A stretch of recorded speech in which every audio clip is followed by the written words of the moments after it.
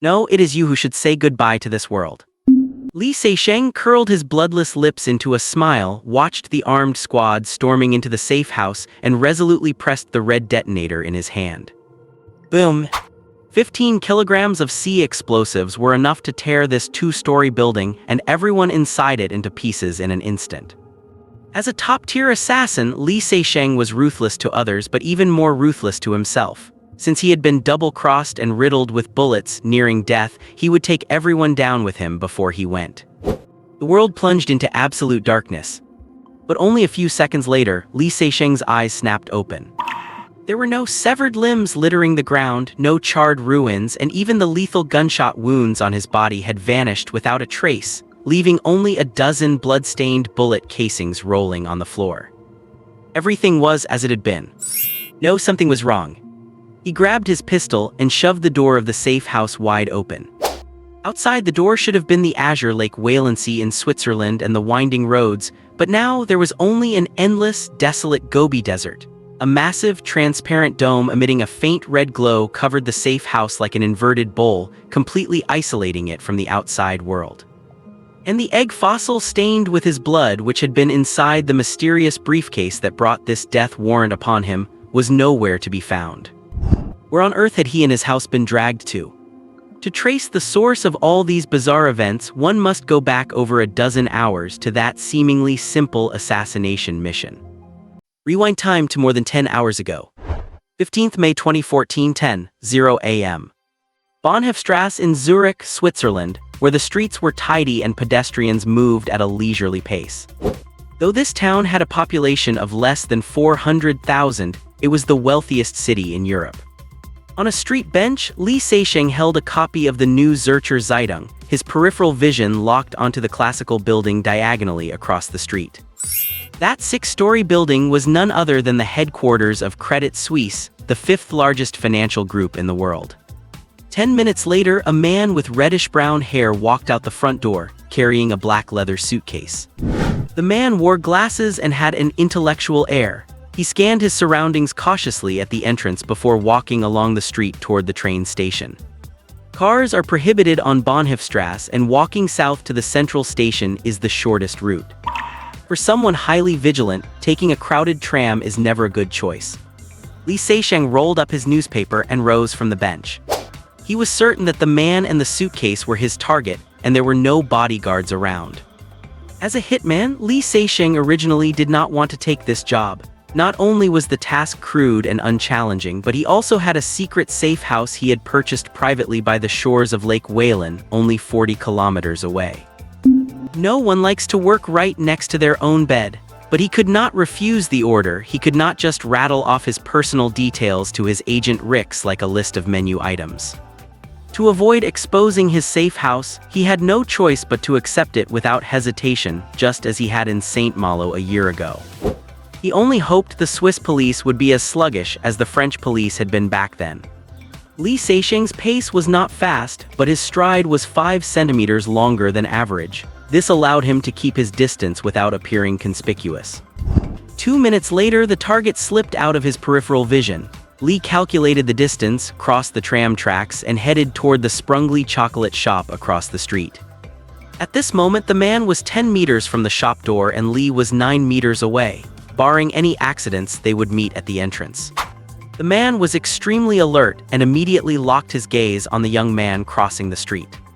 Li Seixing was just over 1.8 meters tall, wearing an open black trench coat with dark brown hair, deep-set features, and steady, clear blue eyes.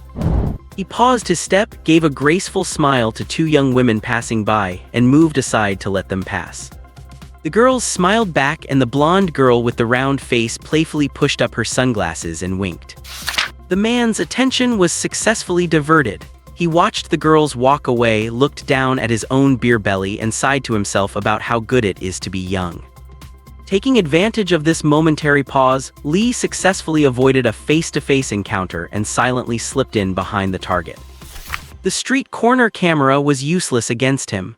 Li took a deep breath, suddenly accelerated, and closed in on the target from the left. The man sensed something was wrong and started to turn his head. Lee's right hand struck out, locking firmly onto the man's left arm, his thumb digging hard into the ulnar nerve while he lifted upward. At the same time, his left hand drew a dagger, thrusting it into the target's underarm like a venomous snake. The 16-centimeter blade sank into the hilt, then was cleanly withdrawn. Lee pushed the target onto a nearby bench, naturally took the suitcase and walked toward the train station as if nothing had happened.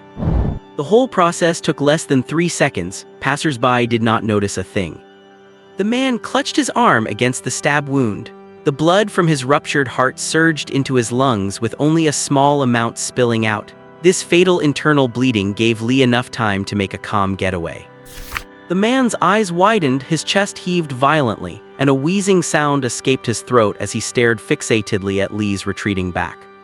A faint gasp came from behind him. As Lee walked, he took off his trench coat and draped it over his arm. The blood splashed from the knife withdrawal had soaked his sleeve, but it was barely noticeable on the black fabric. The job was easy, the target was no threat, and there was no need to stage an accident. He just had to take the suitcase to Garrick's in Constance, dozens of kilometers away, and the remaining 500,000 euros would be wired to his Swiss bank account. Compared to his early days of brawling with strongmen for a few $1,000s, he was now at the top of his game. The suitcase was light. The target had gone out of his way to store it in a Credit Suisse vault. It was likely this very thing that cost him his life. But in this line of work, there are rules. Lee decisively suppressed his curiosity. 5 minutes later, at the train station's open-air parking lot, Lee slipped behind an SUV, confirmed the area was clear, and pressed the car key. Diagonally across, the lights of a Passat wagon flickered, blending in perfectly with the row of other German cars. Just as Lee took a step, his hair stood on end, his muscles and pupils constricted instantly. His body reacted faster than his brain, and he dove forward. Bang! His left shoulder went numb, as if struck by a heavy hammer. The muffled sound of a gunshot and sharp pain hit him simultaneously. They had aimed for his heart. Instinct had saved his life. The sniper. High ground on the left. Lee sprang up like a rabbit, rolled across the ground, and dove into the gap between two cars. Bang! The bullet grazed his shoe sole, shattering the concrete where he had just been lying. Not far away, a middle-aged woman witnessed the scene, grabbed her hair, and screamed in terror. Lee used his trench coat to bind his left shoulder tightly, using his teeth to pull the fabric taut, then quickly peeked out. 200 meters away, the reflection of a scope flashed on the roof of a hotel. From that angle, they could not see the car lights flickering. The car had not been exposed yet.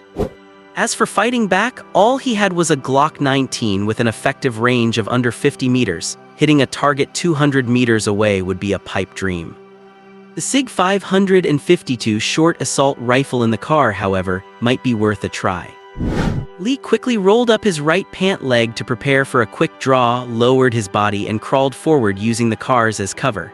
He still had the bothersome suitcase hanging from his right wrist. His movements were awkward but extremely fast. Bang! A bullet hit the trunk of the car behind him blindly. The enemy had lost line of sight. It was a suppressing shot. An SSG-69 sniper rifle, 7.62 caliber, 5-round magazine, 3 fired already. Adrenaline surged, masking the intense pain. Lee muttered the weapon's specs as he crawled toward the station wagon using his hands and feet. Screams erupted in the parking lot as the crowd fled. Just meters from the station wagon, Lee heard footsteps rapidly approaching. They were moving against the flow, clearly not ordinary people. The target was the suitcase. The sniper was for long-range kills, and the close combat gunners were for recovering the loot. By the sound of it, there were at least 3 of them. A sniper watching from afar and hitmen surrounding him. It was a dead end. Lee pulled out a black device the size of an AA battery, clicked the top, and tossed it under the car.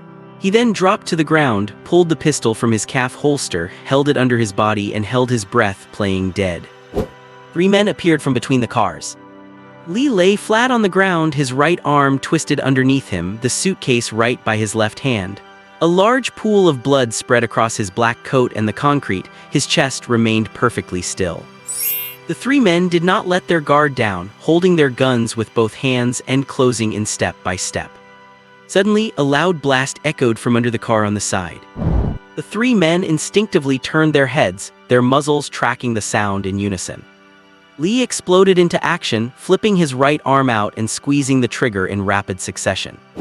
Bang, bang, bang. 3 shots hit their marks between the eyes, and they collapsed on the spot. Lee continued his roll and crawl forward. Bang! A bullet instantly tore through the concrete where he had been lying. The sniper had predicted his position based on how his cohorts had fallen. He was a master marksman. 4 rounds fired, only 1 left. Lee leaned his back against the car and gasped for air, his left shoulder burning with excruciating pain. The bullet was lodged in the bone. Fortunately, it was standard ammunition. If it had been armor-piercing, his chest cavity would have been shredded. Once the gunshots were heard, the police would arrive within minutes. He had to escape, but first he had to neutralize the sniper. He needed to land a fatal counterstrike before the adrenaline wore off. The enemy had 1 bullet left. 3 seconds to change the magazine, 3 seconds to re-aim. Once he dodged that final shot, he would have only 6 seconds to strike back. This was a high-stakes gamble for his life.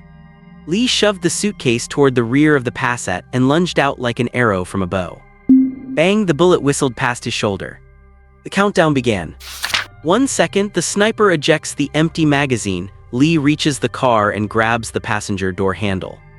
2 seconds, the sniper grabs a new magazine. Lee yanks the door open and reaches under the seat. 3 seconds, click, the sniper seats the magazine. Lee draws the SIG 552. 4 seconds, the sniper chambers a round. Lee racks the slide, chambering his own. 5 seconds, the sniper looks through his scope to find the target. Lee rests the rifle barrel on the roof, pointing straight at the hotel roof. 6 seconds. Bang! They both pulled the trigger at the exact same time.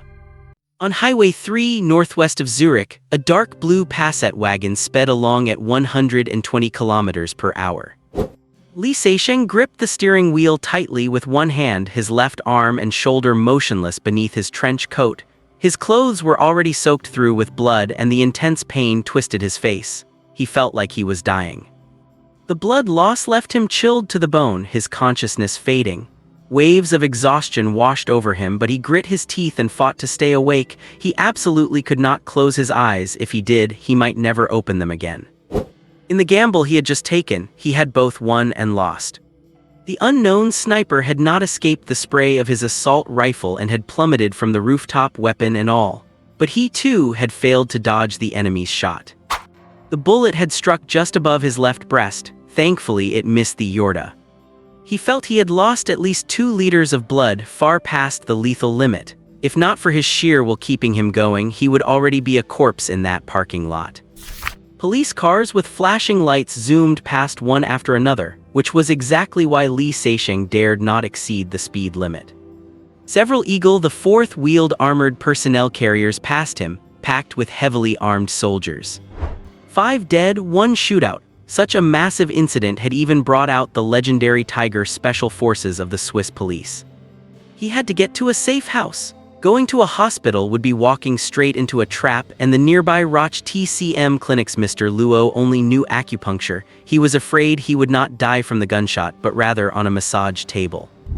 The ambush was no accident. The target would not have brought an entire squad and a sniper, and it made no sense for the employer to hire expensive killers just to save $500,000 on the final payment.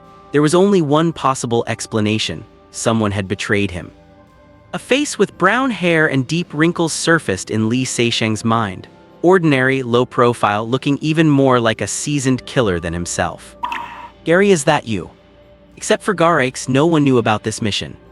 Whatever the reason, the source of it all must be the black leather case on the passenger seat. Lee Seixing glanced at the case, fighting the urge to open it right then and there. His original plan was to head straight to Constance for the handover after the mission, but he had changed his mind. He did not even dare to go to the public safe house the painter organization had set up in Zurich.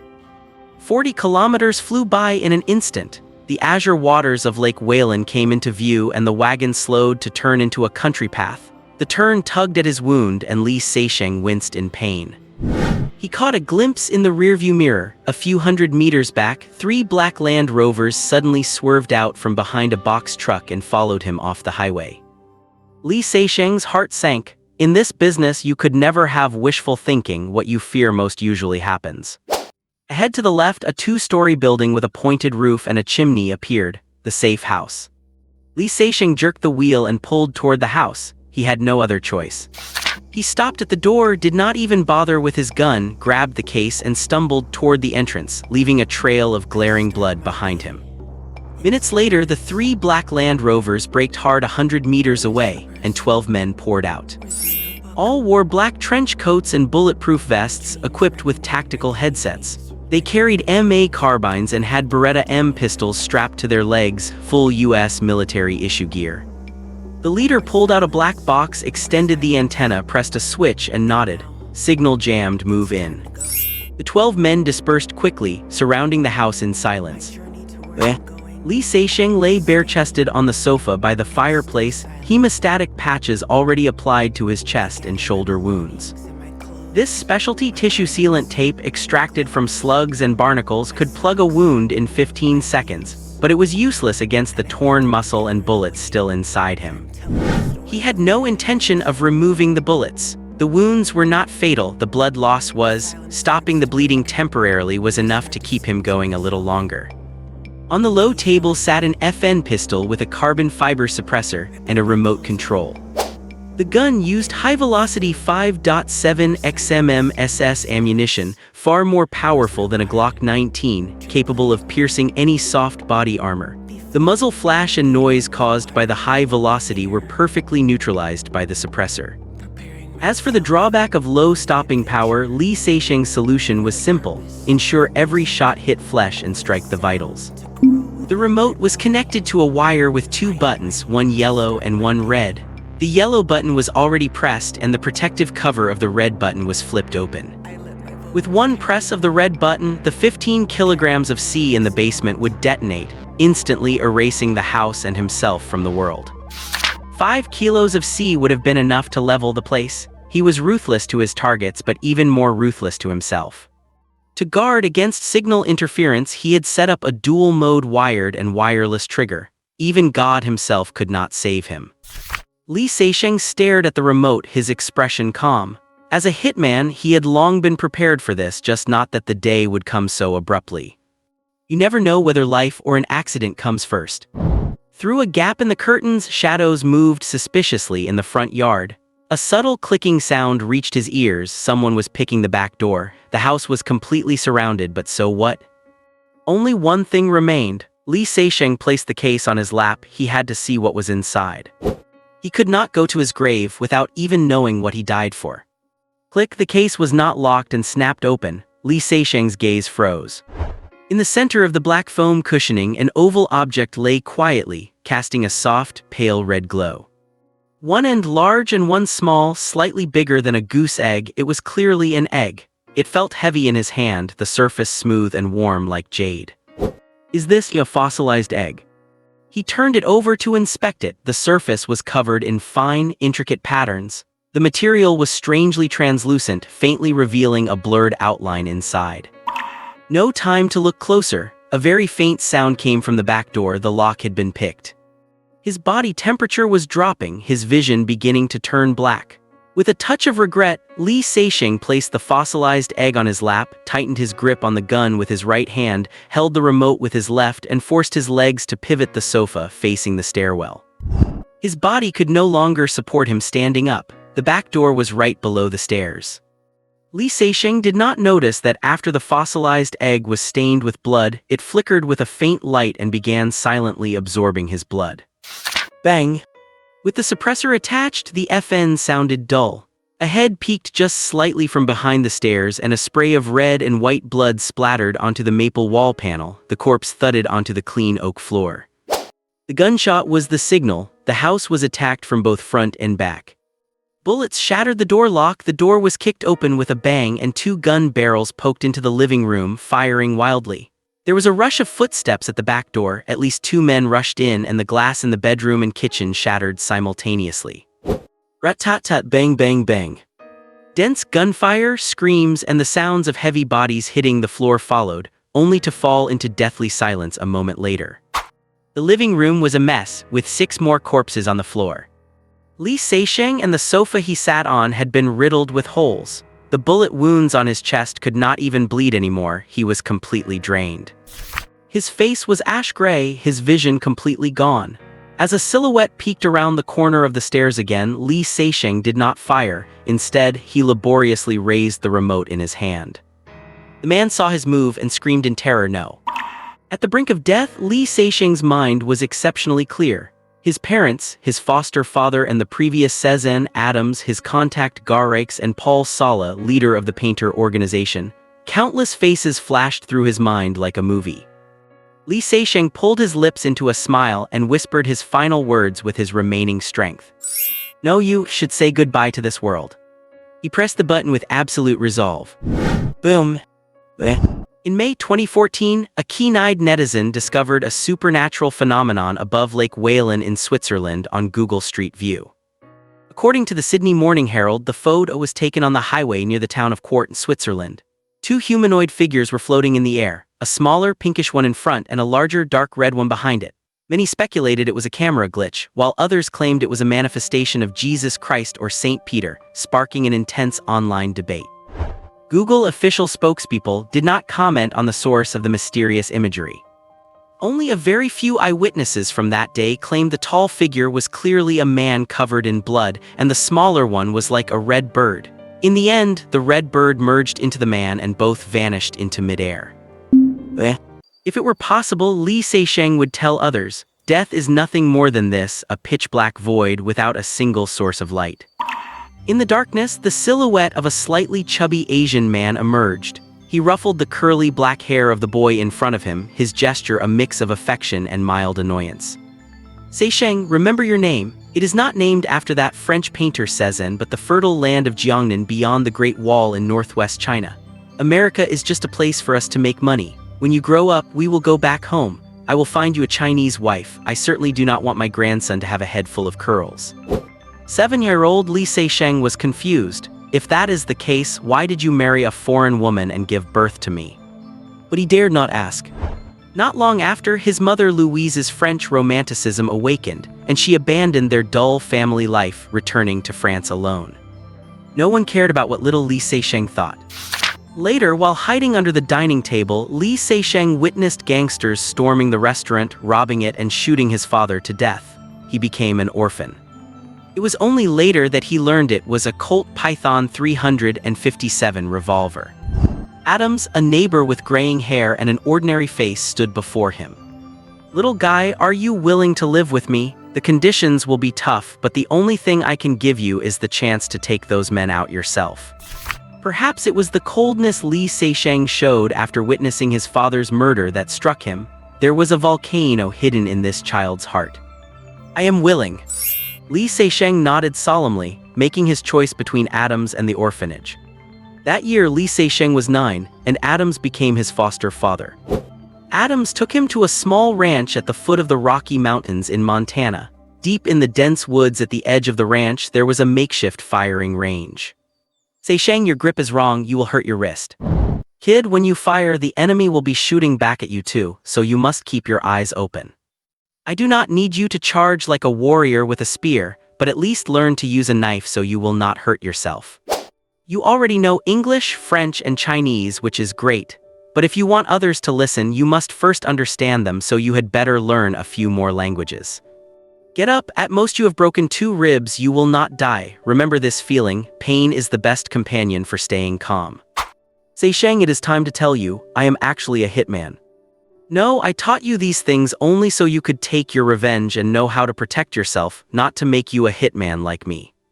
Fine, since you insist, Cezanne will be your codename from now on. Here is your first lesson, treasure life. Anyone who does not value their own life or the lives of others is not fit to be a hitman. Regrettably, your marksmanship talent only reaches 250 meters, so you cannot be a sniper. But you are accurate and fast, so being a gunslinger is not bad. Kid, for a hitman, you are too handsome and too tall, you attract too much attention. You must learn how to use makeup and disguise yourself. Damn it, help me up, you almost snapped my neck. I swear I will never practice hand-to-hand combat with you again. You have mastered it and my old bones cannot take your roughhousing. Hiss. Stop, stop, fuck, take that knife away, you cut my skin, you move too fast. Kid, are you trying to send me to keep your dad company or are you eyeing my ranch? At 16, Lee Se-sheng used a Colt Python 357 revolver to turn the gangsters who had killed his father into civs. That night, he hid under his covers and cried bitterly. From then on, Lee Se-sheng never used a revolver again. At 17, an old man with white hair, an ordinary appearance and sharp eyes came to the farm. Young man, I am Paul Sarah. Welcome to the Painter Organization. My great-grandfather started this group over 100 years ago. I hope you can become a top practitioner like Adams and under God's protection, retire safely. Child, your intuition is strong and you are calm enough. When you are lost inside or in danger, that will be your most powerful weapon. I will, Adams, I will come back to visit you at Christmas. At 18, Lee Se-sheng said goodbye to his foster father Adams and left for Europe. Hello, Mr. Sezin, I am Garrix. From now on, I will be your contact and agent. You can leave anything outside of your assignments to me. Then followed scenes of his various missions. Sezin, that mission was executed perfectly. Mr. Paul just called personally to say that you have ranked into the top 5 of the organization alongside Picasso, Gauguin, Van Gogh, and Dürer, and you are the second youngest of all the painters. Thank you, I just want to know, who is the youngest one? Hey Sezin, this is Adams. Heard you are doing well, but kid, do not get arrogant. That old man Paul said on the phone that as a hitman you are invincible within 10 meters, top tier within 50 meters, excellent within 200, and qualified within 300. Beyond 300 meters, you are no different from those African natives who just shoot into the sky. Ha ha ha. Sezin, there is a job in Zurich. Take out the target after he retrieves a briefcase from the bank. The client demands the briefcase be brought back. The mission is very simple and the pay is quite good. Finally, the scene freezes in that villa at the moment he pressed the remote control. Lee Se-sheng opened his eyes. The corpses in the living room were gone. The maple walls and oak floor were as good as new, with no sign of blood or bullet holes on the sofa. Bright light streamed in through the gaps in the curtains. The room that had been devastated by gunfire was completely restored. Time had reversed to the moment before he walked in. Adams once said that calmness is the most powerful weapon, but even as calm as Lee Se-sheng was, he was momentarily stunned by what he saw. As a hitman who was the epitome of realism, his first reaction was that someone had saved him and staged the scene, or this was simply a dream. But he quickly ruled out the latter. The FN with a silencer and the detonator on the side table, along with the indentation in the briefcase at his feet, all proved that everything had truly happened. What was most incredible was that all the fatal wounds on his body were gone, and even old scars from the past had vanished completely, his skin as smooth as a newborn baby's. Flattery. As soon as Lee Se-sheng stood up, a dozen bullets fell from his body, scattering across the floor. These were the bullets that had just been fired into him. Falling along with them were 2 blue contact lenses and several pieces of facial prosthetic silicone. He stared at the objects on the floor, deep in thought. Anything that did not belong to his original body had been expelled. Why would this happen? By the way, where's my egg? Lee Se-sheng stretched his body and began to search the living room carefully, not even sparing the ashes in the fireplace. After searching the whole house, the egg had completely disappeared. Only the indentation in the briefcase proved it had ever existed. He vaguely suspected that this bizarre situation had everything to do with that egg. There was no other explanation, but what exactly was it? Since there were no clues, thinking was useless. Lee Se-sheng picked up his pistol, ejected the magazine to check it, slid it back in, and turned toward the door. As he pulled the door open, his pupils shrank. Everything in the yard was normal. The lawn was vibrant green, the walnut tree on the left was drooping with catkins, and the paved path led to the garage on the right. But all of this ended at the waist-high wooden fence. Beyond the fence lay a vast, endless wasteland. Coarse sand and rocks filled the view, and under the blazing sun, only a few clusters of weeds and shrubs struggled in the lifeless earth. The path that originally led north to Highway 3, the distant pine forest, and the mountains were all gone. The vineyards and grass slopes to the east and west, along with the neighbors' houses downhill, had also vanished. In their place stood 2 towering cliffs that stretched out of sight, tightly trapping the house. Even more bizarre, a transparent, curved light screen glowing with a faint red light descended from high above, following the wooden fence and enclosing the entire yard like a shield in a science fiction movie. Li Seixing resisted the urge to touch the light screen, quickly retreated back into the house, locked the door, and took his gun toward the back door. Checking the environment was a hitman's instinct. Pushing open the back door, the scene outside was equally turned upside down. Beyond the low wall of the backyard, towering cliffs formed a huge, oval valley. Above it, the same pale red light screen covered everything. Lake Whalen, which used to be right nearby, was gone. Li Seixing looked up, finally seeing the full picture. The giant transparent dome, hundreds of meters high, covered the house and the entire valley like an inverted bowl, sealing them off perfectly. Inside the valley floor, which was several football fields large, Lake Whalen had shrunk into a pool the size of a basketball court. Exotic flowers and plants bloomed all around, and a tall bamboo forest had appeared out of thin air on one side. On the rock wall directly facing the house, a miniature waterfall trickled through a fissure into the pool. Front door, dead, desolate desert. Back door, a secluded paradise. And his house was like a wedge that had fallen from the sky, firmly stuck at the only exit of the valley, isolating the inside and outside into two completely different worlds. Even as calm as Li Seixing at this moment, he could not help but curse. Shit, what on earth is going on here? On the barren land, a bizarre-looking vehicle pulled several dilapidated carriages cobbled together from wooden planks and metal sheets, slowly approaching from the north. It wheezed with white steam and black smoke, emitting a noisy clatter. At the engine section, a mess of metal plates was joined into a rectangle with a thick cylinder protected within. The front of the vehicle was fitted with a metal ram, and on both sides of the cylinder, curved connecting rods moved back and forth to drive the wheels forward. On the upper right, an iron pipe stuck out, puffing out white steam with a rhythmic hissing sound. Behind the cylinder, a sunshade made of tattered canvas stood higher than the front, under which sat a thin old man with a gray, grizzled beard. The old man gripped something made of bent iron pipes that resembled a steering wheel, turned his head and shouted, "Carl, stop flirting with Lena and shovel more fuel. The speed is dropping." In the first carriage behind him, an iron pipe as thick as an arm stood tall, belching black smoke.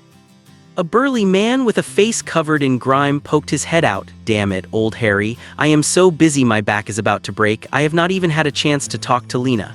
How much longer until we reach the place you mentioned?" "Soon, about an hour or so," old Harry said, looking at the hills faintly appearing ahead. "When you see a cliff that looks like a wall, we will be there." "Is that place really as good as you say?" the burly man asked suspiciously while stuffing a few dry branches into the glowing furnace fire. "Oh ha, it will be even better than what I said. The green grass is as soft as a carpet, flowers are everywhere more beautiful than Lena's face, and the cool spring water tastes like it is mixed with milk and honey. That flavor." Old Harry squinted his eyes, a look of intoxication spreading across his face.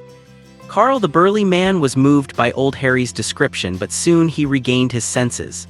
"Give it a rest, you old fox. If it is really like paradise, why have not you moved there? Is there something in town you are still attached to? Do not tell me you cannot bear to leave that old widow Deli's." "Carl, you donkey, your brain must have been charmed away by Lena."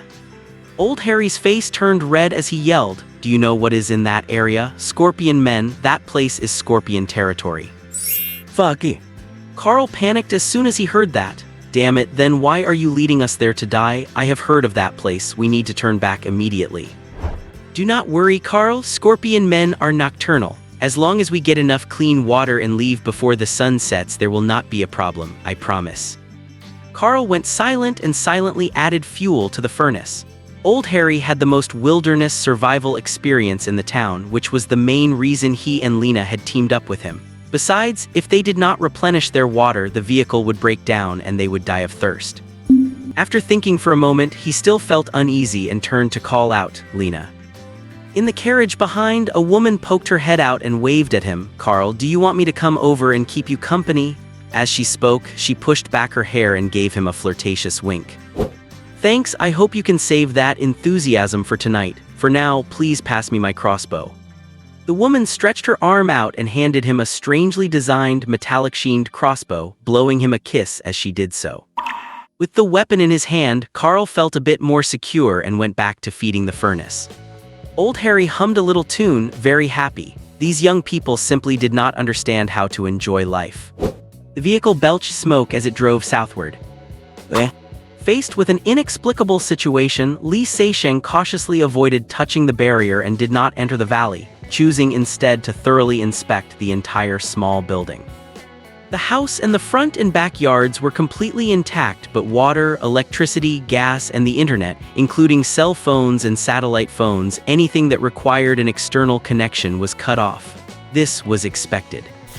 Amidst all the chaos, the primary issue he faced was how to survive in this strange place, and only then would he figure out where exactly he was. Fortunately, the refrigerator still held the bread, ham, salted meat, German sausages, and a few bottles of mineral water from his last restock. There were also some thawing frozen beef patties in the freezer. These would only sustain him for 4 days, but Li Seixing was not particularly worried. He opened the door next to the bathroom and entered the garage where an Audi A all-road station wagon was parked. Li Seixing had money, but his profession did not allow him to be too high-profile. A station wagon, common in Europe and both low-key and practical, suited him better. He pushed hard on the tool cabinet in the corner, lifted the rubber mat underneath, and pulled up a cement slab that was perfectly fitted to the floor, revealing an entrance to a basement. A safe house is, by definition, meant for hiding, survival, and even counterattacking in the event of an emergency. An emergency light flickered on. On the right side of the basement, boxes of compressed biscuits, instant noodles, canned goods, and other shelf-stable foods were stacked, along with some clothing and daily necessities. On the left wall, several handguns and automatic rifles were hung. The imposing presence of a Barrett MA heavy sniper rifle with its long, sleek barrel stood out. Although Adams had told him he did not have the talent to be a sniper, that did not stop Li Seixing from keeping it there as a personal collection piece. A real sniper would have certainly kept this treasure, worth tens of thousands of euros, stored properly in a case. Ever since he had put it there, he had never touched it again. The boxes below contained ammunition of various calibers, along with a few MDN defensive grenades and 2 AT anti-tank rockets. A plastic bag on the box held stacks of euros, US dollars, and even Chinese yuan. In the left corner were crates of bottled water, and behind them was a narrow secret passage he had slowly dug during his vacations. It was about 30 meters long and led straight to Lake Whalen. He had intentionally left the last meter unfinished. If he had finished it, the exit would have been near a cluster of myrtle bushes, just a few meters from his private dock. Had he not been critically injured yesterday, he could have easily withdrawn through this passage and made a leisurely getaway by boat.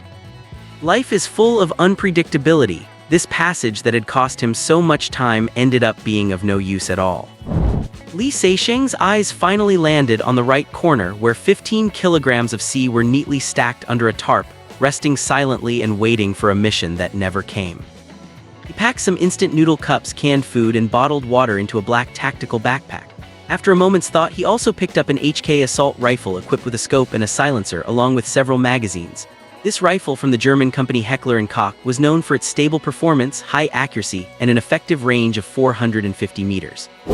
Compared to the HK, which used 7.62 XMM NATO rounds for more power and longer range, the 5.56 XMM NATO-chambered HK was enough for him.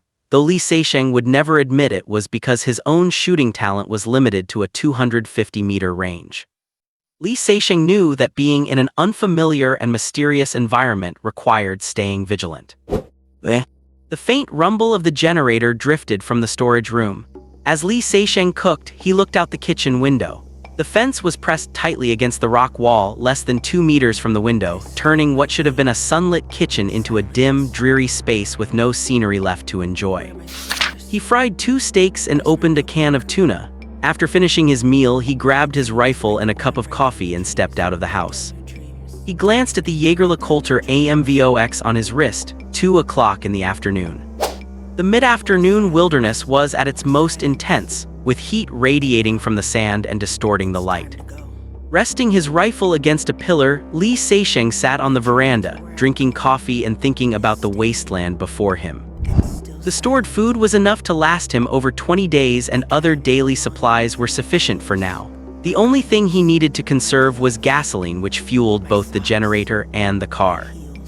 Water was the easiest problem to solve. The waterfall and pool in the valley behind would be the best choice. With luck, he might even be able to catch fish. It was a pity he had not inherited his father's culinary skills, or else bamboo shoots would have made for a great meal. What he wanted to know most right now was just where on earth this was. The American West, the edge of the Sahara, Central Australia, Western China. Vast stretches of wilderness existed all over the globe, so he would need to explore to find out. He could not even be sure if this was still Earth, as the transparent dome overhead felt far too sci-fi. His father once had a Chinese proverb, "If you survive a great disaster, there will be later blessings." Someone else might not be able to tolerate this loneliness, being the only person in the world, but Li Seisheng could. The profession of a hitman was synonymous with solitude, and he was long since accustomed to living life on his own. He had already died once. He had no reason to ask for more. Even if he were left alone in a vast wilderness, he had the confidence to survive. At least here, he did not have to worry about being betrayed or hunted down. Of course, there were regrets. If he could get out, he would want to uncover the truth behind his ambush and make those responsible pay. Furthermore, he would not be able to continue the tradition of reuniting with his foster father Adams for Christmas this year. He hoped the old man would not be too sad. No wonder Paul Sala, the leader of the painter organization, envied Adams so much. For a hitman to reach the top of the industry and then successfully retire to enjoy his final years was a rare occurrence, at least something Li Seisheng had not achieved. After feeling down for a moment, he placed his coffee cup on the small table beside the wooden chair and pulled himself together. He went back inside, put on a set of multi-cam tactical gear, holstered his pistol, strapped on his military knife and dagger, and walked out into the yard with his rifle. It was time to take the first step and see what the transparent dome covering the sky actually did. Standing in front of the gate, Li Seisheng took a deep breath and slowly reached out his left hand. His fingertips made contact with the transparent dome. No resistance at all, his fingers passed right through. He continued. His whole hand passed through and he still felt nothing. It was just like air. He tested it with both arms and then decisively opened the gate and stepped out. To survive, he had to take this step sooner or later. He could not stay trapped in the safe house forever. Stepping onto the hot, dry land, Li Seisheng took 2 steps forward to examine this strange place. It was no different from what he had seen from inside the dome. Breathing was fine, the temperature was fine, everything was normal. However, his powerful intuition told him that something seemed to be hidden under the sand not far away, and it was dangerous. He turned to look at his small yard, puzzled. If that is the case, what is the point of this dome? Chug chug chug. A rhythmic noise grew from a distance. They had reached the vicinity of the valley later than expected because a steam pipe joint had sprung a leak. Old Harry had spent ages making a temporary fix, which even cost Carl one of his leather gloves. The glove was tightly bound with wire over the leak, with small amounts of steam hissing through the gaps, causing water droplets to drip onto the ground and evaporate immediately. "Damn, Old Harry, why did not you use your own glove?" Carl grumbled resentfully. "Give it a rest, Carl. You are a leather worker. What is one glove to you? Do not whine like a woman. Think about how we will have enough fresh water soon and your mood will be." Holy God the Father. Old Harry's voice cut off abruptly. He stared straight ahead at the right, his mouth wide enough to fit an egg. "My God, how is there a house here?" Carl shrieked like a woman, his voice so loud it startled Lena behind them. She widened her eyes, covered her chest, and let out a heartfelt compliment. "My God, what a beautiful house." The out-of-control vehicle headed straight for the fence. Old Harry managed to regain his composure and scrambled to operate the controls, finally stopping just a few meters from the fence. The steam stopped hissing and the noise vanished. Wiping the sweat from his forehead, Old Harry jumped off the vehicle and tucked a short blade into his waistband. "I swear to God, when I came here last week, there was nothing here." "Fuck, who can build this house in a week? You damn old fox, old liar, God will not forgive you." Carl jumped off, cursing, holding his crossbow to scan the surroundings. When Lena stepped off the vehicle, her eyes stayed fixed on the house. She almost tripped over her skirt, hurried to tidy herself up, smoothed her hair, and intentionally unbuttoned the top button of her shirt to push her chest up a bit. To live in such a beautiful house, the owner must be a nobleman, a very wealthy one. The three of them stared at the exquisite 2-story building, unable to help themselves from walking toward the fence with only one thought in their minds. This is how a person is supposed to live. By comparison, the houses back in town, cobbled together from stones, wood, and scrap metal, were practically pigsties. Finally, old Harry had a shred of rationality left. He held the other two back and standing a meter away from the gate shouted loudly, "Is anyone home?" Li Seixing was currently observing from behind the curtains. He had just been working out in the sunroom. He had been startled when the vehicle first appeared. How could a small steam train show up in a place like this? A closer look revealed that the bizarre contraption seemed to be driven by a boiler and a steam engine. Just how diehard of a steampunk fan would you have to be to build something like this? And the crossbow in the middle-aged man's hand, covered in complex gears and springs, seemed to confirm it. The sudden appearance of these people was a relief. Judging by their appearance, at least he was still on Earth. The three steampunk enthusiasts were wearing rags, their faces covered in dust, trying their best to act like gentlemen. The woman had the expression of a noblewoman preparing for a gala at a castle. In reality, the beggars on the streets of Paris dressed better than they did. From this, he could infer that they certainly did not live in a prosperous area. They looked like they had traveled a long distance and they were clearly desperate for water. Hearing the scrawny old man's shout, Li Seixing felt even more at ease. It was English. He was still in an English-speaking region, which made things much easier. The other party's accent was strange, making it impossible to determine their origin, but he would rely on them to get some information. With that in mind, Li Seixing straightened his gear and walked out of the house with his rifle on his back. Old Harry took a quiet step back when a handsome young man wearing a tan, patched garment walked out of the house. He sensed danger. That kind of intuition was a must for anyone trying to survive in the wilderness.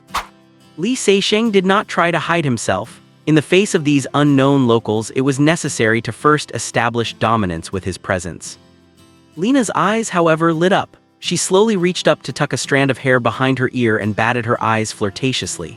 "Hey, handsome, is a house this big all for you? I think you need a servant. Let me introduce myself. I am Lena, 18 this year, the prettiest girl within 50 kilometers. Forget it, Lena. Just last week you used your 26th birthday as an excuse to get me to give you a discount on that leather vest. Besides, it seems you are the only woman around here." Carl exposed her with a hint of jealousy. "Carl, damn you, you crude, lecherous leatherworker," Lena screamed in anger. Li Seixing acted as if he had not heard a word they said and looked at old Harry. "Who are you people?" "Honored sir, please allow me to introduce us. My name is Harry, a wilderness hunter. This is Carl, a leatherworker skilled in making armor. This lady is Lena, a seamstress and skinner. We are from Hoer Town, 50 kilometers to the north, and we were heading to the Black Pine Forest to hunt some game. Forgive my forwardness, but may I ask who you are?" "State your purpose," Li Seixing asked expressionlessly, ignoring old Harry's question. We wanted to get some clean water from the valley, sir. In fact, when I passed by last week, neither you nor your house were here, so." "What region does Hoer Town belong to?" Li Seixing interrupted him. "Hey kid, you need to learn some manners. Manners, understand." Carl tried to point his crossbow at Li Seixing, but old Harry hurriedly held his hand down and lowered his voice. "Shut up, Carl. We agreed that I would do the talking in the wilderness." As the longest-living and most successful hunter in the town, old Harry's instincts told him this young man was terrifying. Especially his eyes, they looked calm, but the moment Carl raised his hand, Harry felt as if he had been pricked by a needle. He quickly stopped his partner, certain that if he had not intervened, Carl would already be a dead man. As old Harry spoke, he turned back and put on a smile again. Li Seixing's hand slowly moved away from the pistol grip at his waist. "To be honest, sir, I do not know. If it must belong to someone, I suppose it would be Black Horse City, 100 kilometers to the east. The entire Black Horse wasteland nominally belongs to them." "And what country does Black Horse City belong to?" "A country." Li Seixing's question left old Harry bewildered. He shook his head and said, "I do not know. Actually, I have not even been to Black Horse City many times. Maybe the noble lords in the city would know. They have vehicles that run on black oil, they are fast, travel long distances, and they even have airships bigger than our town." Having failed to get the answer he wanted from old Harry, Li Seixing sank into disappointed thought. Lena pulled her collar down a bit more, swayed her waist, and said in a cloyingly sweet voice, "Hey, handsome, you have not answered my question yet. Do you need a servant? The kind that can satisfy all your requirements?" Carl's eyes were practically spitting fire, his gaze darting between Li Seixing and Lena. At that moment, dust suddenly sprayed up from the sandy ground a few dozen meters away, and a black monster leaped out. The monster had a head similar to a human's, covered with a black hard shell. Its narrow eyes held no expression and sharp teeth protruded past its lips. Its chest and abdomen were protected by plates of black-brown carapace, its limbs were thick and powerful, and a long, segmented tail trailed behind it, ending in a sharp, pitch-black stinger. Li Seisheng was shocked. What is this monster, an alien?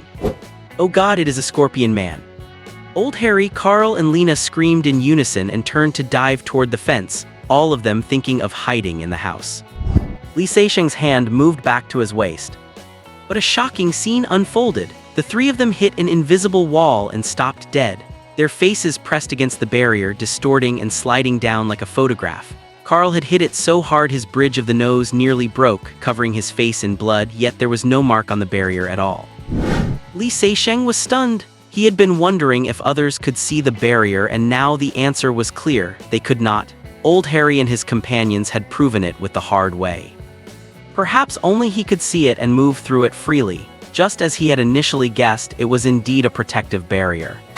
He did not know why this thing existed, but Li Seisheng realized its technological level was immeasurable. It was hard to even say if it was a product of technology at all. Lena's nose ached and she pressed herself against the barrier with teary eyes. Please let me in. I can do anything for you. Unwilling to give up, Carl poked it with his crossbow. He wiped his nosebleed and raised the weapon. Lena, give it up. This guy is probably some noble lord who would not be interested in you. We are dead for sure. It is all that damn Old Harry's fault. Why would a scorpion man appear in the daytime? Old Harry rubbed his nose, offered an awkward but polite smile, and wisely turned to face the scorpion man with his short blade drawn. He had made a bad choice in a panic. Better to focus on how to deal with the monster. Shut up, Carl. This is no time for complaining. Lena, prepare to fight. As Old Harry spoke, he pulled out 3 withered, purple-yellow leaves, handed one each to Lena and Carl, and quickly shoved the last one into his own mouth. Quick, eat it. Otherwise, if you get hit by the stinger, you are dead for sure. Lena shot Li Seisheng a resentful look, then pulled a skinning knife from her waist. The blade was 30 centimeters long, razor-sharp, and narrow with a slight curve. Li Seisheng did not mind saving them, but he did not know how to let them in. He could only focus his attention on the monster for now and observe. The scorpion man seemed to dislike and fear the sunlight, lowering its head and letting out a hideous roar. Finally, the craving for food won out and it bent its legs and pounced toward Old Harry and the others. Things had reached a point where Old Harry and his team had no choice. To survive, they had to fight. Old Harry and Lena stepped forward, their blades meeting the scorpion man's sharp claws. As the blades clashed, the creature's tail whipped out from under its abdomen, darting toward Harry's belly. Harry, as if sensing it, quickly sidestepped and stabbed at the scorpion man's waist. Li Seisheng's eyebrows twitched. He had not expected these two to be so capable. Harry moved like a monkey, dodging, attacking, and jumping around busily. Lena fought like an assassin, her strikes always aiming for throats, armpits, flanks, and groins. Her footwork was fast, and she attacked only to retreat instantly, never lingering. Her style was remarkably similar to his own. If the scorpion man only had its 2 claws, they might have already succeeded. But the creature had more than that. Its most terrifying weapon was its tail, which would silently and unpredictably strike from beneath its ribs, legs, or crouch. It was impossible to guard against. Old Harry and Lena spent most of their energy watching that tail, avoiding it like a deadly snake, yet even then they could not guarantee they would escape every strike. Luckily, they still had Carl. Who would have thought that out of the 3, the old man and the woman would handle melee combat, while the only big guy was an ADC responsible for ranged support. Carl's crossbow, a complex device of gears and springs, was powerful and accurate. He saved his companions several times at critical moments. One bolt even hit the scorpion man's chest, but unfortunately it bounced off without breaking through. The downside was that after every shot, he had to forcefully turn a dial that looked like a clockwork key to reload. What surprised Li Seisheng even more than their physical fitness and skills was their anticipation of danger. Honestly, Li Seisheng was confident in his own intuition, but the performance of Harry's group was in no way inferior. If they were in his original world, they all had the potential to be excellent hitmen. The battle between the 3 and the scorpion man reached a stalemate. Harry and his crew could not finish the monster, and the monster could not touch them yet. But Carl's supply of crossbow bolts was running low, and with that, crisis arrived. "Old Harry, I only have 2 bolts left," Carl yelled anxiously. Harry and Lena's hearts sank. Just then, a cloud of dust exploded not far behind Harry. A second scorpion man had appeared. The situation vividly illustrated the idiom adding frost to snow. Oh God! Old Harry was under attack from front and back. He clumsily dodged the stinger of the creature in front, only to put himself in the path of the claws behind. Swish! Carl fired a bolt just in time, forcing the monster to dodge, but the sharp tail appeared silently under Harry's ribs. As Harry lost his balance and fell, he anticipated his end and closed his eyes in despair. Pub pub. Two sharp cracks startled Carl and Lena. Then they saw blood holes appear in the middle of both scorpion men's foreheads and the monsters collapsed stiffly. One of them fell into old Harry's arms, giving the old man, who was lying on the ground waiting for death, a real fright. Recovering from their horror, the three of them turned their heads at the same time. In the yard, the young man was putting a device with a long, thin barrel back onto his back, his expression calm. The three looked from the scorpion men to the young man, their lips dry and their hearts pounding. They could not believe their eyes. Two vicious scorpion men had just died like that. Li Seixing was naturally calm. The range was only a few dozen meters and he was using a rifle. If he could not hit them, he had no business being a professional killer. Back to our previous topic, how many people are in your town? What do you live on? Li Seixing asked again. He was already certain this was not his original world. If a monster like a scorpion man appeared in the real world, it would definitely be hitting the headlines of every major newspaper. Our town has over 100 people. It is the biggest town nearby. Some people grow crops and many wilderness hunters come to town to trade. Old Harry came to his senses and replied quickly. Over 100 people is called a town, and a trading market. It is not even as populous as a village in some places, Li Seixing muttered to himself. What are scorpion men? Scorpion men are created by an organization called the Kingdom of Chaos. They use magic to transform humans. If the transformation is successful, they become powerful Sphinx warriors. If it fails, the mutants who lose their sanity are dumped into the wilderness. Scorpion men, frog men, snake men, wolf men, eagle men, they created all of them. The three of them looked full of hatred and fear whenever they mentioned the Kingdom of Chaos. Li Seixing was surprised. Magic? It sounded like genetic modification, but he had never heard of research reaching this point. Turning people into monsters, this Kingdom of Chaos was certainly powerful, but clearly not a benevolent group. Old Harry! Carl shouted, glancing anxiously at the sky and gesturing with his eyes. Old Harry realized what was happening, bent down to bow. Honored sir, it is getting late. We must leave before the sun sets, otherwise more scorpion men will appear. Please, could you? Give me the bucket. Li Seixing reached his hand outside the barrier. Oh, thank you. You truly are a benevolent and kind soul. The three were overjoyed and hurried to heap praise on Li Seixing. Knowing they could not enter because of the barrier, Li Seixing took the bucket to the valley behind the house. He returned with water a moment later and was surprised to see them place the two scorpion corpses outside the gate. Sir, do you need us to help you process them? Old Harry asked ingratiatingly. I can help you peel off the carapace, skin, and tail. Lena ran her skinning knife slowly across her chest, striking a seductive pose. No need, you can have them. Oh God, thank you for your generosity. Oh no, honored sir, thank you for your generosity. Oh my heavens, you really are too kind. The three were incoherent with joy, thanking him repeatedly. They had been somewhat dissatisfied with his cold and overbearing attitude, but at this moment they were nearly ready to kneel and kiss his boots. In fact, Li Seixing had adopted that high-end mighty, dismissive facade because he could not explain his own origins. Li Seixing asked skeptically, what use are these, scorpion men? Their shells are hard, very hard, yet light. They make for armor with incredible defensive capabilities. Old Harry stroked the carapace on the creature's chest as if he were petting a lover. Their tail stingers are extremely toxic. When made into arrows, even a grizzly bear would die within 3 seconds of being hit. Plus, the toxicity decomposes very quickly and leaves no residue, so it does not affect the quality of the meat. Carl changed his tone and explained enthusiastically. Li Seixing was intrigued. Such potent poison, to kill instantly and decompose naturally, it was the perfect tool for creating an accident. Too bad he had no use for it. At this point, Lena chimed in as well. The skin makes for leather jackets that are breathable and warm, and it is very hard to be spotted at night. It is amazing. Do you need me to help you skin them? After blurting that out, the three realized they were being too talkative and cursed themselves, watching Li Seixing cautiously for fear he might change his mind. I do not need it, Li Seisheng shook his head. The three of them happily hauled the scorpion men onto their vehicle. What they had not mentioned was that armor, crossbow bolts, and jackets made from these creatures sold to the noble lords in Black Horse City for at least 100 gold coins. They could not bear to use them themselves. Plus, taking a scorpion skull to the city's administrative office earned a reward, as they encouraged hunters to kill all mutants. If it had not been their first day out, they would have wanted to turn around and head back right then. After pouring half the water into their tank and restarting the engine, Old Harry thought for a moment, then got out and ran back over.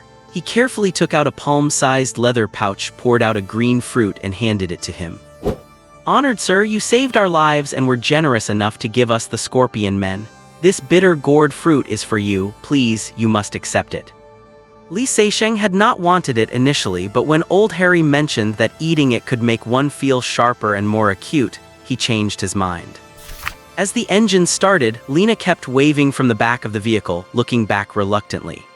Standing in the courtyard, he watched silently as Old Harry and the others rumbled off into the distance, trailing black smoke, white steam, and yellow dust. Li Seisheng thought to himself, what a strange world this is.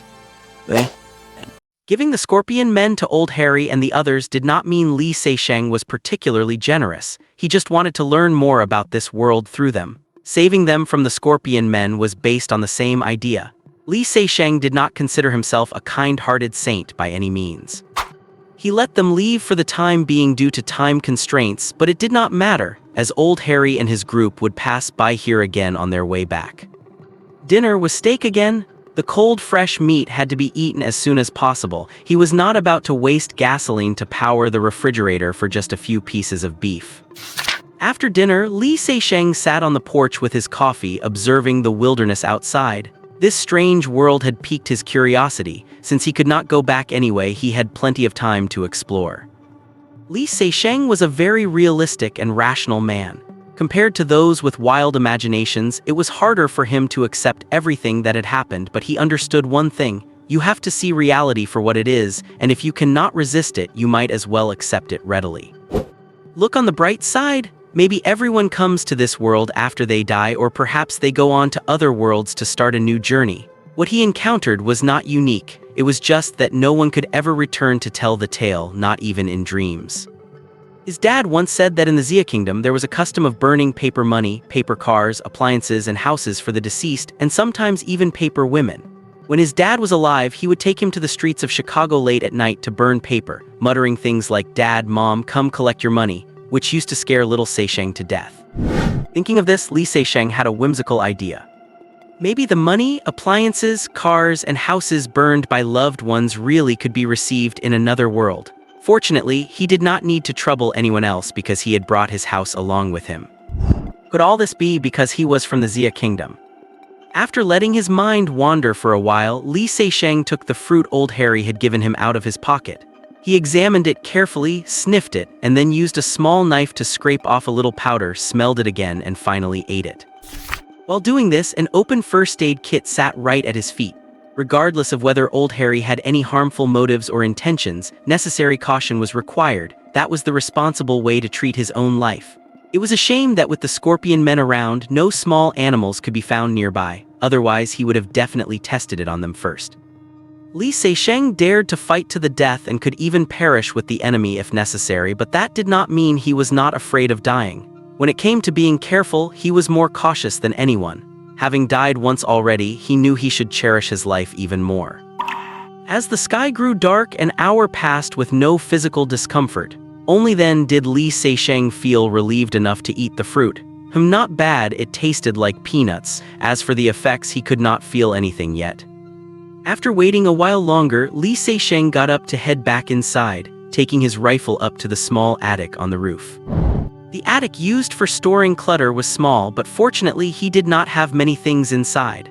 Li Seisheng pushed open a window and lifted his night vision goggles. According to Old Harry, there were many scorpion men in this area and they would come out to forage at night. Night fell and the wilderness was pitch black. Old Harry was right. In the pale green view of the low-light night vision goggles, 4 or 5 scorpion men appeared in the vicinity.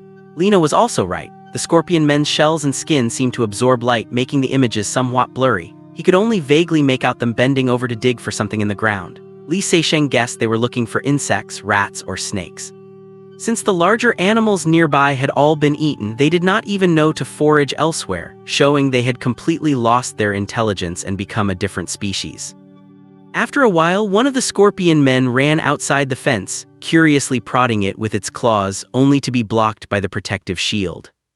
Li Seisheng lowered his low-light goggles and picked up the rifle. For night shooting, he had specifically attached a thermal imaging sight to the front of his optical scope.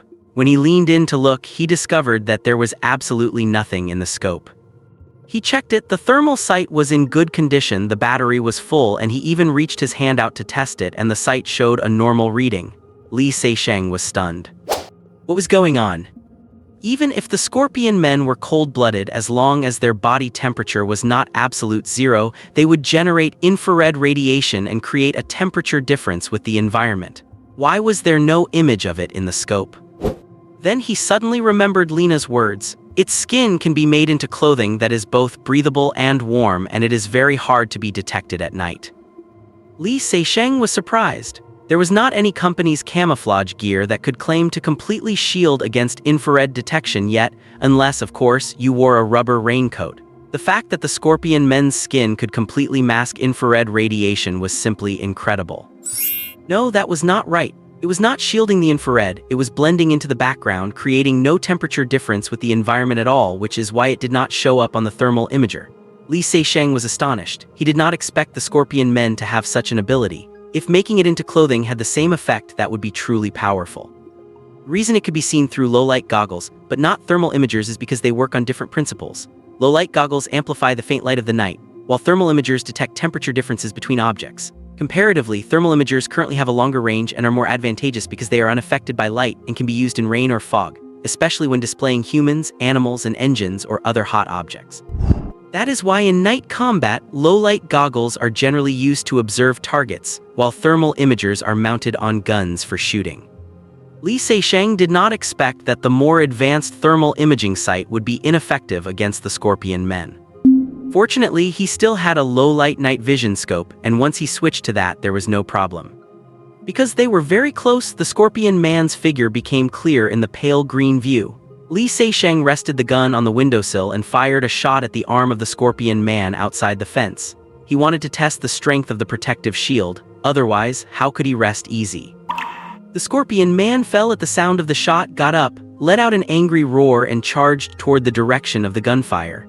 It clawed frantically at the protective shield, and the stinger on its tail pierced it a few times as well, but the shield remained motionless. Seeing this, Li Seisheng breathed a sigh of relief and pulled the trigger again. This time he aimed for the chest. The target fell again, but quickly got back up and scurried underground. Li Seisheng was both shocked and delighted. He was shocked that it was a good thing he had aimed for the center of the forehead during the day. If he had aimed for the chest, he would have failed, and old Harry would not have escaped death either. He was delighted that the scorpion man's shell was indeed hard. Not only was Carl's crossbow ineffective, but even a 5.56 x 45 NATO round fired from 40 meters away could not penetrate it. It met at least the US military's level 3 body armor standard. Judging by the speed and state it got back up with, its injuries did not even seem that serious. Now he just had to see how heavy it was. If it was light enough, having old Harry and the others make him a piece of body armor would not be a bad idea. After testing the strength of the protective shield, Li Seisheng could finally sleep easy. He had not closed his eyes once since arriving in this world. Less than 3 minutes after lying down, Li Seisheng's eyes snapped open. He looked around and then closed them again. He opened them again a few dozen seconds later. After doing this a few times, his expression was, for once, a bit flustered. A few minutes ago, after closing his eyes, a green number 6 had appeared in his mind, and below this number were 5 small green dots and 1 red dot. At first, he thought he was hallucinating, but after repeating it a few times, he realized it was not a hallucination but something that truly existed. After a long while, Li Seisheng accepted this reality and began to study these dots. The number 6 was not worth studying, it was just a regular Arabic numeral. Below it, the 5 green dots were distributed irregularly around the red dot with no apparent pattern. Initially, Li Seisheng thought the same, but soon he made a shocking discovery. If he treated the red dot as Lake Whalen in Switzerland, then the remaining 5 dots were easy to understand. The green dot at the bottom left represented Malaga, Spain, the one slightly to the upper left represented Rennes, France, the one at a nearly parallel position on the right was Vienna, Austria, the one at the top right was Bergen, Norway, and the one at the very top was Plymouth, England. The positions matched perfectly, and most importantly, he had a safe house in each of these places. Li Seixing did not understand why his safe houses would appear in his mind in this form, and as for what that clearly more important number 6 represented, he understood even less. Fortunately, since even something like a protective shield had appeared, little else could shock him too much. Closing his eyes and observing the dots with his consciousness, Li Seixing guessed that the red dot represented the destroyed Lake Whalen safe house, and the green dots should represent the other intact ones. But even if they were intact, what good would they be? He could not go back. He cannot go back. Li Seixing shuddered, his breathing becoming heavy. There was no way this thing existed without a reason unless he could still go back. Li Seixing was excited. If his guess was right, perhaps there really was a possibility for him to return to his original world. The way to verify this guess was very simple. After midnight, it would be clear whether that number 6 represented the number of safe houses or a countdown to returning. To be honest, even if the number turned into a 5, the evidence for this judgment still was not very sufficient, but at least he had to give himself some hope, right? He checked his watch. It was only 10 o'clock at night. There was still a long time to wait. Li Seixing climbed up and paced back and forth on the floor in his bare feet. He felt time was unbearable. He had never felt so uneasy as he did at this moment. It took more than 10 minutes for him to calm down a little. Suppressing his excitement, he sat on the edge of the bed and fell into deep thought. Since there was hope of returning, he had to reconsider the attack on him. No matter how magical this world was, it was not a place Li Seixing came to by choice, so he had to send the people who sent him here to another world as well. The sniper who appeared first and the 3 people in the parking lot were undoubtedly assassins. The group that tracked him to the safe house later, judging by their weapons, equipment, and combat characteristics, did not feel like assassins. They felt more like a mercenary squad skilled in CQB, or quite simply, an anti-terrorist team from some country. Assassins are skilled at fighting alone and acting independently. It is hard for them to have team cooperation. One reason is that it is unnecessary, and another is that they do not trust anyone. The kind of tacit cooperation and coordinated tactical breaching shown by that squad is rarely seen among assassins. Li Seixing rarely dealt with mercenaries or special forces. The people who rushed into the house were highly capable, but if he had not been critically wounded and near death, he would have been confident in making them stay in that house forever. Of course, he was not sure if he would have been injured or killed himself. First assassins, then a high-powered squad. The other party's desire to kill him was extremely intense. Wait, no, that is not right. Their main goal must have been that egg fossil. This explained why they did not use stun grenades or regular grenades at the time. It seemed the person behind the scenes valued this egg highly and did not want it to sustain any damage. But where did that egg go? Li Seixing frowned. This question had always bothered him. He guessed that everything was related to that egg, but he just could not figure out what it was or why it had disappeared. He already had a plan for what to do after he went back. The only people who knew his whereabouts were Garrix and the employer. After gaining a new understanding of the egg's importance, he did not think he could rule out the possibility of the employer trying to kill him to silence him. However, the first person he would seek out was still his old friend Gary. Once he found him, everything would be clear. He finally managed to wait until nearly 12 o'clock. Li Seixing checked his watch repeatedly, and finally the 3 hands stood upright and overlapped. The number in his mind changed to 5. Instantly, his mind went blank and he could not help but cheer. Yeah. The next day, Li Seixing appeared in the courtyard, full of energy. He was even in the mood to fetch water from the pool behind the house to water the lawn and walnut trees. Everything before his eyes seemed to come alive and was full of hope. With the possibility of returning, Li Seixing naturally lost interest in exploring this world. Instead, he started exercising and checking his equipment. Once he went back, he had to take action immediately, find the people who had targeted him and kill them. 3 days later, when Old Harry and his group returned by car, they were shocked to see 8 or 9 scorpion men corpses lying on the ground from afar. Soon the young man walked out of the house, his body glistening with sweat. Seeing his lean, explosive muscles wrapped in a tank top, Lena's eyes clouded with mist. Old Harry bowed and said, "Respected sir, are these scorpion men all your handiwork?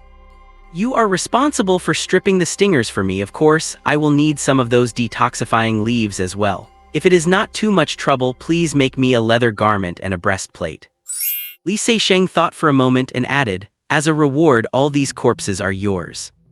The three were immediately stunned by this windfall. Carl was so excited he nearly fainted. Lena covered her mouth and even forgot about trying to seduce him. Instead, old Harry and Carl stared at Li Seixing with burning intensity. If these scorpion men were taken to Black Horse City, just the reward from the governor's office would be thousands of gold coins, not to mention the shells and skin. Oh my god, this was simply a fortune.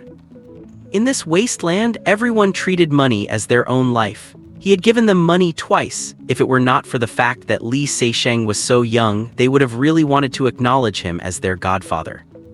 After a long moment, old Harry excitedly said, "Oh, respected sir, I do not know what to say. We will cherish your kindness for the rest of our lives. May we have the honor of knowing your name." Li Seixing thought for a moment and said, "Cezanne Paul Cezanne." "Mr. Cezanne, please allow us to express our heartfelt respect for your generosity and kindness." After speaking, the three placed a hand over their chests and bowed deeply.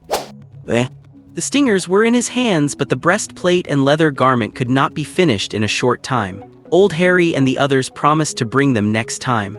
Li Seixing felt a bit regretful. By next time, he would probably have already left this world. Even though that sounded a bit awkward, it was the truth. As for Li Seixing, the mysterious noble who appeared in the wasteland with a beautiful house, control over the only water source in the area, and powerful skills, old Harry and the others hoped to maintain a long-term relationship. Except for the fact that Lena always stared at him with hot, longing eyes, Li Seixing's impression of them was not bad. Unfortunately, he could not respond to that. At most, he had 2 days left before he had to leave this world, or rather, return to his original world.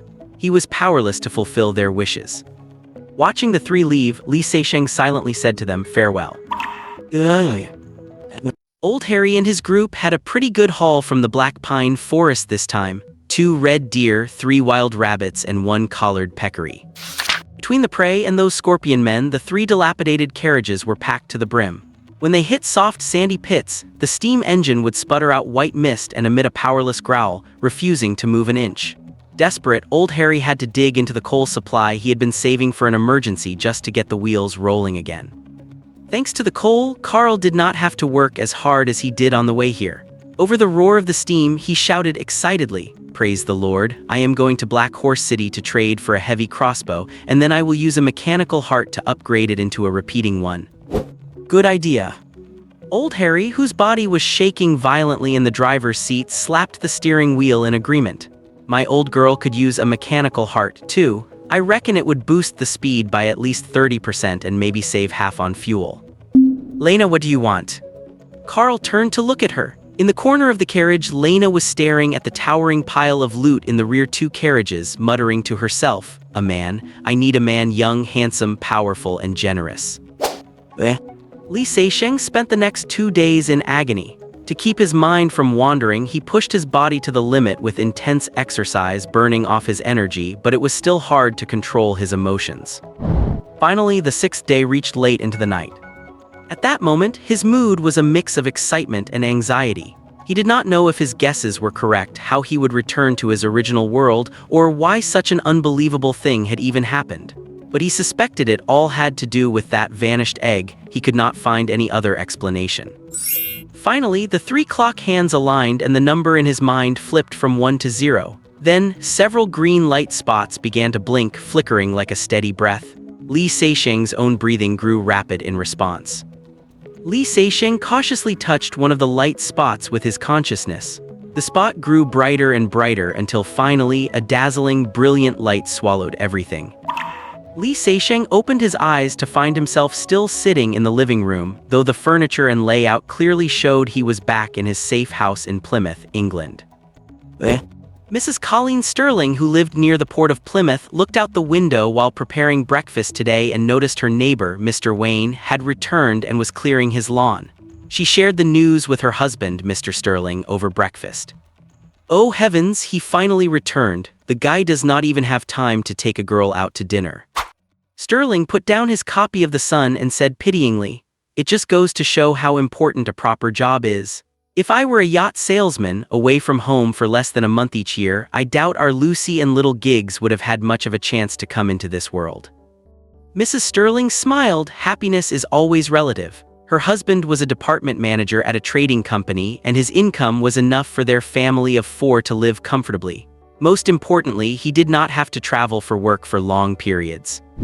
In a port city like Plymouth, most people worked in shipping or ocean-related industries, and quite a few worked for the Royal Navy at Devonport. There were many people like their neighbor Wayne who had to travel all over the world, spending precious little time at home. 5-year-old Giggs poked at the stewed beans on his plate with a spoon and retorted, "Not necessarily.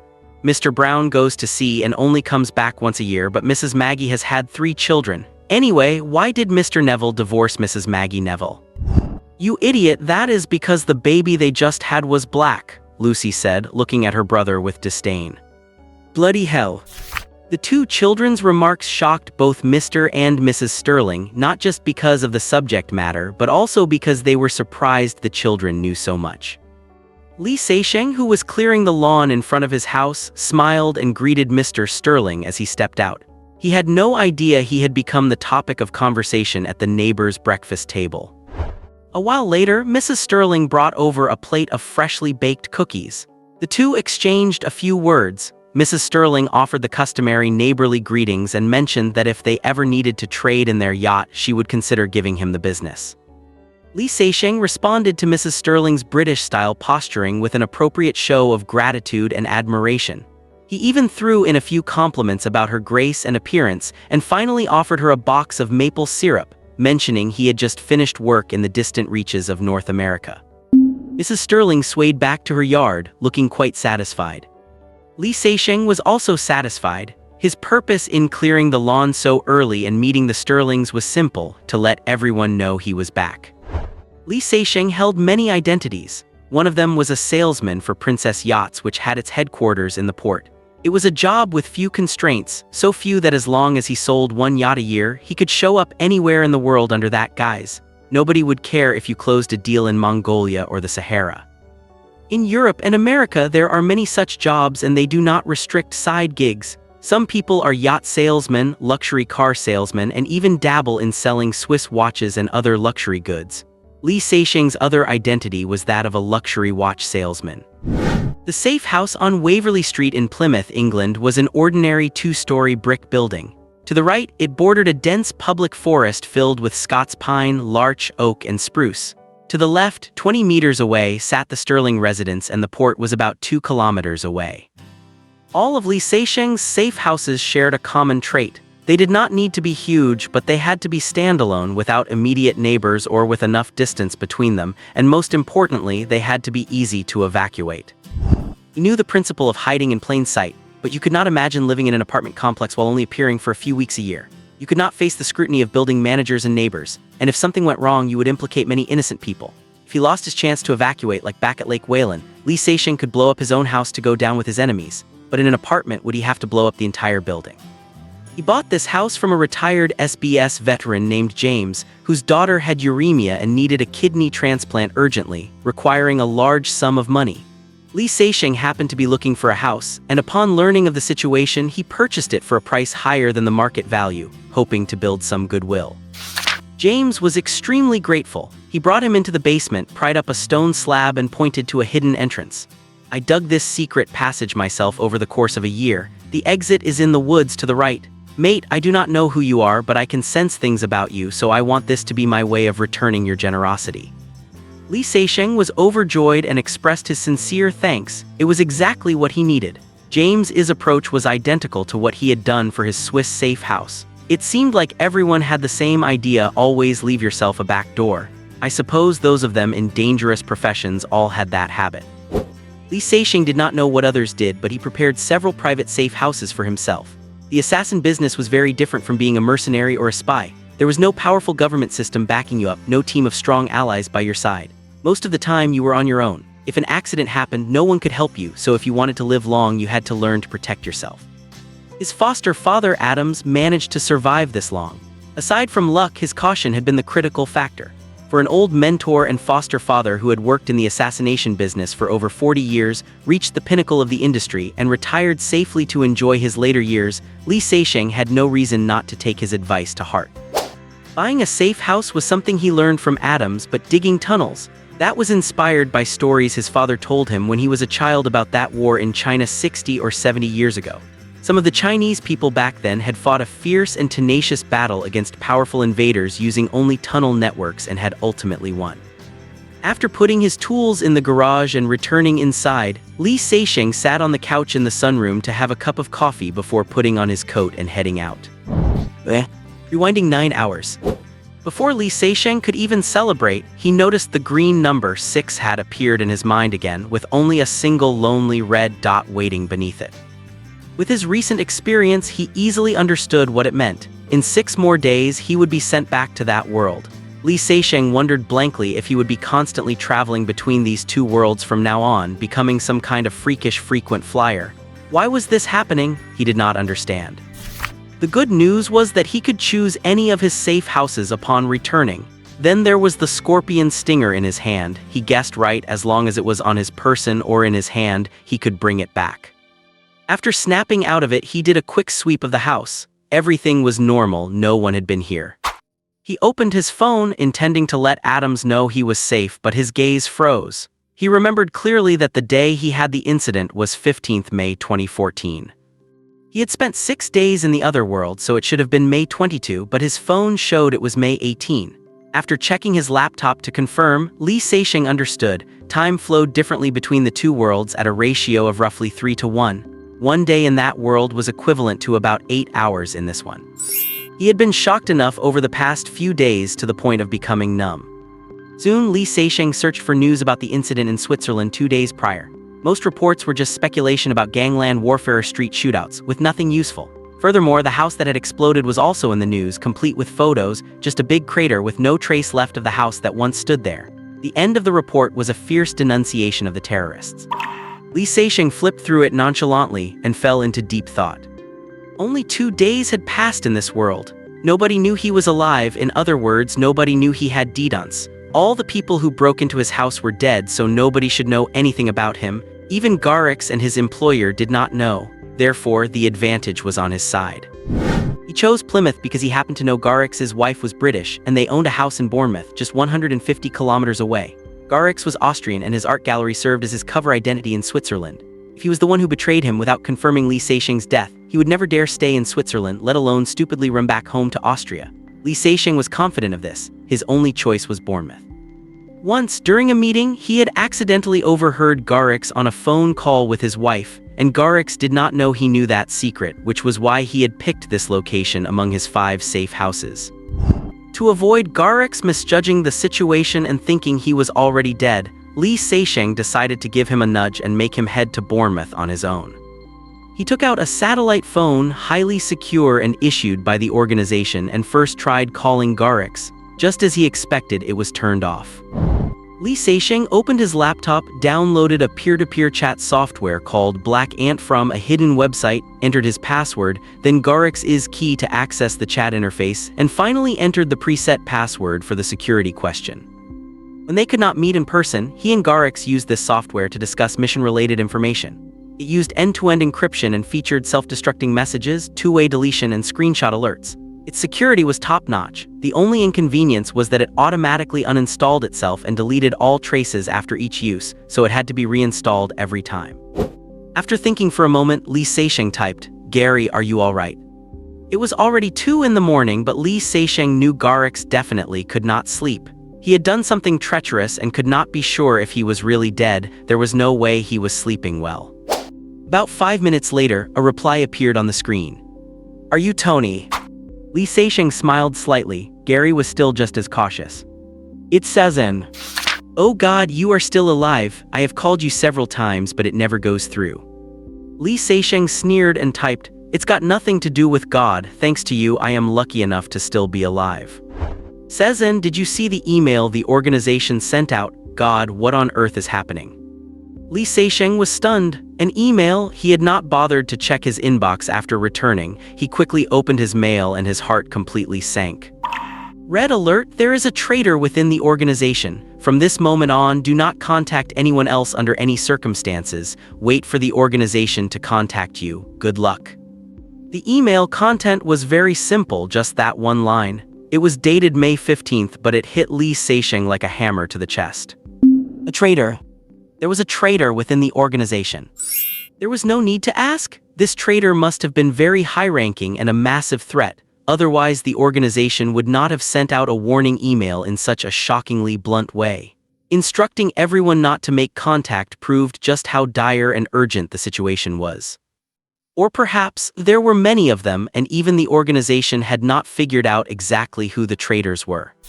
He echoed Garrick's question in his own mind. Why is there a traitor? What exactly happened? And then Garrick's. He had initially assumed Garrick's betrayed him, but now he realized that while he was being ambushed, many others were likely being attacked as well. The entire organization was in danger, and this was definitely beyond anything Garrick's was capable of orchestrating. 1,000 thoughts flashed through Li Seixing's mind. He subconsciously deleted the email, closed his inbox, and then saw Garrick's typing out a long response. Sezen, I do not know who the traitor is, but at least my assistant Jones is one of them. I saw with my own eyes that he led several men into my office. God help me, I was just across the street buying cigarettes. I was so close to being finished. Then he called me saying he had an important report and asked where I was. God, who can I trust anymore? Li Seixing calmed himself and typed, I was also ambushed and nearly finished off, but I managed to escape. Gary, where are you now?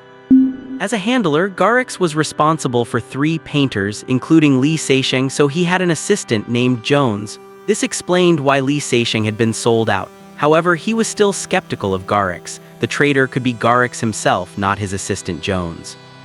I'm in Bournemouth. I fled from Bern and I did not dare go back to Vienna, so I had no choice but to hide here. Li Seixing was taken aback. Garrick's was actually in Bournemouth right now and he had just told him directly. Was he really that trusting of him? Before he could recover, Garrick's continued typing, Sezen, you are the only person I can trust now. Help me. What should I do? Through the screen, Li Seixing could feel Garrick's profound anxiety and helplessness. Who would have thought that a painter's guild that had been passed down for over 100 years would ever face something like this? Garrick's was just a handler, not an assassin. He had practically no ability to protect himself. If someone found him, he was a dead man. Gary, listen to me. I am in Italy. The earliest I can reach Bournemouth is tomorrow afternoon. Before then, do not contact anyone. Just wait for me to arrive. Tell me your address and a contact number. He closed the laptop, stroked his chin, and kept his face blank. He still did not fully trust Garrick's, which was why he told him he would not arrive until tomorrow. In fact, he would head to Bournemouth today to observe him from the shadows first. By then, it would be clear whether Garrick's was a traitor or not. At 10 in the morning, on the Dorchester Road leading from Plymouth to Bournemouth, a man with a thick beard and dark sunglasses was speeding along in an old city rover, accompanied by Let Love Lead the Way playing on the radio. Li Seixing was not actually a fan of the Spice Girls, but he was quite interested in Victoria's husband, David Beckham.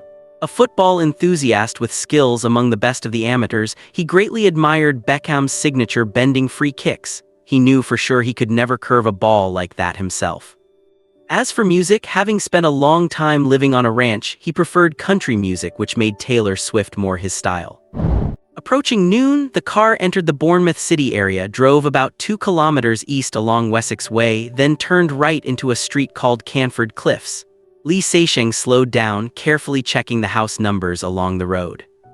When a small 2-story building with the number 219 Canford Cliffs appeared, Li Seixing did not stop. Instead, he drove a few dozen meters further and parked in front of a small restaurant by the roadside.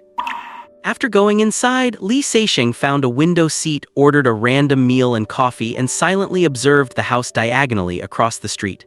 That was Garrick's hideout. Maybe he would come here for lunch later too. The food arrived, fish and chips. Li Seixing took 2 bites and frowned. Honestly, British food is quite mediocre and this place was especially bad. The batter-coated cod was as limp and unappealing as the 200-pound waitress in the shop, and the chips felt soggy. Li Seixing wondered how this place even stayed in business. did the residents of this street have such high tolerance for bad food. Just then, a black Land Rover Discovery pulled over to the side of the road. A man in his 30s with dark brown hair and a dark coat stepped out and began showing a photo to passers-by. Li Seixing's gaze sharpened. This was Jones, and without a doubt he was holding a picture of Garrick's. Jones was lucky. A helpful local soon pointed toward Garrick's residence. Li Seixing kept his head down, shoveling the fish into his mouth. Jones was Garrick's assistant, so it was not surprising he knew about the Bournemouth house, but the incident in Switzerland had only been 3 days ago. How did they find him so quickly? Still, this was good news for Garrick's. It proved he was not the one who had betrayed him. Jones waved his hand and 3 expressionless men got out of the car, following him toward 219 Canford Cliffs. Li Seixing took a sip of coffee that tasted like it had vinegar in it, observing the scene calmly. They rang the doorbell and knocked for a full 5 minutes before one man grew impatient, whispered something to Jones, and then the group moved along the perimeter wall toward the back.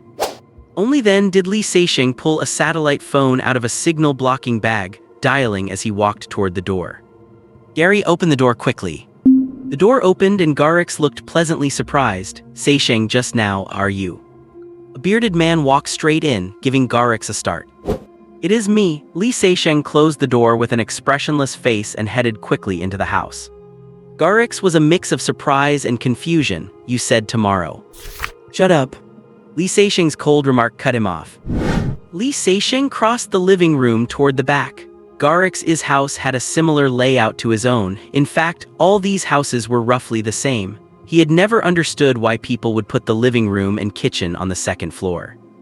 After a quick scan, he noticed the windows had security bars. He gently pulled the storage room door shut, stood at the corner of the hallway, stared at the back door with his pistol drawn, and asked coldly, "Where are your wife and child?" Garrick stiffened, cold sweat trickling down his face. Seixing, what are you doing? You cannot do this." Li Seixing paused for a moment before realizing what was happening and explained, "Fuck, you idiot. It was not me knocking just now." Jones and 3 others went to the back. Garrick's went limp with relief, looking at Seixing with a resentful expression. "My wife took the kids to her sister's place in Australia. Man, do not do that, you scared the hell out of me." While keeping an eye on the back door, Li Seixing sneered, "If you had not done anything to betray me, would you be this scared?" Garrick shrugged helplessly. "Come on, man, if someone had a gun to your head and was threatening your wife and kids, what would you think?" At that moment, the changing shadows through the door gap revealed someone approaching, followed by the sound of the lock being fiddled with. Just as Li Seixing suspected after finding the window bars, they had chosen the back door. "Stay here and do not make a sound," Li Seixing whispered, then tiptoed along the wall toward the back door. Garrick's hid at the corner, nervously peeking out with one eye. Standing behind the door, Li Seixing gripped the handle, took a deep breath, twisted the lock, and pulled the door open with a sharp tug. Following Li Seixing's action, the man stooped over, picking the lock, was pulled forward into the room by momentum. Li Seixing's left hand, which had opened the door, was now holding a sharp dagger, which he plunged diagonally into the base of the man's skull where it met his neck, striking the brainstem. Li Seixing immediately fired his suppressed Glock 19 with his right hand, and a burly man standing by the door collapsed. In one swift motion, Li Seixing lunged forward, rolling into a supine position as he turned. He fired 2 quick shots to the left and right of the entrance. One hit the last man's temple and the other struck Jones in the wrist. The pistol dropped and Jones clutched his wrist, only managing half a scream before Li Seixing punched him in the back of the head, knocking him unconscious. From the moment the door opened until it was over, the whole process took less than 3 seconds. Li Seixing stood in the yard, listening carefully for any sounds outside.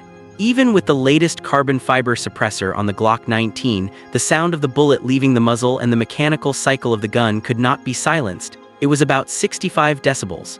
In reality, no suppressor can fully eliminate that noise. Hearing nothing abnormal outside, he signaled for Garrick's. "Man, stop standing there and come help." Li Seixing had overlooked the fact that Garrick's was just an agent. The guy had been hiding in the corner and witnessed everything. He was currently in a state of shock. As an agent for 3 hitmen, he had been involved in over 100 deaths, but he had never seen it happen up close. 3 lives had vanished right in front of him in the blink of an eye, just like that. Oh, Garrick's moved clumsily. He nearly slipped on a bloodstain near the body inside, and as he stumbled out, he almost fell onto another corpse. Li Seixing pulled him up and complained, "Gary, you are so spineless. How did you ever become an assassin's agent?"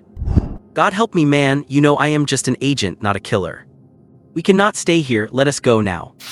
Li Seixing fished the car keys from one of the bodies. "Clean up the scene. I will go bring their car to the back door and then you help me load the bodies." With the black Land Rover in front and the Rover in back, the two vehicles drove out of Bournemouth and headed west.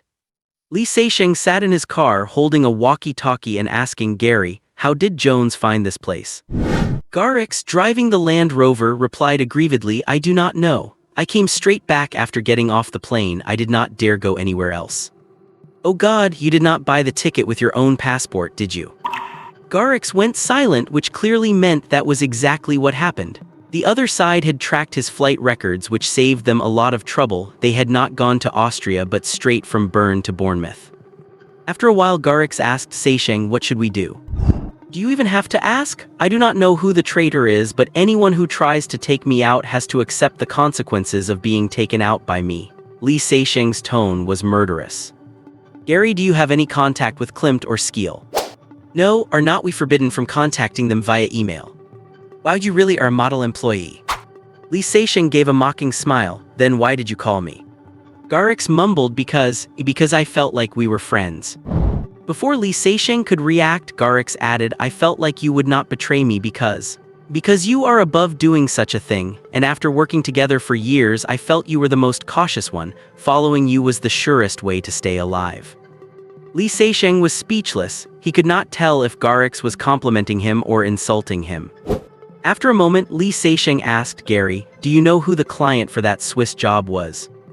Garrix shifted back into his agent mindset and said solemnly, "I do not. Seixing, the organization never checks the client's information. It is the rule."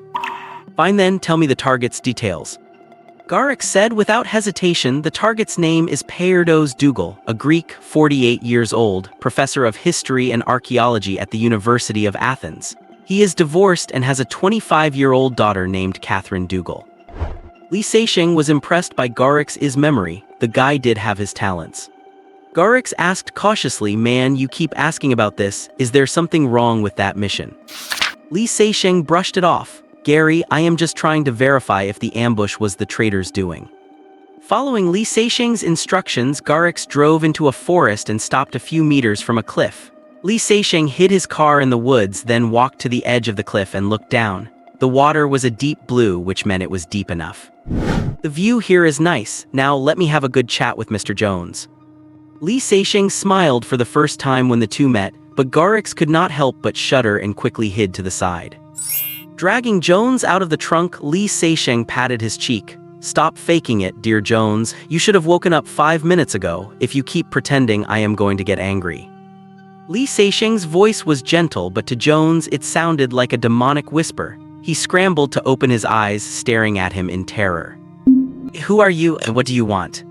As Li Seixing rummaged through the trunk, he laughed. "Heh, Mr. Jones, it seems you have not grasped the situation yet.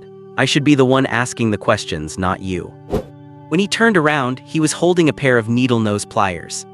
Jones, with his hands and feet bound, struggled violently on the ground. "What are you going to do? What are you going to do? You cannot do this, it is inhumane." Li Seixing walked over step by step, bent down and smiled at him. "Mr. Jones, let me remind you, I am a killer. I do not have morals, so you are not going to be able to hostage take me." As he spoke, the pliers in Li Seixing's hand reached toward his armpit. "Oh, viewe." Jones's eyes bulged, and a miserable scream erupted from his gaping mouth. Li Seixing gave the pliers a twist, and Jones's scream grew a dozen decibels louder. Garrix peeked over for a second, then quickly shrank back.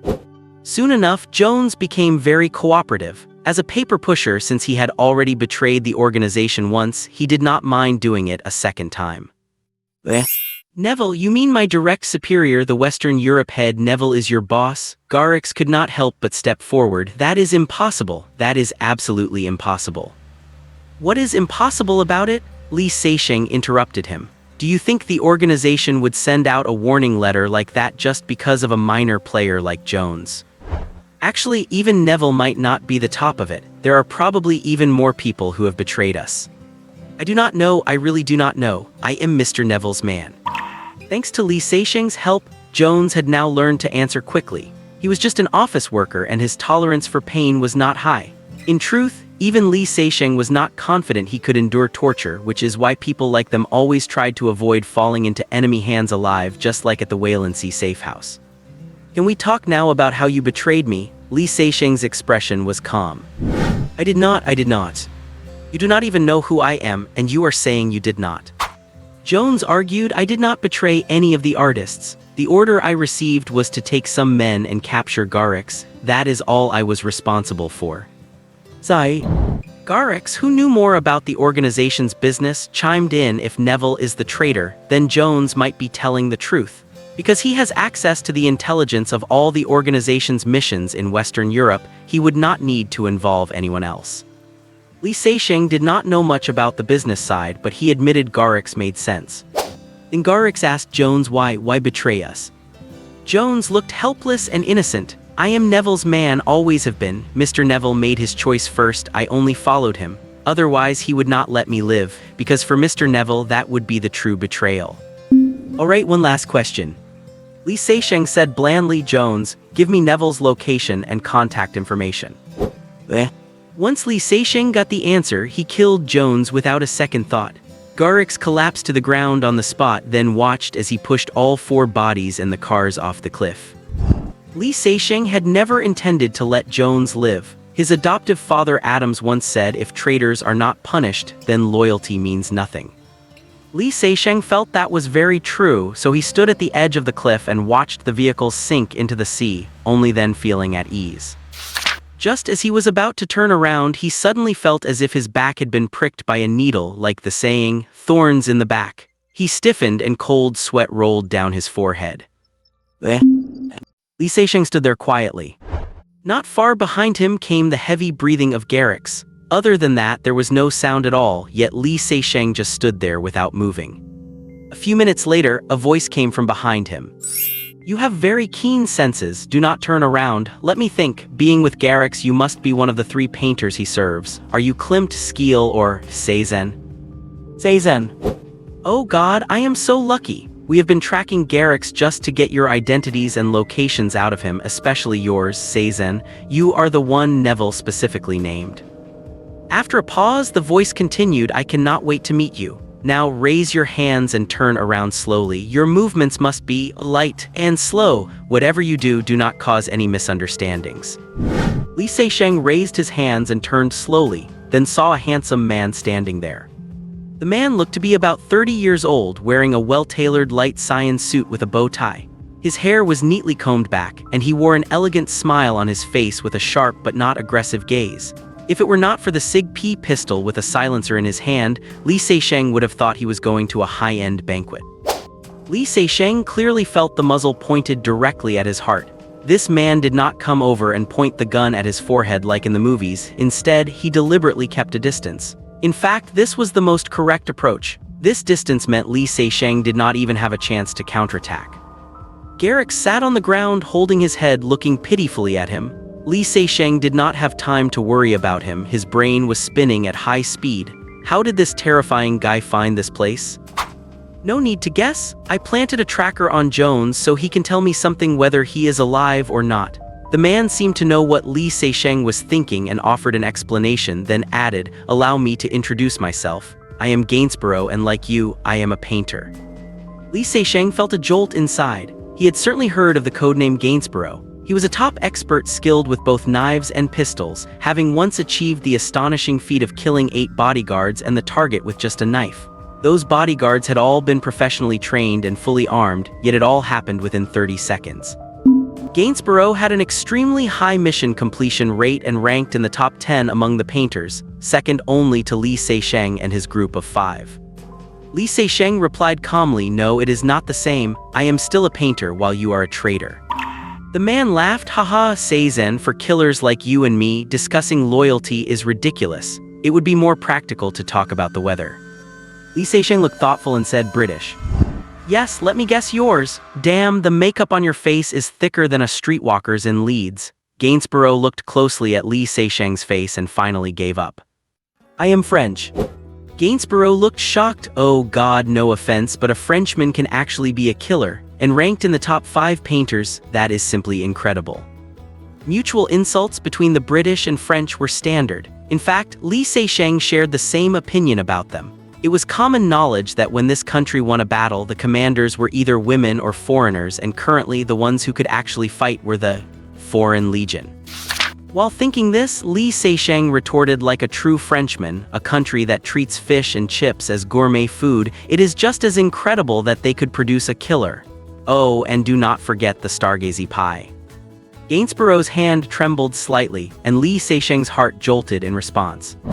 Fortunately, Gainsborough did not fly into a rage. Instead, he said with great grace, language is the most powerless weapon, Seizen. How about we have a duel like gentlemen? The weapon will be a knife. Let me see what makes you worthy of the top 5. There is such a good thing. Li Seixing was shocked, so he nodded readily and said, I accept. At the same time, I withdraw my previous words. You are a true gentleman. I accept your apology.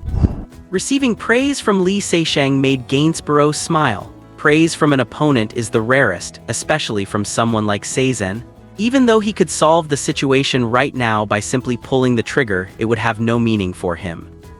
For a killer like Gainsborough, neither the target's life nor his own life was as worth cherishing as a belief, the belief in certain victory. The reason I followed that idiot Neville was just to compete with the other painters, especially you 5, to see who is the best of them all. Clearly, Gainsborough was obsessed with the top 5 ranked painters, willing to betray his organization just to face them. He was extremely confident in his own abilities. After speaking, Gainsborough threw his pistol on the ground, lowered his head, leaned forward, and swung his hands like blades as he dashed forward. If Li Seixing had drawn his gun then, Gainsborough would have died without a doubt. But he resisted the urge to draw his gun and lunged forward with almost the same movement. In all fairness, Li Seixing did not think he could have chosen a fair duel while holding the absolute upper hand, but that did not stop him from respecting such an opponent and being willing to fight him fairly. And so, 2 top killers who should have used any means necessary to take each other out chose to duel in the way of primitives. A few seconds later, just as Garrix thought they were going to collide and start brawling, both men simultaneously drew long, narrow daggers. A flash of cold light passed and the 2 bodies crossed. They stopped a few meters away, back to back. Garrix clearly saw a thin scratch on Li Seixing's neck and a patch of crimson on Gainsborough's shoulder. He had not expected their fight to be so perilous. No hesitation, no testing, they had gone all out from the very first second. The moment they met, they both sustained injuries. They both turned around, neither looking at their own wounds, but instead eyeing the weapon in their opponent's hand that was almost identical to their own, and lunged at each other once more. The same narrow, sharp blades, the same deep grooves, the same absence of guards or crosspieces with only thin cords wrapped around the handles. These were true, lethal tools. This time the daggers made contact, and quite frequently. Dings and clangs rang out incessantly. Garrix remained crouched on the ground, holding his head, blinking rapidly, yet unable to keep up with their movements. Soon the 2 separated again. Li Seixing had an extra wound on his left shoulder and his waist, and fresh blood quickly soaked his clothes. His opponent, however, seemed unharmed. Garrix's heart sank. Gainsborough reached out to touch the back of his neck, looked at his blood-stained fingers, took a deep breath, and praised nice blade work. Li Seixing held his dagger with a backhand grip, his expression serious, and replied, "You are good too." With that, they lunged at each other once again. After a brief but vicious encounter, both sides understood one thing: blocking each other's attacks with weapons was meaningless because it would not decide the outcome. If one wanted to wound the other, they had to pay a corresponding price themselves. Flash of blades, blood, strikes, and collisions, their movements were impossibly fast. Against any other opponent, a single strike might have been fatal, but between them, even wounding the other required paying an equal cost. Soon they separated again, still back to back. A dagger was stuck in the upper part of Li Seixing's left chest, in the exact same spot as the bullet from 2 days ago. Li Seixing turned slowly to face Gainsborough's back. Gainsborough turned slowly as well, facing Li Seixing. Seeing his calm expression, Garrix groaned internally. If Li Seisheng died, he would have zero chance of survival against Gainsborough. Suddenly, Gainsborough's bow tie fell, revealing a wound on his neck. Then he gave Li Seisheng a thumbs up, closed his eyes, and fell straight backward. Ugh. In a head-to-head duel, killing a killer of the same caliber is extremely difficult. You cannot win without paying a price, so Li Seisheng ended up with several wounds, especially on his unlucky left chest, which had become the target once again. The good news was that none of them hit any nerves or arteries. After Garrix took him to an underground clinic for stitches, Li Seisheng was now stuck resting in his safe house. But when he thought about how he had managed a comeback while staring down the barrel of a gun and eventually killed a top-tier peer in a face-to-face knife duel, Li Seisheng felt a sense of pride. In these situations, death is a very normal outcome, and he was the one who laughed last. The proud Gainsborough. A respectable opponent. The only thing that annoyed him was Garrix, because this guy had tagged along too. The fellow had been scared out of his wits. Li Seisheng had killed 3 people in a row, then interrogated and killed Jones right in front of him, and finally dueled Gainsborough. The entire battle lasted less than 2 minutes with 1 dead and 1 wounded. It was truly hair-raising. Garrix was shrewd. He knew that those people definitely wanted to find him to break the situation open. Whether he confessed information about Li Seisheng and the other 2 killers or not, he was a dead man. If he left on his own, his survival would be entirely dependent on luck. Following Li Seisheng was the only sensible choice. And look at that, this guy Seizen had silently set up a safe house in Plymouth. Actually, the painter organization had many safe houses around the world, but by now, anyone with a bit of intelligence knew that those public safe houses were absolutely off-limits. Unless you were a traitor, going to one was walking straight into a trap. Waking up on the 3rd morning, Li Seisheng felt intense itching on his body. When he opened the bandages, he saw that the wounds were already closing. Injuries that should have taken at least half a month to recover appeared to be on track to heal in 5 days, which was way faster than expected. Li Seisheng also found that his intuition had grown much stronger. In fact, 3 days ago, he should not have been able to sense a master like Gainsborough from that far away behind him. Similarly, from the other side, the opponent should not have been able to sense him either. Gainsborough, standing dozens of meters away, was harder to detect than a sniper at 200 meters. Li Seisheng guessed this was the effect of that bog myrtle fruit. Next time, he would definitely have to trade for more of that stuff with Old Harry. Facing the changes in his body, Li Seisheng was suddenly filled with confusion and fear. Is this still me? If you give a beggar $100, he will be happy. If you give him 10,000, he will be surprised. But if you give him 1,000,000, what would he think? Li Seisheng felt like that beggar. If someone suddenly gave him 100 million, how could he be happy? After a while, Li Seisheng came to terms with it and calmly accepted the reality. Compared to coming back from the dead, what was this? Enough weird things had already happened to him, one more did not make a difference. Li Seisheng now had a good grasp of his mentality. Since he could not change it, he might as well accept reality wholeheartedly. However, he had decided that he must find time to investigate the origin of that egg. Hearing movement at the door, Li Seisheng hurriedly covered the bandages. He did not want anyone to know about this. Garrix poked his head in and entered. Mate, are your wounds feeling better? Li Seisheng stared at him in silence for a long time, making him feel uneasy. After a long pause, he said, Gary, can I trust you? Garrix looked at him solemnly and said, Seizen, we have known each other for 4 years. I think you should know what kind of person I am so you can absolutely trust me. Oh, at least until I am captured and tortured. Li Seisheng. This guy admitted he could not withstand torture with such righteous conviction, leaving Li Seisheng with no other choice. I only have this one safe house, and now, because of your presence, it is not that safe anymore, so you have to help me. Garrix seemed to have a bad premonition and dodged. Mate, do not do this. I am just an agent, not a killer. Li Seisheng thought for a moment and said, I want to go fishing. Garrix stood stunned for a few seconds before reacting. He jumped up. God, you are not planning to use me as bait, are you? Li Seisheng gave him a look of approval. Garrix was smart, otherwise he would not be able to work as a killer's agent. Seeing Garrix looking resistant, Li Seisheng decided to reason with him.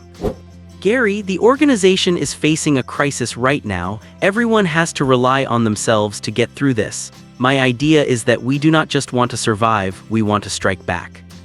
Li Seisheng said solemnly, Mate, I need your help. According to the information Jones provided, Neville has at least 50 bodyguards with him.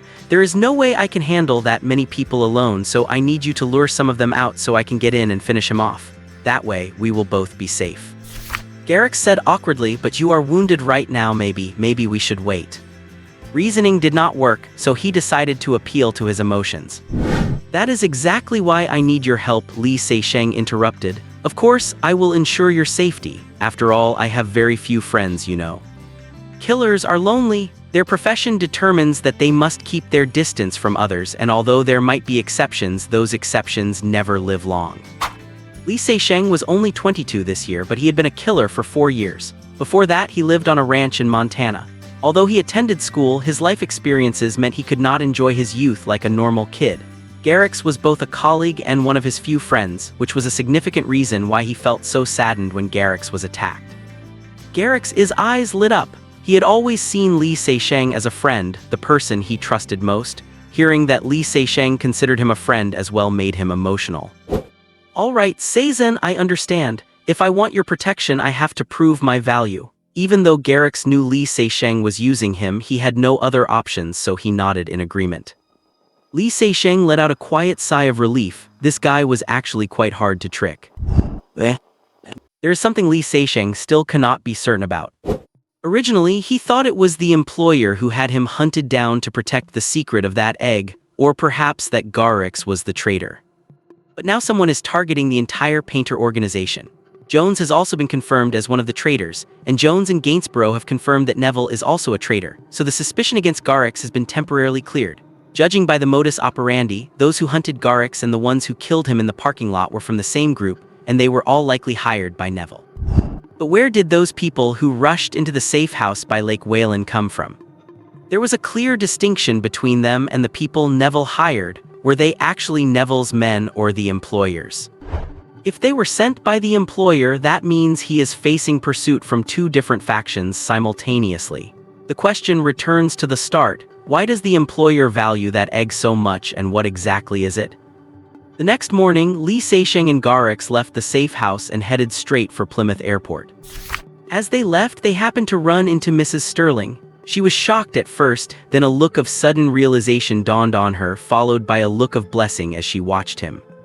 Li Seixing subconsciously distanced himself from Garrick's, wondering if he should find a temporary girlfriend to bring back just to prove his sexual orientation. Évreux, the capital of the Jura department in northern France, is located in the Iton Valley, about 110 kilometers from Paris. The city is small, with fewer than 60,000 people including the suburbs. By evening, only the occasional tourist makes the streets feel not too desolate. Most tourists are elderly, the young are busy making money, and even if they have time, they choose coastal cities to enjoy the sun and sand, rarely including such a small town in their plans. The Évreux Cathedral, built in the 11th century, is the city's landmark and a must-see for visitors, along with the Monet Garden, which is a few dozen kilometers away. A black man in his 20s and a white man in his 30s, both looking like tourists with backpacks, walked along the street toward the cathedral. The white man held a camera, enthusiastically admiring the buildings on both sides. From time to time, the two would point at a certain building and discuss it in hushed tones, but the content of their discussion had nothing to do with architecture. Pointing at an unremarkable storefront, the white man whispered, "Cezanne, I still do not understand why you wanted to disguise yourself as a black man." The young black man's thick lips parted quickly as he said, "Fac, how many times do I have to say it? That way no one will suspect me because the Painter organization has no black members." As a killer organization originating in Europe with over 100 years of history, the Painter has no black members, never has. So, if Li Seixing disguises himself as a black man, no one would ever think he is a killer from the Painter organization. For a killer organization, this is not a problem at all. Unlike Hollywood, where any movie without a black character gets labeled as discriminatory, at least no one dares to say the Painter organization is practicing discrimination. Who would have thought that as soon as he finished speaking, Garrick's whispered, "Oh, buddy, that is discrimination, you are being discriminatory." All right, let us put it another way. Li Seixing pointed casually at another building and asked, "If you needed a killer to do a job for you, would you choose a white man or a black man?" Of course. Garrick's was momentarily speechless. Any other questions? Li Seixing wore a victorious smile. Under the golden glow of the sunset, the tall, spire-topped Evru Cathedral appeared solemn and dignified. Following a few elderly tourists, the two entered the church through the pointed archway. The church had towering domes and stained glass windows. Viewed through the somewhat dim light, the interior was simple and tidy. Rows of neatly arranged seats, a statue of the Holy Spirit and the Virgin Mary standing on the altar in front, various sculptures on the walls, and a massive pipe organ all created a sense of sacred solemnity. Approaching the front seats, several elderly people sat down and prayed silently with devout expressions. Li Seixing and Garrick sat down as well and closed their eyes. Li Seixing was not a devout believer. In fact, even in Europe, the stronghold of Christianity, devout believers are becoming fewer and fewer. Even if they talk about God all day, that is as far as it goes. But at this moment, Li Seixing was praying sincerely, thanking an unknown deity for giving him a second life. Even a firm atheist, after experiencing so many incredible things, would become the most devout believer. Only Li Seixing did not know whom he should pray to. A place like a church has an inherent quality that makes people want to pour their hearts out. The decisiveness after being ambushed, the bewilderment and joy of discovering he was still alive, the unease of facing a strange world, and the excitement of returning to this world were all intertwined in his mind. The protective barrier, the light spots flashing in his mind, the return, the time flow, the rapid healing, and that egg all flashed back in his memory. It was all like a dream that Li Seixing could not pull himself out of. "My brother." A mellow, aged voice rang softly in his ear. Li Seixing opened his eyes to find an elderly priest with white hair and a white beard standing before him. He did not know when those elderly people had left. The only tourists left in the church were him and Garrix. Seeming to see the inner turmoil deep within him, the old priest solemnly said, "Relying on the suffering endured by the Lord, we are often able to lament our own pain. Every fall is an opportunity to test our will. Your will belongs only to you, young man. Persevere, the Lord will have mercy on all people in the world." Under Garrick's somewhat surprised gaze, Li Seixing stood up and said, "Thank you, Father, I feel much better." A smile appeared on the priest's wrinkled face. "I am Father William, young man, welcome to Evru. Is there anything I can help you with?" Li Seixing said excitedly, "Really? Father William, my name is Eric. I have always been interested in pipe organs, those complex, massive, and expensive instruments. Their sound is so beautiful, like a chant from heaven, but I have never seen their internal structure." The old priest subconsciously straightened his hunched back, and the smile on his face became much more sincere. "Young man, you have a good eye. The organ at the Evru Cathedral is indeed excellent. It is a pity you arrived late. A week ago, a pipe organ and sacred music festival was held here. Although you cannot hear the sounds from heaven right now, I can take you to admire her beautiful physique." The old priest winked as he spoke. Li Seixing showed a look of unbelievable surprise. "My God, I am truly honored." Garrix also put on a surprised smile, though it looked slightly exaggerated. Through a small locked door, walking up a narrow stone staircase, the old priest introduced it as they went. This organ has 2 layers of keyboards, 1,568 metal pipes. The longest bass pipe is 8 meters long and weighs 200 kilograms, and the smallest treble pipe is only 6 millimeters and weighs a few grams. The entire organ is tens of meters tall and weighs hundreds of tons. Li Seixing let out an exclamation at the right moment. "My God, it is a behemoth. This is incredible." The old priest was very satisfied with Li Seixing's performance and impatiently opened a thick iron door. In the huge space behind the iron door, a world made of countless wooden blocks, steel wires, steel pipes, and metal components appeared before their eyes. "God, this is so delicate, so complex." This time, Li Seixing's voice was much more sincere, and Garrix was also stunned by the scene before him, unable to speak. "Young man, you should know that before the development of the European watchmaking industry, the pipe organ was the most mechanical, complex, and difficult thing to manufacture at that time. It is simply a masterpiece of God." The old priest's voice was slightly breathless, filled with pride. Li Seixing secretly stepped on Garrix's foot, then walked deeper inside with a look of obsession. Garrix was startled for a moment before reacting, rushing in front of the old priest to block his vision. "Father William, what is this?" "Oh, this is the bellows. The airflow enters the pipes through it." Night fell.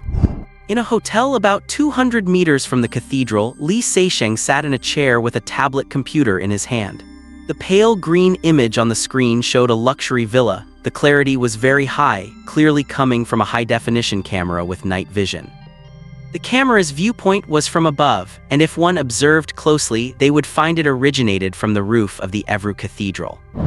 Being a killer is an ancient profession, but technology has brought huge, even subversive, changes to the industry. It can be said that if you do not know how to use high-tech equipment, you are not qualified to be a capable killer. For instance, a simple night infiltration. If Li Seixing had followed the old-fashioned mode, he would not even know how he died when facing a defense system equipped with low-light and thermal imaging night vision devices. Garrick sat by the window, saying with a sarcastic tone, "If poor Father William knew that you only did that to place a camera and not out of genuine love for the pipe organ, I wonder how sad he would be." Li Seixing glanced at him and said indifferently, "Then let him never know." "Oh God, you cannot do that," Garrick cried in horror. "What are you thinking? I mean, the camera's position is quite forward. It could fall off if there is a strong wind or rain. I am a killer, but not a psycho killer." After hearing this, Garrick shrugged awkwardly. After observing for a while, Li Seixing pondered, "There are 20 patrol personnel divided into 4 teams and 6 guards at the entrance. Even counting those in the villa who have not appeared yet, Jones was right, there are at least 50 people. It is a pity that his height is very different from Jones, otherwise disguising as Jones would have been the best option." Sighing with some regret, Li Seixing looked up at Garrick. "Gary, I have decided to act tomorrow morning. You should leave." Under normal circumstances, Li Seixing should wait until his injuries were completely healed before acting. But if he did not act as soon as possible, Neville would definitely leave this place or strengthen security once he received the news that Jones and the others had gone missing. There was also another matter that prevented him from delaying. Tomorrow is the 6th day.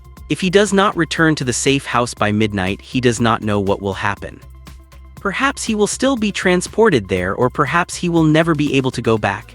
He does not know if the subject transported to the other world is him or the safe house, nor does he know if it works with other safe houses. Anyway, he does not dare to try it now. Besides, Old Harry and the others are waiting for him with the leather armor and breastplate. Upon hearing that the operation would happen so soon, tomorrow morning, Garrick panicked. "So fast, tomorrow morning? Why not wait until night?" Li Seixing shook his head and said, "Gainsborough and Jones losing contact will definitely alert Neville, so the faster the action, the better. By the same logic, security at night will definitely be much tighter." At this moment, Li Seixing thought of the scorpion leather armor. That thing was very blurry under a low-light night vision device and completely invisible under infrared thermal imaging. With that, his chances would be much greater. Then why not act while he is away? Li Seixing pointed to the side of the villa on the screen to indicate, "See those cars? Neville is different from you, he is a big shot. When he goes out, there must be several cars. Who knows which one he is in? Besides, I do not have heavy weapons to deal with an armored Mercedes, so sneaking in is the most appropriate." "Fine then." Garrick could not find any more excuses. "Rest assured, it is just a tour of a few gang gathering spots to let people see you. As long as you do as I say, there is no danger." "What if they attack directly?" "The gangs in a small place like Verneuil at most help others inquire about information, plus drug trafficking and pimping. The guys who dare to act directly are all in Paris, Marseille, and Lyon. How could they be lingering in such a place? Besides, did not I give you a pistol?" "Gary, believe me, as long as you draw some of the people away, I will act immediately, and then those people will run back like crazy." "Fine, I will leave now, take care of yourself." Stepping forward to hug Li Seixing lightly, Garrick left with heavy steps, his expression looking as if he were being taken to the execution ground. Li Seixing reminded him again, "Oh, by the way, do not forget to rent a faster car." Garrick did not even turn his head, just raised his hand and waved it listlessly to show he understood. Li Seixing shook his head and picked up the tablet computer again. The mansion occupied a large area surrounded by high stone walls. The east wall was adjacent to a river. The house was in the middle, separated from the high stone walls by a lawn. The high-definition camera view was from above, clearly showing the security personnel in the yard divided into several teams patrolling along the wall, even with several large dogs. As Li Seixing watched, he silently planned the route, feeling a bit worried. The wall of Neville's mansion was high and equipped with electric nets, making it very difficult to enter. There were 6 guards at the entrance, making sneaking even harder. The only thing to utilize was the wall facing the river.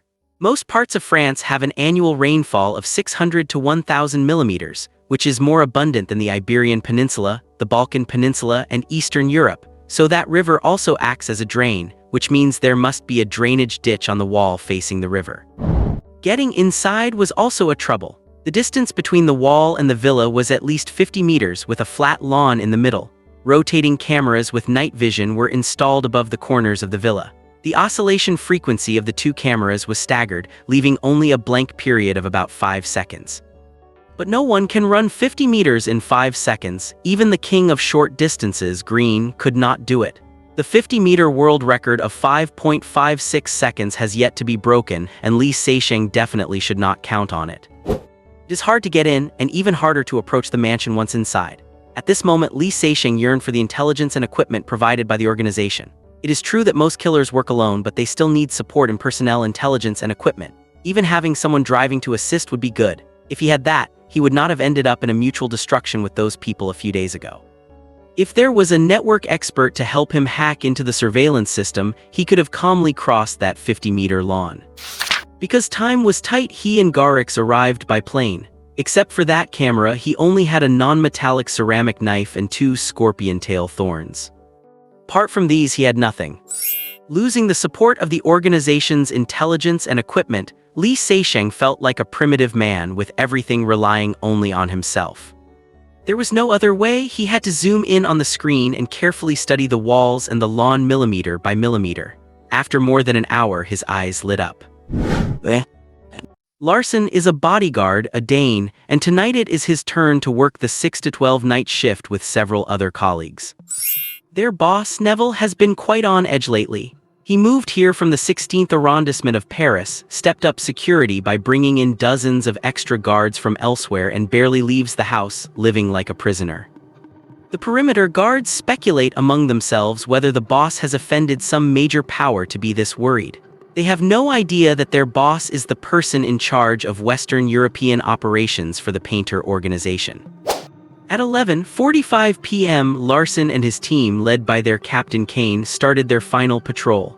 As they walked to the east wall, Larson felt his foot sink and noticed some water on the grass. "Captain, take a look at this."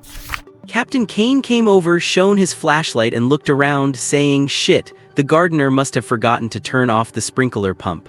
I will tell the housekeeper tomorrow to dock his pay. Let us hurry up, we are due to change shifts soon." Larson felt like something was off, but seeing nothing unusual, he followed the captain and the others. 30 seconds later, a head emerged from the grass, scanned the area quickly, and submerged again, leaving only a thin straw sticking out above the water. This was an abandoned irrigation well. The pump had been removed, and though it was only 50 centimeters in diameter and filled with water, it was the only viable spot Li Seixing could find. Only by hiding here could he avoid the patrols, the dogs, and the infrared cameras. The only flaw was that when he climbed in, the water would overflow. He had promised Garrix to strike tomorrow morning, but that was just a lie. Li Seixing was still skeptical of him. If Gari was indeed a traitor, feeding him the false information about tomorrow would actually help his real mission. Truth be told, when he disguised himself as a black man, he never intended to strike during the day. Li Seixing had first stolen a dusty, long-abandoned car from the parking lot, parked it by the river outside the east wall, waded through thigh-deep water, used dilute hydrochloric acid to dissolve the steel grating of the drainage ditch, and then spent about 4 seconds sprinting to the irrigation well 20 meters from the wall before diving in. Getting this far was hard enough, but the hardest part was yet to come. The well was narrow and cold. He had to find an opportunity to climb out before his body went numb and then cross the remaining 30 meters of lawn within 5 seconds. After an unknown amount of time, the opportunity he had been waiting for finally arrived. Through the vibrations in the ground, Li Seixing knew another patrol was passing by. He gently curled his body into a ball, the straw in his mouth almost level with the surface of the water. The beam of a flashlight swept over the water and gradually receded with the sound of footsteps. Dozens of seconds later, Li Seixing peeked out, checked the camera, submerged back into the water, estimated the rotation angle, and counted the seconds silently. Suddenly, the water surface broke. A dark shadow darted out, sprinted across the lawn at top speed, and threw himself behind the bushes next to the villa within a few seconds. Li Seixing knelt on the ground, gasping for breath while scanning his surroundings. He was certain that it had taken him no more than 5 seconds. He checked his watch, 12:20 a.m. He had been hiding in the water for a full 40 minutes. 5 minutes later, feeling his strength restored, Li Seixing stretched his limbs slightly and began to move slowly toward the service door at the back of the villa. In a maid's room in the corner of the first floor. 2 women lay on the bed, deep in a drugged sleep. Li Seixing gazed at the maid's uniform on the wall, lost in thought. He had only tried something like this once before, and it was not exactly a success. At 1.83 meters tall, putting on high heels made him stand out like a sore thumb. This was not the Netherlands, and both maids were far too short compared to him. After much hesitation, he abandoned the idea. Even if he were dressed as a maid, wandering into the master's room in the middle of the night would be impossible to explain. He pulled out a ceramic knife, swallowed a detoxifying leaf, put on thin gloves, and carefully took out a scorpion man stinger. According to Old Harry, the poison of the scorpion man stinger is incredibly potent. Once pricked, you would be dead before you even had time to make a sound. Unless, of course, you ingested this wisteria leaf beforehand. It was the only known cure for this toxin. Nature is truly remarkable. For every deadly thing there is a nemesis. Li Seixing opened the door and crept along the wall. Near the floor, nightlights cast a faint glow along the corridor. There were cameras mounted above, but they lacked night vision. Perhaps they had not been replaced yet. By following the wiring, it was easy to locate the monitoring room. He pressed his ear against the door and listened carefully. The faint sound of a television drifted from inside. 2 security guards monitoring the screens were chuckling at the TV, glancing at the surveillance footage only occasionally. Suddenly, a young black man dressed all in black pushed the door open. He was a complete stranger, yet his tone was casual and familiar. "Hey guys, what are you watching?" As he spoke, he reached back and shut the door. Both men froze, questioning if they had developed amnesia. Was there, perhaps, maybe, such a person among the villa's security team? To be honest, they had a bit of trouble telling black people apart, though they would never admit it openly. In the next second, the young man lunged toward the guard nearest to the door, thrusting a white blade into his throat, then flicked his hand to throw something at the other. The man sitting further inside reacted quickly. He spun around and lunged for the console, reaching to press a red button. His hand was less than 10 centimeters from the alarm button when he slumped over helplessly, his breath already fading by the time he hit the floor. Li Seixing walked over and pulled a sharp stinger from the man's waist. Old Harry was right, the venom is extremely lethal. Even the smallest wound kills instantly. More importantly, it decomposes rapidly afterward, leaving no trace. It is simply the ultimate weapon for sneak attacks and staged accidents. After a moment of thought, he used his knife to stab the man in the neck. It was the only way to keep the stinger, otherwise, if he used it too often, his secret would definitely be discovered. Li Seixing then locked the door from the inside and started by taking the 2 handguns from their waists. The pistols were SIG PS, using 9x19mm parabellum rounds. They were heavier than the FN and Glock 19 he was used to, and like the Glock, they used a double-action trigger, though unfortunately they lacked suppressors.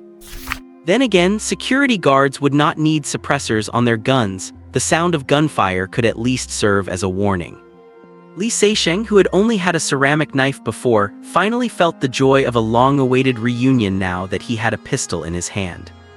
This type of pistol has high accuracy. He disassembled it to give it a thorough check and found it well maintained, so he tucked it into his waistband with satisfaction before searching for a few spare magazines to load up. Everything else can be casual, but not knives and guns. To Li Seixing, they were extensions of his limbs, his best partners, and his most reliable comrades. More reliable than any person, because at least they would never betray you. He then sat down at the surveillance desk and began to watch carefully, showing far more diligence than the 2 men before him.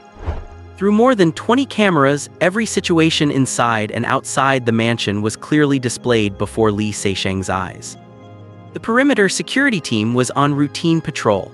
Lights were on in the ground floor living room where 3 people sat on the sofa, boredly cleaning their weapons. 2 men leaned against the railing upstairs smoking, and 2 more sat on chairs by the wall at the staircase leading to the 3rd floor, chatting in low voices. Outside a room on the 3rd floor, there was a chair on each side of the door. 2 bodyguards sat there, leaning against the backs of the chairs, forearms resting on their legs, guns in their hands, showing no signs of slacking off. Undoubtedly, this must be Neville's bedroom. Between the living room, the corridors, the stairwells, and the bedroom entrance, there were 9 people in total. The security measures were airtight. There were certainly more bodyguards inside the rooms, and if any abnormality occurred, they would surely rush out and turn the intruder into a sieve. However, Li Seixing just felt that something was off. He could not put his finger on exactly what the problem was, it was just a feeling. He checked again, found nothing amiss, and hesitated for a moment. He decided to proceed with the plan anyway. He had already made it this far, he could not just leave now. In a corner of the living room, Li Seixing pressed himself to the floor, using the sofa as cover as he crawled slowly toward the stairs. The men on the sofa were immersed in cleaning their guns, completely oblivious. After his hand touches the first step, Li Seixing rises, hunched over, and moves silently toward the 2nd floor. The 2 men on the 2nd floor were still leaning against the railing, chatting in low voices. Li Seixing appeared beside them like a ghost, pricked the back of their necks with his stingers, caught their bodies before they fell, and lowered them slowly to the floor. Just as he was about to go and take care of the 2 people on the 3rd floor, Li Seixing suddenly stopped. He realized what was wrong. There were guards at the foot of the stairs on both the 2nd and 3rd floors, but not on the 1st. Why? Because if there had been someone at the foot of the stairs on the 1st floor, they would have been facing the living room with their back to the stairs, and with the 3 people in the living room, he would never have had a chance to sneak up. So this was a trap. A trap set specifically for him. At that thought, Li Seixing's brain began to race. If it were a CPU, it would surely be smoking. A sudden, intense sense of crisis washed over him, and he immediately threw himself with all his might toward the door closest to him across from the stairs. Li Seixing's choice was correct and timely. His instincts and composure saved his life. Because just as he made his move, doors on both sides of the hallway opened, and several men rushed out and pulled their triggers without hesitation. At the same time, people from both the 1st and 3rd floors came running toward the 2nd floor, and the sound of heavy gunfire instantly filled the entire mansion. The room Li Seixing chose was occupied too. They were standing by the door ready to rush out when the door was slammed open with great force, sending 2 men tumbling backward with cries of surprise. Ignoring his wounded calf, Li Seixing did not even have time to stand up. He pulled the trigger almost directly against their chests, then quickly dove onto one of the bodies and rolled over to swap positions. The next second, several men appeared in the doorway, pistols drawn. Seeing 2 of their companions shot down, one facing up and the other face down, seemingly covering something, they paused for a split second. That moment was enough. A dark face and a dark gun barrel emerged from beneath the body, spitting out a flash of scorching fire. After a few men went down, the group rushing down from the 3rd floor faced the room and began firing continuously into it. Li Seixing felt the corpse on top of him shudder several times, and his leg went numb again. The corpse was not a shield and could not magically protect his legs, so he took another hit. But Li Seixing did not even dare to blink, forcing himself into a firefight with them. At least he still had the corpse for cover. If he were unlucky enough to get shot in the head, there was nothing he could do about it. A few seconds later, several men tumbled down the stairs one by one, knocking over someone who was rushing in from the hallway. Li Seixing did not hesitate to put a bullet through his head. Without a backward glance, he shoved the corpse he had been clutching aside. Ignoring his injuries, he dragged his leg toward the window and yanked the curtains open. This was his only way out. Fuck. Seeing the sturdy bars covering the window, Li Seixing could not help but curse, then turned back to point his pistol at the door. Coincidentally, someone rushing up from the 1st floor raised a black object, preparing to throw it in, but was struck down by Li Seixing's shot. The object landed in the hallway and rolled, and Li Seixing quickly ducked behind a sofa. 2 seconds later, a blinding white light and a deafening roar erupted on the stairs. It was a flashbang. Li Seixing tried to rush out to take advantage of the confusion, but the dizziness from the stun grenade made him lose his balance, and he fell right next to the sofa as he tried to stand. Li Seisheng cursed his luck. He thought it was a grenade. If he had known it was a flashbang, he would have covered his ears. However, the people outside were much closer and fared even worse. Even after his hearing returned a dozen seconds later, he could still hear their agonizing screams. The chance to break out was gone. Li Seisheng stumbled to the window, pushed aside some bodies, and shoved a heavy armchair against the door, then toppled a coffee table in front of himself as a shield against grenades and flashbangs. A flashbang is even more powerful in a confined space and can easily stun someone, so he opened the window. Only then did he have a moment to reload his magazine and check his wounds. He had been hit once in the right calf and once in the thigh. Fortunately, no arteries were hit, though the calf wound might involve a broken bone. Li Seisheng held his gun with his right hand while using his left to tear open a plastic bag from his pocket, pulling out a super hemostatic bandage to apply to the wounds. Only then did he relax, breathing heavily. Just then, a hand appeared at the side of the doorway, tossed a grenade-like object, and quickly pulled back. The grenade hit the back of the sofa and bounced right back. Li Seisheng heard someone outside yell "fuck," followed by an explosion.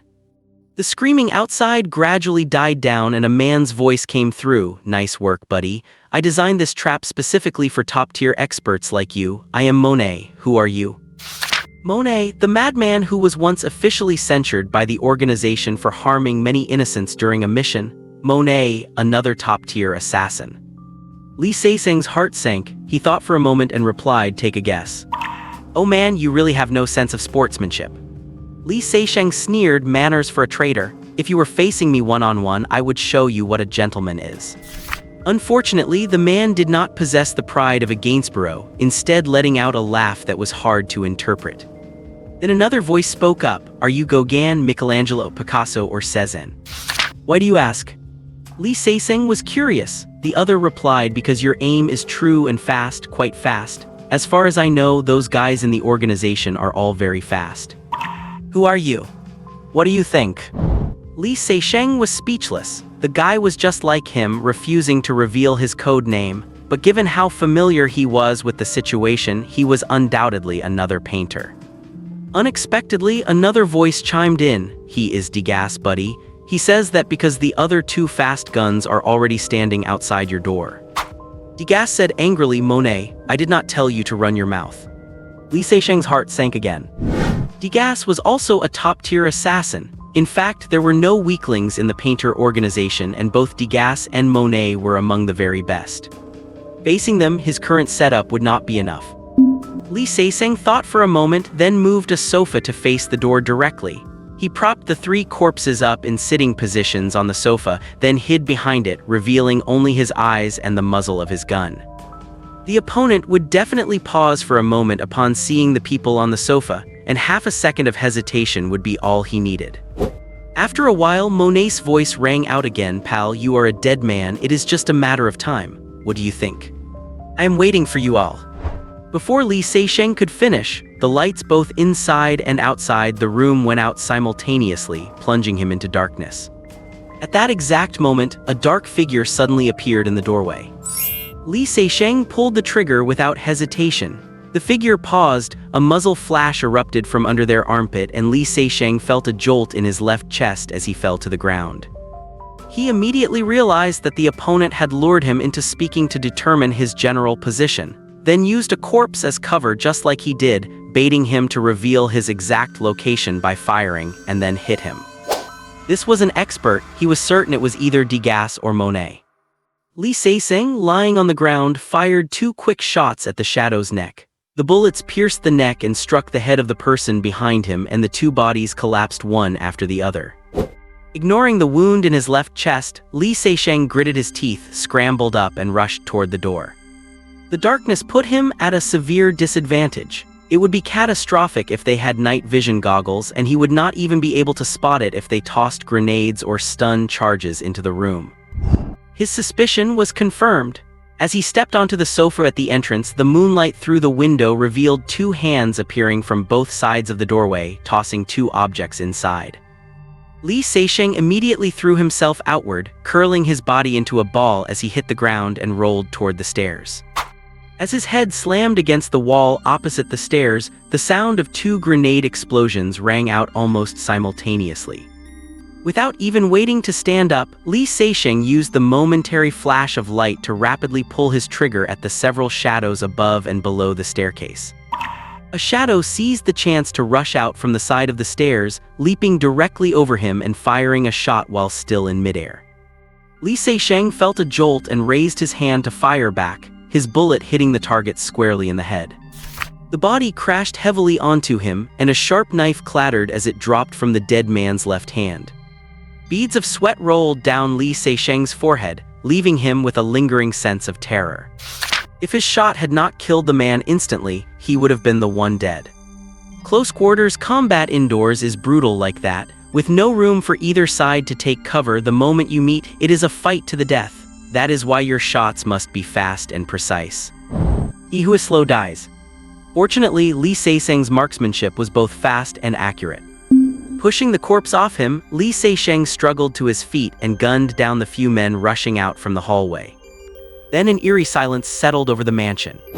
A few seconds later, Li Seixing looked through the living room window and saw a string of headlights pulling away toward the gate. There was no need to guess, Neville had fled. Bug. Watching the target escape right before his eyes, yet being powerless to do anything about it. Li Seixing cursed bitterly, then covered in wounds, he limped toward the side door he had entered through. 5 minutes after Li Seixing left, 3 black Range Rovers charged through the gate and pulled up directly in front of the house. With the sound of doors slamming open, 12 men in black stepped out of the vehicles. These men wore black windbreakers over bulletproof vests, with earpieces in their ears and helmets on their heads equipped with headlamps and night vision goggles. They were armed with M automatic rifles and MA shotguns. They split into 3 tactical teams, forming a combat formation and advancing toward the house under mutual cover. Brief communications crackled over their headsets from time to time. First floor clear, 2 servants are unconscious. We found 2 bodies in the surveillance room and there is a trail of blood leading toward the side door. Second floor clear, this is the main scene of the battle. There are 17 bodies lying across the stairs, hallways, and rooms. Third floor clear, no one found. Soon, the lights in the mansion were turned back on. The men in black began their work, some checking the bodies, others examining bullet holes in the walls, while some were busy taking photos. The leader of the group first checked the servants' quarters, then went to the surveillance room, where he found that all cameras had been disabled and the hard drives destroyed. He then walked upstairs and stood in the hallway, observing for a while. Finally, he walked into the room across from the stairs. He contemplated the overturned coffee table, the sofa facing the door, and the corpse upon it for a moment. He walked behind the sofa, crouched down into a shooting stance, touched the bullet hole on the backrest, compared it to his own body, and then lay down on his side, gesturing toward the doorway. "Hark, come over here and collect the blood samples." The spot he pointed to was exactly where Li Seixing had been lying, where a pool of blood had not yet fully congealed. "Yes, Captain." At this moment, someone reported over the headset, "Captain, the blood trail extends to the drainage outlet on the east wall. The steel bars have been cut through. The target must have infiltrated and escaped from here. There is a river outside and the trail disappears on the road on the opposite bank. Also, we found a drunkard who claims he was lying under a car and saw a black man crawl out of the river and drive away." "Understood, collect the blood, wake that guy up and have him assist with a facial composite sketch." "Yes." Just then the man called Hark finished collecting the blood and stood up, saying, "Captain, let us pull out. The police should be here in 5 minutes." Haha. The captain laughed as if he had heard a joke. "Hark, you forget, this is France. If they show up in half an hour, that would be considered diligent." Hark shrugged and went back to work. It was not until the entire scene was processed that the captain ordered Hark, "Contact Kevin immediately and have him try to pull the traffic surveillance from Evru to see if there is anything." "Yes, Captain." "Attention everyone, the target is severely wounded and must seek medical treatment immediately. We will check all nearby hospitals and clinics right away. You can see for yourselves that the target single-handedly infiltrated this place and killed 19 bodyguards, making him extremely, extremely dangerous. Be careful." "Yes." Li Seixing did not go to any clinic. Instead, he drove southwest. He had applied medical tape to all his wounds, but the pain was unstoppable. The most serious wound was in his lower abdomen, inflicted by the man who had lunged at him. He guessed it was either Monet or Degas, and the other one must have been the guy who used a corpse as cover and shot him in the left chest. He had killed 2 treacherous painters, and had been shot twice in return. Fortunately, these 2 did not have the habit of coordinating, otherwise, the consequences would have been dire. Li Seixing did not dare to go to any clinic, not even an underground one. His injuries required general anesthesia for surgery, but how could he put his life in someone else's hands? His only hope now was the safe house in Rents, 100 kilometers away. If he could hold on until the midnight transfer, he might just survive, just like the first time. If his luck ran out, then there would be no tomorrow. Lower leg, thigh, lower abdomen, left chest. He had more injuries this time than last. Luckily, he had brought his super hemostatic tape. The tape could stop the bleeding, but it could not stop the pain, and his abdomen was hurting intensely. The bullet had not passed through his abdomen but remained inside, wreaking havoc on his intestines. Any slight movement felt like being stabbed by a knife. As he drove, Li Seixing felt once again that same sense of near-death despair he had experienced in Switzerland a week ago. He could not help but complain to himself that his luck had turned sour ever since he encountered that egg. Injuries one after another, gunshots, knife wounds, being shot like a sieve was already the second time. He was incredibly unlucky. In fact, Li Seixing's complaints were unjustified. Previously, when he carried out missions, he had intelligence and weapon support, clear targets, and they were one-sided offensive operations where the opposition was largely unaware. But these 2 incidents were ambushes facing completely different situations, including snipers, top-tier assassins, and powerful squads. It could be said that surviving at all was a miracle. His expectations were perhaps a bit too high. Now the whole organization was in hiding, and he was the only one fighting back. After killing Gainsborough and Jones, he had already alerted them, yet he still charged into a trap all by himself without any support, killing Monet, Degas, and over a dozen bodyguards. How could he say his luck had not been good enough? The fact that he was still able to drive and had the energy to complain was the best proof. More than an hour later, Li Seixing ditched his car in a lake a few hundred meters from the safe house, then stumbled toward the building. Fortunately, it was 4:00 a.m. and he was in the town of Thorigny-Fouillard in the suburbs of Rents, so he did not encounter any passers-by. When he pushed the door open, Li Seixing collapsed on the floor, gasping for breath. Even he did not know how he had managed to keep going until now. A few minutes later, he struggled to get up, found his first aid kit, and injected himself with a dose of morphine. There was no time to think about the consequences. Without it, the pain would kill him before midnight. Then, he injected himself with anti-inflammatory drugs and antibiotics. He slumped onto the sofa, sipping water little by little. He was incredibly thirsty, but he did not dare to gulp it down for fear that it might leak from his stomach. Only when the medicine took effect did Li Seixing drift into a drowsy, semi-conscious sleep. He did not know how much time had passed. When Li Seixing woke up, he felt chilled to the bone and his head was heavy. He raised his hand to check the time. It was 3:00 p.m. Li Seixing knew he was running a fever. Without a doubt, his ravaged stomach was infected. He did not even dare to imagine the horrific state he was in internally. He only hoped to make it to midnight. He stood up through the pain, grabbed a blanket to cover himself, and realized he had forgotten something. It took him a long time to remember. He had forgotten to tell Garrix that the mission had failed and he did not need to act as bait anymore. He struggled to take out his satellite phone from its shielding bag and dialed Garrix's number, hoping it was not too late. As soon as the call connected, Garrix asked impatiently, "Cezanne, where are you? Did you succeed?" "I am in a safe place. The mission failed. They had a trap set up in advance. I killed Monet and Degas, but Neville escaped." "Oh God, when did this happen? And why are those bastards still chasing me?" "It happened early this morning. I moved up the operation." "Fuck you, Cezanne, fuck you." After a few seconds of silence, Garrix erupted on the other end. "Even if you did not trust me, what was the problem with telling me it was over? You bastard. You said nobody would dare to move against us, and these guys were basically using machine guns. No wonder you made me find a faster car. Fuck you, you liar, you asshole." On his end, Li Seixing smiled. He could feel Garrix's rage, and at least now Gary had proven his innocence. Gary, listen to me, I am injured, severely injured. Garrix quieted down and whispered, where are you? I will get you to a clinic as soon as possible. No need, Gary. Lee Seisheng said weakly, I do not think I can make it this time. Listen to me, go hide in Iceland now. If I survive, I will contact you. If I die, then you will have to fend for yourself. Goodbye, Gary. With that, Lee Seisheng hung up, ignoring Garrix's shouts, and soon drifted back into unconsciousness. When Lee Seisheng opened his eyes, he was already in another world. Outside the window, sunlight filtered through the curtains onto his body. It was another morning, seemingly signifying a fresh start. This time, Lee Seisheng sat on the sofa for a long time without moving. He had died again. Resurrecting the body is easy, but what about the mind? Not everyone can accept death time and time again. That feeling of sinking into boundless darkness was unbearable. Lee Seisheng hoped that there would never ever be a next time. When he stood up from the sofa, a few bullet slugs rolled onto the ground, one of them deformed.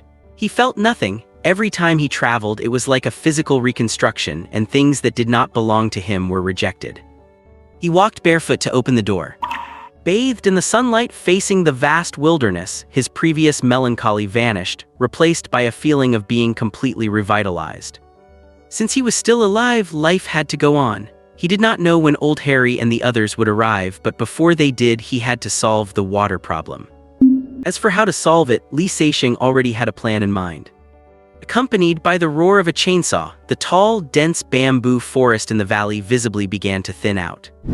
Lee Seisheng wore a pair of sports pants and a quick-dry tank top, revealing his well-defined muscles. He wielded the chainsaw, felling one thick bamboo stalk after another. Dozens were already piled up nearby, but it was still far from enough. Lee Seisheng only chose the tall bamboo stalks, over 15 meters high and more than 20 centimeters in diameter. He spent the whole morning in the roar of the chainsaw. For lunch, he fried some ham and ate bread. While resting, he thought that next time he must bring gasoline and vegetables. Without gasoline, he could not run cars or chainsaws, let alone ensure cooking and lighting.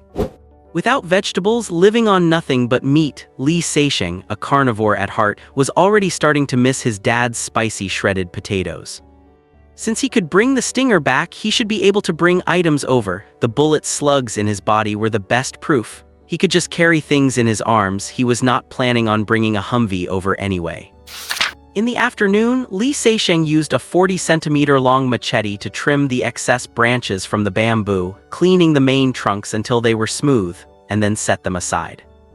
By sunset, Lee Seisheng looked at the high piles of his work and felt a sense of achievement, resonating with Tom Hanks in Cast Away, though his conditions were far better. He did not idle in the evening either. He sat in the attic with his HK, and any scorpion man that wandered within 200 meters seeking food could not escape his gun. This was his territory, and without his permission, no creature was allowed to approach. The second day, Old Harry and the others still did not show up. Lee Seisheng continued working on the bamboo. He still had to use the chainsaw today. The 10-meter-long bamboo stalks were cut into two sections. The thicker section was split down the middle and the inner nodes were removed, turning it into a 7 or 8 meter long semicircular pipe. The thinner sections were cut into 2-meter-long pieces to serve as support brackets for the water pipe. At this point, Lee Seisheng's intention became easy to see. He was preparing to lay an open-air aqueduct from the waterfall to the backyard. You could call it a water channel if you wanted. The pipe was over 300 meters long, which counted as a major engineering project. Fortunately, he had a full set of tools. In the West, most men are handy with manual work and keep various tools at home because labor costs are simply too high. Renovating their houses, replacing plumbing, electrical wiring, simple car or lawnmower repairs, and maintaining the yard and trees, these are all things you do yourself, at most getting help from friends or neighbors. Very few middle-class people would pay to hire someone for these chores. Of course, except for the wealthy, they are even too lazy to walk their own dogs.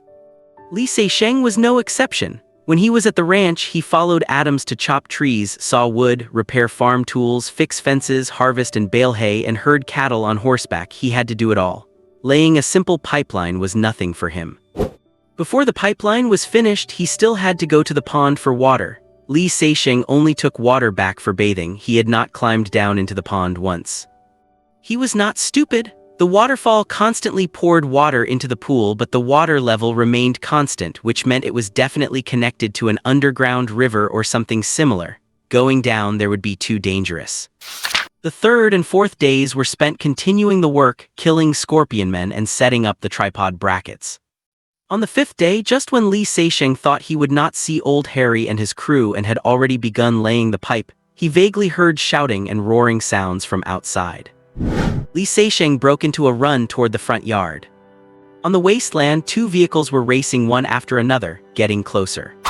Both vehicles were dragging several carriages like trains, billowing steam and black smoke as they roared past. The vehicle in front carried Old Harry and the others, escaping in this direction. Judging by the speed, it had obviously been upgraded, otherwise they would have been caught long ago. The vehicle behind was much larger, equipped with a cone-shaped ramming point over a meter long at the front. The exhaust pipe was as thick as a thigh, spewing thick steam. It clearly had plenty of power.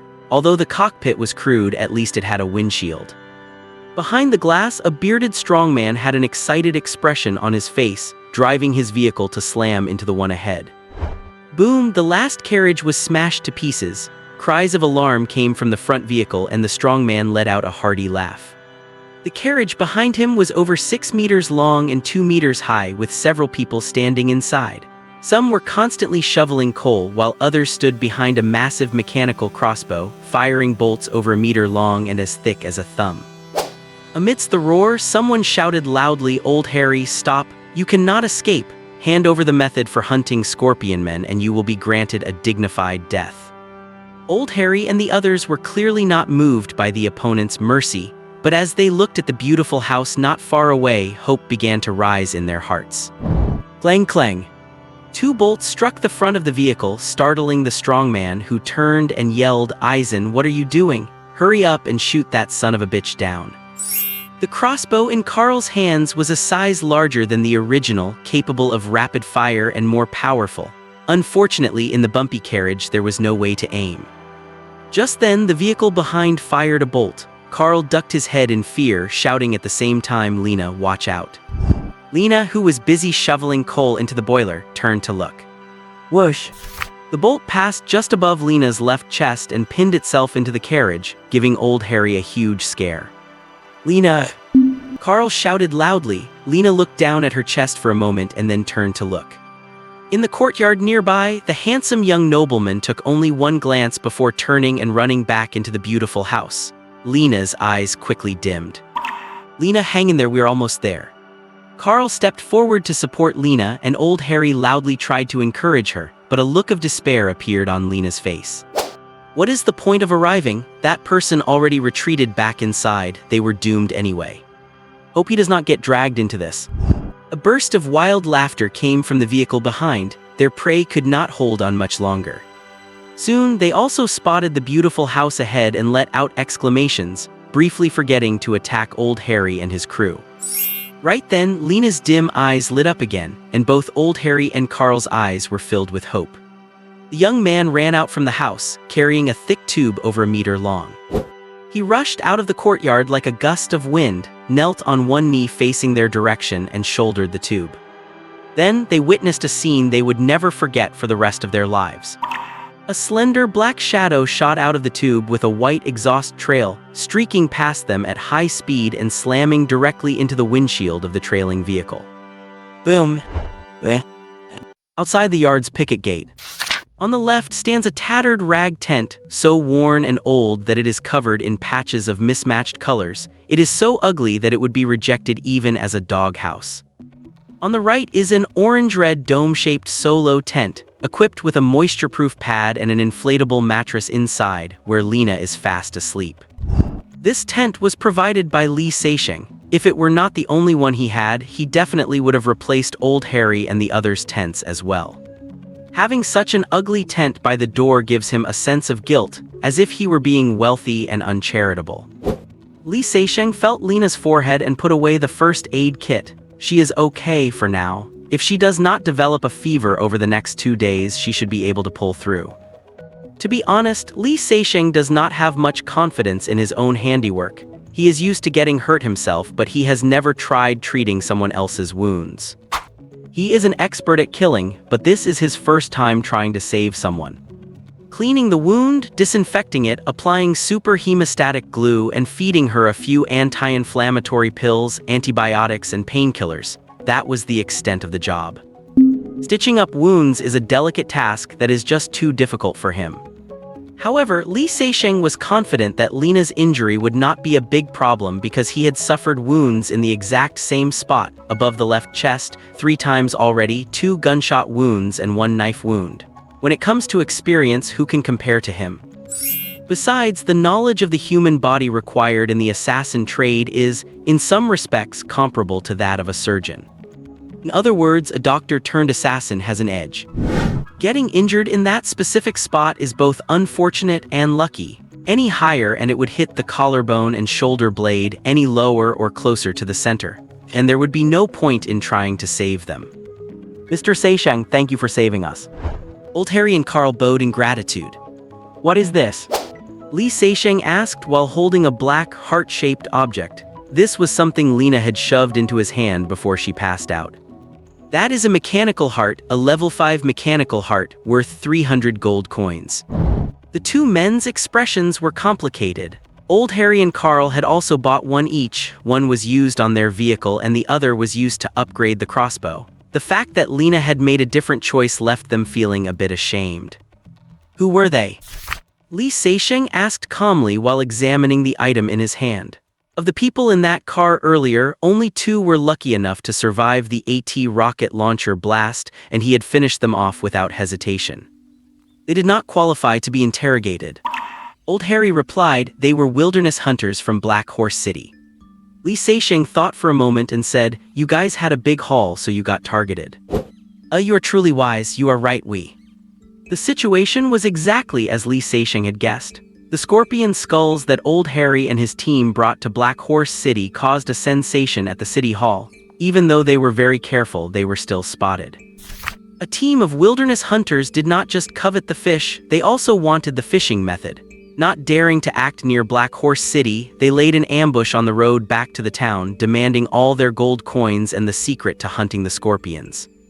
The scorpions Old Harry had came from Li Seixing, so how could they have a method? Even if they did, giving it up would just lead to them being silenced. Luckily, they had already been to the Church of the Mechanical Mother to exchange for crossbows with mechanical hearts and had upgraded their vehicle, so they fled all the way here to Li Seixing. After hearing this, Li Seixing gained a deeper understanding of the wilderness rules of this world. It is a world of the survival of the fittest, with no rules. What is the deal with the mechanical mother and the mechanical heart? Li Seixing asked out of curiosity. The thing in his hand was quite peculiar. It had a button on the side like a pocket watch. When opened, it was filled with various tiny, intricate gears, bearings, and springs. Its complexity rivaled the Jaeger-LeCoultre AMVOX on his wrist. The fact that such delicate machinery existed in this world sparked his curiosity. Old Harry and Carl exchanged glances. This noble gentleman did not even know about the mechanical mother, but they still answered his question honestly. Mechanical mother and the mechanical heart come from the City of Machines.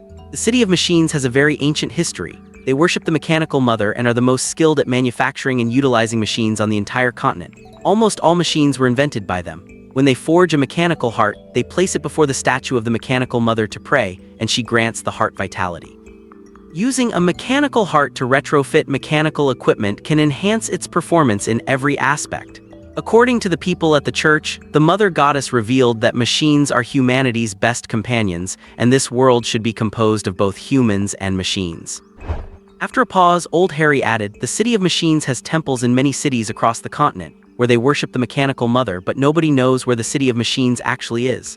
Some say it is in the sky, and except for the airships they manufacture, no one can reach it. They have a very bad relationship with the Kingdom of Chaos and a friendly one with the religion of nature." Li Seixing's head was a bit scrambled. This City of Machines sounds like an organization of scientists and craftsmen capable of manufacturing cars, steam engines, and airships. Their manufacturing technology is at least at the level of the late 18th century in his own world. The craftsmanship of this mechanical heart is even higher. Even back there, fewer than 10 countries could achieve this level. After a while, Li Seixing asked again, "I know about the Kingdom of Chaos, but what kind of organization is the Cult of Nature?" Old Harry and Carl were shocked. This gentleman was asking about the kingdom of chaos just a few days ago, and today he is asking about the city of machines and the religion of nature. Just how far away did he come from? Do these organizations not exist there? The religion of nature is a mysterious sect. They pray to Mother Earth and integrate nature hearts to gain various superpowers. Their doctrine is to develop human potential and protect humanity and nature from harm. They have a neutral relationship with the city of machines and are mortal enemies of the kingdom of chaos. The religion of nature is the friendliest toward ordinary people. Their doctrine mandates the protection of humans. Carl looked cautiously at Li Seixing and added, "Our whole town has a member of the religion of nature named Thor. This guy is very good-tempered, very strong, and often helps people in town." Old Harry probed Mr. Seixing, "Please forgive my presumption, but are you perhaps someone from the city of machines or the religion of nature?" Li Seixing shook his head. He understood what Old Harry and the others were thinking. In this world, his skills and weapons would likely only exist within these two organizations. Of course, Li Seixing's self-professed friendly attitude counted as a factor too, which was no wonder they were suspicious. But he could not admit to having a connection with these factions, because he knew nothing about them and could easily be exposed. Why is the city of machines friendly to the religion of nature, while the religion of nature is neutral toward the city of machines? Old Harry scratched his sparse hair and said vaguely, "I have heard people say it is because the city of machines uses oak trees, which angered the religion of nature. As for why they need to use oak trees to manufacture machines, I do not understand either. Oak seems to have a special significance to the religion of nature." It was already quite something that Old Harry knew this much, but Li Seixing understood immediately. Even in the technologically advanced otherworld, many manufacturing processes still required oak. At the very least, many engine gaskets were made of oak. Besides, the use of oak barrels for brewing red wine is its most well-known application. Li Seixing's expression turned solemn. The kingdom of chaos, the city of machines, the religion of nature, genetic modification, machine manufacturing and upgrades, and even superpowers. This world actually had so many mysteries and was not as backward as he had imagined, it seems. The water here runs very deep. It was past noon. Old Harry and Carl were sitting in front of the tattered tent eating wheat cakes and black bread when they suddenly caught a tempting aroma and immediately craned their necks. Li Seixing came out with a bowl of instant noodles and sat on the veranda. After a few bites, he felt something was off. He looked up to see Old Harry and Carl staring longingly at his bowl, their throats bobbing as they swallowed saliva. Even Lena was lured from her coma by the smell of the noodles. Instant noodles do not actually taste that special, but they certainly smell delicious. Li Seixing was only eating them because he was too lazy to cook, but he did not expect they would have such an allure, so he went inside and prepared 3 more bowls. Old Harry slurped his down, so moved that tears even came to his eyes. "My God, this is truly a delicacy of the human world. Yes, I have never eaten anything this good," Carl said while reaching out with his tongue to lick the rim of the bowl. Lena sat at a small table, eating until she was sweating profusely, and she felt as if her wounds did not hurt as much. Li Seixing rested his chin in his hand and watched them with a complex expression. Evening. On the coffee table in the living room lay a set of leather clothing, a chest piece, and a mechanical heart. Li Seixing hesitated for a moment before picking up the leather clothing. The black leather jacket was form-fitting, its texture as light, thin, and delicate as the best lambskin. It had good elasticity and toughness when tugged. As for Lena's claims about it being breathable and warm, he could not tell just yet, but what was commendable was Lena's skill. The workmanship was meticulous, and it was clear she had put a lot of heart into it. What Li Seixing valued most was that it would not emit infrared rays. With the jacket, trousers, and a hood, only his eyes were exposed. If he had this a few days ago in Evru, getting across that lawn would have been much easier. He put it on to test it out. It was light, breathable, and did not hinder his movement at all. Lena's craftsmanship was worthy of praise, and Li Seixing was very satisfied. He put on the chest piece and a satisfied smile appeared on his face. The design was given by Li Seixing himself, split into front and back pieces like a vest, connected at the shoulders and sides by leather cords. He could slip it on over his head, tie it up on both sides, and it would protect the vital area from his heart down to his abdomen. Behind the hard, thin armor plates was lined with soft fabric. If he had been wearing this a few days ago, at least his abdomen would not have been injured. The area above his left chest remained exposed so as not to hinder his arm movement. Li Seixing thought to himself, surely I will not be that unlucky and get shot again. The greatest feature of this chest piece was its weight. A level IIIA bulletproof vest weighs around 3.8 kg, a level 4 vest with 2 boron carbide ceramic plates weighs 7.4 kg, and heavy-duty armor reaches 14 kg. Yet this chest piece weighed less than 1 kg, the weight of a down jacket with the effect of a level 3 vest. For the sake of agility, few assassins wear hard body armor. Trying to fight while carrying over 10 kilograms plus other gear and ammunition makes it difficult even to climb over a 1-meter wall. Now Li Seixing had a piece of body armor all his own, a perfectly perfected one. Carl's craftsmanship was equally worth praising. Finally, Li Seixing picked up the mechanical heart. This was a gift from Lena worth 300 gold coins. According to Old Harry, a single gold coin was enough to sustain a family of 4 in town for a month of comfortable living. Only then did Li Seixing realize what a massive fortune he had given away. Of course, Lena's gift was equally precious. He had seen Old Harry's modified vehicle and Carl's new mechanical crossbow. The exterior was indeed more exquisite, but since he had not used them, he could not make a direct comparison and had some doubts about the modification effect. Now was the time to test it. After thinking, Li Seixing took out his FN and Glock 19M and laid them out before him. The FN was the pistol he felt most comfortable with. It felt both lightweight and sturdy and was highly accurate. Because it used 5.7 xmm SS high-velocity rounds, the recoil was very low, allowing for a high rate of fire. The 20-round magazine was also an advantage, and the bullet's high muzzle velocity comparable to a rifle could penetrate all soft body armor. Its power was perhaps even excessive. Also, because of the high muzzle velocity, the gun's biggest drawback was that even with the latest suppressor, the sound and muzzle flash were greater than other pistols. Furthermore, this caliber of ammunition was hard to find. For the average person, the issue of poor stopping power due to excessive penetration was irrelevant for Li Seixing, as he always aimed for the head. It did not matter if it stopped them or not, it was always a one-shot kill. In Li Seixing's view, if the sound and muzzle flash were reduced, this gun would be perfect. The Glock 19M, because of its small size and light weight and the absence of a firing pin safety, was Li Seixing's frequent carry pistol. The 16-round capacity was usually enough, and 9xmm parabellum rounds were everywhere, making them easy to resupply. It also had slide release levers on both sides, and the magazine release was set on the left side of the grip, making it very suitable for left-handed shooting. If he needed to use 2 pistols at the same time, the one in Li Seixing's left hand would always be the Glock 19M. Additionally, when fitted with a new carbon fiber suppressor, the sound did not exceed 65 decibels, making it much better than the FN. Everyone's needs for firearms are different. This pistol, which seemed almost perfect in the eyes of an ordinary person, still had issues for Li Seixing. First, because the barrel was too short, the accuracy was not enough for him. While its effective range is indeed 50 meters, the bullet dispersion diameter reaches 80 beyond 30 meters, which was what Li Seixing, who pursued absolute shooting precision, found most dissatisfying. What is the concept of aim? It means if you aim for the left eye, you are very likely to hit the right eye or miss entirely.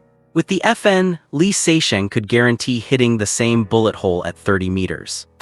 Secondly, compared to the FN, the 9xmm round resulted in higher recoil, which was detrimental to rapid fire.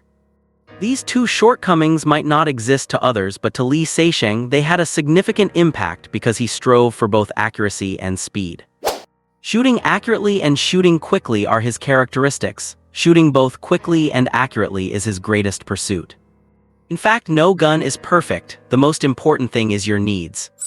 One is accurate, fast, and powerful, but the ammunition is hard to resupply, and the sound and muzzle flash are too great. One is compact, easy to carry, quiet, and uses common ammunition, but it lacks precision and rate of fire. Li Seixing was torn over the 2 pistols. After a long while, he hovered his hand over both guns and eventually reached for the FN. Old Harry and Carl were sitting in front of the doghouse chatting in low voices. Old Harry suddenly closed his eyes and after a while asked Carl, "Did you hear that? There seems to be a sound behind the house." Carl closed his eyes and listened carefully, whispering, "There are popping sounds, very faint. It is like that gentleman is swatting flies." The two looked at each other, neither understanding what the noble Mr. Seisheng was doing. A little later, Li Seisheng appeared before them carrying a stainless steel tray with 3 bowls of instant noodles and a plate of pan-fried meat, a rare smile on his face. "Eat slowly, there is more if you do not have enough." Old Harry and Carl were immediately overwhelmed by the favor. Li Seisheng gently woke Lena and personally handed her a bowl of noodles, his attitude best described as gentle as a spring breeze. He had just followed Old Harry's method, cutting his finger to drop 1 drop of his blood onto the mechanical heart and the pistol respectively, then placing the mechanical heart onto the gun. Miraculous scene unfolded. The mechanical heart seemed alive, merging with the pistol. Strangely, the pistol's volume did not change at all and he could not feel any increase in weight. The only change was that when Li Seisheng held the gun in his hand, he felt a connection between the gun and himself. It was a vague feeling, impossible to describe in words, but it was real. After testing a few shots in the backyard, Li Seisheng was so excited he almost broke into song. With this FN, Li Seisheng could previously guarantee hitting the same bullet hole at 30 meters. Now that distance was extended to 50 meters. More importantly, the sound and muzzle flash were even smaller than the Glock 19M. And most importantly, Li Seisheng had the feeling that this gun was an extension of his own arm, a gun that truly suited him, a gun that belonged to him. Carefully observing the gun in his hand that felt like a part of his body, Li Seisheng could not help but marvel at the wonder of the mechanical heart. And so, he decided to be a bit nicer to Old Harry and the others. The next day, Lena's condition began to improve. After having her dressings changed, she was already able to get up and engage in light activity. Li Seisheng could only sigh in secret at the rugged constitution of the wilderness people. He was not thick-skinned enough to attribute her recovery to his own medical skills. "Honorable Mr. Sezen, we must be going now." Old Harry and his group bid farewell. Li Seisheng thought for a moment and asked, "Will those people find their way to your town?" "The town is our territory. We have large steam-powered crossbows and Thor from the natural church. Those people would not dare come looking for trouble." "Mr. Sezen, thank you for saving us and for saving me." Lena's face was a bit pale, but her spirits were good. Li Seisheng nodded and handed her a hunting knife. "Thank you for the gift. This knife is for you." Lena received it with surprise. The knife was about 25 centimeters long with a dark red snakewood handle featuring 4 finger grooves that looked very well crafted. Once she drew the blade from its leather sheath, everyone's eyes were immediately drawn to it. The blade was wide and thick, sharpened on one side with a spine on the other. The spine was covered in fine crack-like patterns and the blade itself faintly revealed beautiful ripples, a result of the forging process. The knife was made of 2 types of steel with different carbon content. Using a forging process, it had been repeatedly folded and hammered over 800 times to produce such fine patterns. The benefit of this was that the blade possessed both sharpness and durability, much like Damascus steel. While the price was slightly lower than true Damascus, it could by no means be called cheap. This was a collectible Li Seisheng had commissioned from a German bladesmith. Though the material and style differed from the 2 daggers he kept on his person, the craftsmanship was the same. I do not know what to say. Thank you, I will cherish this forever." Lena was so excited she was nearly incoherent. Whether or not the knife was high quality did not matter to her. What mattered was that it was a gift from Li Seisheng. "Also, if you are not afraid of the trouble, you should take these scorpion men back with you as well." Li Seisheng lifted a tarp by the fence, revealing a sand pit containing the bodies of several scorpion men. He had wiped out all the scorpion men within a kilometer radius. The group was ecstatic once again. Being hunted down was the very reason they had wanted the scorpion men, which from another perspective proved the value of these creatures, but they would rather be hunted down again than give them up. Carl wanted to give his crossbow to Li Seisheng, but was turned down. Old Harry also wanted to give away his B-Tup vehicle, but Li Seisheng certainly would not take it. In the end, they gave Li Seisheng a handful of detoxifying wisteria leaves, 2 bitter hawthorn tree fruits, and 300 gold coins. Li Seisheng happily accepted the leaves and fruit, told them to use the gold coins to help him acquire a mechanical heart, and agreed to join Old Harry and the others in the Black Pine Forest to look for more hawthorn fruits once Lena was healed. Li Seixing was certain that these fruits could indeed sharpen his perception. For an assassin, that was crucial. It could save his life in a critical moment. If you have any trouble, you can come looking for me, though I might be away for a few days at a time. If possible, Li Seixing would have liked to let them hide in his courtyard, but he still had not figured out how to let others in, which frustrated him as well. Old Harry and his group rumbled away into the distance, trailing black smoke, white steam, and yellow dust. Li Seixing turned back to continue tinkering with his bamboo. Midnight. When Li Seixing appeared at Ryan's safe house, he was wearing a leather jacket with a chest plate underneath and a mechanical heart version of the FN at his waist. He could truly be described as having returned fully loaded. Looking at the blood stains on the floor and the sofa, Li Seixing felt as if an entire lifetime had passed. 2 days ago he had nearly died, but now he had returned unscathed. That safe house, or rather that egg, had saved him twice. He felt he needed to get to the bottom of its origin. How to investigate? By going to Athens, of course, to the office and home of Piatos Dougal at the University of Athens to see what clues he could find. But before that, Li Seixing had to take down Neville. With his leather jacket, chest plate, and upgraded FN, Li Seixing's stealth, defensive, and offensive capabilities had greatly increased, leaving him feeling quite ambitious. At that moment, what he needed most was a target to show off his skills. But there was a problem. How would he find Neville? Neville was not stupid. He would certainly have changed his residence. After cleaning up the blood, Li Seixing sat at the kitchen table with a cup of coffee and thought for a long time. He decided to call his foster father, Adams. 10 days had passed since the incident. He should have heard the news by now. In America, Adams would have just finished dinner. When the call connected, Adams was blunt. "Kid, you should be finding somewhere to hide right now, not calling me." Adams, you know. Of course, it is the biggest news in the underworld lately, a traitor in the painter organization and many people dying in their beds on the same night.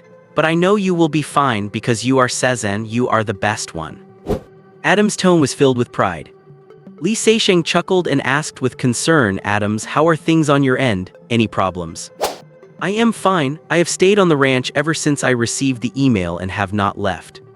Adams' tone was confident. "Kid, you know, even though I am old on my turf, unless they send the X-Men or the Avengers, nobody is walking away if they come here. Besides, who would care about an old man like me who is already retired? What about you, kid? What do you plan to do?" "What about you, kid? What do you plan to do?" Li Seixing told Adams his current situation without hesitation, excluding the matter of the safe house, which he had never intended to tell anyone. Finally, he revealed his plan. "I want to understand the current situation first. Of course, to take the pressure off others in the organization, I do not rule out taking the initiative, but without intelligence support, I cannot find my targets." "Haha, that is definitely your style, taking the initiative, never sitting around waiting to die." Adams thought for a moment and comforted him. "Kid, do not rush. I have said more than once that your greatest weapon is your composure. The painters have existed for 130 years and have been through many crises. The most dangerous time, only Bercy, Paul's father, and 2 other painters were left, and they still made it through." After a pause, Adams asked skeptically, "When you joined the painters, did that old guy Paul not tell you anything?" "Paul did not say anything except for oh God." Li Seixing jumped up from the sofa. He remembered. Paul had once given him a code, a key for emergency contact, telling him to memorize it and destroy it immediately and to never, ever use it under normal circumstances. Adam's laughter came through the phone. "Kid, your memory is not even as good as an old man like me. All right, do what you have to do, stay safe, do not worry about me. I hope to see you at the Christmas dinner, and if you can bring a girlfriend, even better." Having said that, Adams hung up directly. He was a very decisive man. When it was time to retire, he chose to go home and live a normal life without any attachment to the past. Once he knew Li Seixing was determined to be an assassin and could not be talked out of it, he taught him all his experience without reservation. "I will Adams goodbye." Speaking to a line he knew was already dead, Li Seixing's voice carried a warmth he had never shown anyone else. He loaded the black ant, inputting the password and the secret key. Li Seixing typed, "Hello, Paul gave me this contact method." Soon the reply came, "Is that Tony?" Li Seixing held his forehead. God, this was the same routine as Garrick's. "I am Sezen." "Mr. Sezen, hello, you can call me Winnie." A sense of happiness in having found his organization welled up inside him. Li Seixing hurriedly typed, "Hello, Winnie, is Paul all right? What exactly happened?" Winnie replied quickly, "Do not worry, Paul is fine. Was the matter in every your work?" Li Seixing thought for a moment and decided to be honest. "Yes, Neville escaped and I killed Monet and Degas. Before that I also killed Garrick's assistant Jones and Gainsborough." Clearly the person on the other end was digesting his news. It took a while before there was a reply. "Very good, Mr. Sezen. Paul said you were someone who could be trusted and you have proven your loyalty with your actions. Therefore, I am authorized to tell you the truth about this matter." Soon the other party typed a message that shocked him. "There are many traitors, the leader among them is Thomas, the organization's deputy leader, Thomas." "Thomas?" Li Seixing could not help but gasp in surprise. The painter organization had 3 deputy leaders in total.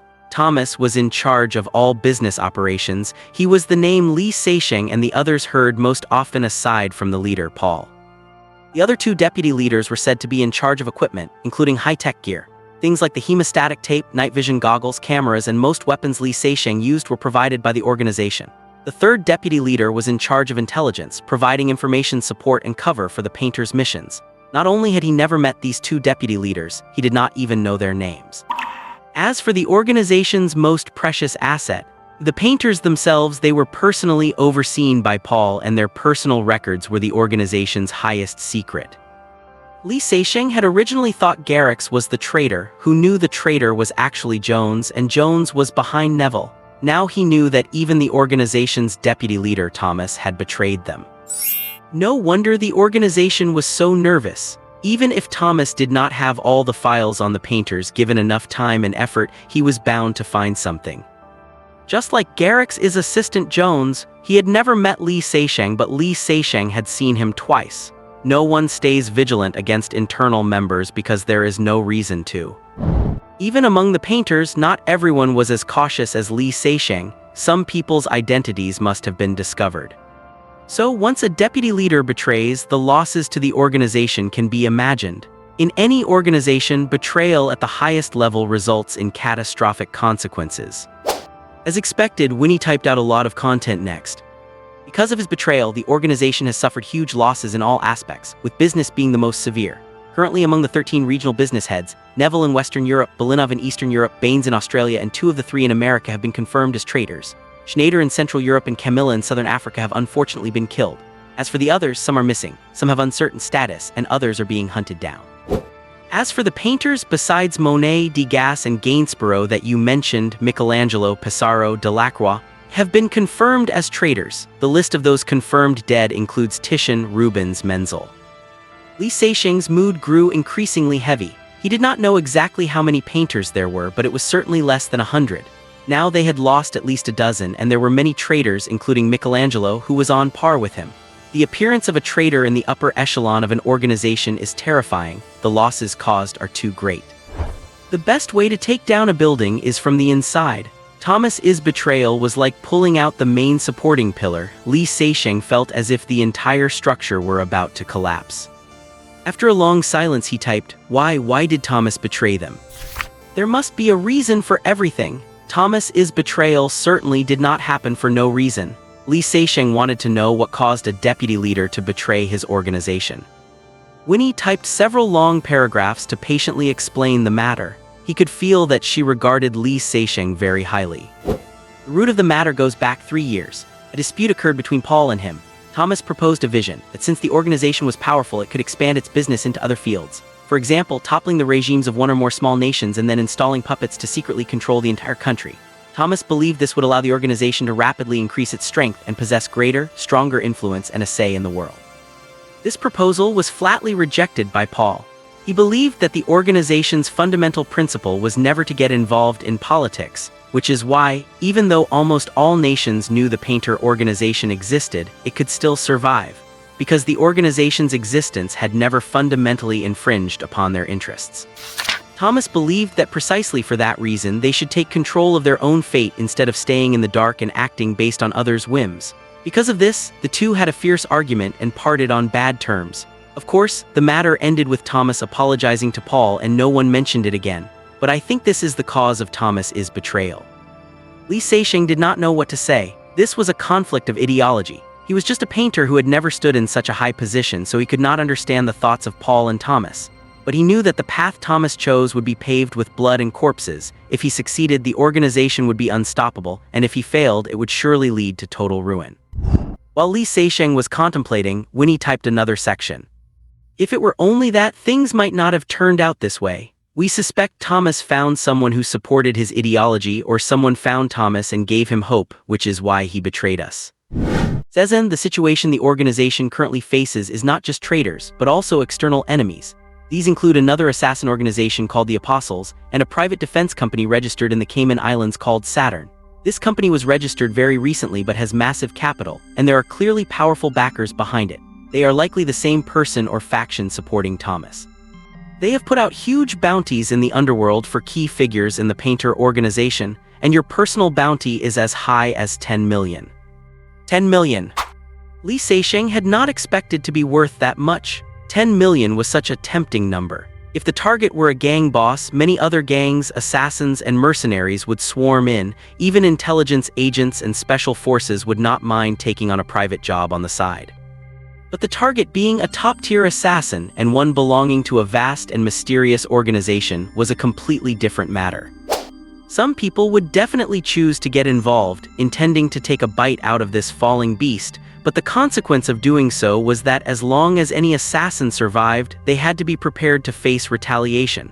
So most people would choose to stay on the sidelines for now. If it were confirmed that the painter organization was truly collapsing and unable to strike back, then countless wolves would rush up to tear a piece out of the dying beast.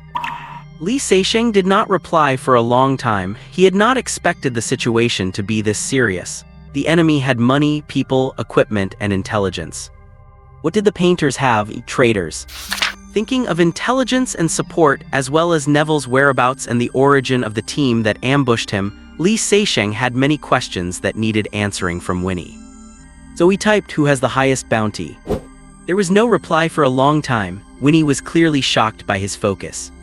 "It is Paul. He is worth 30 million. After that are the two deputy leaders and you top painters, all at 10 million. Mr. Sezen, I refuse to answer similar questions below." Li Seixing let out a satisfied breath, then asked, "Winnie, I was attacked while performing a mission on the 15th. There were 2 waves of ambushers, one of which. Sorry, because the intelligence network is temporarily in a dormant state, I cannot provide a specific answer. But I suspect that company must have contact with Thomas and Neville. For them, finding a mercenary team is an easy task." Li Seixing understood Winnie's answer, but he was disappointed. "Sezen, what do you plan to do now?" Li Seixing typed without hesitation, "Counterattack. Of course, counterattack. Let those traitors and those prepared to collect the bounty know that choosing to stand against us means being prepared to face death at any moment." Being a passive target was not Li Seixing's style. He wanted to avenge himself. No matter how bad the situation was, Li Seixing would strike back. At least he would take out those who wanted him dead. He knew very well that the consequence of continuing to hide was certain to be a siege by the wolves, and he did not want to live like a gray rat in a dark corner. Li Seixing's answer clearly satisfied Winnie, so she asked, "Very good, do you need the organization's help?" Li Seixing felt his spirits lift and immediately typed, "Need it, of course I need it. I need the organization's support in equipment, intelligence, and other aspects." "I am sorry, equipment and intelligence cannot be provided for the time being because they have all gone into a dormant state. Activating them would very likely lead to exposure." "Fuck, then why did you ask?" Li Seixing was extremely disappointed and could not help but type, "Then what can you provide, money or something else?" "Sorry, there is no money either, as that would expose the accounts." Li Seixing was so angry he laughed. "My dear Winnie, may I ask, how then am I supposed to counterattack?" After a while, Winnie gave him a reply. "Sezen, I can give you an address. It is very reliable and there you will find the intelligence you want. The address is at." Li Seixing finally got what he wanted. While recording it, he silently complained, "Very reliable. The painter organization once had such a reputation, but what about now?" Sezen, you have to understand, it is not that we do not want to organize a counterattack, but we do not know who is still loyal and who is a traitor. Therefore, we must lie low for now, otherwise the losses will be even greater. For now, we have to rely on you trusted painters to take action on your own and buy us time. Finally, Winnie wrote, "Sezen, Paul asked me to pass this message on to you. The painter organization has existed for 130 years, has been through countless storms, yet it still exists and will continue to exist in the future. Remember, you are not alone. I wish you all the best. God bless you." Europeans are very superstitious about the number 13, but the organization known as the Apostles consists of 13 apostles, that is, 13 top-tier assassins, along with an unknown number of other killers, all of whom are incredibly powerful. Unlike the painters, who are selective about the contracts they accept, the apostles will take any job. Their targets have even included women and children, something that has never happened in the 100-plus-year history of the painters. The founder of the painters, the great-grandfather of Paul Sala, Franco Sala, once said, "The world is already dark enough and our profession is even darker, so please let us keep a single candle lit in the darkness." Therefore, besides refusing contracts involving children, the painters also refuse to target those who have a truly good reputation. In fact, such people are few and far between in the real world, while hypocrites seeking fame and fortune are everywhere. So this has basically no impact on the painter's business. The apostles are different. The only criterion for them accepting a contract is money. They will do anything for money. They once massacred an entire village just to help an employer seize territory. Sometimes, they even attack innocent people when there is no money involved, simply because some of them cannot help themselves after going too long without killing. Consequently, in the underworld, the apostles are an organization that everyone wants to see destroyed. While some people may have hired them in secret, no one dares to admit having any relationship with them openly. For Li Seixing, killing is a job. For the apostles, killing is a hobby. That is the biggest difference between them. As an assassin, Li Seixing never claimed to be righteous, but he finds the methods of the painters more acceptable, and he finds more peace of mind that way. His father used to cite a Chinese idiom, "Thieves have their own code." He believed this idiom perfectly described the style of the painters. Now Li Seixing knows his opponents include not just a traitor, but also the apostles and those who have come for the bounty. Furthermore, there is that suspected mercenary or counterterrorism squad. Li Seixing only knows that they all use American weapons and gear, are well-equipped, and possess highly professional combat skills. Their combat style is a mix of mercenaries and assassins. They carry heavy weapons, work with excellent coordination, and excel at close-quarters combat. Regardless of whether they were hired by that Saturn company or sent by the employer, it means he could run into similar opponents at any time. With the enemy so powerful and the situation so grim, Li Seixing is not discouraged. He plans to eliminate Neville, the traitor, first. By severing this black hand reaching out toward him and Garrix, he will also flex his muscles, letting everyone know that as long as one painter is alive, the organization must not be trifled with. He does not know if Winnie is withholding support because she does not fully trust him, or if she is truly worried about exposing the location of others.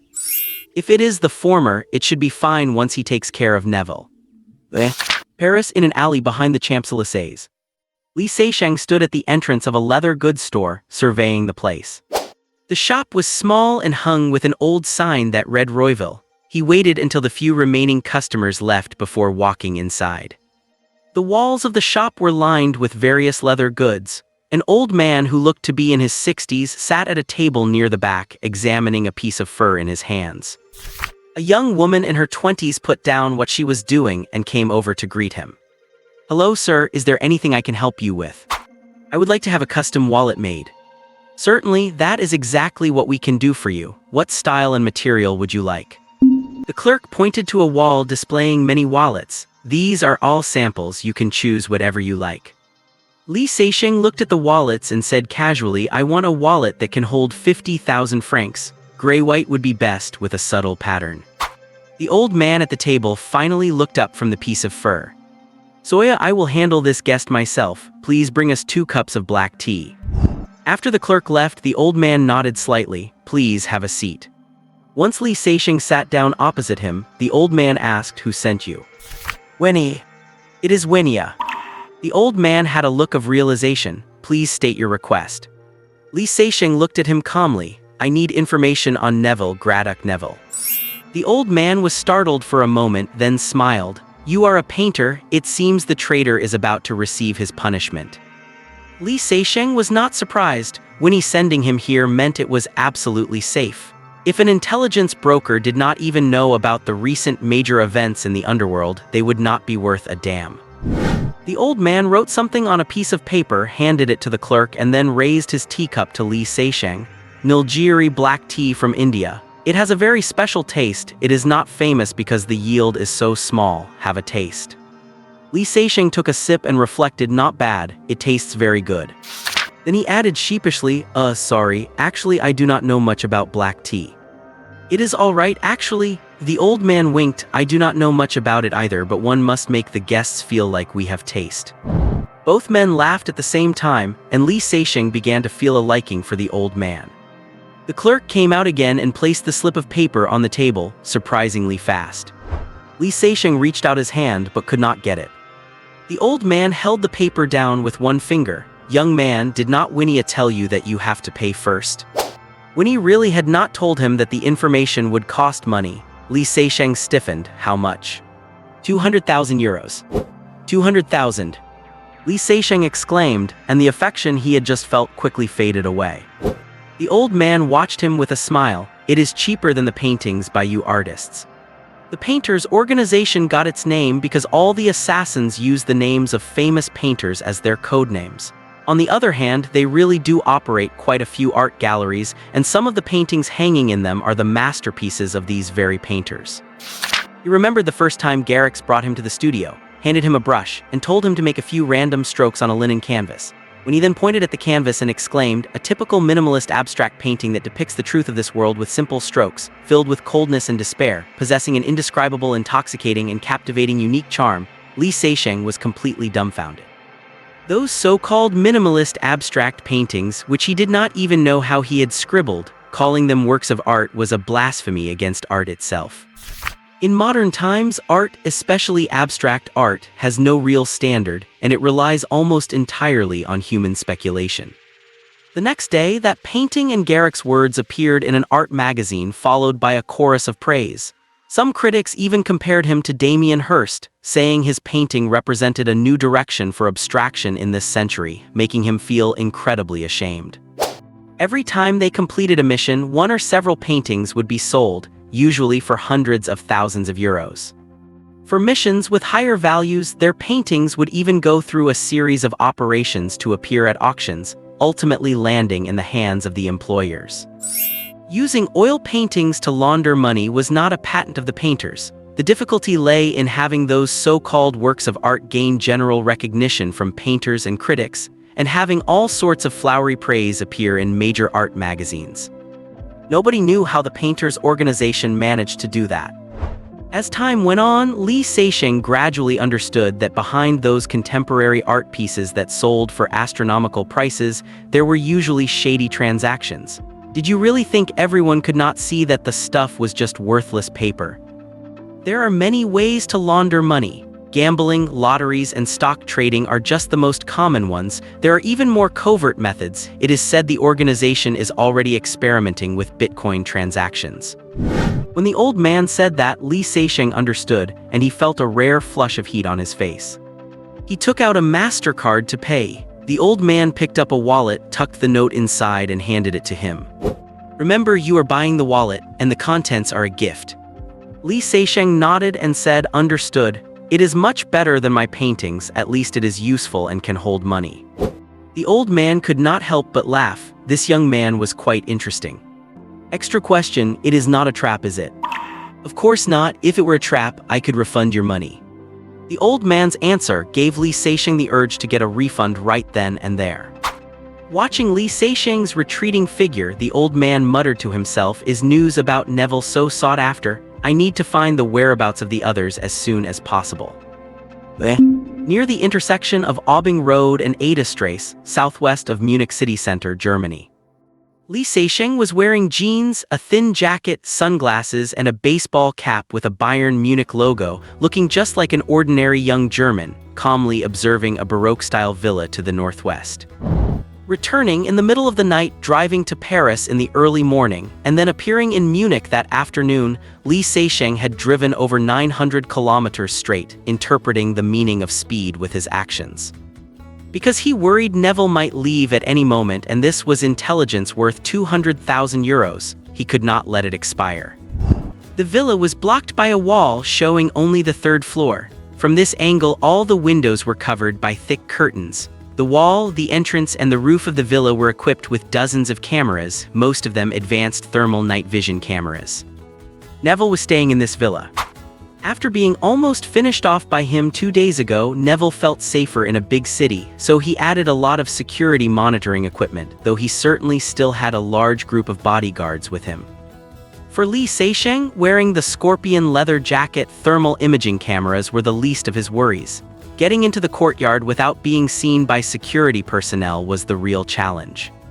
Sometimes advanced technology is not as reliable as humans. In an age of computers, the fact that all important data must still be backed up on paper is the best example. After circling around once, Li Seixing walked towards a restaurant that had the best vantage point. The Weitzman restaurant had a German flag hanging outside, but the middle red stripe had an extra moon and star. Li Seixing immediately understood the meaning. It was a Turkish restaurant. A young man greeted him and had him sit down. After he ordered dolma and meatballs, the young man placed a cup of black tea in front of him, looked at his jersey and suddenly said, "Buddy, you should become a Galatasaray fan instead. At least they will not lose 4-0 at home to Real Madrid." Li Seixing paused before realizing the guy was talking about the Champions League semifinal that had ended in late April, where Bayern Munich lost 0-4 at home to Real Madrid. "At least we made it to the semifinals, did not we?"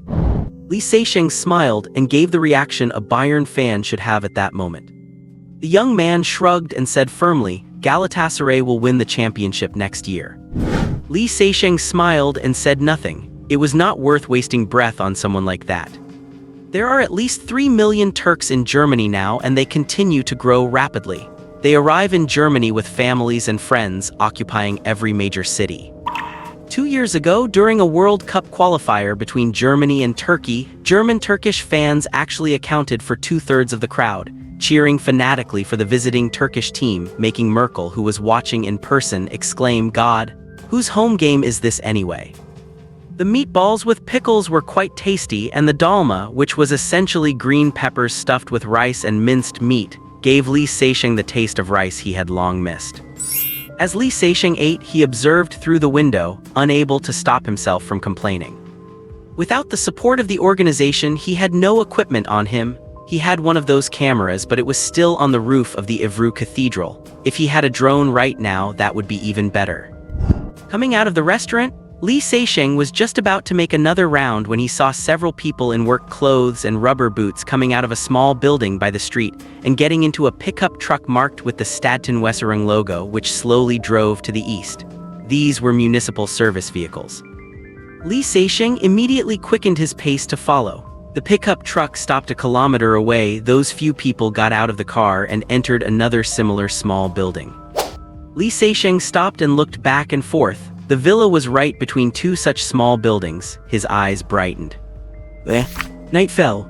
Larson the bodyguard was on the 6-12 night shift again today. The incident 4 days ago in Évreux had left everyone in the squad heavy-hearted. They understood that their boss was in big trouble. That incident taught Larson a lesson. Not being valued by the boss is not necessarily a bad thing. Those personal bodyguards who were paid several times more than him had suddenly decreased by over a dozen. Those of them who were just low-grade goods responsible for the perimeter and not qualified to participate in that battle had left with the boss, all safe and sound. Everyone is just doing it to make a living. Some choose to stand in more dangerous positions to make more money, while Larson is very satisfied with his current salary and does not want to risk his life. "Guys, it is time for patrol." Captain Kane called out and 5 people left the duty room to patrol around the courtyard wall. The villa was equipped not just with cameras but also with many metal halide lamps, keeping most of the courtyard very bright. The captain gave him a gentle tug, and the two slowly trailed at the end. Larson, you have not told anyone about what happened that night, have you? Captain, no, I have not told anyone. Larson is not stupid. Telling anyone about that would not bring them any benefits. The only result would be getting fired for incompetence without any compensation. Larson had just finished speaking when his eyes fixed on a spot at the edge of the light and shadow on the left side of the courtyard. The manhole cover there seemed to have moved. You did the right thing, no one can know about this. The captain lowered his voice and said, if the boss finds out, he might just kill us. Larson shivered and whispered in surprise, kill us? No way, right? The captain whispered if he knew we had spotted that assassin and did not report it, causing over a dozen personal bodyguards to die and nearly getting himself finished off too, you guess. Would he reward us or take his frustration out on us? The captain complained again. The boss would not care what would have happened to us if we had found that assassin. The only thing he cares about is himself. Larson shivered again. Captain, are you saying? Idiot, has your brain frozen like the Nordic ice? If we had found that assassin, he would have killed us first and then left. The boss and his personal bodyguards would have suffered no losses. The only things lost would have been our lives. And even if there were compensation, it would have gone to your wife and her lover. Understand? Larson's gaze finally moved away from the manhole cover. Captain, you're right, I understand. The captain nodded with satisfaction, wrapped his arm around Larson's shoulder, and they walked forward together. A few minutes later, the manhole cover Larson had been looking at slowly lifted. Li Seisheng climbed out gently, put the cover back in place, and quickly disappeared into the darkness. He did not know that he had nearly been discovered just a moment ago, and that a guy named Kane had inadvertently given him an assist. Germany's underground drainage system is highly developed, especially in the city of Munich, which boasts a pipe network spanning 2,434 kilometers and 13 underground reservoirs with a total capacity of 700,000 cubic meters, the largest in Germany. When heavy rain strikes, these reservoirs serve as the first line of defense, slowly releasing rainwater into the drainage pipes and finally into the Isar River to ensure the water volume stays within the maximum capacity. Municipal workers patrol them daily, and the city government has even developed them into a tourist attraction. Of course, no matter how advanced a drainage system is, it becomes useless if it encounters a deluge that exceeds its capacity. Fortunately, Li Seisheng was lucky enough to avoid any rainstorms or floods. Using the drainage system map he had found online beforehand, he located the main pipeline passing exactly beneath the villa and slipped inside successfully. This time, Li Seisheng did not choose to enter from the ground floor. He crawled to a window, climbed onto the sill, and braced himself against both sides of the frame with his hands and feet, moving his body upward in an alternating motion. Once his hands could reach the underside of the second-floor window sill, he used all his strength to pull himself up, gently stepping onto the ledge. The roof lights did not reach the exterior walls of the villa, and thick curtains blocked the view from inside. Li Seisheng just needed to make sure he was not spotted by the patrol guards in the courtyard. As for the thermal imaging night vision cameras, he could ignore them thanks to his scorpion skin suit. Soon he reached the top floor and the real test began. Li Seisheng gripped the protruding eaves tightly with his left hand. One foot stepped onto a decorative semicircular molding on the wall. He stretched his arm as far as it would go to slide a dagger into the gap of the attic window, his left arm trembling involuntarily as he slowly pried it open. Finally, the window emitted a tiny click. Li Seisheng retracted his dagger, pulled the window open, and climbed inside, immediately lying flat on the floor with his chest heaving violently. The series of movements had exhausted a great deal of his physical strength, so he had to rest for a moment. In the study on the third floor, Neville was not resting. After making several phone calls and issuing a series of orders, he lit a cigar and sat at his massive desk, recalling what had happened in Évreux a few days prior. As the Western European director of the painter organization, he knew how capable those painters were, but he had never imagined anyone could escape a carefully laid trap, let alone kill Monet, Degas, and over a dozen elite bodyguards. If he had not left in time back then, he probably would have remained in that villa in Évreux forever. At that thought, a wave of intense anxiety washed over him, and he reached for the phone. Klimt, have you finished your mission? Upon hearing the answer, Neville urged, if you cannot find them, come back as soon as possible. I need you more here. Hanging up, Neville let out a sigh of relief, leaning back in his chair and exhaling a cloud of smoke. His face behind the mist remained expressionless. Just then the phone rang. Seeing it was Thomas, Neville picked up immediately, failing to notice the faint sound coming from outside the door, the sound of a body hitting the carpet. Hi, Thomas. I have had very little progress here, only finding a lead on Daubigny. He is hiding in Amsterdam and I have sent Klimt and his men there. As for Tornado, I have already handed him over to the apostles as you requested. Thomas, you know those painters are not ordinary people. They will not sit at home waiting for us to knock on the door and offer their necks. I am sure the others are not making much progress either. Do you know why? Neville's voice grew louder. Because of the apostles. Because of their presence, many intelligence dealers in the underworld are not willing to provide us with information anymore. Damn it, Thomas, who brought these guys in? By standing with them, our identity as traitors has gained an additional prefix. Shameless. Fine, I will just focus on doing my job, but Thomas, you need to send me more men. I am understaffed here. Sea-level squad? Oh, that is indeed good news. I hope they arrive soon. For the first time during the call, a smile appeared on Neville's face, and he stood up to pace around the room. Sorry, Thomas, not yet. However, when I was attacked in Evreux 4 days ago, Degas suspected it was likely Gauguin, Michelangelo, Picasso, or Cézanne. He did not know Michelangelo was one of our people, so it is highly likely to be Cézanne. Perhaps because of the mention of the name Cézanne, the study door creaked open just a sliver, allowing the person outside to hear more clearly. There is another piece of evidence. Garrix suddenly appeared in nearby Verneuil that day. He is Cézanne's agent, so the probability that the killer is Cézanne is extremely high. They are likely together. People are currently watching Garrix's properties in Bern as well as in Vienna and Bournemouth. Then Neville asked with confusion, Thomas, how do you know it is Cézanne and why do you value him so much? How is he different from the other top painters?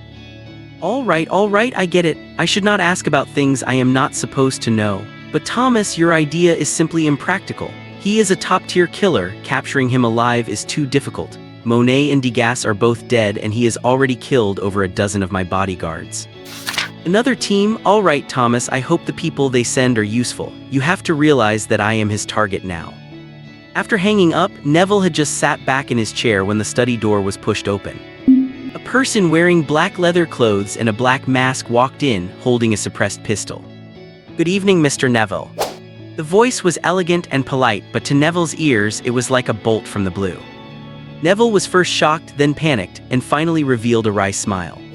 You must be Cézanne. I have not met Gauguin or Picasso, but I know neither of them is this tall. I did not expect you to find your way here so quickly. It seems the organization's intelligence department is still running.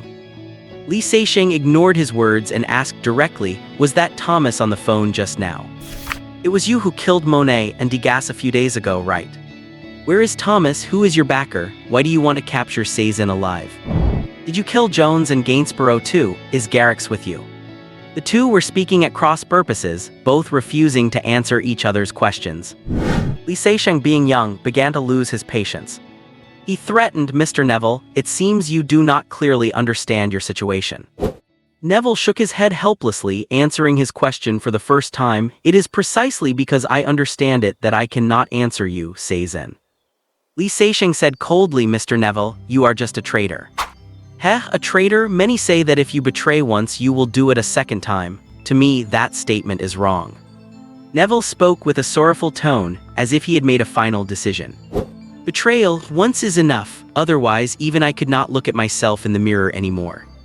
Having said that, Neville bit down hard on his collar. Li Seixing raised his hand but did not know how to stop him.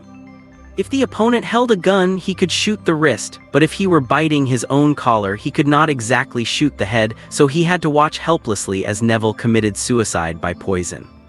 Cézanne, if I told you I did it for the future of the organization, you certainly would not believe me. Neville said hurriedly, because you do not know how powerful their influence is, otherwise Thomas and I would have also. Before he could finish, he collapsed onto the desk, lifeless.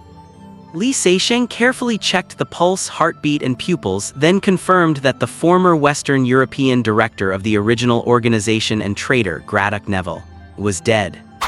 Li Seixing felt a bit lost. He had not expected Neville the traitor to have such grit, making him feel almost like the villain. Neville knew well that even if he revealed everything, Li Seixing would not spare him. He was a dead man either way. In the underworld, all organizations treat traitors with the same principle. No repentance, no forgiveness, only death. Kill the traitor by any means necessary, using the most ruthless methods. If the traitor survives, it is the greatest injustice to those who remain loyal. Li Seixing first felt that this mission had been a bit too easy, then he realized that the previous 2 missions had been ambushes and traps. Surviving them had been a miracle. In reality, this was the normal state for a killer executing a mission. If things went smoothly, completing a task for Li Seixing was as simple as this. It was just that he had become accustomed to unexpected trouble, and now that he had not encountered any, he felt somewhat uncomfortable. He first searched the room for any potential cameras, then began flipping through the documents on the desk, but unfortunately he found no useful leads. Just then, the study door suddenly burst open, and 2 bodyguards charged in with guns drawn. Li Seixing quickly raised his right hand, moved his arm and fired 2 consecutive shots. Both bodyguards collapsed to the floor. Cries of alarm and frantic footsteps erupted outside. Facing this situation, Li Seixing felt relieved instead, feeling that everything was normal again. That is more like it. As he said this, he drew his Glock 19 with his left hand and walked toward the door. Li Seixing ran a few steps, shot down the 2 charging bodyguards and quickly rushed up the side staircase toward the attic. He intended to leave the way he came, but just as he emerged, a blinding light shone in his face, followed by several bullets hitting the window. Shards of glass flew into his face. Fortunately, he was wearing his mask or he would have been disfigured. Fuck. Li Seixing cursed and quickly turned to run back down. In the 3rd floor corridor, he crossed paths with 3 bodyguards charging up. With less than 10 meters between them, both sides raised their arms almost simultaneously. Li Seixing was a fraction of a second faster. The result was that only 1 bodyguard managed to fire a shot which hit the ceiling with no accuracy at all. With the mechanical heart-upgraded FN, Li Seixing's shooting was faster and more accurate, feeling like an extension of his own arm. Opening a door across the corridor, Li Seixing rushed to the window and pulled back the thick curtains. He saw the same blinding light again, along with several gun muzzles spitting fire. He cursed while dodging the bullets. Damn, if you are that cowardly, how did you dare to become a traitor? Li Seixing had not expected Neville to install so many searchlights on the perimeter walls facing the house. It was entirely unnecessary. But the reality was that he had no good solution for this situation, so he had no choice but to try the 1st floor. At the 2nd floor staircase, 4 bodyguards were hiding on both sides of the corridor, with their guns pointed at the 3rd floor. Thud. Dark shadow fell flat from the floor above. Several bodyguards quickly shifted their aim and pulled the triggers. Bang, bang, bang. Each of them fired 2 shots before realizing it was just their comrade's corpse, already riddled with holes. They quickly pointed their guns back toward the 3rd floor. Thud. Another dark shadow fell flat, landing exactly on the 1st corpse. The bodyguards did not shift their guns this time, only glancing over with their peripheral vision. They saw the shadow lying on the floor, both arms outstretched to the sides, muzzles flashing. Pub, pub, pub, pub. After the gunfire, the corridor went silent. Li Seixing sat up and gave a triumphant whistle. This was his signature technique, firing with both hands in opposite directions, covering a 180-degree front with high accuracy. The FN, modified by the mechanical heart, was even more responsive, and the Glock 19 performed perfectly at such close range. Li Seixing stood up, stretched his body, and headed toward the 1st floor. To his surprise, not a single bullet was fired from the 1st floor. Li Seixing glanced at the tightly shut door, walked gently to a window, and carefully nudged the curtain aside to look out, his heart sinking. The blinding lights were dizzying. He could faintly see those bodyguards hiding behind flower beds, cars, and bushes, pointing their guns toward the house. The intention of these bodyguards was obvious. They would not rush in to die again, but they would do everything in their power to prevent him from leaving.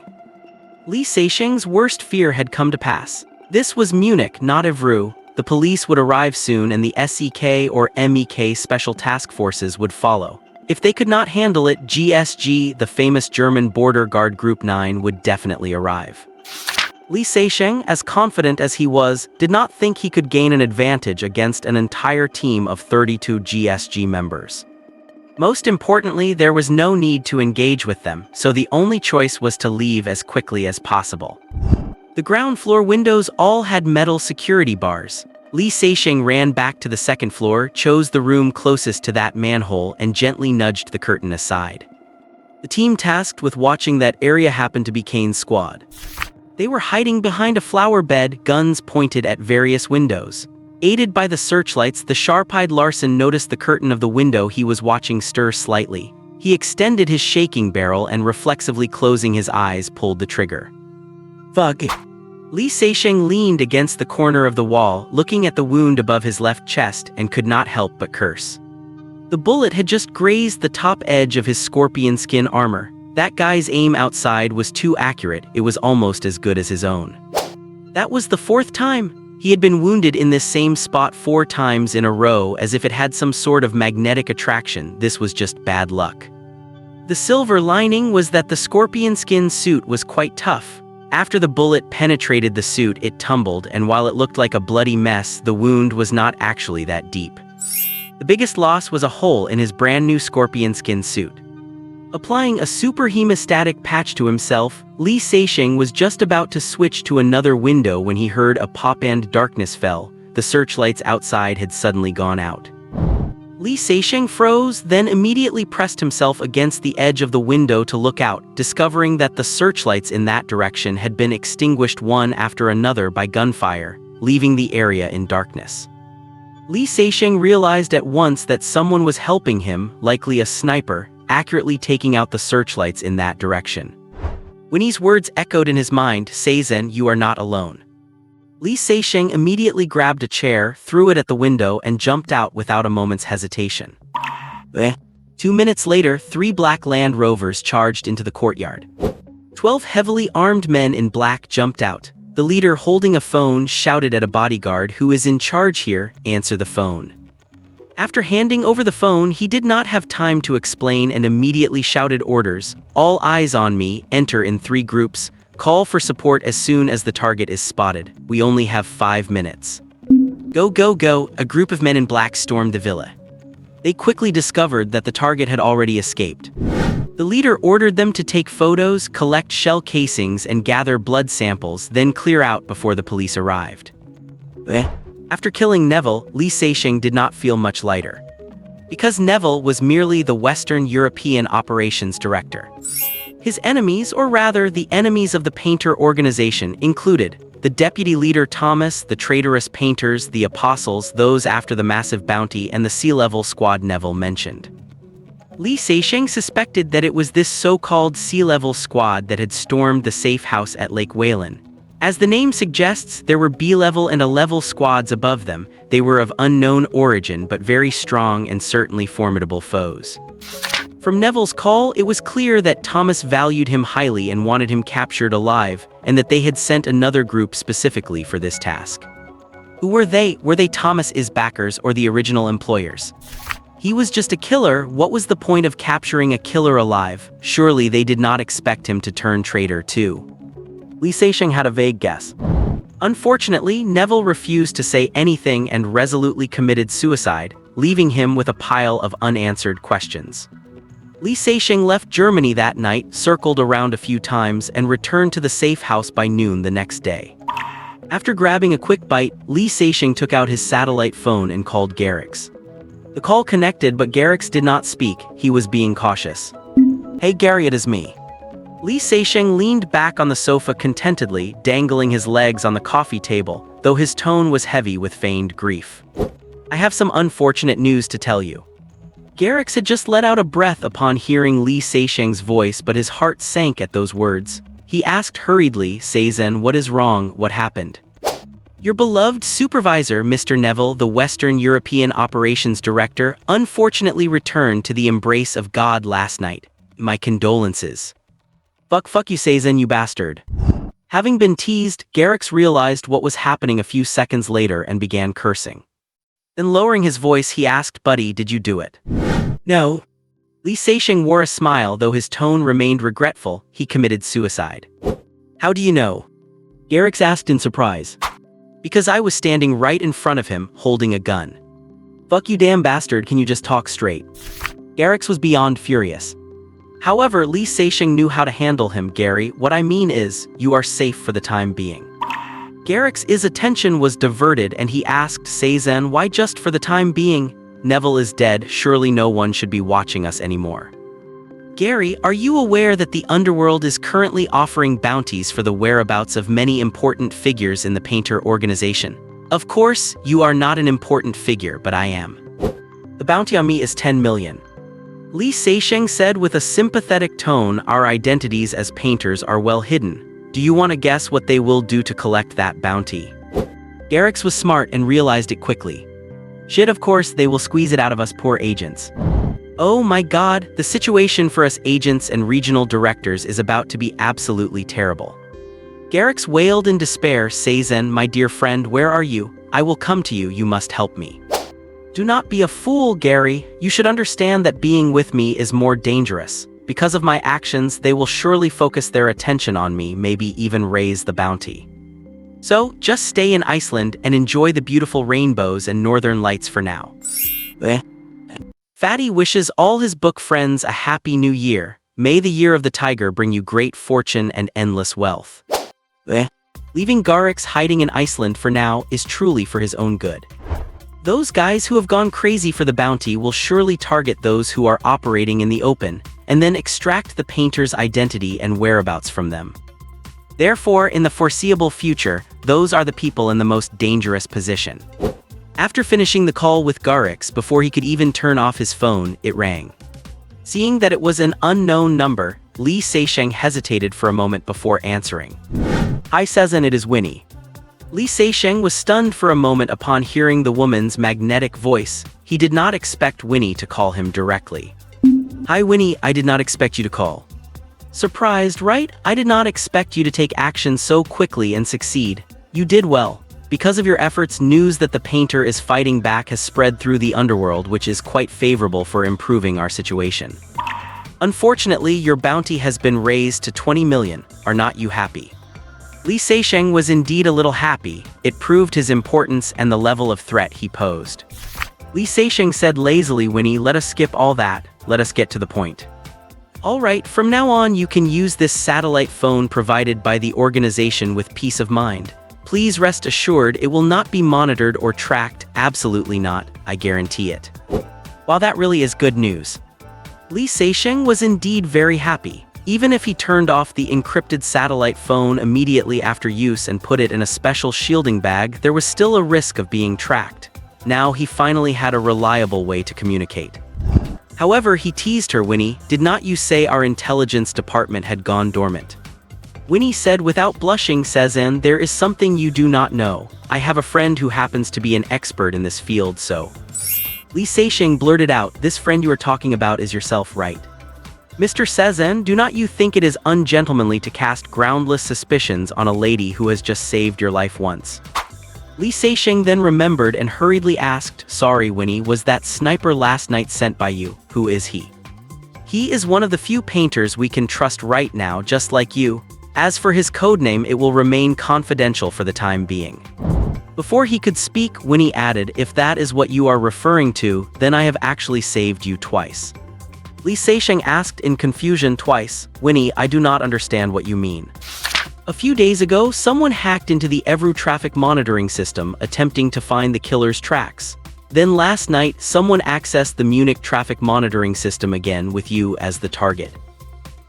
My friend, entrusted by me, deleted all records that might be related to you and almost tracked down the opponent's IP address. I believe they will not dare to do this next time. Do you think that counts as saving you once?" "Thank you, Winnie, I owe you one." Lee Seixing was not very proficient with computers and the internet, but he knew that even if he disguised himself as a black man, once the other party got the surveillance footage, they could accurately analyze his height, weight, approximate age, and behavioral characteristics through computers and professionals. They could also roughly determine his hiding place based on the direction he left, and then quickly lock onto him next time. Technological progress brings more than just benefits, it carries unexpected dangers, especially for someone like him who walks in the shadows. The probability of being exposed has increased significantly. After receiving his thanks, Winnie's tone softened. "You are welcome, it was the right thing to do. I just want to warn you that you are being watched, so be very careful. Keep this phone with you at all times, we can use it to stay in touch from now on. If you ever run into danger, do not forget to destroy it immediately. You are welcome, it was the right thing to do. I just want to warn you that you are being watched, so be very careful. Keep this phone with you at all times, we can use it to stay in touch from now on. If you ever run into danger, do not forget to destroy it immediately. Good luck, keep in touch." Winnie did not say much more, and before Li Seixing could ask if there were any other targets, she hung up in a hurry. Li Seixing shrugged and tossed the phone aside, then froze. How did Winnie know his whereabouts? When the Evru incident happened, he and Winnie had not even been in contact yet, but Winnie knew that he was the one who did it, and she was able to delete the records before the others. What does this mean? It means that Winnie has actually known his whereabouts the whole time. He picked up the phone and looked at it, then realized. How did she do it? Naturally through this phone. If Winnie can guarantee that he will not be monitored or tracked, then from another perspective, she must be able to monitor and track him. When he appeared near Neville's villa in Evru, Winnie must have been tracking his location, wanting to find out if he was a traitor going to meet Neville or someone going to kill him. Winnie did not want to discuss this awkward topic with him, which was why she hung up so quickly. Li Seixing thought about it but did not care. Monitoring, let her monitor then. It is better than being monitored and tracked by others. Besides, he was not planning on being a traitor. Moreover, do you have any way to get rid of it? Unless you stop using this phone, but that would be even more dangerous. Winnie said someone was tracking him, and Li Seixing guessed this was the other group mentioned in Neville's phone call. If it were Thomas's people, they should have known his target was Neville and would have waited for him in Munich, instead of checking the traffic cameras after the fact. And what does that tell us? It means the opposition is not actually unified. Thomas and Neville are a group, the apostles are a group, and there is another group tracking him, but there is some information they are not clear about. This is good, the other side is not a monolith. This time, Li Seixing infiltrated from the roof and did not have time to destroy the hard drive in the surveillance room. Hopefully, they will not get the records from that time, but he was wearing a leather jacket, a mask, and moved very quickly, so they should not be able to see much. Putting this aside, Li Seixing began thinking about what to do next. He soon thought of his next move. Now that Neville has been taken out, the opposition will definitely be in chaos for a while. Taking advantage of this opportunity, he wants to investigate the origin of that egg. This mystery weighs heavily on his mind. As for that surveillance footage, Li Seixing's hopes were destined to be dashed. A villa in the suburbs of Paris. There were 3 black Land Rovers parked in the courtyard, 2 people in black trench coats were walking back and forth near the entrance, and the muzzle of a pitch-black gun poked out from the window of the roof attic, monitoring the surroundings. The spacious restaurant on the first floor was used as a briefing room with several whiteboards with mobile supports leaning against the wall, covered with maps and photos. The captain who had appeared in Evru and Munich along with team member Hark were organizing intelligence at the dining table, while another team member sat intently in front of a computer, fast-forwarding through surveillance footage of Neville's residence in Munich. Hark, can you believe it? This guy was seriously injured in Evru 4 days ago, and he appeared in Munich so soon, then used a method we do not know to infiltrate Neville's study and killed him before we could arrive. The captain's tone was full of shock. Neville died by poison, it is true, but it must be counted as the killer's work. He was not sick, so he would not have done it unless he was completely desperate. Then the captain added with regret, we were just one step away from catching him. Hark consoled him, Captain, we determined that the opponent's target was Neville, but who could have thought he would act a second time so soon? Maybe they are not the same person. Handing over a piece of paper, the captain shook his head. The DNA comparison results are out, and it is confirmed to be the same person. God, this guy lost at least 1,000 ml of blood at the time, and he recovered so quickly. Is he Wolverine or the Hulk? Hark looked incredulous. The captain sighed helplessly. Hark, This is hard for me to explain too, but obviously the guy just did it. Then he shrugged and teased, maybe this guy carries blood bags with him and can give himself a transfusion at any time. As they were talking, the phone on the table rang. The captain picked it up and asked directly, "Hey Kevin, did you get the surveillance footage?" On the phone, Kevin cursed angrily, Sana, who on earth is your opponent? A few days ago you asked me to check the Evru traffic surveillance and the result was someone deleted it first. This time the opponent not only deleted the footage but also almost tracked me down. It was that close. If we get found, we are finished. The captain frowned and pulled the phone away. After Kevin finished venting, he asked, "Kevin, I remember you saying that your intelligence team was full of web experts." Before he could finish, Kevin said at a very fast pace, "So what? So what? The opponent is also an expert and the intrusion speed is very fast, much faster than us. I suspect that the opponent either has many experts or is using a supercomputer." A supercomputer. The captain pondered, the kind of supercomputer used by the US NSA for intelligence analysis.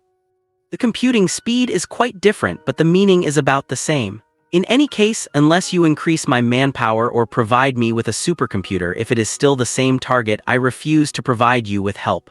Once our location is exposed, you know how serious the consequences are. The captain certainly knew any organization would hide its intelligence analysts deep underground. The action group and the intelligence group are even thousands of miles apart. Their personnel and equipment are very precious and absolutely cannot be lost. But the problem is whether it is really that serious is hard to say. Maybe Kevin is just using this opportunity to get a supercomputer. The captain had to soothe him. "I know, Kevin, I am sorry. Let us talk about what you gained. Alright, through the pictures you provided, we carried out bullet and ballistic analysis. Unlike Evru, this time the target had an FN and a Glock 19, both equipped with muzzle suppressors. The same thing is that the target's marksmanship is very accurate, aiming almost exclusively at the head. After comparison, we confirmed that the target is the same person. This style of shooting to save bullets is too unique." The captain did not need Kevin to analyze this. He had already confirmed it through DNA comparison. So he asked anything else. Then, those searchlights were taken out by a G sniper rifle from a roof 600 to 700 meters to the northwest. The opponent clearly has an accomplice. "Very good, thanks for your help, goodbye, Kevin." The captain hung up and muttered, "A supercomputer. Maybe we can intentionally let them find out and then set a trap." Hark's face darkened and he hurriedly advised, "Captain, I have to remind you, you do not have the authority to do that. Once the company finds out, we..." Alright, Hark, I am just saying it." While he said that, who knows if the captain was thinking the same thing inside. "Found it." At that moment, the team member sitting at the computer shouted excitedly, and the captain and Hark rushed over. The team member pulled out a few frames from the full-screen surveillance footage where a dark shadow appeared, and he magnified the clearest one. A person wearing a black leather jacket and a mask appeared in the footage. Hark stared at the screen and analyzed. It is him, height between 1.8 and 1.85 meters, which is perfectly consistent with the eyewitness description of the drunkard found in Evru, wearing a leather jacket and a mask. "This must be to hide his skin color. Captain, he should be a black man." The team member pressed the play button to make the footage move, then analyzed. "You can see the opponent is very young, has a great build, and moves very nimbly. He is definitely no older than 30. After speaking, Hark and the team member looked at the captain, hoping for his approval. The captain crossed his arms, rubbing the stubble on his chin, lost in thought. "Do not you find it strange? Why did ordinary cameras in several hallways catch his image, but dozens of outdoor night vision cameras did not find anything? How did he enter the wall, how did he enter the room, and how did he enter Neville's study?" Hark and the team member looked at each other. At that time, they had to withdraw before the police arrived, and they did not have enough time to inspect the scene. The captain pondered for a long time without result and said helplessly, "Forget it, let us organize the useful intelligence we have." Just as he finished speaking, the phone rang. The captain took a look at the number, walked into the opposite room immediately, and closed the door tightly. A while later, the captain came out and walked to a whiteboard, saying to a map, "Let us continue." Hark and the team members sat at the dining table and began to report. Combining the clues obtained in Evru from the scene surveillance footage in Munich, it can be seen that the target is between 1.8 and 1.85 meters tall, very young, has a great build, and is definitely no older than 30. His shooting is very fast and accurate. He is also very good with a knife, excels at night infiltration, and is good at avoiding surveillance. Combined with the testimony of the eyewitness found in Evru, we suspect that the target is highly likely a black man. And he has at least one accomplice, a top-tier sniper with the ability to hit a 600-meter target at night. Hark, let me tell you something, there are no black people among the painters, not a single one. The captain said without looking back. Hark carefully countered, Captain, sorry, is this news reliable? Absolutely reliable. The source of this information is the painter's deputy leader, Thomas.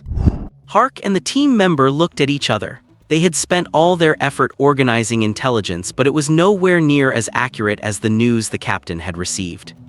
Sorry, I just received the call as well. CEO Brian called personally, you have to keep this confidential. Although the captain said that, he actually trusted his subordinates very much. Because he continued, Hark Alan, let me tell you a piece of news, top secret news. The target is likely one of Gauguin, Picasso, or Cézanne. Among them, Cézanne is the most likely. At least the one in Evru was Cézanne, so this one in Munich can almost certainly be confirmed as Cézanne. Now the company has raised the bounty on him to 20 million. Of course, no matter who it is, the three of them are among the top 5 top killers in the painter organization. Hark and Alan looked at each other again. Everything they did seemed to be in vain. The company now even found out who the opponent roughly was and raised the bounty. The captain comforted them, our analysis was not a waste. At least we know the target has been disguising himself as a black man lately. Maybe he has always been disguising himself as a black man. As the captain was talking, he had an inspiration. He turned to face the map, looked at it carefully for a while, picked up a pen and drew a circle. He should be hiding in this area. Hark and Alan went over to look, and the captain had circled Normandy, Brittany, and the Loire River on a map of France. If Li Seixing were present, he would definitely be shocked, because Rennes was prominently included. Hark could not help asking, Captain, what is your basis for this?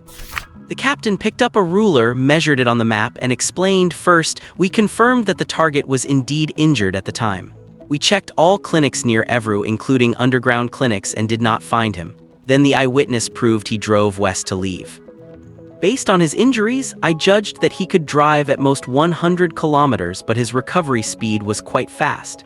Maybe the injuries were not as serious as we imagined, but they would not be too light either, so I gave a margin of 50 kilometers. Thus I judge he should be in this area. Captain, what if he left in this direction to deliberately mislead us? This time it was Alan who questioned. The captain said with a smile, first, it is highly likely that he did not notice the drunkard. Second, he was seriously injured at the time. Alan, let me ask you, what happens when a wild beast is injured? Of course, it returns to its den. Speaking of this, Alan understood. The captain nodded confidently, yes, the opponent is as cunning as a fox and as fierce as a wolf.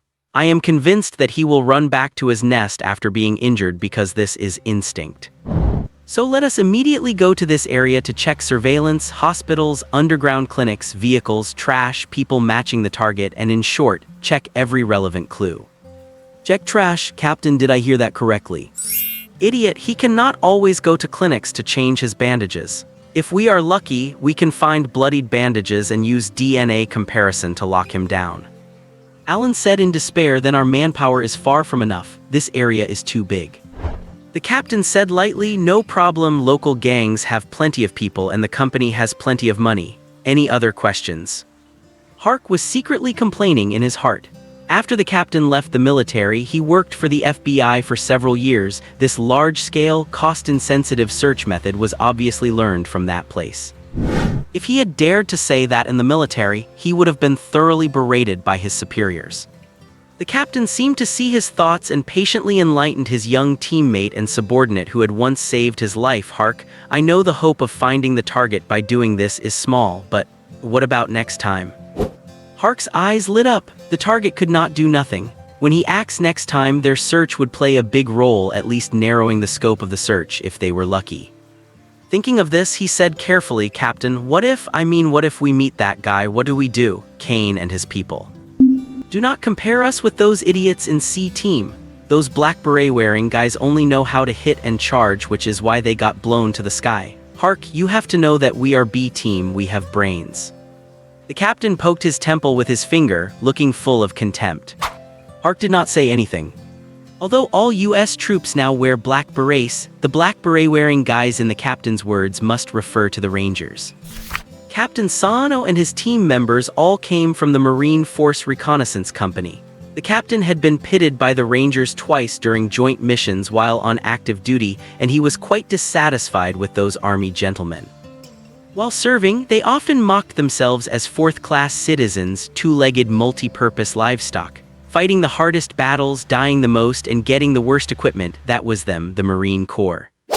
If they knew Chinese, they would definitely feel that the phrase "unloved by grandma" or grandpa was the most realistic description of them. The contradiction between the Marine Corps and the Army has a long history. In Iraq in 2003, because of bad intelligence, the two sides even clashed. They met at night and the other side fired first, causing the Marines to suffer a great loss, resulting in more than 30 casualties. In the end, it was just an apology. It is understandable why the captain did not think much of the Rangers. In fact, Hark and the others did not have much affection for those Army gentlemen either. The captain thought for a while and added, "The boss just said that he has arranged a small mercenary group and some of the Apostles' people to assist us." Hark immediately showed a look of disgust. The Apostles, that group of heartless guys. After a pause, Hark mustered his courage and said, "Captain, if our target was them, I would be happier." After a while, the captain sighed, "Hark, me too." 7:10 am the next morning.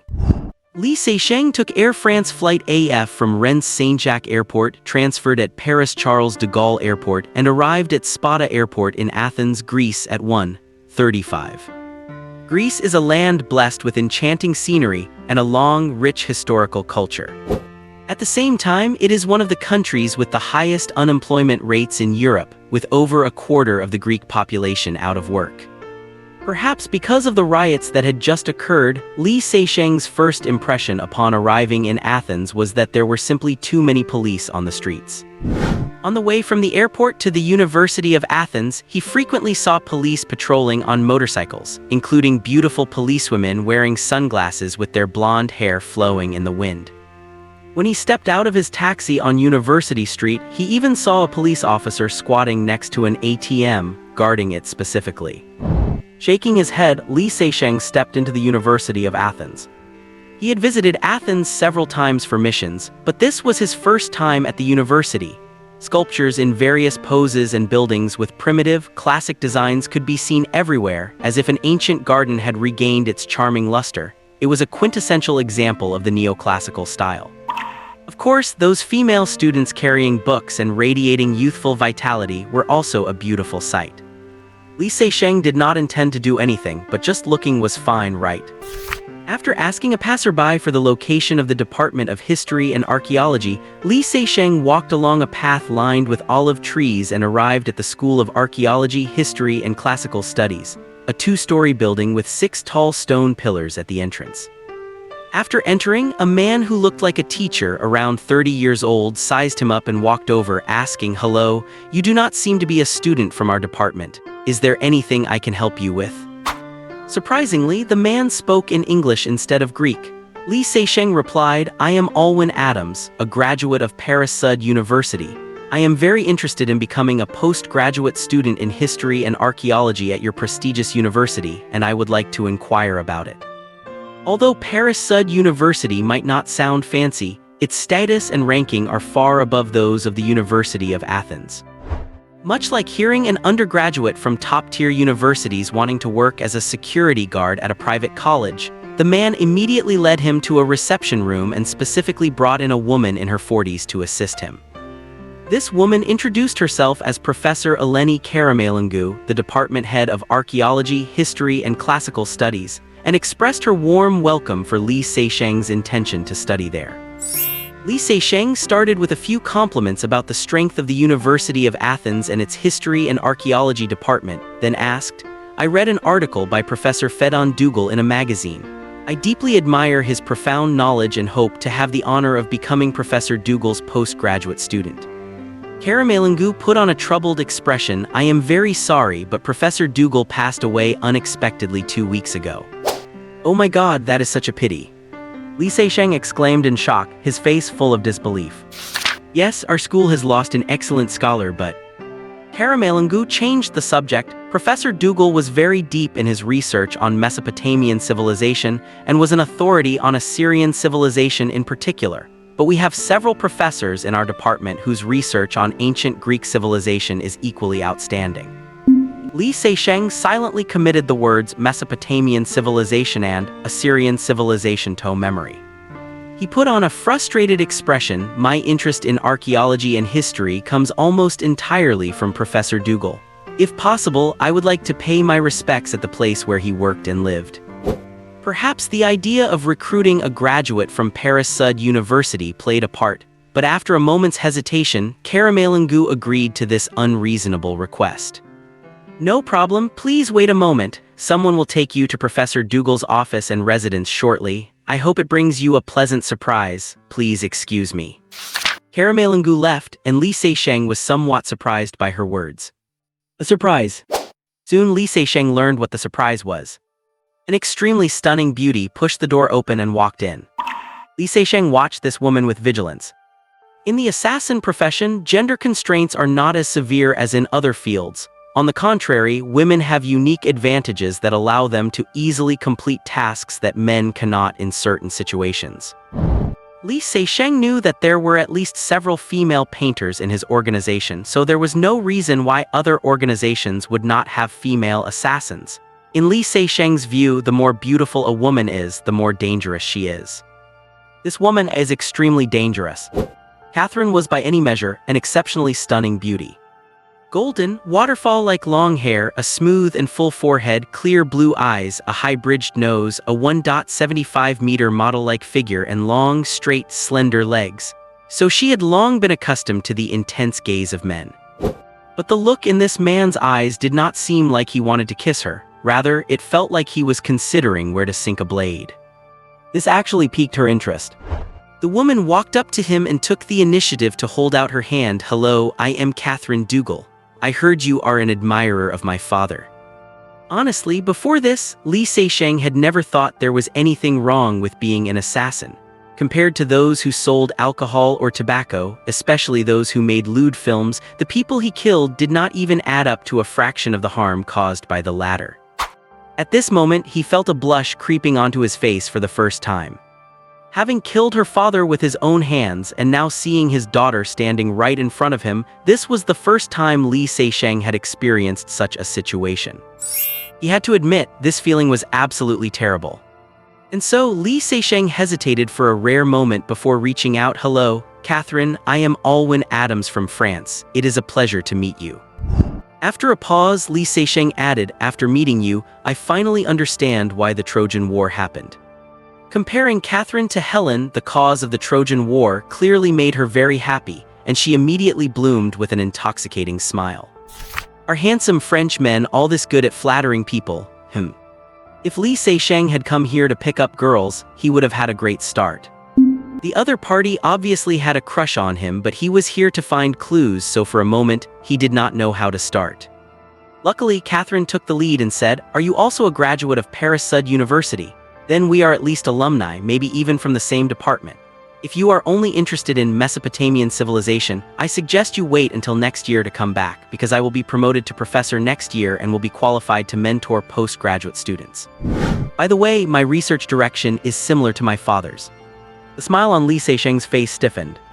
Fuck, who would have thought that a Paris Sud student would actually run into an alumna at the University of Athens? His luck was simply terrible. His expression clearly led Catherine to a misunderstanding. She smiled and said, The University of Athens does not forbid students from pursuing their teachers. Your Minister of Finance was very brave and many students here envy and admire him. Catherine was talking about a well-known figure who married his teacher, who was 24 years his senior, and who now serves as the French Minister of Finance. Li Seisheng thought to himself, is that what I meant? But he let out a sigh of relief and said, That is great, I will seriously consider your suggestion. On the way to the office, Catherine asked about his major at Paris Sud University again. Li Seisheng bit the bullet and replied, "Surgery in the medical department." "No wonder you have such a special way of looking at people." Catherine realized the archaeology department and the medical department are very far apart, so I am not familiar with you guys, but you must have seen me at school, right? As a great beauty, Catherine had that confidence. Let alone how far apart they could be on the same campus, many people from the École Normale Supérieure and École Polytechnique would come to chat with her. She did not believe that a junior student 1 year below her would not know her. "I am very sorry," Li Seisheng explained awkwardly. "I spent all my time studying while I was in school and rarely went out, just like an egghead, so."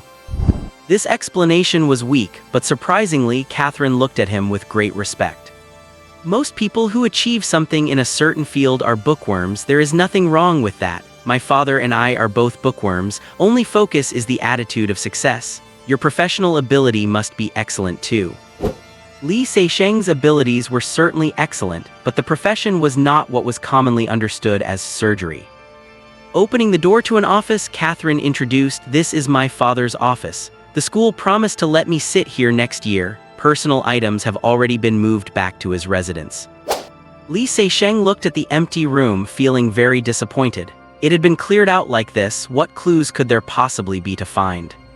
This heartfelt melancholy only made Catherine like him even more. When they reached the school gate, Li Seisheng asked curiously, "Why are there no police inside the university?"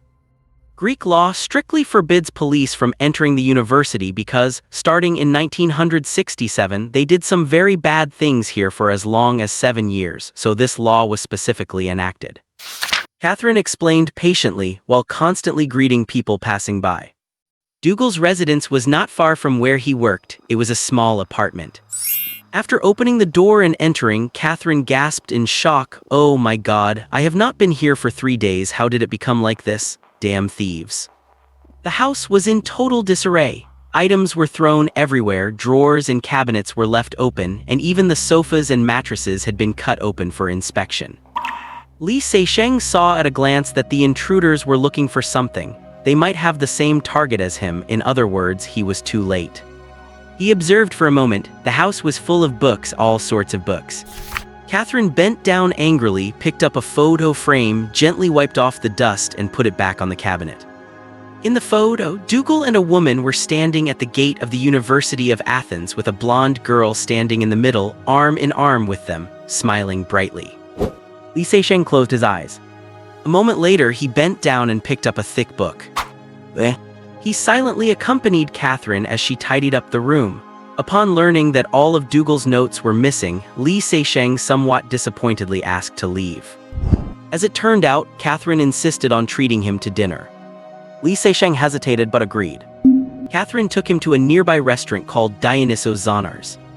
In the evening, guests were arriving in a steady stream. From the style and decor of the restaurant, it was clearly high-end.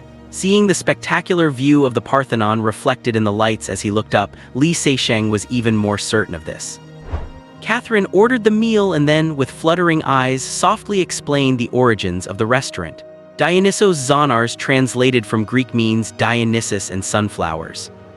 The entrance to the restaurant was paved by the famous landscape designer Dimitris Pikianis.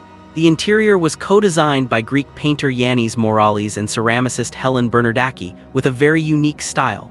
This place is not only a destination for food enthusiasts but also a paradise for art lovers. Li Seisheng had an elegant smile on his face, but inwardly he was constantly cursing, "Fuck.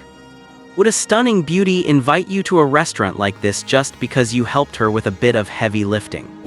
Li Seisheng was not stupid, and even a child could tell that Catherine had a crush on him. If it were someone else, Li Seisheng would not mind a one-night stand or a brief romance, but with Catherine, it was absolutely out of the question.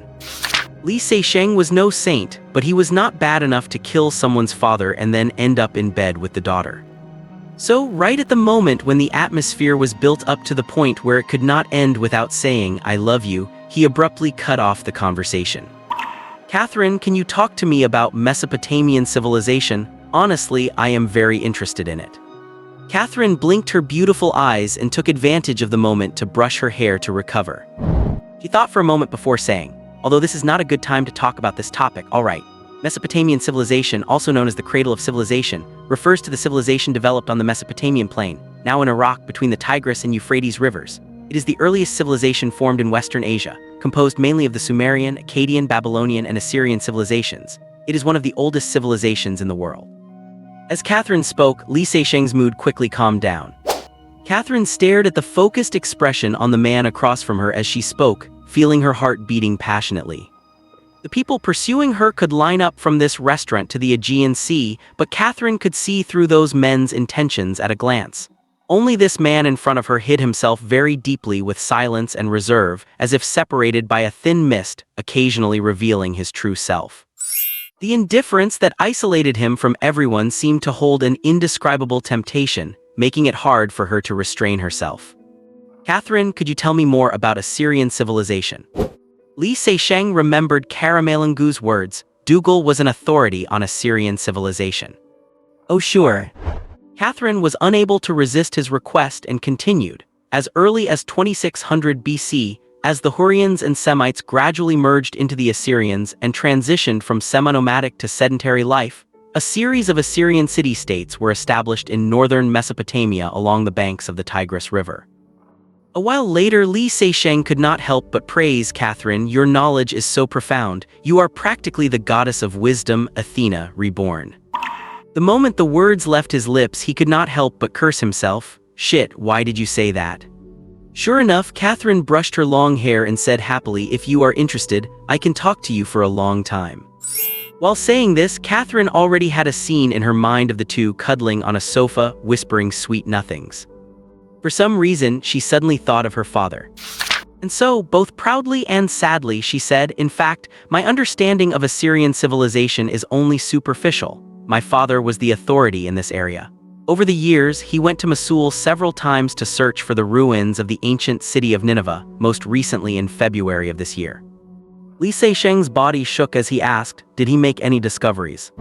Of course, many of his findings were published in Archaeology magazine. Catherine recalled this time when he came back, he was particularly excited and told me that there would soon be a major discovery that would shock the world. What discovery?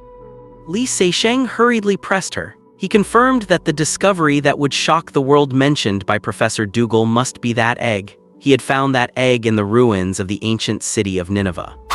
Catherine's eyes turned red, and she shook her head gently and sadly. I do not know, he said he would soon give me a surprise. Who would have thought?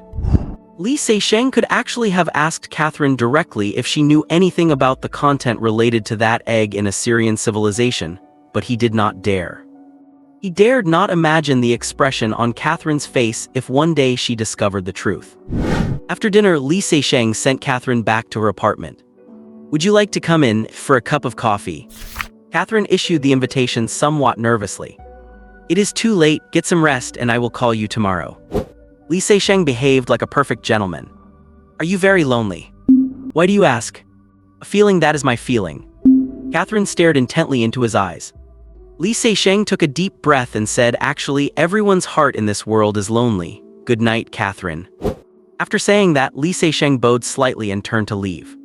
The next day, just as Li Seixing was hesitating whether to call Catherine, an unexpected phone call solved the dilemma for him. Vinny said anxiously over the phone, Seizen, we need your help. Go ahead.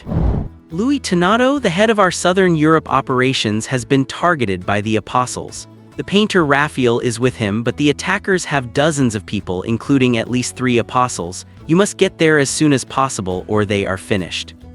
Li Seixing mused, Vinny, are you sure this is not a trap? I am sure. Vinny's tone was firm. Seizen, in fact, everyone I can stay in contact with is someone Paul considers absolutely incapable of betrayal. So far, we have not been wrong. Li Seixing muttered to himself, there's a first time for everything. Besides, why do not you tell me what happened with Thomas first? But out loud he said, all right, where are they? Andorra. Remembering the 200,000 euros lost on buying intelligence, Li Seixing thought of making up for it, so he said in a worried tone, Vinny, I have nothing but a handgun on me right now and the enemy. A soft chuckle from the other end of the phone cut off his attempt to sound pitiful. Seizen, do not worry, they will only be using handguns too. After all, this is Europe, not Iraq, and they are hitmen, not mercenaries. Calling Catherine, Li Seixing claimed he had an emergency and needed to leave Athens immediately. Catherine was cautious and asked with an odd tone, "Erwin, are you still interested in Assyrian civilization?" Li Seixing understood what she meant and hesitated for a moment before saying, "Of course." "That is great, I look forward to discussing it with you anytime." Catherine's tone turned cheerful immediately. After hanging up, Li Seixing stood in his hotel room and scolded himself again. After taking Air France Flight AF from Athens International Airport and transferring in Paris, it was already 9:20 p.m. when he arrived at Rennes Airport. Li Seixing left the airport and drove straight back to his safe house in Rennes. When he went to Athens, he only had a ceramic knife on him, so he had to come back first to get his weapons and gear. He put on his scorpion hide jacket, his armor, then a shirt and a light coat, concealed his daggers, and took out his FN Glock 19M and several magazines. There was still plenty of 9xmm parabellum ammunition for the Glock, but only 4 magazines of SS high-speed ammo remained for the FN. After this trip, he would have to find a way to restock that. Without the organization's support, he now had to pay for bullets himself, and he felt miserable. After stepping out, Li Seixing stood on the roadside waiting for a taxi. He could not fly with weapons, and driving himself made him vulnerable to being exposed if anything went wrong, as the enemy could trace his vehicle. A taxi was his only choice. The driver was a man in his 30s who asked for 2,000 euros, and he did not haggle. It was nearly 600 kilometers from Rennes to Andorra, which would take about 7 hours, meaning he would not arrive until around 5 a.m. Given the security situation in Europe, he was lucky to find someone willing to drive at that hour. The driver did not question why he did not fly the next day, because Andorra was too small to even have an airport. Once in the car, the driver joked, "Buddy, is not it a bit early to go skiing in May?" The driver was not only bold but also humorous. Snow in Andorra usually lasts from October until mid-April, which meant Li Seixing was actually more than a month late. Li Seixing wanted to laugh but put on an anxious expression. "Buddy, I have to get there as fast as possible because my girlfriend and her fitness coach are there right now."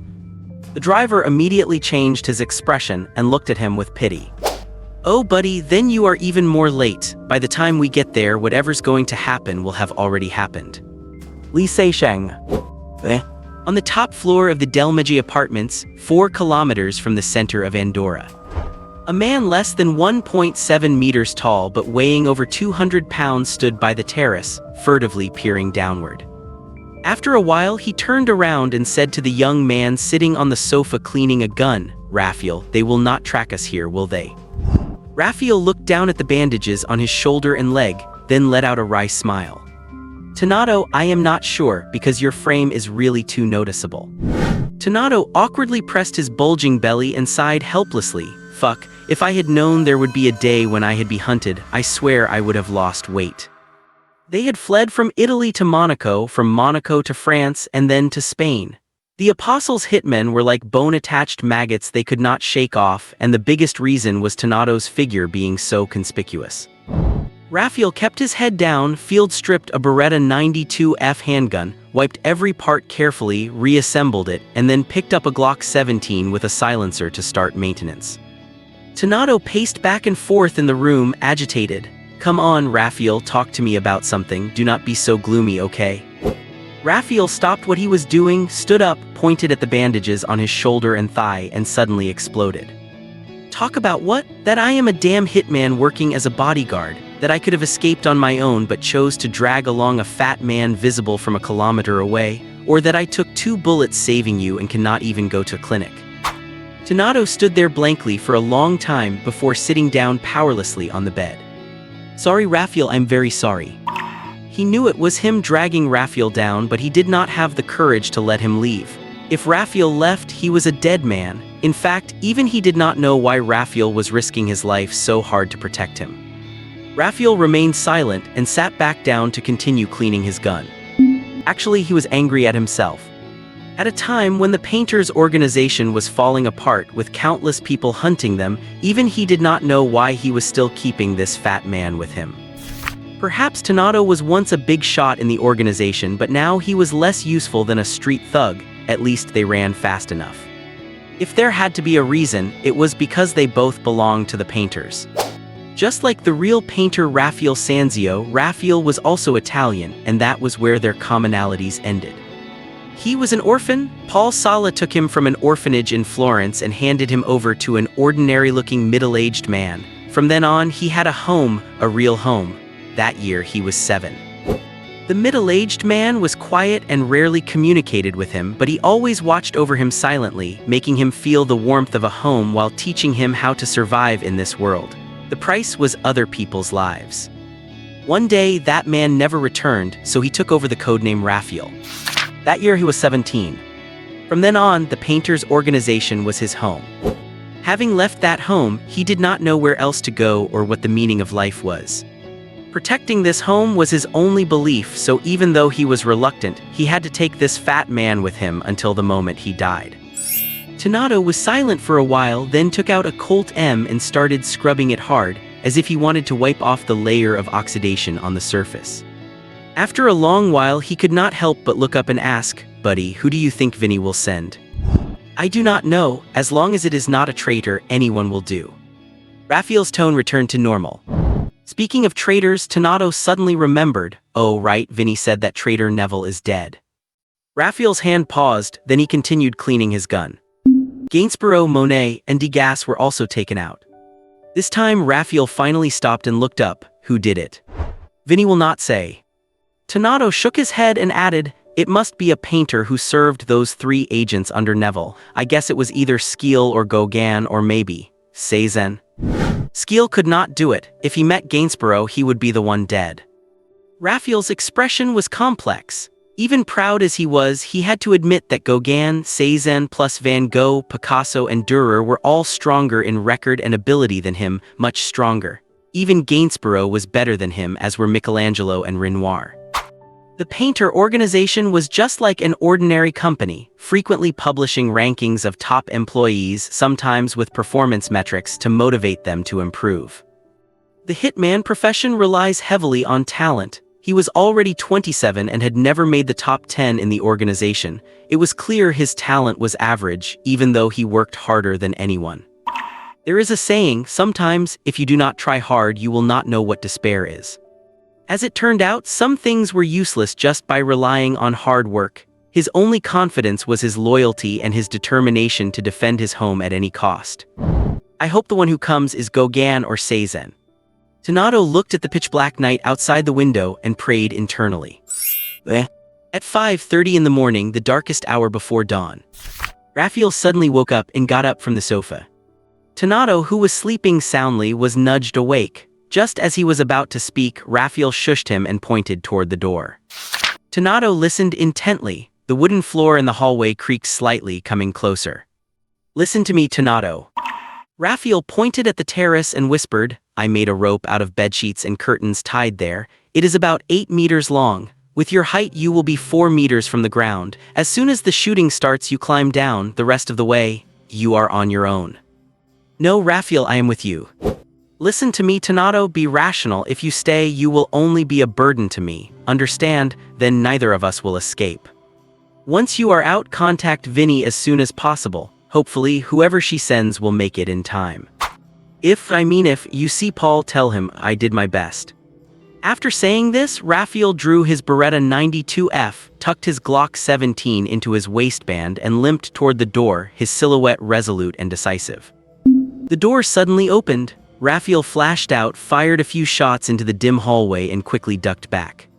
At the same time, the enemy returned fire, accompanied by screams and the sound of bodies hitting the floor.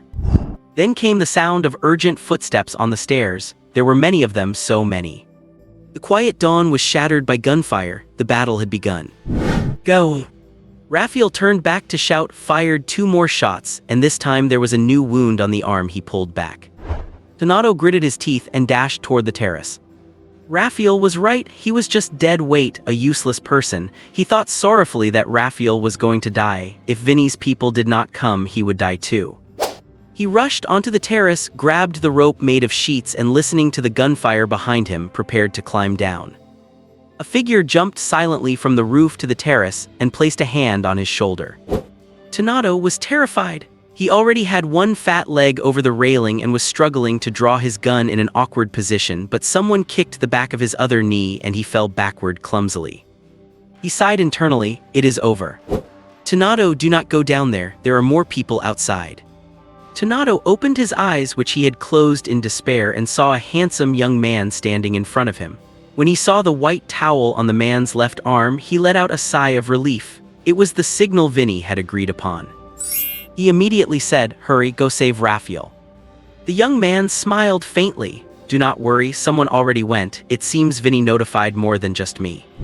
Tonado listened carefully. The gunfire at the door had indeed become denser. "Tonado, get up, I am about to fire." The young man drew a silenced FN and pointed it downstairs.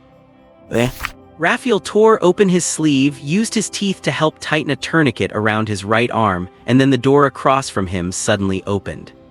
An ordinary-looking, short man appeared 2 meters away, holding a silenced Glock 21. Raphael quickly raised his arm, noticed the white towel on the man's left arm, paused, and lowered his muzzle. The man suddenly poked his head out, fired 3 rapid shots into the hallway, then said, "Friendly fire, be careful, I am Skeel." With that, he poked his head out and fired 3 more shots. "Raphael, thanks." Raphael had just relaxed when he heard a faint gunshot from the terrace, which upon closer listening was a burst of several shots. Then, intense fire shattered the glass, leaving countless bullet holes in the walls and ceiling. Tonado and a young man with a white towel wrapped around his left arm ran in, hunched over and looking disheveled. "Fuck, there are at least 6 MPs out there." Lee Sesheng had just shot several people preparing to storm the apartment, which immediately drew a counterattack. In the bushes across the street, at least a dozen gun barrels were spitting fire. If not for the angle, he and Tornado would have had a hard time dodging it. At that moment, he really wanted to call Vinny and let her hear the gunfire outside. This is what you call only using handguns, huh? Raphael felt ashamed for a few seconds that he almost let Tonado walk into a trap. Then he looked at the young man. "Thanks, are you Gauguin, Picasso, or Cezanne?" "Why do you ask?" Lee Sesheng looked at him curiously. "Because you shoot very fast, incredibly fast." "I am Cezanne." "Hello, Raphael." "Hello, Skeel." The man opposite greeted him too, and poked his head out to fire 3 more shots. Lee Sesheng took a careful look at him. They were both painters managed by Galix, but they had never met. Skeel was only 1.7 meters tall, lean, and ordinary-looking, the perfect image for a hitman. By comparison, Lee Sesheng's handsome appearance was slightly out of place, but luckily, hitmen were not judged only by their looks. Skeel's marksmanship was good. Every time he poked his head out, he gained 3 opportunities, with a rapid rate of fire that had a rhythmic quality to it. Before Lee Sesheng could even offer a compliment, Skeel ducked back in as a string of bullets raked the doorframe. "Hurry, help me out, I cannot hold them off." In the hallway, the gunfire suddenly became dense. Clearly, the enemy was using automatic weapons and closing in from both sides. Raphael heard this and immediately raised his gun to peek out, but Lee Sesheng stopped him. "You are hurt, I will handle it." Lee Sesheng took a few steps back and shouted to Skeel in the room opposite, "Back off." Then he took a deep breath, FN in his right hand, Glock 19 in his left, sprinted forward, and slid across the floor like a soccer player into the opposite room. Pub pub pub. A second later, Lee Sesheng was lying in the room across, both hands raised high. In that very brief shooting window, his right hand fired 4 shots and his left fired 3. The gunfire in the hallway immediately thinned out. 4 fell on the right, all headshots, 2 fell on the left, all chest shots, with 1 getting an insurance shot. The enemy was stunned. A shadow had slid from one room to another, muzzle flashes continuously erupting, and their partners fell one after another, never getting a chance to stand up again. Skeel and Raphael were also shocked. The more you know about guns, the more you appreciate the difficulty of that move. Both could shoot with 2 hands, but to hit targets that fast, that was beyond them. Even more terrifyingly, Cezanne had shot in 2 directions simultaneously while sliding, all within less than a second. It was unbelievable. In such a short time, you could not aim and fire. Only gun sense and instinct could make that possible. So this is the top 5 of the organization. This is Cezanne. Skeel and Raphael recovered in a second and took the chance to dash to the door, firing continuously left and right, beating back that wave of attack. Lee Se-sheng exhaled and stood up from the floor, but before he could turn around, he heard Raphael scream, "Flashbang." Before his brain could even process the command, his arms were already raised, his hands covering his ears and eyes shut tight. The next second, Lee Se-sheng, back to the door, felt the blinding white light through his eyelids, followed by a sound so loud it felt like it would shatter his eardrums. Then Lee Se-sheng felt everything go silent and his body lost balance, crashing to the ground. It is hard to say how much time passed before his hearing returned, and he immediately heard Tanado screaming. Raphael and Skeel knew how to protect themselves, but the fat man was completely unprepared. The result was him spinning on the ground like a top, clutching his head and dragging his heavy body around. Lee Se-sheng immediately got up, stepped over Skeel, rushed to the door and shot down the few people who had used the flashbang to reach the entrance. Then, with his left arm outstretched toward the east side of the hallway and his right holding his gun pointed southwest, he hugged the wall and quickly moved to the right side of the hallway. The Delmege apartment has a peculiar structure. It features a long corridor with guest rooms on both the north and south sides and 3 staircases along the south wall located in the middle and at both ends. Raphael and his team were staying in a room on the south side, more than 50 meters from the central staircase and only about 20 meters from the western one. This made it easy for their enemies to attack from both sides simultaneously, making defense extremely difficult. The greatest threat came from the western staircase. If they rushed from there, they could reach the door in just a few seconds. Right now, Lee Se-sheng's goal was to block the western staircase and change this situation. After moving a few steps, Lee Se-sheng saw 2 people rush up the middle and western staircases at the same time. One in the middle held an MP. Lee Se-sheng fired 4 consecutive shots with his left hand to neutralize the 2 in the middle, then fired 2 shots with his right hand, hitting the other 2 right between the eyes.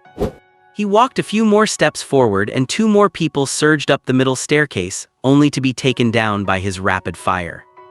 A figure flickered at the western staircase and quickly ducked back. Lee Se-sheng's shot missed and simultaneously a bullet struck his lower abdomen. Lee Se-sheng felt a jolt. This guy was definitely a master. The man then quickly leaned out, fired a shot and withdrew again. Lee Se-sheng remained unfazed, eyes locked on the stairwell, preparing to land a lethal blow. When the figure appeared again, Lee Se-sheng immediately pulled the trigger and hit the target between the brows. However, he instantly sensed something wrong. This person seemed larger and stronger. Sure enough, another figure jumped out from behind the corpse and fired at Lee Se-sheng. Lee Se-sheng was hit, but even as his body swayed, he returned fire, forcing the man to stumble back toward the stairwell. At that moment, the FN in Lee Se-sheng's left hand clicked empty.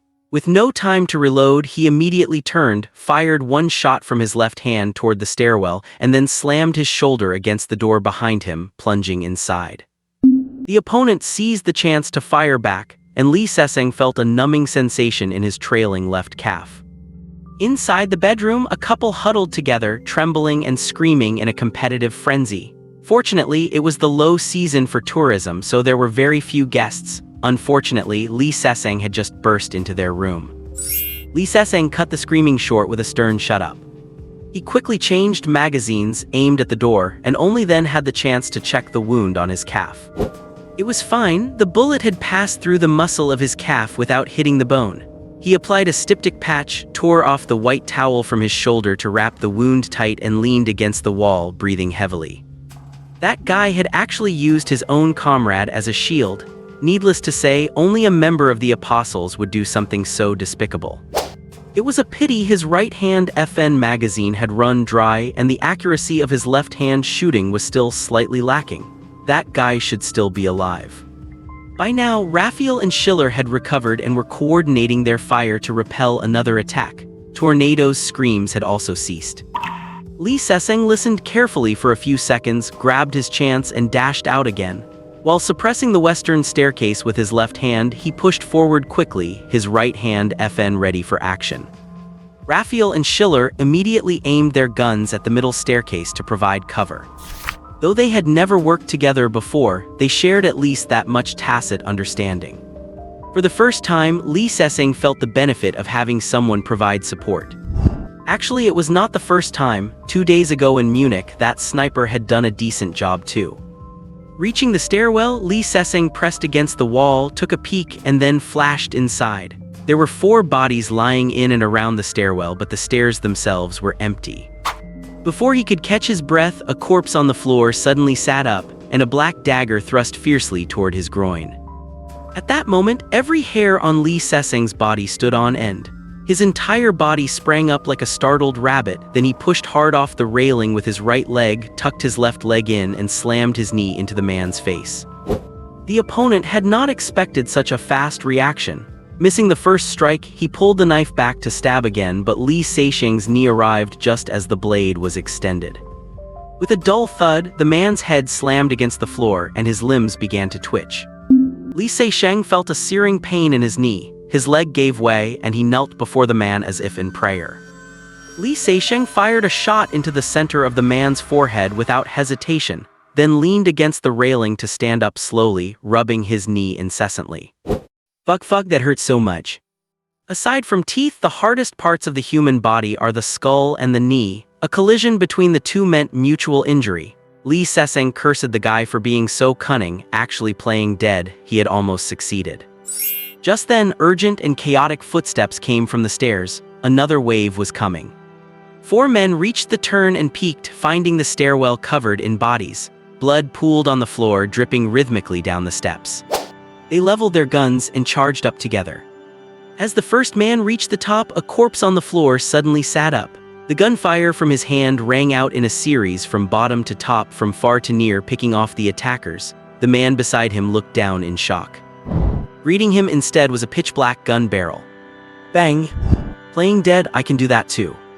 When it came to playing dead, Lee Se-seng had never bowed to anyone. He was deeply annoyed that he had almost been tricked by someone else doing exactly that. After the sarcastic remark, Lee Se-seng stood up to look down the corridor. Raphael and Schiller had just repelled an attack, and seeing Lee Se-seng had successfully secured the western stairwell, could not help but give him a thumbs up. Pushing hard against the enemy's assault all the way through and surviving was something normal people could not do. At the very least, they could not, which made them genuinely impressed. The situation of being attacked from both sides had finally changed. They only had to deal with the Eastern Front. With Se-seng on the west, they did not need to worry. They might as well spend the time looking after themselves. Clatter, clatter, another grenade-like object was tossed from the stairwell. Flashbang! Raphael and Schiller shouted in unison, then both retreated and shut their door. If they had tried this earlier, they would have been trapped like turtles in a jar, but with Lee Se-seng around, it was fine. Lee Se-seng certainly would not let them down. The flashbang was aimed at Raphael's side, and at over 20 meters away, it did not affect him much. As the light faded, he suddenly flashed out and pulled the trigger repeatedly, taking down the 3 people who were seizing the moment to rush forward. Then Raphael and Schiller rushed out, covering each other as they scavenged magazines from the nearest bodies. The corridor was now littered with bodies, and it became quiet for a moment. Right then, Lee Se-seng suddenly felt something was off and whipped around. At the same time, a figure rushed up the stairs as silently as a ghost. Both men pulled their triggers almost simultaneously. Bang, bang, bang, bang. After a short, dense burst of gunfire, a man leaned against the wall, gasping like a broken bellows, blood continuously bubbling from his mouth. How did you figure it out? Lee Se-seng looked at him expressionlessly. You listen, the sound of the blood dripping, it missed a beat just now. The man listened to the drip of blood flowing down the steps and gave a bitter smile. The skip had happened because he had just passed by, and it was unbelievable that the opponent had detected his presence and beaten him to the draw over such a tiny detail. I am a little Jacob just now. Was Philip, who are you? I am Se-seng. Hearing the name Se-seng, the man closed his eyes. To die at the hands of such an opponent, he had no regrets. Little Jacob of the 13 Apostles, dead. Lee Se-seng looked down at the bullet hole above his left chest, feeling like crying. A bullet had grazed the edge of his scorpion armor and hit him right there. Fuck, how is it this spot again? The first time in a Zurich parking lot, then a knife stab during the duel with Gainsborough, then a gunshot at Evru Neville's mansion, then again in Munich while killing Neville, and today, he had been shot in the same place again. This spot seemed to attract bullets like a magnet. Whenever he got hurt, it was always part of the equation. It looks like I really need to prepare a specialized piece of armor for this area. Just then, gunfire rang out in the corridor again. A new wave of attacks had begun.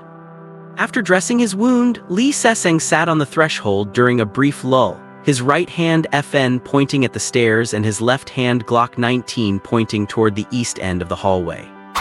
Raphael and Schiller peered toward his direction. "How is it going? Can you hold on?" Seeing Lee Se-seng shot in the left chest, Raphael looked worried. They had survived this long almost entirely due to Lee Se-seng's godlike performance. If this guy went down, none of them would make it. "I am fine, I am good. Throw me a few 9 magazines." The fighting was too intense. Lee Se-seng was running low on ammo, but before the magazines could reach him, footsteps sounded downstairs again. The enemy's next wave was starting. The enemy's attack was like a tide, wave after wave, seemingly endless.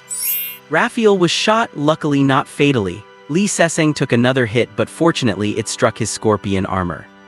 The only thing to be thankful for was that the enemy limited themselves to automatic weapons, grenades, and flashbangs. They dared not use rocket launchers. Vinny was half right. After all, this is Europe, not Iraq. After beating back yet another attack, Lee Se-seng could not help but curse. "Fuck, are these people not afraid of death? You guys are assassins, not mercenaries." In fact, if these had been mercenaries, they would have retreated after suffering such heavy casualties. They could not have kept it up this long. These apostles were practically fearless. At least 40 people had already fallen, yet the remainder kept attacking. Even Lee Se-seng felt a touch of despair. Just how many people did they have left? Right then, intense gunfire erupted from downstairs, followed by shooting outside the apartment building. Before he could figure out what was happening, Tornado poked his head out, held his phone up, and shouted, "Hold on. Vinny's reinforcements are here." Lee Se-seng froze. Reinforcements. He did not know who had come, but Vinny played a huge hand. She had turned the enemy's trap into an opportunity to deal them a heavy blow. Unfortunately for him, he had arrived too early. Of course, for Raphael and the others, I arrived just in time. If we had waited for this group to show up, they would not even have had to clean up the bodies. A few minutes later, the gunfire died down. Just as they were wondering whether or not to go down and see, a hand reached out from the middle staircase, waving a white towel gently. "Do not shoot, we're on the same side." A few seconds later, a man dressed in a suit and tie, looking like a corporate elite, appeared in the corridor. As he walked, he wiped his hands with the white towel. His elegant image stood in stark contrast to their disheveled appearance. "Everyone downstairs, including Matthias of the Apostles, has been killed by me. You are saved." The man's tone was as arrogant as General Patton facing his troops. He added, "Let me introduce myself, I am Gauguin." The men were all shocked. This guy was Gauguin, one of the top 5 in the organization, a man as famous as Se-seng. Tornado and the others began their own introductions. Gauguin's entrance was far flashier than Lee Se-seng's. He struck the pose of a savior, exchanged reserved nods with Tornado and the others, and then turned his gaze to Lee Se-seng. "And this is?" Lee Se-seng pulled himself up by the wall, and their gazes met. "I am Se-seng. Who is the sniper outside?" Gauguin was slightly startled. He had not expected him to be able to distinguish a sniper's presence from the sound of gunfire, and his aura immediately deflated a bit. "It is Dürer." The men were shocked again. Yet another top 5 assassin. For this rescue mission, the organization had dispatched 4 assassins, 3 of whom were in the top 5. Tornado was too excited to speak. This lineup was enough to prove how important he was. Raphael also felt the warmth of his home. The organization would not abandon any of its members. But Lee Se-seng was more certain than ever that Vinny was just using this chance to strike a heavy blow at the enemy. In other words, Tornado and Raphael were suspected of being used as bait, only they did not know it.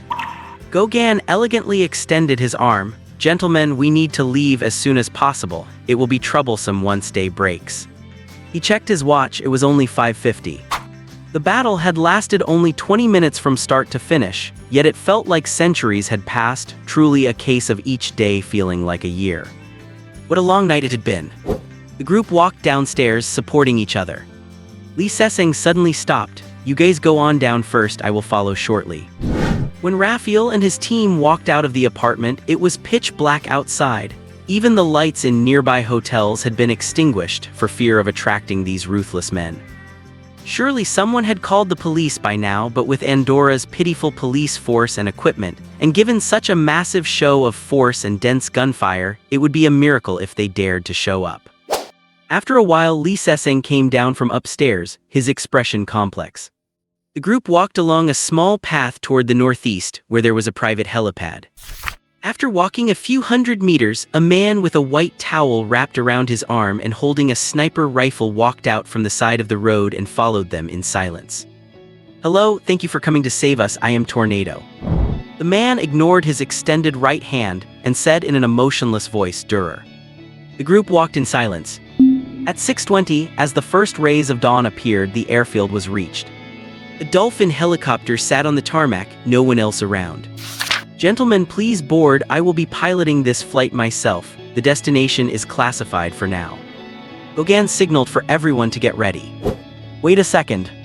Everyone turned inquiring eyes toward Lee Se-seng. Lee Se-seng sighed. "I wanted to wait until we were away, but since the destination is a secret, we will have to settle this right here." After saying that, Lee Se-seng raised his gun and pointed it at Schiller. Raphael pulled out his handgun but did not know who to point it at. Gauguin did not move. To everyone's surprise, Durer raised his G sniper rifle and pointed it at Schiller without hesitation. "Oh God, what is this?" Tornado shouted anxiously. "Se-seng, we are all on the same side, same side." Lee Se-seng shook his head. "Same side, not necessarily. Tornado, please let Schiller explain it himself." Compared to the traitor Neville, Tornado's performance was far worse. One really had to wonder how he became a regional business manager. From their first contact to now, Lee Se-seng could only describe him as a pig teammate. Of course, he would never admit that it was Tornado's physique that had given him the inspiration. Schiller looked innocent and spread his hands in confusion. "Se-seng, have you lost your mind? What happened? I do not know what you want me to explain." Lee Se-seng stared hard at him and said slowly, "I counted. There were 48 corpses in total upstairs. I killed 32, including little Jacob and Philip. Raphael killed 13. And your Glock 21 only killed 3 people. Please give me an explanation." Tornado immediately tried to defend Schiller. "This must be a misunderstanding. Se-seng, you might have miscounted." "I did not." Gauguin spoke up. "Only Schiller's Glock 21 uses 11.43 ammunition. The bullets are different, so the bullet holes are different. Se-seng should not be wrong about that." With that, he pulled out an HK with a silencer and pointed it at Schiller. They were all top-tier assassins and understood that reaching this rank was not about luck. Therefore, Se-seng's words held high credibility and were almost certainly fact. Raphael, while recalling the events, leveled his gun at Schiller, looking at him in agony. "Schiller, why?" Seeing the response of the three, Tornado finally fell silent, turning his gaze toward Schiller, hoping for a reasonable explanation. Schiller gave a bitter smile. "Explain." How could he explain?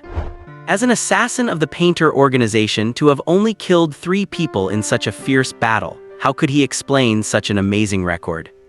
Should he say his marksmanship was poor? That would be insulting not just to Se-seng and the others, but to himself and the Painter organization as well. An assassin who could not even use a pistol properly was not worthy of being a painter. He never expected that someone would actually go and check every single bullet hole. Who could have imagined that? Who would have the energy to do it? So Schiller could only smile bitterly. "Did not think I'd be exposed this fast. Se-seng, I am curious, why did you suspect me?" Lee Se-seng thought for a moment and said, "Because of your gunfire.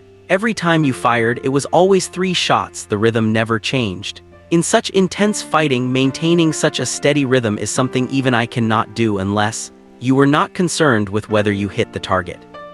Besides, working with experts like you and Raphael, we had no reason to have such a difficult fight, so I checked the bodies." Raphael, Gauguin, and Durer said nothing but inwardly felt a sense of admiration. Being able to notice such things in the heat of battle showed Seseng's incredibly sharp observation and calmness, terrifyingly calm. There was no other way. Like you said, my ammunition was different from yours. If I killed too many, those lunatics in the apostles would have turned on me. I really do not know whose idea it was to collaborate with them. It was simply awful. Schiller smiled bitterly again. Seseng, you are sharp. Since we are all painters, please make it quick, thanks. Lee Seseng remained expressionless and said slowly, you had chances to kill Raphael and Tornado, but they were not your targets. So I guess you wanted to go back with them to find Vinny or Paul. As soon as he said this, the faces of Tornado, Raphael, and Gauguin all changed. If it had not been for Lee Seseng's timely discovery, the consequences would have been unimaginable. Schiller, why? Raphael spoke again, his voice filled with grief. He was the one who could tolerate betrayal the least among everyone present. He could not imagine any reason for someone to betray their own home. Schiller turned his gaze to him and said calmly, Raphael, you do not understand. Sometimes God does not give you any choice at all. Either live or die. How do you choose? You have no idea how powerful they are. After finishing, Schiller suddenly made a move to draw his gun. Bang, bang, bang. Lee Seseng and Gauguin both fired a shot into his wrist simultaneously. He still wanted to ask Schiller more questions, but unfortunately, Dürer and Raphael's bullets hit Schiller right in the chest. The former painter, the current traitor, Schiller died. Schiller's body lay on the ground. Gauguin stared at the FN in Lee Seseng's hand, seemingly surprised at why the sound was so quiet, but in the end, he said nothing. Tornado covered his face tightly. Oh God. They were all feeling a bit emotional, with Schiller's words echoing in their ears. Either live or die, how do you choose? Yeah, when it really comes down to it, how would you choose? The reason why heroes who face death as if they were going home become heroes is because many people cannot do it, so Schiller really had no choice. For a moment everyone fell silent. Just then, Lee Seseng suddenly felt a palpitation and blurted out. Get down. In less than a second, Lee Seseng, Raphael, Gauguin, and Dürer all dove to the ground. A fraction of a second later, a bullet grazed Dürer's back and embedded itself into the ground, followed by a gunshot from far away. Tornado had not even realized what had happened and stood there looking at them with a shocked expression. Raphael got up and lunged forcefully toward him. They all witnessed a brilliant splash of blood bloom on Raphael's back, as another gunshot rang out from the distance. Dürer, having narrowly escaped death, rolled over and quickly deployed the bipod to adjust his muzzle. 3 seconds later, he pulled the trigger.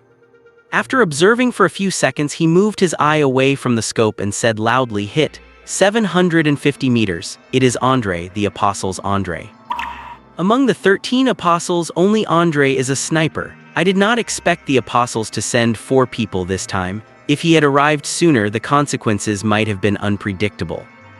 Andre had originally intended to take out Dürer, who was holding the sniper rifle, but Lee Seseng's warning was too timely, and Dürer went down too quickly.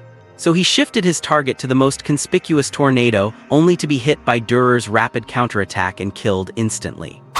A few seconds, very brief, yet they decided the fate of some. Raphael, you will be fine. Save him, please save him. Tornado held Raphael in his arms, pressing his hands tightly against the massive wound on his chest, begging them constantly. The bullet had entered from his back and exited through his chest, piercing Raphael's body. Lee Seseng, Gauguin, and Dürer remained silent. With a wound like that, unless God himself descended, he was a dead man. Raphael's face was ashen, blood gushing from the corner of his mouth. He used every ounce of his strength but could only make a faint sound. Tell his Paul thank him for giving me a home. A man who spent his whole life trying to find a home had sacrificed his life for the home in his heart. At the moment the dawn arrived, the painter Raphael died. The battle ended with the deaths of 4 apostles, Philip, James the Less, Matthias, and Andre, and 2 painters, Schiller and Raphael. The losses on both sides were significant. Regardless of whether Schiller was a traitor, his death had to be counted on the painter's side. On the plain, Tornado held Raphael's body tightly, muttering, "It was me who killed you, it was me who killed you, Raphael, let us go home." Lee Seseng watched him silently. This slow-witted teammate had caused Raphael's death. Compared to Neville, he was far inferior in every way, but at least He was a man who valued relationships. Ugh. What happened in Andorra over the last 2 days sent shockwaves through the underground world. The Apostles' organization lost over 60 people in one go, including 4 of the 13 apostles. The losses were extremely heavy. The losses on the other side were unknown. Not a single body from the other side was left at the scene. The only clue that it was the painters was that someone saw a short, fat man appear there. But everyone knew it must have been the work of the painters. There was no other option. They had started their counterattack. Privately, many were speculating about which painters were involved in this and what their losses were. Captain Sano and his team, after receiving the news, immediately stepped up their search of the French region, hoping to find the targets. And one of the protagonists of the event, Lee Sation, had disappeared. Malaga, Spain, the hometown of the famous painter Picasso. 5 kilometers outside the city center on the south side of Col Amora, just 50 meters from the beach. A 2-story building sat on a 1-meter-high crushed stone foundation. The house had the typical look of Spanish architecture, a red tile roof, white plastered walls, arched windows, and a terrace. The house was surrounded by olive trees, bottle trees, silver wattle, yellow acacias, and a few clusters of broad-leafed plants. Lee Sation sat under the veranda wearing only beach shorts. His left chest and left calf were bandaged, and he was leafing through a thick book titled The Origins of Assyrian Civilization. This was another of Lee Sation's safe houses, matching his consistent taste. 100 meters to the left were a few small buildings, a few dozen meters to the right was an area of reefs, and 200 meters beyond that was a beach park. It was a fair distance from other people. When Lee Sation bought the house 2 years ago, he was initially attracted by the name of the street. In Spain, the bizarre street names are hard to believe. Missing a screw street, exploding butt street, if you are capable come out street, chick street, lame street, and so on. There is even a mistress hug street. Compared to those, Col Amora Street was a breath of fresh air. After leaving Andorra yesterday, Lee Sation did not follow Gauguin to their temporarily confidential destination, but chose to leave halfway. Durer made the same choice. Everyone understood that sometimes knowing too much is not a good thing. If Winnie's or Paul's location were exposed, they would all be suspects. The fewer people who know, the better. Gauguin had to fly the plane and Tornado had to take Raphael back, so they had no choice. They were the exceptions. The plane first made a detour to drop Schiller's body into the sea, then dropped them off on a beach in Sant Jordi, Spain, before departing quickly. After getting off the plane, Lee Sation asked Durer why he trusted him. When he pointed his gun at Schiller, only Durer stood on his side without hesitation. Lee Sation did not understand this. It was their first meeting and Durer had no reason to trust him so much. Durer was silent for a while, then said, "You did a good job in Munich. You are trustworthy." Then Lee Sation realized that the sniper who helped him that day was Durer. No need to ask, it was surely Winnie's handiwork. However, there was no need for either to thank the other, as Lee Sation's timely reminder had just saved Durer's life. Neither of them was the type for idle chatter. They just nodded at each other after that one sentence and went their separate ways. And so Lee Sation appeared here. From the moment he returned, he had been spinning like a top between Rennes, Paris, Munich, Rennes, Athens, Rennes, and Andorra, finally ending up in Malaga. During this time, he had fought 2 battles and taken out dozens of opponents, including Neville and 2 apostles. Yet all of this had actually happened in less than 4 days. Lee Sation felt like a star entertainer in a nightclub, constantly running back and forth between customers, exhausted by the pace. At this moment, he finally had some rare leisure time. Then his phone rang. Lee Sation saw it was Winnie's number. He answered and spoke first. "Hey Winnie, my geography is not great, so I did not know Iraq had moved to Europe. Could you tell me when that happened?" "Cezanne, do not be like that. I admit the misjudgment, but cannot you show a little gentlemanly grace?" "Gentlemanly grace?" Lee Sation mocked. "For someone who told me the enemy only had handguns while I had to face MPs and stun grenades, and who guaranteed that a teammate was absolutely reliable, only to nearly bring a traitor home, my attitude is already good enough." All right, Cezanne, I apologize to you." Winnie yielded. "On behalf of Paul, myself, and everyone else with us, I express our gratitude. Your coolness and sharp insight saved us. Thank God for you and everything you did." Everyone understood the gravity of the situation. Schiller must have had a tracking chip on him. Even if they had discovered it the moment they landed, it would have been too late. The exposure of the secret headquarters would have been a catastrophic consequence for the painters' organization. The enemy would have spared no effort to wipe them out. Fortunately, there was Lee Seishin.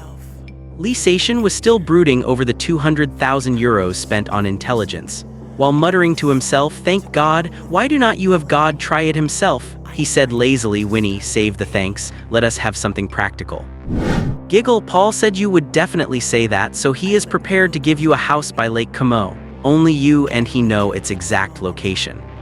Lake Como, the Lake Como in Italy. Lee Seishin sat up straight subconsciously.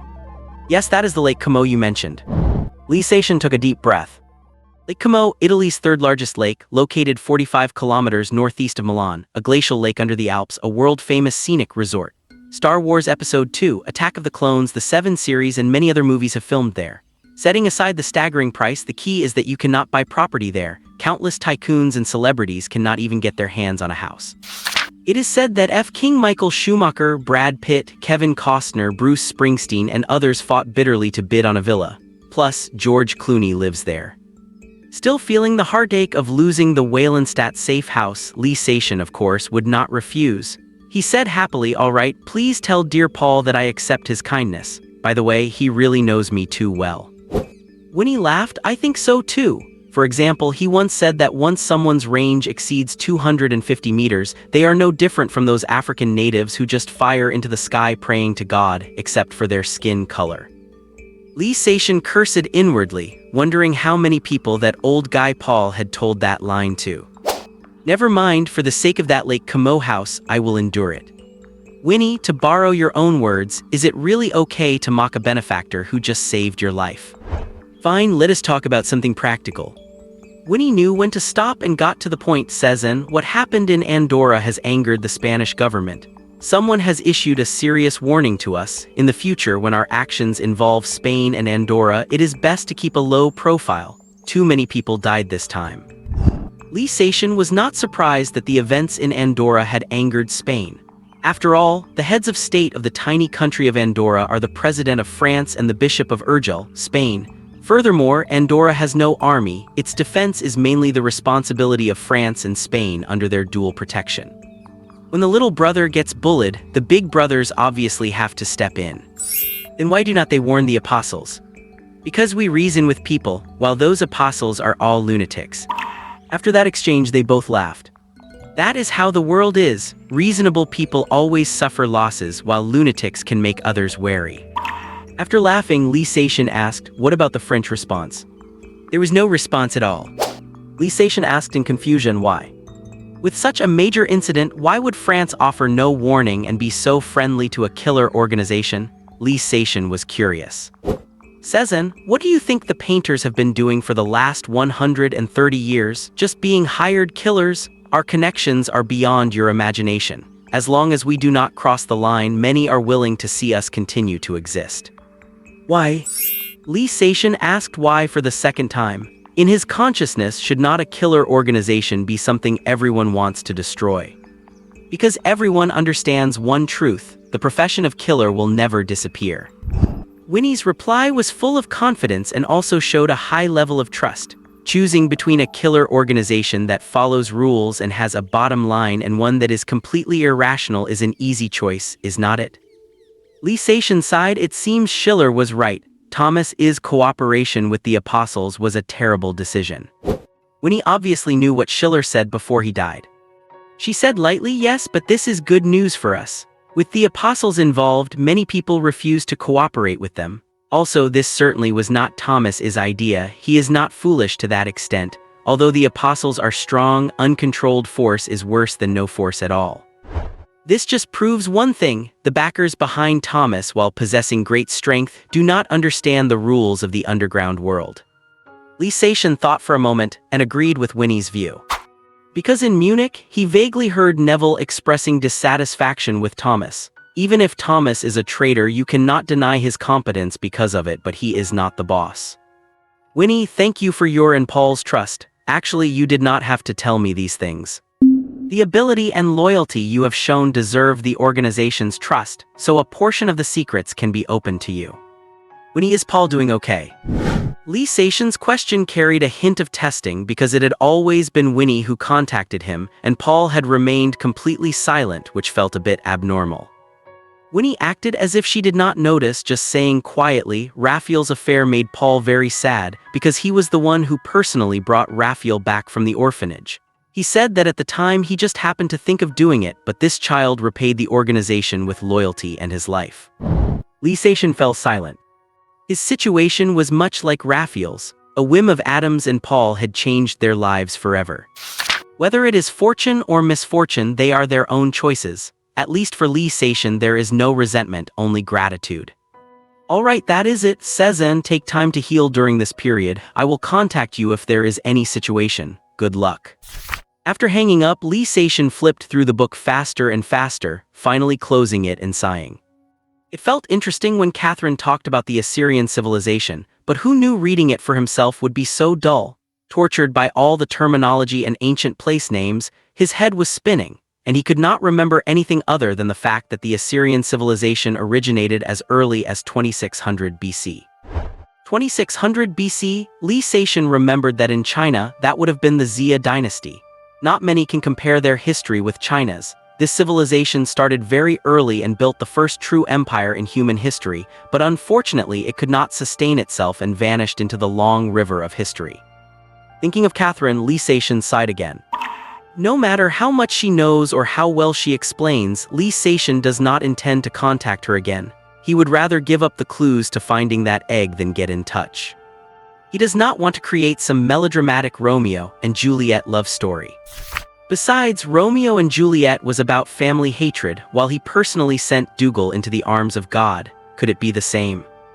At the end of the day, Lee Saishan is feeling a bit cowardly. Catherine is outstanding in appearance, well-read and elegant, excellent in every way. He is afraid he will not be able to hold himself together, so it is better never to meet again. The moment he thought of beauty, beauty appeared before him. Several girls in their late teens, wearing hot pants and t-shirts dressed for the heat, walked along the beach toward him. The leader waved at him from far away. Hi, Eric, you are finally back. Hi, Lola, you would better help Gonzalez watch the shop, or be careful he deducts all your pocket money. Lola is the daughter of Gonzalez, the owner of a seafood restaurant 200 meters to the left. She attends the El Ejido campus of the University of Malaga, right nearby. Here, he is Gabriel Eric, the name he gave Father William at the Evru Cathedral. His identity is a photographer, the kind of freelance photographer who needs to run around the world. As they got closer, the girls saw the smooth lines and muscles of Lee Saishan's body and silently marveled to themselves. Oh my God, are you hurt? Lola pointed at his left chest and calf, her eyes widening. Lee Saishan casually made up some nonsense, nothing much, just a small injury in Iraq. The girl's eyes brightened and Lola asked anxiously, Eric, you went to Iraq? Hurry up and tell us, are the people there free now? Free? Looking at Lola's naive face, Lee Saishan showed a mocking expression. Of course, they certainly gained freedom, but they lost everything, including their loved ones, their homes, and their food. Those ignorant people will never understand the truth that freedom comes at a price. And that is exactly what those who repeatedly push their so-called democracy and freedom on them most want to see. This sentence was far too profound for the young girls. Lola had always been interested in Lee Saishan, but unfortunately he was injured, so she could not do anything. So urged by her companions, she walked away, feeling a bit sullen. Lee Saishan sat for a while longer, then got up to go back inside and start preparing to go to another world. Lee Saishan opened his eyes and found himself in another world. Looking at what he was holding in his arms, he could not help but smile. Just as he had thought, if he could bring things back, he could bring them over. This time, he finally had time to prepare 2 40-liter gasoline drums and a bag of vegetables in advance, and he had successfully brought them to this world. However, the carton of instant noodles he had wedged between his feet did not make it across. Lee Saishan could only feel regret for old Harry and the others. The gift he intended for them was gone. The only difference between the two was that the noodle box was on the floor, while the gasoline and vegetables were in his arms. This proved that as long as it did not touch the floor or any other objects, he could even bring a car over, provided he was strong enough to hold it. Still, he was quite satisfied with this. At least he could restock this side with gasoline, ammunition, and food, and even enjoy fresh vegetables.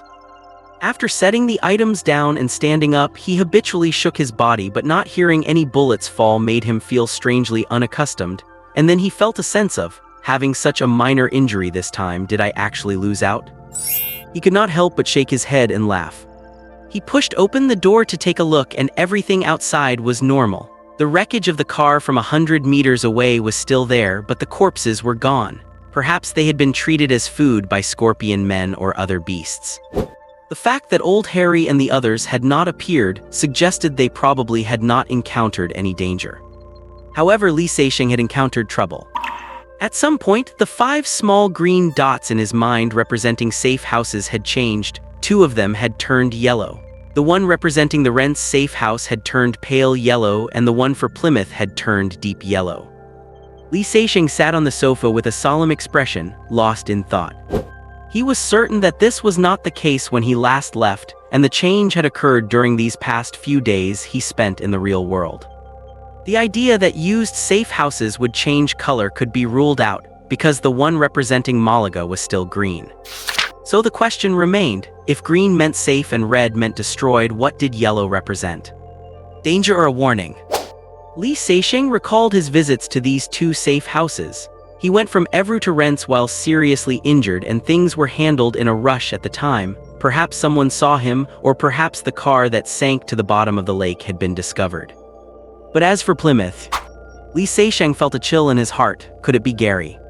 After a while, Li Seixing stood up from the sofa and set the matter aside for now. Thinking about it was useless, he would know once he went back. Putting the vegetables in the kitchen and the gasoline in the storage room, Li Seixing grabbed his tools and walked into the valley, getting busy again to solve the water supply issue. Time passes quickly when you are working, and 3 days flew by in the blink of an eye. Under the cliff at the deepest part of the valley, 3 meters above the ground on a stand made of 3 tied bamboo poles, a cut-open bamboo pipe reached into the waterfall, splashing up sprays of water. Clear spring water snaked along a semicircular pipe made of bamboo for over 300 meters, flowing into the stone trough in the backyard of the small building. The 300-meter-long pipe had a drop of 2 meters. A slope of more than 5 per thousand was enough to ensure the spring water flowed smoothly. This stone trough was left by the previous owner. Li Seixing had used a handheld cutter to open an overflow port 20 centimeters deep and 30 centimeters wide on the upper edge. The spring water flowed into the stone trough through the bamboo pipe, and once the trough was full, the water spilled out from the overflow port and followed a newly dug small trench towards the pond. When Li Seixing needed water, he could get it from the trough or pump it into the building's original pipes using a micro water pump. When he did not need water, the spring water would flow through the pipe, the stone trough's overflow, and the trench into the pond, creating a complete cycle. Cupping the cool spring water in his hands and bringing it to his mouth, it was sweet and crisp, refreshing his spirit instantly. The flowing spring water made a pleasant tinkling sound as it hit the bamboo pipe. Li Seixing stood in the yard with a smile, spreading his arms as if to embrace the entire valley. For him, this pipe, which cost him 9 days of time and a lot of physical effort and sweat, was definitely a major project. Now that he had finished it and solved the water problem, he certainly had reason to feel proud of himself. To reward himself, Li Seixing specifically made stir-fried tomato and eggs in the evening, one of the few Chinese dishes he knew how to cook, plus a cucumber salad and a piece of fried salted fish, allowing him to experience the pleasure that food brings. Unfortunately, he still had not managed to have his favorite sour and spicy shredded potatoes. To him, that dish was too complicated. After all, he was only 9 when his father left, so not inheriting any culinary skills was quite normal. Thinking of the sour and spicy shredded potatoes reminded him of his father, and thinking of his father reminded him of the place his father called Seixing Jiangnan. It was a place described as incredibly beautiful and fertile by his father, but one that existed only in his imagination. It was the hometown they were destined to return to, and also the place he wanted to go but never dared to. He was afraid that seeing it with his own eyes would destroy the perfection it held in his mind. This matter was a secret that no one else knew. Every killer or person in a dangerous profession would intentionally or unintentionally set a mental anchor for themselves. Otherwise, people like them could easily lose control or even break down. When you send total strangers to heaven or hell and have your hands stained with the blood of the innocent, all for just tens or hundreds of thousands of dollars, can you really keep your heart calm forever? For them, an anchor is a spiritual haven, a beacon for the soul, something to adjust emotions and maintain inner peace when you are frustrated, lonely, lost, or in pain. An anchor can be a person, an object, a place, or even a hobby, or even a phrase or a memory. Very few people let others know what their anchors are, and some even go to great lengths to disguise them, as the consequences of an anchor disappearing are too hard to bear. Li Seixing had heard of such a case. A painter in the organization suffered a mental breakdown after the accidental death of his beloved dog, and in the end, the man who had always prided himself on being a tough guy shattered his own head with a .44 Magnum. As for what Li Seixing's anchor was, that was a secret that no one knew. The fourth morning, Li Seixing sat on the wooden floor under the porch in front of the house, his back against the railing, holding a slender hose in his hand to water the lawn and walnut trees in the yard. One end of the hose was connected to the faucet on the side of the house, spraying a fine mist of water that fell on the withered grass which had been suffering from a lack of water. The water mist shimmered into a small rainbow in the air, brilliant and colorful. Li Seixing hummed a song while swinging his legs rhythmically. I hope someday you wake up and find that what you are looking for has been here the whole time. I hope someday you wake up and find that what you are looking for has been here the whole time. If you could see that I am the one who understands you. This was Taylor Swift's song You Belong With Me, which showed that Li Seixing was in a great mood. The water problem was solved, there was a protective barrier outside, and there were no issues with life or safety. He felt as relaxed as if he were on vacation. After a while, Li Seixing restrained his smile, and his expression turned serious. It had been quite a while since he last saw old Harry and the others. Under normal circumstances, they would definitely have come to find him, but they had not, which meant something unexpected might have happened.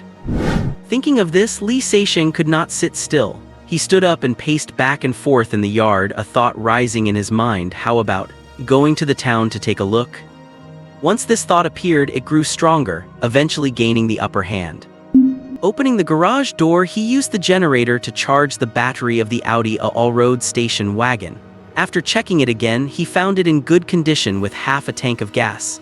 According to old Harry, the town was over 50 kilometers away, which was enough. With the yard gate open, Li Seixing sat in the driver's seat after bringing his weapons and gear, then started the car. The engine emitted a faint rumble, and the vehicle slowly began to move. The moment the wheels drove out of the small yard, he felt a bit excited. At this moment, he had taken the second step in exploring this world. After passing the bombed-out vehicle, Li Seixing raised the station wagon's air suspension to the maximum, slowly pressed the accelerator, and the tires crunched over the gravel and pebbles, kicking up yellow dust as he headed north. To the right was the endless wilderness, and to the left, just dozens of meters away, was the towering cliff. This cliff was steep and flat, lying across the wilderness like a stone wall. It only began to curve westward after a dozen kilometers, disappearing into the distance. Li Seixing was certain that the world he came from had absolutely no mountains like this, straight up and down, neat as a wall. Other than the valley where the safe house was, there were no gaps found. It seemed its existence was meant to protect that valley or some secret hidden deeper inside. I must find time to go around it and take a look, Li Seixing thought to himself. After more than 30 kilometers, there were gradually signs of vehicle tracks on the ground, proving that Li Seixing had not taken the wrong road. After following the tracks for a few more kilometers, the wilderness began to undulate, with hills and mounds of various sizes appearing ahead, and the grass and shrubs on the ground gradually became more abundant. Li Seixing could not help but think that it would have been better if he had put a Land Rover Defender or a Mercedes G-Wagon in the garage. Such terrain was perfect for off-road vehicles. Even with the air suspension, the station wagon's chassis was not much higher than a sedan's. It was far inferior to an off-road vehicle in such a place, not even as good as a pickup truck. Unfortunately, he could not hold a car and bring it over. When a church steeple appeared in the distance, Li Seixing knew they had reached the town. Originally, Li Seixing thought Old Harry and the others were just being polite when they complimented his building and called the town dilapidated, because the church steeple looked quite nice. But when he parked the car behind a mound and peeked over, he realized Old Harry and the others had actually been sugarcoating things for him. 200 meters away, on a flat piece of land about 3 football fields in size between several hills, the narrow cross-shaped streets were lined with ramshackle houses made of boards, stones, and scrap iron. Chickens, pigs, and sheep wandered freely through the streets and among the broken houses. Corroded chimneys made of rolled iron plates spewed thick smoke. The only place in the whole town that could be called a building was the small church at the intersection of the cross-shaped streets. My God, this is called a town. This environment was just like medieval Paris. A picture appeared in Li Seixing's mind. A beautiful young girl wearing a fluffy gown and high heels, smelling of heavy perfume, using an umbrella to shield herself from slops being poured from upstairs, walking unsteadily through the streets of medieval Paris, which were filled with trash, sewage, and excrement. This so-called town was surrounded by a stone wall over a meter high, enclosing all the houses. To Li Seixing's surprise, the town was currently under attack by a pack of wolves. Over 100 giant wolves, a meter high and over 2 meters long, had gathered around the stone wall and the gate on the east side of the town, launching constant attacks. Over 100 residents, men and women, along with some wilderness hunters dressed similarly to Old Harry and his group, were guarding inside the wall with crossbows, spears, axes, swords, wooden clubs, and shields, striving to drive away the giant wolves that leaped onto the stone wall. Li Seixing spotted Old Harry, Lena, and Carl immediately, along with a tall, burly man in leather armor holding a giant axe. They were guarding behind a wooden gate covered in iron plates, leaning over the top of the door from crates and hacking at the lunging giant wolves. The iron plating on the wooden gate had already curled in several places, and there were several deep claw marks on the boards, but 3 giant wolf corpses already lay outside the gate. So the town was in danger. No wonder they had not come. The burly man did not need to be identified. He was certainly Thor of the natural god sect whom Carl had mentioned. Li Seixing lay on the top of the mound, carefully observing the situation below. The giant wolves had not all rushed up yet, and even these probing attacks had left the town struggling to cope if they launched a full-scale attack. Thinking of this, Li Seixing picked up the HK beside him and placed it in front of him, preparing to help them if necessary. Just then, a whistling sound that tore through the air rang out, and a giant wolf lunging for the stone wall was struck down by a long spear that appeared out of thin air, pinning it firmly to the ground. Li Seixing was startled. Looking closely, he realized it was a giant metal arrow at least 2 meters long, as he had no way of knowing how deep it had been driven into the ground. Turning his head, he saw a thick plume of white steam rising above the church. This long arrow had been fired from that location. He remembered, this must be the large steam-powered crossbow that Old Harry had mentioned, firing bolts as powerful and strong as javelins. Li Seixing felt this thing had power nearly equivalent to a Barrett, but it was even more intimidating. To be able to fire a metal bolt over hundreds of meters, if it were any larger, it would be no different from a steam catapult on an aircraft carrier. He was curious, at such a distance, how did the marksman manage to hit a moving target hundreds of meters away? Did he have a scope too? Ayo! A sharp howl came from the hillside hundreds of meters away, and the wolf pack immediately retreated like a tide, lying down a few hundred meters away from the town. Li Seixing pressed his eyes to the scope. In his field of view, a massive black wolf nearly 2 meters high and over 3 meters long stood on the hilltop, quietly overlooking the town. No need to ask, this must be the Wolf King. Unfortunately, it was over 500 meters away, which was out of the range of the HK. Even if he had brought that Barrett, given Li Seixing's shooting talent within 250 meters, it would have been a wasted effort. Li Seixing quietly slipped down the mound, grabbed a bottle of water, and returned, drinking as he watched and pondering the pack's intentions. They were not attacking, nor were they leaving. What were they waiting for? In the town, the residents and wilderness hunters were also guessing the wolf pack's intentions. No need to guess, they are waiting for dark. That is when they will launch the final assault. As the most experienced wilderness hunter in town, Old Harry quickly saw through the pack's goal. Wolves had appeared near the town a few days ago. At first, it was just 1 or 2, and they did not dare get close. Later, they gradually increased until the entire pack arrived early this morning. After testing the defenses, they chose to rest and wait for nightfall. When it came, they would surely rush in and slaughter all the residents in the town. Old Harry's words made the faces of everyone around him change drastically, and as the news spread to everyone, the high credibility of Old Harry's experience made panic inevitable. Among the wilderness hunters who happened to be in town for trade, someone whispered, "Let us leave while they are not attacking yet." Old Harry sat back down on a wooden crate and scoffed, "Do not dream. Once you leave the protection of the walls and the steam crossbow, who can outrun a wolf in the wilderness? Even driving a car will not work. You will definitely be chased down and torn to pieces." Old Harry's words hit those people like a hammer, shattering their illusions. The scene fell silent for a moment, the atmosphere extremely stifling. "Is not there any way at all?" someone could not help but shout. Someone made the sign of the cross on their chest, despairing, "Only God can." "There are two ways." Old Harry leaned against the gate, looking calmly at the crowd. "First, find a way to kill the Wolf King. The pack will naturally disperse." The crowd looked at each other. Who could kill the Wolf King? If they had that ability, would they stay in a dump like this? Is the food in Black Horse City really that bad? Someone turned their gaze toward the burly man. Thor, the burly man, scratched his head and honestly admitted, "Do not look at me. I am just a low-level white oak warrior. To kill the Wolf King, at least a yellow oak warrior would have a chance." The crowd disappointedly turned their gaze back to Old Harry. "Old Harry, what is the second way?" "Call for help. Call for help. Right, call for help from the outside." When Old Harry said this, the handsome face of a young noble flashed through his mind.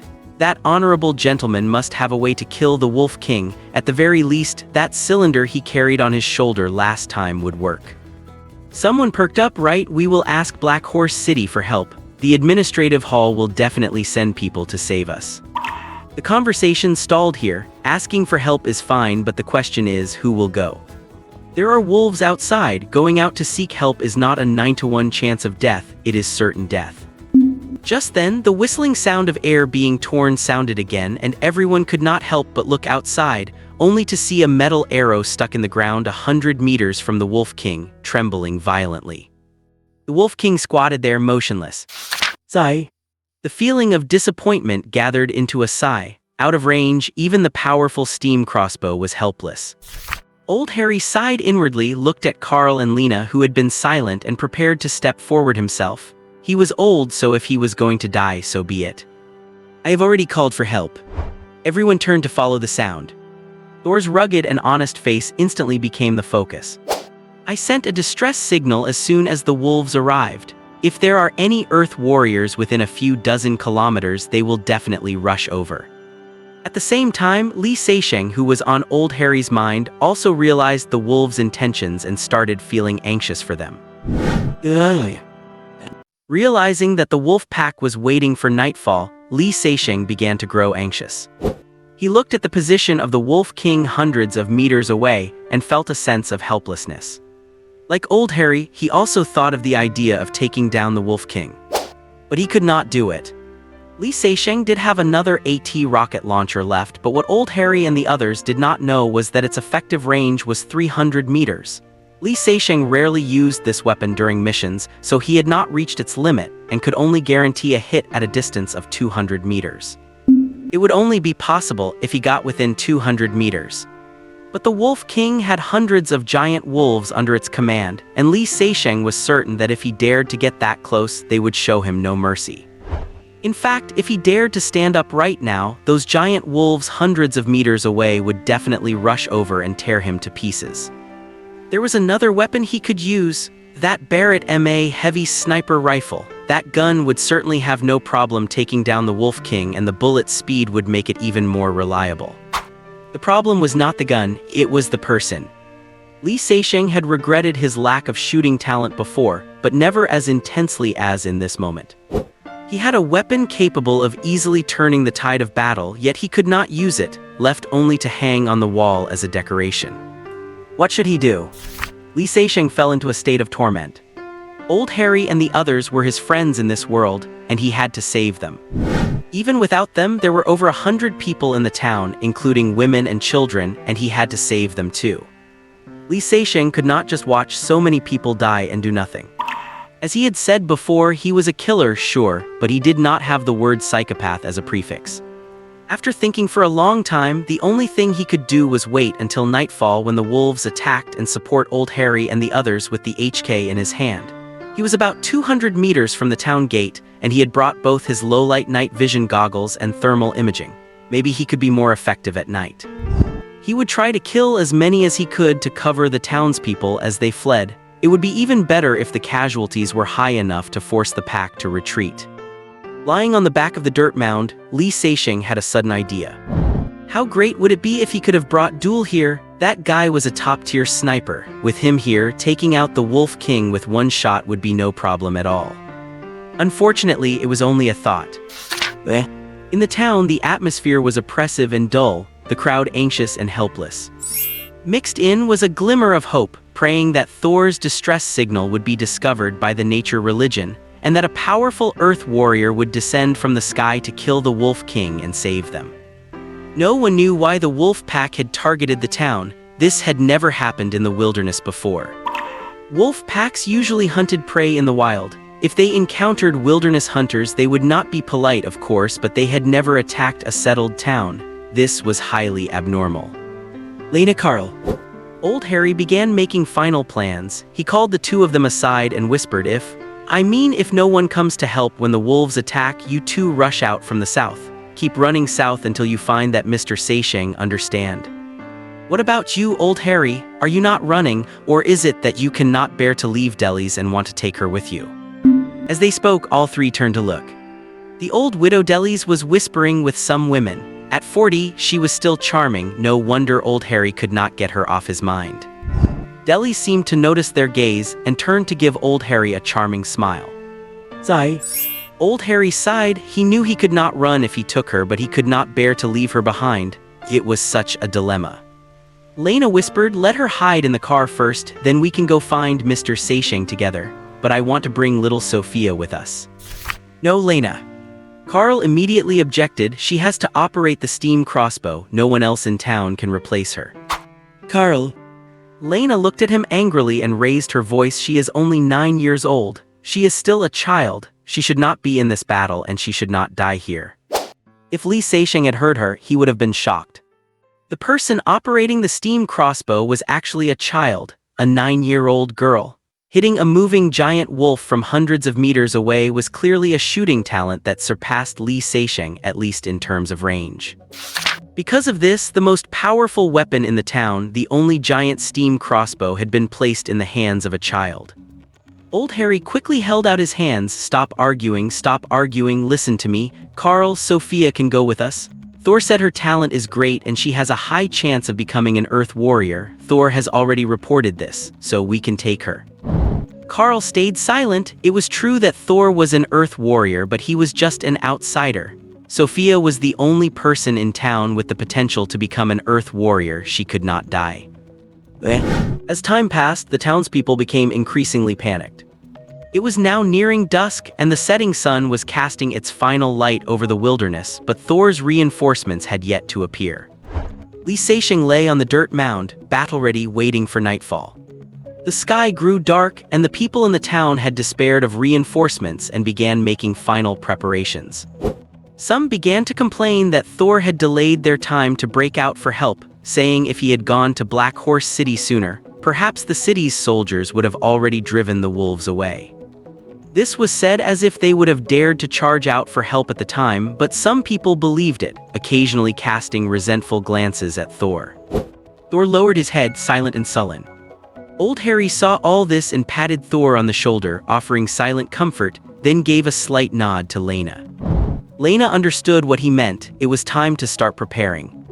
Just as Lena was about to go get little Sophia, a sharp whistle blew from the northeast outside the town.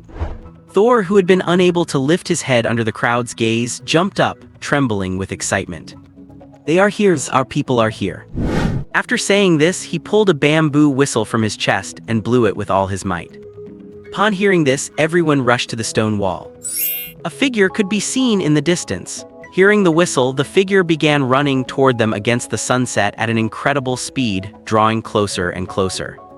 On the hill, the Wolf King stood up, looked northeast, and let out a long howl.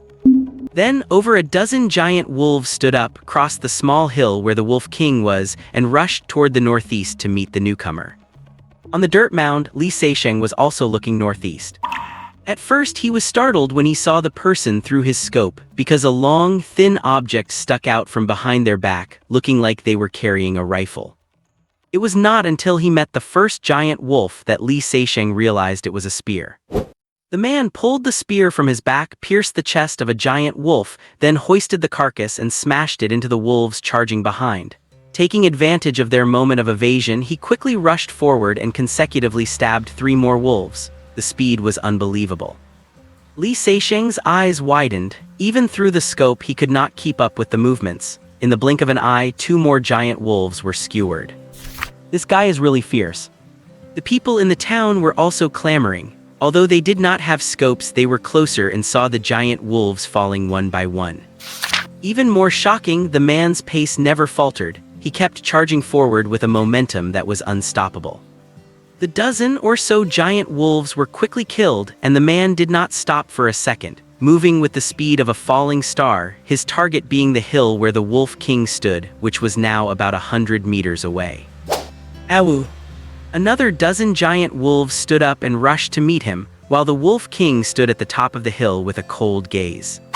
Soon, they clashed again. The spear in the man's hand remained invincible, as if he were wielding multiple spears at once. He darted in front, behind, left, and right, stabbing rapidly. The giant wolves fell one after another. None could get close to his body, and none could block his path. Awu! The Wolf King howled again, and this time dozens of giant wolves rose up to block the man before he reached the hill. The man did not hesitate for a moment. He charged into the pack like a sharp spear.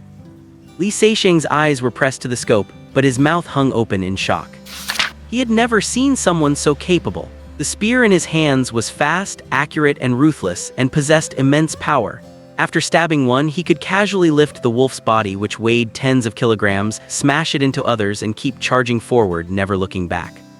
His foster father Adam's words echoed in his mind, "Kid, the knife and the spear are the oldest weapons of mankind. I do not need you to charge like a warrior with a spear, but at least you should learn how to use a knife so you do not hurt yourself."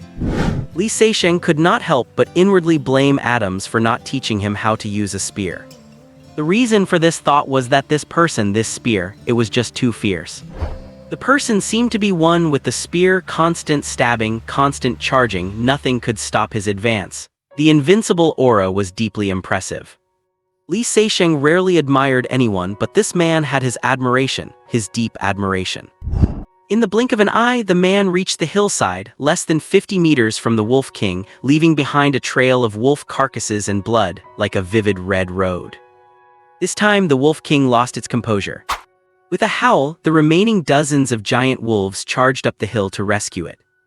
Even with dozens of wolves surrounding him, they could not stop the man's progress. He stabbed rapidly, retracted, and stabbed again, stepping closer to the Wolf King with every move. It sounded slow, but in reality, less than 3 minutes had passed since he appeared. Thor, who had looked like a beaten dog just moments ago, was now trembling with excitement.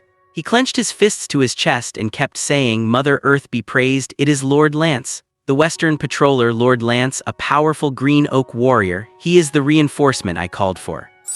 The person who had been complaining about Thor earlier sidled up to him and flattered, "Dear Thor, the Earth warriors of the nature religion are so powerful. I knew you would be able to call for help. Say, can I join the nature religion?" Thor glanced at him and recited a string of diplomatic jargon. "Little Hughes, Mother Earth protects every human who cherishes the environment and loves nature. Everyone with a sincere heart has the chance to earn her favor." The people nearby could not help but chuckle. At this moment, the man had charged within 10 meters of the Wolf King. With a roar, the spear in his hand manifested into countless sharp points, clearing the wolves in front of him before he dashed toward the Wolf King. The Wolf King could not hold its ground any longer. It dodged, landed, and leaped, fleeing rapidly toward the south. The man stood at the top of the hill, threw his spear, and it shot toward the Wolf King like a sharp arrow. The Wolf King seemed to hear the shrill whistle from behind and twisted its body in midair to change direction, but the spear carved a beautiful arc in the air, caught up rapidly, pierced through its waist, and pinned it to the ground. Li Seixing was stunned. the man's spear could actually turn corners. The man stood at the highest point, the last rays of the setting sun making him glow like gold, looking as mighty as a war god. The remaining dozen or so giant wolves stood behind him, yet none dared to approach. The Wolf King wailed on the ground, the town burst into cheers, and Li Seisheng could not help but silently applaud. This guy is truly heroic. The man walked toward the Wolf King, pulled the spear from the ground, and thrust it hard into its head. At the same time, among the pack 10 meters behind him, a nondescript giant wolf suddenly leaped, and with a pop, its fur burst open. A dark shadow lunged rapidly at the man's back. At that moment, the man was leaning forward, his spear stabbing into the Wolf King's head. He had no time to change his move or turn around. The shadow's timing was perfect. Simon! The man lunged forward with all his might, letting out a roar in midair. After landing, he stumbled and ran south, leaving a trail of blood behind him. The shadow landed, pulled out the man's spear, and immediately gave chase. Ahaha, Lance, you cannot run away today. One chasing, one fleeing, with the remaining dozen giant wolves trailing far behind them. Inside the town there was dead silence. Everyone was stunned by what they had just seen. Such a powerful earth warrior had been shamelessly ambushed at his moment of success. Hearing them speak, it was clear they knew each other. Certainly not friends, mortal enemies was much more likely. Thor looked distraught. Sphinx warrior, it is over. That must be a Sphinx warrior. Lord Lance is done for.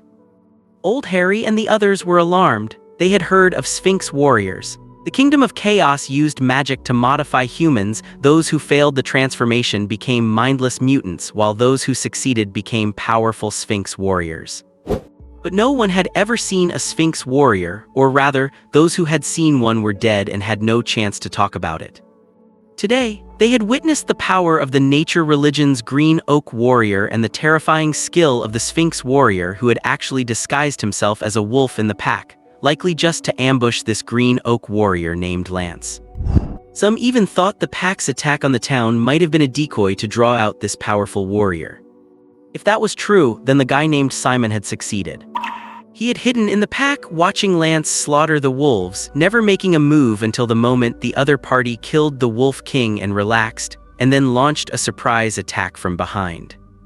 Lurking, enduring, grabbing the opportunity to explode, a strike that hit its mark, this Simon was terrifying. Everyone knew that a wounded Lance would never escape his pursuer.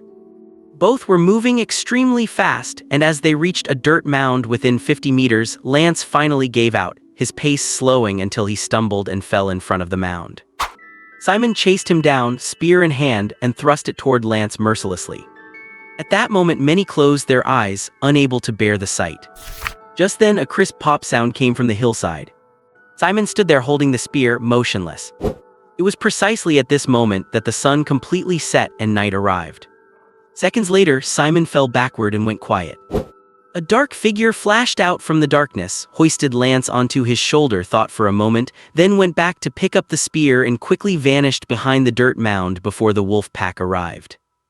There was an uproar in the town. Under the cover of night, no one saw exactly what had happened.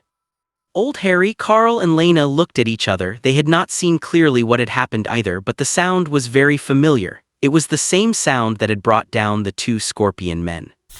That honorable gentleman, is that you? Li Seisheng was in a good mood.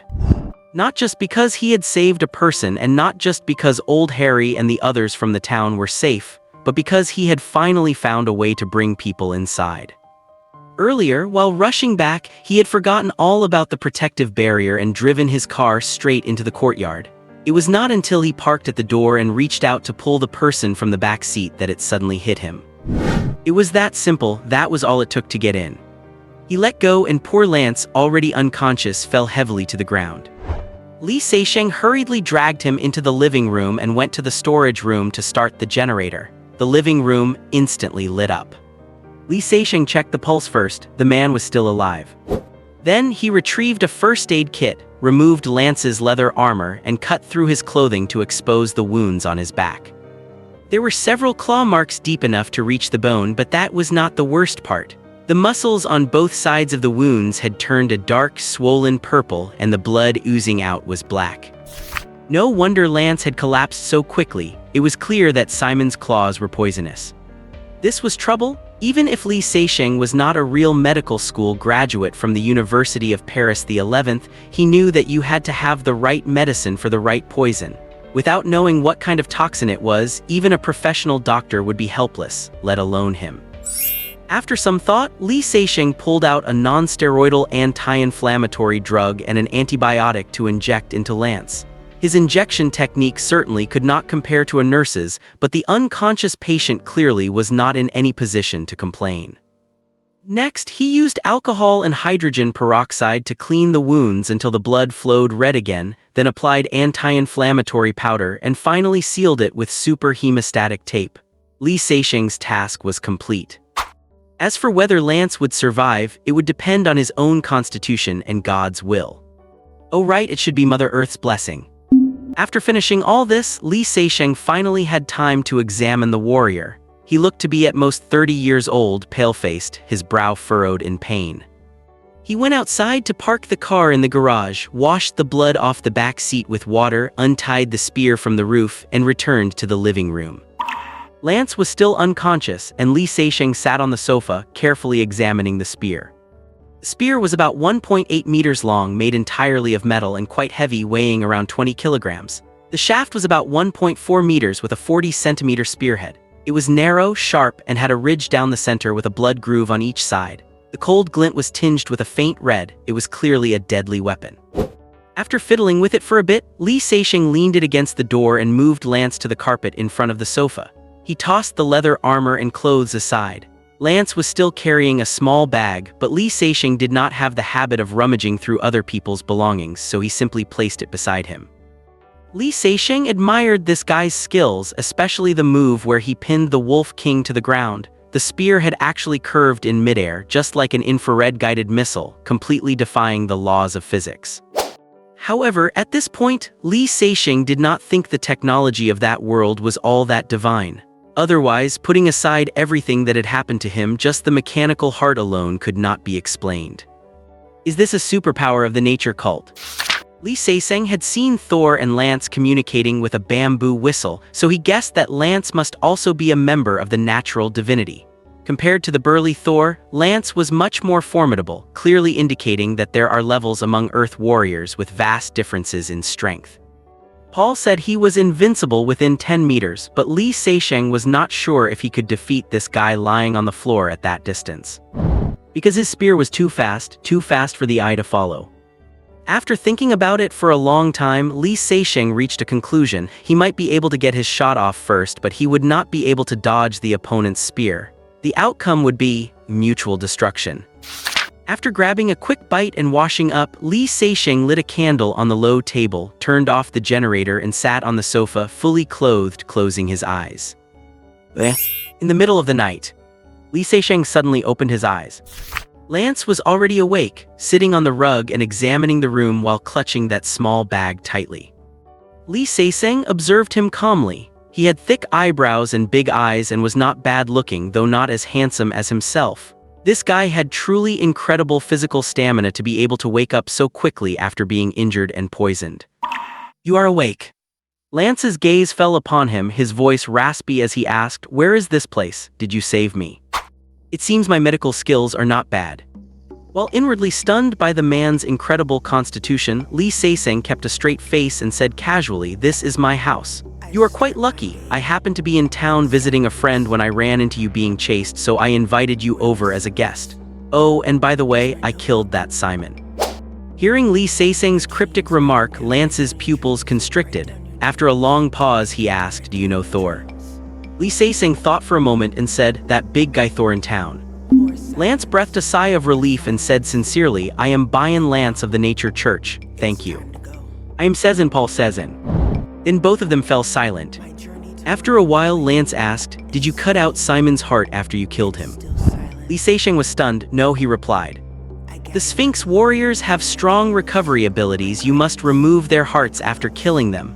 Simon had fused both a demon's heart and a wolf's heart, which allowed him to infiltrate the wolf pack. It is possible he could be resurrected." Li Seixing had no idea about any of this. As soon as he heard that Simon might come back to life, he immediately stood up, ready to head back to the scene. Lance stopped him, saying, "It is fine, Thor should know about this." Li Seixing finally relaxed, feeling a bit awkward that his enigmatic image had been shattered by his own ignorance. He got up, went to the kitchen, poured a glass of water and handed it to him. Lance took it and drank it all without hesitation. Li Seixing said nothing, went to pour another glass and took out some anti-inflammatory pills. Lance took them and swallowed them without hesitation as well. He understood that if the other man wanted him dead, he would not have saved him. "Thank you. You are welcome." After Li Seixing sat back down, the two fell into silence again. The candlelight flickered and the living room was perfectly quiet. Lance clearly was not good at social interaction, and Li Seixing did not know what to say either. He could not bring himself to praise the guy's strength. After a moment of thought, Li Seixing went to the storage room, turned on the generator and shut the door to muffle the roar. Instead of turning on the lights, he walked over to the stereo, pressed play, and sat back down. "Let us listen to some music." Lance watched his movements quietly and said nothing. Pleasant guitar sounds drifted from the speakers, filling the entire living room. The 400 playing was a collection of nostalgic hits he had put in during his vacation last year. The first song was Hotel California. As the music started, Lance opened his eyes wide and looked around, soon fixing his gaze on the Rosewood Bowers and Wilkins 702S speakers with a look of surprise. "On a dark desert highway, cool wind in my hair." As Don Henley's husky voice rang out, Lance soon quieted down. When the song ended, Lance could not help but say, "The lyrics are strange, but it sounds very good." Li Seixing smiled and remained silent. The music continued to echo in the living room. The two rarely spoke, and mostly Lance would offer a brief comment after each song. "This one is nice, very good, a bit weird." Li Seixing responded with a smile, maintaining his mysterious air. A dark living room, flickering candlelight, and melodious music. A top-tier assassin, a powerful earth warrior, a visitor from another world, and a wounded man. Two men of few words, yet they seemed strangely harmonious in this moment. Of course, the atmosphere would be even better if there were women present. Music is a universal language, and that is no empty saying. Let alone humans, even a cow can produce more milk when it hears good music. Aside from finding some lyrics strange and difficult to understand, Lance was fully able to accept and lose himself in these wonderful melodies. The next song was The Sound of Silence, Li Seixing's favorite, especially the first two lines. "Hello darkness, my old friend. I have come to talk with you again." Li Seixing curled up on the sofa and closed his eyes, letting his soul vibrate along with the music. As the voices of Simon and Garfunkel filled the room, Lance gave a start and soon closed his eyes as well. Before they knew it, both of them had fallen fast asleep. Early morning. When Lance woke up, he immediately smelled an enticing aroma. "You are awake, come and eat." Li Seixing walked out of the kitchen, placed a few slices of bread, a plate of fried ham, sausages, and bacon on the coffee table in front of him, and then pushed over a glass of milk. Li Seixing had the same food in front of him, just a smaller portion. "Thank you." Lance speared a piece of sausage with his fork, and the movement pulled at his wound, causing him to frown. But once he took a bite, he forgot all about the pain and began devouring the food. After the meal, Li Seixing changed his bandages and found that the wound had already started to close up. He marveled to himself, then recalled that it was not just Lance. Lena had also recovered remarkably quickly when she was injured. Could it be that this is the norm in this world? Or perhaps, did he really have the potential to be a miraculous doctor? The two of them sat on the veranda, each holding a cup of coffee, silently watching the wilderness outside. After a long while, Lance suddenly asked, "That song was beautiful, what is it called?" His question came out of nowhere, but Li Seixing knew exactly what he was asking about. "The Sound of Silence, it suits people like us very well." "The Sound of Silence? The Sound of Silence?" Lance repeated the name a few times, then nodded heavily. "It suits us well, it is very suitable for listening to in the night." Li Seixing glanced at him in surprise, then nodded firmly in agreement. Then the two returned to watching the wilderness in silence. As noon approached, a low rumble echoed from the distance. Li Seixing knew immediately that Old Harry and the others had arrived. Even if others did not know, hearing the gunshots and seeing Simon's body would tell them it was his doing. Lance started to say something, but seeing Li Seixing's calm expression, he kept his silence. After Li Seixing rescued Lance yesterday, the remaining wolf pack had scattered.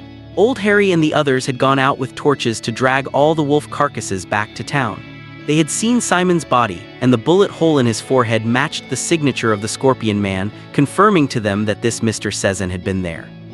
The men were filled with gratitude. Even if Lance, the Green Oak Warrior, had not come, that gentleman would certainly have saved them. It was obvious, if he could kill a Sphinx warrior like Simon, what were a few wolves to him? Old Harry and his group were waving at Li Seixing from far away, but they grew quiet as they reached the gate, looking at Lance, who sat on the railing with expressions of pure disbelief. Li Seixing could not help but laugh, then walked to the fence and opened the yard gate. "Why do not you recognize him? This is Lance. He is the one who saved you yesterday." "No." Lance looked at him seriously and said solemnly, "Sezin, it was you who saved them and me." Old Harry and the others said nothing, but nodded in agreement. Li Seixing smiled without saying a word, feeling a bit awkward. Lance and Old Harry had actually overestimated his strength, assuming that because he could kill Simon, he could easily handle the wolf pack. But in truth, if Lance had not been lucky enough to flee to the earth mound where he was hiding and lure Simon over, he would not have been able to hit him either. Honorable Mr. Sezin, and Mr. Lance, thank you for saving us. We really do not know how to thank you." Old Harry stammered incoherently, while Carl and Lena were also at a loss for words. What they were actually shocked by was not this, but how Lance managed to pass through the barrier and enter the courtyard. How did he do it? Li Sezin knew what they were thinking. "The three of you, I cordially invite you to be guests at my home," Li Seixing said as he walked out of the courtyard, taking Lena's hand. Lena looked pleasantly surprised, and then Li Seixing grabbed Old Harry's shoulder as well. The three of them stood in the yard looking at the fence with blank expressions. "We just walked in like that. Actually, I only discovered this by accident yesterday. My apologies." Li Sezin offered an explanation. After having been with them for so long, Lance was the first person he brought inside, and he did not want the three of them to get the wrong idea that he looked down on them.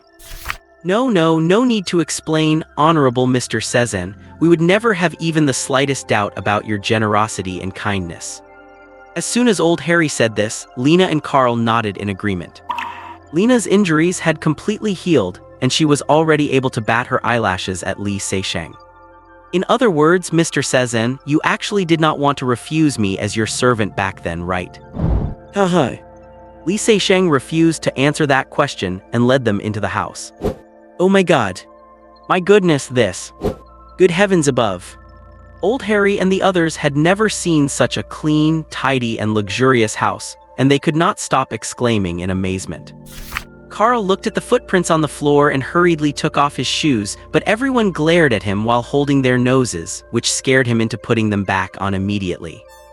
Next, Li Seixing displayed the hospitality and grace of a good host, bringing them into the dining room and preparing a lavish lunch for them. Iberian ham, German sausages, Caspian sturgeon caviar, French foie gras, Italian salami, as well as canned pork, beef, and tuna, plus bread and instant noodles. Whether it was Old Harry and his crew or Lance, everyone ate voraciously, truly voraciously, and not a single word was spoken during the meal. Li Seixing had to keep refilling the dishes to keep the table from looking empty. It was worth noting that the one thing he put effort into, the cucumber salad, went untouched. This group was only interested in meat. After finishing, Old Harry could not help but sigh, "To eat something this delicious, I could die happy." Carl and Lena nodded repeatedly, and Lance hesitated for a moment before giving a slight nod as well. After the meal, Lena eagerly helped Li Seixing clear the table and even tried to wash the dishes, but after she broke two of Anjali's plates, Li Seixing politely showed her out. A maid like that is just too hard on the tableware, Li Seixing thought, feeling glad for his previous wisdom. Feeling stuffed, Old Harry and Carl sat on the polished oak floor, feeling awkward because their clothes were so dirty, before standing up to present a mechanical heart to Li Seixing. "Respected sir, this belongs to you." Mechanical heart. Li Seixing took it and looked at Lance. "You recognize this?" "Yes, some of the warriors in the sect who use crossbows like to use them, but the colors are different. Theirs are cyan or blue." Lance had no interest in those. Once he finished speaking, he crouched down in front of the pair of B and W speakers with a focused expression. It was from these things that the beautiful and moving melodies had come last night. My God, those are bronze tier and blue steel tier mechanical hearts. A bronze one is worth 3,000 gold coins, and there are not even any blue steel ones in Black Horse City. They are said to be worth 30,000 gold coins. Li Seixing looked at the black mechanical heart in his hand, his mood becoming rather complicated. His first thought was that the Church of Nature was certainly wealthy. Then he began to daydream, if a black mechanical heart could enhance the FN so much, just how powerful would the bronze and blue steel grades be? Would it turn into a machine gun? After that, he could not help but think that the city of machinery was too good at making money. They could make a fortune just by selling these. Finally, he started wondering how he could earn enough gold coins to trade for a couple of them. Black iron, bronze, blue steel, are there silver and gold grades above those? Li Seixing drew inferences from the situation. It was easy enough to figure out. Yes, rumor has it there are silver and gold grades above them, but Black Horse City is too remote. The highest grade available there is bronze. No, Black Horse City does have blue steel levels, it is just that they are not for sale to the public. Master Gata of the Mother Goddess Cathedral can only produce at most 3 blue steel mechanical hearts each year. Lance stared at the speakers without blinking and explained that airship and several of the large combat vehicles all use blue steel ones. Old Harry's experience was limited to the small town and Black Horse City, so he certainly could not compare to Lance. Just looking at how Thor acted yesterday, it was clear that Lance was an important figure in the Church of the Natural God and naturally knew the big shots in Black Horse City. After some thought, Lance turned his head and said, Sezen, if you need one, I can help you find Gata, but the prerequisite is that you have 30,000 gold coins. Lance, thank you. Li Seixing immediately looked toward Old Harry. The perceptive Old Harry understood his meaning immediately. Mr. Sezen, if you want to hunt in the Black Pine Forest, we can set off any time. I believe you will have quite a harvest. Lance turned around abruptly. Black Pine Forest? You are going to the Black Pine Forest. Lance, is there a problem? Lance looked at Li Seixing seriously and said, I am an inspector of the Church of Nature for the West. Wilderness hunters have reported traces of Sphinx warriors in the Black Pine Forest recently. 10 days ago, Gale City sent 2 yellow oak warriors and no news has come back yet. He paused, then continued, Simon's ambush on me yesterday was very unusual. Coupled with the incidents in the Black Pine Forest, I suspect the Chaos Kingdom will have major movements in the West soon, so, if you must go, please be careful. When Li Seixing asked about Simon, it turned out that Old Harry and Thor and the others already knew about the demon heart and had long since dug it out and burned it. Li Seixing breathed a sigh of relief. He did not want to be targeted by a powerful and insidious Sphinx warrior. In the afternoon, Old Harry and the others said their goodbyes and left. Neither Li Seixing nor Lance had any interest in the giant wolf carcasses, but for the small town it was a considerable fortune. Old Harry wanted to bring this good news back as soon as possible. That evening, Lance sat in the living room waiting early on. Then the two spoke very little, quietly enjoying the music together. The next morning, the very day of Li Seixing's scheduled return. After finishing breakfast and changing his bandages, Lance bid him farewell. Only then did the two have their first real conversation. Lance shared some information about the nature cult and the Chaos Kingdom, which deepened Li Seixing's understanding of this world significantly. As for himself, he only told Lance that he came from a very, very far away place and had no specific purpose for being here. Lance accepted his explanation. At the very least, this mysterious young man was not an enemy. In the end, Lance looked at him with an expectant gaze. May I come back to listen to the music again? Li Seixing smiled. Of course, my friend, of course you can. As long as I am here, you are welcome anytime. Thank you, my friend, thank you so much.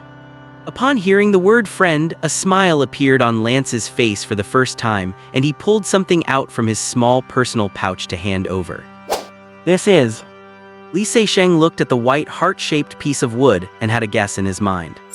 This is the heart of the white oak, also known as the heart of nature. I am giving it to you as my payment for your treatment. Watching Lance's retreating figure as straight and upright as a spear, Li Seixing felt a surge of emotion. As a killer, it was only natural to take money for taking lives, but Li Seixing had never imagined that one day he would earn a reward for healing someone's wounds. Lance did not say exactly how precious the heart of nature was. But from Old Harry and the others, Li Seixing learned that it was extremely rare and that Earth warriors were hard to come by. Usually, the Nature Church evaluates those with talent to see if their character is kind. Only those who are approved get the chance to use an oak heart. Most people stumble at this first step because they fail to gain the favor of Mother Earth and cannot merge the powerful oak heart into their bodies. The few who succeed in merging with an oak heart are lucky enough to become white oak warriors and members of the Nature Church, just like Thor in town. After merging, your physical fitness gradually improves until you become a true warrior. This process takes at least a year. When your spirit and constitution reach their peak, you qualify to use a yellow oak heart, provided your contributions meet the standard. Merging with a yellow oak heart is far more difficult than with a white one, but the strength you gain is incomparable. You might even unlock a unique, personal ability, just like how Lance's spear can curve. In the Nature Church, you only qualify for independent missions once you become a yellow oak warrior. Green oak warriors are the same, only stronger and even rarer. Someone like Lance is already capable of managing affairs in a specific area or executing more important, dangerous tasks. As for silver oak warriors above that, Lance did not say much, though the longing in his eyes was impossible to hide. Unlike the demon heart from the Chaos Realm, a failed oak heart fusion will not damage your body, but everyone only has 3 chances in their lifetime. After 3 failures, you lose the possibility of ever promoting to the next level. That is why everyone treats every promotion attempt with extreme caution. Only when one feels they have hit the absolute peak of their current level with no room for further progress will they attempt a fusion, hoping to minimize the chance of failure. Holding this white oak heart, Li Seixing felt a bit hesitant. The Nature Church does not actively harm humans, that is their doctrine which cannot be violated. He was sure Lance would not harm him either. A spearman must be upright, open, and resolute, or they could never become a master, therefore Lance was definitely not that kind of person. In fact, he felt Lance was a lot like him, lonely, resilient, silent, and deep down, actually craving friendship. What Li Seixing worried about was whether Mother Earth would accept him, a visitor from another world. At this point, it would be too stubborn for Li Seixing not to believe in the strangeness of this world. The standard of living and technology here might be far behind his original world, but the mechanical heart, the oak heart, and the demon heart from the Chaos Realm were magical creations his old world lacked. With lagging technology, lower productivity and living standards are only natural. The consequence of overly advanced technology might just be self-destruction.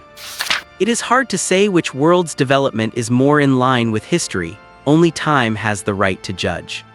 While hesitating, Lance's figure suddenly appeared in his mind, along with that spear. One man, one spear, invincible and unstoppable, always charging forward, pressing on without looking back. In the end, Li Seixing decided to go through with the fusion. The desire to grow stronger won out. He wanted to be as powerful as Lance. Following Lance's method, Li Seixing sat in the living room, took off his shirt, dripped a drop of his blood onto the oak heart, took a deep breath and pressed it against his chest. A few seconds later, Li Seixing felt his heartbeat growing faster and heavier like the beating of a war drum. The rhythm quickened, the thuds became more intense, making him dizzy and confused until with a loud boom he lost consciousness. In a daze, Li Seixing seemed to see a woman in a light green dress walking toward him, as elegant and noble as a queen. At dusk, Li Seixing sat on the porch, looking out at the wilderness with a melancholic expression. When he woke up, he found the oak heart had disappeared and was overcome with joy. It was a success. The woman he saw must have been Mother Earth. She had accepted him. He immediately went to the sunroom to exercise, but after working out, he found no improvement in his physical state, no increase in strength, speed, or agility, not even the slightest bit. The oak heart had vanished, yet his body showed no reaction, so he did not even know if the fusion had truly succeeded. It was not until nightfall that Li Seixing got up and returned to the house. He was heading back to the other world soon. He should start preparing. He would ask Lance about this the next time he came over to listen to music. He would definitely come. Li Seixing did not believe he could resist the charm of music. Bergen, the second largest city in Norway and one of the 9 European capitals of culture. Backed by mountains and facing the sea, it is picturesque and one of the most livable cities in the world. Due to its geography and the Atlantic current, it rains at least 200 days a year in Bergen. It is said that in the rainiest year, the sun was seen for only 12 days. There is a joke in Bergen. A tourist asked a local boy when the rain would stop, and the boy replied, "I do not know, I am only 12. But this does not detract from its beauty, rather it adds a dreamlike fairytale quality. Norwegians themselves say Bergen is the most beautiful. Colorful houses stand on the hills by the harbor like crystals embedded along the long coastline. Ferries dock in the fjords, coming and going, while the fish market is bustling and filled with fresh seafood. No one can refuse such a beautiful harbor city. On a hillside about 100 meters above Televikvigen Road on the north side of the city, dozens of houses of various shapes are nestled amidst the green grass and trees. At the southernmost end, there is a 2-story white building with a pointed roof, typical Nordic style. In the early morning, Lee Se-sheng, wearing a thin brown sweater and holding a cup of coffee, appeared on the second-floor balcony, silently overlooking the city through the cold mist and rain. Even though it was already June, the minimum temperature here still did not exceed 10 degrees Celsius. Below the hillside, many colorful houses of different shapes were packed together, leaving only narrow, winding stone-paved streets. The ancient stones were worn smooth, uneven, simple, and sturdy. People here are used to building their houses close together, one after another. It is not because the city is too crowded, but a habit, as it helps them huddle together for warmth and brave the harsh winters and snow. In fact, the total population of the city and its suburbs is less than 400,000, not even as much as a single block in New York. Further away are the main commercial streets by the sea, the harbor and the fjord, and ships. Yachts, sailboats, and fishing boats are scattered like chess pieces on the deep blue sea, and a giant cruise ship is slowly leaving the harbor. Just then, on the balcony of the house a few dozen meters to the north, a bearded man in only a vest appeared with his coffee. Seeing him, he immediately raised his cup and shouted, "Hey, Adams, you are back. How long can you stay this time? Shall we go fishing?" Lee Se-sheng smiled and raised his cup in response. "Hey, Riser, how is it going? Fishing will have to wait for next time. I have to leave today, cannot help it. A man's gotta make money to afford a wife." Here, Lee Se-sheng's name was Alvin Adams, the same name he gave Catherine in Athens. His cover was a heavy mining equipment repairman who had to travel the world for service. Hearing Lee Se-sheng's complaint, the married Riser had a smug look in his smile. "Adams, you should at least have a girlfriend first. I suggest you go on 2 dates with Martha's sister, Manning. Great cooking is a tradition in their family." Riser tried to push his sister-in-law onto Lee Se-sheng. Lee Se-sheng had met Manning twice while visiting Riser, a classic Nordic beauty with long legs, a tall figure, and a thick braid, just as tough and hot-tempered as her sister, and she had taken a liking to Lee Se-sheng. As he talked, Riser's topic drifted back to fishing. "Adams, you know what? I went out to sea with Johansson the other day and caught a halibut that weighed a full 120 pounds. Riser gestured as he spoke. Just then, a woman's roar came from inside the house. "Riser, damn it, cannot you let anyone sleep?" Bragging on the balcony first thing in the morning, the poor little fish you caught did not even weigh 50 pounds. Riser awkwardly waved at Lee Se-sheng and quickly vanished from the balcony. No need to ask, he was definitely off to soothe his wife. Riser had the typical Norwegian hardiness and enthusiasm, but he was more henpecked than any Englishman. Lee Se-sheng spread his hands, "See that? That was exactly why he refused to date Manning. Find a wife like that and never mind being an assassin. You would not even have the right to speak loudly in your own home." At noon, Lee Se-sheng ate grilled lobster, oysters, and salmon at a roadside stand by the harbor for less than 150 euros, then took a car straight to the airport. The next morning, Plymouth. A plain-looking man in his 30s wearing a suit and tie and sporting glasses walked toward Waverly Street with a briefcase, looking like a typical salesman. Mrs. Sterling heard the doorbell and stepped out, freezing slightly when she saw the man standing outside the gate. Although he had nothing in common with their neighbor Wayne in terms of age, appearance, or aura, Mrs. Sterling somehow felt he looked a bit like him at first glance. You have to admit, a woman's intuition is terrifying. It has nothing to do with age or looks, only gender. The man bowed slightly to her. Hello, dear lady, I am Alvin Adams, a yacht salesman. Please allow me to waste just a moment of your time to introduce you to our latest yacht. Mrs. Sterling watched him warily. How did you know I have a yacht? Madam, that is hardly a question. Living in this port city, owning such a beautiful house, and having a hostess as elegant and charming as you, owning a yacht is only natural. A reserved smile appeared on Mrs. Sterling's face. This man seemed quite sincere. Come in. Once in the living room, Mrs. Sterling served tea and cookies, and the man praised her baking again. Mrs. Sterling enjoyed the flattery, but she had her principles.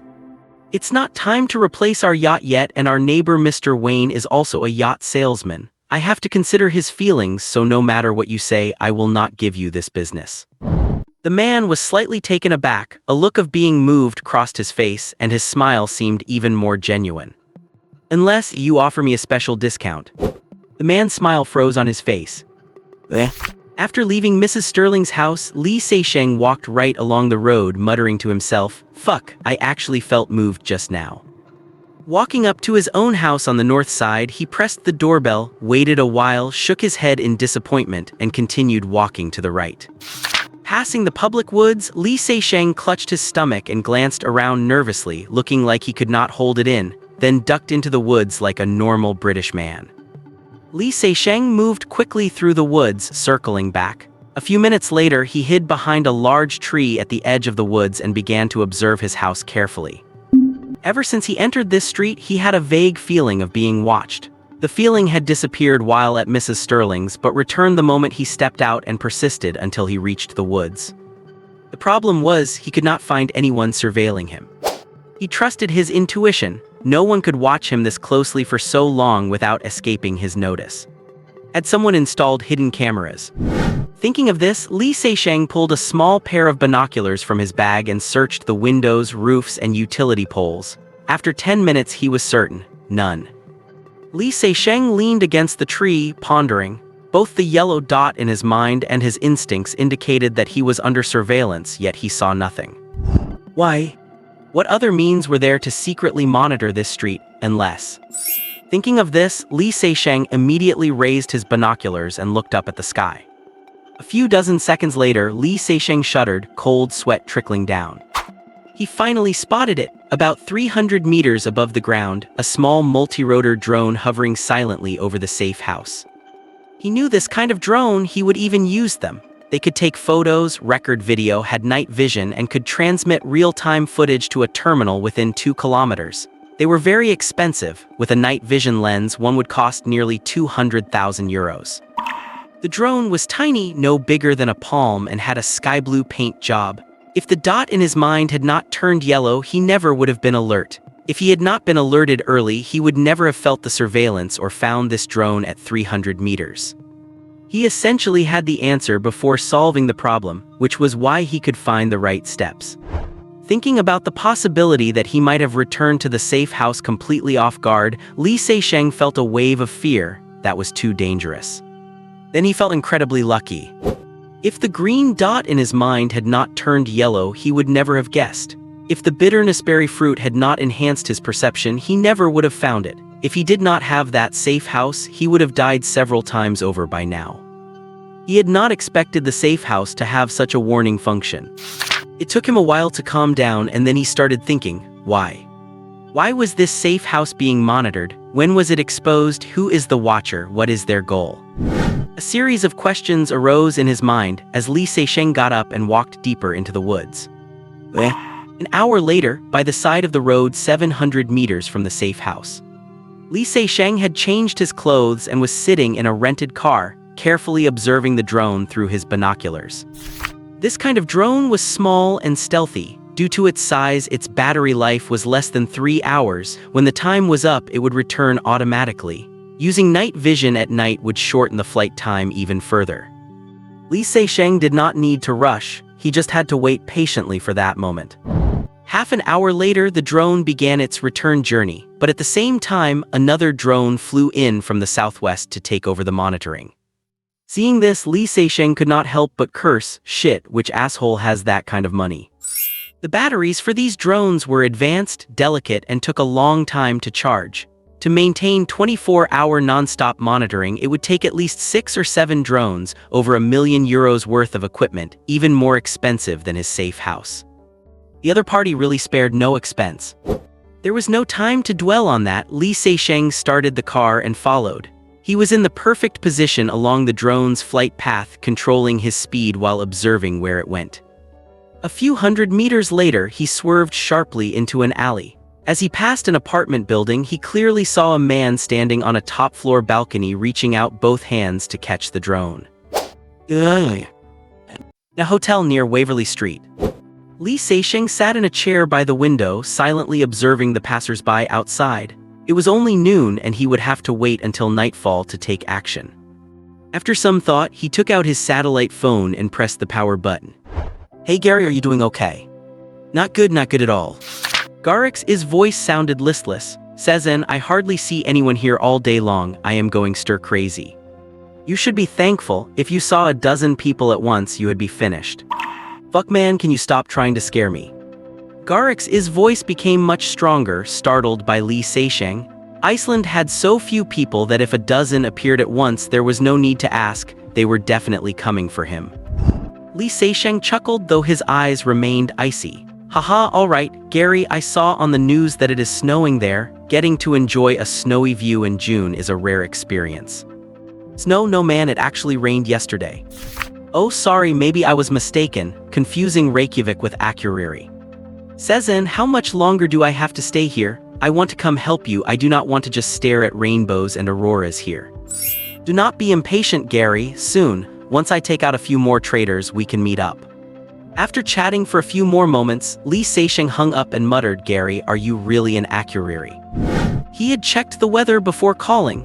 Garrick's was right, it had rained in Akureyri yesterday. Of course, he had not been wrong either, it had indeed snowed a little in Reykjavik. This probe yielded no results. Just then, the phone rang. Li Seixing knew it had to be Winnie, as he had not turned his phone on since he returned. As expected, when he answered, Winnie immediately asked, "Sezen, what happened? Why has your phone been turned off for the last 2 days?" Li Seixing thought to himself, "I was in another world. Even if it had been on, you would not have been able to get through." "Oh, I discovered some suspicious individuals near my residence, so I laid low for a couple of days."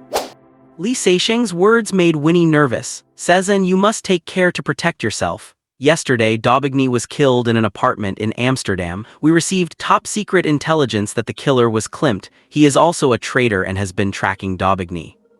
Winnie's words made Li Seixing's head spin. There were 3 killers Garrick's was responsible for: Skeel, Klimt, and himself. Now the other 2 had betrayed the organization and he had been subjected to a lethal ambush while on a mission. Add that to the Plymouth safe house being under surveillance. What did that mean? Garrick's. There must be something wrong with Garrick's. No wonder Gainsborough was able to find him. The tracker was actually on Garrick's, not Jones. No wonder there was a trap waiting for him at the Neville Villa in Évreux. No wonder Thomas knew that the person at Évreux was him. No wonder his safe house was exposed. The opposition used such covert and expensive surveillance methods, it could not have just been a hunch. They were certain the owner of the house was him. If Garrick's was the traitor, then everything made sense. However, there were still some contradictions. Li Seixing's head was a bit of a mess. If Garrick's was a traitor, why did Jones send people to catch him? If Garrick's target was him, why did not Garrick's notify anyone to move in after he was injured in the duel with Gainsborough? If Garrick's was the mole, why did not Neville, Monet, and Degas know that he was the killer? And that group stalking him had no need to pull surveillance footage. If they had just waited at the Plymouth safe house, they would have caught him eventually. Just then, Winnie's fury came over the phone. "Sezen, are you even listening to me?" Sorry, Winnie, I just got distracted thinking about something. My apologies, please continue."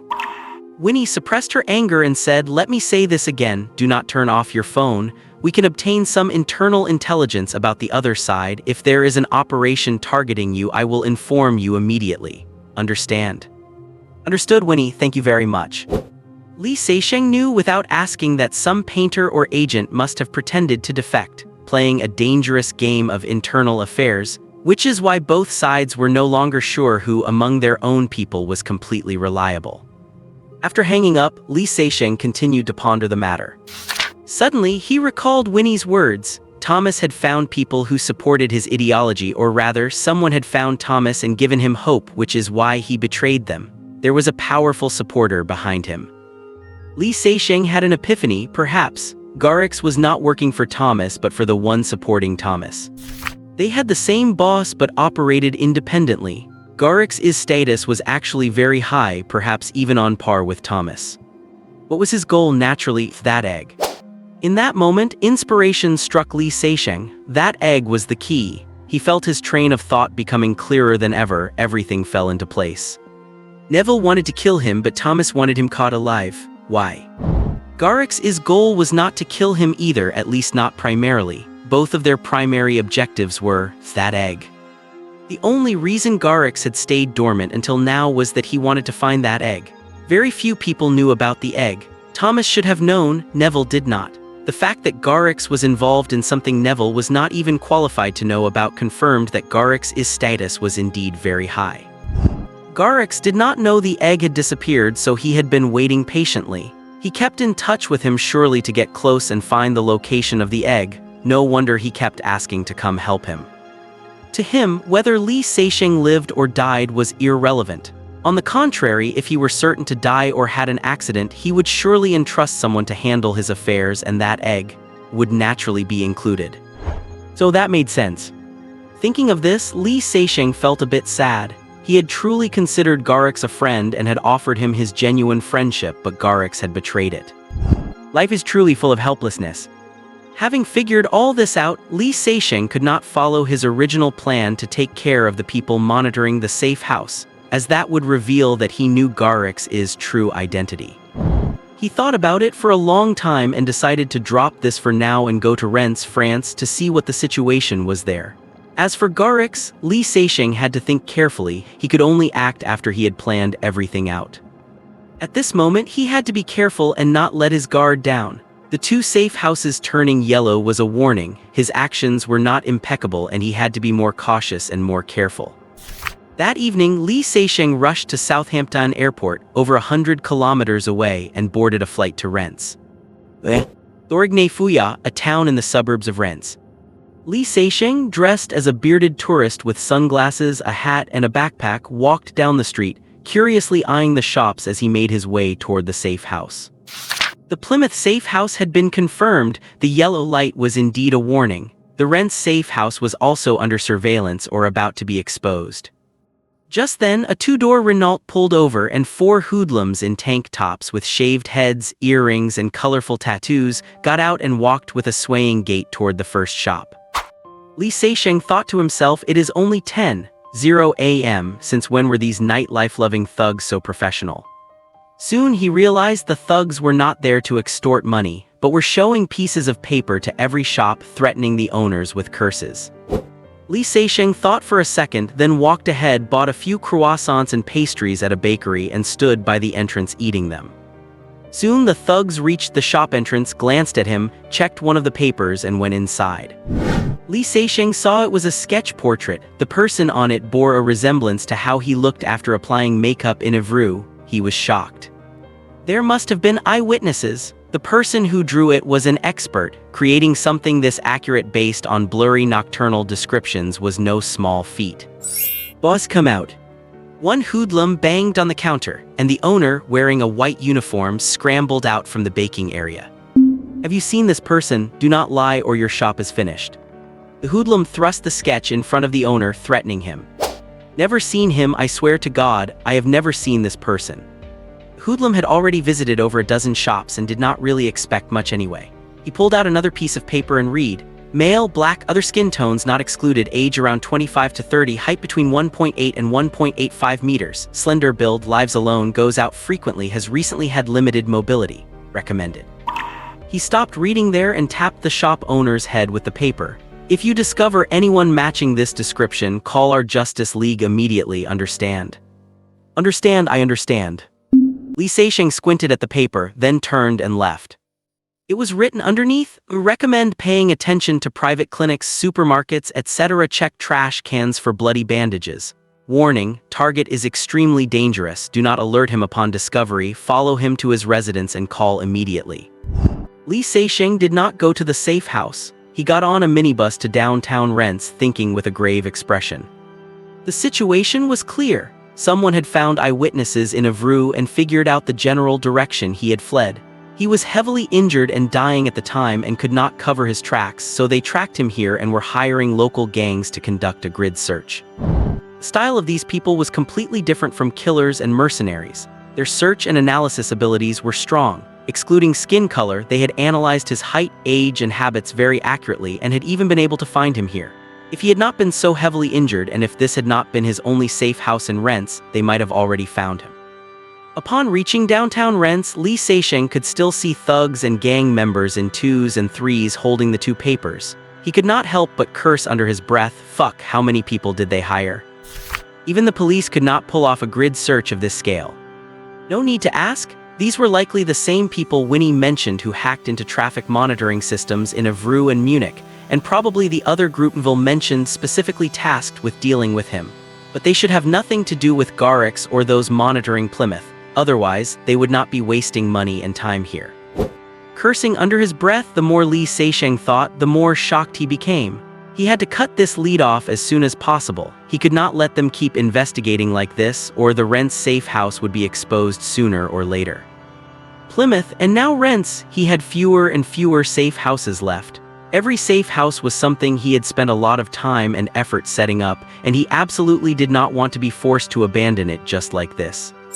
Li Seixing felt an intense sense of crisis, followed by a wave of anger. These people were too arrogant, using their wealth to throw money at a grid search regardless of cost. Even the French police had never done this. He had to teach them a lesson. You have been setting traps for me this time. It is my turn. 30 kilometers west of Rents, the district of Grand Faugeray. Li Seixing, disguised as a black man in a sharp suit, strode into a real estate agency. A salesman immediately noticed the expensive suit and rushed over with his most sincere smile. It is necessary for a man to wear a well-tailored, expensive suit when going out for business. Salesmen, clerks, receptionists, restaurant servers, and even doormen first look at your clothes and watch, then offer a smile that matches. Whether it is a famous brand recognized at a glance or an unknown custom-made suit, as long as it is expensive enough, you do not have to worry about them not noticing. To them, it is as easy as a woman recognizing a hair on the bed that is not her own. Respected sir, I am Baidino. How can I be of service to you? Li Seixing said haughtily, you can call me Tawa, drown it Tawa. I want to buy a house and I want it immediately. Baidino immediately said, no problem, that is exactly what I am here for. Salesmen love customers who come in wanting to buy a house in a hurry because they usually pay a premium. He invited Li Seixing to his desk and enthusiastically served him a coffee. Mr. Tawa, what are your requirements for the house? Only 2 requirements. First, it must be here, and second, the owner must be a black brother. Baidino was stunned for a moment. The first requirement was normal, but it was the first time he had heard the second. Li Seixing took a sip of coffee, immediately frowned and pushed it away. I believe only the homes of our black brothers are clean and untainted, do not you think? If Baidino were 2 years younger, he would have splashed the coffee on that annoying face, but he had just gotten married, his wife was pregnant, and the pressures of life forced him to force a smile. The customer is God and they are always right. Half an hour later, just as Baidino was about to give up, Li Seixing pointed at a 2-story building on the computer screen. I think I found it. On the screen, the photo of the owner bore a 60% resemblance to the disguise he used in Avru. He had finally found the target he wanted. Sir, would you like to reconsider? This house is very old and the owner, Mr. Ebatoon, he seems to have a history of drug abuse. What does that matter? What does that matter? I am buying a house, not drugs. What do you mean by that? Are you discriminating against my black brother? No, you misunderstood. Please let me explain. Baidino's kindness was not rewarded and he was nearly branded with the label of a bigot. He swore to himself in the name of his unborn daughter that he would not say another word. That afternoon, Li Seixing appeared in front of a very old 2-story house, accompanied by Baidino. The house was in a remote location with a weed-covered yard of over 100 square meters. The nearest neighbor was over 100 meters away. There was a 3-story building across the road and an old 4-story office building 200 meters away. Lee Sesheng was satisfied with the environment. After Baidino rang the doorbell, a sleep-deprived black youth opened the door cursing, then shut his mouth when he heard it was an agency bringing someone to view the house. This guy was only about 1.78 meters tall, a bit shorter than him, but his look was indeed similar to the image he used in Avru. "Hello, my brother." Lee Sesheng endured the stench of alcohol and filth to hug Ebitune. The guy was stunned, said "Look around as you like," and went back upstairs to sleep. This house had been listed with the agency for a long time without selling, and he had not had high hopes this time either. After walking in, Baidino almost had to cover his nose. The smell inside was too terrible. Looking around the living room, there were takeout boxes, liquor bottles, and food scraps piled up on the sofa, coffee table, and floor. The house was a mess, full of trash everywhere. His heart sank. Could a house like this really be sold? He had brought customers here twice before and it was slightly cleaner then, but they had all been driven away. This trip would definitely be a waste of time too. Lee Sesheng took a calm tour and then made a decision on the spot. "I am very satisfied. I think this beautiful house belongs to me now." Baidino could not believe his ears. Was this gentleman blind or did he have a bad sense of smell? Was this the clean, untainted house you wanted? He wanted to persuade him to reconsider, but recalling his oath, he kept his mouth shut. Then Baidino called Ebitune down. The guy was woken up and about to start cursing, but when he heard someone really wanted the house, he immediately cheered up. He had been out of money for a long time and was waiting for cash to buy drugs. "Man, you want to buy my house? You are not pulling my leg, are you?" It seemed this guy knew he had trashed the place and was lacking in confidence. Lee Sesheng opened the briefcase he was carrying, revealing the pre-prepared cash. "Right now, immediately." Ebitune's eyes popped out. "No problem, of course, no problem." Baidino immediately said, "Mr. Tawa, this is against the rules. This kind of transaction must use an account and then a notary." Lee Sesheng certainly could not use an account. He could not leave any traces for what he was about to do, absolutely none. He waved his hand, took a stack of euros out of the box, handed them to Baidino and patted his shoulder. "You help me get this done, otherwise what is the point of your existence?" Baidino held the stack of purple euros and struggled. "This is really against the rules." Lee Sesheng did not act like a big spender and pull out another stack, but instead took the money back from his hand. "Then forget it, perhaps I am not meant to have this beautiful house." Ebitune immediately looked at Baidino with fury, like he was looking at an enemy who had killed his father and stolen his wife. Baidino hurriedly grabbed his sleeve. "Wait, Mr. Tawa, I think I need some time to resolve this." "Fine, it does not matter if the paperwork is a bit slow." Placing the money back in his hands, Lee Sesheng was secretly pleased. This was exactly what he wanted. He needed time, the later the better. At the very least, the house had to remain in Ebitune's name for these few days. Turning to Ebitune, Lee Sesheng said seriously, "My brother, my only requirement is that you move out today. I cannot wait to move into this beautiful house." Ebitune said without hesitation, "No problem, of course, no problem. I will drive off right now." Lee Sesheng thought, "You even have a car?" "Hey, my brother, I think the car and the house are a set. For that, I am willing to pay an extra 20,000 euros. What do you think?" "You are right, they are a set. It is my fault. I should not have let them be separated." Ebitune could not agree more. His beat-up car would not have sold for even 2,000, otherwise he would have sold it long ago. He went upstairs to pack briefly and left quickly with the down payment of a few thousand. The rest of the money would come after the transaction was completed. To keep Lee Sesheng from finding out about the car and changing his mind, he decided to go to Marseille to have fun with friends for a few days and return only when the money ran out. Baidino had Lee Sesheng sign a few documents and an agency contract, as well as a notarization power of attorney, then handed over the receipt and left quickly with the remaining money. He did not want to spend another minute there. After they all left, Lee Sesheng ran to the bathroom and dry-heaved. Under the cover of night on the road from Rennes to Le Mans, Lee Sesheng drove his beat-up Renault of questionable history, recalling the story of how he first met Anthony Parker. Li Seixing did not have many friends. G-A-R-Y Chinese letter used to be one and Parker was another. This guy was an arms dealer active in French-speaking regions like France, Belgium, and Switzerland. They first met at a villa in Lyon, France. Li Seixing was there to kill someone, of course, and the target was a gang leader. Anthony Parker was lying at the gang leader's feet at the time, held down by several burly men who were using pliers to pull out his fingernails. This gang leader played dirty. He not only refused to pay a cent for the weapons he bought, but also wanted Parker to hand over his warehouse for free. If Parker refused, he would be tortured until he agreed. This was not the first time he had pulled such a stunt, and he was clearly marked for death.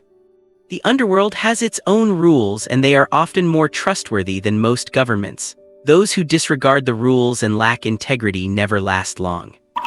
In the underworld, there is no law, no morality, no humanity, and no conscience, but you must adhere to the rules and keep your word, because these are the only things that provide restraint. To lose rules and integrity is to destroy the very foundation of the underworld's existence and everyone's survival. So someone contacted the painter organization. Those who break the rules must die. Li Seixing arrived a bit late. Anthony Parker had already lost 3 fingernails and was howling in pain, yet he still had not caved. To be honest, it was the first time Li Seixing had seen such a gutsy Frenchman, so while finishing his mission, he saved him on the side. In other words, Li Seixing owed this guy his life. The two rarely kept in touch, mainly because Li Seixing maintained a certain distance, which was better for everyone. But whenever Li Seixing had a problem, Brother Parker would go all out to help. So, even after hearing the list Li Seixing gave him over the phone and gasping, "My God, are you trying to blow up the Palace of Versailles?" Parker still agreed to his request. An hour later, Li Seixing drove into a warehouse area in the suburbs of Le Mans. Following Parker's instructions, he stopped at the gate of a pitch-black courtyard and honked his horn a few times. A few seconds later, floodlights lit up in the yard. Several men in black tactical gear walked to the gate, looked carefully, and opened it. Li Seixing drove into the yard and stepped out, sizing them up. They were observing him too, looking at the car first, then the person. They were curious how anyone could drive such a piece of junk all the way here. These men wore helmets with night vision goggles and headlamps, headsets on their ears, tactical vests over their combat uniforms, military boots on their feet, and large pistols on their waists, looking like combat elites. Li Seixing looked closer and saw they were MK offensive pistols. The gun itself was already large, and with a red dot sight, infrared laser, and suppressor attached, it looked even bulkier. After seeing their pistols, Li Seixing's guard actually dropped. These guys were nothing to worry about. He said indifferently, "Where's your boss?" Deep down, Li Seixing looked down upon people who put sights on their pistols. Although his own effective range was only 250 meters, he had a lot of expertise when it came to pistols. A pistol's effective range is 50 meters, not 500. Within that range, he could hit his target without a sight. Beyond that range, a sight is useless because the ballistic trajectory is uncontrollable. This is just a pistol, man. You cannot hit a target at such close range and you still need a sight. Should I get you a fire control radar, mid-course guidance, and satellite positioning too? At such close range, should not it be point and shoot? Should not you be able to hit it with your eyes closed? Should not you be focusing on the rate of fire? Li Seixing kept complaining to himself. Just looking at these guys standing there, the time it took them to peer through their sights was enough for Li Seixing to carve an S into them with bullets. Just then, Brother Parker pushed the door open from the warehouse and came out, arms wide, laughing as he headed over. "Mate, long time no see." Parker was around 40, 1.8 meters tall, his handsome face covered in fine wrinkles, possessing the unique charm of a mature man. He wore an expensive suit with the buttons undone, revealing a white shirt with the top 2 buttons open, sporting a scholarly yet debauched look that was perfect for deceiving naive girls. Li Seixing frowned at the smell of his perfume, hugged him briefly, and pushed him away. "Parker, you are not a woman. Why are you wearing so much perfume?" Parker spread his arms and explained, "Mate, you know I am a businessman. I have to care about my image to leave a good impression on clients." Li Seixing felt he was spouting nonsense. People who buy weapons only care about whether they are powerful enough. Who cares about your perfume? They chatted as they walked toward the warehouse. Brother, you have been doing well lately. You have even got elites following you around. Li Seixing gestured toward the men behind them. Parker caught the sarcasm and whispered, mate, same logic, it is about image. Of course they cannot compare to you, just treat them as display racks for the goods. Li Seixing shook his head and laughed, asking, is the stuff I wanted ready? Of course, otherwise I would not have the face to see you. It is just the SS high-speed ammo. I only had 500 rounds on hand and you needed it urgently, so I brought them all. I will get more for you next time. Parker gestured to turn left and asked suspiciously, mate, I understand everything else, but why do you need 3 silicone dolls that must come with heating functions? Do not tell me you need them for that. If you are really desperate, I can take you. Of course they are useful, just not the way you think. Li Seixing cut him off quickly, but did not reveal their specific purpose. Li Seixing followed Parker, walking through corridors formed by boxes of all sizes until they stood in front of an open wooden crate. Parker reached out and pulled back the tarp. 90 pounds of C, 10 claymore mines, 10 MA bounding mines, 10 electric detonators, 2 remote detonator sets, 3 line detonator sets, 3 electric slide rails and timers, a roll of piano wire, 2 rolls of detonating cord, an HKA assault rifle and an AT rocket launcher. Let me think, oh, and the SS high-speed ammo and 3 silicone dolls you wanted. After counting, Parker could not help but ask, tell me, mate, you are not really planning to blow up the Palace of Versailles or the Eiffel Tower, are you? Li Seixing looked at him and said indifferently, Parker, knowing about this will not do you any good. If I need help, I will let you know. All right, just do not forget to call me. Parker changed the subject, it is 200,000 in total, pay up. Li Seixing joked, Parker, can I get a discount? Parker said seriously, mate, in our relationship you could ask me to die for you, but right now we are talking business. Business is business and the money will not be a cent less. The only thing I can guarantee is that I will not betray you, absolutely not. Li Seixing knew Parker was the type who would sacrifice his life but not his money, otherwise he would not have been so tough back then. If he said he would not betray him, he would stick to it. He patted him on the shoulder, thanks. Back at the new house in Grand Faugeray, Li Seixing moved the items from the near-collapsed junk car. He estimated it would only last for another trip or two before falling apart, but luckily, he would not need to drive it anymore. It was deep into the night, but Li Seixing still could not rest. He busied himself running back and forth in the house, the yard, and around the perimeter. He did not want to work this hard, but he was running out of time. It was past midnight, already the 5th day. If he could not lure his opponents in today, he would only have 1 day left. If an accident happened and he were transported away, these preparations would be for nothing. He could not be sure if his safe house would be found by the other side once he returned, so he had to pick up the pace. Hopefully, those looking for him would also be quick. By the time the sky turned gray, Li Seixing had finished all his arrangements. He even climbed the nearby office building and snaked the detonating lines along existing cables to the roof. It was 200 meters away from the house, a great spot to watch the show. Installing the explosives and mines had drained his energy. He had to be extra careful. If one went off early, the consequences would be catastrophic. These items were enough to blow him and the house into pieces 10 times over. Exhausted to the point of collapsing, Li Seixing ignored the smell in the house, pulled a relatively clean blanket to the floor and fell into a deep sleep. He did not wake up until noon. He cleaned up, put on some makeup, and went out to go fishing. Several gang members got out of a car, complaining about their bad luck being sent to such a small place to look for someone, while looking around for a place to get some sleep first. Their dedication was far behind that of their peers in Torigny-sur-Vire. They had not found the location, but they had an unexpected breakthrough. A black man in a hat and sunglasses, walking with a limp, appeared at the door of a convenience store. They quickly pulled out 2 pieces of paper to compare, looked at each other, and could not believe their luck was this good. Little did they know, for the sake of their good luck, Li Seixing had been in the convenience store for over an hour, silently cursing them for taking money without doing the work. Now that he had waited for them, Li Seixing deliberately looked at them several times, showing them his full profile. He was 1 step away from taking off his sunglasses and hat. Seeing them pull out the paper to compare, he felt relieved. He looked exactly like the sketch. As long as these thugs were not blind, they would definitely be able to match him. Lee Seixing limped back with several thugs following behind, pretending to be casual. Their acting skills were an embarrassment to a country famous for art house cinema. To raise the stakes, Lee Seixing soon came out again carrying a black plastic bag.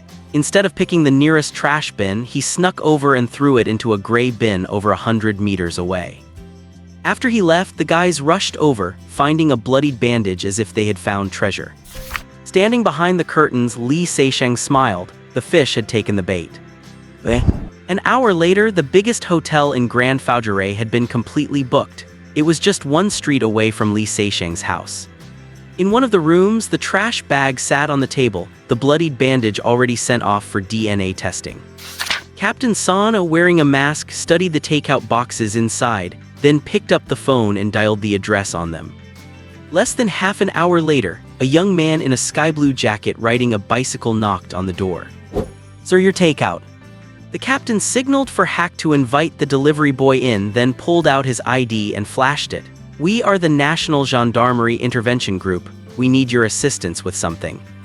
The boy did not even look at the ID. He was persuaded by the pistols and rifles on the table and quickly agreed that it was a citizen's duty. 29 Hertu Street next door, have you been there? Of course, these streets are my turf. The guy living there is Ebitune. Yes, that is the guy. Officer, are you here to arrest him? That guy is definitely no good. The captain frowned. Why do you say that? Because when the delivery was a bit late, he scolded me several times and once he almost beat me. The delivery boy clearly had a personal grudge. The captain picked up the paper and pushed it toward him. Is it him? It looks a bit like him, but not exactly. It was normal for a sketch based on a witness' verbal description to differ from the target. The captain nodded and said, I need you to go there now. 10 minutes later, the delivery boy rang Lee Seixing's doorbell. Back at the hotel, the captain and Hack stared intently at the feed from the boy's micro camera. Lee Seixing, disguised as Ebitune, opened the door and shouted, Kid, you again, what do you want? Oh, the takeout you ordered. The delivery boy was panicked. Even the Gendarmerie Intervention Group had shown up. This guy was definitely bad news. Maybe he would kill him. Fuck, when did I order takeout? While saying that, Lee Seixing looked around alertly and inadvertently moved his arm, revealing a glimpse of the outline at his waist. Oh, I must have gotten it wrong. Sorry to bother you. The delivery boy rode off as fast as he could. Lee Seixing slammed the door shut and smirked. The act was over and he could pull out now. A few minutes later, Lee Seixing changed his outfit, slipped out carefully, and with a long bag on his back, climbed the office building next door.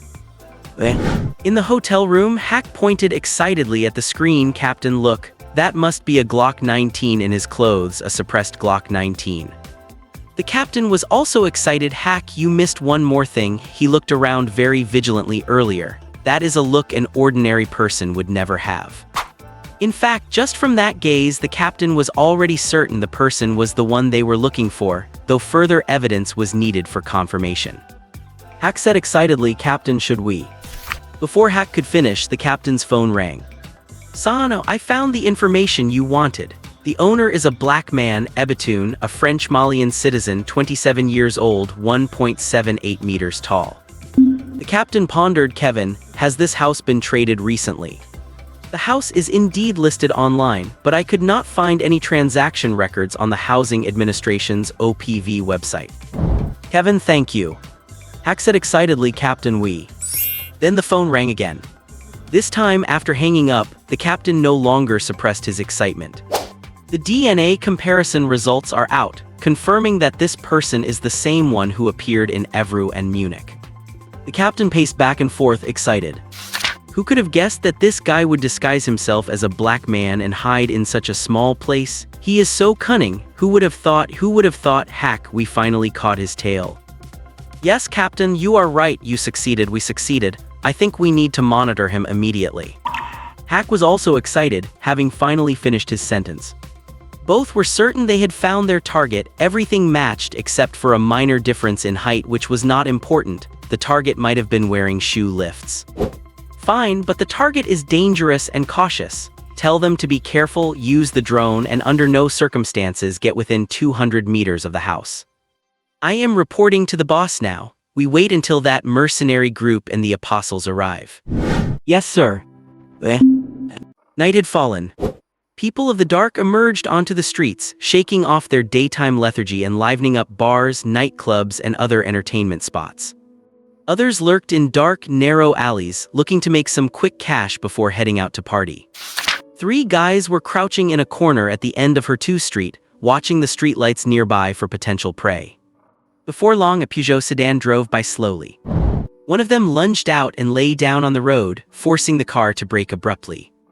The guy started rolling around, putting on a clumsy performance. Fuck, you hit me. Damn it, how are you driving? It hurts like hell. I am going to the hospital. I am going to sue you. The other 2 rushed over to back him up. What is wrong, Tour? Fuck, how are you driving? Did you buy your license? You almost killed him. Normally, the driver would get out to check the situation, argue that he had not hit anyone, and then they would insist the driver was in big trouble and demand compensation. The rest of the routine was all too familiar. Hake in the driver's seat was about to do just that when a man in the back seat stopped him. Damn it, handling stuff like this is my specialty. Captain Sano, sitting in the passenger seat, did not even have a chance to speak before the man opened the door and got out. Seeing an elegant man in a suit step out, the 3 guys perked up. Someone with money and status, the perfect target. The man smiled as he walked up to them and asked softly, "Hey friend, how are you? Are you all right?" "Fuck, look at what your driver did. Tor's leg is definitely broken. Look at him, he might have serious internal injuries. This is a big deal, man, really big."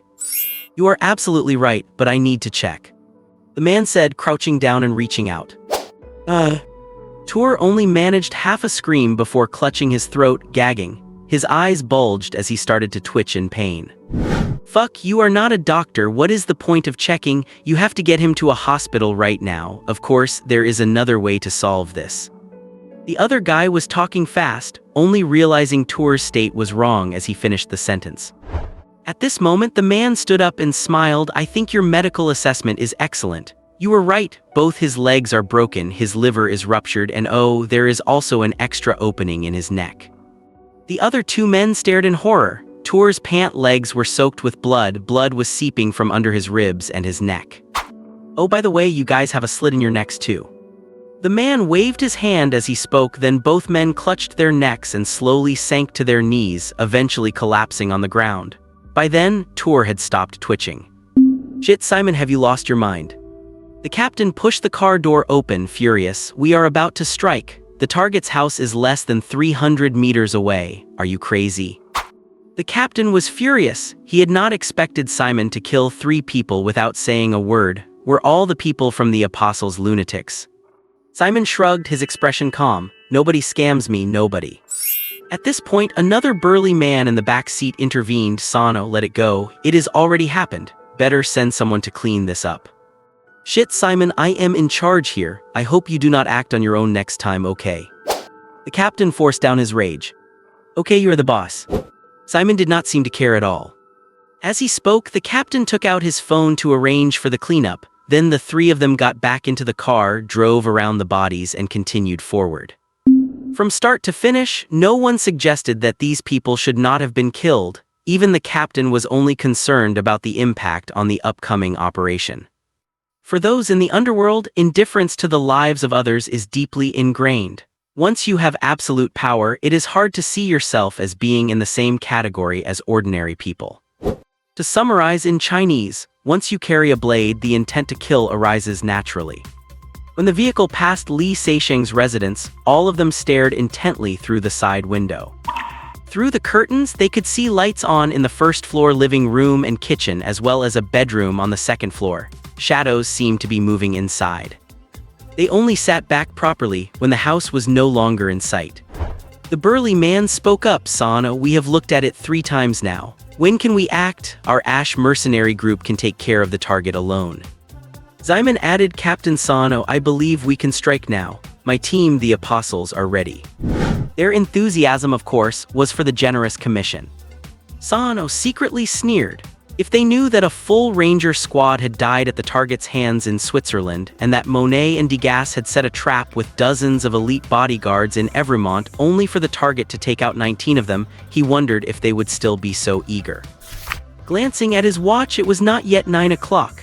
Sano thought carefully, and for the sake of a smooth operation, he warned Simon, Jonathan, the target is likely Sezen, a top 5 assassin from the Painter organization.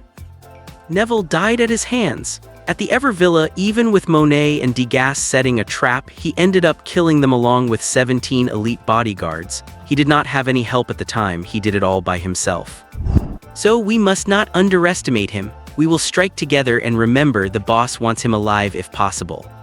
Hearing that the target was the $20 million man Sezen, both Simon and Jonathan were pleasantly surprised.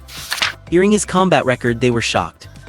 They all knew the danger and brutality of indoor close-quarters combat. It was a matter of life and death. The fact that he could walk away unscathed after being trapped by so many people was unbelievable. They immediately cast aside any arrogance.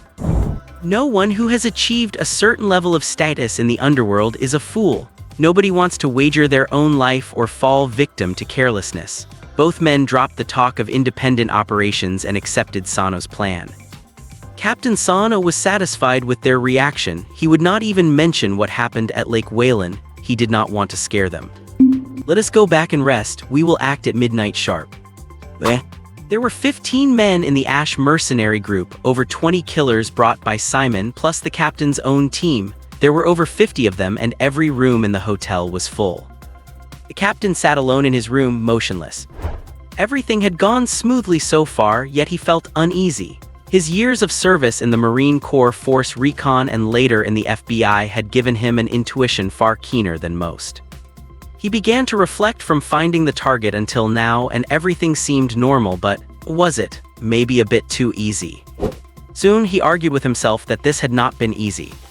He had spent a large amount of the company's money, mobilized many people, and searched a vast area before finally finding the target.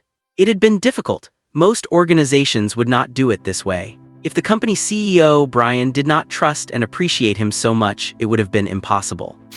But why did he have this feeling? Just then his phone rang. Boss, hello.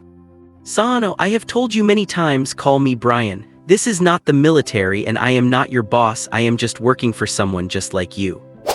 Mitchell Bryan had been his superior, also a Marine, serving as a major under the U.S. Special Operations Command. Now he was the company CEO. He had always trusted Sano, and Sano respected him. Yes, Brian. Sano, you have done well this time. Finding the target so quickly proves your methods are effective. I am very pleased.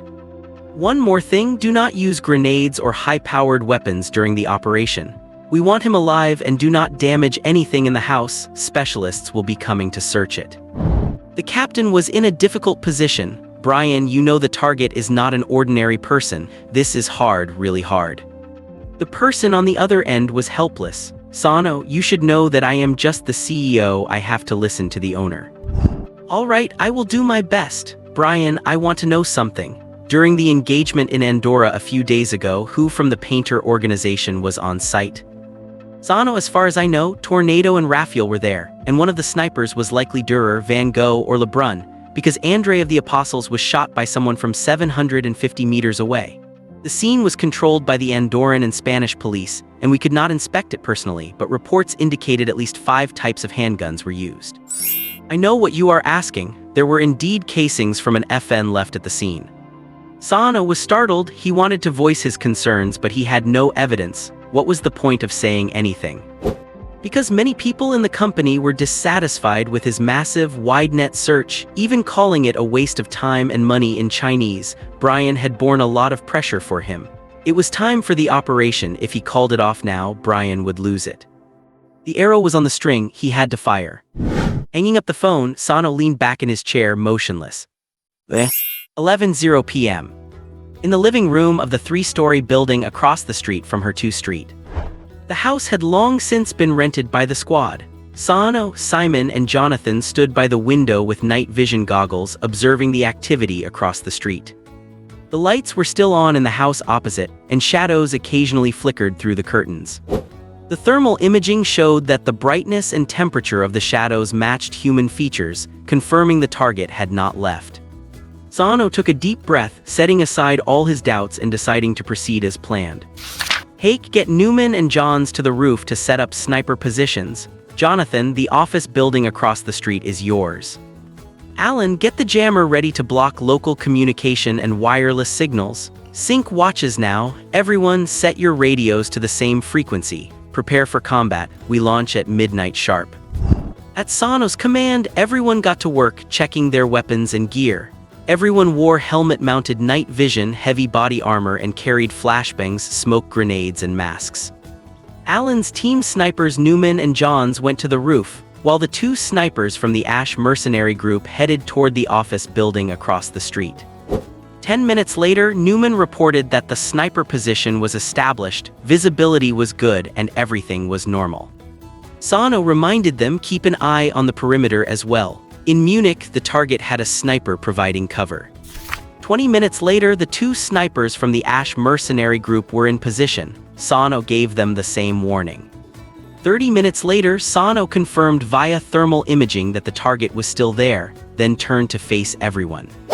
According to the plan, Jonathan, your Ash mercenaries attack from the rear. Simon, the apostles take the sides. I will lead the front attack. Flashbangs and smoke grenades are allowed. Be fast, try not to destroy the contents of the house, neutralize the target before he can react, and try to take him alive. Any questions?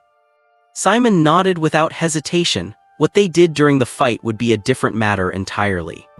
Jonathan hesitated, then agreed.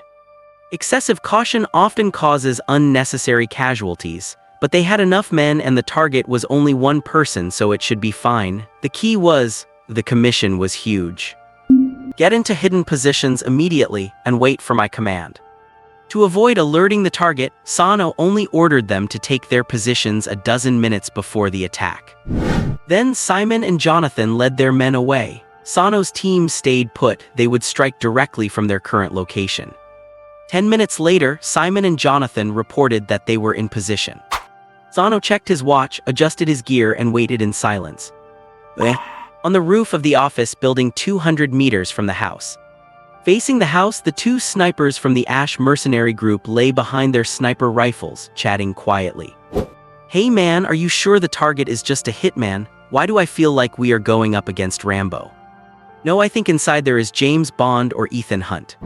Both men chuckled softly, completely unaware of the dark shadow crawling out from the air conditioning vent behind them. One of them complained, I feel like the commander is too timid. We are the Ash mercenary group. Is not this many of us enough to handle one hitman? Having to work with others is just ridiculous. When he did not get a response, he turned his head curiously. The next second he felt a cold chill at the base of his skull and lost all his strength. His final vision was seeing his partner meet the same fate. They would be chatting elsewhere. Li Seixing dragged them aside, removed their headsets and night vision goggles, flipped over the blood-stained moisture pad, then turned back to pull a rocket launcher, a rifle, and several detonators from the ventilation duct. He lay down comfortably. Just then, a steady voice came over the headset. Unit status report. Sniper position 1 is normal. Li Seixing immediately reported using the voice of the guy who liked Rambo. Sniper position 2 is normal. Compared to the others, he preferred this guy's taste. Rambo was a bit more realistic than Bond or Ethan Hunt. Keep radio silence. We launch in 10 minutes sharp. Li Seixing picked up his night vision goggles to observe. 150 meters away, dozens of shadows were hidden in the dark. There were two snipers on the roof of the building opposite, and shadows flickered in the windows downstairs. There were over 50 people, all ready to kill him. His eyes landed on the cars parked by the street. Li Seixing smiled. Perfect, I can just take one later. They will not have owners anyway. After a thought, he took out his satellite phone and called Winnie. Cezanne, what is up? Winnie, I just want to confirm something. You said the French would support us, right? Winnie was immediately on guard. Cezanne, what are you planning? I want to see the level of their support. How? What do you think about a small explosion? Where, what scale? Winnie's voice became cautious. Suburbs of Rennes, blowing up a 2-story building, a really old, foul-smelling place that has no value. Listening to Li Seixing, it sounded like he was doing a public service. No problem, definitely no problem. When he exhaled, it was just a small house. 3 kilograms of C would be enough. Cezanne, are you being watched? Winnie was smart and immediately guessed his purpose. Yes, Winnie, dozens of heavily armed men are ready to rush into my house at any moment and pin me to the floor. Winnie was shocked for a second, then quickly realized that if Li Seixing was prepared, he would not be trapped inside. She said fiercely, "Sezen, I support you. Blow them all up, use plenty of explosives." Winnie thought to herself that 5 kilograms of sea would be better to send them all to heaven. Li Seixing smiled gently, his tone meaningful. "Okay, Winnie, thanks for your support. Also, remember what you said." 2 minutes to midnight. Zano took a deep breath and appeared at the door with his fully armed squad. He looked at the house across the street and ordered, "Units, be ready. 2 minutes to launch. Activate the jammers to cut off all communication and wireless signals nearby. Prepare for combat." A series of responses came over the radio, then it went silent. As the time approached, everyone's breathing grew ragged. The moment the hands on the clock aligned, Sano roared over the radio, "Go, go, go." He then led his team to charge across the street. Simultaneously, dozens of figures from the sides and rear charged toward the house. Sano crossed the low fence and stepped into the overgrown yard, glancing up accidentally. The lights were still on, there was no movement, and a shadow was swaying behind the curtains. In that moment, Sano felt like he had been struck by lightning. He finally realized why it felt wrong. At 11 o'clock, the shadow appeared in that exact spot. At 9 o'clock, when they drove by, the shadow was in that exact spot. The same angle, the same position, the same speed. What did that mean? If seen from another perspective, one would see motorized tracks installed in the living room, kitchen, and bedroom, with heated silicone dolls matching human body temperatures being moved by timers every hour, very punctually. Flashbangs, smoke grenades, charge, charge, charge. The sound over the headset startled him. First came the sound of doors and glass shattering, followed by huge blasts in various parts of the house. Blinding white lights and thick smoke erupted from the shattered windows. In Sano's mind, the image of that massive crater by Lake Whalen in Switzerland appeared. "No!" He yelled with all his might, "It is a trap. Pull back, pull back, pull back." Sadly, it was too late. He had demanded speed, and the Ash mercenaries and apostles had delivered. In a very short time, at least half of them had charged into the house. Hearing Sano scream, his own team turned and ran without hesitation. They trusted their captain implicitly. The men from Ash and the apostles stood in stunned disbelief. They had already stormed the building, and now they were told to retreat. Was Sano crazy, or did he want to claim all the credit for himself? On the roof, Li Seixing heard the yell over the headset and sneered. Too late. He pressed the detonator. Thank you all for your support and donations. Fatty will definitely work hard to update. With a deafening roar, the entire house instantly turned into a mixture of solids and gases, collapsing and expanding rapidly into a shockwave that surged in all directions as dust filled the air in an instant. Li Seixing had used a full 39 kilograms of sea on a house that originally only needed 3 kilograms to be demolished. The power was unimaginable, it was simply insane. He only used 15 kilograms for that small building at Lake Whalen. He is ruthless to himself, and even more ruthless to his enemies. Immediately after, the 10 MA jumping mines distributed around the house simultaneously popped to a height of 1.2 meters, spraying 600 metal fragments across a 50-meter radius. It was a metal storm. Those from the Ashes and Apostles who miraculously survived the blast dropped to the ground instantly, and the stragglers of Sano's squad also fell in a row. Yet that was not all. 10 Claymore anti-personnel directional mines hidden around the courtyard fence simultaneously sprayed 700 steel pellets in a 60-degree wide-angle fan outward, covering the area for 100 meters. Yes, outward. With the double blow of sea and jumping mines, no one inside the courtyard could possibly survive. The claymores were prepared specifically for those lucky enough to escape outside. 10 claymores firing steel pellets at once, it was simply inhumane. Sano was knocked down hard, vaguely seeing plumes of blood blossoming on the bodies of his teammates beside him as they fell. He turned his head to look. Alan, who had just tackled him to the ground, lay there with blood flowing from his mouth, his breathing having already stopped. Sano sat on the ground, dazed, letting himself be engulfed by the dust. Dozens of killers, a small mercenary group, and a squad composed entirely of retired elite recon Marines, all thanks to Li Seixing's meticulous planning, they did not even get to fire a single shot. Under the double assault of the explosion and the metal storm, despite being fully armed, they were no different from ordinary people. Total annihilation. Even though all of Li Seixing's efforts over the past 2 days were aimed at this very moment, he felt a bit scared now. The building had shaken violently just now, almost making him think he would be buried by the collapsing structure and end up a funeral companion to those people. If that had really happened, he would not even have the face to see anyone after death. Shit, I think I used a bit too much explosive. Across the street, 2 snipers on the roof stared blankly at everything unfolding before them. Amidst the fire and the roar of the explosion, their own people in the courtyard had all dropped down, teammates falling one after another. Standing on the violently shaking roof, they did not know where the enemy was, nor what they should do at that moment. Li Seixing pressed the final detonator with an expressionless face. For such an ideal sniping position, he had naturally prepared in advance. The remaining 1 kilogram of C was left specifically for them. Either do not do it or see it through to the end. Li Seixing felt no pity for these people. From another perspective, if he were to be caught by them, even suicide would be a luxury. To find out the whereabouts of that egg, he would surely suffer endless torture before meeting a miserable end. That was his destined outcome. At Lake Whalen, he had already died once. This time, it was their turn. Taking a final glance at the scene now buried in dust, Li Seixing prepared to leave with his remaining equipment. He thought for a moment, then turned back to pick up 2 sniper rifles, binoculars, and night vision goggles. These were his spoils of war. Without the organization's support, he had to learn to be frugal. The next day, in the suburbs of Rennes, at the safe house in the town of Thorigny-Fouillard, Li Seixing was awakened from his sleep by a phone call. He had been running around until the early morning last night and was exhausted. He answered the phone with squinted eyes, only to be met with Winnie's fury. "Cezanne, damn it, what on earth did you do last night?" Winnie's tone, as if she had caught him cheating in bed, startled Li Seixing, waking him up completely. "Winnie, I reported it to you beforehand. It was just a small explosion." Li Seixing's voice sounded very aggrieved. "A small explosion."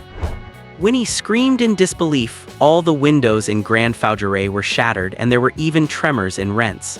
"That is what you call a small explosion? How much explosive did you use? And you used dozens of landmines?" Li Seixing immediately pushed the blame. "Winnie, I am not very good at demolitions, so probably, I might have used just a little bit more." "A little bit? How much is a little bit?" Li Seixing answered honestly, 39 kilograms of C. Winnie's rapid breathing was clearly audible on the phone. Fuck you, Cezanne, fuck you." Winnie was silent for a few seconds before she could not help but curse. This jerk Cezanne not only caused such a huge commotion and killed dozens of people, but more infuriatingly, he had called her in advance, getting her involved as well. It was a waste that she had even encouraged him to add more at the time. It was just too abominable. "Winnie, you know I do not mind." Winnie paused for a moment before realizing what he meant, shaking with anger. After a long while, she calmed down and said coldly, "Mr. Cezanne, if something like this happens again, please tell me truthfully so that at least when the French call, I will not be silly enough to admit everything, okay?" Li Seixing felt a bit embarrassed. His words had caused Winnie to misjudge the situation, making her really think it was just a small explosion, which led her to admit it directly to them.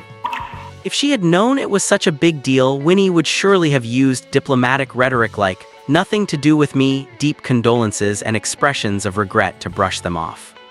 "Winnie, I am very sorry, but you know, when dozens of fully armed enemies are out to kill you, all you can do is kill them all." Winnie's anger had subsided by now, and her tone softened. "I understand and support your approach, except using too much explosive was the only problem, but I do not want to be deceived, Mr. Cezanne. I swear in Paul's name there will not be a next time, trust me, Winnie." Listening to Li Seixing's insincere vow, Winnie said faintly, "Forget it, I will go explain to the French. Take care of yourself, keep in touch." Hanging up the phone, Li Seixing had no heart to sleep anymore. Lying there with his arms under his head, he stared at the ceiling, thinking, no one would dare to be so arrogant in pursuing him anymore, right? At the villa in the suburbs of Paris, France. In the courtyard where 3 black Range Rovers were originally parked, only one stood alone, and a Mercedes-Benz G-Wagon was parked outside the villa entrance. In the briefing room, Captain Sano sat blankly at the dining table. The people from the ashes had all turned to ashes, those from the apostles were all dead, and only he and Hark remained from the squad. All the other brothers were also dead. Even those 2 snipers, the other side did not let even them go. Because they were wearing heavy body armor, the several members who ran out of the courtyard had their torsos intact, but their limbs were riddled with holes by the steel pellets from the mines, and they bled to death right in front of him. He and Hark were only hit by 2 steel pellets in the leg, but this was bought with the lives of others. At the last moment, someone had shielded them and bought them a chance to live with their own bodies. These members were his brothers in arms. The opponent's methods were too ruthless. If not for the dust created by the explosion, Sano had no doubt that the 2 of them would also have struggled to escape death. The opponent was too ruthless, truly too ruthless. Brian, the president of Saturn PSC Private Security Company, was a man in his 50s, not tall but with a dignified face.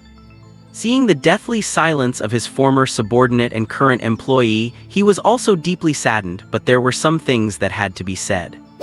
Sano, do not be too sad. This incident was an accident that no one wanted to see. You, take a break for a while. Rest assured the company will handle the compensation for the team members well. Sano's gaze finally turned to him and he said blankly, Chief, is it just going to end like this? The brothers are all dead. Is it just going to end like this? Of course not. I held an emergency meeting before I came here. In the next step, the company will readjust its tactics, use Thomas Is people to draw out Sezen and then kill him. Brian's implication was that Sano's method had failed and the tactics had to be adjusted. Sano stood up immediately, ignoring the pain in his leg, flames of vengeance burning in his eyes. Chief, I want to join. Please let me participate. Sano. Brian also stood up. Do you know, your operation failed. Some people say you should not have brought that FBI-style approach to the company. That large-scale search operation only alerted the target and led us into a trap. Chief, I know I failed, but why did the other side do this? Because he was afraid. He was afraid that if he continued, I would catch his trail, so he set this trap to stop us. Enough, Sano. Brian waved to cut off the captain and paced back and forth in the room. After a long while, he said, Maybe you are right, but I am sorry, there is nothing I can do.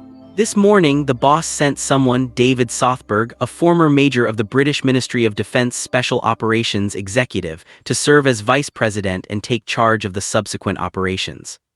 Now, do you understand? Sano sat down dejectedly.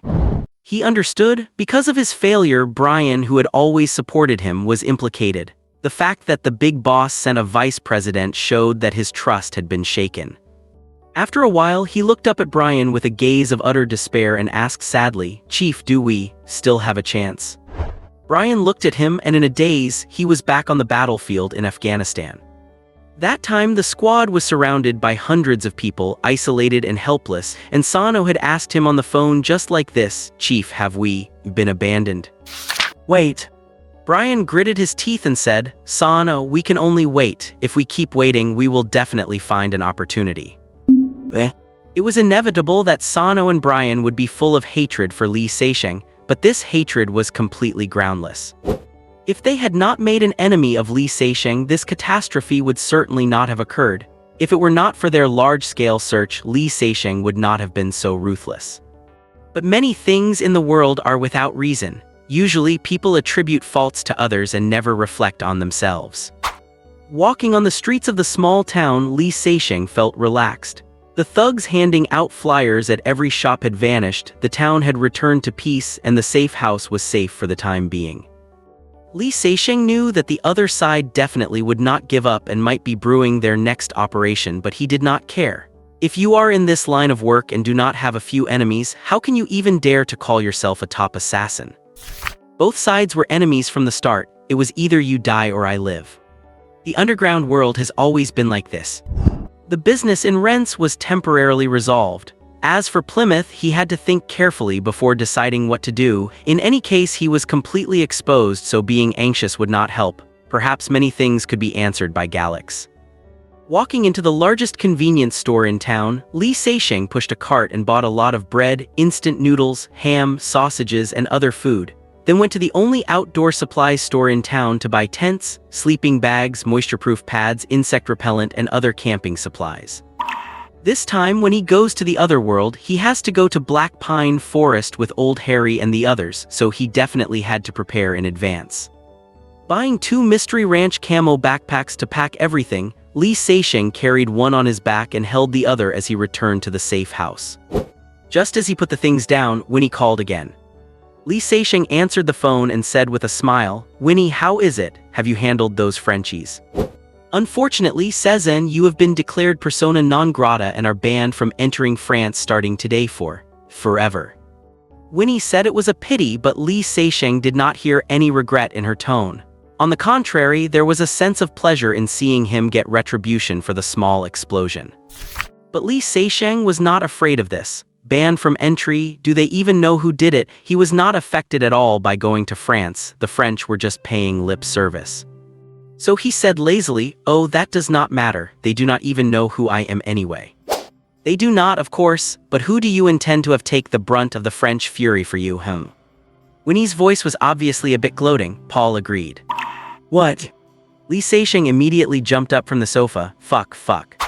Credibility is the most important thing in the underground world. As the top leader of the painters, Paul had to do what he promised. In Chinese, that is saying one word is worth 9 tripods, so even though the French did not know who that person was unless he quit the painter organization, he could truly never enter France again. How could Li Seixing accept such a result? That old man Paul was too hateful. How could he agree to such a request? On the phone, Winnie said faintly, "Do not even think about such good things, you do not mind, but I do."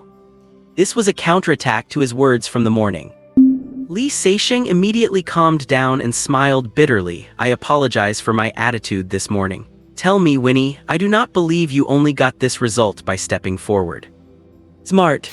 Winnie was surprised that he had calmed down so quickly, and her tone changed. "The French did make one request, help them kill one person, and this whole thing will be treated as if it never happened." Li Seixing breathed a sigh of relief. Compared to never being able to come to France, this request was acceptable. "Tell me, who is it?" Bulika, a 24-year-old young man, a graduate student at the Amsterdam Business School. Li Seixing said in surprise, "Wow, why would the French be interested in such a good student?" "Because he has a good father, the chief of staff of the Libyan National Army, Najeri, the number 2 figure. Understand now." Once when he said this, Li Seixing was even more confused. "Winnie, as far as I know, are not the French and them on the same side?" Winnie explained they are on the same side, but Najeri seems to have a lot of opinions about the French. The leader Haftar is in poor health. Once that happens, you understand. And Bulika is Najeri's most valued son with a very sharp political mind. It is said that he often helps his father with strategy and is equally dissatisfied with the French, so they must curb Najeri's ambitions. Li Seixing found this easy to understand because the French often played both sides, kept both irons in the fire, and took the benefits without doing the work. Those slick operations had made both factions in Libya hate them. He felt this could not be blamed on others, it was the French's own fault. Just like this incident, what about the agreed support? They just took the chance to demand conditions. These guys are really abominable. Li Seixing finally understood, so he said, "So this matter is best treated as an accident, and there must absolutely not be any trace of the French, right?" "Cezanne, I have to say you are really smart. I think if you do not screw me over, we will definitely get along well in the future. I like communicating with smart people." Li Seixing took the opportunity to ask, "What kind of communication?" Winnie chuckled, "It depends on your performance." Li Seixing said seriously, "Winnie, you have a misunderstanding about me. I never screw over my teammates. Yesterday's event was truly a mistake." Winnie also said solemnly, "Therefore you must complete the mission as soon as possible." Li Seixing said embarrassedly, "But I do not have time these few days, and this matter needs a preparation period, at least a week." He had to leave this world tonight. Li Seixing was feeling more and more that spending 6 days in each world was inconvenient. The 2 worlds effectively divided his time. Once an emergency happened on either side, he would not know, and it would be too late by the time he came back. Fortunately, Winnie did not ask what he was busy with, just saying, "That is fine. I do not think there is any problem with finishing it within a month." Li Seixing thought for a moment and said, "Okay, please send the photos and information to me." After hanging up, Li Seixing's good mood vanished. After a while, Winnie sent Bulika's information to his phone. In the past, this kind of thing was done by Galax, but now Winnie was acting like his agent and her status had obviously risen. This was the result of his own efforts. The strength and calmness he displayed in the operations to rescue Neville and Tornado had won him trust and respect. However, he had been busy counterattacking and fighting during this period. He did not look like an assassin but a mercenary. Now, the task Winnie sent was his main job, something an assassin should do.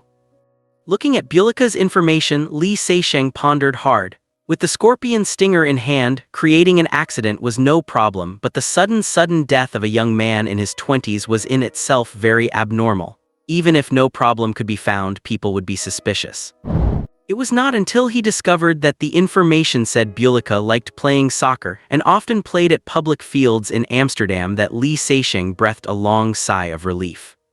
It was time to show his true strength. This task was very challenging and he liked that. Teleporting to another world again, Li Seixing first checked on those points of light in his mind, and only when he saw Ryan turn green again did he open his eyes with relief. With Ryan's issue resolved, all that remained was the Plymouth safe house. He had to think clearly before deciding what to do. If push came to shove, he could barely accept losing one safe house. He laboriously set aside a 40-liter gasoline drum and a bag of vegetables, placed an AT rocket launcher and an HKA automatic rifle on the other side, and finally put the two large backpacks he had been carrying in his arms and on his back onto the floor in front of him. One backpack was filled with food and the other with camping gear. He had brought quite a lot of supplies this time, including the rocket launcher to replace the one he had used up. As for the 7.62 caliber HKA automatic rifle, which uses 7.62 XMM NATO ammunition, it is essentially a scaled-up version of the HK with more power and range than the previous rifle. Li Seixing had not needed such a large rifle before, but after witnessing the strength of the giant Wolf, Lance, and Simon, he realized the HK was somewhat lacking in power, so he brought this one along specifically. Only after stowing all these items away did Li Seixing push open the door. Outside the fence, an orange-red dome tent and a ragged tent were pitched on either side of the entrance. Old Harry, Lena, and Carl were sitting in front of the tents talking, and when they saw the door open, they stood up in unison, faces filled with shock. The three of them had arrived yesterday morning and had not left since. There was no one in the house, and from morning until night, there was not the slightest sign of life. They were certain there was truly nobody inside. A moment ago, they were speculating whether Mr. Seizen would return today. If he did not, they planned to head back tomorrow to replenish their clean water before coming again. As it turned out, Li Seixing had not returned from the outside but had instead opened the door from within. Old Harry and the others were all startled, unable to figure out how that was possible. After a moment of stunned silence, Old Harry hurried to say, "Mr. Seizen, you were home, or no, did you just get back?" Li Seixing had no way to answer Old Harry's question, so he simply ignored it. With a calm expression, he asked, "Are you ready? If so, let us head out." Old Harry and his companions exchanged glances and chuckled to themselves. After spending so much time together, they all understood this Mr. Seizen's style. When he did not want to answer, he would wear exactly that expression. Still a young man after all, not seasoned enough to keep a straight face.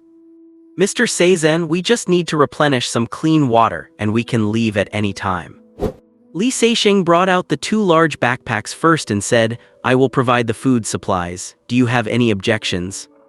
The three of them shook their heads in unison. The food Li Seixing brought was 100 times better than theirs. What possible objection could they have? If there was one, it would be, "Please be sure to bring more." "Mr. Seizen, thank you for your generosity." Li Seixing replied, "It is the least I can do." There were two purposes for this trip to the Black Pine Forest. One was to find bitter gourd tree fruits to improve his strength, and the other was to find valuable prey. Li Seixing needed money to trade for more advanced mechanical hearts, also to improve his strength. Since Old Harry and the others were the guides, it was only right that he provided the food.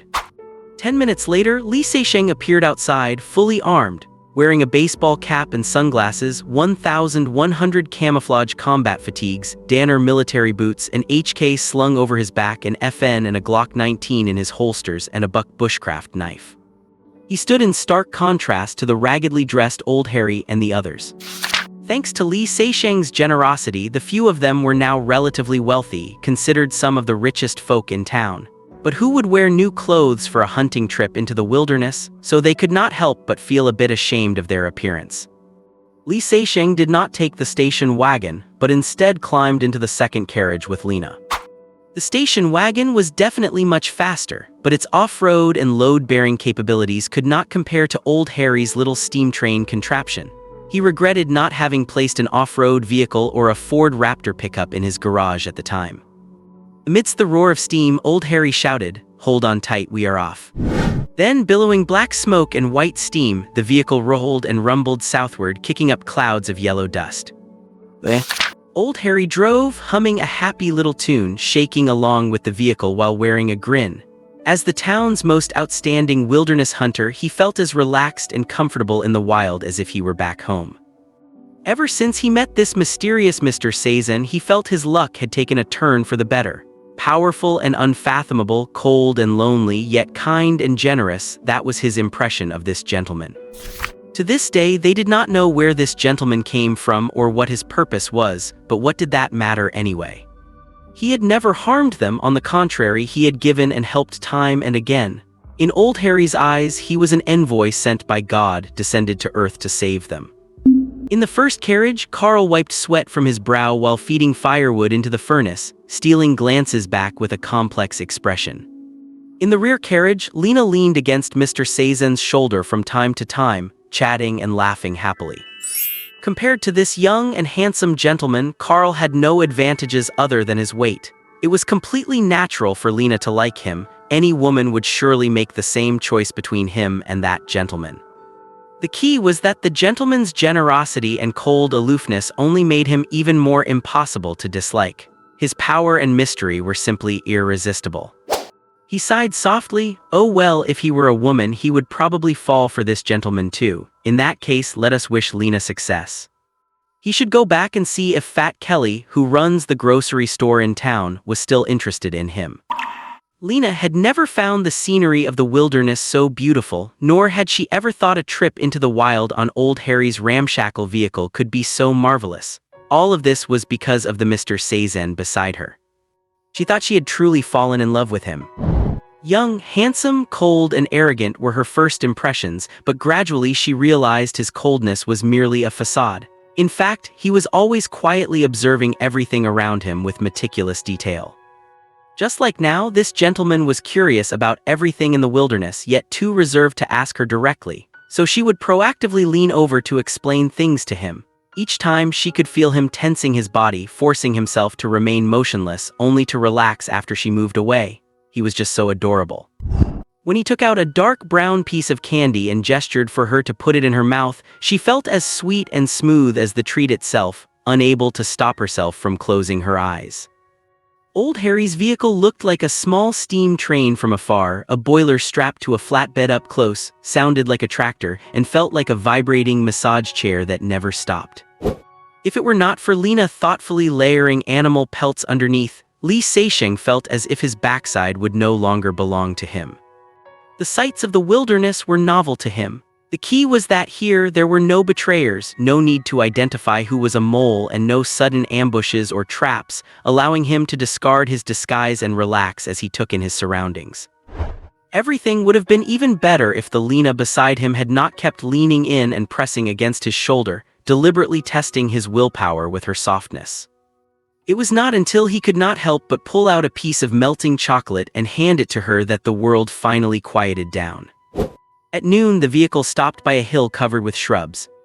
The group got out to stretch, ate the bread, sausage, and ham that Li Seisheng had brought, and gathered a pile of dry branches to toss into the carriage. The only advantage of Old Harry's vehicle was that in this wilderness one never had to worry about fuel. The worst thing was that it consumed a massive amount of water. When the sun dipped to the west and a dark green line appeared on the horizon, Li Seisheng knew they were close to the black pine forest. He steadied himself against the carriage wall and stood up in the jolting vehicle. As they drew closer, a vast, dense forest appeared abruptly before their eyes. It was abrupt because there was a clear boundary between it and the wilderness with no transition of shrubs or green grass. It rose out of the wasteland without warning with many huge birds circling above. While shocked, Li Seixing found it increasingly familiar and then thought, did not this look just like the mountain where his safe house was located? Lena, what is the name of the place I am staying? Lena thought for a moment and said, according to Old Harry, it is called Blackstone Mountain. Blackstone Mountain. Li Seixing pondered this: Blackstone Mountain, Black Pine Forest, and Black Horse Wilderness. Why did they have these names? Was there some connection between them? Half an hour later, the vehicle stopped outside the Black Pine Forest. Old Harry hopped off the vehicle and shouted, "Ladies and gentlemen, please disembark. Our final destination, the Black Pine Forest, has arrived. Your faithful Old Harry is at your service." Li Seixing stood before a large pine tree, touching the dark brown bark and looking up. It was majestic, tall, and gnarled, with a canopy like an umbrella, colored deep green, a green so dark it was nearly black. No wonder it was called the Black Pine Forest. Old Harry came over and said, "Mr. Seizen, we will rest here tonight and enter the forest tomorrow. How does that sound?" Li Seixing had no objections. Since he knew nothing about this place, he would, of course, follow Old Harry's arrangements. When setting up camp, Old Harry and Carl finally replaced their ragged tent. Li Seixing could not stand the sight of it anymore, so he had brought along an extra two-person tent this time. In stark contrast to the pleasantly surprised Old Harry and Carl, the expression on Lena's face was extremely disappointed, because Li Seixing had brought out yet another single-person tent. Old Harry and Carl took their crossbows into the woods, while Li Seixing and Lena were responsible for collecting firewood for the campfire. It had been agreed that Li Seixing would provide all the food, but he certainly would not refuse fresh meat. Perhaps to show off her culinary skills, Lena brought out a small bag of wheat flour and a frying pan, baking wheat flatbreads over the campfire before tentatively handing him one. The flatbread was the size of a palm. Li Seixing took a bite. Perhaps because the wheat had not been husked, the texture was a bit rough and chewy, but it had a unique, distinct wheaty aroma that was not bad. Seeing Lena's expectant gaze, Li Seixing nodded. "It is delicious." Lena immediately broke into a happy smile. This was the only thing she could truly call a cooking skill. 10 minutes later, Old Harry and Carl returned with a dwarf deer. They dug a sand pit a few dozen meters away and skillfully field-dressed it. The dwarf deer was quite small, weighing about 30 kilograms, similar to a roe deer from the Xia kingdom. Night fell completely. The group gathered around the campfire, roasting the venison. Old Harry kept turning the meat and, noticing Li Seixing constantly glancing toward the woods, reassured him. "Mr. Seizen, do not worry, the animals in the Black Pine Forest never leave the trees." "Why?" Li Seixing was curious. Old Harry shrugged. "Only God knows, but they just never come out, not even a single step." Li Seixing could not help but turn his gaze back toward the deep, pitch-black forest. This world was just too mysterious. Eating the aromatic, crispy on the outside and tender on the inside venison, the expressions of everyone around the fire softened. "Old Harry, how large is this forest?" Old Harry shook his head. "I do not know. It is massive. No one has ever thoroughly explored it. Oh, word is that a powerful earth warrior of the Nature Church once traveled straight through the entire forest, and on the other side was still just a wilderness." Carl nodded in agreement. "Yes, that is what Thor said personally." Speaking of which, Old Harry recalled tomorrow's plans and carefully reminded him, "Mr. Seizen, tomorrow we will enter. It will take about a day and a half to reach the bitter gourd tree I found, but that is the limit of my knowledge. Afterward, we must immediately turn back and search for prey on the outskirts." Li Seixing nodded. "Is it dangerous inside?" "Yes, the deeper you go, the more dangerous it is. It is said there are terrible monsters in the deepest parts, very terrifying. In fact, even the outskirts are dangerous. It is not just the animals, but the plants too. We must be very careful." Old Harry's expression was grave, and Carl added, still lingering in fear, "Last time, I was almost strangled to death by a vine." Lena also extended an arm toward him. "I got poked by a wood thorn, and the feeling was worse than being pierced by a crossbow bolt. Look, there is still a black spot there." Li Seixing was no adventurer and certainly would not stubbornly insist on exploring the secrets of the deep forest. His goal was the bitter gourd fruit and high-value prey. Improving his strength was the most important thing. Then the topic naturally turned to which prey was the most valuable. Kala, it has to be Kala. Its scales look dull and inconspicuous, but with a little polishing they become extremely beautiful, sparkling like gems. All the noblewomen in Black Horse City want an accessory made from Kala scales. Lena's eyes lit up. It looked like she hoped to have one too. Carl shook his head. Lena, I do not want to contradict you, but it is clear that macaron is worth more. The machine church is always buying them at a high price. Its bones are the best smelting additive. Hearing the name macaron, Li Seixing's eyebrows twitched. Are you sure you are talking about an animal and not a dessert? He said seemingly nonchalantly, the name macaron is quite unique. Carl explained, it is actually a type of snake. A wilderness hunter named Maka discovered it first, so he named it macaron. The name is way too lame. If it were me, I would call it one eye because it only has one eye. Only then did Li Seixing calm down inside. A moment ago, he had thought someone else might have come over from his world. Lena and Carl argued endlessly, then both turned to look at Old Harry. Old Harry looked at Carl with pity. Even if you win an argument with a woman, what does it matter? What do you gain? No wonder this idiot was still single. If he were a woman, he would not like a man who kept talking back either. Both of you are both right. These two types of prey are quite valuable, but when it comes to the highest value, one has to mention Ziu, swoosh. Ziu. Everyone asked in unison. Old Harry said proudly, I came up with that name. Its real name is too long and complicated. Ziu suits it best because this bird is fast, incredibly fast. When it flashes past you, you can only hear a Zia sound, you cannot even see its shadow. Lena argued, unconvinced, why is it the most valuable, Ziu? Because its beak is quite hard, harder than metal. The masters in the city of machinery use it as a tool to process the hardest metals. One Ziu beak sent to the machine church can be traded for at least 5 bronze-level mechanical hearts.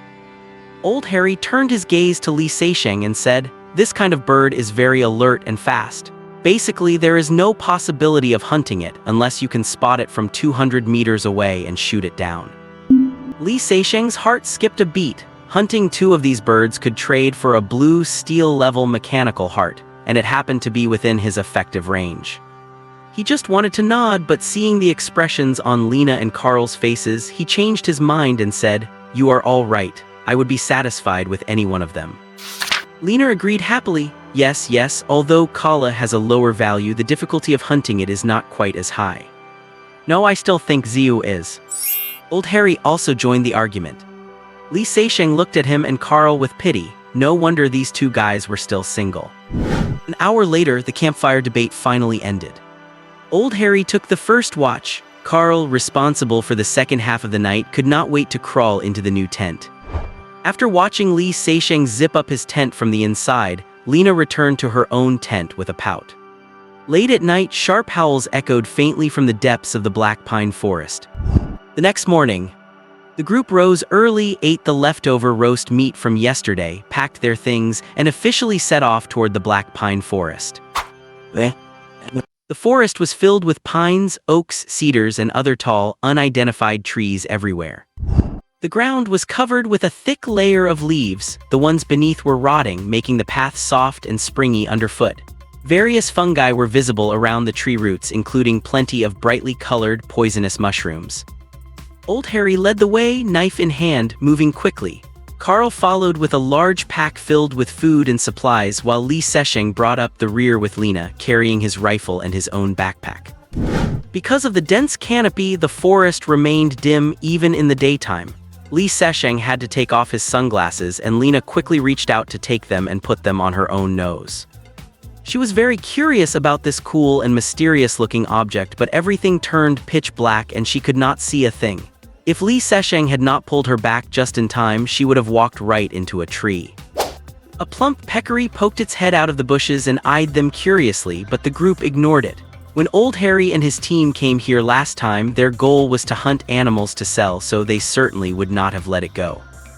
This time, their objective was very specific, and animals like peccaries were not included. Surprisingly, this rejected peccary even followed them for a while before wandering off out of boredom. Accompanied by the crunching of leaves underfoot and the chirping of birds overhead, the group moved quickly through the trees. Scared squirrels leaped about above them while wild rabbits and pheasants scurried deeper into the forest. It was clear that Old Harry was very familiar with the terrain in this area. Old Harry only slowed down when they reached a part of the forest where vines, low shrubs, and weeds began to appear. Carl and Lena's expressions shifted and they both drew their weapons. "Mr. Sezen, we are entering a danger zone from now on. Please be very careful." "Understood." Li Sesheng drew his machete, tightened the straps of his rifle and backpack, and followed closely behind Old Harry and the others. In truth, Old Harry had been worried the whole time. He was worried that Mr. Sezen would not take his advice, as it was common for those with great strength to be overly arrogant. But seeing him step exactly into the footprints ahead without any intention of showing off, being even more cautious than Lena and Carl, Old Harry felt completely relieved. Mr. Sezen's mind was far more mature than his age suggested. No matter which world you are in, exploring a forest is a dangerous business. Besides, Li Sesheng was just a hitman. Hunting targets in the jungle was the job of a mercenary, and he had no experience in this, so he did not dare to be careless. Fortunately, this place was not as hot and humid as the Amazon rainforest, and it did not have as many lethal poisonous insects. As for showing off, Old Harry was just overthinking things. When watching movies, what Li Sesheng hated most were those incompetent teammates who caused trouble for no reason. He often felt like reaching out to strangle them. Countless people lost their lives because of their recklessness and carelessness, so there was no way he would do that. In many movies, especially horror films, whenever a group acts together, whether indoors or outdoors, someone is always courting death on purpose. The most curious one is usually the first to die.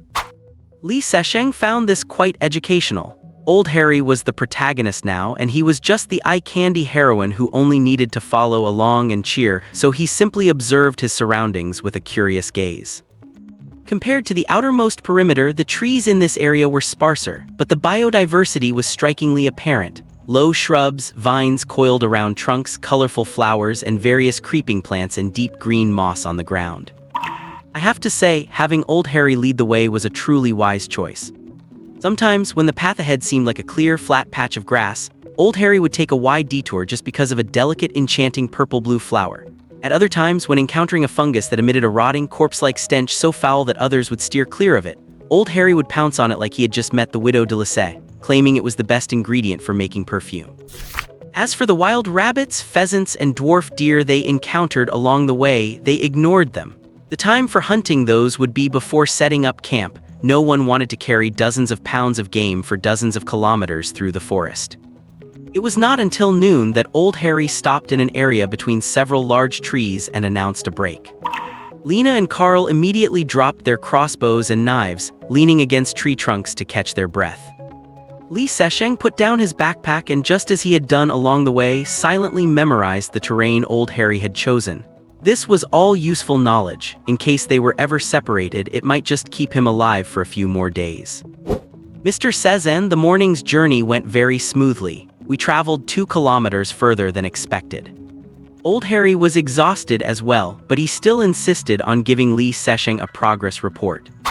"I hope the rest of the journey goes just as smoothly," Li Sesheng said, while taking out his CRATOS thermal imaging night vision goggles to observe his surroundings.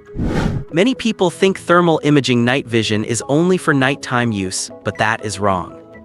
Thermal imagers work both day and night, though the effect is slightly poorer during the day when temperatures are high. As long as an object has a temperature and emits infrared rays, it will show up on the thermal imager. It works even better in the dim forest, where even if you cannot see exactly what a target looks like, you can make out its general outline and movements. Soon, Li Sesheng made a discovery. On one of the branches of a large tree several dozen meters away, an object with a body temperature slightly higher than the environment was perched. Undoubtedly, it was a snake. Even cold-blooded animals emit infrared just much less than human bodies.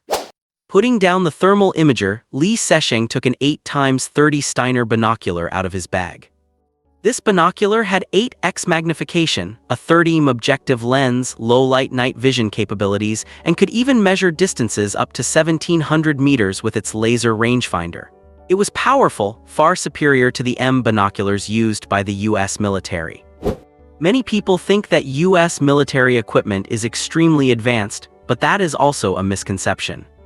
No matter how rich the Americans are, they cannot cover the high costs of equipping everyone with top-tier gear. Due to cost concerns, they also choose cheap options. Therefore, many units allow soldiers to pay out of their own pockets to buy better personal equipment.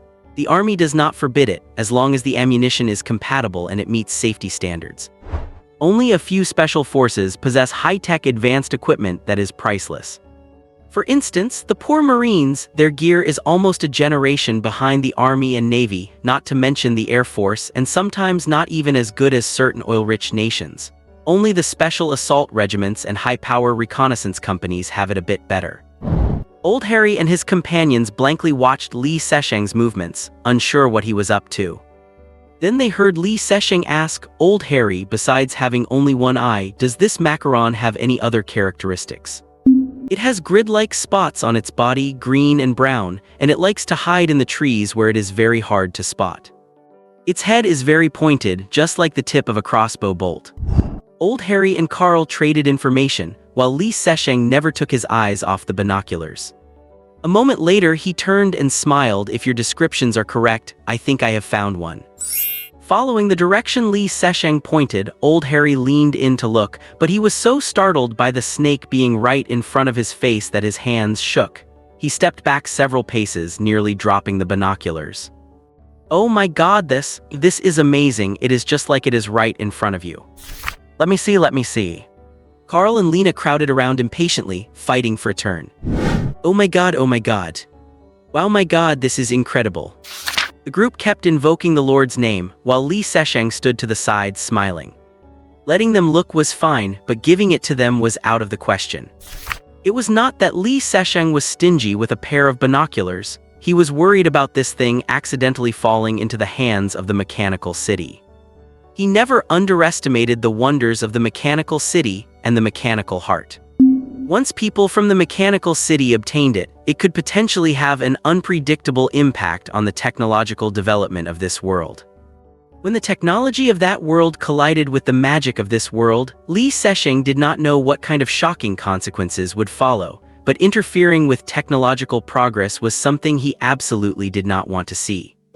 His only advantage in this world was the rifle and the high-tech items in his possession. He had to maintain that edge. Whether it was cars, binoculars, night vision goggles, or rifles, Li Sesheng would never allow them to fall into other hands. So he could give them food or give Lena a hunting knife far more valuable than a rifle, but he would never give her a handgun. After taking turns looking for a long time, the group remembered their initial purpose and unanimously agreed that it was indeed a macaron. Old Harry respectfully returned the binoculars to Li Sesheng, his heart in a state of turmoil. He saw clearly that Mr. Sezan had first used a tool to discover the macaron before using this device to observe it. This meant Mr. Sezan possessed not only this magical item that could pull objects closer, but also another tool that could easily spot poisonous snakes hidden in the trees. By comparison, the other item was even more magical. In Old Harry's experience, never mind tens of meters away, even if you stood right under the tree, you would not be able to spot a macaron if it did not move.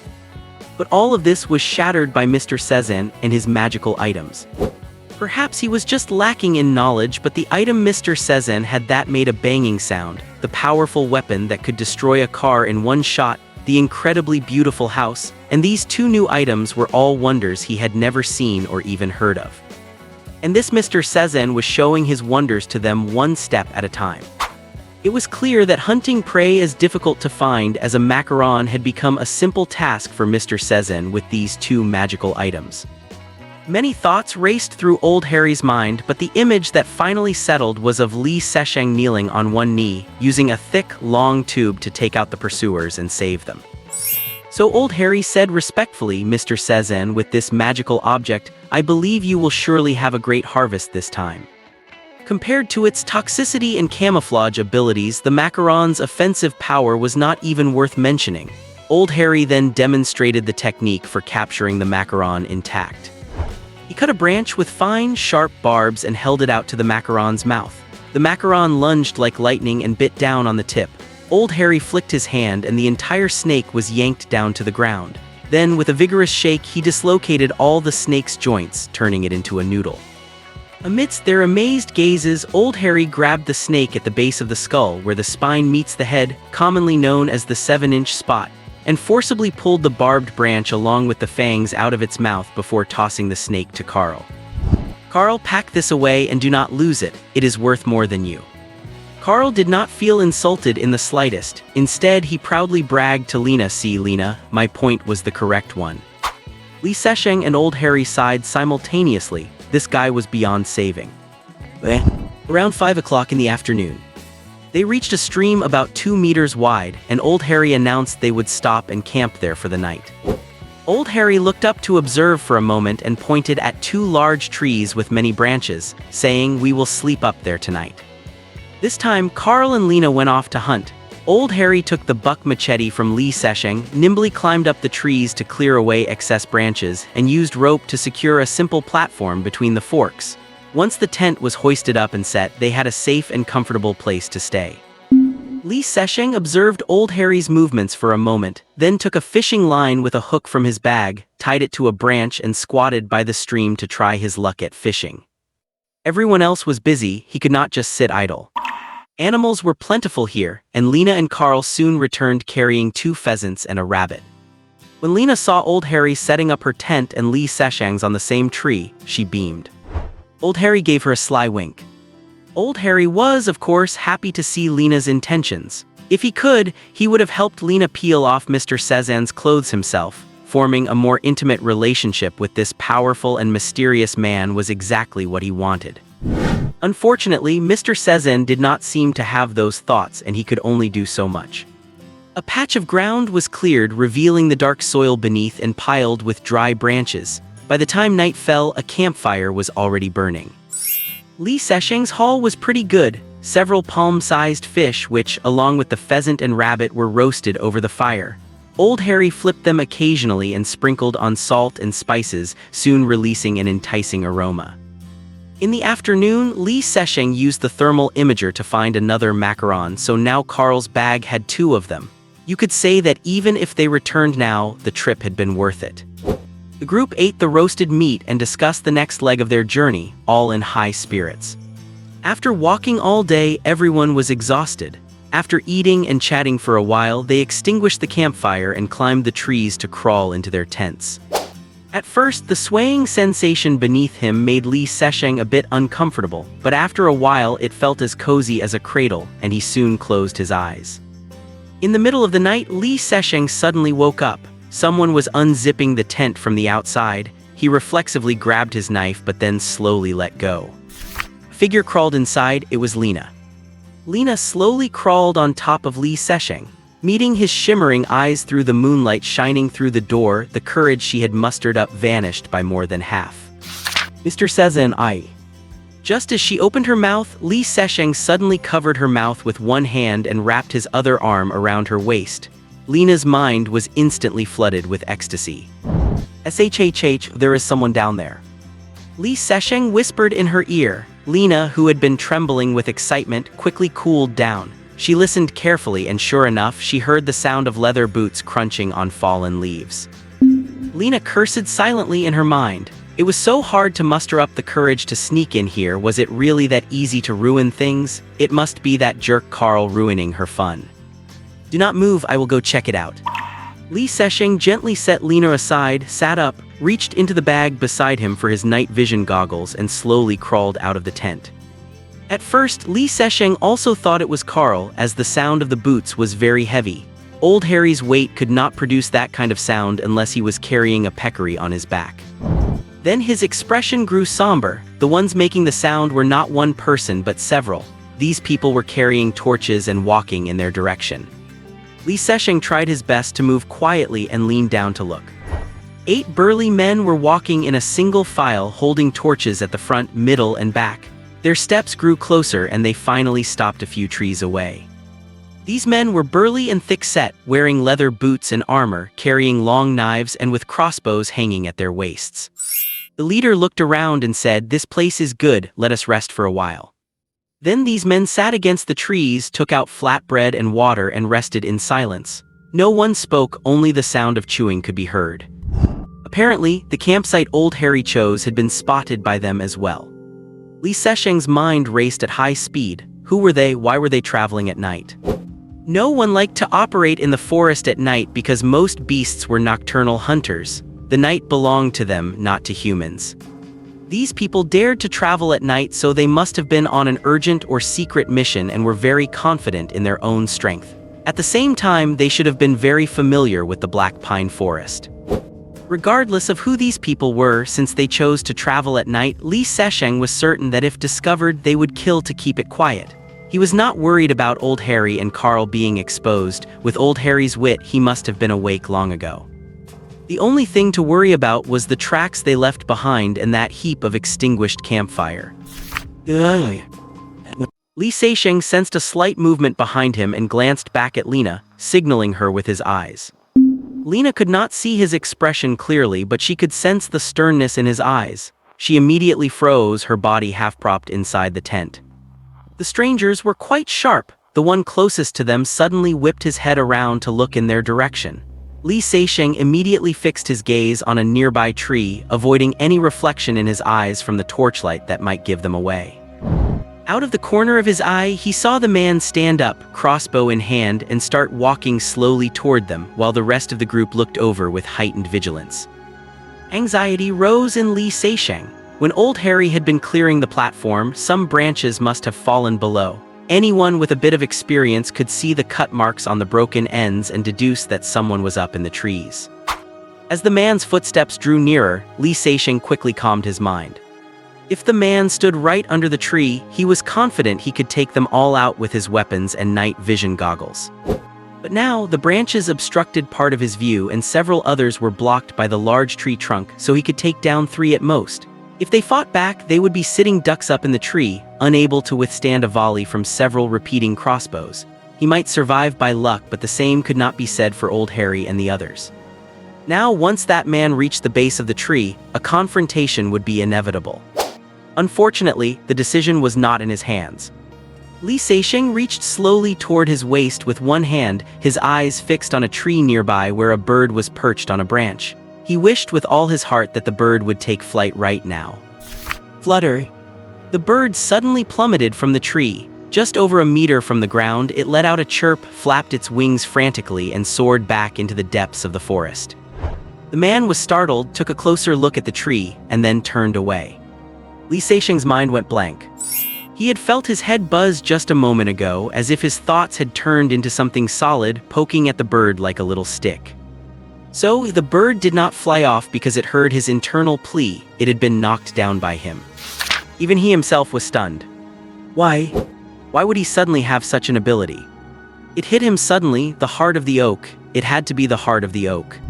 It had not increased his physical strength, but rather enhanced his mental power, which finally manifested when he felt a strong enough desire. Though this invisible force was still weak, capable only of knocking down a small bird, a brand new world had opened its gates to him. Just then he heard the leader say, "Move out. Keep moving fast, we must meet Master Vincent and the others by tomorrow." The group reformed into a column, moving further away under the torchlight until they vanished deep into the forest. If Li Sesheng chased them now, he could take them all out one by one, but without knowing who they were, he could not just do that. After a while, Old Harry and Carl climbed down from the tree. Li Sesheng and Lena stood beneath, all of them feeling a lingering fear. Li Sesheng put the matter of his mental powers aside for the moment and, suppressing his inner excitement, asked, "Who are they?" Old Harry shook his head. "They look like wilderness hunters, but I have never seen them around Hall Town. They are very familiar with this area. I suspect they must be hunters from Black Horse City or some town to the east." Carl wondered aloud, what are these people sneaking around here for? "I do not know, but it definitely is not anything good." Old Harry looked in the direction they had left and mused, "They are heading in the same direction as us. Luckily, it is not the same path. We need to be careful tomorrow." Lena mumbled, "Mr. Sezen, I am sorry."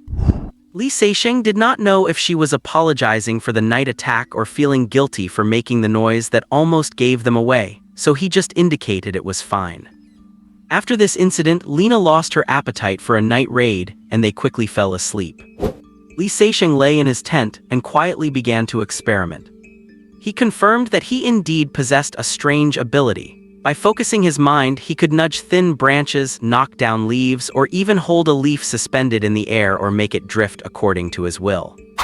Having a legendary superpower was like getting a new toy. Li Seixing was extremely excited and played with it until he felt dizzy and unknowingly drifted off to sleep. The next morning, the group set off again.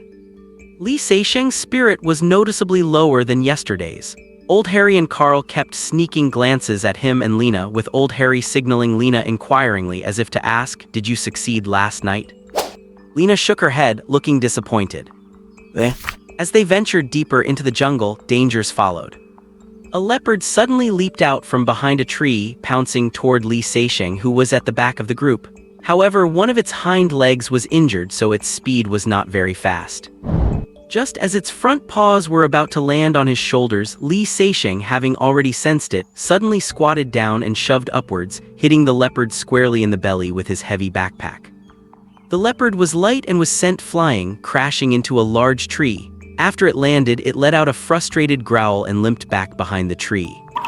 Li Seixing was stunned by its audacity. Daring to attack a group of 4 in broad daylight, was this leopard starved out of its mind?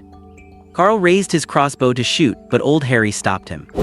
Old Harry shook his head and said, "It has an injured leg and struggles to catch prey, otherwise it would not be so reckless to rush out like that. It will be dead soon even without us doing anything." In the jungle, no animal dares to be easily injured. Once wounded, it cannot catch prey and cannot escape other predators. Death is all that awaits it. About half an hour later, as they passed a tree covered in vines, a green branch suddenly sprang up toward Old Harry's throat. Harry agilely dodged it. Carl, who was behind, did not know what had happened and watched in terror as the green vine opened a giant mouth with fangs to bite his chest. Old Harry reached out, grabbed the snake expertly by the back of its neck, and gave it a sharp flick, turning the venomous snake, which looked just like a vine, into a limp noodle. "Carl, you owe me one." "Fuck Old Harry, you bastard." Carl cursed at Old Harry. "I was almost scared to death by you, you bastard, you old fox, you old rogue, you." Old Harry did not blush at all, saying, "Delissé is looking at a pair of leather boots at your shop. If you give her a 30% discount, we will be square. That is settled."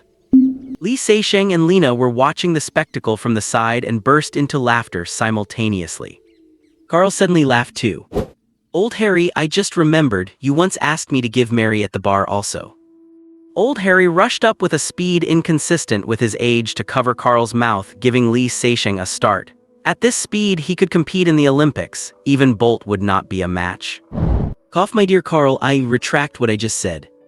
Lena's eyes widened. "Old Harry, you actually had an affair with that bitch. I must tell Delissé about this." "Lena, that red crystal bracelet of mine belongs to you." "Deal." Li Seixing, who had been a bystander, was shocked by their profound friendship. Old Harry's estimation was very accurate. They reached their destination around 12 o'clock. They hid behind a large tree and took turns observing the target through binoculars. 200 meters away, a lonely tree stood on the grass. It was short and sturdy, barely over 2 meters tall, but the trunk was 50 centimeters in diameter. Its leaves were obovate with red and yellow patches. Through the leaves, one could clearly see peanut-shaped fruits hanging from the branches. This was the bitter tree. Li Seixing counted at least 20 fruits visible, and surely more were hidden. If they could all be picked, it would be a huge haul. But things were never that simple, because several giant birds were circling above the tree and more were lying beside it. These birds were a size larger than ostriches, with black-purple feathers, sharp long beaks, and deadly claws. With wings spread, they looked as big as predator drones. Old Harry whispered to Li Seixing, "Mr. Sezen, these are purple-feathered doves, also known as oak doves. Because they have a special fondness for the bitter tree, they forbid any animal from approaching it. Even the seedlings of other trees cannot grow in the vicinity. These birds are extremely fierce, fast, and very difficult to deal with." No wonder there was nothing but grass around it. Li Seixing rubbed his chin and said lightly, "There must be another way, right? I do not believe these birds existed the last time you managed to get these fruits." He had initially intended to try solving the problem with guns, but since Old Harry had a method, it would be safer to follow his lead. Old Harry wanted to build suspense to show his importance, but since he was seen through immediately, his face flushed slightly in embarrassment, though his admiration for Li Seixing grew. Mr. Sezen, you are absolutely right. These birds do have an exploitable characteristic. They hate nothing more than other birds nesting nearby. An hour later. Rolling, a circular bird's nest made of branches and grass rolled out from the forest and stopped at the edge of the grass. Several oak doves immediately cast their gaze toward it. Seeing that it was actually a bird's nest, they were instantly enraged and fluttered their wings to rush in that direction. In the forest opposite, a dark shadow crouched and ran quickly toward the bitter tree.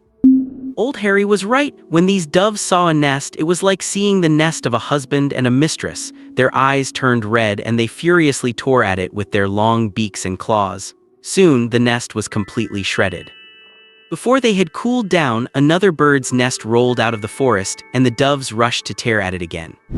After tearing apart 4 nests in a row, the doves returned to the tree triumphantly, not noticing that the fruits on the tree had become fewer. Li Seixing circled back to their original position, where Old Harry and the others met him. Mr. Sezen, how did it go? Li Seixing happily produced a small cloth bag containing a pile of bitter tree fruits. Old Harry and the others gasped, so many. 32 in total, 8 for each of us. There were some that were hard to pick, so I gave up on those. Li Seixing said as he counted out a few and handed them to Old Harry, only to be refused. Mr. Sezen, you keep them. These things have no effect on me now. The first one was the most effective, by the third there was no effect. Carl also waved his hand, saying, I stopped feeling anything after the second one. Lena echoed, for me, the third one was ineffective. Li Seixing was stunned. He had already eaten 3 and they were very helpful for his intuition. He did not feel like they were ineffective at all. The fruits all came from Old Harry. For this Mr. Sezen to still be so eager for them after having eaten 3, he had actually guessed why long ago. Mr. Sezen, the effect of these things is different for everyone. It is said that someone at the Mother Goddess Church in Black Horse City still found them effective after 6. Li Seixing took a deep look at Old Harry. This old guy understood everything. He was truly a foxy old man.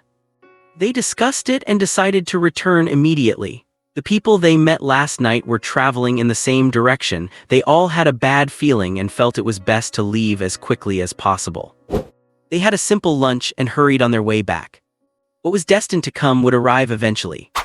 An hour later, as they were passing through an area with sparse trees and dense shrubs, Old Harry in the lead and Li Seixing at the back both stopped at the same time. They stood still, listening carefully, and looked toward the dense forest in the east. They whispered to Carl and Lena, get down. Soon, even Carl and Lena heard the movement coming from the forest. The sound grew closer and then several giant wild boars emerged, then another, then 2, then 10. Eventually, over 100 wild boars appeared before them. The wild boars were over 3 meters tall and at least 7 meters long, like trucks. Their 2 white tusks were over a meter long, hideous and terrifying. These boars came out one after another from the forest to the south, moving through this area to the north. One could feel the heavy hoofbeats from 100 meters away. God, where did these beasts come from? Even Li Seixing knew that the black pine forest could not support so many enormous wild boars, otherwise the food chain would have collapsed long ago. They were all terrified, their breathing involuntarily becoming lighter and lighter. However, that was not all. Following behind the boars were over 100 giant oxen, at least 4 meters tall and nearly 10 meters long. Their solid bodies were like moving hills. Shorter trees fell before them and the bark was stripped from the larger ones as they passed. What was even more shocking was that a dozen people were sitting on the back of the largest ox. Close to the neck of the ox sat a short human alone, followed by 3 people in black iron armor and behind them 8 sturdy, burly men. Li Seixing's expression changed. Those 8 were exactly the people he saw last night. From their brief conversation, he could tell their purpose was to support these people, and now they had completed their task. The short person in front must be the Master Vincent they mentioned. The question was, who were they and what were they planning? Old Harry immediately provided the answer. Sphinx warriors, those people must be Sphinx warriors. Old Harry whispered, look at their direction. They are going to Black Horse City. Oh God, the Kingdom of Chaos is going to attack Black Horse City. Li Seixing was jolted and whispered, are you sure? Mr. Sezen, look at the face of the person in the front. Are there black markings? Old Harry narrowed his eyes and affirmed, "It is identical to the markings on Simon's face. The direction they are headed, I cannot think of anything else worth mobilizing these giant beasts for except Black Horse City." Li Seixing gently picked up his binoculars to look. Old Harry was right, that person indeed had gray-black markings. In other words, this guy was of the same caliber as Simon and Lance. The three people behind him had only light gray markings, which indicated they were a rank lower. So Old Harry's guess was likely the fact. Their target was Black Horse City. This also confirmed Lance's words. The Kingdom of Chaos really was making a big move. Could the target be a smaller town? Do not be ridiculous. A few of those giant boars could completely destroy a small town. The Kingdom of Chaos mobilized this army of giant beasts to invade, definitely not for the sake of a few small towns. There was only one target worth such effort: Black Horse City. These boars and giant oxen were for the siege. Li Seixing was both shocked that the Kingdom of Chaos could produce so many giant beasts and control them, and shocked that they had the audacity to cross the Black Pine Forest to sneak attack Black Horse City. Based on what Old Harry and Lance said, Black Horse City was the only city within hundreds of kilometers, and it was quite powerful. Knowing their intent, Old Harry became immediately anxious. "Mr. Sezen, we must get to Black Horse City to report as soon as possible. Having people to lead the way means they will move very quickly. If they succeed in a surprise attack, the entire Black Horse Plain will be doomed." Lena and Carl, hearing this, were also desperate. Li Seixing had heard from Lance that the Kingdom of Chaos turned every place they went into a hellish existence. They would capture all humans and animals they saw, use magic to transform the animals, and use demon hearts and beast hearts to transform the strong humans, rapidly expanding their strength. The humans who fell into their hands mostly lived miserable lives as slaves, not knowing when they would die. Some died during the transformation, while others became mindless mutants, with only a tiny fraction surviving the painful transformation process to become Sphinx warriors. After being transformed by demon hearts and beast hearts, Sphinx warriors possessed powerful physical bodies while also gaining the abilities of the beasts. They became tyrannical and bloodthirsty, the most loyal servants of Mother Chimera. So once the Kingdom of Chaos occupied Black Horse City, for everyone on the Black Horse Plain, it would be the end, a true apocalypse.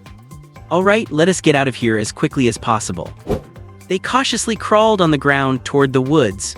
Once they reached the woods, they could run for it and hopefully leave the Black Pine Forest ahead of the Kingdom of Chaos. Unfortunately, they underestimated the capabilities of the Kingdom of Chaos. A giant shadow suddenly swept over the woods, casting a dark pall over the ground. As the shadow engulfed them, they knew they had been discovered.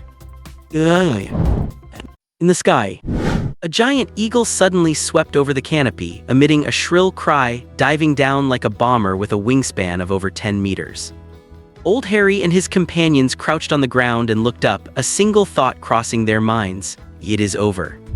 No one expected that besides the giant beasts, the enemy would also have giant eagles. Before the eagle arrived, the gale struck first. A powerful current of air flattened the bushes and weeds around them. Several of them could not even open their eyes, simply closing them to wait for death. Bang, bang, bang. Following a series of crisp, continuous sounds, the airflow quickly dissipated, and as they opened their eyes, they saw the giant eagle flapping its wings and ascending rapidly. A spray of fresh blood fell like rain. Li Seixing lay on the ground, wearing sunglasses, holding the weapon with the long, thin barrel pointed straight at the sky. The muzzle spat out scorching flames. Screech! In an instant, the giant eagle soared into the high altitude, hovered for a few seconds, and then dove straight down headfirst. Old Harry and the others still had not reacted. Li Seixing stood up and said urgently, "You guys go, I will go lure them away." "Mr. Seixing." Several of them shouted in unison. They all knew what this meant. To put it bluntly, even the three of them might not do the same for someone else. "I'm staying with you." Lena could not help but shout. "If you stay, you are just throwing your lives away. Only I have the ability to draw them off. Hurry and go report this. Black Horse City cannot fall." After saying this, Li Seixing did not look at them again. He stood up, braced the rifle against his shoulder, turned around, and aimed at another giant eagle diving rapidly. The strong wind prevented old Harry from opening his eyes, but Li Seixing stood there without moving an inch, his gaze behind his sunglasses cold and focused. Bang bang bang. Facing the diving giant eagle, the muzzle continued to spit flames. He was very glad now that he brought an HK instead of that 416. The 7.62 XMM bullet was much more powerful than the 5.56 XMM. Screech. With a miserable eagle shriek, the bird crashed headlong into the ground just meters in front of him, creating a large crater. It struggled desperately in its death throes, sending twigs and grass flying, its wings flapping slower and slower. At the same time, the short man on the back of the giant ox 100 meters away turned his gaze toward this direction. First came shock, then fury, as he looked at the strong men with sharp, piercing eyes. Why is someone appearing here? Sweat dripping from his forehead, the leader of the men explained hastily, Lord Vincent, perhaps it is a hunter. Wilderness hunters have always frequented Black Pine Forest. Lord Vincent stared at him coldly. Kill him, he must not leave here alive. If he does not die, you will. The 8 men exchanged glances, jumped off the high oxback, and ran madly toward this side. Go. Li Seixing still did not look at them. He took off his sunglasses and turned to face the men. Old Harry and the others took one last look at Li Seixing, then hunched over and ran toward the woods. Mr. Seixing was right, they would only be a burden if they stayed, and in the end, they would all die there. What they needed to do now was leave as quickly as possible and get to Black Horse City. Just as Mr. Seixing said, Black Horse City could not be lost. Otherwise, all humans within hundreds of miles would be doomed. As for Mr. Seixing, they believed he would survive, he certainly would. They had never truly fathomed how powerful this man was. Every time they were shocked by his power, it only led to greater shock with no end in sight. God bless Mr. Seixing. Seeing old Harry and the others leave, Li Seixing felt his heart settle. Facing the men running toward him, he showed no fear. Changing the magazine, shouldering the rifle, pulling the sight to his eye and pulling the trigger, he remained completely calm. Bang bang bang. A short burst. One of the strong men fell to the ground with a shot to the chest, and the others were stunned.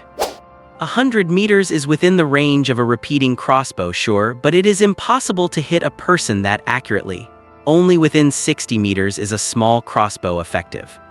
Someone once hit a sparrow from 200 meters away, but that was just luck, this guy's luck. Bang bang bang. Another man fell. The rest hurriedly and frantically threw themselves onto the ground. 2 consecutive deaths made them realize this was definitely not luck. The opponent truly had the ability to hit targets at this distance. Who is he? What he is holding does not look like a crossbow. What kind of weapon is that? The men lay in the grass, pulled out their repeating crossbows and fired rapidly in his direction. Whoosh whoosh whoosh.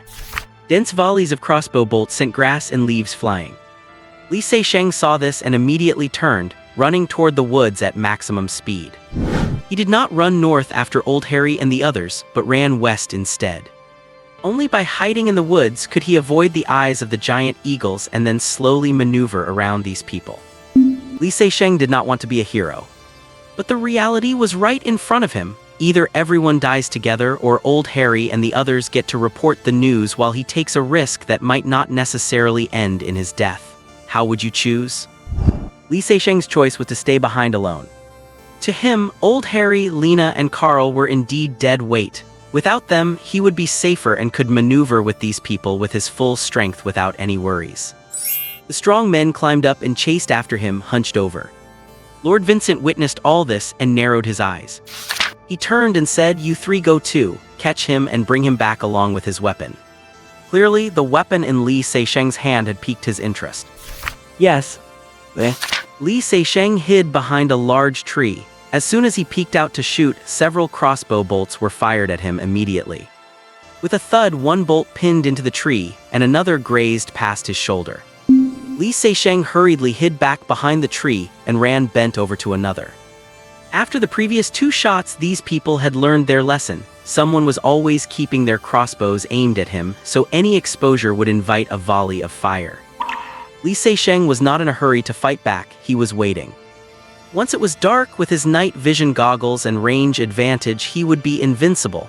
No matter how many people chased him, he would not be afraid. That would be the moment to counterattack.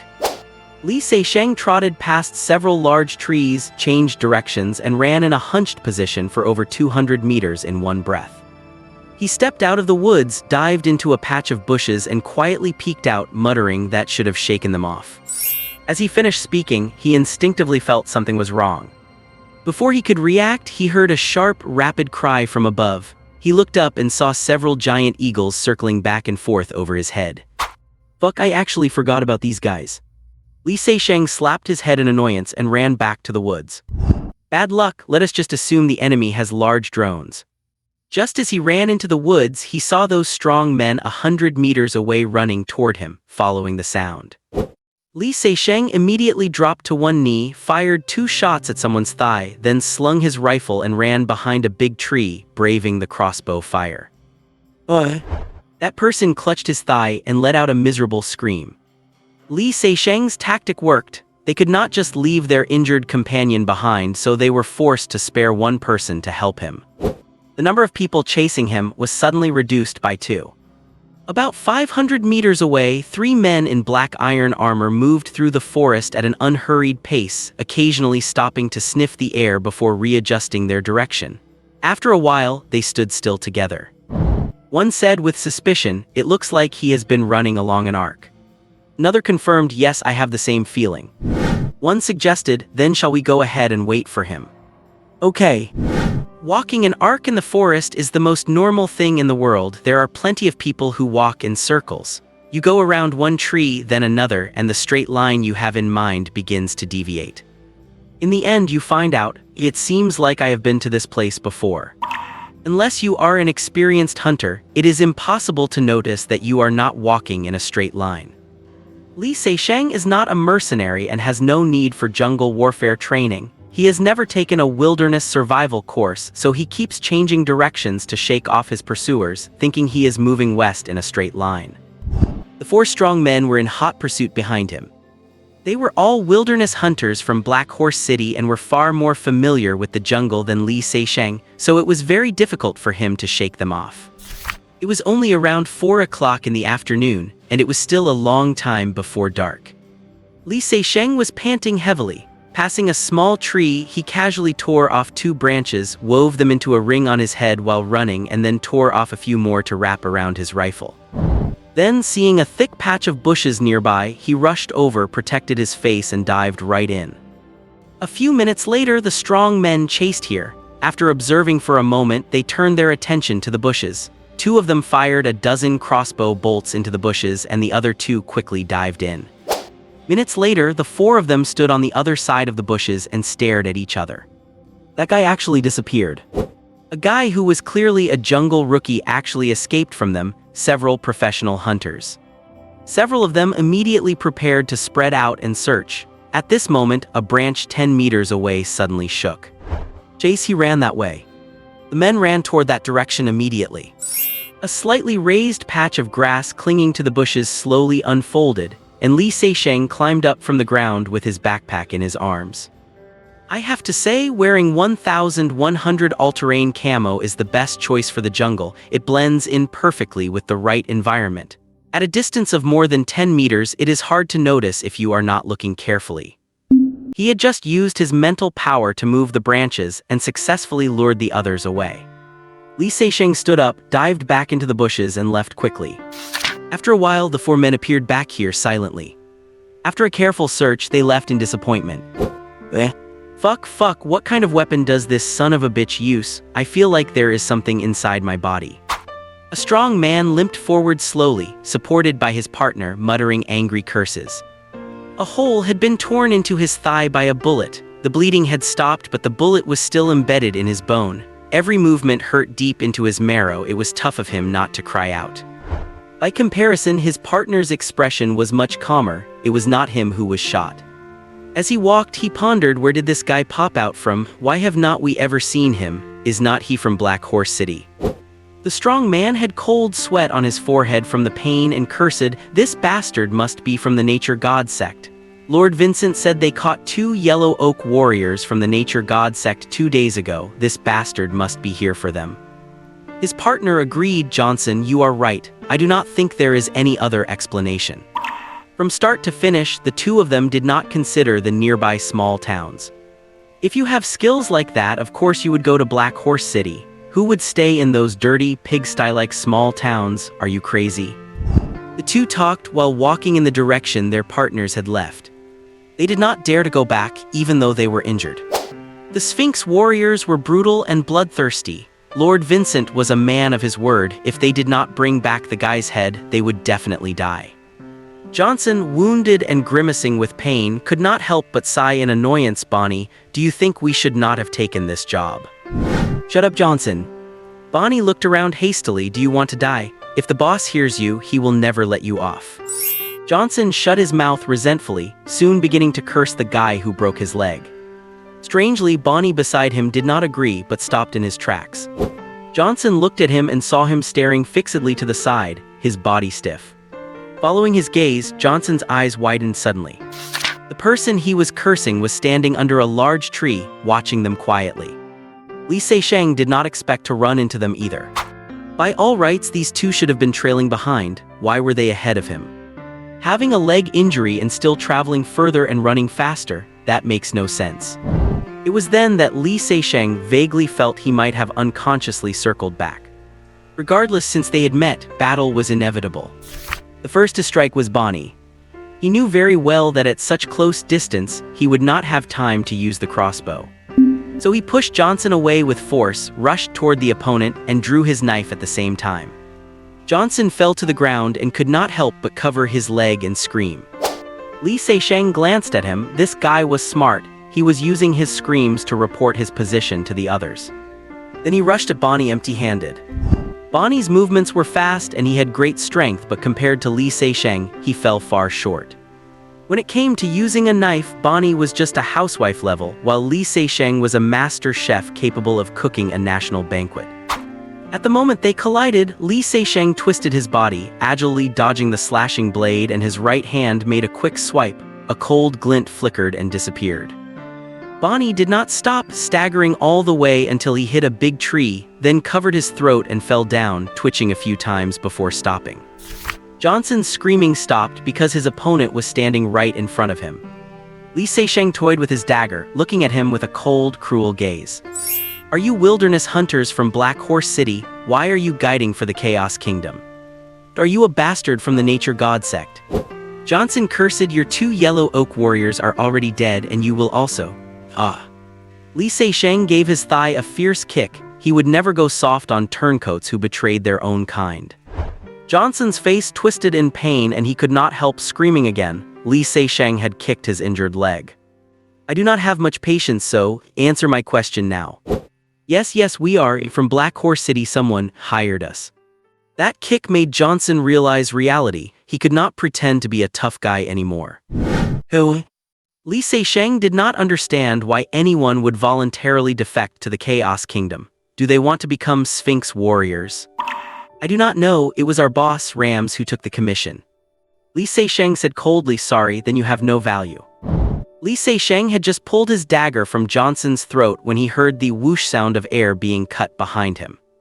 He immediately dropped to the ground, rolling and crawling behind a tree. Damn, those people were chasing him again. 10 minutes later, Li Sheng was getting impatient. This bunch of guys was more familiar with the terrain than he was, and he could not shake them off. Especially after seeing two more companions die, the remaining four were chasing him madly and relentlessly. If this continued, he might accidentally run into those giant beasts before dark, and then he would be finished. Thinking of this, Li Sheng took off his backpack. A minute later, several strong men appeared behind Li Sheng, holding crossbows and hunched over. Li Sheng sat on the ground with his back to them and his head down, appearing to be resting. They immediately raised their repeating crossbows. Li Sheng acted as if he had just discovered them, jumping around like a frightened rabbit and dodging behind a large tree, braving the volleys of crossbow bolts. The men's spirits lifted. He would not be able to run this time. To prevent him from escaping, two of them kept firing their repeating crossbows at both sides of the tree, sealing off his path. The lead strong man and another quickly closed in on the big tree. This guy had already killed 4 of their partners. They must catch him today and torture him to death with the most vicious means. The heavy boots stepped closer and closer on the grass. As the owner of one pair passed the patch of grass where Li Seisheng had just stayed, he felt as if he had kicked something. He immediately lowered his head. A transparent wire was caught on his ankle with a metal pull ring attached to both ends. Then, with a ding sound that drew everyone's attention, the owner of the boots seemed to have a bad feeling, but it was already too late. Boom boom. 2 explosions sounded almost simultaneously. A massive shockwave threw the 2 of them meters away, and they fell to the ground, covered in gore. Li Seisheng suddenly dashed out from behind the tree and quickly pulled the trigger at the 2 others who were already terrified and frozen. Bang bang. Both fell at the sound. Li Seisheng had specifically taken 2 MDN defensive grenades from his basement before leaving. This grenade's plastic shell contained 2,200 small steel balls with a diameter of 2.5 to 3 with a kill radius of 15 meters. This was among the few he had in stock, and it was a pity he had to use them here. Having dealt with the last few enemies tailing him, Li Seisheng felt his heart relax and leaned against a tree, panting. It would be dark soon, and then he would be completely safe. 5 minutes later, Li Seisheng stood up and bent down, reaching for his backpack and rifle. Suddenly, he had a feeling of palpitations and immediately jumped to one side with his body tilted. Whoosh! A sharp arrow grazed his waist and pinned into a tree, vibrating violently, embedded more than 3 inches deep. Without him noticing when, 3 people wearing black iron armor had surrounded him. One on the right held a long saber and was slowly closing in, exuding a menacing aura. The other on the left was empty-handed, walking toward him step by step with a steady and imposing manner. The one in the middle held a longbow, a sharp arrow already notched on the string, standing there like a motionless statue. Li Seisheng's heart sank. Ugh. The sound of a grenade explosion is actually not as loud as one might imagine. Especially in a forest, the trees block most of it, and the sound rarely carries beyond 100 meters. Plus, after the sound bounces off the trees repeatedly, it is nearly impossible to tell which direction it came from. That is why Li Seisheng dared to stay in that spot to rest. But he had not expected that those 3 people standing behind Vincent would also be hunting him down. 3 powerful Sphinx warriors. Judging by their aura, even if they do not quite match Lance and Simon, they are far stronger than Thor from the small town. At the very least, they are on the same level as Yellow Oak warriors. And he had only fused with 1 heart of the White Oak, making him equivalent to a White Oak warrior. 3 Yellow Oak warriors against 1 White Oak warrior, is the outcome even worth asking? If he were a local native, he would be dead for sure. Fortunately, he is Li Seisheng, one of the top 5 assassins in the Painter organization. A top-tier assassin versus 3 Sphinx warriors, 2 different systems coming from 2 different worlds. The outcome is unpredictable. Facing the strongest enemies he had encountered since arriving in this world, Li Seisheng quickly calmed down. He spread his hands and stood up slowly, making no movements that could be misinterpreted. Then, he stared directly at the opponent with the longbow in front of him, while observing the people approaching from both sides with his peripheral vision. To him, the biggest threat was that archer. The arrows he shot were extremely fast and powerful, far more terrifying than a repeating crossbow. At this moment, with an arrow knocked, he did not dare to make the slightest move. Next was the guy with the blade, because he had a weapon and was the closest to him. As for the empty-handed one, he could not read him, nor could he figure out why he was not carrying a weapon. Ack, be careful, you almost shot him dead just now. Master Vincent wants him alive. Unexpectedly, the first one to speak was the empty-handed man. Li Seisheng breathed a slight sigh of relief. As long as the other side had reservations, he had a chance to fight for his survival. The archer named Ack stared intently at Li Seisheng, saying slowly, word by word, I am sure he will not die. The man with the blade laughed. Tiger, you know Ack loves to pin people to the ground and torture them slowly. Tiger, who was empty-handed, suddenly stopped in his tracks. He lowered his head to observe the 2 people killed by the grenade. Be careful, he has other weapons. These 2 have many small wounds on them. Do not worry, Tiger, his weapons should all be right here. The man with the blade had already walked to the spot where Li Seisheng had been sitting. He kicked the backpack away with one foot and gently nudged the rifle aside with another. These were things Master Vincent wanted and could not be damaged. As for this man, Master Vincent wanted him alive, but he did not say he had to be in one piece. The man with the blade gave a sinister grin. "Kid, you are lucky, stay put, and I will cut off one of your hands so you can go see Master Vincent alive." While he spoke of taking only a hand, he suddenly swung his long blade toward Li Seixing's shoulder. If that blade landed, it would not just be a hand, Li Seixing would lose his entire right arm. At that exact moment, Li Seixing moves, and in a way that caught everyone by surprise. He suddenly turned sideways, moving his neck directly into the path of the blade. The moment he moved, all three of them reacted. One move triggered a chain reaction. The man with the blade did not expect him to do this and had to stop his swing in midair. The archer Yake had not expected it either, and he hesitated for a second with his arrow aimed at Li Seixing's chest. Tiger, who was empty-handed, did not expect it either, but the instant Li Seixing moved, he charged forward. His instincts told him something was wrong. The blade meant for Li Seixing's neck was forced to pause, yet Li Seixing did not hesitate to press his neck against it again. He was gambling, betting that his opponent would not dare to defy the orders of Lord Vincent. The stake was his own life. But this was his only chance. The man with the blade reacted with lightning speed, instinctively pulling back to avoid his neck. Li Seixing had won the gamble. The man truly did not dare to kill him right then and there. Yake's arrow was finally released, aimed straight at Li Seixing's shoulder. Whatever the opponent's objective was, it would fall apart under this shot. Swish! Almost the moment he let go, the arrow struck Li Seixing's left shoulder, swift as lightning.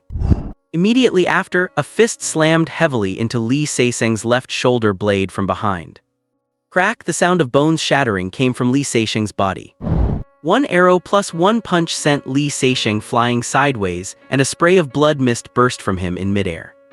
Then he collided with the blade wielder, and both of them fell to the ground together. The blade wielder landed on his back, and Li Seixing was sprawled on top of him. The two were almost face-to-face, motionless. Tiger, who had thrown the punch, and Yark, who had fired the arrow, were both stunned. Damn, we did not beat the kid to death, did we? Then they both felt something was wrong. Why was Lars lying on the ground, also not moving? Could he have been knocked unconscious? Just then, Li Seixing suddenly rolled over onto his back, while his right hand quickly drew his FN. Hiding on the other side of the blade wielder's body, using him as a shield, he pulled the trigger rapidly toward Yark. At the same time, Yark fired another arrow, the sharp projectile grazing Li Seixing's chest and thudding into the ground. Almost at the same instant, Tiger rushed toward Li Seixing like a hungry tiger pouncing on its prey. Li Seixing had no time to dodge. Lying on the ground in an extremely brief moment, he turned the muzzle and pulled the trigger first. The next second, a fist smashed into his chest, followed by Tiger's entire body collapsing onto him. Puff! Li Seixing sprayed another mouthful of blood. The forest fell silent in the blink of an eye. From extreme movement to absolute stillness, it only took a few seconds. 4 people were lying or sprawled on the ground, 2 of them piled on top of each other, unmoving. I do not know how much time had passed, but nightfall was gradually descending. Li Seixing struggled to push Tiger's corpse away, sat up with one hand on the ground, breathing heavily, blood spilling from the corner of his mouth. He turned his body in pain, picked up the FN from the ground and holstered it at his waist, pulled the dagger from the side of the blade wielder's neck, and then sat on the ground and could not help laughing. The laughter aggravated his wounds, and after coughing up a mouthful of blood, he started laughing again. 1 against 3 he won. The one alive was him, and the dead were the 3 Sphinx warriors. Even if he were to die in the next second, he still won. His tactics had succeeded, but not entirely, because he had overlooked the unarmed Tiger. He had always considered the archer Yak to be the biggest threat. He never expected that Tiger was actually the most formidable one. Now Li Seixing finally understood why he did not carry a weapon. His fists were the best weapons he had. A single punch had shattered his scapula, and the second punch to his chest nearly killed him on the spot, and this was even with him wearing scorpion armor and firing first. What incredible speed, what devastating fists. Li Seixing touched his chest. There was a clear dent in his scorpion armor. To think that a fist could do this to armor capable of stopping rifle bullets, it was absolutely terrifying. This guy is probably close to ranking up. However, such a formidable opponent still ended up dead by his hand. At this thought, Lee Se-seng could not help but laugh, only to cough up another mouthful of blood. Suddenly, he recalled Lance's words, "Sphinx warriors have remarkable regenerative abilities and you must extract their hearts after killing them, or there is a possibility they might revive." Dragging his injured shoulder and fighting through the pain, he pulled a small flashlight from his bag, clamped it between his teeth, crawled over to Tiger, removed his armor and sliced open his chest, only to be stunned by what he saw. In the left side of Tiger's chest, a pitch-black heart was still faintly beating. Lee Se-seng's hair stood on end. Lance was right, even with a bullet through his forehead, his heart was still beating. He really could have come back to life. He immediately set to work, carved out the black heart and sealed it in a plastic bag before crawling toward the swordsman. In the dark forest, a man hunched over a corpse, gutting it and digging out its heart, all while blood dripped from his mouth. If anyone had walked by and seen this scene, they might have been scared to death on the spot. Only after he had dug out the hearts of all three did he have the time to worry about his own injuries. A sharp arrow had pierced his shoulder, entering about 5 centimeters into his armpit, leaving a gruesome wound. And that was just the least of his troubles. The worst were the 2 blows from Tiger, which had shattered his shoulder blade and sternum, nearly piercing his heart and lungs, not to mention the trauma to his internal organs. Thinking about it now, Lee Se-seng still broke into a cold sweat. It was lucky he had fired first and that he was wearing the scorpion armor, or he would be dead by now. Lee Se-seng first dug through his kit to find a first aid box and gave himself a painkiller injection. Then, gritting his teeth through the pain, he used a knife to saw off the arrowhead and gripped the arrow shaft firmly. He pulled the arrow shaft out of his shoulder, millimeter by millimeter, the bone grinding against the shaft with a screeching sound that would make anyone's skin crawl. It made his hands go weak, and he could not help but tilt his head back and let out a scream of agony. In the dark forest, a howl echoed out, sounding exactly like that of a wolf. Finally, the shaft was pulled out completely, and he let out another long howl toward the sky. After dressing the wound on his shoulder, Lee Se-seng leaned against a tree and panted heavily. There was nothing he could do about the other 2 injuries or his damaged internal organs, but he had to leave as soon as possible. The heavy scent of blood would surely attract predators. Putting his night vision goggles on his head, Lee Se-seng shouldered his pack and rifle, gripped his FN, and with one arm hanging uselessly, he tilted his body and set off, enduring the excruciating pain.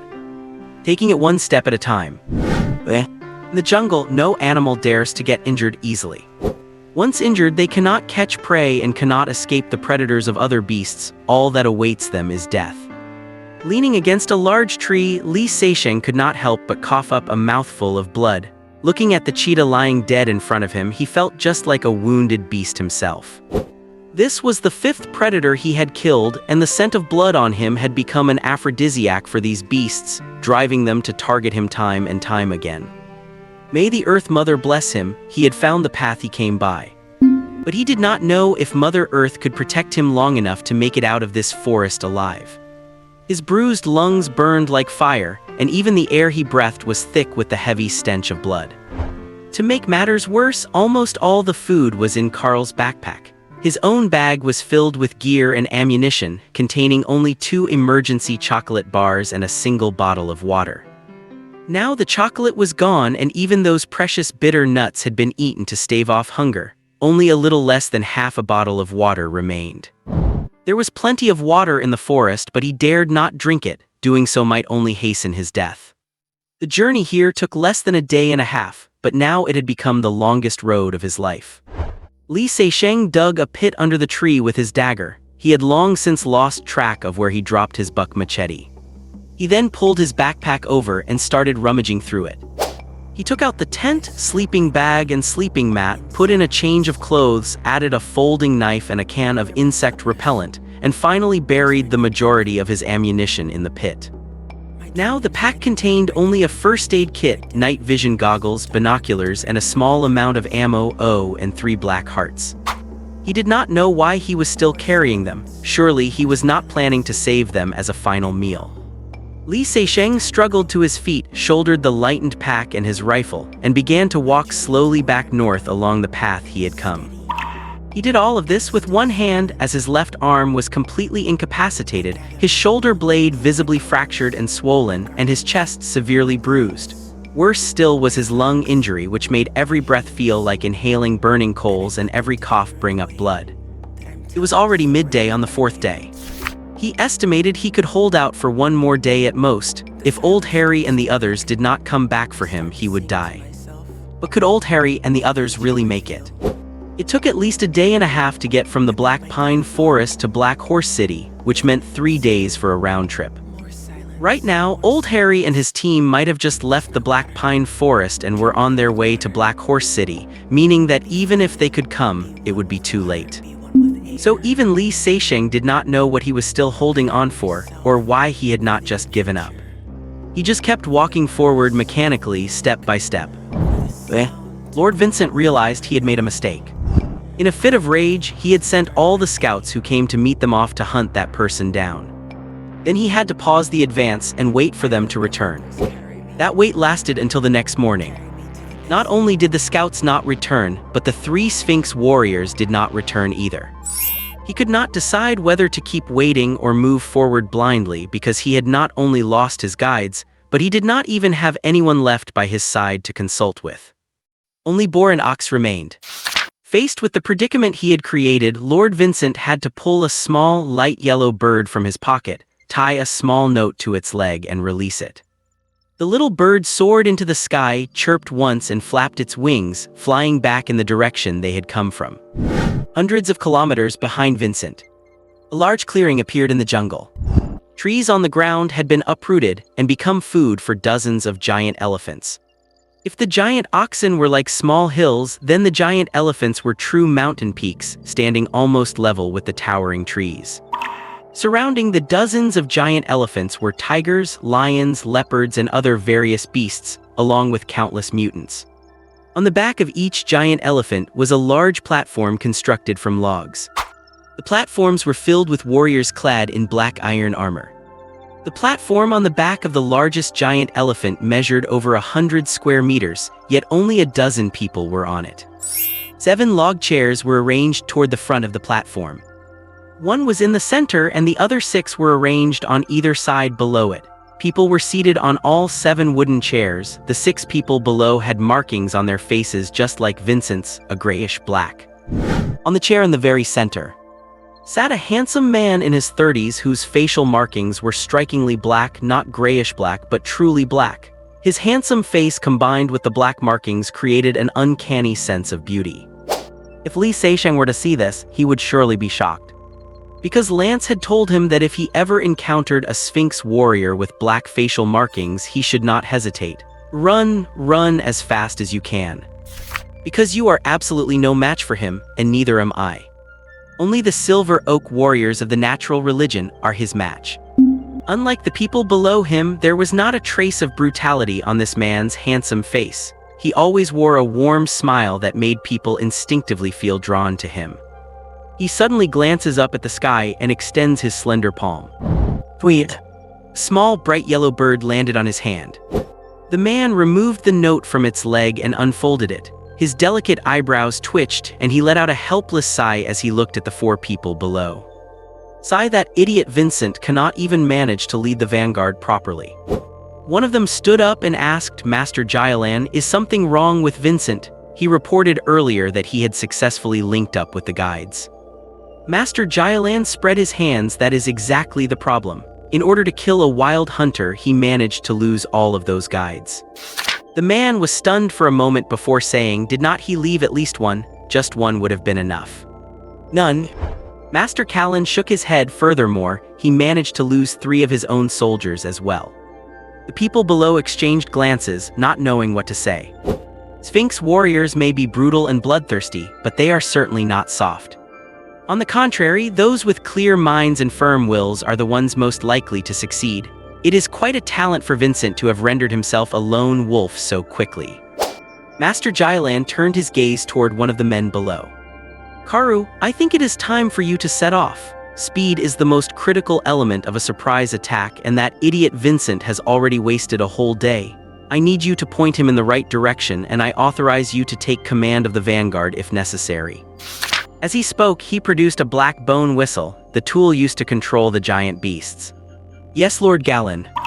A tall and thin man stood up, bowed slightly to Jyalan, took the bone whistle, walked to the edge of the platform, and let out a long whistle.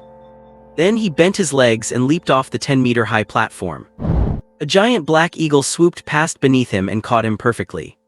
The black eagle flapped its wings and vanished from the spot. By the time they looked again, it had become a tiny black speck, disappearing into the horizon. Li Seixing collapsed headlong onto the soft fallen leaves. It was the afternoon of the 5th day, and even he was surprised he had lasted this long. With no food or water left, his internal injuries worsening and his chest feeling so tight that every breath felt like his last, he felt as heavy as if he were carrying a 200-kilogram girlfriend on his back. He truly could not move another step. He struggled to turn onto his back, and the pain from his shattered shoulder blades nearly made him jump, but he no longer had the strength. He gazed up at the sky, partially obscured by the tree canopy. Narrow azure and so alluring. Li Seixing knew he would not live to see tomorrow's sun. After surviving countless dangers in that other world, he never expected to die in this one. This time, even his safe house could not save him. If he died here, Adams, Winnie, and the others in that world would never know. They would not even be able to find his body. He would just vanish completely without a trace. He wondered if old Harry and the others had reached Black Horse City yet. Bringing back such vital intelligence might earn them a hero's welcome. With advance warning, surely the city would not be taken by the Chaos Kingdom, right?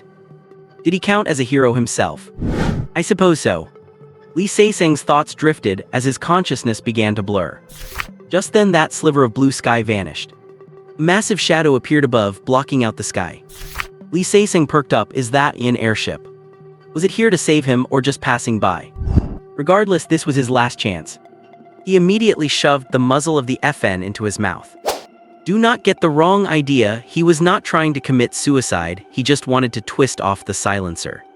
Clenching the barrel with his teeth, he strained to unscrew the silencer from the gun.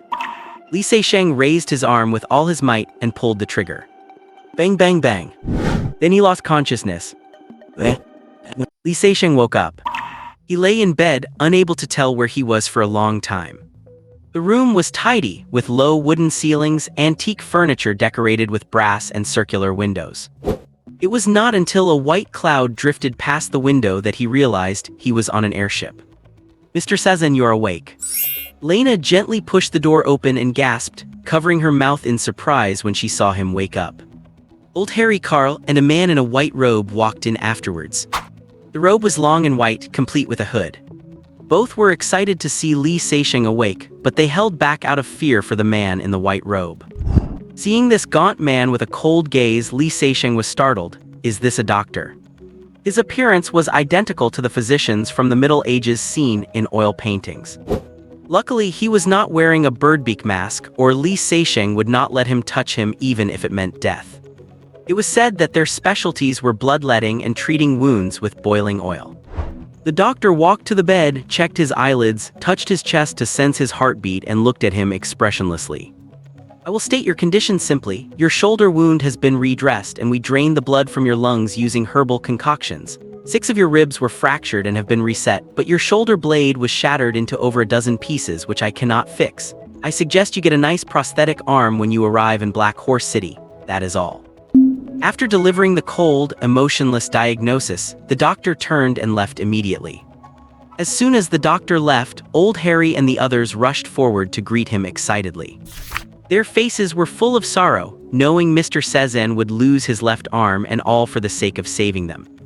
Li Seixing lay there in horror, not hearing a word they said. A prosthetic arm, amputate my arm for a prosthetic one. F***CK, that is absolutely impossible. After a moment, old Harry asked cautiously, Mr. Sezin, are you all right? Actually, the doctor was quite skilled. At least Li Seixing was in less pain now, and the tightness in his chest, especially the burning sensation in his lungs, had subsided significantly. However, any doctor who wants to give him a prosthetic arm is certainly not a good doctor. Li Seixing opened his mouth and asked in a hoarse voice, "Old Harry, is this an airship? How many days have passed?" "Yes, we met with the speaker of the Black Horse City Executive Hall, and he immediately dispatched this airship. It is morning now. You were rescued yesterday afternoon. If it were not for the airship, we would have been too late." Li Seixing felt a stir in his heart. Black Horse City actually sent an airship to save him. That is quite a grand gesture. He immediately realized the airship must have been sent to scout the enemy, and saving him was just incidental. He was being a bit full of himself. Otherwise, the airship would have returned to Black Horse City right after picking him up, rather than drifting in the sky now. "Fortunately, I have not missed the return time. There is still time. Old Harry, I need to go back right now." Old Harry hesitated, "But your injuries?" Li Seixing said solemnly, "Listen, Old Harry, precisely because I am injured, I must go back. My injuries can only be healed if I return." Old Harry and the others' eyes brightened. They had witnessed Li Seixing's mysterious nature many times. Both Lena and Lord Lance had been treated by him. He was a miraculous doctor himself. "Very well, Mr. Sezen, please rest assured I will go to seek an audience with General Tucker right now." After Old Harry left, Li Seixing remembered something and asked hurriedly, "Lena, my bag and my weapons. If those things fell into the hands of the mechanical city, it would be a disaster. They might end up inventing steam-powered rifles and night vision goggles." "Right here." Carl quickly signaled, and both the backpack and the HK rifle were behind him. He was also holding the food bag, not even complaining about the weight. Lena whispered to reassure him, "Do not worry, Old Harry had Carl put them away immediately. No one else has touched them." Li Seixing breathed a sigh of relief. The gun was even wrapped in cloth. That guy Old Harry really understood everything but chose not to speak of it. His focus on weapons and gear could not escape his eyes. Perhaps he was even suspicious of his origins. Looking at Carl, seeing Li Seixing awake and hearing that his arm could still be saved, he just kept grinning. Lena leaned against the bedside, staring at him without blinking, her eyes filled with concern. Those two were far less sharp than Old Harry, but their care was genuine. Soon, heavy footsteps approached from afar. A muscular man wearing a silver breastplate and a full beard pushed the door open, with Old Harry following behind him. "Mr. Sezen, I am Wyson Tucker, a counselor of the Black Horse City Executive Hall and commander of the 1st Regiment of the City Defense Force. You may call me General Tucker."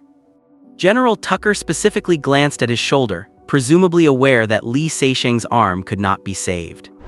"General Tucker, I am Sezen, Paul Sezen, a wilderness hunter." Li Seixing knew from Old Harry and Lance that the supreme authority of Black Horse City was the Executive Hall, consisting of a speaker and a dozen counselors. Each counselor was a big shot in the city, and this Commander Tucker, with a full regiment under his command, was a man of real power. "Creak." General Tucker pulled up a chair and sat down with a thud. The wooden chair groaned in agony under his weight and armor. "I heard you want to go back." "Yes, my injuries can only be healed if I return."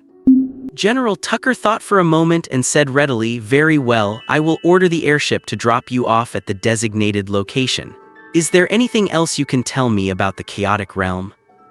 Li Seixing pondered. "You already know about the giants and Vincent. What I want to say is that there are people providing support for the chaotic realm. There were 8 wilderness hunters from Black Horse City, one named Johnson, and the leader is named Rams. It is said that someone in Black Horse City hired them to guide the chaotic realm." General Tucker took note of the name Rams, his mood growing even heavier.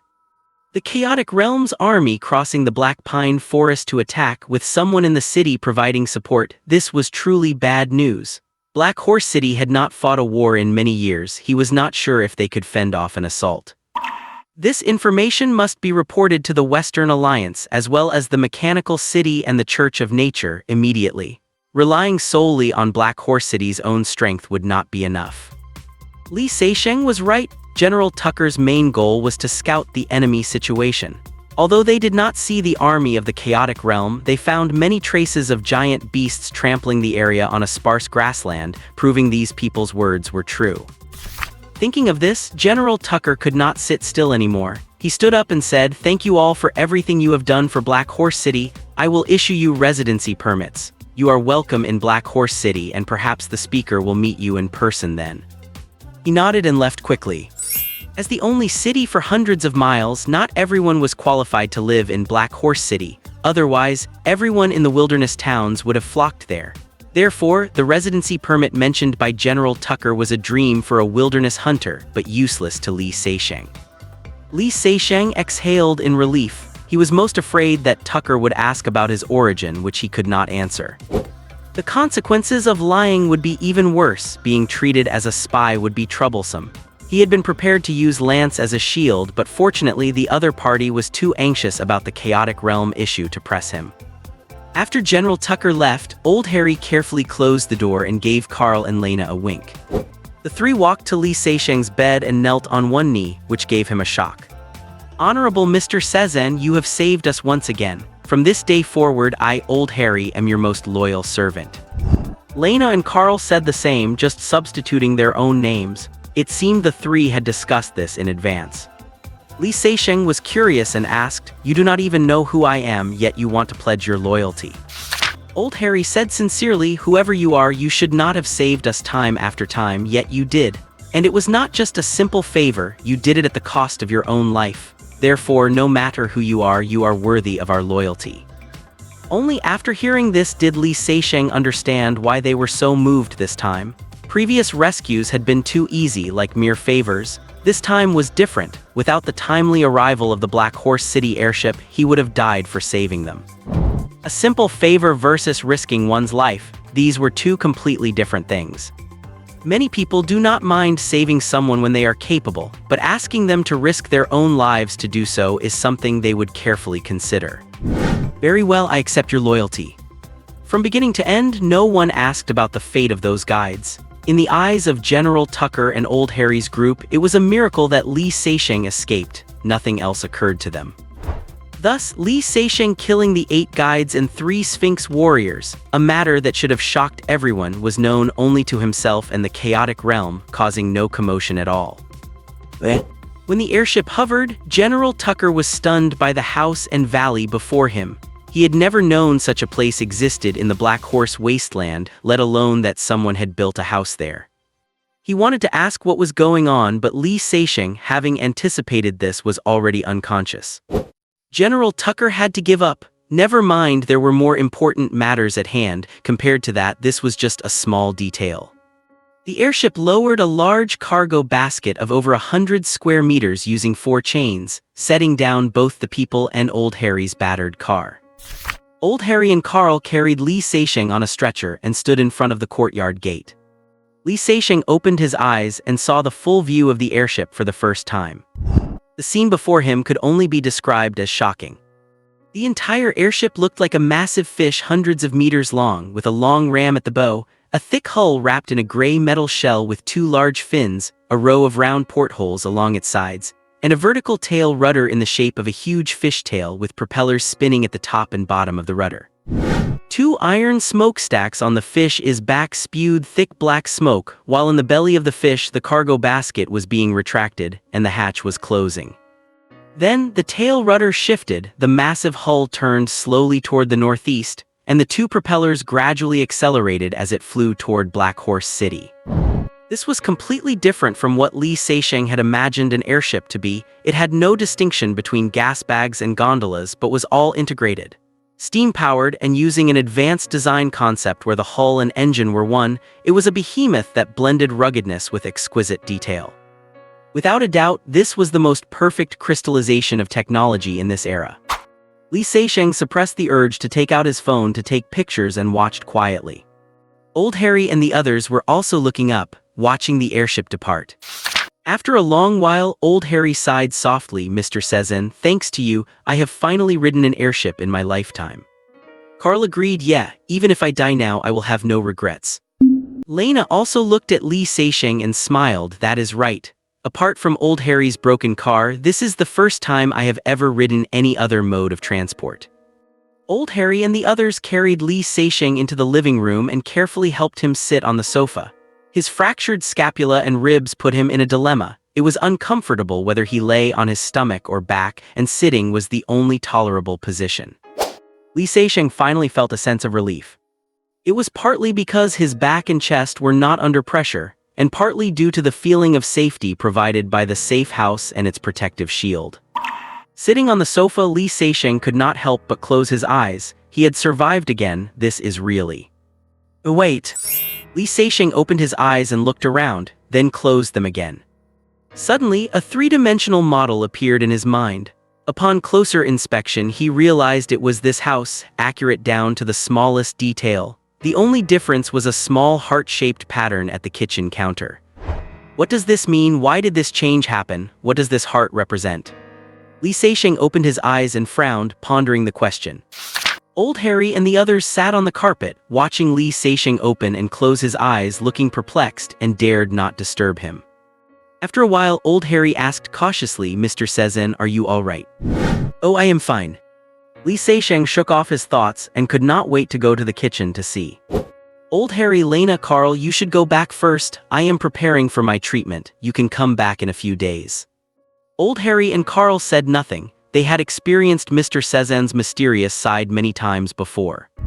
Lena did not hide her concern. "Mr. Sezin, please let me stay to take care of you." "No need, Lena. I must not be disturbed while I am undergoing treatment." Li Seixing refused Lena's kindness.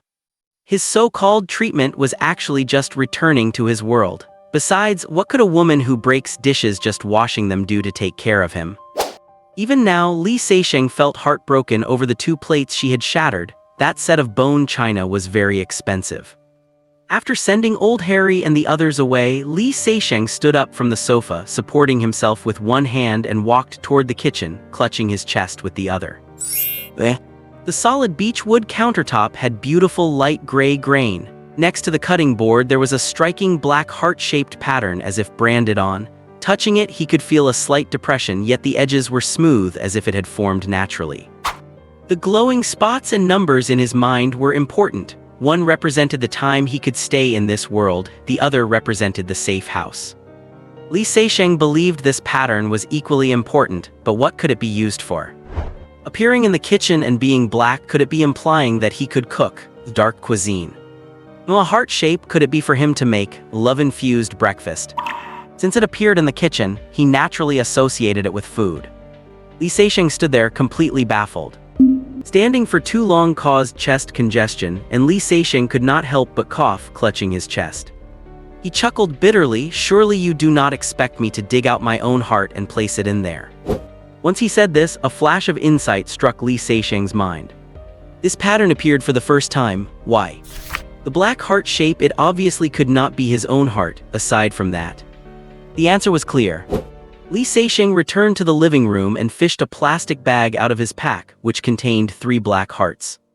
He was almost certain that the change in his mind was related to these 3 demon hearts. He was right. As he walked back to the kitchen, gasping for breath, and placed one of the demon hearts into the black depression, it seemed to melt away and vanished instantly. The green number 1 in his mind was no longer alone. 2 more numbers appeared below it, and each of the 3 lines now had a plus or minus sign next to them. 1 plus, 100 plus, 40,000 plus. The newly appeared numbers and symbols were flashing, as if reminding him that he could proceed to the next step. Li Seixing stroked his chin, focusing intently. He quickly understood the meaning of the plus and minus signs after the first number. 1 represented the remaining days in this world. When the number reached 0, he would return to the other world. This meant he could make choices via the symbols to advance or delay his return time. Once he figured this out, he could not help but feel delighted. If he could adjust the teleportation time even by a day, it was a good thing. At least he had a choice. In the event of an accident, like when he was severely injured in Evru, he could choose to teleport immediately. That would significantly increase his chance of survival. He could save this for now. He could return tonight anyway, so there was no point in wasting a demon heart just to save a few hours. As for the other 2 numbers, he had no clue. They only had plus signs and no minus signs. He did not know what they were for, but he had 2 more demon hearts left, so Li Seixing decided to experiment and see what they represented. He touched the plus sign after the second line of numbers with his consciousness, and the number immediately changed to 101 plus. Then all 3 lines of numbers and the symbols dimmed and stopped flashing. With one arm limp, Li Seixing dragged his heavy feet, searching the house inside and out carefully but found no changes. After a short rest, Li Seixing performed the second experiment. The third number changed to 40,010 plus. Then, enduring the pain, he did another round of searching but still found nothing. Li Seixing was certain that the numbers in his mind were useful. It was impossible for them to be useless. Something must have changed, he just had not found it yet. Perhaps he needed to feed it more demon hearts to see.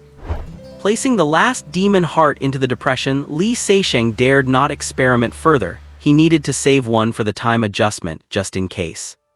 After eating a little, Li Seixing brewed a cup of coffee and sat in the living room to rest. It was 4:00 p.m., 7 more hours, and he could return to that world. He would finally know if his arm could be saved.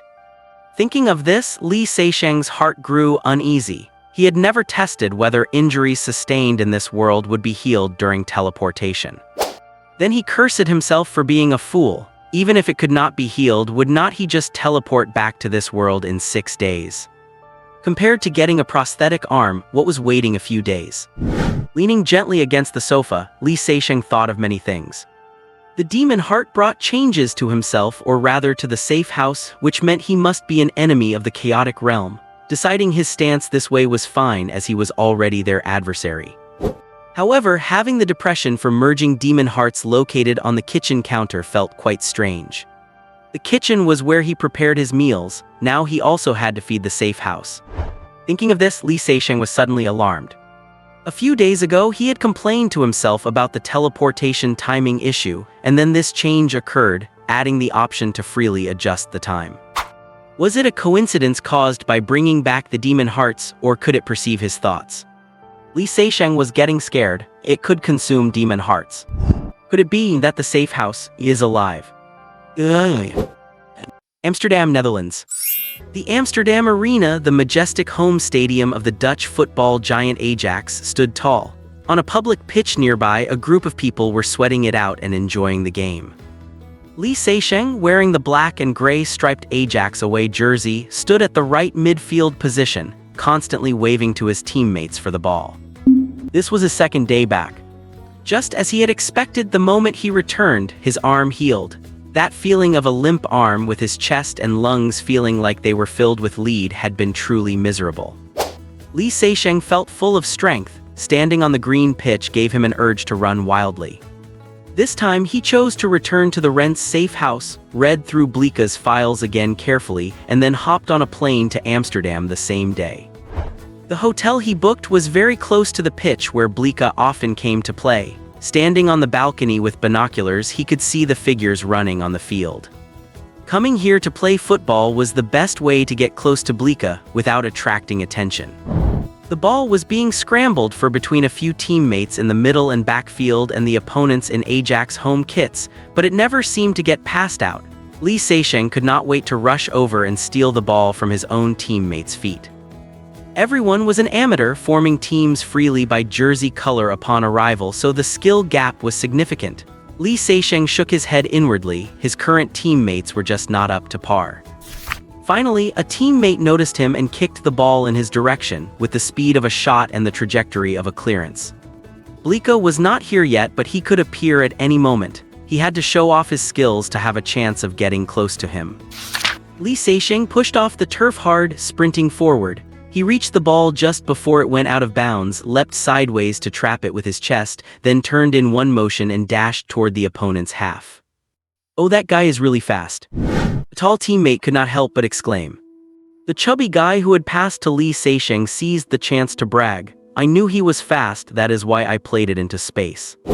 "Oh, give it a rest, Truman. If you actually had that kind of footwork, you would not keep kicking the ball into your own net." Someone who knew him immediately called him out, drawing laughter from both sides.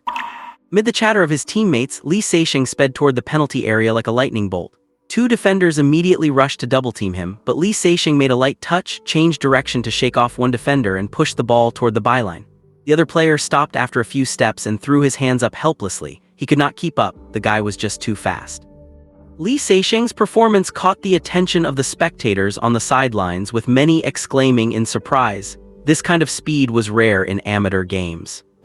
A man of about 50 sitting in a wheelchair watched Li Seixing's wind-like figure and muttered to himself, "He looks just like little Marco back in the day." Reaching the edge of the penalty area, Li Seixing caught up with the ball and cut inside again. Several defenders in the box swarmed toward him. They could not let this kid break through and shoot. After drawing everyone's attention, Li Seixing poked the ball toward the goal line, took 2 quick steps, and sent a cross into the penalty area with his right foot before the defender could close him down. A teammate in his 40s with a bit of a belly who had been waving for the ball did not let Li Seixing down. He took his chance and accurately sent the ball into the far corner of the net. He pumped his fist happily and shouted to Li Seixing, "Nice pass, kid. I actually thought you were going to shoot it yourself." Li Seixing waved back at him, "Nice finish." Then the two walked toward the center circle, waiting for the restart. Li Seixing was not just being polite. The man's first touch followed by a quick strike showed quite good technique. The teammates from the middle and backfield came over shouting, patting them on the shoulders.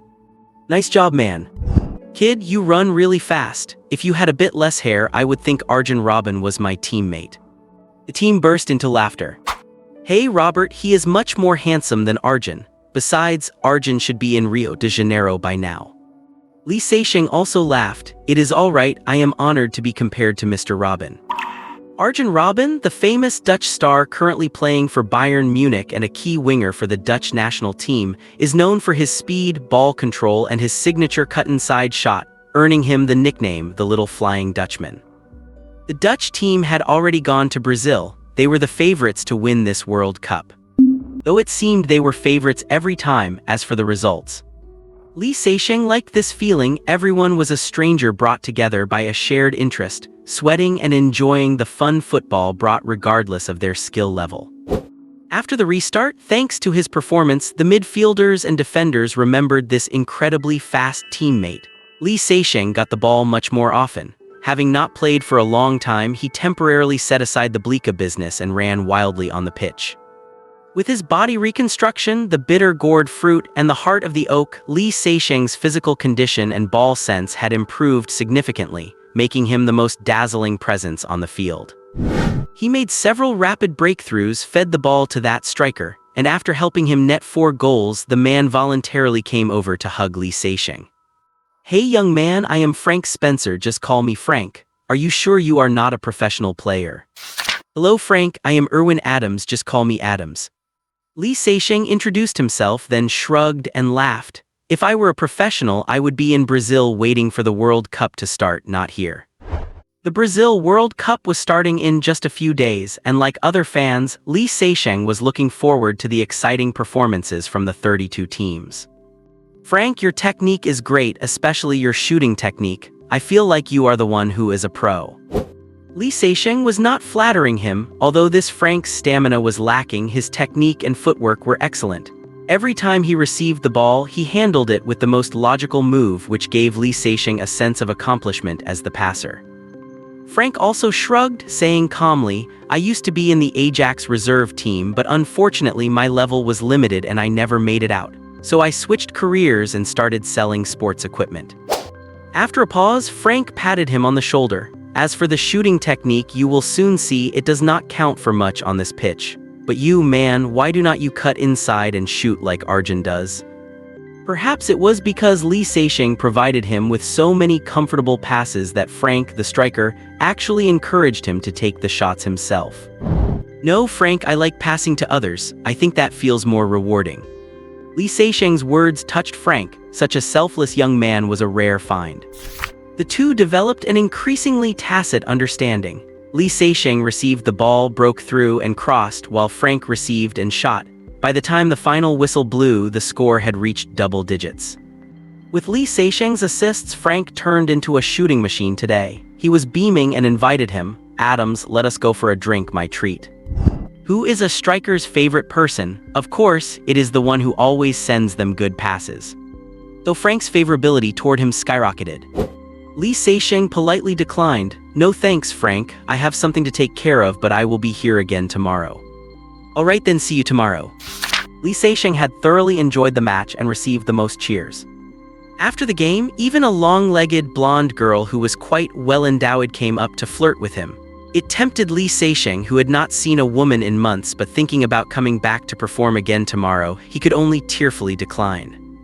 He did not want to be a soft-legged crab on the pitch tomorrow. After all, he was here to carry out a mission. The man sitting in the wheelchair saw his conflicted expression and could not help but laugh. Li Seixing nodded to him in a friendly manner and turned to leave. Back at the hostel, Li Seixing locked his room door, then carefully took out a tiny, needle-like black object from the waistband of his shorts. This was the tip of the Scorpion Man's stinger, and put it away before taking off his jersey and heading into the bathroom.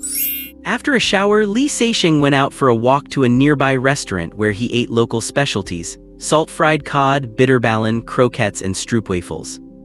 Bitterballen consisted of rich, savory stewed meat on the inside with a crunchy crust on the outside, creating a unique textural combination. Stabbing them with a toothpick, dipping them in mustard or another sauce, and eating them while hot was delicious. The croquettes contained beef ragu coated in breadcrumbs and fried until golden brown. Dipping them in mustard was also quite tasty. The salt-fried cod was battered and fried, which was also excellent. After eating, Li Seixing strolled slowly back along the streets. He paused slightly at an intersection. Night had already fallen, and the lines of pink lights on the street reflected in the shop windows, where women in scant clothing posed and beckoned to passers-by. Li Seixing stood for 2 minutes before continuing toward the hostel.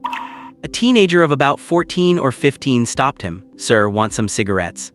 Li Seixing looked at him with a sharp gaze and said coldly, "Walk away." The boy was scared into taking a step back and quickly scurried away. Li Seixing shook his head slightly and kept walking forward. As a tourist in the Netherlands, it is best not to have any interactions with these street cigarette peddlers, as it is very likely a trap. Many things illegal in other countries are legal in the Netherlands, such as prostitution, marijuana, and soft drugs, which causes some tourists to drop their guard.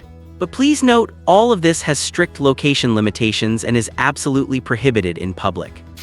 The cigarettes those peddlers hand you likely contain extra ingredients. If you accept them, trouble follows. The next second, police could jump out from nowhere to arrest you. Never overestimate the moral standards of Dutch law enforcement officers. If it were a Chinese person, they would definitely use 4 words to describe their behavior. Back at the hotel, Li Seixing sat on the balcony with a cup of coffee, looking at the street view, lost in thought. The constant switching between 2 worlds made him feel that everything in front of him was unreal at times.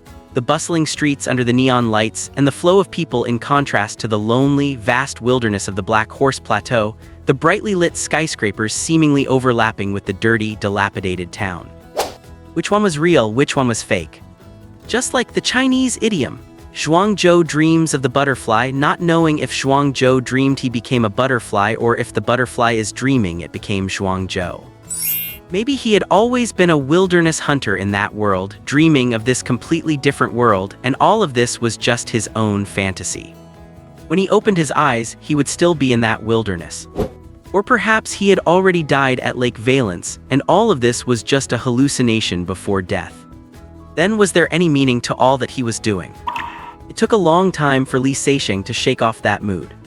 He could not help but laugh at himself. He was a killer, and yet here he was contemplating philosophy. This was just asking for trouble. In any case, in that world, he had saved old Harry and the others, saved Lance, indirectly saved everyone in the town, and even saved Black Horse City. For those people, everything he had done was undoubtedly meaningful. Even if his achievements were known to none, no one could deny the things he had done.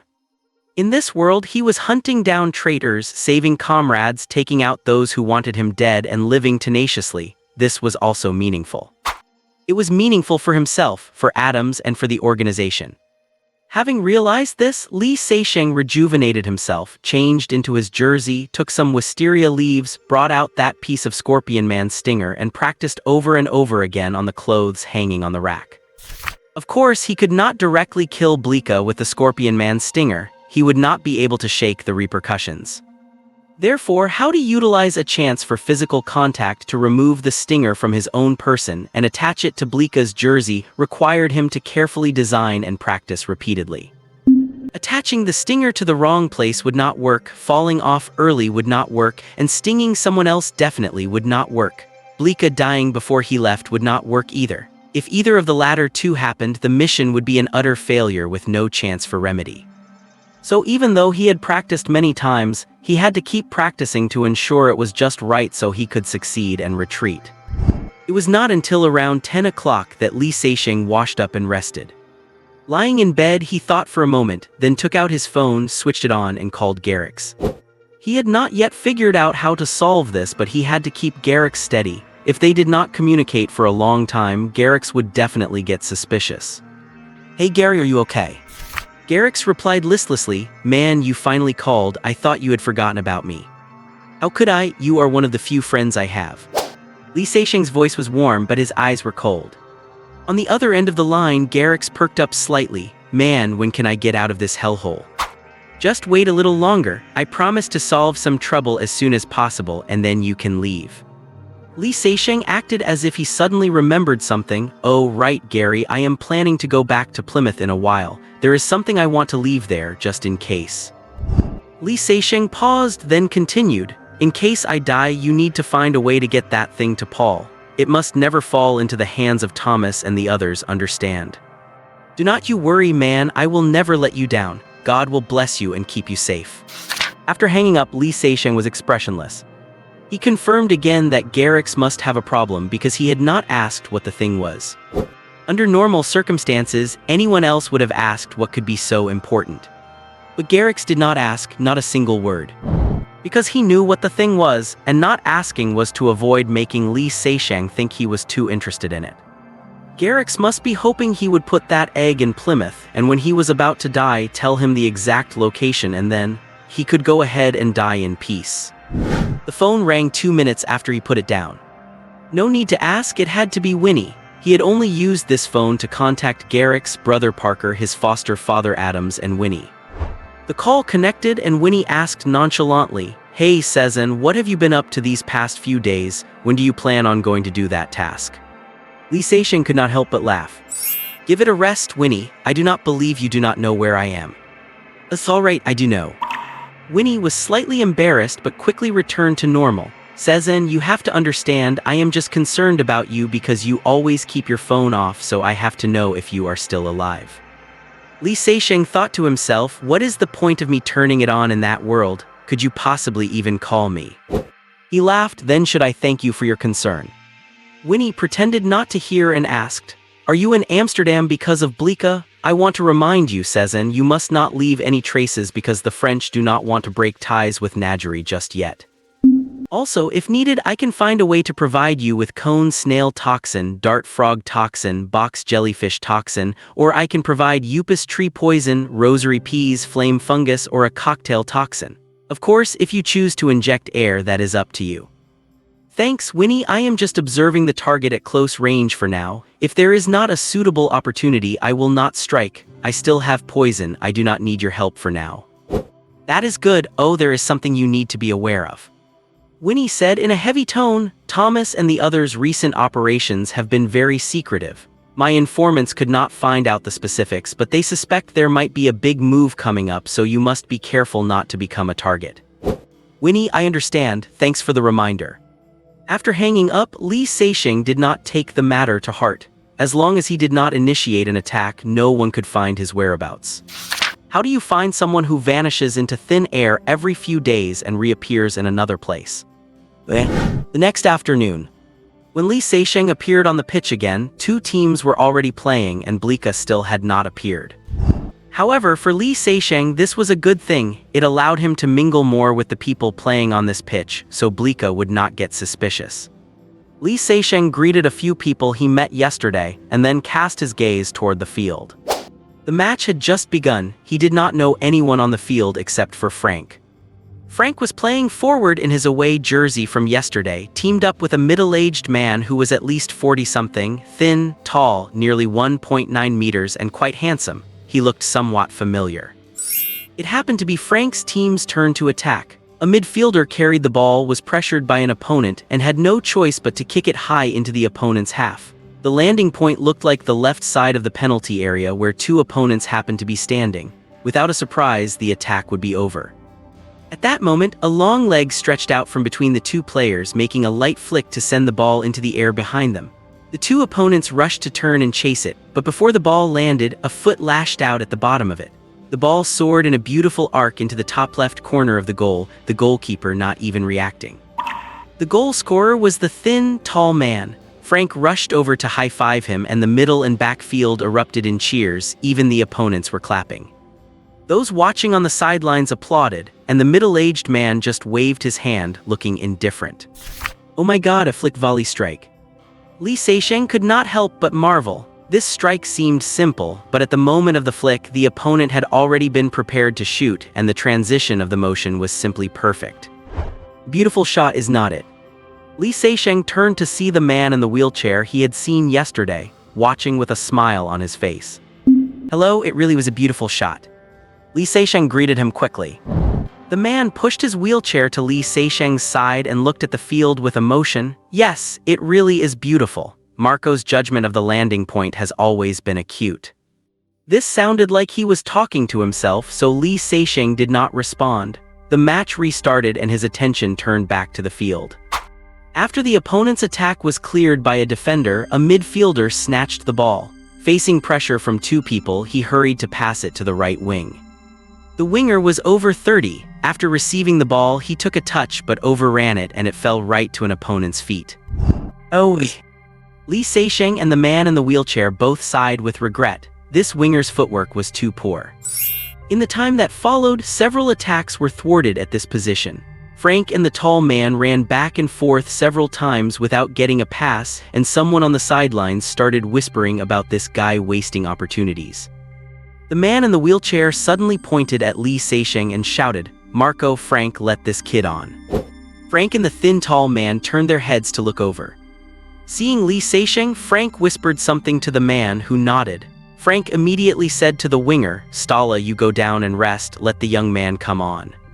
The one called Stala did not get angry, smiled and waved at Lee Seixing and walked off amidst some jeering. But Lee Seixing took the position of right winger. "Hey Adams, give me and Marco some good balls. You should know that Marco rarely comes here." At this point, the thin, tall man also turned and waved at him. Because of the close distance, Lee Seixing finally recognized him, and his brain went boom. Marco, he is Marco, he is actually that Marco. Marco van Basten. It is like loving Taylor Swift's songs, but would you believe it if Taylor actually came to knock on your door? Lee Seixing never dreamed that one day he would stand on the same pitch as Marco van Basten. Anyone who loves football knows the fame of the Dutch trio. Van Basten won the European Footballer of the Year award 3 times in 1988, 1989, and 1992. Before him, only Cruyff and Platini had achieved this, and after him, only Messi and Ronaldo have. Mentioning Van Basten inevitably brings to mind the 1988 European Championship. In the final against the Soviet Union, Van Basten scored a spectacular 0-degree angle goal that shocked the world. The angle of that shot was not actually 0 degrees but 25. So many people now question whether it was truly a 0-degree shot, noting it was even less tight than shots by Carlos, Lampard, or Macon. In fact, it was not called a 0-degree shot because the angle was near zero, but because a defender and the world's best goalkeeper at the time, Dasiv, stood perfectly between the ball and the goal, completely sealing off the angle. The difficulty of that goal was that Van Basten received a pass from behind and to the side, shooting it on the volley without stopping the ball. His technique was a mix of a blast and a lob. A blast would have hit the defender or Dasiv, and a lob would have gone over the bar. Instead, the ball soared over Dasiv's head and dipped rapidly into the goal. In hindsight, you realize the shooting angle barely existed. It was the only line that could lead to a goal. Only those who have played the game know how hard that is. Heaven knows why he made such a choice, used that technique, and succeeded in such a crucial moment. As a fan facing Van Basten right now, it was only natural for Lee Seixing to be excited. "Oh aye, Mr. Van Basten, aye." Lee Seixing was so excited he became incoherent. Van Basten gave him a slight nod and ran forward, likely accustomed to such scenes. Frank walked over with a smile and patted him on the back. "Kid, no need to be so nervous, it is just a regular match, just send us a couple of good passes." As a former Ajax reserve player, Frank obviously knew Van Basten. Of course. Lee Sisheng took a deep breath, forcing himself to focus on the game, though his eyes could not help but drift back to the tall, lean figure in front. "Hey kid, catch." The ball flew in his direction quite unexpectedly. Lee Sisheng hurried to meet it, trapped the ball with his thigh, poked it forward, and turned to sprint toward the opponent's half. Several spectators who were there yesterday immediately perked up. "Oh, the kid is taking off again. Hey Stara, watch closely, this is what a winger should do." Dutch football prizes attack and always produces fast wingers like Robben, Overmars, and Zenden. They have a special fondness for attacking players, especially those with good technique and speed. Lee Sisheng touched the ball ahead of a defender, poked it forward again, twisted his body to bypass the defender, and accelerated. The defender chased hard but found himself falling further behind. 5 or 6 meters from the baseline, Lee Sisheng looked up and passed the ball with his right foot. As Lee Sisheng bypassed the defender, Van Basten arched his brow and ran toward the right side of the goal. The moment Lee Sisheng crossed, Van Basten turned quickly and sprinted toward the penalty spot. The ball arrived right on time. As it bounced, Van Basten swung his left foot, striking it into the upper left corner of the goal. The keeper jumped and reached out, but the ball skimmed his fingertips and flew in. Just like in a professional match, a cheer erupted from the pitch. "Oh, what a beautiful piece of teamwork. The kid's speed is just as fast as Overmars. Hey Stara, look, this kid is way better than you." Stara, who had already been substituted, still could not escape the teasing. After scoring, Van Basten waved to Lee Sisheng, while Frank spread his hands in complaint. "Hey Adams, why did not you pass it to me?" "Oh, do not be so impatient, Frank." Lee Sisheng blushed. He had been too excited and overhit the pass. If not for Van Basten's accurate prediction of the landing spot, it would have been a mistake. It was not just Lee Sisheng. Even professional players would be just as thrilled to play alongside Van Basten. Before the game restarted, the man in the wheelchair gave Lee Sisheng a thumbs up, and Lee Sisheng smiled and waved back. Although it was an amateur match, both sides played seriously. No one on the pitch wanted to lose. The two midfielders on the opposing team had great technique, using consecutive wall passes to find an opening, but unfortunately their forward took a heavy touch and the keeper kicked the ball away. The opportunity for Lee Sisheng arrived. The ball was cleared to a spot between him and an opposing player. Lee Sisheng pushed off the grass and sprinted toward the ball. The opponent did the same. As they got closer, Lee Sisheng's speed prevailed and he poked the ball away just before the opponent could reach it, colliding with him in the process. Lee Sisheng stumbled for over 10 meters before regaining his balance. The force of the challenge was significant, sending the ball straight toward the baseline. Lee Sisheng burst into a full sprint, chasing it down desperately. The spectators on the sidelines held their breath watching him. Could the kid actually catch it? His legs blurred across the turf as Lee Sisheng hit his fastest speed yet. Finally, he caught up just before the ball went out. Without looking up, he swiped the ball toward the penalty area before falling off balance onto the grass. The ball's speed was so high that Frank at the near post barely missed it. A defender in the middle swung and missed, and Van Basten at the back post barely had time to react. He instinctively blocked it with his leg and the ball flew past the stunned keeper into the goal. By the time Lee Sisheng climbed to his feet, seeing his teammates celebrating, he knew the ball had gone in. This time, Van Basten gave him a thumbs up as he walked back, and Lee Sisheng smiled happily. He had not given up on that ball rolling out of bounds and used his speed to create that result. The technique was not fancy, but his spirit was commendable. "Hey Adams, why do not you try sprinting?" Frank said with a laugh, patting his shoulder. "Next time, pass to me." "Sure, Frank." Lee Sisheng answered vaguely, thinking, with Van Basten here, I am definitely passing to him. It sounds good to say in the future that I was once Marco's teammate and gave him several assists in a game. That is something to brag about for a lifetime. Telling someone I passed to a guy named Frank, nobody would care. Poor Frank was still immersed in yesterday's easy assists, waiting longingly for Lee Sisheng's passes. During halftime, Van Basten and Frank walked to the side of the field to talk to the man in the wheelchair. They clearly knew each other, so Lee Sisheng wisely stayed away. After the game resumed, Lee Sisheng found he was not as free anymore. The opponent had switched a fast defender to mark him specifically, shadowing him everywhere. The defender was skilled too, making things very difficult for him. Li Xisheng said helplessly, "Man, is not that a bit much?"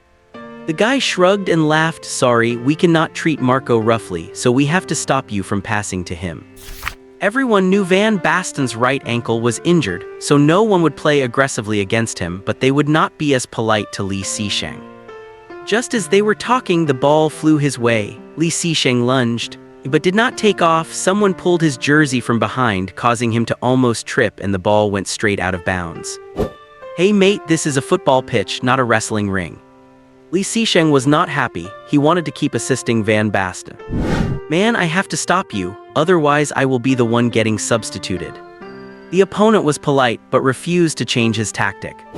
After the ball was disrupted twice, the midfielders stopped passing to his side and switched to attacking down the left. Unfortunately, the guy on the left had good technique but was a bit old and could not run. Li Xisheng grew anxious, moving toward the center and asking for the ball, with the defender naturally following. Just then, Frank received a pass but was double-teamed and could not turn, so he quickly passed it to Li Xisheng. Li Xisheng ran toward the ball, feigned a back pass with his right leg, but at the moment of contact, he suddenly tapped the ball behind his standing leg with the inside of his foot and turned to sprint away. The defender was shaken off, and by the time he tried to chase, it was too late. "Wow, a beautiful Cruyff turn." A few spectators gasped in admiration.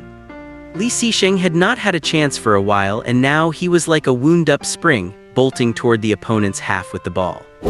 There were 4 defenders in the penalty area. 2 immediately ran toward him, while the other 2 marked Van Basten and Frank. Just as he met a defender, Li Xisheng tapped the ball outward, used his speed to power past, and before the second defender could reach him, he crossed the ball into the area without even looking. The ball was high and fast, flying over Frank's head and dipping toward the left side of the penalty area. Van Basten ran toward the landing spot. The defender marking him started a step late, running directly between him and the goal, while the keeper stood on the left side of the goal facing the ball. In that moment, many had a feeling of déjà vu. That is right. The situation was incredibly similar to the one Van Basten faced in the '88 European Championship final, only it was on the left side and the man in front of the goal was not Dasiv. On and off the pitch, almost everyone stood frozen, silently watching Van Basten and the ball. Van Basten's choice was identical to the one 26 years ago. Running, he swung his left leg and volleyed the ball with that same hybrid technique, part lob, part blast, toward the goal. Swish! The ball grazed the crossbar, hit the right post, and bounced into the goal. "Oh my God!" A gasp filled the stadium, a classic recreated. Everyone present witnessed this scene and immediately erupted into cheers and screams. The man in the wheelchair teared up. God, what had he just seen? Marco had recreated his own classic. He had done it. Li Xisheng held his head in his hands, standing there stunned, his face full of disbelief. This time, a smile finally appeared on Van Basten's face as he strode toward him. "Hey kid, were you sent by Rude?" Frank laughed loudly and everyone around them laughed too, but Li Xisheng looked bewildered. Clearly, there was a story here he did not know. Van Basten also smiled. Rude Gullit said back then that he would not be able to score it even if he had 100 more tries. Li Xisheng finally recalled this anecdote. In an interview, Gullit had said, Marco could not score a goal like that in 100 tries. And when asked about his thoughts at the time, Van Basten told the reporter with a smile, "I just did not want to pass to Gullit, so I shot instead." So Van Basten was saying he was sent by Gullit, intentionally playing that pass to see if he could still score it.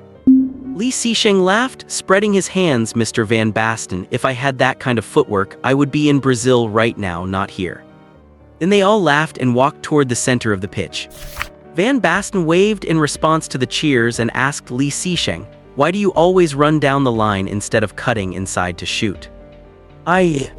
Before he could use the excuse he gave Frank, Van Basten continued, "Is it because of your shooting technique?" "Oh yes." Li Xisheng felt a bit embarrassed. The reason he did not cut inside was indeed his technique. His left foot was poor, he relied entirely on his right. It worked for a winger, but as a striker, he would easily miss opportunities. Furthermore, he lacked precision in timing his shots, which was related to his lack of systematic training. He did not grow up training with soccer balls, but with other toys. For instance, knives and guns. That is why he always appeared on the pitch as a selfless passer. Van Basten was not just a striker, he was also a coach who had managed the Dutch national team and Ajax. He had just stepped down as manager of SC Heerenveen and signed a contract with AZ Alkmaar, so he understood the issue with Lee Seesheng very clearly. Frank had a realization, "Hey Adams, you did not tell me that." Van Basten looked Lee Seesheng up and down and said regretfully, "Your physical condition is good, your right foot is decent, your speed is like Overmars, and your prediction of where the ball will land is adequate. It is a shame you have never had professional training, some problems are already too late to fix." Lee Seesheng smiled a candid smile. "It does not matter, Mr. Van Basten, I love football but I do not necessarily have to be on the pro stage." Van Basten Frank nodded in agreement. Lee Seesheng was right, as long as you love it you do not have to make it your career. There are many people who love football but few who actually become professional athletes. That does not hinder their love for the game. It is precisely because of these people that football has become the world's #1 sport. Soon after the restart, the match ended. Van Basten said goodbye to Frank and the man in the wheelchair and left in a hurry. He had to get to the airport. They were waiting for him in Rio de Janeiro to serve as a guest and commentator for the World Cup. Lee Seesheng sat on the grass by the sideline wiping off his sweat when a wheelchair slowly rolled over to him. "How do you feel, young man?" "Oh, thank you, sir."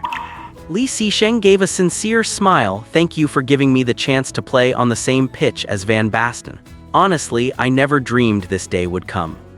The man waved his hand and laughed. "I should thank you too. You were the one who made Marco repeat that goal."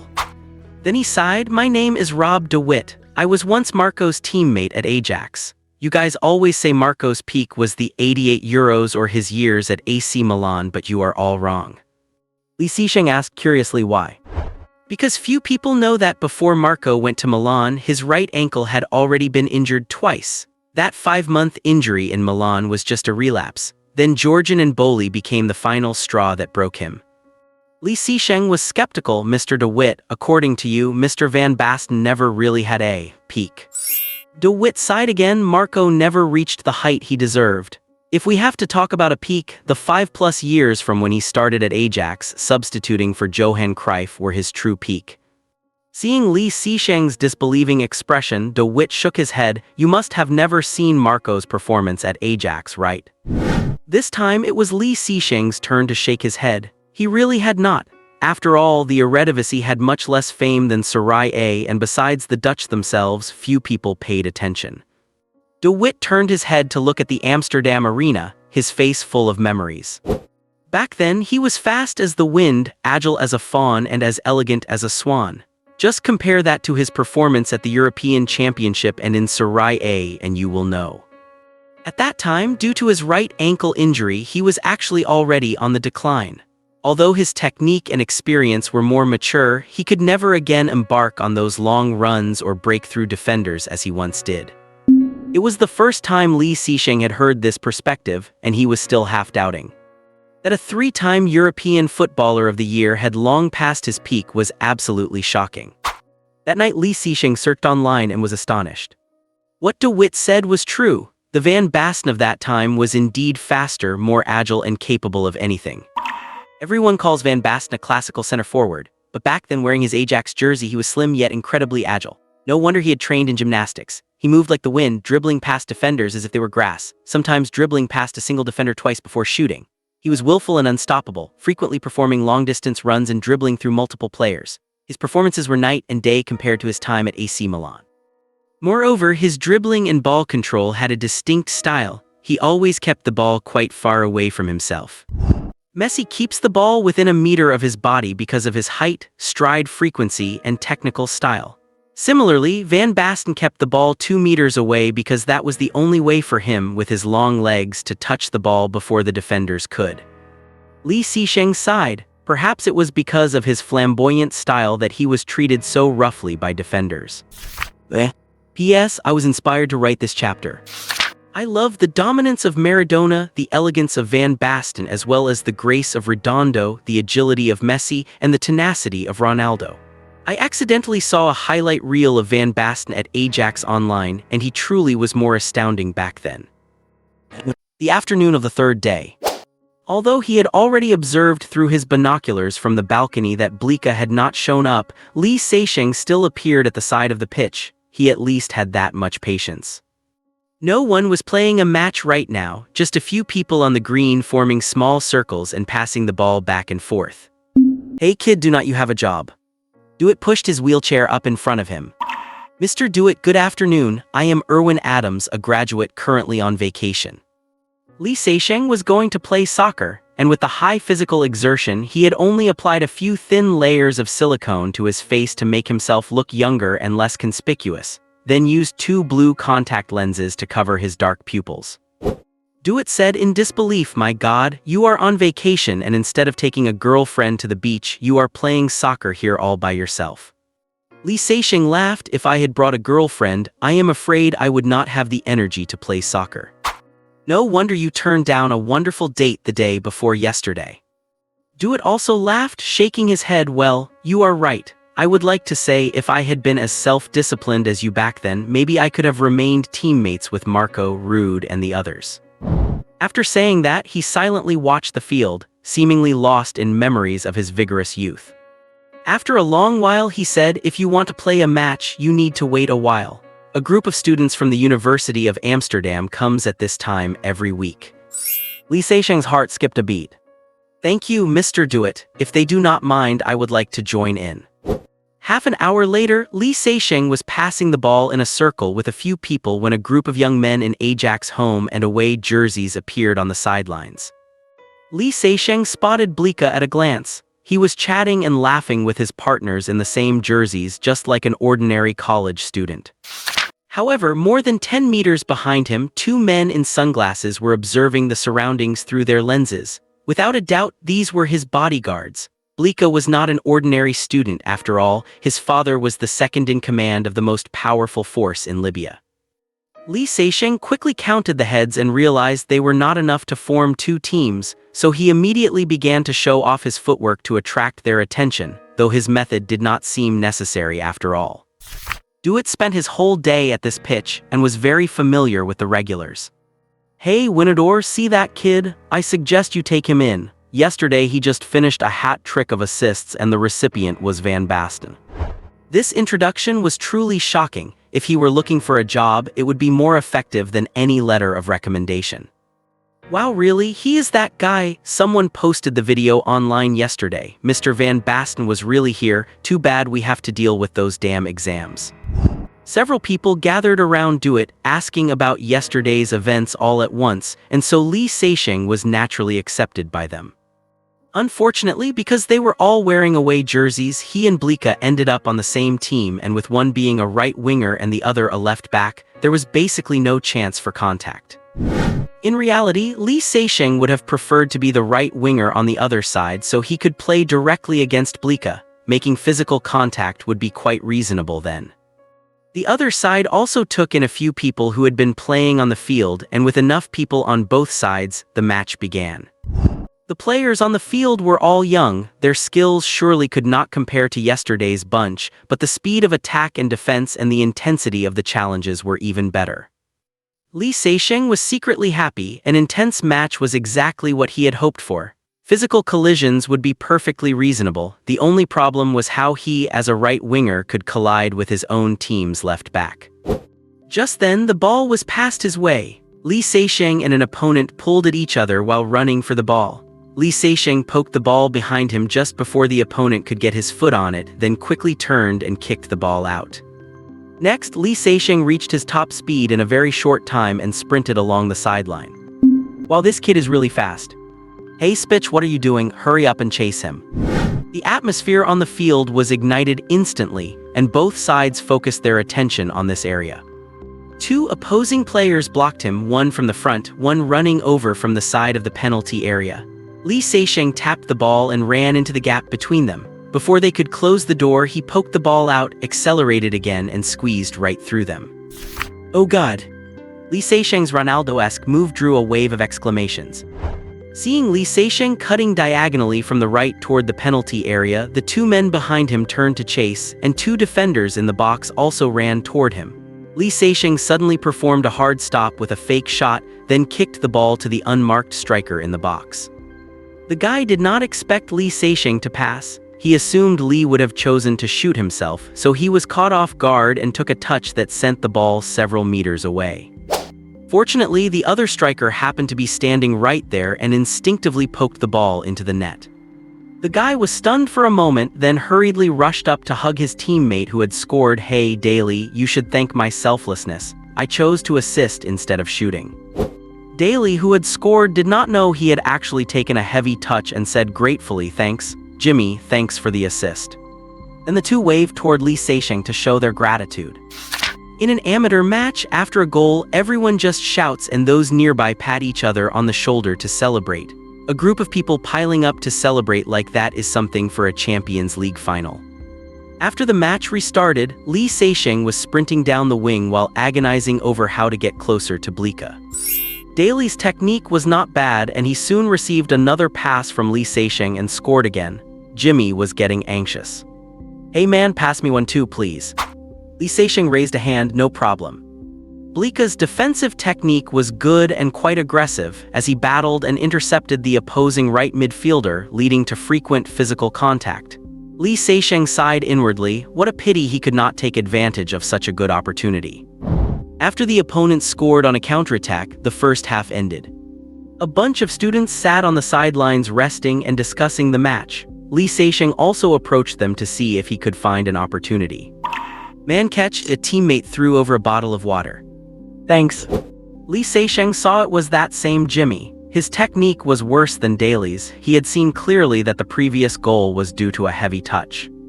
"Man, you are fast. You must be under 10 seconds for the 100 meters, right?" Jimmy was trying to get close to Lee Seixing in hopes of getting an assist. Lee Seixing shook his head. "I do not know. I have not measured it in a long time." Just then, a few other teammates came over to chat. Unfortunately, Blika was sitting on the side resting and did not join in. Lee Seixing casually chatted with the others while secretly keeping an eye on him. To his regret, he did not get an opportunity until the break was over. After the restart, Lee Seixing was still outstanding on the right wing, tormenting the opposing left midfielder and left back to the point of exhaustion. Jimmy kept asking for the ball and several passes from Lee Seixing were wasted. Instead, the other striker, Daly, scored another one. "Come on man, do me a favor and let me score one, please." Jimmy clasped his hands and begged plaintively. Without scoring a single goal, he would not be able to brag to the girls. Where would the happiness be in that? Lee Seixing could not shake him off, so he seized an opportunity to break past a defender, cut into the penalty area, and passed the ball steadily to his feet less than 10 meters from the goal. Jimmy hurried to take a shot. The goalkeeper blocked it and the ball bounced back. He hurriedly kicked again. The ball hit the post, but it finally went in. Lee Seixing finally breathed a sigh of relief. My God, it finally went in. Jimmy rushed up like a madman, hugging Lee Seixing and screaming. Lee Seixing was terrified and hurriedly pushed him away. He had a scorpion stinger tucked in his waist. It would be a disaster if he accidentally killed this guy. Jimmy excitedly patted Lee Seixing's shoulder, then pulled Daly over. "I declare that we are the new Dutch trio." Boo. Jimmy's declaration was met with boos from the group. Even his own teammates joined in. The guy barely scored even with a spoon-fed assist. Where did he get the courage to say that? When the match restarted, the opposition, trailing by 2 goals, got anxious, and their tackles inevitably became harder. When Lee Seixing broke through again, he was tripped from the side. He did not say anything after getting up. This kind of situation was exactly what he wanted to see. Jimmy, however, almost started a fight with the opponent. It was worth the assist Lee Seixing had given him. A few minutes later, the opportunity Lee Seixing had been waiting for finally arrived. 2 midfielders from both sides collided while fighting for the ball and fell onto the grass together. Blika ran forward from the left backfield. He clearly had a good relationship with the guy. Lee Seixing immediately ran over with a look of concern and quietly reached toward his waist. His teammate was rolling on the ground, clutching his leg. Blika and several other players knelt down to check on him. There was a red patch on the thigh, but it was not a big problem. He had been hit by the opponent's knee. It was a bruise, the bones were fine. "Are you all right?" Lee Seixing squeezed in with a concerned expression. Blika, who was squatting on the ground, was pushed by him but did not mind, actually feeling a bit favorably toward this enthusiastic temporary teammate. The opposing player was not doing well either. He had been jabbed in the left ribs with an elbow. Both sides gathered around, accusing each other of rough play and poor sportsmanship, finally stopping only after the temporary referee mediated. After all, they were here to play soccer, not to fight. As Lee Seixing walked back to his position, he started considering how to get away as soon as possible. He had just taken the opportunity to plant the scorpion stinger on Blika's lower back. Once a challenge occurred and physical contact happened, he could go down at any time. Lee Seixing's luck was good. As soon as the ball was kicked off, it flew toward his position. Lee Seixing and an opponent rushed toward the ball. Lee Seixing touched the ball first, and the opponent stretched out a leg from the side to intercept. Lee Seixing could have dodged it, but he did not. Instead, he stood there and took the hit. Ow! Lee Seixing fell like a chopped tree, clutching his calf and moaning. Less than half a minute after the restart, the match had to be paused again. The player who had brought Lee Seixing down looked dazed. This guy was as fast as a nimble cat a second ago. How could he just be standing still the next? Asshole, are you trying to kill him? Jimmy rushed up and angrily shoved him to the ground. He was still waiting to complete his hat trick, and now the passer was injured. Players from both sides hurried up to pull the two apart. Jimmy, he did not do it on purpose. It was my fault for not dodging. When Lee Seixing said this, everyone was moved. This guy was so magnanimous after being injured and still spoke well of the other person. He was truly a gentleman on the pitch, a Dutch Lanker. Even the player who had tripped him felt embarrassed. No, it is my fault, I apologize to you. Lee Seixing was helped up from the grass and walked slowly toward the sideline. Guys, I am so sorry, I do not think I can continue playing. You must find someone to replace me. There were dozens of people watching on the sidelines, and several immediately volunteered. Lee Seixing's misfortune was their good luck. Lee Seixing packed his clothes, bid farewell to Do It, and left limping. Behind him, the match was about to restart. Back at the hotel, Lee Seixing immediately went to the balcony and picked up the binoculars to observe carefully. Blika was still standing fine on the pitch, and the game was not as intense as before. Lee Seixing quickly understood what was going on. With 2 consecutive pauses and 3 players injured, everyone had tacitly softened their actions. Fuck, how can they play like this? Even women's soccer is more intense than this. Lee Seixing was getting a bit anxious. If the game just ended like this and Blika left the pitch and collapsed while changing, even a simpleton would know something was wrong. After Lee Seixing left, the offensive threat on this side was immediately halved, and the opposition was playing more smoothly. As the match neared its end, the opponents scored a goal, changing the score to 4-3. With only 1 goal between them, they obviously wanted to equalize, while this side certainly wanted to hold onto their victory. And so, just as Lee Seixing had hoped, the match became intense again. Lee Seixing stared intently at Blika's side, feeling increasingly anxious as time ticked by. The match was about to end, and the opponents launched their final attack. The ball was passed from the midfield to the left wing. Blika and an opposing player both ran toward the landing spot, jumped high to compete for the header, and then collided and fell to the ground together. The opposing player scrambled up, took a couple of touches, and crossed into the penalty area, where a tall guy jumped over the defender and powerfully headed the ball into the net. From hundreds of meters away, Lee Seixing could almost hear the cheering on the field. Lee Seixing also cheered in his heart. The players on this side drooped their heads in frustration. Being equalized near the end was such bad luck.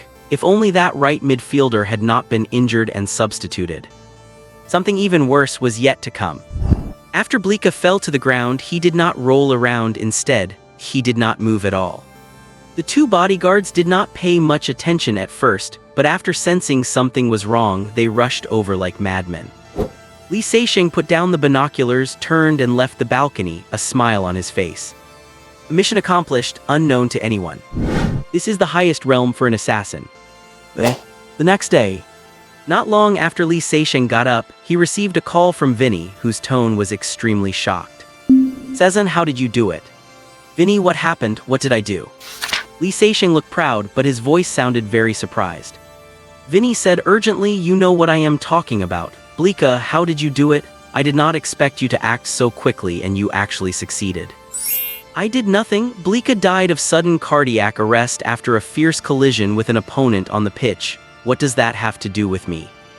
Vinny paused for over a dozen seconds before saying, "All right, you are right. That is exactly what the autopsy results show. The matter was just an accident and it has nothing to do with anyone. We can only express our regrets for this tragedy." Li Seixing smiled lightly. "If you understand that, then good." The French got the news immediately and specifically called to express their gratitude. "This matter was done perfectly. You are welcome to visit France anytime." Vinny praised, "I must say, Cezanne, you have given me a deeper understanding of you. Not only is your marksmanship excellent, but you are also very wise. As the French say, this was done perfectly." "Thank you for the compliment, Vinny. I would rather know when that house on Lake Como will belong to me." Vinny said with dissatisfaction, "Cezanne, you are too realistic."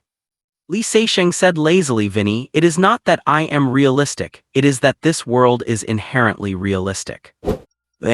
That night, Li Seixing took a plane out of Amsterdam and returned to his safe house in Malaga by noon the next day. Li Seixing climbed out of the sea and walked back to the house dozens of meters away, wearing only swimming trunks. He went inside to take a shower first, then came out with a bottle of ice-cold beer and sat on the veranda to pick up a copy of Marca. Today is June 13th, the opening day of the Brazil World Cup. Besides the wall-to-wall coverage of the World Cup, there was another piece of news on the paper. The day before yesterday, at a public pitch in Amsterdam, a 24-year-old young man named Blika died on the spot of sudden cardiac arrest after colliding with other players while playing soccer. It is reported that this young man was a graduate student at the Amsterdam University Business School, a Libyan national, and an Ajax fan. After hearing the news, the Ajax club sent a jersey signed by the entire first-team squad to mourn the young man, and called on all soccer enthusiasts to regularly get physical exams and exercise in moderation to avoid similar tragedies. Li Seixing took a sip of the icy beer and set the newspaper aside. He thought to himself that he must use the scorpion stinger as little as possible from now on, to keep his secret weapon from being discovered. In the evening, at the fisherman's restaurant 200 meters from the safe house, there were at least 20 people in the restaurant sitting around a TV, beer in hand, watching the match between Spain and the Netherlands. Li Seixing also sat at a table, intently staring at the screen. Lola, the daughter of the owner Gonzalez next to him, clearly had her attention elsewhere, glancing at Li Seixing from time to time. "Eric, do you think the Spanish team will win?" Lola asked softly, playing with her hair with her fingers. Li Seixing hesitated for a moment and whispered, "Spain's overall strength is better than the Netherlands, but the age of players like Xavi is an issue.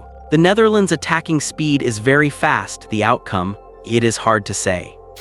"Eric, you know so much. Everyone else supports the national team unconditionally, only you say things like that." Lola's eyes sparkled as she looked at him with admiration. Li Seixing smiled. He was not Spanish, so he did not have a preconceived bias regarding the game, naturally making him more objective.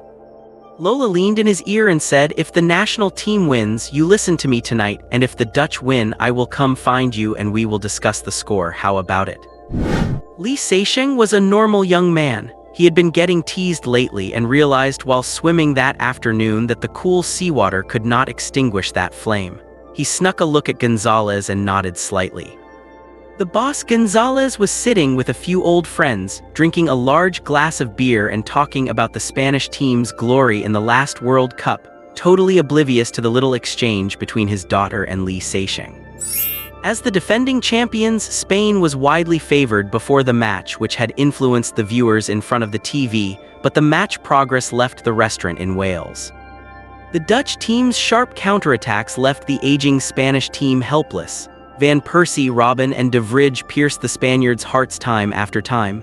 The 5-1 score sparked intermittent curses in the restaurant, but nothing could change the result. The helpless look on the old manager Del Bosque's face was a true reflection of the Spaniards' inner feelings. In the end, if it were not for Sneijder slipping due to the rain, the score could very well have been 6-1. The next morning, Lola sneaked out of Li Seixing's house and returned to the restaurant before her dad Gonzalez woke up. Last night the Spanish team lost 1-5. Li Seixing was as vigorous as the Dutch, while she did not even perform as well as the Spanish team.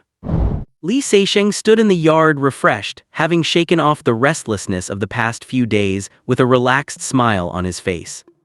He was going to another world tonight, time to get prepared.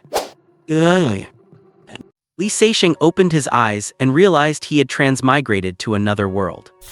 After setting down the gas canister, vegetables, instant noodles, and ham he was holding onto the floor, Li Seixing stretched his body and pushed open the door. And then he was stunned. Outside the fence there were shabby tents, broken down vehicles, and people in rags everywhere. Livestock like pigs, sheep, chickens, and ducks wandered freely in front of the tents, while shirtless children ran back and forth tirelessly on the sand with their bare feet. Li Seixing almost thought he had instantly traveled back to Hall Town. He could not believe his eyes. He rubbed them, but the scene remained exactly the same. "Mr. Sezin, you are back. Mr. Sezin, is your arm healed?" Old Harry rushed to the fence in surprise, and Carl and Lena also came over to greet him. Then everyone looked at Li Seixing with curiosity, whispering something to each other. "Old Harry, I need an explanation right now." Li Seixing was furious. He would never allow his doorstep to become another Hall Town, absolutely not. In the living room, Old Harry, Lena, and Carl stood before Li Seixing, looking at him with apprehension. "Mr. Sezin, the army of the Kingdom of Chaos has begun to attack Black Horse City. The war has broken out." "What, so soon?" Even though he had guessed that the target of the Kingdom of Chaos was Black Horse City, he thought that after he killed the 8 guides and 3 Sphinx warriors, the Kingdom of Chaos would realize they had been exposed and would likely delay or change their plans. He did not expect them to start a war so quickly, though it turned from a sneak attack into an all-out assault. After a long while, Li Seixing asked, "What is the current situation?" Old Harry shook his head and said, "I heard that the Kingdom of Chaos sent not only the wild boars and giant cattle we saw, but also giant elephants, mutants, and many other beasts. Now they are attacking Black Horse City while also catching people nearby to modify them and supplement their troops." Old Harry looked heavy-hearted and spoke with grief, saying, "Fortunately, a wild hunter brought word and we managed to escape. Now Hall Town has been occupied by them. Everyone does not know where to go, so I brought them here. Mr. Sezin, please let them stay." Lena also pleaded, "Sir, please let them stay, otherwise they will have nowhere to go." "You are so kind, please just let them stay." Carl also chimed in with a plea. Li Seixing could only nod and agree. "You can stay, but not like this. You must clear the path and keep your tents tidy. I do not want to see a second Hall Town, understand?" Li Seixing did not have mysophobia, but he absolutely did not want his doorstep turned into a garbage dump. Thank you, we are so grateful for your kindness." Old Harry and the others were overjoyed and hurried out to share the good news with everyone, then began moving their tents. Li Seixing looked helpless. What else could he do if he did not agree? He could not just watch these people die. Hall Town was occupied and his place was the only one nearby with a water source. Plus, it was secluded and could be shielded by a force field in times of crisis. So, was there any more suitable place? In truth, neither he nor Old Harry and the others, including the townsfolk, had any other choice. Hearing cheers outside, Li Seixing shook his head with a bitter smile. He had to accept the fact that his front yard had become a refugee camp, so he got up to go to the storage room to start the generator, as he would have to burn fuel to provide them with water. After starting the generator and the micro water pump, Li Seixing returned to the courtyard. Outside it was chaotic. The tents near the path and fence had been dismantled and were being moved to the sides. These people were actually moving quite quickly. Li Seixing turned on the faucet and walked toward the fence with a rubber hose. "Old Harry, hurry up and get people to collect the water." Old Harry and the others had arrived yesterday and were in such a hurry that they only brought limited fresh water, which had long since run out. Now that they could finally drink water, these people swarmed up like madmen. Old Harry, Carl, Lena, Thor from the Church of Nature, and an old man dressed as a priest stepped forward to maintain order.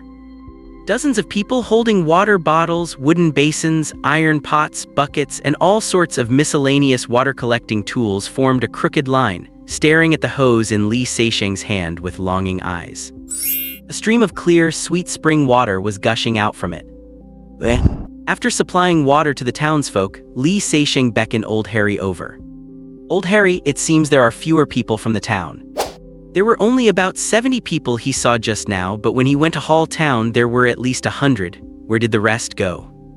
Mr. Sazen, some residents were reluctant to leave their soon-to-be harvested crops and stayed near the town. Some wild hunters were unfortunately captured, and others are active near Black Horse City, seizing the opportunity to hunt the mutants and beasts of the Kingdom of Chaos. Li Seisheng's heart stirred. Could he also hunt the Sphinx warriors amidst the chaos and obtain demon hearts? He nodded and said, "Bring the people in charge of the town over later. There is something I need to discuss with you all." Li Seisheng looked serious because he realized a major problem. After he returned, how would these residents handle their water usage? This was a grave issue. He did not have to worry about their food, but on this wasteland, water was the biggest challenge. Without water, they could not survive. Every town was established only after discovering a water source. Half an hour later, Old Harry, Lena, Carl, Thor from the Church of Nature, and the priest stood at the courtyard gate, with Lena holding the hand of an 8 or 9-year-old girl.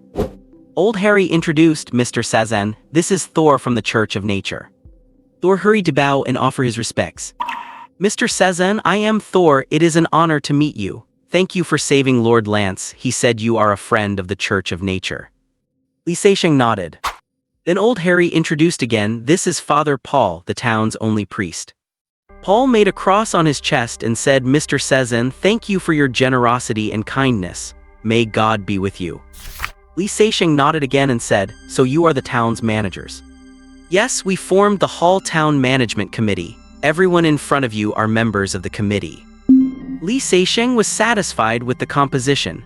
5 people in total, and since Old Harry and his group held 3 seats, they had the majority, allowing him to relay his will through them. "Come in." Li Sezen reached out and took Lena's hand, and then the group followed one after another into the courtyard. When they reached the living room, Li Seisheng realized Lena had brought the child in as well, so he shot her a light glare. Lena smiled and said, "Mr. Sazen, please allow me to introduce the last member of the committee, Miss Sophia. She is 9 years old and she is the operator of Hall Town's large steam crossbow." "What?" Li Seisheng exclaimed. "She was the one who hit the giant wolf that day." "Exactly, that was her." Seeing Li Seisheng's shocked expression, Lena smiled happily. Old Harry and the others could not help but laugh. Everyone who heard this for the first time had the same reaction, without exception. Who would have thought that the person who operated the giant steam crossbow and accurately shot the giant wolf from several hundred meters away was a little girl? For the first time, Li Seisheng turned his gaze toward the little girl and examined her closely.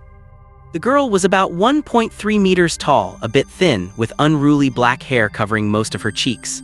Her skin tone was obscured by dirt, and a pair of intelligent, large eyes met Li Seisheng's before quickly looking away to curiously examine the furnishings in the room. Sophia's eyes particularly drew Li Seisheng's attention. Because just like Li Seisheng, her irises were black. Perhaps it was because of those eyes, but Li Seisheng, also being of mixed heritage, felt a sense of familiarity, so he took 2 pieces of chocolate from the drawer of a low table and handed them to her and Lena. Lena's eyes lit up. She had a vivid memory of how sweet and smooth the treat was, so she quickly took it and handed a piece to Sophia. "Thank you." Sophia held the chocolate, looking a bit at a loss, and Lena helped her tear open the wrapper, explaining quietly, "I am sorry, Mr. Sazen. Sophia is an orphan who was left at the church gate when she was very young.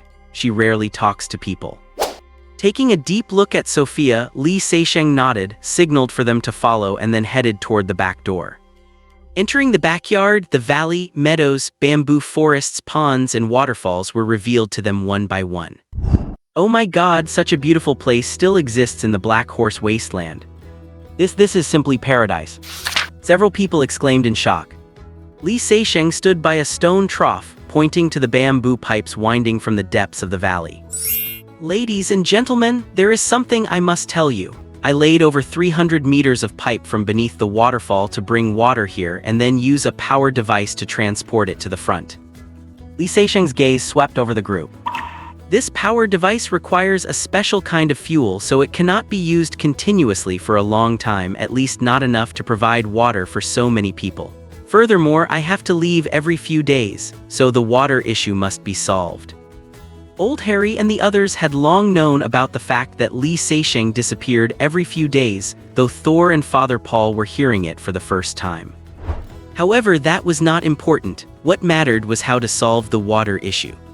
Without a continuous and stable water supply, how could so many people survive here? Old Harry and Paul exchanged a look, then nonchalantly began admiring the valley scenery. Lena and Sophia were too busy eating chocolate to care about anything else. Only Thor and Carl were whispering to each other, their voices growing louder and more intense. The two were arguing over whether to make a large water tank or dig a large reservoir, and they had to invite Old Harry and Paul to join in.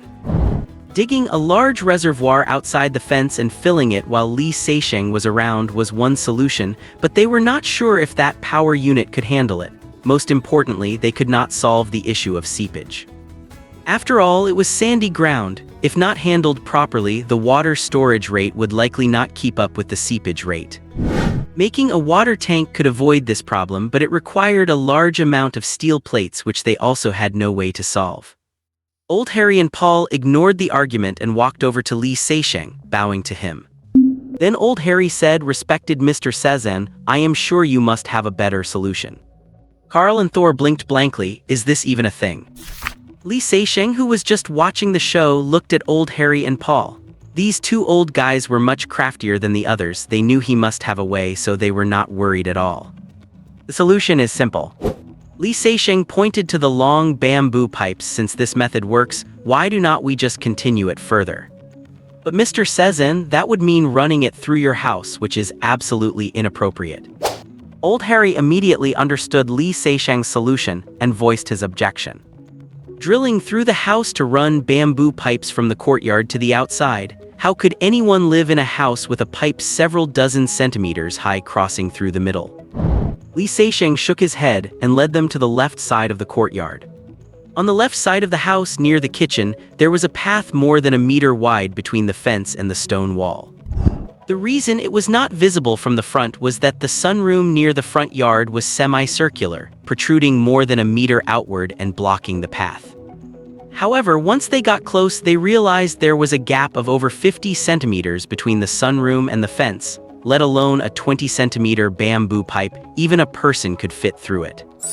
Thank you for your generosity and wisdom, Mr. Sezan. You must be the messenger sent by God to save us. Father Paul looked at Li Seixing with gratitude.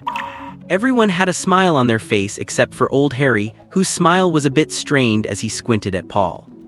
What does this old geezer want? Is he trying to curry favor? Li Seixing did not care what they were thinking and immediately said, I want you to send a few people to start construction as soon as possible and solve the water issue at top speed. No problem, we will find some men right now. Old Harry said, preempting the others. Paul squinted at Old Harry's retreating back, confirming that this old man was indeed his rival. There is truth to the saying that many hands make light work. Old Harry brought in 4 strong men. Thor and Carl were in charge of chopping bamboo while others cleared the branches, split the bamboo in half, removed the nodes and built supports. Under Li Seixing's direction, the group worked in a frenzy of activity. Before sunset, a pipe several dozen meters long had been laid. The pipe was connected to the water tank at one end and extended outside the fence at the other, passing through the gap between the sunroom and the fence, flowing with clear spring water at about 30 centimeters above the ground. Cheers erupted inside and outside the fence. With water came the hope of survival. Some people even started considering the possibility of reclaiming land and farming. Li Seixing stood under the walnut tree, feeling just as happy. Supplying water for over 70 people was a huge problem, but now it was solved. Whether he was there or not would not affect the residents' water supply, giving them at least the basis for survival. Old Harry and his group said their goodbyes and left. Li Seixing ate some food and sat on the porch with a cup of coffee. Smoke curled up from the tents outside. The children were still running tirelessly on the sand, indifferent to their troubles, until their mothers grabbed them by the ears to take them back for dinner. A sense of grounded, ordinary life filled the valley. The water issue was solved, food was not his concern, so all that was left was safety. There were still scorpions in the wasteland, and people from the Kingdom of Chaos might find this place. Since these people chose to come to his doorstep, he had a responsibility to protect them. Li Seixing put on his tactical gear, combat boots, shouldered his rifle, grabbed his night vision goggles and walked out of the courtyard fully armed. Bonfires were lit between the tents along the path, and people were sitting around them eating and chatting. Some had even stuck torches into the ground beside the path and laid out food and small items on a piece of cloth. They had actually started setting up stalls. Li Seixing could not help but admire the ability of these wastelanders to adapt to the environment. As people saw Li Seixing, they stood up to greet him one after another. Li Seixing responded to each with a nod, wearing a reserved smile. Further ahead, a long wall formed by jumbled vehicles sheltered the tents. Old Harry and a few other strong men were sitting scattered around the vehicles with weapons, chatting away, seemingly on watch. Seeing Li Seixing, they all stood up. "Mr. Sezzen, are you heading out?" "Yeah, there might be scorpions nearby. I will go check it out." Old Harry said quickly, "Mr. Sezzen, we could also." Li Seixing vaulted lightly over the brush guard of a vehicle and waved his hand. "No, I am safer alone." This Mr. Sezzen, though he does not like to talk much, sure has a kind heart. Father Paul looked at his retreating back with emotion, and the others nodded in agreement. Old Harry cast a side glance at him. "Paul, that goes without saying. I have noticed that for a long time." Paul did not care at all about his attitude, turned to the crowd and said, "Everyone, I have a proposal." No one noticed a small, thin figure following Li Seixing out and disappearing into the night. The night deepened. Li Seixing was searching slowly across the wasteland a few hundred meters from the valley, wearing his night vision goggles, when he inadvertently discovered a small tail behind him. Looking closer, it was actually Sophia. "Sophia, why are you here? Go back, it is dangerous outside." Sophia stood more than 10 meters away and pointed behind him. Li Seixing turned and looked. In the faint green field of view through his goggles, a scorpion was emerging from the sand. Bang! The scorpion collapsed instantly. Li Seixing suddenly seemed to remember something and spun around. He asked in shock, You can see?" Sophia nodded. Li Seixing rationalized it to himself. Perhaps it was because of the moon tonight. He flipped up his night vision goggles and confirmed that even with the moonlight, he could not see that far. Li Seixing felt a bit jealous. This young girl could hit a target from hundreds of meters away with a crossbow, not only outperforming him in range but also possessing natural night vision. Where is the fairness in that? Sophia walked slowly toward him, her large eyes fixed longingly on the rifle in his hands. Li Seixing shook his head and said, "This weapon has too much recoil, you cannot handle it. There is another one back there you can try." Sophia seemed unsatisfied but nodded anyway. The other gun Li Seixing mentioned was the HK, his primary weapon for a long time, but he felt it lacked sufficient power and had put it in the basement. That gun fired 5.56 XMM NATO rounds with less power and recoil, so it would be suitable for her to try. As for the two handguns he carried, they were like extensions of his own body. He did not want anyone touching them. And so the two, one large and one small, walked slowly onward through the night, across the vast wasteland. P.S. Some readers say the protagonist should not be a saint and should not take these people in, that he should just focus on improving his own strength. For this, I have to explain myself after having traveled back from chapter 100 plus. As stated earlier, the protagonist is a killer but not a psychopath. A group of completely harmless civilians has nowhere to go. Who would not help them if they were in his shoes? If you just hide behind a force field and watch the world indifferently while hoping to gain power, do you really think strength will just fall from the sky? Even in wuxia novels, you have to fall off a cliff to have an adventure, and cultivation opportunities are always snatched, right? Perhaps my writing ability is limited and I did not express it clearly enough. I apologize to the readers and hope you all understand. My God, Sophia, where did you go? We were looking for you everywhere. When he returned, he happened to see old Harry and the others calling Sophia's name around the camp. Seeing Sophia, Lena rushed over and pulled her into her arms. "It is fine, she was just following behind, she did not get into any trouble." Li Seixing explained and looked at old Harry. "There are 3 Scorpion Man corpses over there, you can drag them back tomorrow." "Yes, Mr. Sezzen."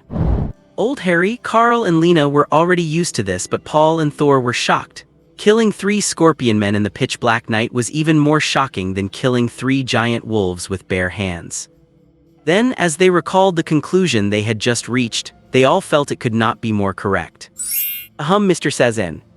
Paul stepped forward and said, just now, all members of our Hall Town Management Committee have unanimously passed a decision. We would like to ask you to be the mayor. Old Harry interrupted quickly. The first mayor of the new Hall Town. What? Lee Sesheng was stunned. Be the mayor, the first mayor of New Hall Town. How did these guys come up with such an idea? He had thought about indirectly influencing the town through Old Harry and the others, but he had never thought about being the mayor himself. Soon, Lee Sesheng figured it out. Everyone's water supply was now in his hands, backed by powerful force, and in times of crisis they still had to rely on his protective shield.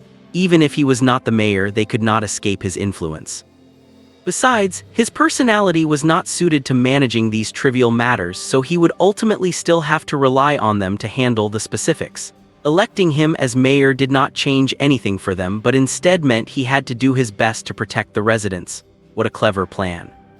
I am sorry, I have no experience in this, and I am afraid I cannot help you.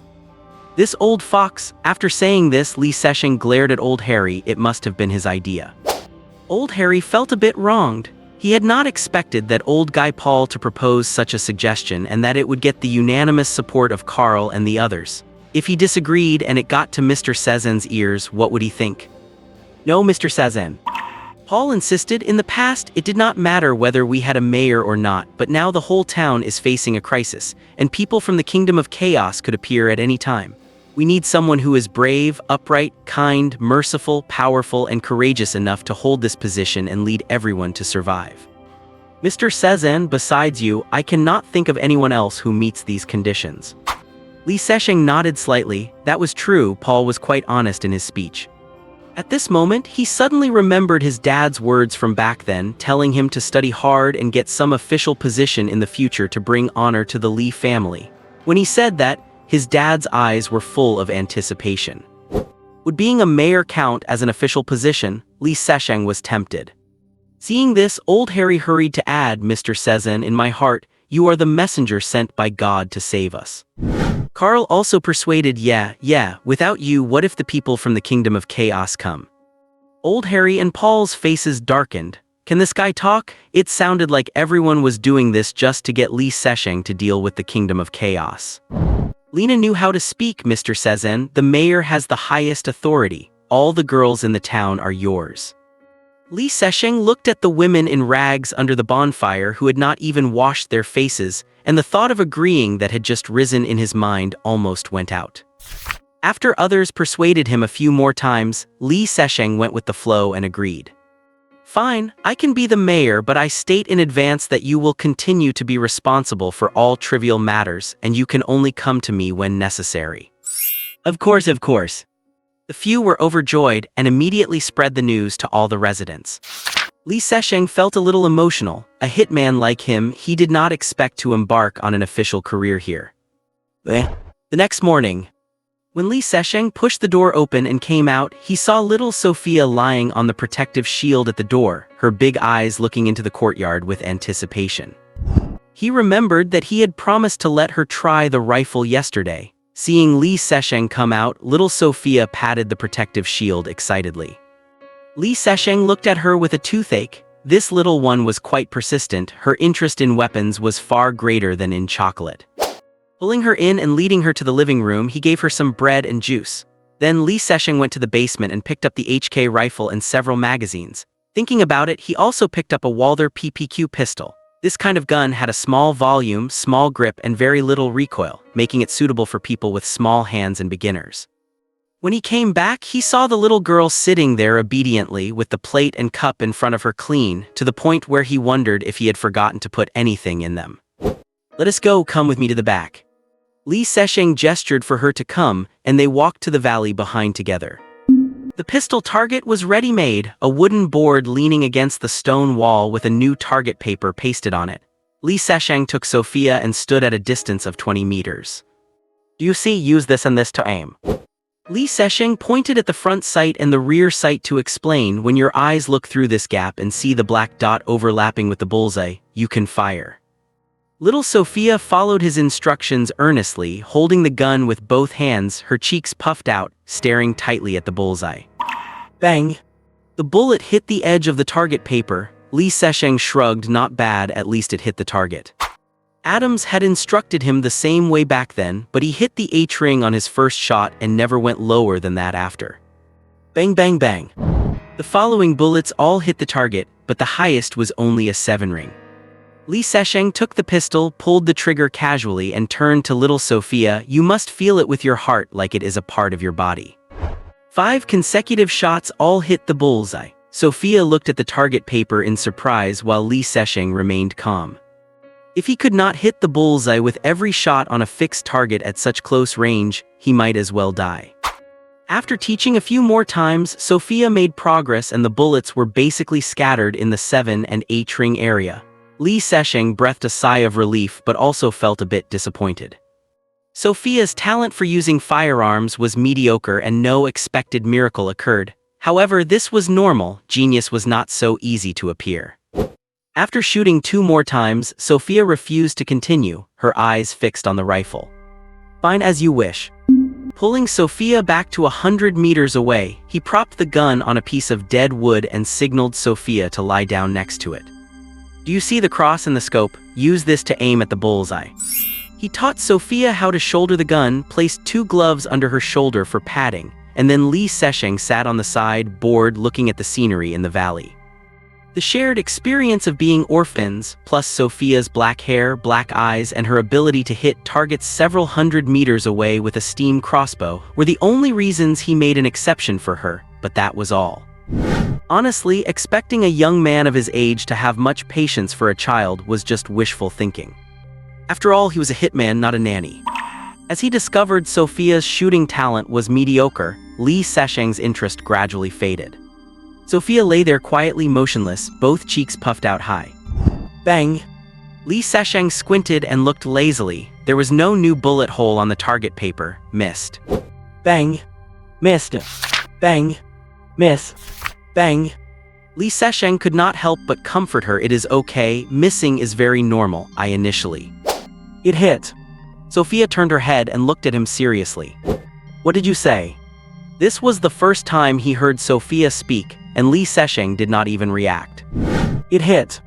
This time Li Sesheng heard it clearly. The voice was crisp and carried a trace of childishness. Li Sesheng smiled and comforted her. If it hit, there should be a new bullet hole. It is okay, you will be able to hit the target if you practice more. The middle. Sophia's voice was very wronged. The middle. Li Sesheng squinted and looked at the target paper suspiciously. Then his body stiffened. He grabbed the rifle and carefully observed through the scope. The bullet hole in the bullseye was actually bigger. Shit, could it really have hit? Li Sesheng was stunned. Then he ran away and quickly ran back with a telescope. Show me. Bang. Bang. Bang. Li Sesheng stood there like a statue, holding the telescope.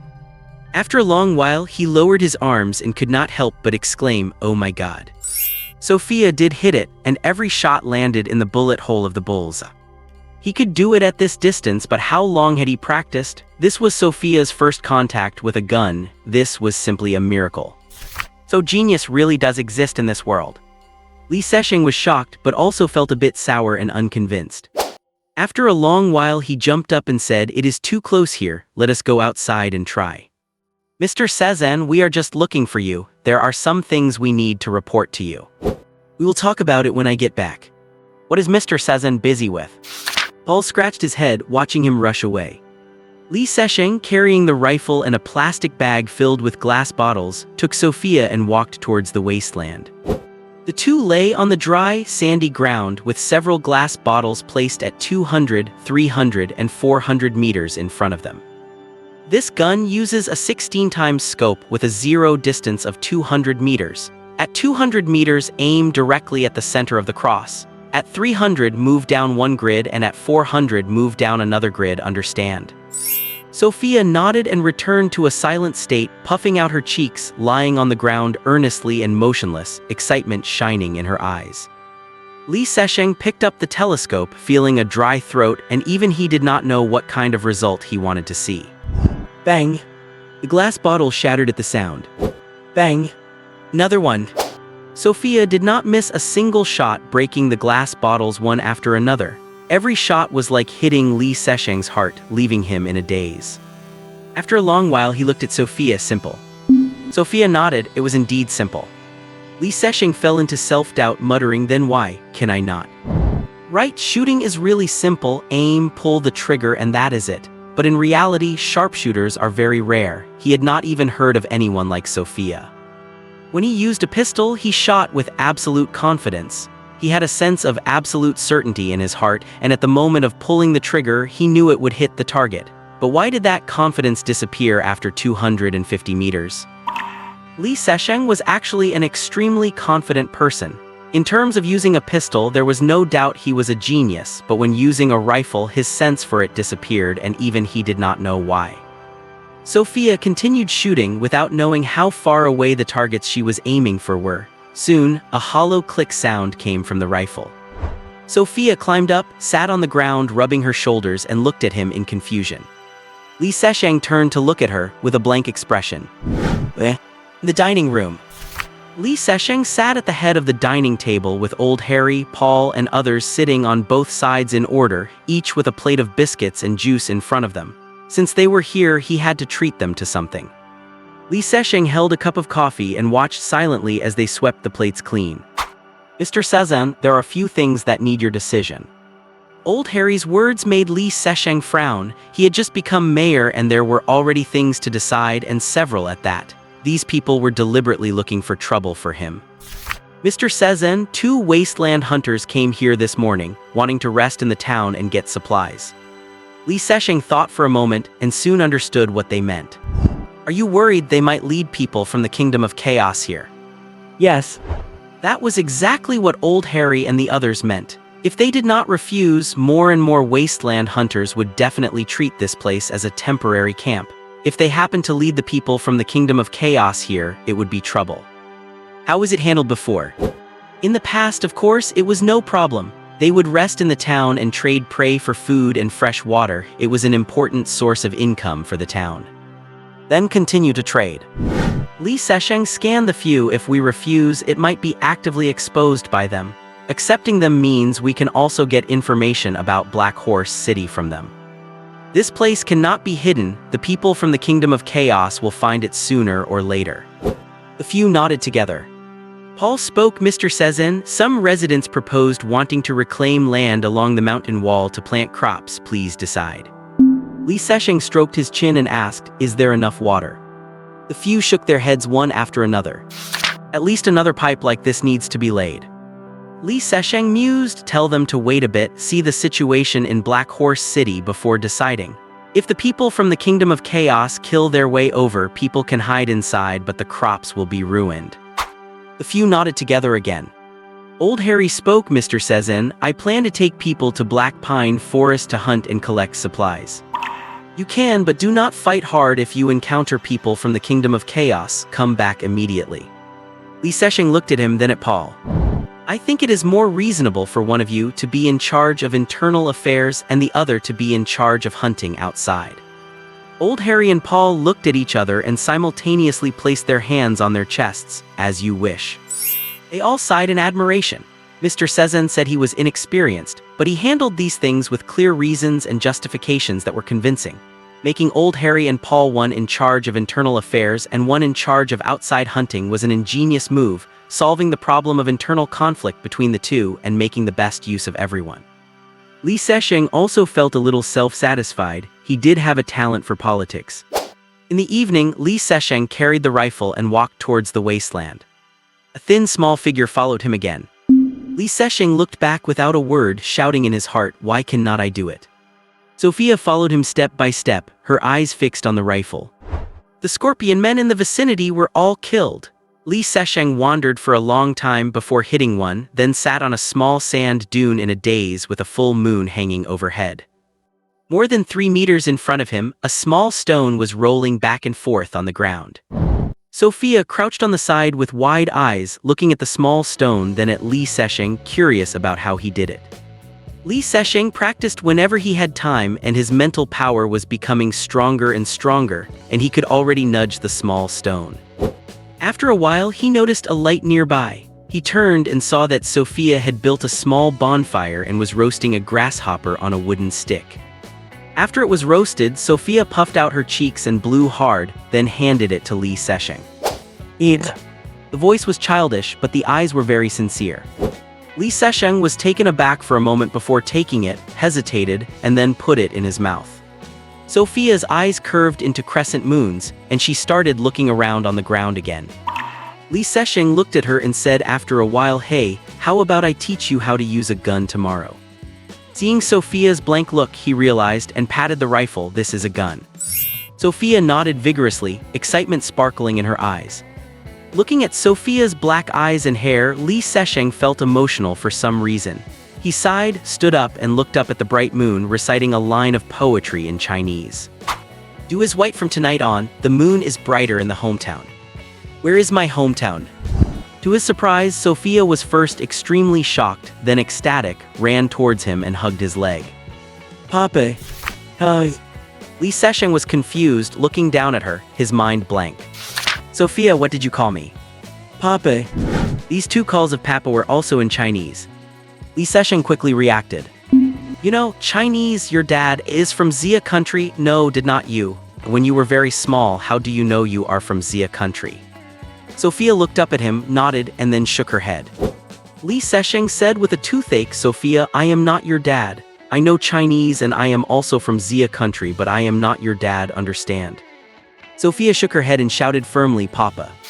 No, Sophia, it is not like that. I am still young and it is impossible to have a daughter as big as you so.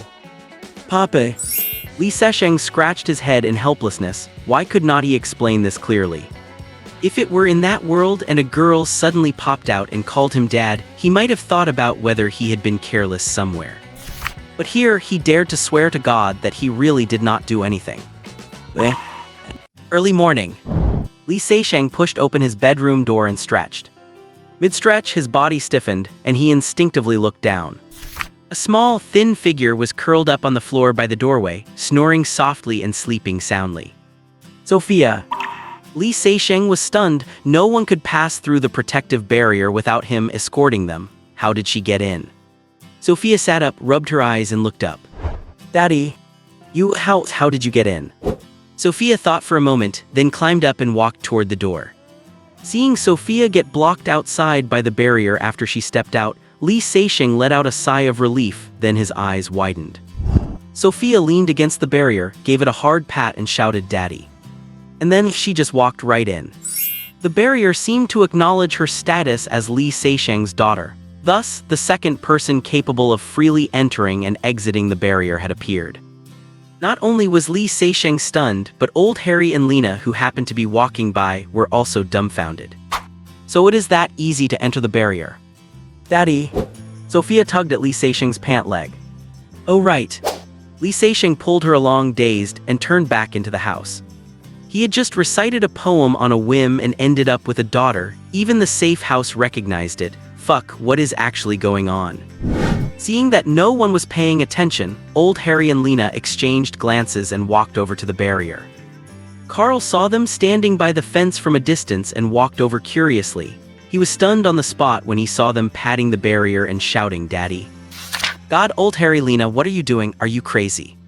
Upon hearing this, Lena covered her face and quickly disappeared. It was too embarrassing. Old Harry turned around, looking awkward. Carl, we were just exercising." "Yes, exercising." It turned out that perhaps due to her age or because of their shared black hair and dark eyes, the barrier only recognized little Sophia. Others could not get in, no matter how much they shouted, "Daddy." This was a good thing for the town residents. If the Chaos Kingdom attacked while Li Sesheng was away, Sophia could lead everyone into the barrier for safety. It was also a good thing for Sophia, as the valley had basically become her playground, allowing her to come and go as she pleased. For Li Sesheng, however, it might not be. In the morning, he taught Sophia how to handle the HK, wanting her to at least learn how to change magazines and perform basic maintenance. He was still napping upstairs at noon when he was woken up by laughter echoing from the valley. He walked to the window and looked out. There were a few more people in the valley: Lena, old Harry's lover Delis, and a curvaceous woman who seemed to be the fat Kelly that Carl had been getting close to lately, and of course, Sophia was there too. The group was picking wild fruits and herbs in the valley, their laughter carrying through the air. Needless to say, Sophia must have led them in. Li Seixing sighed and headed downstairs toward the backyard. Seeing him come out, Sophia's eyes lit up. She ran over and eagerly held up a small basket for him. "Daddy, eat. Thanks, tastes pretty good." Li Seixing grabbed a red fruit and popped it into his mouth. It tasted surprisingly good. Looking at Sophia's basket and the harvest Lena and the others had gathered, he was slightly surprised. He had not realized there were so many edible fruits and greens in the valley. Pleased by his praise, Sophia went back to busy herself in the valley, like a diligent little bee. Lena, Delis, and the others came over one after another to greet Li Seixing.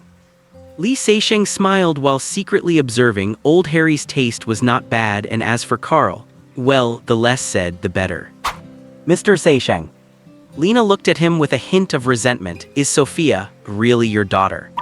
"Come on, Lena, Sophia is 9. I am only 22. How could I possibly have a child that old?" Lena's expression softened as she pressed. "Then why can she come in?" "I do not know." How would he know? Even he did not understand how this safe house worked. He even suspected it was alive, that it had its own consciousness, could understand his speech, treated the heart of a demon as food, and had accepted the fact that Sophia thought of him as her father.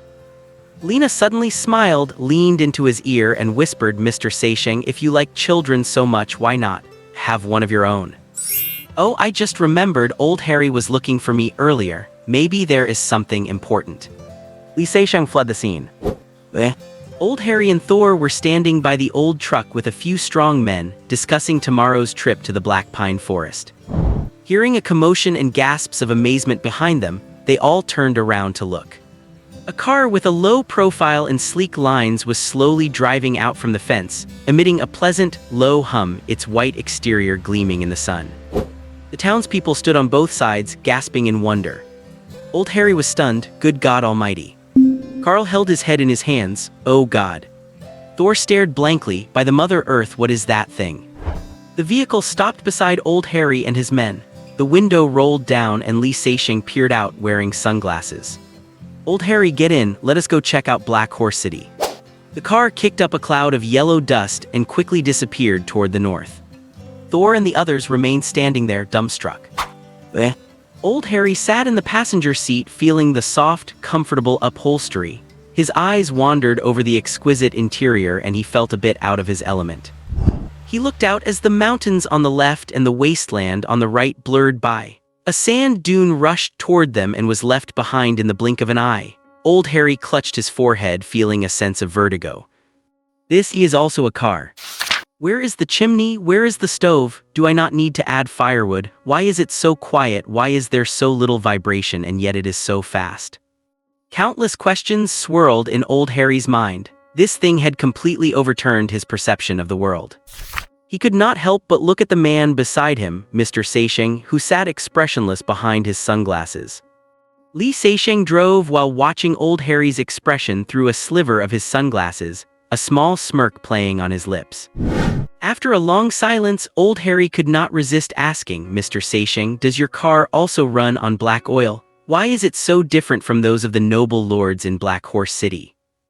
Li Seixing thought for a moment and said, "The black oil you are talking about is probably petroleum. My car does not use petroleum but rather a derivative of it, the same fuel used for the water supply system. It cannot be found around here." Old Harry was left speechless, his mouth opening as if to speak but nothing came out.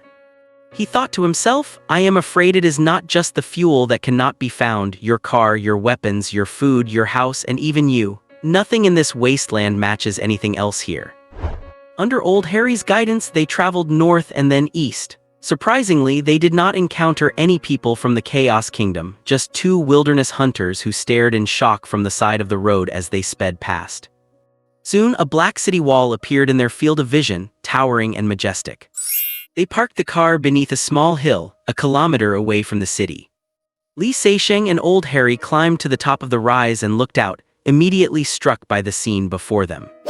Thousands of meters long and tens of meters high, the outer layer of the wall was entirely cast from steel plates, the brownish stains on them revealed to be dried blood. How could they tell it was steel plate?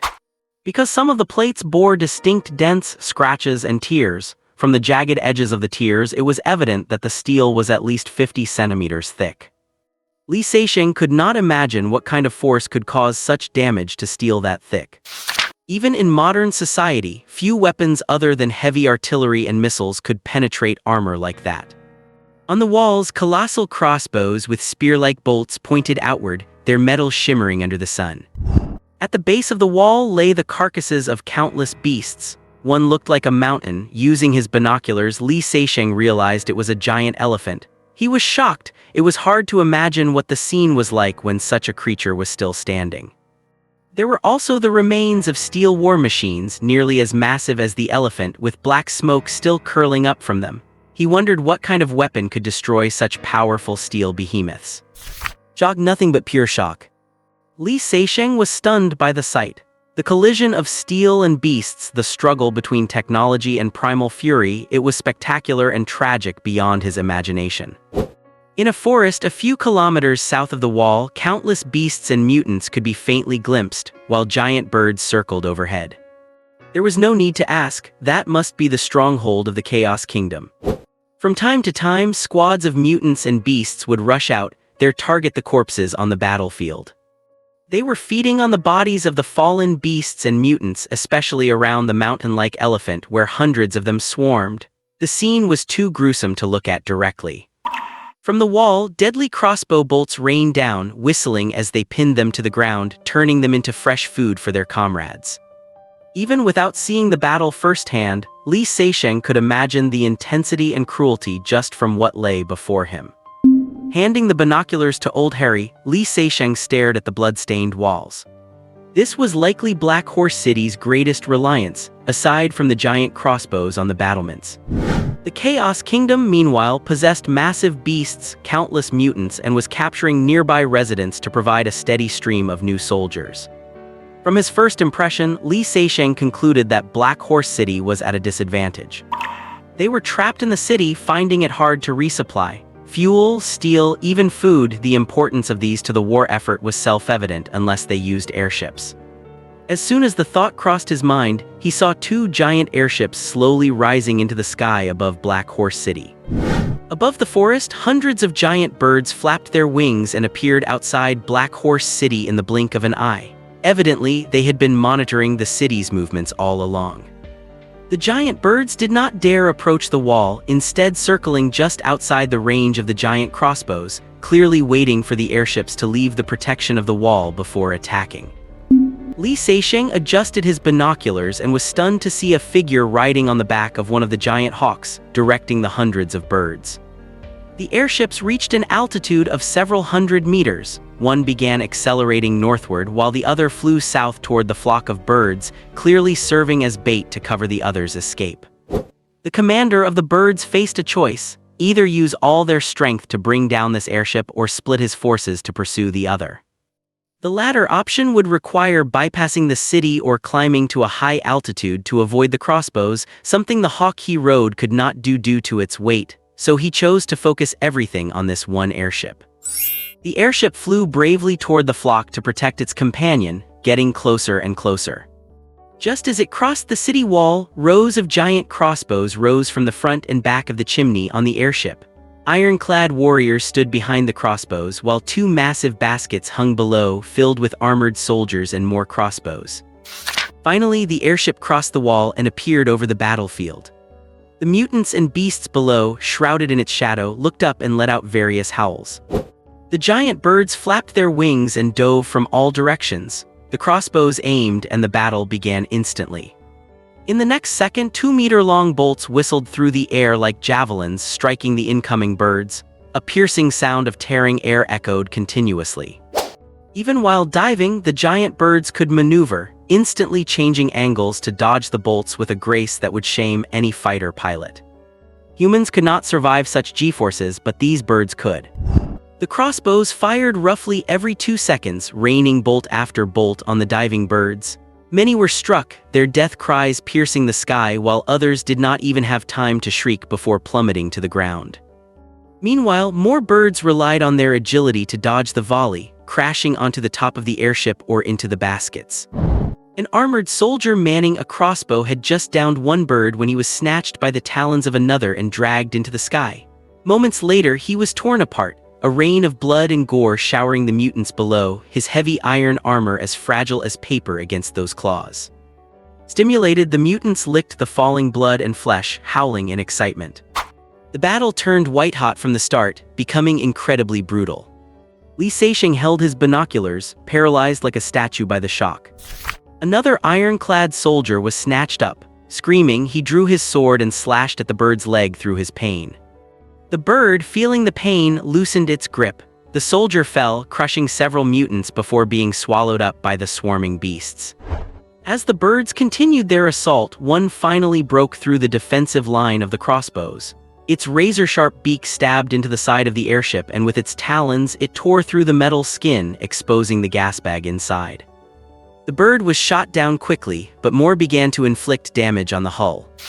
After the gas bag was punctured, the airship dipped, swaying violently in the air, and began to turn back toward the city wall. The bird commander, who had remained safely at the rear, blew a shrill bone whistle. The giant birds attacked the airship frantically, leaving tier after tier on the hull looking like deep scars. The airship, wobbling and on the verge of falling, struggled to make it back to the wall. At that moment, Li Seixing desperately wished he could blast that commander out of the sky. A Barrett with an effective range of over 1,500 meters and a maximum range of over 2,500 would be perfect for the job. Unfortunately, he could not use it here. On the walls, rows of giant crossbows roared, covering the badly damaged airship. Suddenly, a giant bird dove rapidly from behind toward the propeller, sending up a cloud of blood. That bird was the final straw that sealed the airship's fate. With the propeller mangled, the airship lost half its power.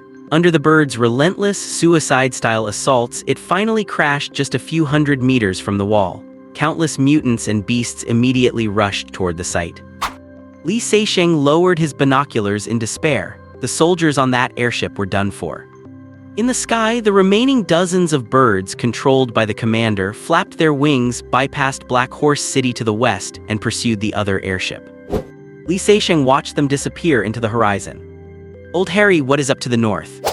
He was curious, what could possibly make Black Horse City pay such a high price to send out the airships? Old Harry thought a moment and said, over 100 kilometers north is Sake Town, which produces black oil and is one of the 4 most important towns for Black Horse City. The others are Cane Town, 100 kilometers northwest, rich in steel, Zealand Town, 200 kilometers west, and Ruhr Town, located between the three, which serves as the transport hub for steel, coal, and black oil. Li Seixing pondered, where do you think the airship was headed? I suspect they might be heading to Pegasus City to beg for reinforcements. Pegasus City. Old Harry scratched his head and said vaguely, they say there is a Pegasus City further north. It is even more desolate than Black Horse City, but it has a massive mine, so it is much stronger. As fellow members of the Western Alliance, I assume Black Horse City might be reaching out to them.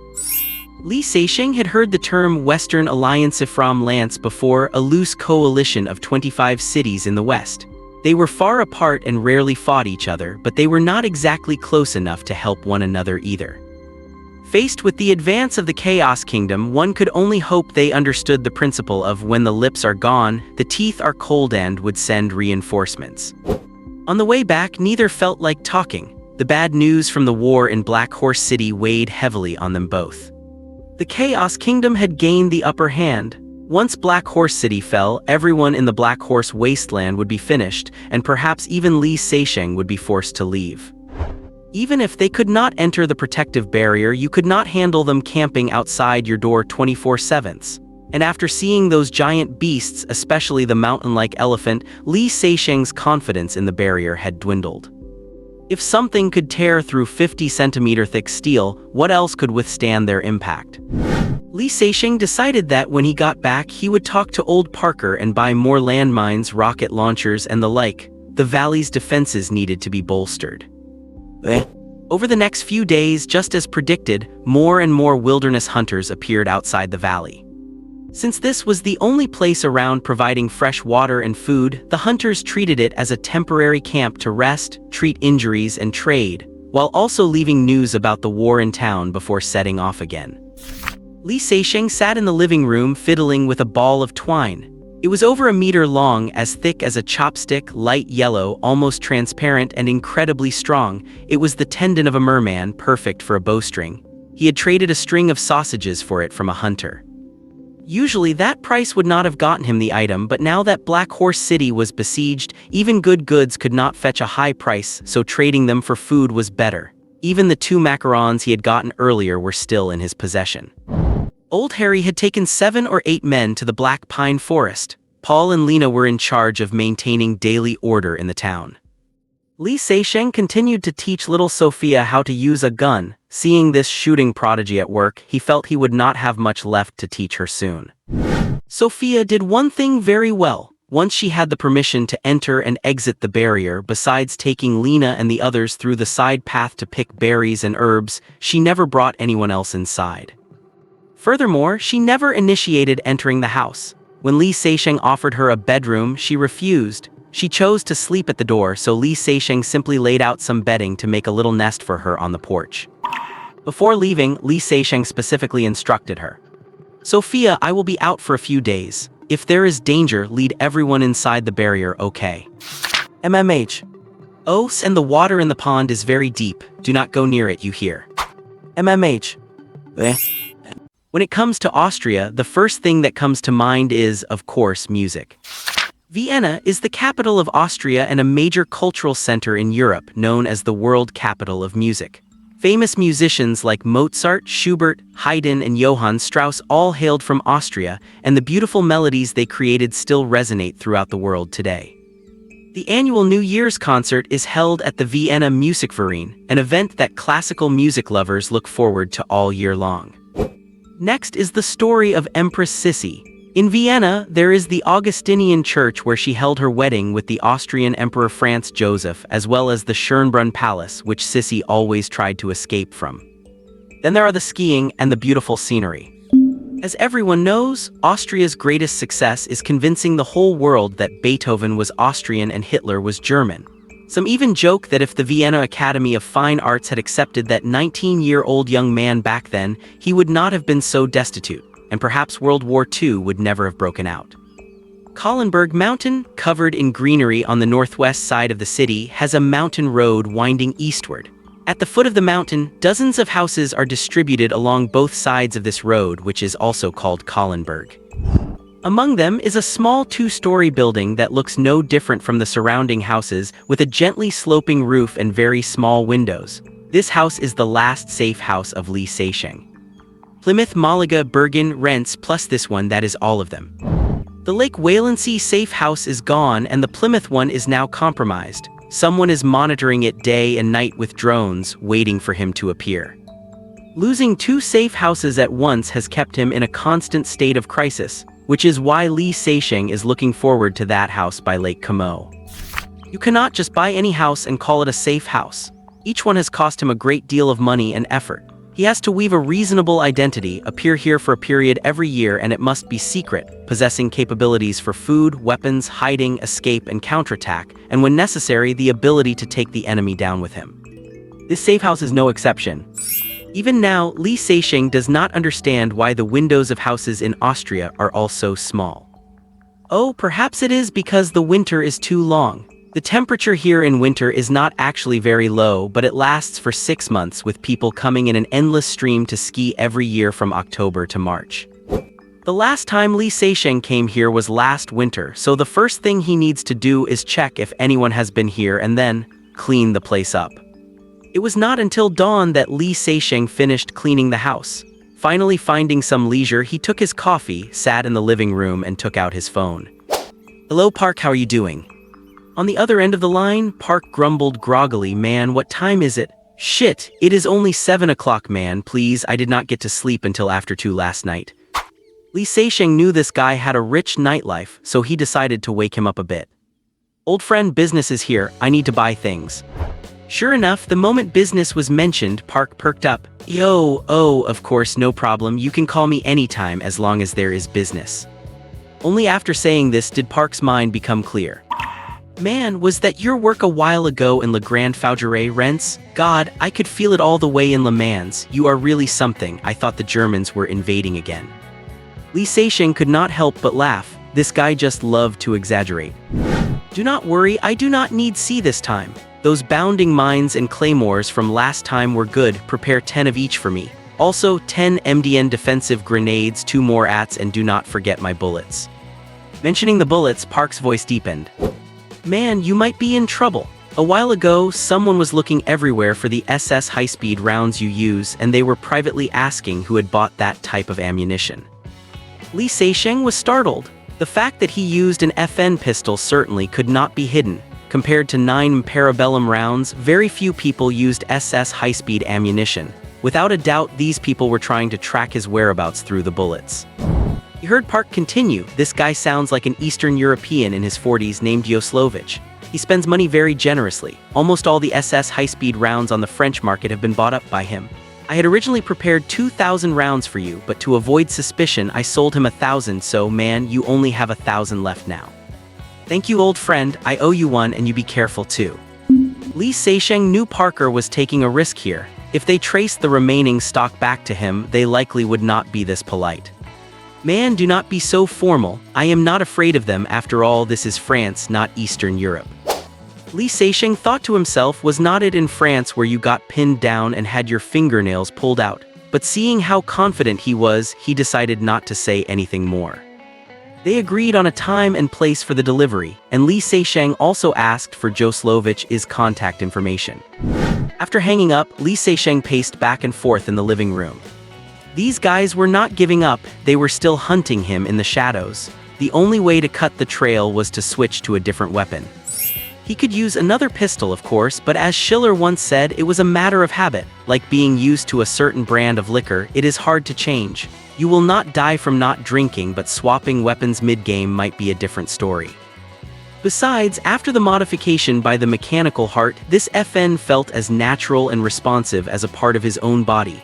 Could he really just abandon it? No way. Li Seixing did not plan on doing that. The 1,000 rounds Parker was preparing plus what he had left would be enough for a while. By the time he ran out, he might have already taken Thomas down.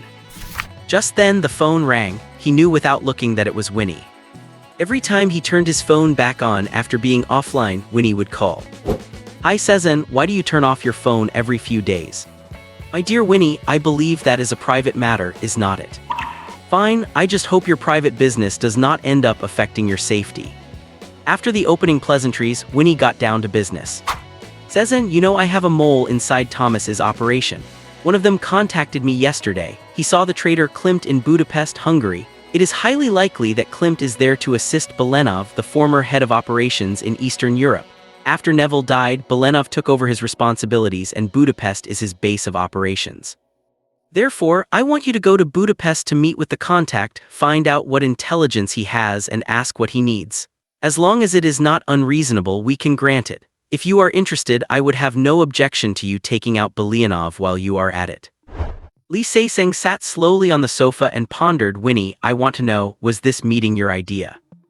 No, it was the contact who suggested it. However, he has provided valuable intelligence several times before, even helping a painter escape Thomas's hunters, so I do not think there is any need to doubt his loyalty. Li Seixing rubbed his chin and thought for a moment before asking, then was it also his idea to have me handle the meeting? On the other end of the line, Vinny chuckled. Seixing, you are overthinking it. He just requested that we send someone highly capable, loyal, and reliable without specifying who. Sending you was my idea because I honestly cannot find anyone more capable or reliable than you. Li Seixing could not help but smile, but he immediately became vigilant. Winnie, I am honored that you think so, but I would rather know who is this person. Sorry, Seixing, I cannot tell you, because I promised him that I would not disclose his identity unless you agreed to the meeting. The conversation was starting to take a turn for the worse. Li Seixing said calmly, then I am sorry, Vinny. I will not accept this mission until I find out who the other party is. Fine, I will look for someone else, but Sezen, I want to say that while caution is a good thing, being overly cautious might just make you miss a great opportunity. The call ended before Lee Se-sheng even had a chance to ask Winnie to help him look into news about Joslovich.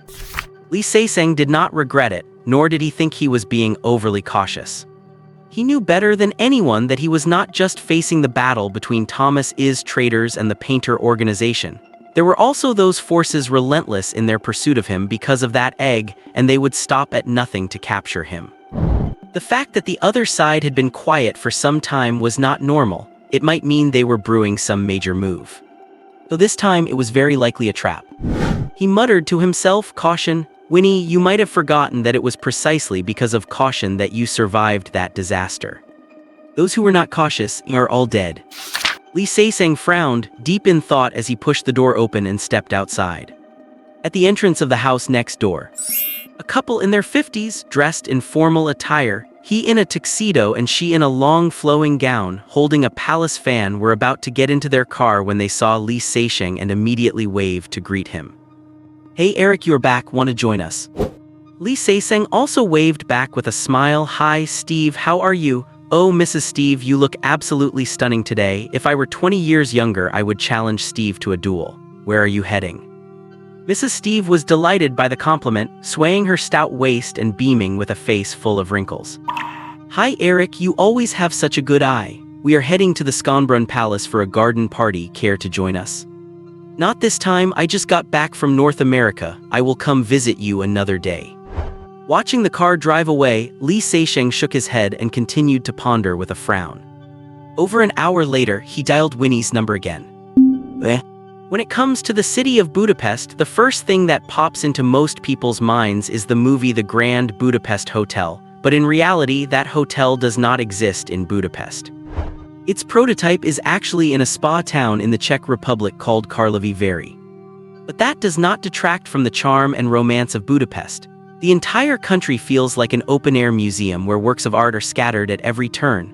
Old, classical, sentimental, and melancholic, it is like an ancient phonograph. Without pretense or showiness, it whispers into your ear, touching the very depths of your soul.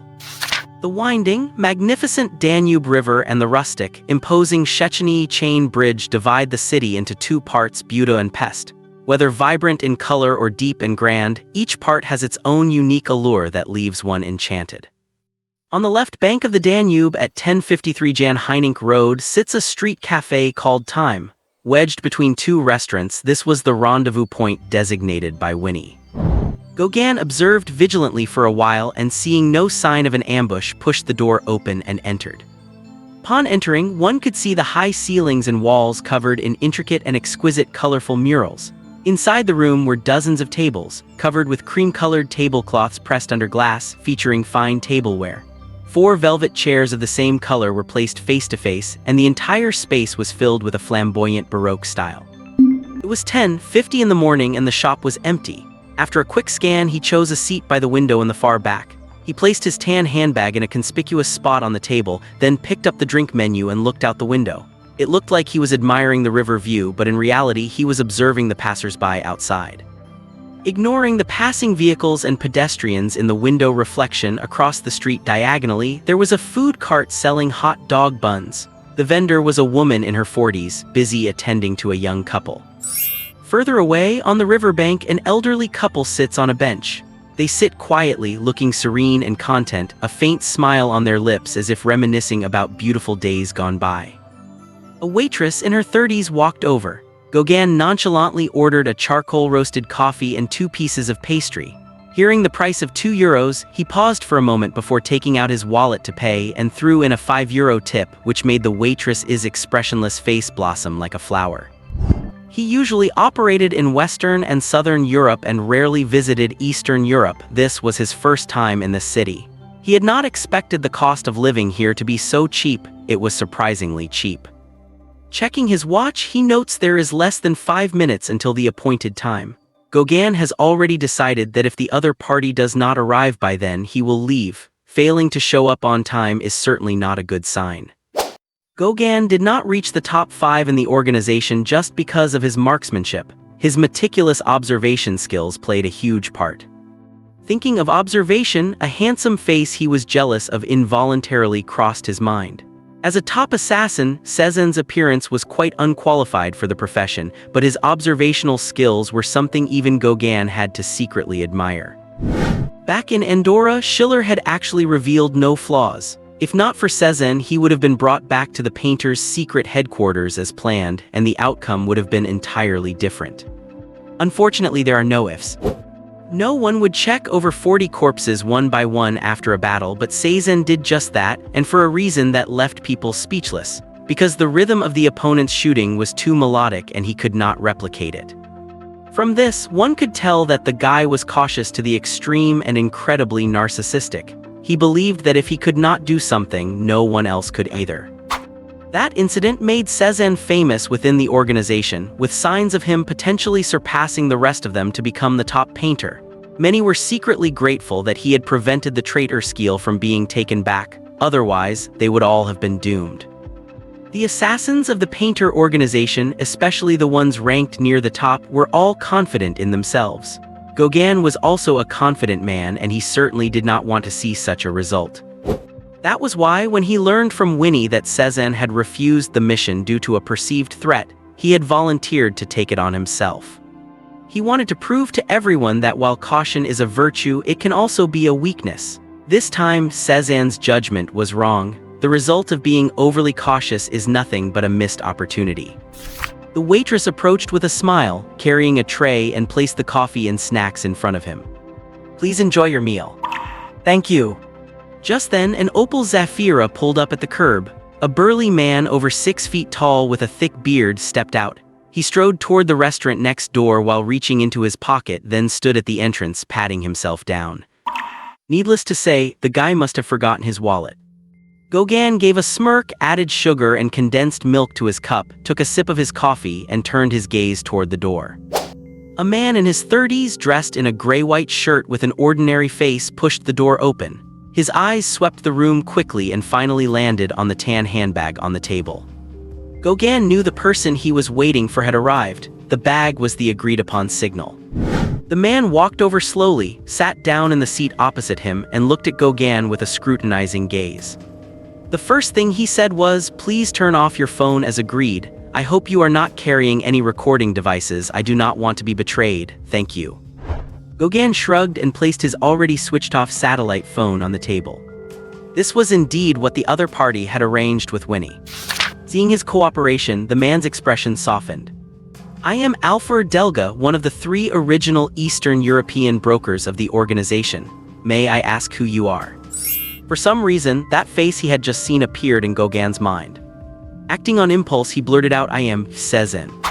The man was stunned for a moment. He quickly used the gesture of looking down at the menu to hide his expression, but a flash of ecstasy crossed his face. Watching the man order, Gauguin turned his gaze back to the window. The couple who had bought the small round loaves of bread had already left, and the elderly pair were still busy reminiscing about the good old days. The burly man with the bushy beard stood in front of his car, making an anxious phone call. He was probably asking for someone to send him money, otherwise he would not even have enough for a meal. At the thought of this, a faint smile could not help but appear on Gauguin's face. The waiter turned and left, and Gauguin withdrew his gaze to look at the man sitting before him who called himself Delga.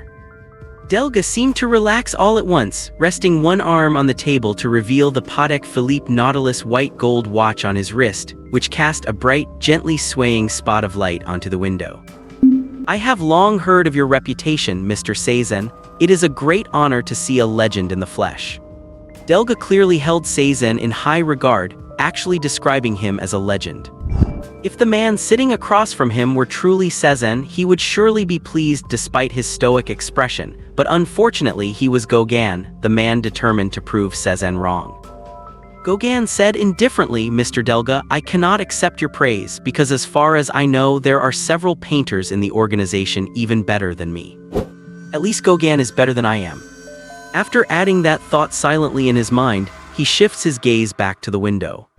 The bearded man pulled a few coins from his pocket, gave a helpless, bitter smile, and finally headed toward the bun's stall. The woman there was looking down, her hands busy as if counting money. Seeing the burly man approach, she quickly pushed her hands under the food cart and put on a smile. Gauguin wanted to smile too. Poor guy, it was clear his feast was out of reach and he would have to settle for just a bread roll.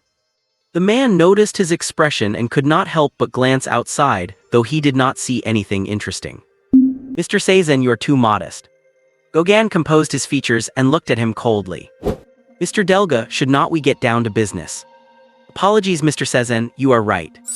Just as the waiter arrived with coffee, Delga used the act of adding sugar to cover his awkwardness, while Gauguin simply turned his gaze back to the window. Without knowing when, a small yacht had moored at the shore. Someone stood on the flying bridge, the highest point of the yacht, clicking away with a camera at the buildings on the shore. Gauguin narrowed his eyes to observe closely, feeling a sense of guarded wariness. The man's face was mostly obscured by the camera, yet he somehow looked familiar. Delga sipped his coffee and said softly, "Mr. Seizen, I know where Belianov lives." Seeing Gauguin turn his attention back, he continued, "It is nearby. Once we finish this coffee, I can take you there myself." "Excellent, what do you want, euros or dollars?" "No, I do not want money. Seeing a traitor get punished is what I want to see most." This time, Gauguin finally began to take the man before him seriously. "Dear readers, due to work reasons, I am heading to Aksu in southern Xinjiang tomorrow. I am not yet sure about the conditions or the workload there, so I have released all 6 chapters I had in reserve at once. I will decide whether I can continue writing once I have settled in. Please understand, I have to make a living after all. I hope that both you, my readers, and I will be doing well. Thank you all for your support, thank you." Gauguin looked at Delga across from him with a solemn expression. To obtain such intelligence, Delga must have put in a great deal of effort, and he did not even ask for money, he just wanted to see the traitor die. This earned him a measure of respect. With this information, he could independently take down Belianov, the person in charge of Eastern European operations for the defectors. That would surely shock everyone, especially that overly cautious guy who always missed his chances. At the thought of this, Gauguin felt a surge of excitement and raised his coffee to gesture at his counterpart. Since entering the shop, Gauguin's left hand had not moved once.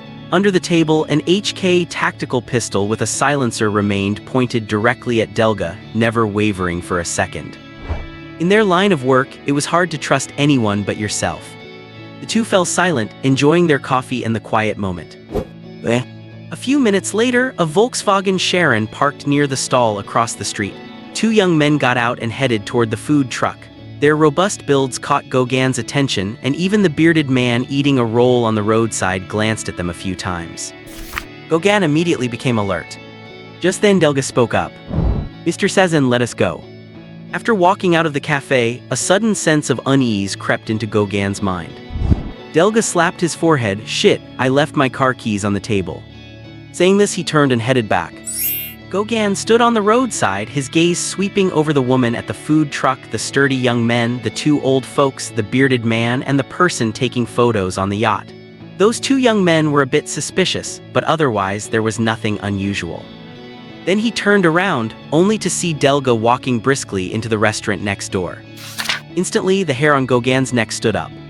Without a second thought, he let instinct take over and sprinted toward the Opel Zafira on the side of the road with everything he had. It was a trap. That damn Seizen, he was right. Delga entering the restaurant, or perhaps Gauguin sensing the danger, was like a stone tossed into a calm pond, triggering a ripple. It was like a starting pistol firing, sending the adrenaline of every participant to its peak. From the restaurants on both sides of the cafe, people in black windbreakers kept rushing out, flipping back their jackets to draw weapons and pulling the triggers at Gauguin. At least half of them were carrying submachine guns or short automatic rifles. At the same time, hundreds of meters away on both sides of the street, several black Land Rovers sped through the road, cutting off his path from both sides. Bang, bang, bang, bang. The dense gunfire echoed over the ancient city like an angel's whisper. The only silver lining was that all the muzzles were aimed at Gauguin's legs. They wanted him alive. Impersonating Seizen had brought him bad luck, but at least it bought him a sliver of hope for survival. But Gauguin felt no relief whatsoever. He was scared out of his wits. He threw himself behind the car with all his might, but 2 sprays of blood erupted from his right leg as it trailed behind. Fuck. After hitting the ground, Gauguin winced in agony. Gritting his teeth, he quickly pulled out his HK, leaned out, and fired 2 shots. He took down 2 men trying to circle around the front of the car, only to be immediately pinned down by the enemy's firepower. The enemy no longer tried to flank him from the front or rear, continuing to lock down the area with bullets. The target was not going anywhere anyway. The windows of the Opel Zafira he was hiding behind shattered one after another, and the car swayed and groaned under the heavy hail of bullets. Occasionally, a bullet would pierce through the body of the car, drenching him in cold sweat. Gauguin curled up against the B-pillar on the side of the car, a high-strength point that submachine gun bullets had a hard time penetrating. He raised his head just enough to see what was happening across the street. That bearded man had a half-eaten roll in his mouth and a vacant look on his face, seemingly confused. Could that thing being shredded by gunfire be his beloved car? The person on the yacht taking pictures chose to lie flat for self-preservation, never thinking to capture this rare scene. By the riverbank, the 2 old folks were hugging each other in fear, whispering words of comfort. The woman who bought the roll and those 2 young men were all staring at him in horror. The reason he had the heart to observe others at such a moment was that Gauguin figured if the enemy had set such a trap, they would not have failed to account for his escape toward the riverbank. With cars speeding in from both sides and a rain of fire at his back, what about the front? Could they be giving him a way out? The answer was, of course, impossible. The next second, 4 more men in black windbreakers emerged from the Volkswagen Charon, hiding behind the vehicle and leveling their guns in his direction. Gauguin's heart sank. Those 4 were enemies. It went without saying that the 2 young men must be as well. Sure enough, at the same time, the 2 young men drew handguns from under their arms and aimed at Gauguin. What shocked him even more was that even the woman took an MA carbine from under the food truck, its muzzle pointed squarely at him. The gunfire from behind drew closer. Gauguin's heart and body shook along with the car. At this moment, Gauguin felt despair. It is over. He was completely surrounded. There were dozens of people aiming guns at him now, and the vehicles on both sides were closing in. What does being attacked from both sides mean? This is it. What does a net closing in mean? This is it. Gauguin now had absolutely nowhere to hide. He should be grateful to that bearded guy who parked the car here. If it were not for this vehicle shielding him from the enemies behind, he would have been down a moment ago. The enemies in front could pull the trigger at any moment. They did not want him dead, they wanted him alive. Gauguin felt utterly hopeless. He must not be a prisoner, absolutely not. He was a painter, one of the top 5. Even in death, he could not fall into their hands. No one had the confidence or courage to endure the enemy's torture, Gauguin included, so he prepared to end it himself. Before they could shoot, he would do it himself. From the first day he became a painter, he knew this day might come, but he never thought it would arrive so soon. Gauguin raised his arm in despair, aiming the gun at himself. Then at this very moment, a sudden change occurred on the scene. For some reason, a small roll fell off the food truck, briefly drawing the attention of the woman and the 2 young men. At the same time, the bearded man suddenly stood up and charged rapidly toward the food truck, firing as he ran. His arms were outstretched, his muzzle spitting burning fire. In FN Glock 19. The firing was rapid and continuous, yet the gunshots were surprisingly quiet. Tab tab tab. The woman at the food truck and the 2 young men fell under his fire in the blink of an eye. Then, using the food truck as cover, he continued to extend his range. The 4 people hiding behind the Volkswagen Charon were too slow to react. By the time they turned their muzzles, it was too late and they collapsed one after another in a very short span of time. Everyone on the scene, including Gauguin, had not expected this man to strike suddenly. Everyone had the conventional mindset that if the target had backup, it would be a very low-key, unassuming painter who tried their best not to attract anyone's attention. Not this guy who looked tall and burly, full of beard and completely careless. Even those 2 old folks seemed more likely candidates than him. An unexpected result meant death. Under this man's fire, everyone was hit in the head, fast and accurate. Then he turned his body to face Gauguin's direction, continuing to fire while rushing toward him with a hunched stance. Every flash of gunfire made the shooting behind Gauguin grow thinner. With this man joining the fray, the situation immediately reversed. The 10-sided ambush and the encirclement from all sides had been breached, a life-saving gap. Gauguin sat on the ground, staring blankly at him, with only a small fraction of his heart filled with the joy of being saved. The rest was filled with annoyance. The moment he saw that FN, he knew this guy was definitely Sezen. Only that guy liked to use that kind of gun. He had somehow found a way to significantly suppress the muzzle flash and sound, leaving nothing but the advantages for such a devastatingly powerful weapon. The firing was rapid and accurate, sharp and unstoppable. His sudden intervention completely disrupted the enemy's offensive and opened a path to escape for him.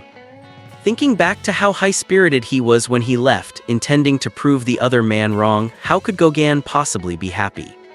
It turned out this guy was right again. This was a trap just like a devil's mouth waiting for the prey to deliver itself, only to swallow it whole. Poor him, he played the role of the prey. Unlike in Andorra, this time it was the opposite. Sezen played the role of the savior and his situation was much worse than what the other guy had faced back then. The bearded man rushed behind the car and grabbed Gauguin by the arm. Just then Gauguin's pupils contracted. "Look out!" On the riverbank, that elderly couple on the bench suddenly split up, pulled two short assault rifles from their clothes and pointed them at the two. Who would have thought the enemy still had reinforcements? To use a Chinese idiom, it was the mantis stalks the cicada, unaware of the oriole behind. "Do not worry, I already spotted them. Besides, I am not alone." To his surprise, the bearded man seemed to have anticipated it. He did not even turn his head back as he explained, helping Gauguin run toward the riverbank while remembering to turn and fire. In the time it took him to speak, the two old folks had already fallen one after the other. The bullets had come from that yacht. The person lying on the flying bridge of the yacht had a long barrel extending out, spewing flames in their direction, and the men in black behind them were falling one by one. The marksmanship was accurate and fast, carrying a reliable rhythm. It was a rhythm Gauguin had experienced before in Andorra. Below the yacht, another person wielding a Scar automatic rifle knelt on one knee, providing suppressive fire against vehicles rushing in to intercept from the direction of the Shechini chain bridge. Before the convoys rushing in from other directions could arrive, the yacht pulled away from the riverbank and sped toward the lower reaches of the river. On the riverbank, along both sides of the road and in front of the cafe, there was blood and there were corpses everywhere, resembling hell.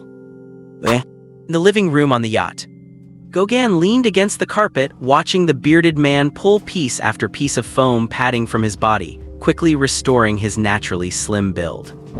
His guess was right, it was indeed that familiar guy, Sezen. The 30-something, ordinary-looking man holding the Scar rifle extended a hand to him. "Painter Munkaxi, nice to meet you." "I'm Gauguin, thanks." The light above darkened slightly, and someone walked down the stairs holding a G sniper rifle, nodding at him. It was Dura indeed, no wonder he felt something was familiar. Dura rarely spoke, he preferred using his sniper rifle to express his thoughts. Lee Sezen was different. "Tell me, buddy, why did you turn off your phone?" Lee Sezen piled the foam boards aside, took off those inner heightened boots to switch shoes and sat on the sofa opposite, complaining, "I notified you immediately after discovering it was a trap, but you actually turned off your phone." "Sorry, that was the other party's requirement."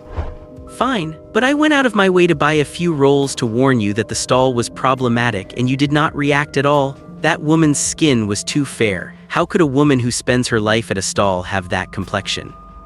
"I'm sorry, I was." Gauguin remembered he had been feeling annoyed at the time because the other party praised Sezen so highly. And those two old folks, they did not even have wedding rings on their hands and their shoes were clearly off. Who has ever seen anyone of that age wearing Danner military boots? "I'm sorry." At that moment, he had been gloating over the bearded man posing as Sezen. "Once you saw those two young men, you should have realized, right? You could smell the mercenary scent on them from hundreds of meters away. Why did not you evacuate immediately?" "Sorry." Gauguin felt that apart from saying sorry, he really had nothing else to say. Perhaps it was because he had not experienced a battle of this scale before, or perhaps it was the result of jealousy, but he really did make a lot of mistakes this time. Dura and Munkaxi, having removed their earpieces, sat to the side silently watching Lee Sezen, with an emotion called admiration flickering in their eyes, but neither spoke. because they had not seen it either. Even those two old folks were only pointed out by Lee Se-zhen after he noticed them. Also, the light spot projected by their watches was clearly transmitting. Lee Se-zhen glanced at Gauguin and waved his hand. Forget it, let us stop the bleeding first. His observation skills were indeed meticulous. Seeing Gauguin's pale, blood-drained face begin to flush, Lee Se-zhen wisely shut up, fearing he might get angry out of shame. Saying that, he gestured for Manga to come over, cut open Gauguin's pants, cleaned the wound, and applied hemostatic tape. Getting the bullet out was a job for an underground clinic. They could not do that. Shame, anger mixed with a sliver of jealousy and admiration. Gauguin's mind was in chaos. He really had not noticed any of the things Se-zhen had mentioned. As both being in the top 5 of the organization, was the gap between him and this man really that big? He knew very well that if Se-zhen had not brought people to save him, he would be dead, so no matter how unpleasant the other man's attitude was, he had to endure it. Damn it, he really got to show off this time. Next time he would definitely get even, Gauguin thought to himself, gritting his teeth. Seeing the expression on Gauguin's face, Lee Se-zhen felt incredibly refreshed. Serves you right, trying to play the gentleman in front of me last time. Lee Se-zhen was indifferent to many things, but extremely sensitive to others. He was indifferent to being ranked in the top 5, yet unusually concerned about the only other painter in the organization younger than himself. He did not care about Saturn Company putting a $10 million bounty on his head, but he cared very much about who had a higher bounty than him. To put it plainly, he was somewhat similar to Gainsborough. Very confident yet also a bit proud. Last time Gauguin showed off in front of him, he had been annoyed ever since. This time he had finally returned the favor. Maybe they were on the same level before, but Lee Se-zhen's rate of progress was too fast. After getting the bitterwood fruit and oak heart in another world, his observation and intuition had significantly improved. Gaining the mechanical heart and scorpion armor further boosted his attack and defense, making him like a pay-to-win warrior. He had even awakened psychic power, which felt like cheating. That small role used to distract attention was a masterpiece of psychic manipulation. In a very short time, he had gradually started to widen the gap between him and other painters, and it was getting larger and larger. Just then, a sound came through Se-zhen's earpiece. "Mr. Se-zhen, according to plan, we will abandon the ship and go ashore in 10 minutes. Do you have any other instructions?" Lee Se-zhen thought for a moment and lowered his head. Proceed with the original evacuation plan. Gauguin looked up at him. It did not need asking. Se-zhen was leading this mission, and the yacht, along with Dura and Manga, were all under his command. Just then, Lee Se-zhen's phone rang, and he walked toward the aft deck with it. "Hey, Winnie." Time reverted to a day ago. After some deliberation, Lee Se-zhen picked up the phone and called Winnie. "Winnie, did you find someone to go to Budapest?" "Why you changed your mind? It is too late." Winnie's tone carried a hint of teasing. "Sorry, someone has already taken the mission. Not everyone is as cautious as you are." It was clear that Winnie was still harbor resentment over his refusal to accept the mission. "Winnie, do you trust me?" On the other end of the line, Lee Se-zhen fell silent for a long time before asking, his voice sounding extremely serious. Winnie could not help but fade the smile from her face. "Se-zhen, what happened? I and Paul, of course we trust you. Your loyalty to the organization is unquestionable." On the other end, Lee Se-zhen's voice sounded somewhat ethereal. "If I said there was an 80% chance that this meeting is a trap, would you believe me?" "Se-zhen, are you serious?" "I am sure." After a long pause, Winnie let out a long breath and said, "Fine, I believe you, but Se-zhen, you should know that if trust is not supported by facts, it is just squandered. Understand?" On his end, Lee Se-zhen let out a sigh of relief. "I understand, Winnie, thank you." Lee Se-zhen really should thank Winnie. Who would believe such an evidence-free, groundless guess? But Winnie chose to trust him. "Okay, what do you plan to do? Do you want me to cancel this meeting?" "No, Winnie, I do not intend to do that because that might lead a loyalist to rethink their choices. However, we can make some extra preparations for this meeting. I think whoever goes to the meeting would not want to find themselves helpless if something happens." Hearing that Lee Se-zhen did not intend to cancel the meeting, Winnie's tone relaxed. As Lee Se-zhen had reasoned, the other party had provided intelligence several times to prove their loyalty. If the meeting were cancelled, it would only make them suspect that their choice was wrong. That is good, Sezen. What do you need me to do? I need some help, preferably Dura. I need a sniper. As for other things. Lee Sezen gave a bitter smile. Even if I asked, you would not provide them, right? I must say, Sezen, you are very sensible, which gives me a little more confidence in your judgment. I agree to let Dura assist you. Besides, I can send Munkaxi to you as well, and I can give you an assistant. Lee Sezen certainly knew the codename Munkaxi. Like Raphael, he had never been ranked in the top 10 among the organization's painters, counting as a solid backbone. But there were no weaklings in the painter organization. Having one more Munkaxi was, of course, better. The so-called assistants were those who, during a mission, would help the painters book hotels, drive, operate yachts, fly helicopters, keep watch, report info, call for help, and even find clinics for emergency aid. In short, they could handle everything except fighting. With their presence, the painters could complete missions much more easily. For this mission, Winnie finally broke her hibernation state and started utilizing assistants. Lee Sezen was quite moved. Once she chose to trust him, Winnie would go all out without reservation. Lee Seixing answered the phone. Hello, Vinny. On the other end, Vinny said anxiously, how did it go? Sezen, was the rendezvous smooth? A smug smile curled up on the corner of Lee Seixing's mouth. I am sorry, Vinny, but unfortunately I guessed it right. It was indeed a trap. Fortunately, Gauguin only took 2 bullets in his right leg and we managed to pull him out of the encirclement. Oh my god. Vinny exclaimed, and after a long silence she sighed, Sezen, I have to admit that trusting you is the wisest decision I have ever made. If it had not been for Sezen's insistence, Gauguin would have been dead, and she, who made the decision, would have been the one putting the noose around Gauguin's neck. A single act of trust, a single choice changed the outcome. Lee Seixing had once again repaid her trust with facts. All right, Vinny, can you tell me now who provided the information? Gauguin said the other party called himself Delga, a former business agent in Eastern Europe. Vinny pondered for a few seconds, then said, that is right. He approached the organization, and to prove his loyalty, he specifically provided several pieces of valuable intelligence. Who would have thought? Hearing this, Lee Seixing was even more certain that the target was himself. The other party had spent so much effort to gain trust just to lure him out. Unexpectedly, Gauguin had walked right into it, almost dying for him.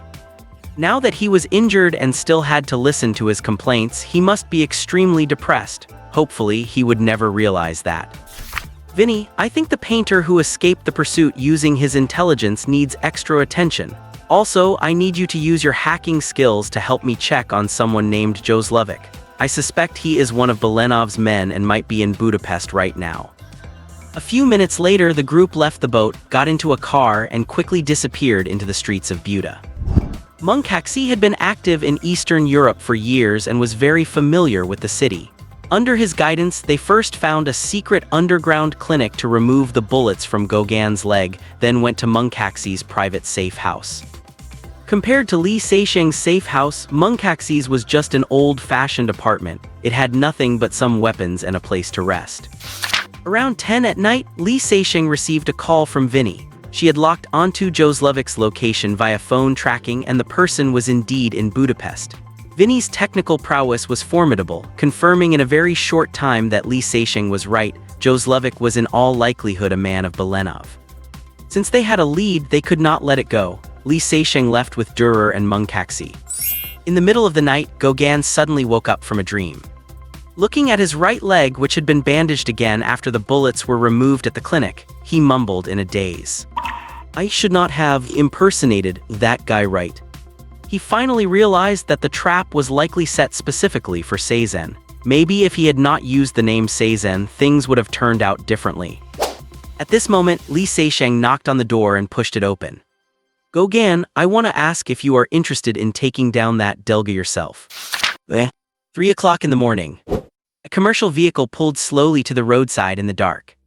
Lee Seixing, Dürer, and Munkaxi got out one by one, and the support staff named Dop helped Gauguin into a wheelchair. Munkaxi pointed to a 2-story building not far ahead and said, that is Delga's place. Lee Seixing turned and said, Dürer, you do not need to come in, we need your cover. Dürer nodded and vanished alone into the darkness. Lee Seixing was right, a sniper should never engage in indoor combat. Finding a suitable sniping point outside to cover his teammates was their job. On the deserted street, the group quickly approached the building, their shadows stretched long by the dim streetlights. Li Seixing looked up to observe carefully. Having confirmed there was no immediate danger, he whispered to Mungkaxi there might be bodyguards downstairs. The master bedroom should be on the left side of the second floor. I will handle the bodyguards and you are in charge of subduing Delga. Any problems? Mungkaxi nodded, no problem. Li Seixing turned back to Gogan and Dop and said, once the living room lights go on, you can go in. Having said that, Li Seixing and Mungkaxi moved forward silently. Gogan sat in the wheelchair feeling conflicted. He had only learned in the car that Li Seixing had used Vinny to locate Joslovic, found him, and obtained Delga's address from his mouth. This person had been active in France trying to track down Cezanne through the clue of the bullets. The one who commanded him was Delga.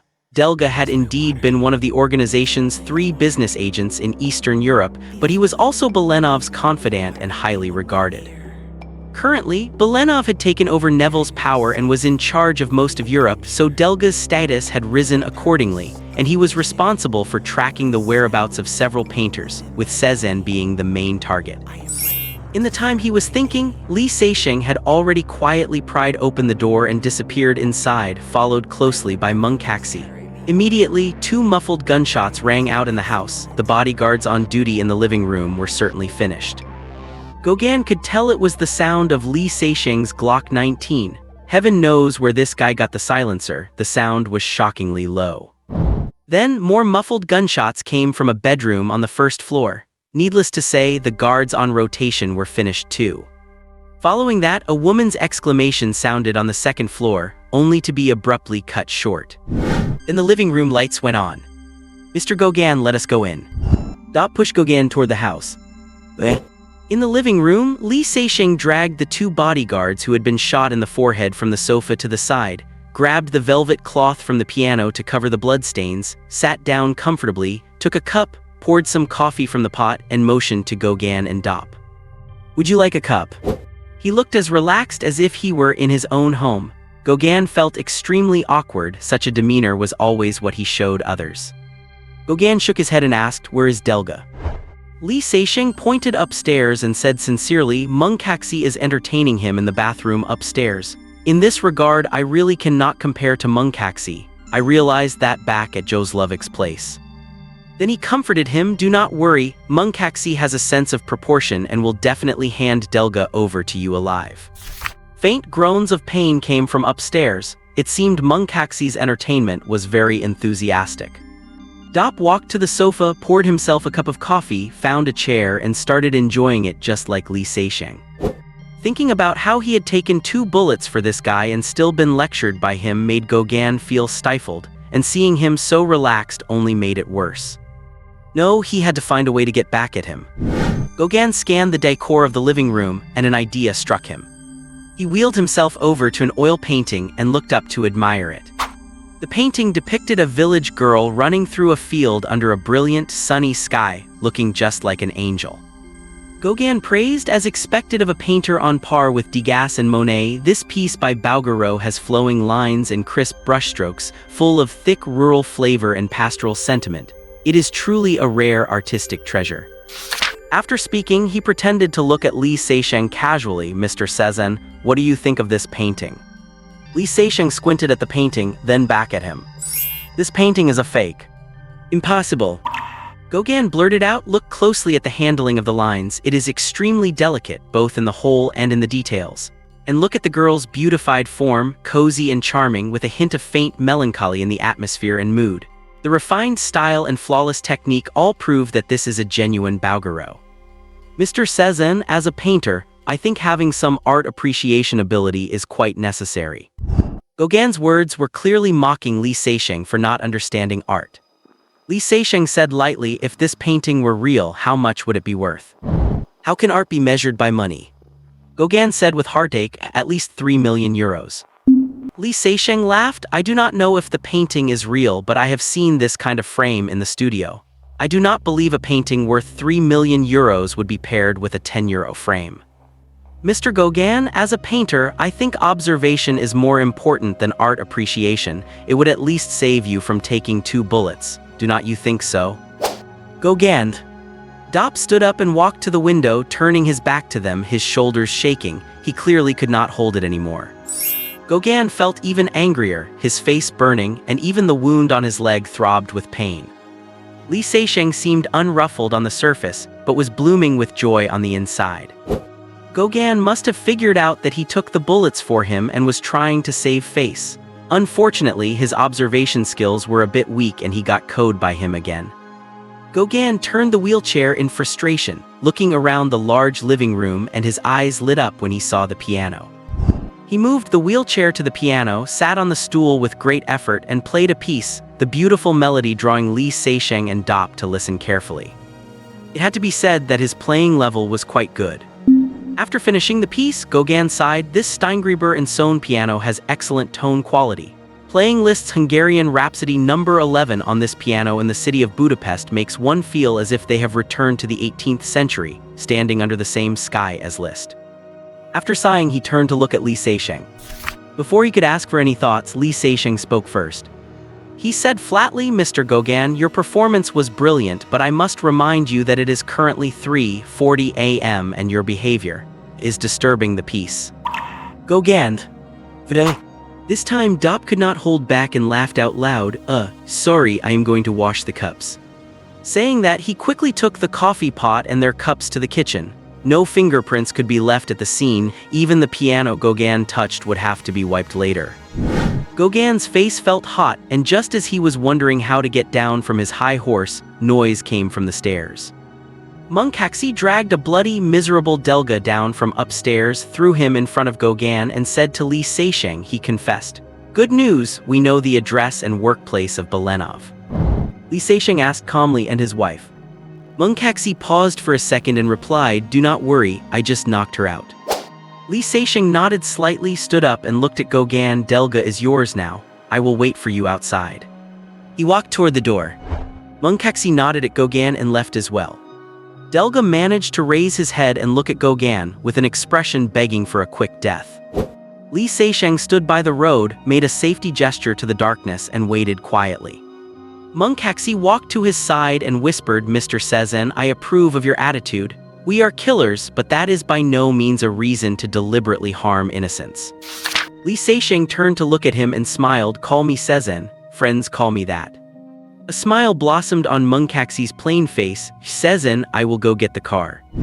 After a while, Dop pushed Gauguin out and Durer appeared from the darkness. The group got in the car and vanished into the night. Time moved back a dozen hours. An unknown city in a conference room. 6 or 7 men and women in business suits sat on both sides of an oval conference table, with Brian among them. A man with a sturdy figure and a serious expression stood in front of the table. "Everyone, the combat footage from the front has been sent back. Please watch it before asking questions, thank you." Then, the gunfight that occurred in Budapest, captured by cameras, was projected onto the screen. With the intense scenes, the breathing of several people grew heavier. The battle sounded long, but in reality it was quick. A few minutes later, the screen froze on a yacht quickly moving away on the Danube. The man with the serious expression stood up, straightened his tie, and said, "Now everyone can ask questions." A man raised his hand. "Mr. Salzburg, you were personally responsible for this ambush. I would like to know who exactly in the footage is Cezanne." He flipped through the documents in his hand and asked, "You received the signal from Delga and confirmed that the person at the cafe was Cezanne, so you decided to act immediately. But the records show Cezanne's weapon is a FN-57. Based on this, I actually think that the bearded guy who appeared later is Cezanne. How do you explain this?" Salzburg nodded. "Mr. Soster, your observation is sharp. As everyone knows, no one knows Cezanne's true face. The person who met with Delga at the time said he was Cezanne, and we made our decision accordingly. I do not think there are any problems with that. Of course, I agree with Mr. Soster's view. That was a fake. The one who appeared later should be Cezanne." Soster nodded, acknowledging his explanation. Just as Salzburg said, no one present had seen Cezanne's true face. They could not ask people to draw their guns first, could they? So, the meeting person admitting he was Cezanne and then making the decision to act was reasonable. It is just that no one expected someone would impersonate Cezanne. In fact, none of the people appearing in the footage, Cezanne, Gauguin, Durer, Munkaxi, were without disguise. Even the support staffer Dop had 2 pieces of silicone on his face. Makeup during operation is the most basic common sense for a killer. At this point, the only woman present, a woman in her 40s, raised her hand. Mr. Salzburg, I do not know combat, but I have a technical question. Why was not a drone deployed at the time? If there had been a drone, I think no matter who they were, it would have been hard for them to escape, right? Ms. Forna, the reason we did not deploy a drone is that when the battle began, we needed to initiate full-spectrum jamming to block all communications and radio signals in the area except for our own radios, so a drone could not be used. Salzburg's explanation clearly did not convince Forna. She spread her hands and said, I do not understand, is jamming communications more important than deploying a drone? Yes, Ms. Forna. Unexpectedly, Brian, who was sitting to the side, took the initiative to explain for Salzburg. If you knew what happened at Lake Whalen in Switzerland and Grand Fauderay in France, you would understand that jamming communication is far more important than sending a drone. Cezanne is a cold-blooded and ruthless person and very good at using explosives. He is practically an explosives maniac. We must not give him the chance to detonate remotely. Without Li Seixing knowing, the label of explosives maniac was pinned on him. Salzburg looked at Brian gratefully and added, in the Opel Zafira left at the scene, we found 10 pounds of C, a C with the electric detonator already wired. Forna shrugged, well, I accept your explanation. Another man raised his hand and said, Mr. Salzburg, facts prove that your lure the snake out of the hole plan almost succeeded. But why, after deploying 1 B-class team and 4 C-class teams, were you unable to keep even 1 person and instead suffered heavy losses? Some say that the best choice for dealing with killers is other killers. What do you think about this?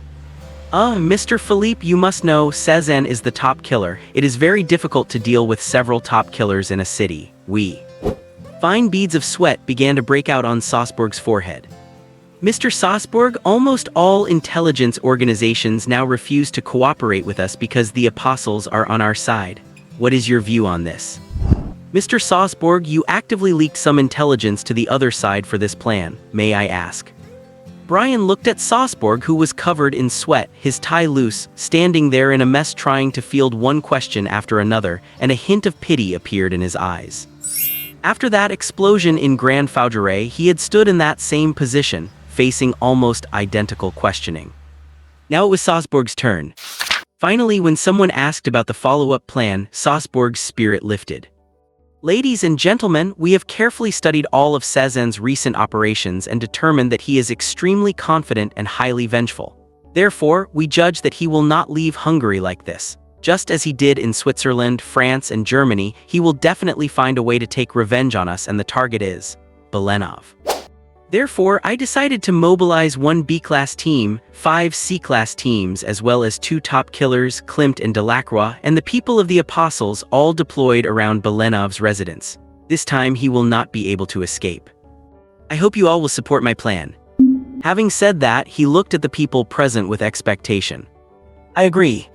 Brian was the first to raise his hand in support.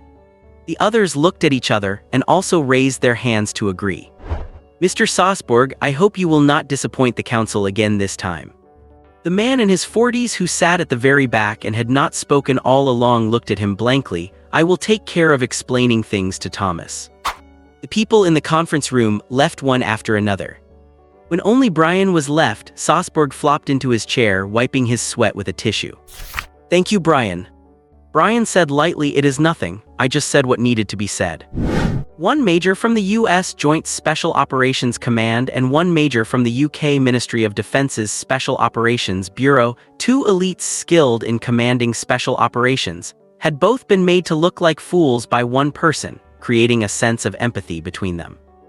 Brian leaned over, looked at Salzburg, and lowered his voice.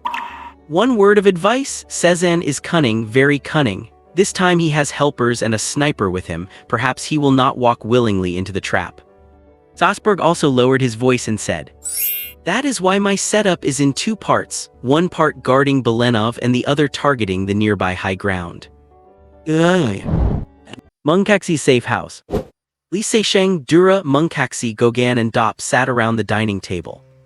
Maps were spread across the table, with a circle drawn on the left side of the intersection of Freddy Street and Shentmihaly Street in District 8, Pest. Another image, a satellite photo, had a circle in the same spot, revealing a large, sprawling mansion with a courtyard. There was also an enlarged photo of Belenov on the table, provided by Winnie.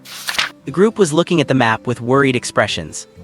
Belenov's mansion is huge. The central living quarters are at least 100 meters from the perimeter wall, and there are no other tall buildings within 500 meters. It is incredibly difficult to find a vantage point to monitor the courtyard or set up a sniper position. Li Seixing spread his hands and said, "It's even bigger than Neville's mansion in Avru. Damn, are all traitors this rich?" Munkaxi explained, "Houses in Budapest are not that expensive, but this mansion built in the 19th century is worth at least 20 million euros. Fuck. They cursed in unison. Even the usually quiet Dura joined in. The bastard was just too rich and it left them all feeling unbalanced. Munkaxi pointed to the nearest building to the south, the Hortier Group headquarters. At least 650 meters. Gauguin pointed to another building to the northeast, the KT audit firm, and said, "That's at least 700 meters away, and I am sure both those buildings have people monitoring them 24 hours a day." The remaining 3 high-rises were all over 900 meters away, too far. Li Seixing rubbed his chin thoughtfully. "This is obviously a trap meant to lure us in. I guarantee Belenov is inside, but there is no telling how many men are lying in wait for us. A direct assault would be suicide." The situation was clear. Belenov either leaves Budapest or he stays. If he chooses to stay, it must be a trap. Because if the opponent already knew they were up against top-tier assassins, including Li Seixing, yet still dared to stay, it meant he had enough firepower to be confident he could take them on. Dop suddenly asked, "What about his office?" Li Seixing and Gauguin shook their heads at the same time. Gauguin rushed to explain, "Belenov is the boss. He can easily work from home, especially at a time like this when taking us out is his most important task. So if he shows up at the office, it surely means an even tighter trap." Gauguin thought for a moment and added, "What about a helicopter? I could fly in and launch an assault." Li Seixing glanced at him. Even now, the guy could not resist showing off. Munkachi shook his head. "Budapest is close to Ukraine and Russia, so it is easy to get heavy weapons. I suspect they must have rocket launchers and shoulder-fired missiles because even I could buy those." Gaijeng went silent. If the helicopter were shot down, none of them would make it out alive, and the best-case scenario would be falling to their deaths. After a long silence, Dura suddenly pointed to the map. "This spot could work." The others looked and were shocked. It was a 9-story building to the northwest, about 900 meters from the mansion, the British Connect Communications building. For a sniper, there is a world of difference between 800 meters and beyond. Ballistics become uncontrollable past that range unless... Li Seixing caught on quickly. "You are going to use a large-caliber anti-material sniper rifle." Many people believe using anti-material rifles against humans violates international conventions, but that is just wishful thinking. In reality, no international treaty prohibits it. Machine guns like the MHB-D SHK and NSV fire 12.7 rounds at people all the time, so why would an anti-material rifle be any different? The US Army actually issued an order regarding this. The battlefield is constantly changing and human casualties are unavoidable. No treaty can account for everything. They even developed long-range sniper ammunition specifically for the Barrett, intended for human targets. Dura shook his head. "I have an AWM, that will be enough."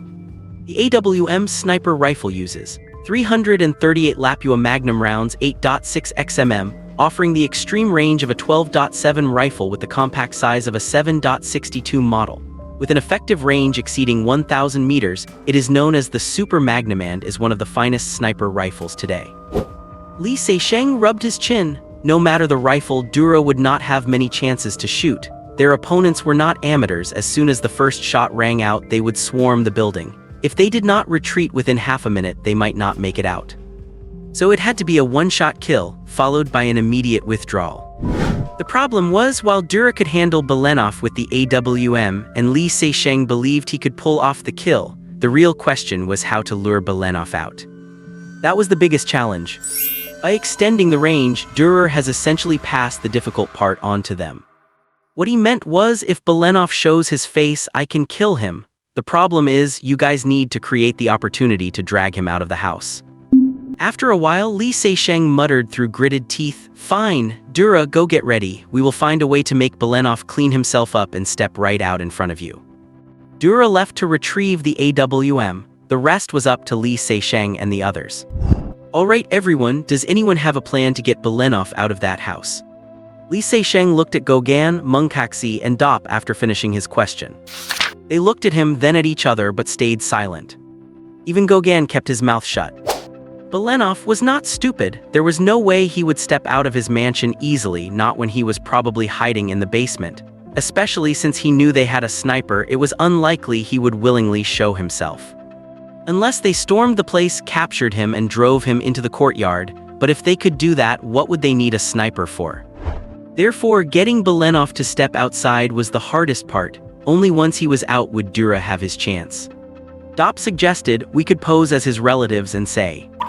He could not even finish the sentence. Attend a relative's funeral. At a time like this, he probably would not even show up for his own wife's funeral. A moment later, Mengcaxi stood up. The others looked at him with expectation. Mengcaxi hurried to say, I am going to make dinner. Before dinner, Li Seixeng received a call from Winnie. He explained the situation, but she did not have any good ideas either. Seixeng, if it is not working, just give up. I do not want this either, but I would rather let Belenov go than see you all get hurt. Li Seixeng laughed. Winnie, I did not know you cared so much. Do not worry, if there is really no chance, I will give up. After hanging up, the smile vanished from his face and he furrowed his brows. How in the world could they get Belenov to come out? Mengcaxi was actually a pretty good cook. He made a Hungarian classic, gulasz, which was basically beef stew with potatoes paired with takaji asu sweet white wine. Li Seixeng could not stop praising it. It was exactly to his taste. After the meal, Gauguin went to rest. The injury on his leg made it hard for him to sit for long. Li Seixeng, Mengcaxi, and Dop sat in the living room drinking coffee and mindlessly turning on the TV. Li Seixeng flipped through channels with the remote, hoping to check the World Cup scores. A news segment flashed by. He changed it, then quickly flipped back. The report was about a collision between a bus and a fire truck that had left 13 people injured and 4 dead, including the fire truck driver. It is worth mentioning that the bus was a Chinese-made King Long coach.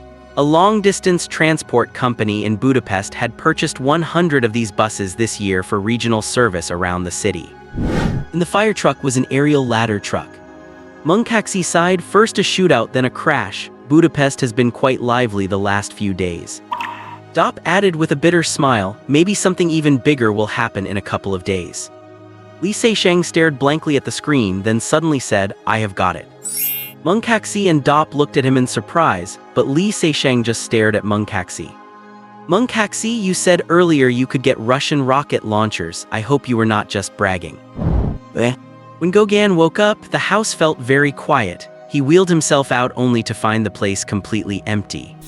Where did those guys go?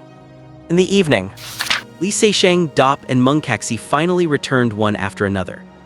After dinner, they huddled together to talk in low voices, clearly having come up with a plan. Feeling like he was being ignored, Gauguin proactively rolled over. Guys, what is the plan? Is there anything I can help with? The three exchanged a look. Li Seixeng thought for a second and asked, can you drive a heavy truck or a crane?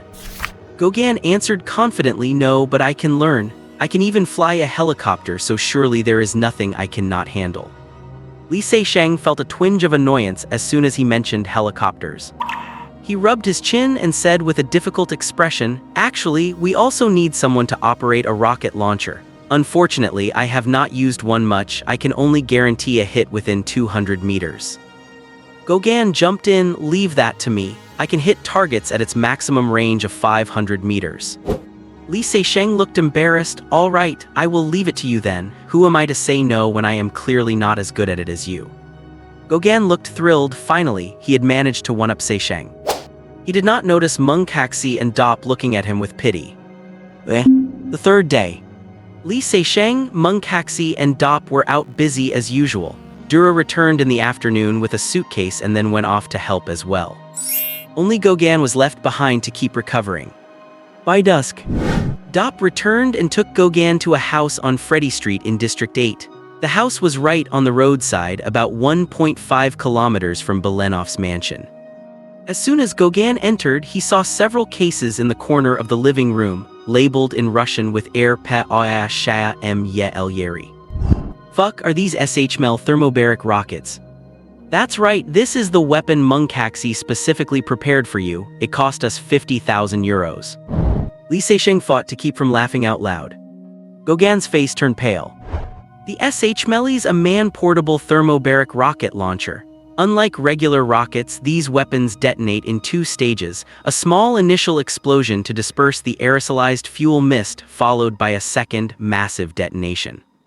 The mixture of fuel and air causes a violent blast, releasing intense heat that creates a fireball, usually around 2,500 degrees Celsius, expanding at 2,000 to 2,500 meters per second to destroy the target.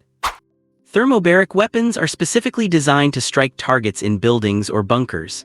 In an open field, they are just small fireballs, but inside a confined space like a house or a fort, they are pure evil. It does not just rely on heat and pressure to cause damage. The explosion consumes all the oxygen in the area, causing targets to suffocate. This process can last for several minutes, making it devastatingly effective against personnel. Gauguin could not believe they had actually gotten their hands on these, and that they expected him to fire them. Gauguin did not have much of a moral burden using it, but the point was that firing it was dangerous and terrifying. Scorching flames would erupt from both the front and back of the launcher, engulfing the user. If anything went wrong, there would be absolutely nothing left of him. Gauguin forced a smile on his pale face. So, Seixing, I am injured and, to be honest, I am not really that familiar with rocket launchers. Gauguin was trying to back out, but how could that happen? Li Seixing put down the booklet he was holding, took out his phone and said regretfully, "We do not have enough people, everyone is essential. Since that is the case, we will have to cancel the mission. I am calling Winnie now to tell her that because Mr. Gauguin is injured and cannot use the launcher, the operation is off." Wait. Gauguin cursed Li Seixing in his heart, but on his face he had to put on a look of heroic self-sacrifice. "I may be injured, but I think I can pull through. It is my duty to take out the traitor." "You sure?" I am sure. "Great, operation starts tomorrow at 7:00 p.m. Gauguin grumbled. "Seixing, can you tell me the plan now?"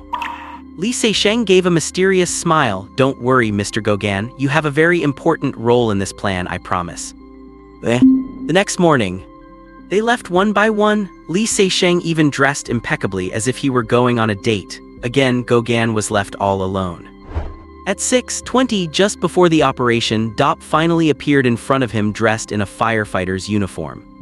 When Gauguin saw the massive aerial ladder truck at the door, he immediately understood Li Seixing's plan. The plan was not complex, but the chances of success were incredibly high. He would stand in the elevator bucket of the ladder and fire the SHML rockets at the mansion, forcing Belenov out and creating the opening for Dura to land the kill shot. Sure enough, Dop explained, "Mr. Gauguin, this is a German Majoris turntable ladder truck with a 52-meter ladder, the best in Budapest, just stolen. I will control the ladder, you just worry about firing the rockets." Gauguin urged, "Wait, Dop, where are Seixing and the others? What is the firing position?" "Mr. Dura is already in position on top of that building. Mr. Seixing and Mr. Mungkaxi are covering us from near the Hortier Group building. The firing position is behind the Hortier Group building, about 750 meters away." Gauguin's face dropped. "Shit, that is past the effective range. I cannot guarantee hitting the house from that far." Dop smiled slightly. "Mr. Seixing said he does not need you to hit it. There are innocent people like servants inside. You just need to keep up the pressure so the other side believes you might hit them, and that is enough." The Hortier building was 6 stories tall. The upper floors were offices, while the ground floor was split between a restaurant and a bar. Bars in Budapest usually operated from 4 p.m. until 6 a.m. Night had not fallen yet, so the restaurant was busy, but the bar was quiet. There were fewer than 10 guests, all sitting quietly and listening. The bar was incredibly peaceful, save for the sound of a piano. A couple walked out of the restaurant, were drawn to the music as they passed by, glanced through the window, and could not resist pushing the door open. In the center of the bar, sitting at a wine-red grand piano, was a handsome young man in a black suit. With his eyes closed and his body swaying slightly, his fingers danced across the keys, playing Franz Liszt's La Campanella. The crisp, pleasant tone and harmonic techniques produced short, sharp sounds, forming a vivid sequence of bells ringing. His hands alternated joyfully across the keys, creating a high-difficulty, flamboyant sequence that filled the room with a passionate, lively atmosphere. Just then, a shadow covered the back of the building. A massive fire truck deployed its hydraulic outriggers and began slowly raising its ladder. In the bucket at the very top of the ladder stood Gauguin in his fire suit. As the bucket rose past the window, he looked inside, caught sight of the pianist, and looked shocked. "Is that Seisheng?" Seisheng being here was not strange, he was covering them, but Gauguin was stunned. Seisheng knew how to play piano, and he was actually good at it. This did not make any sense.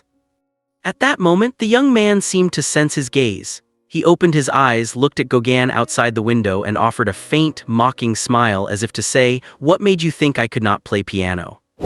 The ladder kept rising, blocking their view. Thinking back to the other night when he played in Darga, Gauguin's face felt burning hot, as if he had just been slapped. "Damn Seisheng, why does he know how to play the piano, and why is he better than me?" The piece was not long. As it ended, the dozen or so guests rose in unison to applaud, offering their praise to the young man. As Li Seisheng stood up, he quickly pulled out a handkerchief, wiped the keyboard, turned, and bowed with one hand on his chest in return. He walked to the table nearest the door and took a small, gentle sip of his single malt scotch. Under the dim, hazy lighting, he tilted his head to look out the window, as if waiting for a long-lost lover. Soon, those sitting near the back window noticed the tall ladder rising outside and began whispering, "Was there a fire upstairs?" In the furthest corner, a man around 30 with a plain, honest face peeked out the window, whispered something, and then walked quickly toward the door. As he passed the doorway, he suddenly pulled a dagger from inside his coat and struck viciously at the back of Li Seisheng's head. The man suddenly lunged forward with a knife. No one could have imagined that he, who had just intended to step out to take a look, would suddenly strike at Li Seisheng without any warning. But Li Seisheng seemed to have eyes in the back of his head. He ducked to avoid the sneak attack, turned away from his seat, and with a flash of cold light in his hand, struck at the man's ribcage. The attacker had not expected such a quick reaction. He immediately flipped his dagger to strike at Li Seisheng's temple. If Li Seisheng had not shifted his movement, the blade would have pierced his body first. The advantage of striking first was on full display. Li Seisheng immediately pulled back his right hand while turning sideways, driving his left elbow toward the man's throat. The man tilted his head back to dodge, while his dagger slashed horizontally toward Li Seisheng's neck. The two had not exchanged a single word since the fight began, but every move was aimed at the other's lethal points without a wasted motion. They had not even had any physical contact yet. The moment they made contact, someone was bound to fall. As the man thrust his knife, for some reason, 2 strands of hair suddenly fell down, blocking his vision. Startled, he immediately took a step back and slashed his dagger horizontally across his chest. Li Seisheng, who had already prepared for this, leaned his upper body back and delivered a brutal upward kick, soccer style. Snap! A sound like something breaking seemed to echo in the air. The man's eyes bulged, his body curled up like a shrimp, and he dropped his dagger. He clutched his groin tightly with both hands, his expression one of such agonizing pain that just watching him made one flinch.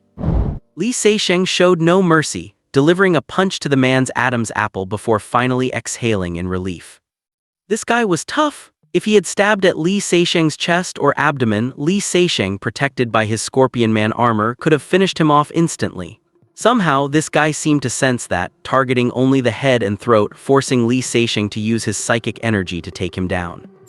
A girl had been whispering with her companion for a while before working up the courage to come over and chat, only to see the young man who was playing the piano walking out the door with his arms tightly around a man. The girl gave a soft sigh, her expression filled with disappointment.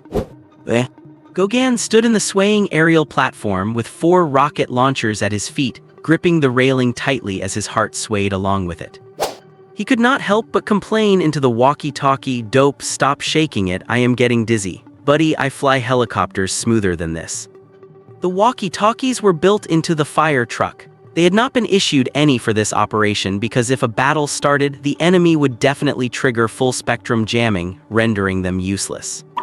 Sorry, Mr. Gogan, this is my first time operating this thing too. At the control panel beneath the ladder, Dope kept one hand on each lever, his eyes locked on the LCD screen, carefully maneuvering the ladder to rise higher. At the main entrance of the Hortier building, several men in short trench coats rushed out with automatic rifles and submachine guns, heading toward the back of the building, sending pedestrians scattering in fear.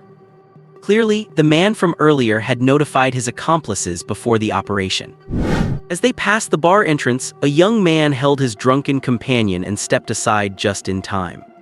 One of the men in black had already run past before it dawned on him. Was that drunk guy an accomplice? He turned around in a hurry, only to be met by the young man's cold stare and a pitch-black gun barrel. Li Seixing shot him down with one bullet, then proceeded to pull the trigger on the back of the others' heads one by one. Meanwhile, on the roof of the building, two snipers who had been lying in wait received the notification and left their positions. They walked quickly toward the back, drawing their pistols as they went, wondering, "There's no fire, what is a ladder fire truck doing here?" They had just reached the edge and were about to peek down when an aerial platform suddenly appeared in their field of vision. The building was only 6 stories tall, no more than 20 meters high. One section of the fire ladder extended well beyond that height.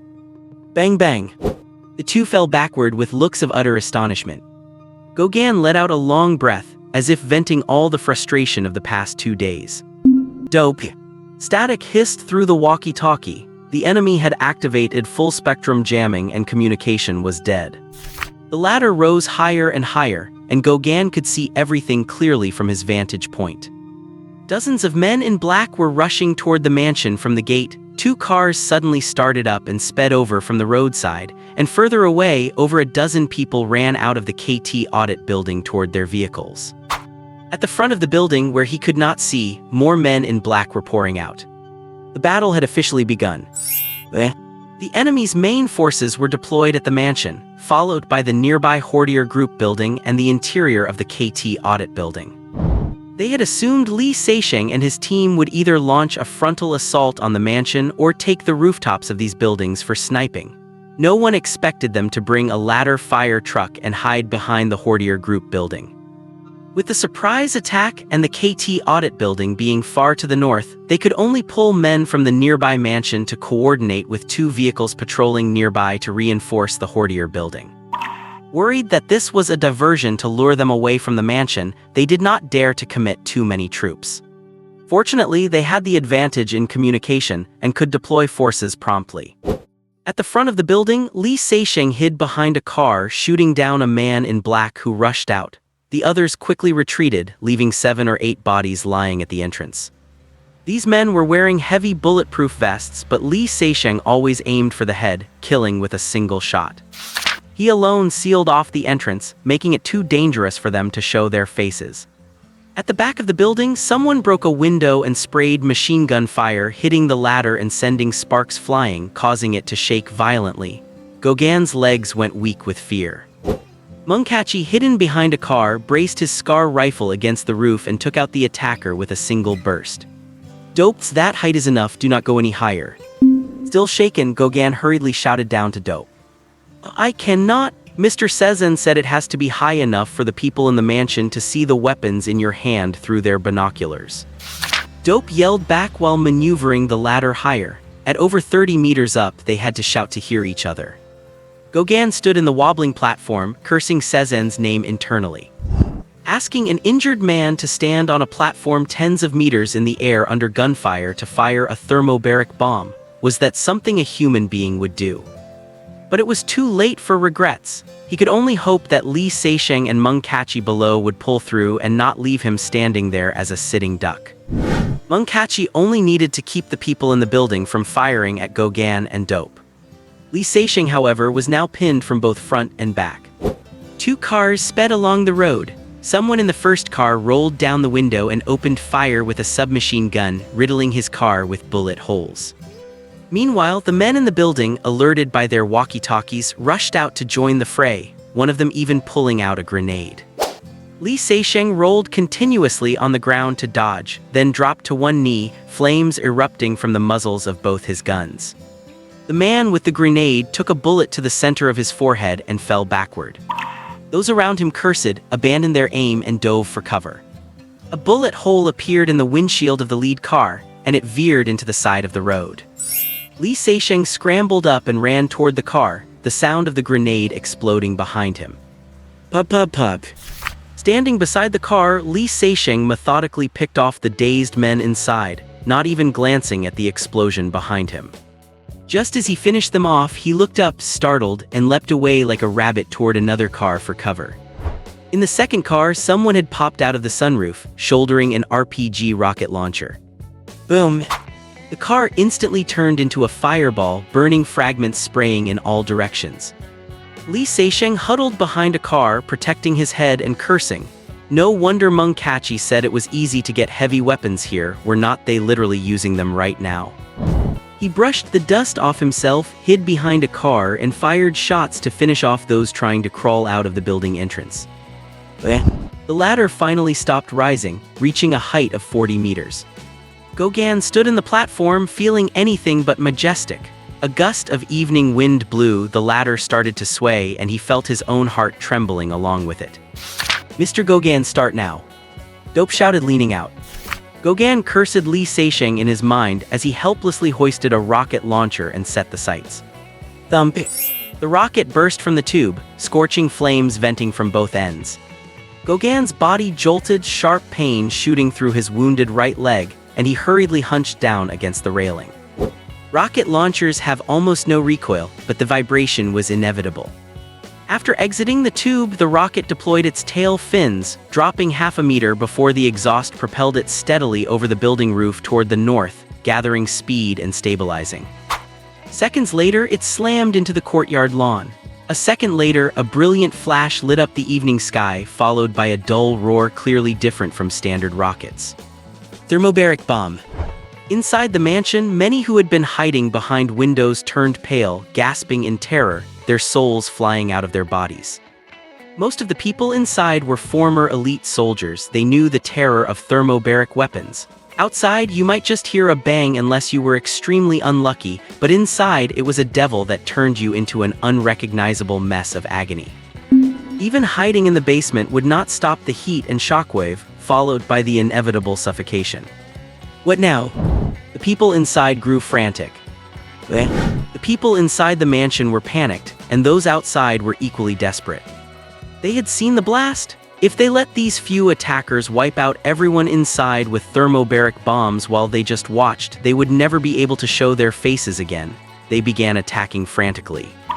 Those from the mansion hid behind cars and buildings, firing at Li Seixing to cover themselves, while the 4 cars speeding from the KT audit building did not stop, racing straight toward the back of the building. Li Seixing managed to stop 2 of them before being pinned down by gunfire and grenades from 100 meters away. The remaining 2 rushed past his blockade toward the back of the building. Li Seixing changed positions, firing at the people jumping out of the stopped cars, wondering anxiously if Mungkachi could hold on. Mungkachi had just killed a man poking his head out of a window when he heard roaring engines and hurriedly shifted his aim. One car stopped at the roadside to fire at the ladder, someone even launching a rocket. The other drove straight toward him. The enemy had clearly lost their cool. At that moment, Gogan was aiming his rocket launcher, but when he heard the clanging of bullets striking below and a rocket whizzing past him, he flinched in terror and fired prematurely, then quickly ducked down in the lift bucket. Mungkachi fired continuously at the oncoming car's windshield. The 2 in the front were hit, but the vehicle did not stop. It was not until it was 3 meters away that Mungkachi leapt clear. The car slammed into the vehicle he had just been using for cover. A rear door opened, and a bloodied man crawled out, struggling to aim his gun and fire at Mungkachi on the ground. Mungkachi was hit in the abdomen and jolted. He drew his CZ-75B pistol, blew the man's head off, and climbed up through gritted teeth, holding his wound. He hid behind the car, firing at the men who were aiming for Gogan. He knew Li Seixing had to be under more pressure than him, otherwise, he never would have let these 2 cars slip through. The CZ-75B made in the Czech Republic was reliable, sturdy, and durable. Like the Colt M, it was one of the most widely copied pistols in the world.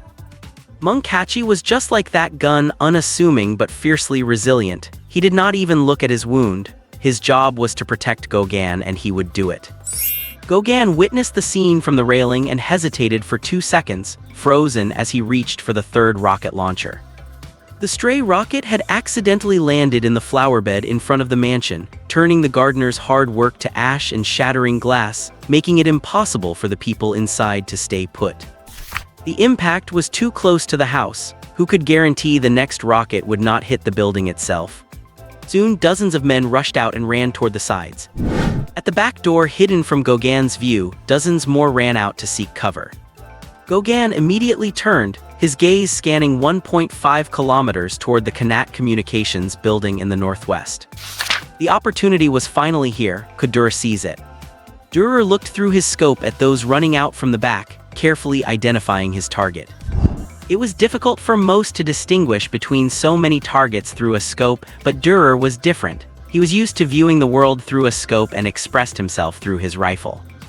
He shifted the scope slightly, scanning the crowd, locking onto a man surrounded by others, and then dismissing him just as quickly. The enemy was cunning, surrounding a decoy. Without having carefully studied Belianov's photo, one would have been misled. Dürer was certain Belianov was among these men. They would not risk leaving through the front, which faced the direction the rockets were coming from. Finally, Dürer's eyes landed on a man lagging behind, heading toward trees on the east side of the yard. The men behind him appeared to be running erratically but were clearly keeping him centered. Physique, height, appearance all matched. Target acquired. 960 meters away, approaching the AWM's effective range limit. Dürer took a deep breath, relaxed his body, locked the target slightly below the center of the crosshairs, and exhaled slowly. At the moment the last of the air left his lungs, his body entered a momentary state of stillness. This was the moment. Dürer pulled the trigger. Gauguin had the third rocket launcher on his shoulder ready to fire when he suddenly saw a blinding flash from the northwest. He paused, immediately dropped the launcher and shouted down, "It's done!" Dürer signaled he got him. "Get me down now." Manga killed the last opponent and slumped against the car, breathing heavily. Another bullet had clipped his left shoulder. Hearing Gauguin's shout, a smile tugged at the corner of his mouth. Dope, who had been hiding under the truck, quickly climbed out and ran to the control panel. Li Seixing had just dodged a rocket and 2 grenades, scrambling to cover as a dozen automatic rifles pinned him down. The enemy was numerous, accurate, and well-coordinated, equipped with rockets and grenades. He had been forced into a passive, dirty fight, taking several hits. If not for his armor, he would be dead already. Now, some were firing from 100 meters away while others crept closer with submachine guns. Clutching a scavenged M carbine, Li Seixing moved to change cars when the enemy fire suddenly stopped. He popped up, dropped the encroaching attackers, and ducked back down. He felt puzzled. They did not seem right, as if they had suddenly lost their will to fight. What happened? He instinctively looked toward the northwest. A reflection from a mirror kept flashing on the rooftop. Li Seixing was ecstatic. It was a success. Then he noticed the gunfire fading and heard engines starting. Peeking out, he saw most of them abandoning the fight and speeding toward the northwest. Shit, they're going after Dürer. Li Seixing rushed toward the back of the building. If a drone were overhead, it would show everyone, from the mansion and the KT audit building, converging on the Canat Communications building where Dürer was. Li Seixing found them tough, but they felt the same about him. This one man had blocked dozens of them. His aim was terrifying, his headshots flawless. They had not even managed to wound him. If he decided to leave, who could stop him? They had no confidence in containing him. But the sniper on the roof was different. They could surround and kill him. Since the disaster happened, they had to ensure the person who killed Belianov did not escape, or they would have to answer for it. When Li Seixing arrived, Gauguin was climbing out of the platform, dragging a leg. He had taken another bullet, the bloodstains on his pants indicating his old wound had reopened. His right leg was in just as much trouble as Li Seixing's left chest. Dope hopped off the control panel and ran over with a first aid kit. "Buddy, how are you?" Li Seixing crouched down to ask. Munkachi sat on the ground, offering a bitter smile. Don't worry, I am not dead yet. Good. Lee Seisheng did not hesitate. Gogan, drive Munkachi out of here. Dope and I will save Durer. Everyone's heading for him now. Dope handed the kit to Gogan and ran toward the abandoned car. Lee Seisheng shouted, Dope, come back, we are taking the fire truck. Leave this car for Gogan. The massive fire truck rammed through a blockade and vanished around the turn. Gogan grumbled as he bandaged Munkachi. Fuck Sezen, you bastard, we are both bleeding and you are fine. Fuck this asshole. Munkachi could not help but laugh. Mr. Gogan, I have a feeling Sezen might struggle to save Durer. Do not you want to go rescue them, then scold him to his face? Gogan's hand paused. Durer was still on the roof. It was not that he did not want to retreat, but every time he tried to go down, he was pushed back up by the enemy. Long-range sniping was his forte. When it came to close quarters indoor combat with a pistol, he was about on par with Lee Seisheng once the range exceeded 250 meters. Everyone has their specialty and no one is perfect. It is perfectly normal for a sniper to be unskilled with a handgun. The enemy had already secured the elevators and were storming up the stairs. Durer hid behind an exhaust vent, fighting off the people constantly pouring out of the stairwell. Luckily, this building was 2 stories taller than the KT Audit Company building 300 meters away. Otherwise, he would have been caught in a pincer attack. More and more enemies rushed up. Some lay flat on the ground, others hid behind the stairwell, and some closed in on him by using other rooftop vents. The moment Durer poked his head out, a hail of bullets forced him back. He sighed to himself, feeling that he likely would not make it out this time. A fleeting thought crossed his mind. Would Sezen and the others come to save him? But the thought vanished as quickly as it had come. Faced with so many attackers, they would be lucky to escape themselves. How could they possibly save him? Even if they came, it would be useless. To fight their way up from the first floor under such a heavy siege would require at least 10 painters. Durer's expression hardened again. He suddenly lunged out, taking down one man who had just emerged from a vent with a single shot. In the end, you have to rely on yourself. Sunsets in Budapest come late in the summer, and this was the most brilliant moment of the evening, as if the sun wanted to leave its final warmth in this world. Without hesitation, Durer dashed out into the setting sun and pulled the trigger on someone charging from the stairwell, ignoring the pinging of bullets against the metal exhaust pipe with no intention of dodging. If I am to die, then let me shine with my final light just like the setting sun. Yet at that very moment, the sunset was suddenly blocked by a shadow. A figure rose steadily from behind the building like a rising sun, obscuring the dying light, then descended like a demon king, casting a massive shadow over the roof. The man held his arms outstretched. From the moment he rose, his gun muzzle spat fire, and the rhythmic sound of gunfire was as dense as rain. The enemies fell one by one, dying without even knowing where the bullets came from. A slight smirk tugged at the corner of Durer's mouth, and he immediately began firing at his panicked opponents. Lee Seisheng had come to save him. He never expected him to appear in such a way. To Durer, it was as if an angel had descended from heaven to save the world. The gunfire left the enemy completely stunned. Who would have expected to be caught in a pincer attack on the roof of a high-rise? Caught off guard, the dozen or so people on the roof were quickly taken down. Lee Seisheng shouted, Durer, come on, if we are late, neither of us is getting out of here. Durer sprinted forward. 2 men rushed out of the stairwell, but before they could fire, Lee Seisheng dropped them both. Durer stepped to the edge of the roof and leaped with all his might toward the platform. With a loud thud, the ladder began to sway violently, scaring both of them into gripping the guardrails tightly.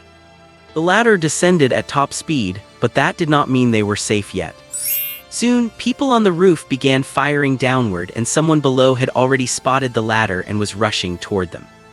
Standing on the ladder, Lee Seisheng and Durer had no room to dodge and could only face the incoming fire, not daring to blink. They prayed to reach the ground quickly. As bullets sparked off the railing, both felt tempted to just jump off the ladder right then and there.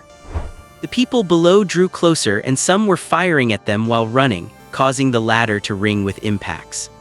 Suddenly, a black car sped toward them, slammed on the brakes just 10 meters away from the gunmen, and drifted to a halt. The car had belonged to the enemy, and they thought reinforcements had arrived. But as the windows rolled down, two gun muzzles emerged, spitting searing fire at them. Finally, the platform touched the ground. Li Seixing and Durer flipped out immediately and bolted toward the car, wanting to spend not a second longer in that spot. Meanwhile, Dappu let go of the control panel and leaped to the ground. He did not even notice he had twisted his ankle as he hobbled over. He was terrified after nearly being hit by bullets earlier. The group quickly piled into the car. With Dappu's legs still dragging on the ground, the car roared into life. Nightfall arrived just then. The car made a sharp turn and vanished into the darkness with a piercing screech of tires. The events in Budapest spread rapidly, and the underworld was in an uproar.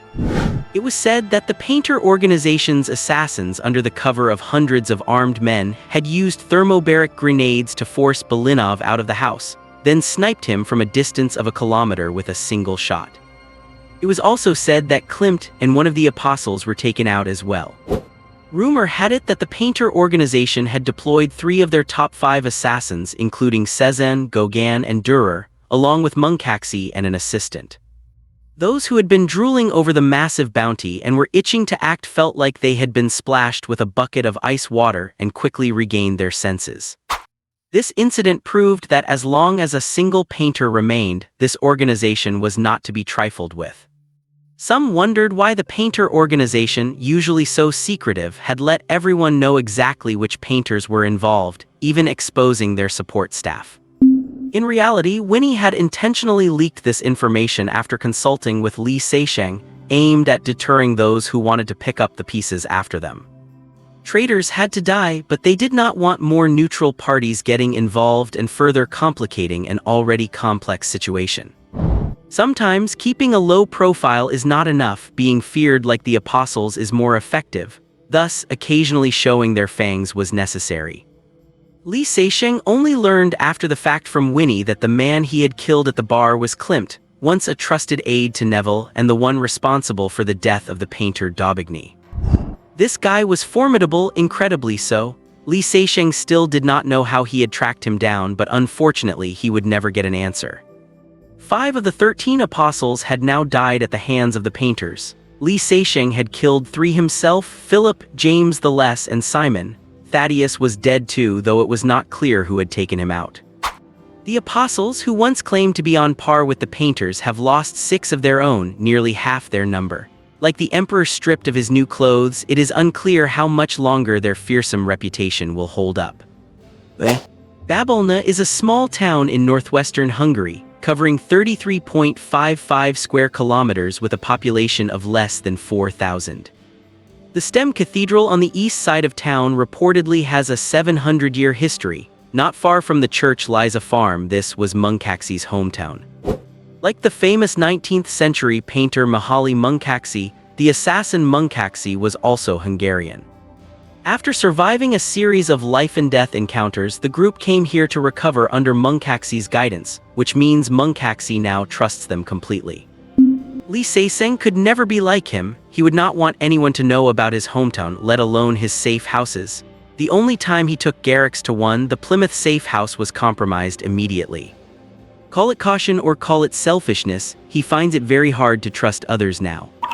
Munkacsy took bullets to his left arm and lower abdomen, while Gauguin was shot 3 times in his right leg. The bullets have been removed, but they still require expert care. People like them would never stay in a hospital, no matter how severe their injuries. Fortunately, there is DOP. This support staff can handle emergency bandages, injections, and dressing changes. Except for the fact that he does not fight, he is simply impeccable. Surprisingly, Dappu was also quite a good cook. At Munkacsy's safe house, they were guests, and Munkacsy was usually the cook. Now, with Munkacsy and Gauguin injured and Dürer useless in the kitchen, Dappu took over the cooking duties. Li Seixing, despite being the son of a Chinese chef, had never inherited the skill, a fact he found quite regrettable. Li Seixing and the others nodded in satisfaction after every dish, though poor Munkacsy could not eat anything due to his intestinal injuries.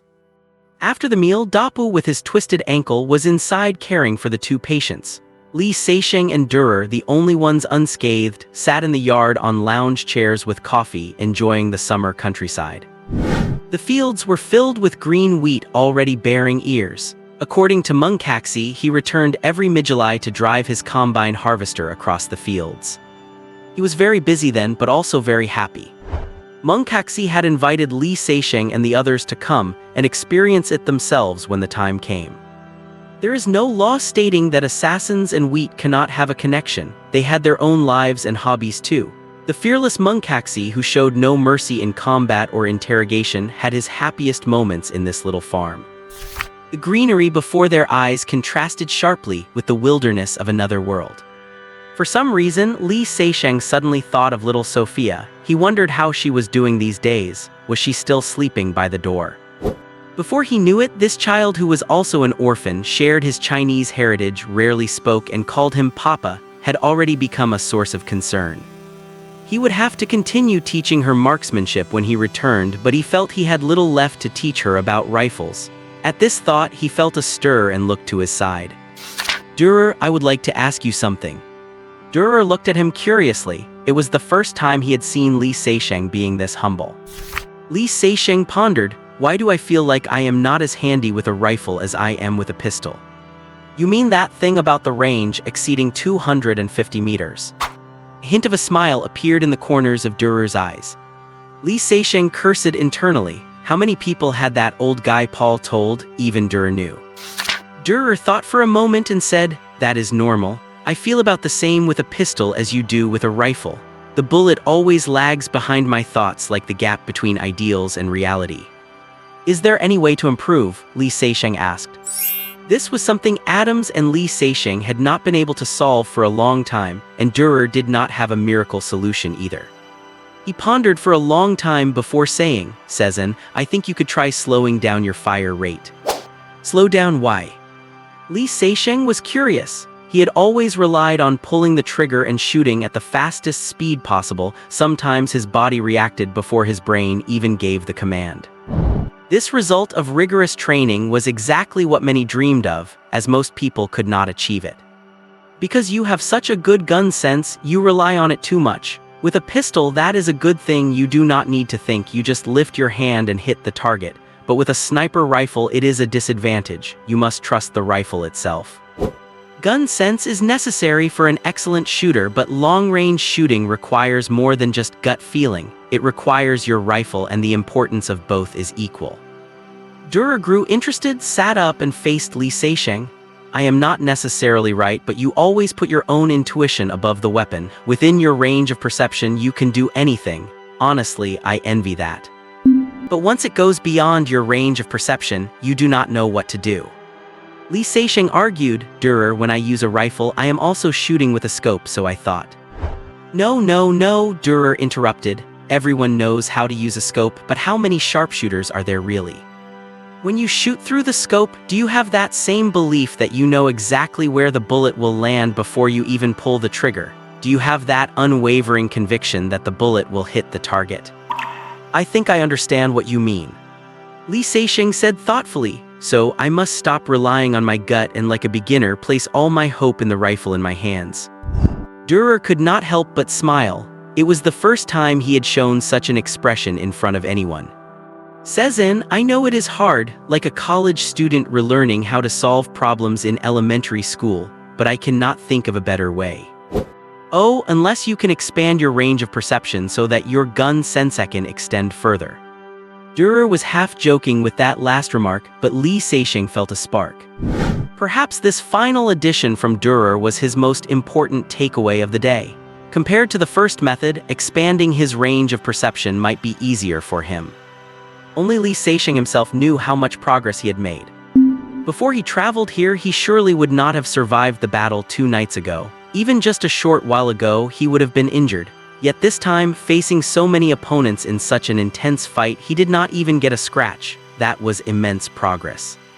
His mental energy was still growing. Perhaps getting his hands on another yellow oak heart or a few dozen bitter acorn seeds would solve this issue. "Durer, thank you." Li Seisheng thanked him sincerely, then said with a smile, "I always thought you were a man of few words. I did not expect you to say so much today." Durer shrugged. "Because you asked about a topic I am actually interested in. And also because you appeared when I was in despair," Durer added silently to himself. Then they returned to silence, quietly zoning out while staring at the summer fields. The next morning, Li Seixing departed. He had already used his only chance to delay his departure to ensure the safety of the wounded.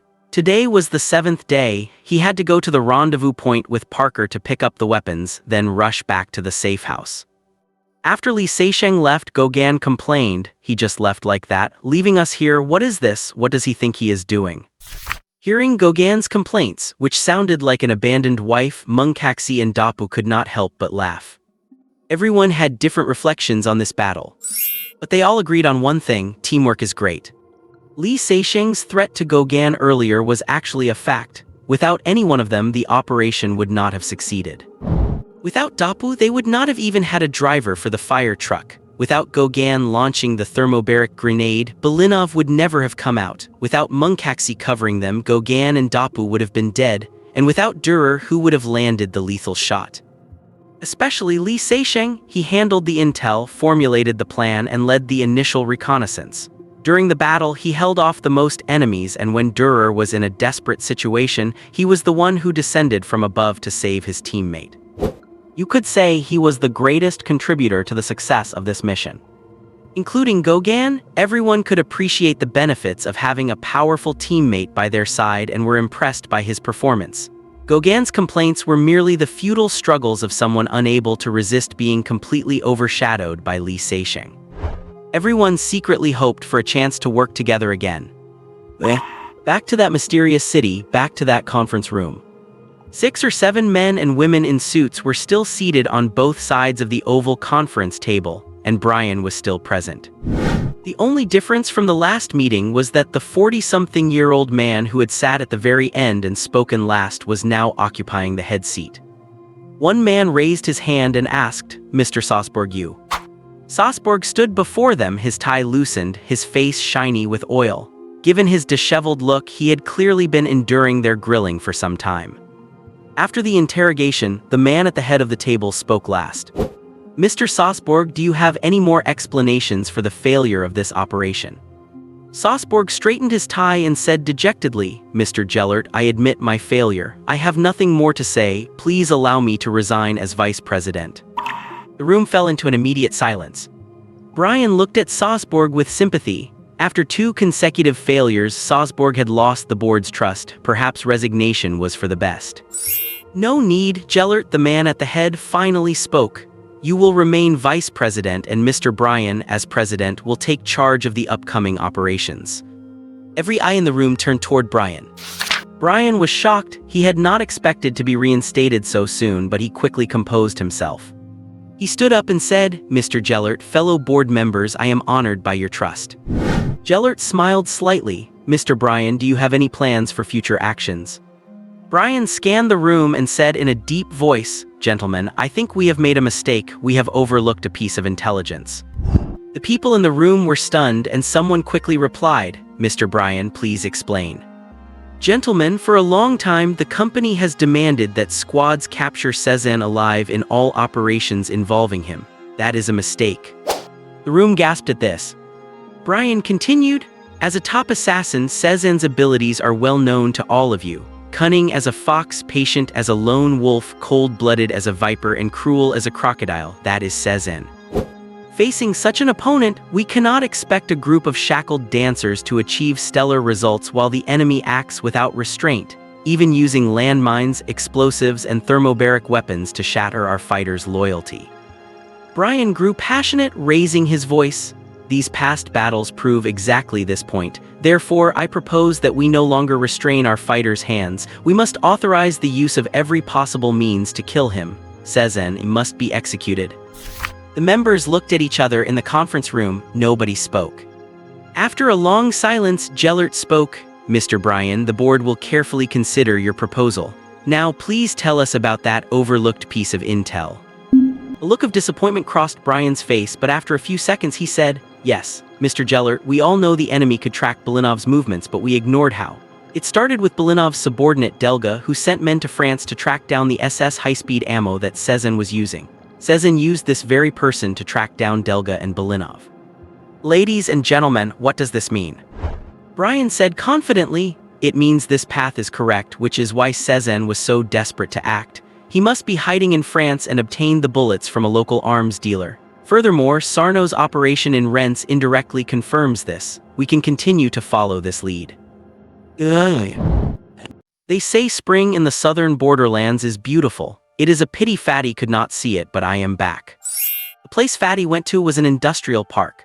Work started at 9:00 a.m. and ended at 8:00 p.m. The office had no internet, the dormitory had no TV, and 4 people lived in one room. The conditions were terrible, making it impossible to write. What was even more frustrating was the constant red tape and limitations at work, so I chose to leave. After being back for about 10 days, Fatty has washed away the exhaustion and is sitting back in front of the computer, trying hard to get back into the writing groove. I am very sorry for the long hiatus, and I hope you all will continue to support me. Thank you. Netherworld early morning. Li Seixing stood in the living room, decked out with all sorts of things. Directional mines, bounding mines, hand grenades, as well as a rocket launcher and ammunition, all dangerous items. The bullets included the 7.62 by 51mm NATO rounds and SS high-velocity rounds he used, along with some 5.56 by 45mm NATO rounds that Sophia used. Li Seixing was naturally cautious, and now, because of little Sophia, he was even more careful. It would be a huge disaster if he left these lying around and the child mistook them for toys. Carefully storing these things in the basement, Li Seixing finally breathed a sigh of relief. He pushed open the door and looked down. Surprisingly, the bedding by the door was empty. Have you seen Sophia? Li Seixing looked at a woman who was fetching water outside the fence. The woman hurriedly stood up and said, "Mayor, Sophia was just there a moment ago. I did not see her come out." "Thank you." "Strange, where did the little one go?" Li Seixing thought for a moment, then turned and walked toward the backyard. On the stone slab in the backyard, dry branches were burning in a small bonfire, emitting wisps of smoke, and a thin, small figure was bent over, busy with something. Li Seixing breathed a sigh of relief and walked over curiously. Hearing footsteps, Sophia turned around abruptly, froze for a few seconds, and then ran over with a look of surprise. "Daddy." Li Seixing felt a warmth in his heart and patted her little head. "Sophia, what are you doing?" Sophia hurriedly pulled him over to the bonfire, used a branch to rake a long, thin object out of the fire. The surface was already charred black and unrecognizable. After letting it cool slightly, she quickly peeled away the burnt skin, layer by layer, blowing on her fingers as she went. Li Seixing said hurriedly, "Slow down, it is hot. Is this a bamboo shoot?" Soon, Sophia peeled off the outer skin, revealing the tender yellow flesh inside. Then, she grabbed a pinch of salt from a small jar, sprinkled it on, and handed it to him like a treasure. "Daddy, eat." Taking the bamboo shoot, Li Seixing felt a pang in his heart. In the days he was away, this poor child was eating this. A spark of anger flared up inside him. Sophia was so hungry she was eating bamboo. What were Lena and old Harry doing? Meeting little Sophia's expectant gaze, Li Seixing steeled himself, brought it to his mouth, and took a small bite. "Hey!" Li Seixing chewed quickly, his eyes widened, and he took another large bite.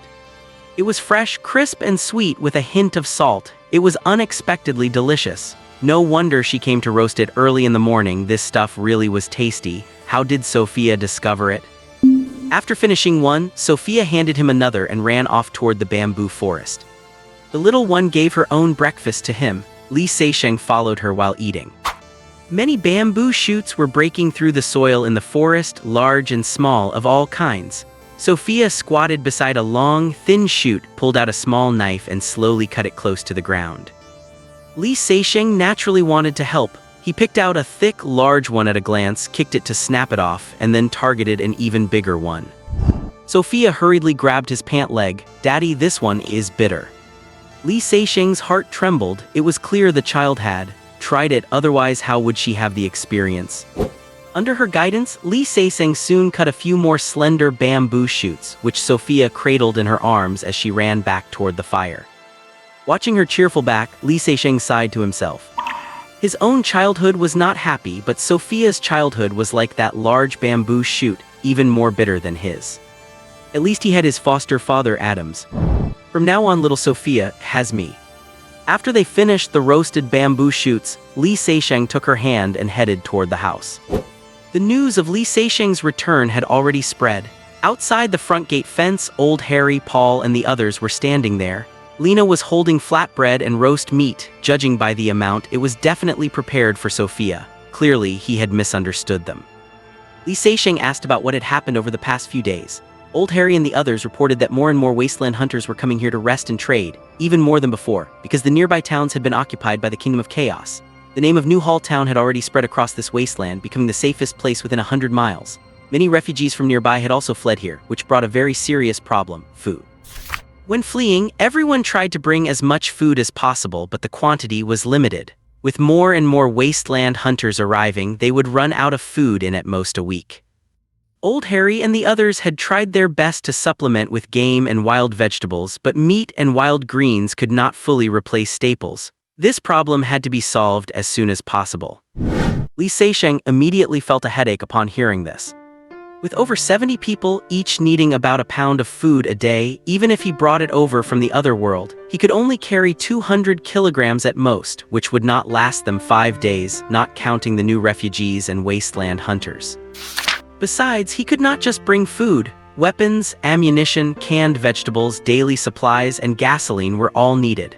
Li Seixing felt like a mule running along the border, constantly transporting goods between two worlds. As he was pondering, Old Harry whispered, "Mr. Seixing, there actually is food." Li Seixing's thoughts shifted rapidly and he blurted out, "You mean Hall Town?" Hall Town had fields of wheat and the harvest season was approaching. If they could harvest that grain, the food problem would be solved. But the town was now occupied. To harvest it, they would first have to face the forces of the Kingdom of Chaos and battle would be inevitable. "Mr. Seixing, we have no other choice." Old Harry's voice was sad, but his expression was firm. They, of course, knew the town was occupied, but to survive, there really was no other choice. It was either die in battle or starve to death. Father Paul, Carl, Thor, and Lena all looked at Li Seixing with sorrowful eyes. On this wasteland, human life is cheap. At least, it is not as valuable as food. In order not to starve, they were ready to risk everything. Li Seixing sighed inwardly and mused, "Old Harry, let us go observe the situation first before we decide." Battle was inevitable, and Li Seixing hoped to be well prepared and plan before acting. Near noon, Li Seixing was teaching Sophia how to handle a gun in the backyard when he heard shouting from the front. When he went out to ask, he found out that 2 wasteland hunters who had eaten and rested there last night had not had the money or game to pay when they left. They had suddenly attacked a resident, wounded him, and snatched his food before running off. The 2 thought that as long as they ran away and never appeared again, the town would not be able to do anything to them. Unfortunately for them, they happened to run into Thor and were captured. All the residents of the town and many wasteland hunters were gathered there discussing the matter. The residents were, of course, unanimously furious, demanding severe punishment for the rule breakers. In any large forest, there are all kinds of birds and such people were no surprise, but the townspeople wanted justice. The wasteland hunters had different opinions. Some also wanted severe punishment, as following the rules on this wasteland was crucial, otherwise who would welcome them in the future? Others were constantly trying to excuse the 2, thinking to themselves that if these 2 were forgiven, maybe they could do the same later. Of course, their outward words were things like, "We have a common enemy, do not sweat the small stuff, let us unite against the Kingdom of Chaos." Driven by such thoughts, some wasteland hunters began arguing with the residents, leading to physical confrontations. They were emotional and indignant. An outsider would have thought they were the victims. When Li Seixing walked over, Paul was trying to explain something to an angry Old Harry and Carl. It was clear that they were not in agreement. Seeing Li Seixing appear, the crowd made way and the wasteland hunters temporarily quieted down, wanting to see how this mysterious mayor would handle the situation. Old Harry and Paul approached him. Li Seixing did not look at the 2 men. Instead, he first asked how the resident was doing. Old Harry said indignantly, "Roel was stabbed twice in the arm and back. The wounds are deep and he will need at least a month to recover." They were too ruthless. Only then did Li Seixing turn his gaze toward the 2 men, his eyes cold. According to the rules, how should this be handled? Mayor Seixing. Paul hesitated on how to plead for mercy, but Carl blurted out, obviously death. Bang bang. Before the words were finished, both men had fallen to the ground with bullet holes in their foreheads. Li Seixing slowly holstered his gun and asked coldly, "What are you still waiting for?" The scene fell into dead silence. No one expected Li Seixing to execute these two directly and so quickly and decisively. They all looked at him in shock. Li Seixing had seen it clearly just now. Old Harry and the others wanted to kill them, while Father Paul wanted to spare them. Li Seixing knew very well that this was not the time to play the saint or preach forgiveness. If these two did not die today, maybe others would do the same tomorrow. On this wasteland, never overestimate the moral standards of others. Only by dealing with this cleanly could he intimidate these unruly people. There was absolutely no room for compromise here. So he stood before Paul and said a famous quote from the other world. Father Paul, whether to forgive them is God's business. What we need to do is send them to meet God. Paul shuddered and slowly lowered his head. Yes, Mayor. Old Harry and the others nodded excitedly. That was said perfectly, send these damn guys to meet God. The mayor is right, send them to meet God and let God forgive them. The residents cheered, expressing their support for the mayor. This incident let the townspeople see another side of Li Seixing, and everyone felt strangely reassured having such a tough mayor. As for the watching wasteland hunters, they were all stunned by his sudden and unhesitating execution. This young mayor was tough, cold, and ruthless. He was not to be trifled with, and that weapon in his hand was unlike anything they had ever seen, killing invisibly. 2 crisp sounds and they were gone. Never mind, it is better to stay honest. By evening, 2 special guests arrived in town. Lance appeared before Li Seixing with another person, both covered in dust. Li Seixing greeted them with a smile. My friend, why did you only just arrive? Lance shook the dust off his body and gave a bitter smile. I have been in Black Horse City for a while. I only just broke out a few days ago. He turned and introduced Seixing. This is Salgas from Gale City, a green oak warrior. Salgas, this is Seixing, my friend and lifesaver. Salgas had long hair draped over his shoulders and a sheathed long sword at his waist. He had a cold, proud temperament and gave a slight nod. Li Seixing nodded as well and ushered them inside. In the dining room, Sophia sat at the table, craning her neck. As she shoveled chickpea beef stew into her mouth with a spoon, she watched Lance and Salgas curiously with her dark eyes. These two ate even more fiercely than old Harry and the others, as if they had not eaten for days. They ate more in one sitting than Sophia could eat in a week. Li Seixing eventually gave up on cutting it and just brought out whole loaves of bread, whole sausages, and large chunks of beef. Lance lost his calm and Salgas lost his arrogance. The two just used their hands, saying that was best and most satisfying. Watching the way they ate, Li Seixing's face went pale, thinking that if they ate 2 more meals like this, he would have to go gnaw on bamboo with little Sophia. Finally, Lance pushed his plate away and sighed in satisfaction. Seixing, thank you for your hospitality. We have not eaten in days. Is the situation that serious? Li Seixing was surprised. If supplies in Black Horse City were so scarce that even a green oak warrior looked like this, would not the common people be starving to death? Realizing Li Seixing had misunderstood, Lance explained, there is still food in the city for now. We left the city secretly 3 days ago, went to 2 small towns to the east, killed a lot of people from the Kingdom of Chaos, and were then pursued by 4 Grey Nightmare Sphinx warriors. We barely managed to shake them off. Li Seixing understood that the Grey Nightmare Sphinx warriors Lance spoke of were definitely not the kind that had pursued him, but rather like Simon. Having personally fought those 3 Sphinx warriors in the Black Pine Forest, Li Seixing was more convinced than ever that, leaving firearms aside, Lance was far more powerful than him at the current stage. Fortunately, he now had spiritual power. He had used it to quickly finish off Klimt in their fight. With the bitter sedge fruit and continuous training, his spiritual power was growing rapidly, and he was full of expectations for his future. The delicious meal, the likes of which he had never tasted, greatly increased Salgas' favor toward Li Seixing. He added, participating in defense battles in Black Horse City makes it hard for us to show our true capabilities. Going out to attack their bases and preventing the Kingdom of Chaos from continuing to modify humans and produce soldiers is where we are more useful. Li Seixing could not help but nod. Just as using special forces in a frontal battle is a waste, the strength of Lance and the others could not be fully realized in the chaos of a battlefield. Penetrating behind enemy lines to conduct raids, assassinations, and attacking supply lines was the correct way to fight. After the meal, Sophia bounced away. Lance clearly knew her. He watched her back until it disappeared and then said, Seisheng, Sophia has great talent and a chance to become a marksman. We have been watching her for a long time. I did not expect you to have taken a liking to this child too. Li Seisheng sighed softly. I do not refuse the idea of her becoming an earth warrior. I just do not want her to go into battle at such a young age. That is the responsibility of us adults.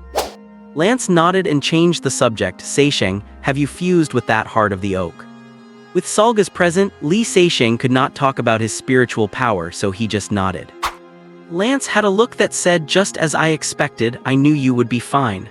I have already had someone bring you a yellow heart of the oak. It should be delivered in a few days. In Lance's view, since Li Seisheng could kill Simon, it was a given that his physical fitness could handle a white heart of the oak. A yellow one would not be a problem either. As for a green heart of the oak, although it would be difficult, there was still hope. However, he did not have the authority to provide that. It required approval from higher levels. But he had already decided to personally request the Lord of Gale City, Gold Oak Warrior Adams, to bestow a green heart of the oak. As one of the two people in Gale City with the highest hope of becoming a Silver Oak Warrior, he believed Lord Adams would give him this face. His friend Seisheng was worth it. As for a silver heart of the oak, he dared not think about it because even he was not sure. Only after trying it once yourself do you know how difficult it is. Having experienced failure, he still lacked the courage to try a second time. You have to know that as the northwest headquarters of the Nature Church, Gale City only had 2 Silver Oak Warriors, and they rarely took action unless there was a major event. Li Seisheng did not stand on ceremony with him and nodded, my friend, thank you. After dinner, the few sat in the living room having coffee, and Li Seisheng asked about the war situation in Black Horse City. Lance said gloomily, the situation is very bad. Without external help, Black Horse City cannot hold on for much longer. The Kingdom of Chaos army is simply too numerous. They have completely surrounded the entire city. He paused and comforted him. Our Gale City will send people to assist soon, and it is said the City of Machines will also send airships to help. As for the attitude of Pegasus City and the Western Alliance, I do not know because the Kingdom of Chaos target is not only Black Horse City, 6 other cities are also under attack. Black Horse City paid a huge price to send an airship to ask for help, and there has been no news back yet. Li Seisheng immediately remembered that the airship he saw heading north that day was the one seeking help, and the price paid was that the other airship was shot down. Salgas also sighed. The Kingdom of Chaos had always been lurking in the south of the continent. I did not expect them to start expanding so quickly. I heard they launched offensives in the east at the same time, and the situation there is even worse than in the west. The Kingdom of Chaos' greatest advantage is that other factions' warriors are limited. When one dies, they are hard to replace. Meanwhile, they only need a few Sphinx warriors to command an army of beasts and mutants, fighting regardless of casualties. Even more terrifying is that they can capture humans and beasts at any time to replenish their numbers. All 3 felt a sense of helplessness. In a war of such scale, individual combat power seems insignificant, turning the tide seems impossible. Of course, this might be because their own strength was not enough yet. After a long while, Lance shook his head and said, let us stop talking about this. Seisheng, we are leaving tomorrow. Look, it is getting late, shall we? Li Seisheng's face darkened. Lance's words were too easy to misunderstand. He turned on the generator and lit the candles. In the candle-lit living room, a moving melody began to echo. The 3 sat on the sofa, immersed in it, silent. Outside the fence, people slowly gathered more and more. They sat on the ground, listening quietly. On this wasteland ravaged by war, this place was their only home. P.S. So which world story do you all like reading more? Early the next morning, Lance and Sorgas departed. Before leaving, they left a white oak heart for Sophia. As a green oak warrior, Lance had the authority to grant a white oak heart to those 2 levels below him, while a yellow oak heart, 1 level below him, required prior application. As for a green oak heart, only a gold oak warrior could grant it directly. He was still far from that level. Li Seisheng did not have time to worry about using it for Sophia right now. He quickly called Old Harry and the others over. Lance and Sorgas are going to attack the stronghold southeast of Black Horse City, and the Chaos Kingdom's attention will definitely be drawn there. I think this is our best chance. Old Harry said excitedly, Mr. Seisheng, are you saying we should take the opportunity to harvest the grain? That is correct. Li Sesheng hesitated, saying, "I just do not know if it is too early to harvest now." Everyone looked at Paul, who knew the most about this subject. Paul calculated in his head and said, "Mr. Sesheng, about half of the wheat has reached the late wax-ripe stage, and it will enter the full-ripe stage in a few days. Some have already reached the full-ripe stage and are ready for harvest." He then added, "Wheat at the mid-wax-ripe stage can also be harvested, though the yield will be lower. But even a low yield is better than leaving it to the Chaos Kingdom." Everyone nodded in agreement. That is right, even setting it on fire would be better than leaving it for the enemy. Li Sesheng slapped the table and said, "Good, Old Harry and I will go scout now, and if the situation allows, we will go in and harvest it tonight."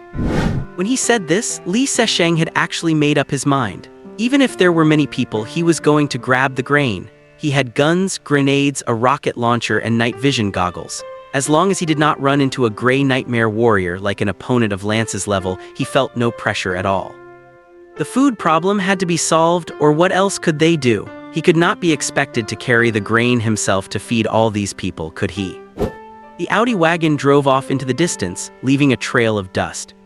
Outside the fence, Paul and the others had already begun a total mobilization.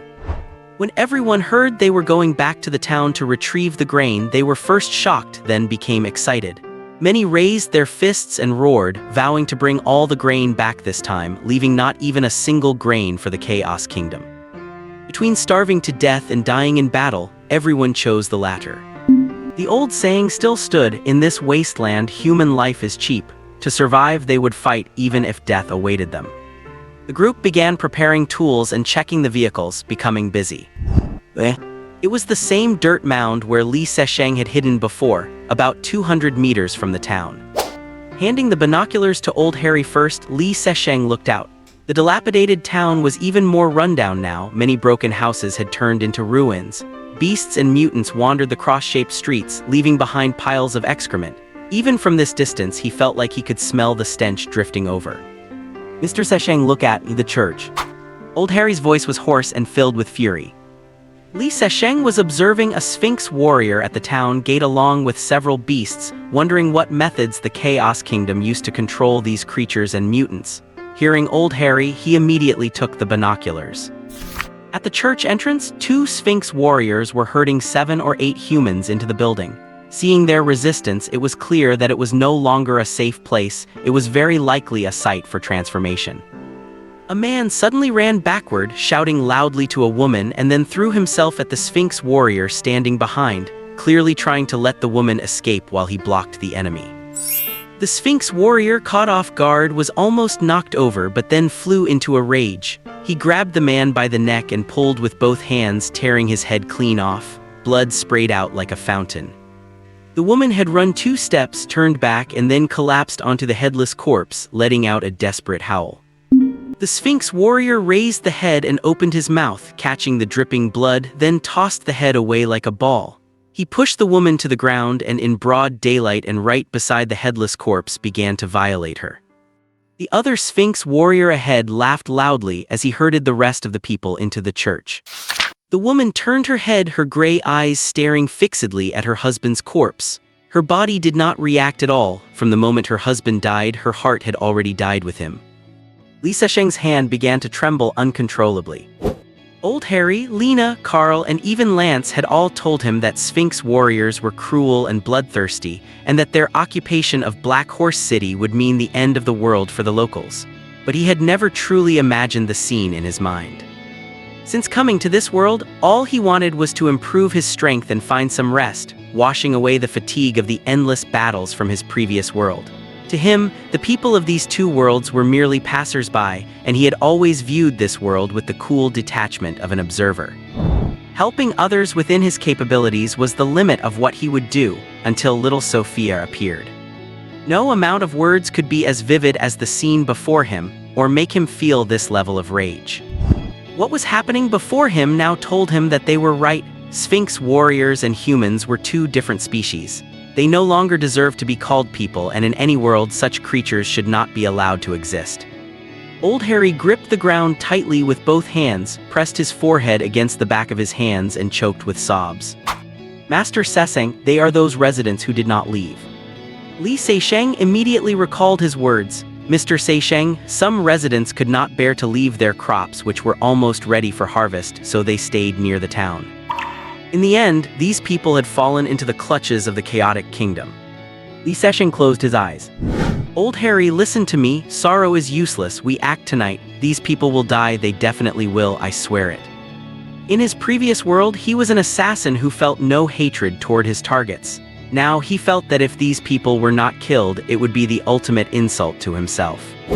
In the dark of night, the area behind the small dirt mound was covered with people. Old Harry, Paul, Carl, Thor, Lena, and those residents and wasteland hunters.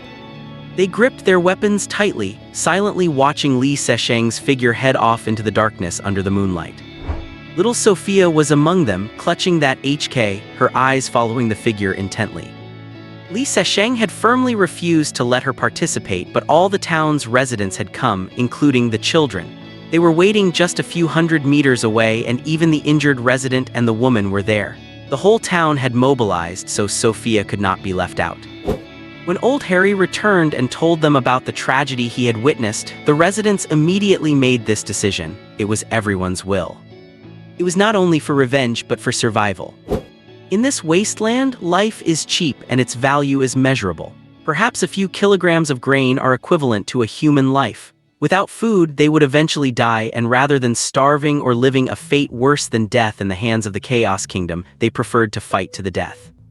This made Li Sesheng understand the significance of this operation, either bring the grain back or die here, including the old and the young. It concerned the fate of everyone in the town, and no one could escape it. Even some of the sharper wasteland hunters understood what was at stake and volunteered to join. At this moment, Li Sesheng was no longer a bystander, he was the titular mayor. He needed to revert to his assassin persona and use his most proficient methods to settle this. The residents had never seen Li Sesheng fight, so they could not help but whisper among themselves. Faced with so many Chaos Kingdom guys, could the mayor really do it? It would be better if everyone rushed in and fought together. At that moment, they had prepared to rush in and fight to the death with the Chaos Kingdom, but this young, mysterious mayor had stepped forward. They certainly hoped he was strong enough to wipe out all those damn things, but logic told them it was impossible. If it were that great person from the natural religion, maybe there would be some hope. The most likely outcome was that their young, honest, and brave mayor would die at the town gates, and they would ultimately be unable to escape their fate of fighting to the bitter end. Forget it, since they could not survive anyway, what difference did the timing make? Unlike the gloomy interior of the residence, the eyes of old Harry, Lena, and Carl fixed on the darkness were full of hope. They knew best how strong Mr. Sesheng was, and even they did not know his limits. From scorpions to the hunters chasing them, from the werewolf Simon to the Sphinx warriors in Black Pine Forest, he had never let them down, and they believed this time would be no exception. Li Sesheng was wearing a scorpion leather suit, armored with scorpion plating and a hood, blending into the darkness. He wore night vision goggles with an FN and Glock 19 at his waist, a military knife on his leg, an HK on his back, and his tactical vest loaded with magazines and grenades. He was armed to the teeth as he rapidly approached the town. At the town gate, a few cheetahs and wolves were lying there as guards. They suddenly stood up, looking at the darkness with vigilance. Compared to humans, the instinct of beasts was naturally sharper. Clearly, they sensed that danger was approaching. However, before they could act, flashes of fire appeared in the darkness, accompanied by crisp pop zones, and the beasts fell one by one. The Sphinx warrior leaning against the gate immediately grabbed a short axe and leaped up, then froze, falling backward with a bullet hole right in the center of his forehead. The gunshots awakened the nearby beasts and mutants, and the sound of messy footsteps approached rapidly. Li Sesheng stood at the town gate with a cold expression, though a fire of rage burned within his heart. Some say that life is an endless battle. Since he saw that tragedy at the church door, he had been longing for a fight, a battle with the sole purpose of killing. Now, as he wished the battle had begun, he knelt on one knee, aiming his rifle at the shadows that appeared. Aided by the night vision goggles, he squeezed the trigger repeatedly, and the running shadows fell to the ground. Even with a silencer, the rifle was louder than a pistol, and the muzzle flash in the dark served as a conspicuous signal, drawing even more shadows, quick and fierce. Shadows kept falling, but those remaining used their comrades as cover to get closer and closer. believing that as long as they could get near, no enemy could withstand their fangs and claws. Li Sesheng stood up, quickly slung his rifle, drew both pistols and walked into the town, step by step, facing the shadows. As the distance closed and he switched weapons, the sound of gunfire became much quieter but more than twice as dense. Compared to the rifle, he was always better with pistols. Compared to his image as a protector in Budapest a few days ago, he was always better at attacking. He was an assassin, not a bodyguard. Attack was his nature and slaughter was his style. At this moment, Li Sesheng held nothing back, firing at full capacity. On the mound, everyone watched the gun flashes blink continuously as they advanced into the town, shocked to the point of helplessness. Did he really rush in? How did the mayor do that? What kind of weapon is he holding? Old Harry and the others clenched their fists, cheering silently. Mr. Sesheng really did it. As the last two shadows approached, Li Sesheng had no time to change the empty magazines. He holstered his pistols and drew two daggers. He leaned forward, sidestepped past the shadows, sheathed the daggers, and quickly grabbed magazines from his tactical vest to reload. The shadows landed and struggled briefly before falling silent. Li Sesheng was expressionless, his guns hanging low at his legs as he continued to walk slowly along the street. The town appeared calm, but danger lurked everywhere. Along the street, who knows how many shadows were hiding in the dark, waiting for a chance to strike. Based on what he saw during the day, there were at least 3 Sphinx warriors, and in reality only more. Right now, where were they? Step by step, slow but with a unique presence that kept the enemies in the dark from daring to move lightly. The town street was short. Even at a slow pace, he was halfway through. Li Sesheng suddenly stopped and stood in place. A powerful intuition told him that a crisis was coming. First, a sharp whistle blew, then a boom hattered the wooden houses on both sides, and 2 shadows burst forth and lunged at him. At the same time, in the darkness behind, 2 long shadows snaked out from gaps between houses, gliding silently across the ground, followed by several more shadows running swiftly. Ahead, several sturdy boars, driven by the whistle, charged forward with heavy hoofbeats like speeding trucks, imposing and threatening. The enemy did nothing, but once they moved, it was a death trap, front, back, left, and right, leaving no way out. At this moment, Li Sesheng moved. He did not retreat, nor did he hide. Instead, he ran head-on toward the boars. He threw his 2 pistols forward, grabbed 2 grenades, pulled the pins, and tossed them behind him. At the same time, he leaned forward to avoid attacks from the sides, caught his pistols in midair, and pulled the triggers continuously. The action was seamless. The Glock 19 was a bit weak against boars, but the FN was different. The high-speed SS bullets could penetrate even level 3 body armor. The boars were struck one by one, falling and rolling along the street.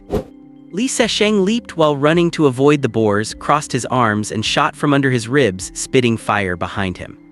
The 2 pursuing Sphinx warriors faltered, clearly hit, though not fatally. Then, the sound of explosions and a shockwave came from behind. The 2 Sphinx warriors were blown to the ground, and the 2 gliding snake shadows twisted in agony from shrapnel. Li Sesheng turned quickly and methodically, finished off the targets. The boars, the 2 Sphinx warriors, the cheetahs, and the 2 snake people all stopped struggling. Soon the town regained its silence. Li Sesheng remained expressionless, his guns low, continuing to walk slowly along the street. More enemies were surely waiting for him up ahead. On the mound, everyone was startled by the explosion and began to worry about Li Sesheng, but they could see nothing in the dark. Lena thought for a moment and turned to the side Sophia, who won. Sophia said without hesitation, "Dad." In the dark, Sophia's pupils were like needles, piercing through the night to watch Li Sesheng's figure with undivided attention, the closest person she had in this world. The others finally breathed a sigh of relief. The mayor was the one making that noise. They had never seen such a fight. They had not even heard of one. Just hearing it told them how many damn creatures must have fallen before him.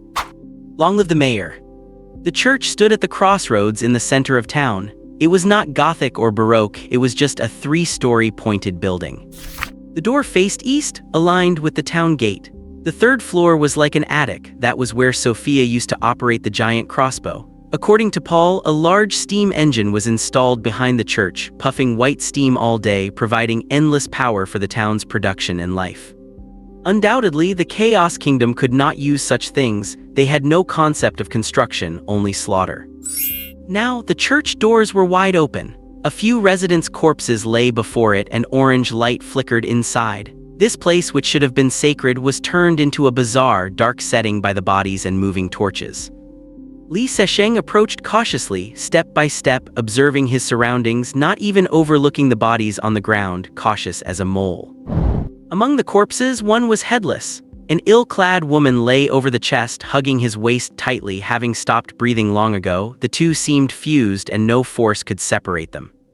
Perhaps not becoming a mindless mutant was the greatest luck, but that luck ended in such a humiliating death. In any world, the innocent are always the most tragic in war. Li Sesheng took a deep breath and stood quietly at the church entrance.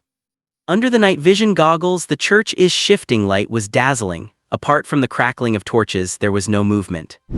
But he was sure someone was hiding, and once he entered, he would surely face their full-force strike. The enemy clearly knew he would come in. Li Sesheng lifted his night vision goggles, holstered his guns, pulled a grenade-like object from his chest, pulled the pin, tossed it accurately inside, and immediately hid behind a pillar, closing his eyes and plugging his ears. Boom! A few seconds later, a blinding light burst in the church, accompanied by a deafening roar like divine punishment. Even the residents on the distant hill were nearly blinded, and poor Sophia's tears flowed uncontrollably. The glass around the church shattered perfectly, not a single piece spared, followed by screams. The closest one was right by the door. In the other world, Li Sesheng had suffered from flashbangs a few times, so how could he not have prepared such a weapon? Using weapons from that world against enemies in this one was Li Sesheng's greatest advantage. Likewise, using the wonders of this world against the enemies of the other was why he had won several times. He immediately rushed into the church. Behind the door, behind pillars, and beside the altar, 3 Sphinx warriors were clutching their heads and wailing in pain, their blades and bows already dropped on the floor.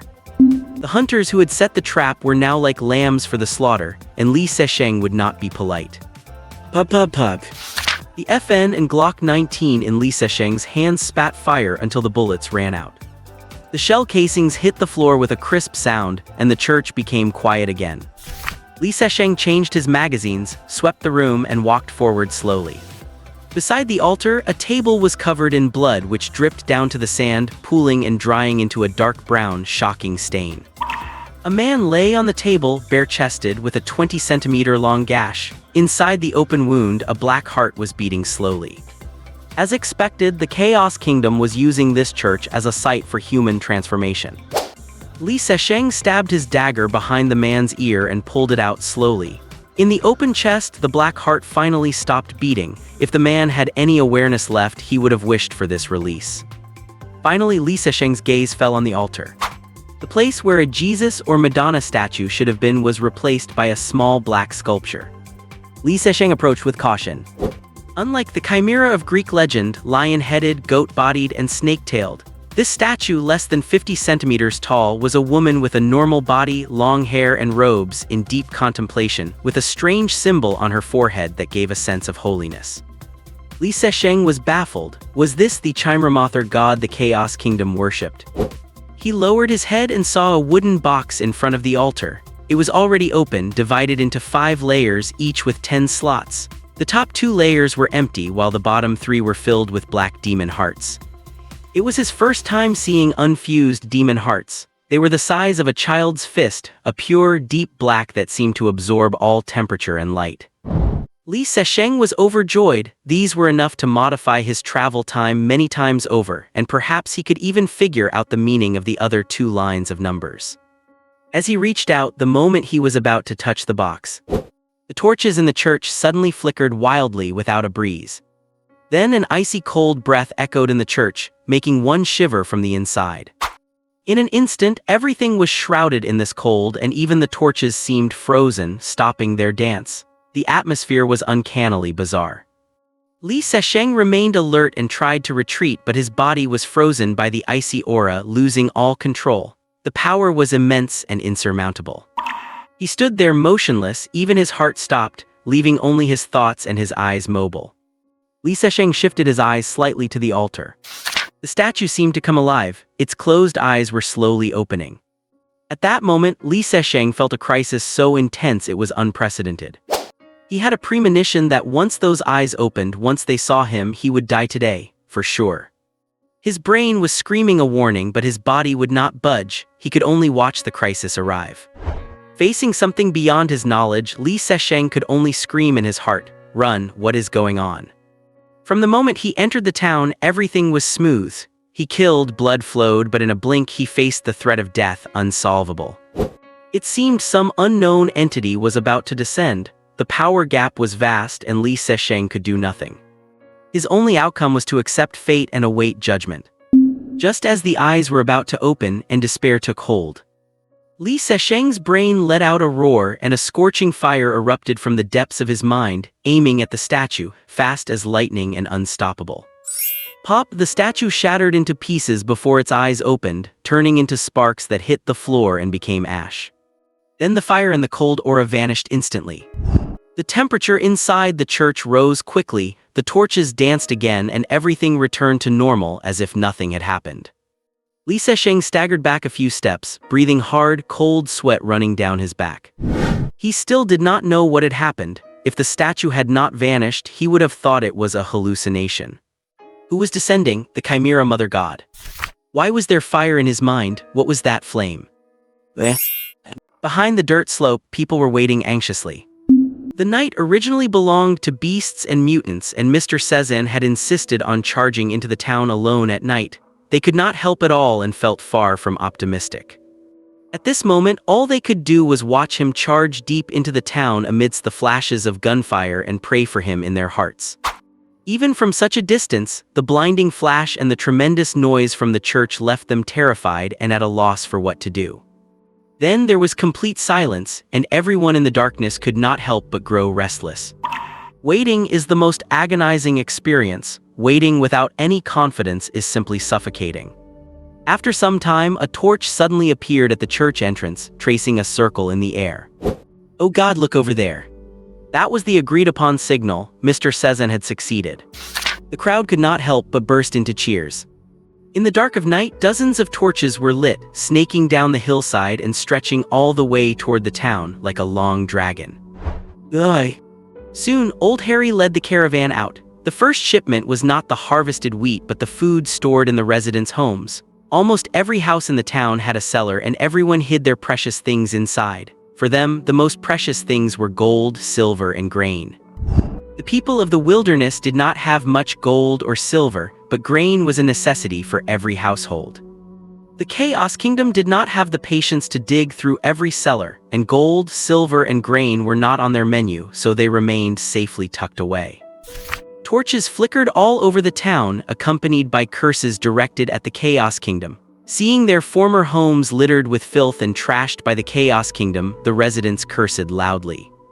No matter how dirty or dilapidated the town was, it was still their home. They would not let others trash it.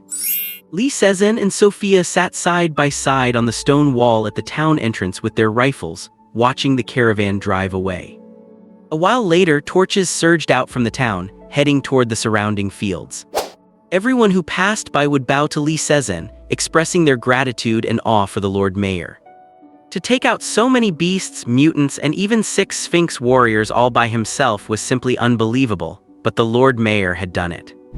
This Mr. Sezen was like a star in the dark night, a lighthouse in the vast sea, an envoy sent by God to save them. Mr. Sezen, I cannot express my gratitude to you in words. Your will is the will of us all. Paul said excitedly, placing his hand over his chest and bowing his head deeply. Li Sezen urged, go quickly, be careful not to start a fire. Li Sezen was a bit worried about harvesting grain with torches. If a fire broke out, it would be a disaster, but there was no other way as not everyone had night vision like little Sophia. The torches began to bustle in the fields.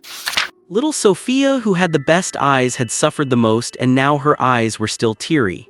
Li Sezen took a biscuit out of his pocket and handed it to her, patted her head, and began to ponder with his chin in his hand. Just now, perhaps because the distance was too close, the existence behind that statue seemed to have sensed him and even nearly killed him. It was just a hair's breadth away. Fortunately, that ball of flame had saved him. He was certain that the ball of flame that had appeared in his mind had nothing to do with the mental power brought by the white oak heart. Without a doubt, it was still related to that egg. Even he did not know when it had hidden itself inside his body. The only answer could be, that egg. The question returned to the beginning, what exactly was that egg? At first he had urgently investigated it, but because of Catherine he had to stop. Developing feelings for Catherine went against his conscience, and he tried his best to avoid her realizing that he was involved in Dougal's death. He dared not imagine her expression if she knew it was he who had killed her father. If they continued to spend time together, it would be difficult to control the situation between him and Catherine. Now he had to face this matter again. Either he goes to find Catherine and continues the investigation, or he lets things develop on their own. He believed the truth would eventually come to light, but he could not guarantee that every choice he made during this period would be correct. Li Sezhen fell into a dilemma. Sophia puffed out her cheeks like a squirrel preparing for winter, eating her biscuit while quietly watching the tall, intimate profile beside her, her eyes shining. This frantic harvest lasted until the next morning. When Paul and the others finally left, they were exhausted and fell asleep right on the carts piled high with wheat, not feeling the bumps of the road at all. Old Harry and his team had it hard too, driving all night without a break, completing 3 trips. Yet it was all worth it. All the wheat in the fields was harvested, and the remaining stalks they could not carry away were set on fire. Better to burn them than leave them for the Chaos Kingdom. This was the attitude of the people of the wilderness. As the vehicles left the town, many residents sat on the high piles of wheat, watching the thick smoke rising from the direction of the town, and began to sob. The home that once was, they could never return to it again. Ugh. In the following days, the area in front of the valley was bustling with activity. Residents were busy thrashing and drying the wheat, and the golden grains were spread out in front of their doors. The dry wilderness had become the best natural drying ground. This food was enough for the residents to live until the next harvest season. For the sake of food, Li Sezhen had put the tasks of clearing wasteland and laying irrigation pipes on the agenda. If they did not grow crops, there would be nothing to eat next year. While practicing shooting with little Sophia, Li Sezhen kept an eye on the surroundings and the war situation in Black Horse City. The tracks left by the vehicles could not be hidden, and he estimated that the Chaos Kingdom people might appear at any time. This was not the legendary paradise. The enemies would come eventually. In addition, he also experimented with the demon hearts. Including the remaining demon hearts in the box and the 5 intact ones provided by the 6 Sphinx warriors, there were 35 in total. Setting aside the rapidly rising prestige in the hearts of the people, this was Li Sezhen's greatest personal gain from this operation. As for those mutants that failed to fuse, the demon hearts had already disappeared. Old Harry stripped the useful parts from their bodies, saying he would bring them to Li Sezhen after processing. In the kitchen, Li Sezhen put 10 demon hearts in and then changed the second line of numbers from 101 plus 2. Sophia helped Daddy see if there are any changes to the house. The two went around the front and back of the house, inside and out twice, and then they found nothing. Li Sezhen felt a pang of heartache. 10 demon hearts were gone. Why was there still no reaction? Another 10 demon hearts were added. This time he changed the third line of numbers from 40,010 plus 2. The result, still nothing discovered.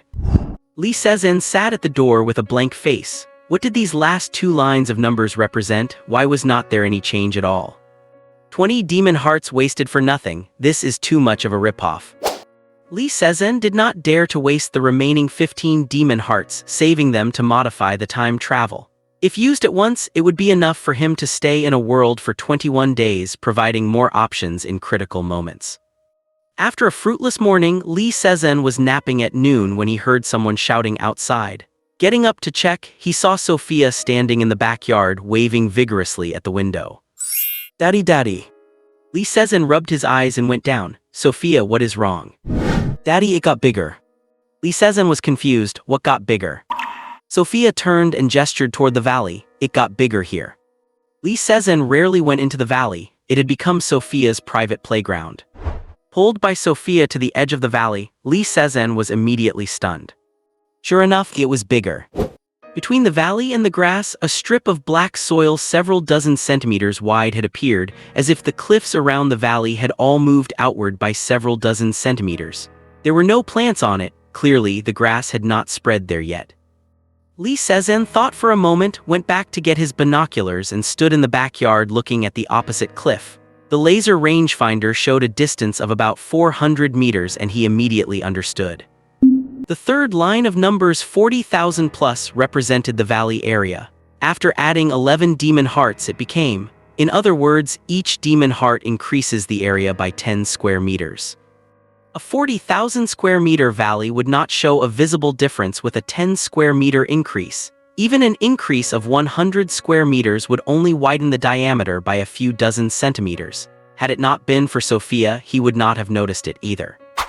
Lee Sezen stroked his chin in confusion. This feature is a bit useless. He did not want to farm, so what use was increasing the valley's area? It was of no use to him at all. He had confirmed that the third line of numbers represented the valley area. As for what the second line represented, he still had no clue. But this time, Lee Sezen believed that some change must have occurred, he just had not found it yet. Ugh. A distant continent, endless darkness. In the darkness, on that cold and desolate land, not a blade of grass grew and no living creatures existed. Yet a deep, long fissure stretched out like a scar on the earth, difficult to heal. Just as the flames surged in Lee Sezen's mind and destroyed the statue, a faint sigh echoed from the abyss.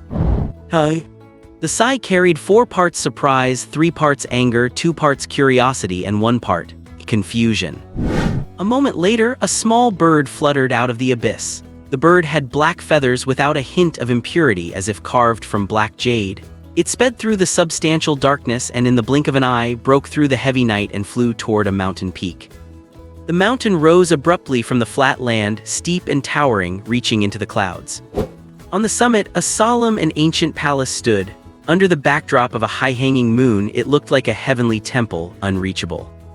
In the blink of an eye, the black bird flew into the palace and landed on a slender, fair hand. The white jade-like palm slowly withdrew. Northwest.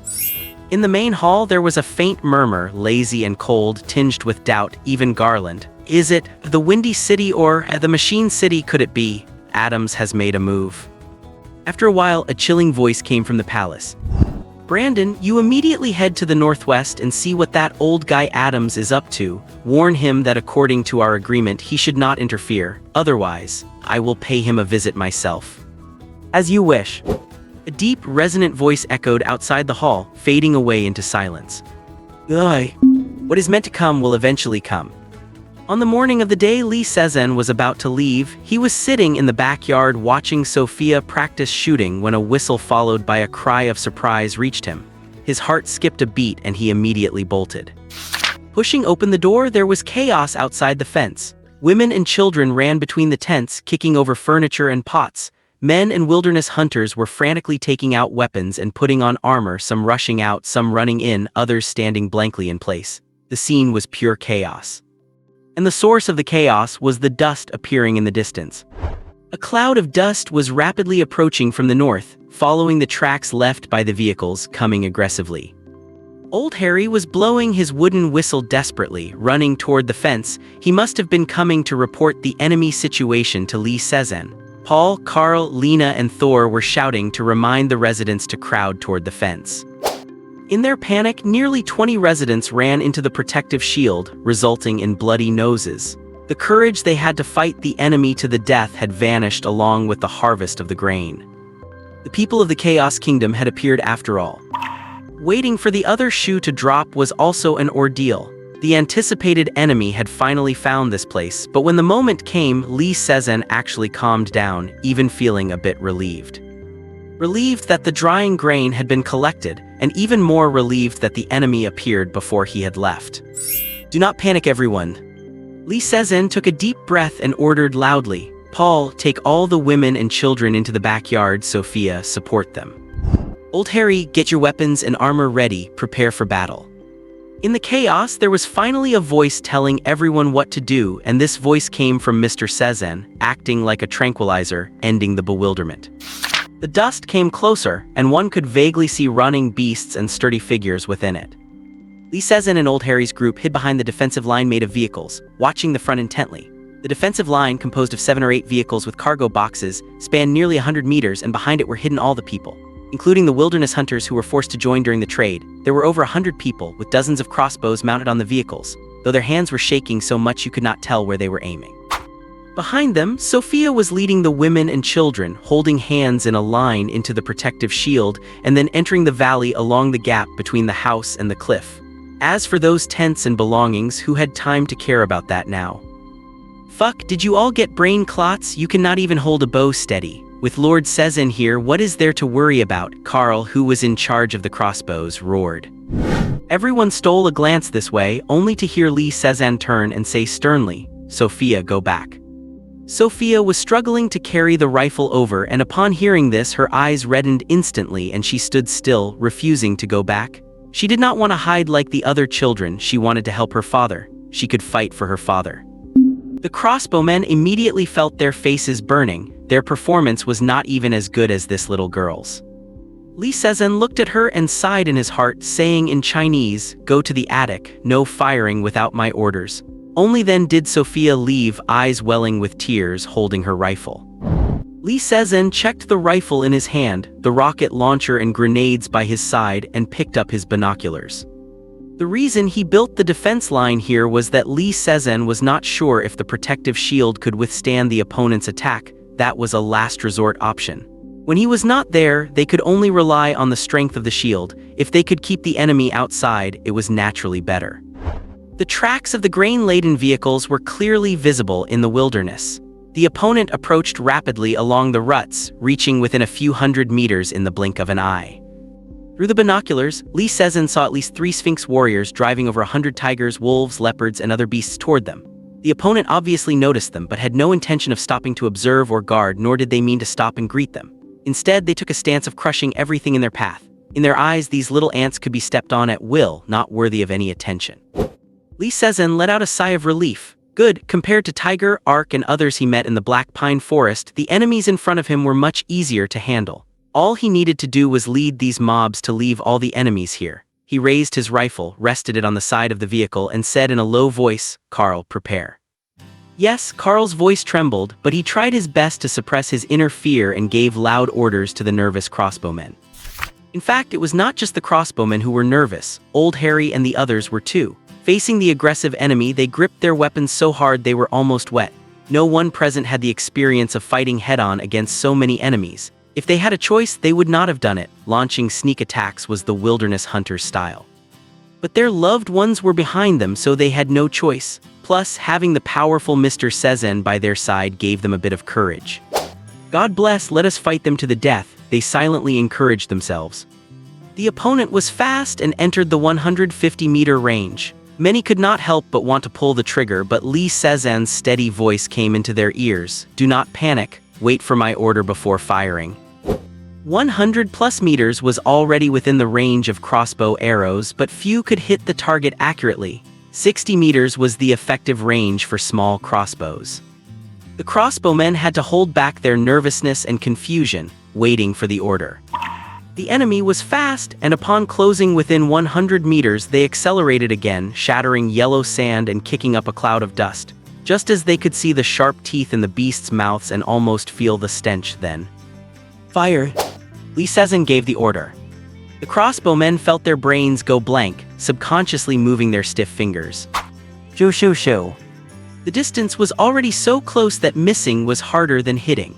A rain of arrows poured down and the beasts in front fell over one by one, rolling forward. Some even crashed into the vehicle body before stopping, scaring Old Harry and the others half to death. Then everyone was attracted by the sound of intensive gunfire. Accompanied by the gunshots, beasts fell continuously. The last time at Hall Town was at night, and no one except little Sophia saw Lee Sezin's battle scene. This time, everyone witnessed Mr. Sezin's skill firsthand. At such close range, a scope was not needed. Lee Sezin was expressionless, his muzzle moving constantly, knocking down the beasts that lunged forward one by one.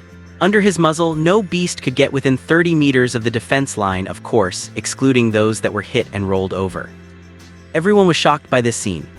A few seconds later, old Harry, the first to react, shouted, "Carl, keep firing." Oh, Carl replied, regaining his senses, and immediately roared, "Fuck you bastards! Do you expect Lord Sezin to fight alone? Damn it, hurry up and fire the stuff in your hands, even a pig is faster than you." Amidst the cursing, the crossbowmen scrambled to load, aim, and shoot. Lee Sezin's performance acted like a stabilizing anchor, making them push all other thoughts aside. The first few dozen beasts fell, and more, stirred into a frenzy after being hit by arrows, kept charging at the line. A leopard in the lead was hit by several arrows and leaped high with red eyes. Lee Sezin let go, letting the HK drop to the ground, and pulled out his pistol to shoot. Bang! The leopard's carcass slammed onto the wagon, scaring old Harry into a shiver, secretly rejoicing, "God bless, no Mr. Sezin bless." As the battle continued, it was inevitable that there were places Lee Sezin could not cover. A few beasts broke through, but the residents and hunters, whose courage had soared, fought them off with blades and guns, quickly resolving the threat. The three Sphinx warriors trailing at the back to drive the beasts were stunned by what they saw. Since when did these weak ants dare to block the people of the Chaos Kingdom and cause such heavy casualties? This completely shattered their previous understanding, making them hallucinate whether they were standing in front of Black Horse City. They stood there dumbfounded, watching the beasts fall. After a long while, they reacted and quickly retreated, picking up the bone whistles at their chests to sound a retreat. They were not stupid. The enemy was powerful, and breaking through this makeshift line was too difficult. Retreating to regroup with a large army was the wisest choice. Lee Sezin constantly monitored the battlefield. Unfortunately, they were too far for his pistol, and he could not reach his rifle in time. He shot down a giant wolf charging at him, turned and shouted, "Sophia." Lee Sezin knew clearly that if even one of these beasts escaped, they would soon bring back the army of the Chaos Kingdom. He could not let them sound the retreat.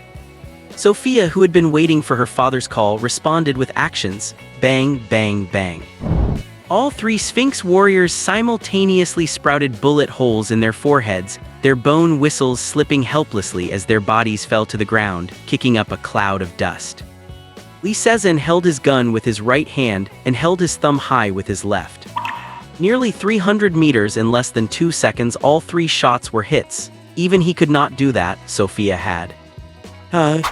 Praised by Lee Sezin, Sophia laughed happily, quickly put her eye to the scope, and pulled the trigger again with her cheeks puffed out.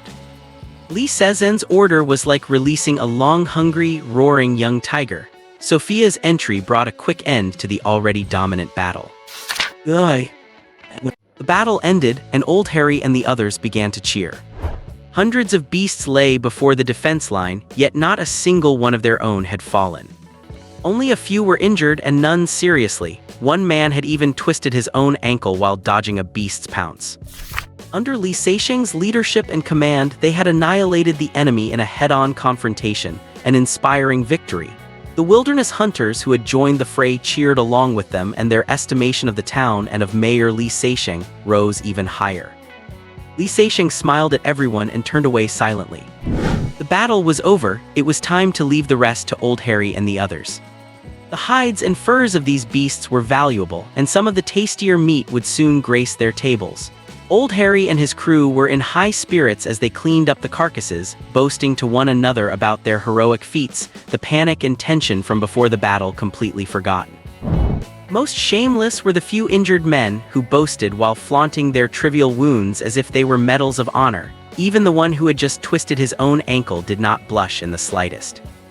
Apart from Mr. Sezin, none of their performances had been all that impressive, so no one was in a position to point fingers. Besides, Mr. Sezin would not stand up to expose them anyway. The women were busy working too, though they did not forget to play along with the men's obvious tall tales, offering perfunctory gasps of amazement. The children ran among the beast carcasses, gathering every now and then to point at sharp teeth and claws to scare each other, squealing and scattering, only to regroup moments later. Children of the wilderness are not so delicate. Li Seixing stood by the window, coffee in hand, watching them quietly. Unintentionally, the first attack from the Chaos Kingdom had occurred. Could the second be far behind? Hall Town had been cleared, and then another squad had gone missing. No matter how chaotic the Chaos Kingdom was, they would surely investigate. Li Seixing had no doubt about this. If they could not even notice this much, how could their commander possibly have laid siege to Black Horse City? Sooner or later, this place would be attacked again, and the assault would undoubtedly be more fierce. Li Seixing honestly did not have much of a plan for how to deal with that. Faced with the massive army of the Chaos Kingdom bearing down on them, even the powerful Black Horse City was helpless. What could he possibly do? In a war of this scale, an individual's strength is far too insignificant. In fact, Li Seixing felt that the reason they had not appeared until today was because of the actions of Lance and Salgas. Their activities had misled the Chaos Kingdom, keeping the target firmly on them. Hopefully, the enemy would remain misled for a while longer. Thinking of this, his mind drifted back to Lance and Salgas. He wondered if their operations were going smoothly and when they would return. He silently hoped they would not be careless and fall into an ambush. Mr. Sazan. His thoughts were interrupted by Old Harry and Paul, who stood outside the fence waiting for him to come out and report.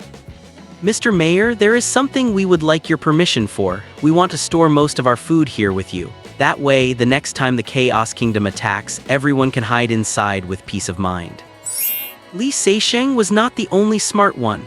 Old Harry, Paul, and many other residents realized that the Chaos Kingdom would definitely come again, and next time they would likely be facing the protective barrier head-on. Regardless of whether the enemy could break through, storing the food inside would at least eliminate one worry, ensuring the Chaos Kingdom would not burn their supplies in a fit of rage if they could not reach the people. If they survived but the food was gone, it would be too late to cry over spilled milk. In reality, the problem was quite clear now. The foundation for Old Harry and all the residents to survive while Li Seixing was in this world was the protective barrier's ability to withstand the Chaos Kingdom's attacks. Li Seixing was not confident enough to think he could win against any number of foes. In the end, it all came down to the barrier. He knew clearly that if the barrier could not hold, not only would Old Harry and the others have no chance of survival, but even he himself had no idea what might happen next. A scene flashed in Li Seixing's mind, the moment he had first transmigrated, surrounded by people from the Chaos Kingdom. He shook his head lightly, pushing the image away. Everything depended on the shield. The strength of the shield determines weight, strength. Li Seixing was lost in thought. No problem, put the food in there. Li Seixing considered it for a moment and offered his backyard. They got straight to work. The residents valued their food more than one could imagine. Knowing Mr. Sezan was leaving that evening, they started hauling grain bag after bag into the yard that very afternoon. Little Sophia stood at the gate as every sack needed her touch to pass through the barrier, and she soon began to get bored. She turned to see Li Seixing sitting on the porch in a daze, coffee in hand, looking utterly idle. "Daddy, what are you doing?" Li Seixing was busy thinking about when the Chaos Kingdom would appear again, whether he would make his trans-world trip on time, and the matter of the barrier. He brushed her off casually. "I am thinking about what gift to bring you when I return." "Oh." Sophia turned her head gently, afraid to disturb her father's thoughts, and went back to work happily guessing what her present might be. By dusk, over 100 tons of grain had been placed in the backyard. When Li Seixing opened the door to look, the yard was packed full, leaving only a small path and the water tank area.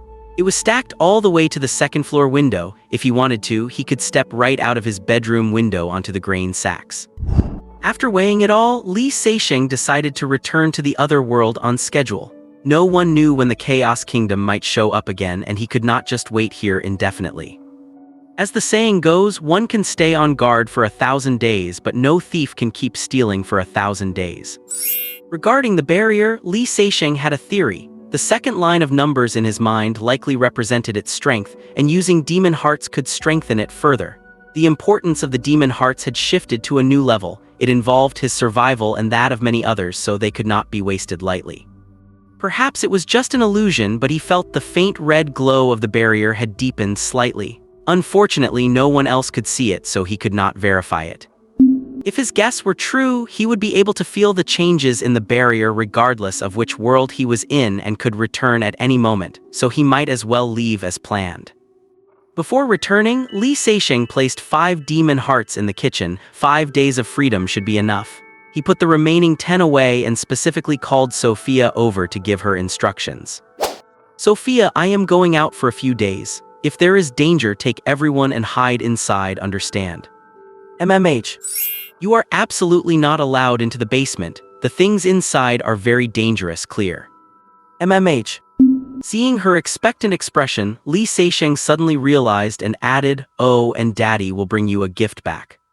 "Okay, Daddy." This time Sophia nodded vigorously, her voice much louder. Midnight. Lance and Salgas stood in the center of Tucker Town, where the street was littered with the corpses of Sphinx warriors and beasts. Located southeast of Black Horse City, this was the second town they had raided that night. How could ordinary Sphinx warriors and beasts stand a chance against two Green Oak warriors? Just like the town before, they had stormed in and resolved the fight with overwhelming force in under half an hour. It had been 3 days since they left Li Seixing's place. Having raided several town outposts nearby, the Chaos Kingdom must have noticed by now. So after tonight, they plan to leave this area and head north of Black Horse City to avoid being trapped in an ambush. Standing in the town center, they watched the few residents who were lucky enough to survive their rescue disappear into the night, feeling a sense of fulfillment. "Lance, let us head to the next town." Salgas wiped the blood from his blade and sheathed it neatly. Lance took a swig from the canteen at his waist. "Good." Just as he took a step, Lance's body stiffened and he turned sharply. Salgas was about to speak, but his expression shifted. Both men fixed their gazes into the depths of the darkness, their faces cold, grim, and ready for battle. When teaming up, if they encountered a gray nightmare Sphinx warrior like Simon the werewolf, they were guaranteed to win.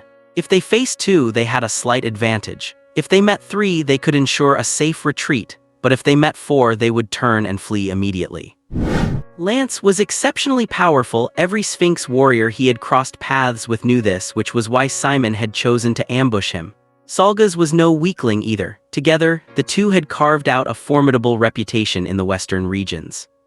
What kind of enemy could make both of them so nervous at this moment? It was a starry night with no moon. Everything was silent, absolutely still. "Hey, you actually sensed it, as expected of Green Oak warriors." A gentle voice floated from the night sky, ethereal and breezy, sounding like an old friend. Lance and Salgas, however, paled in terror, immediately drawing their weapons and staring fixedly in one direction. A figure emerged from the darkness. A man in white walked slowly down the street. His steps were slow, but in the blink of an eye he stood before them, creating a jarring sense of time and space distortion. His white robe was spotless, his handsome face slightly world-weary, his demeanor refined like a bard or a learned scholar, except there were black markings visible on his face, bearing an eerie sense of beauty. The two men shook and stepped back in unison. "Black Nightmare warriors, who are you?" Lance's voice sounded strained, matching his mood. He had once told Li Seixing, "When you encounter a Sphinx warrior with black patterns on their face, do not hesitate. Run, run, run as fast as you can. Because you are no match for him, and neither am I. Only the Silver Oak warriors of the natural god cult can stand against them." Standing before him and Salgas right now was exactly such an enemy. The question was, could they even escape? Unlike those gray nightmare Sphinx warriors, there was no sign of brutality on the man's handsome face. He maintained a warm, pleasant smile that made one feel naturally inclined to trust him. He turned and looked around. Under the dense night, nothing in the town seemed to escape his notice. "Well done, Karu and the other 4 are waiting for you in another town tonight, but since I am responsible for 2 towns simultaneously, I suppose I have the better luck." The man acted as if he had only just heard Lance's words, looking at them with a smile that was incredibly warm. "Let me introduce myself. I am Jyalan, the overall commander of the siege on Black Horse City. It is a pleasure to meet you both." Lance said in a bitter voice, "Natural god cult Lance and Salgas." Lance and Salgas felt a bitterness in their mouths and a tremor in their hearts, chilled to the bone. His good luck meant their bad luck. His happiness was their greatest misfortune. He had set an ambush in 2 places tonight, waiting for them, and they had walked right into it. If they had a choice, they would rather face those 5 Sphinx warriors than this man, but the enemy had not given them a chance to choose. Taking a deep breath, Lance quickly shook off the fear. Since they could not run, they would fight to the death.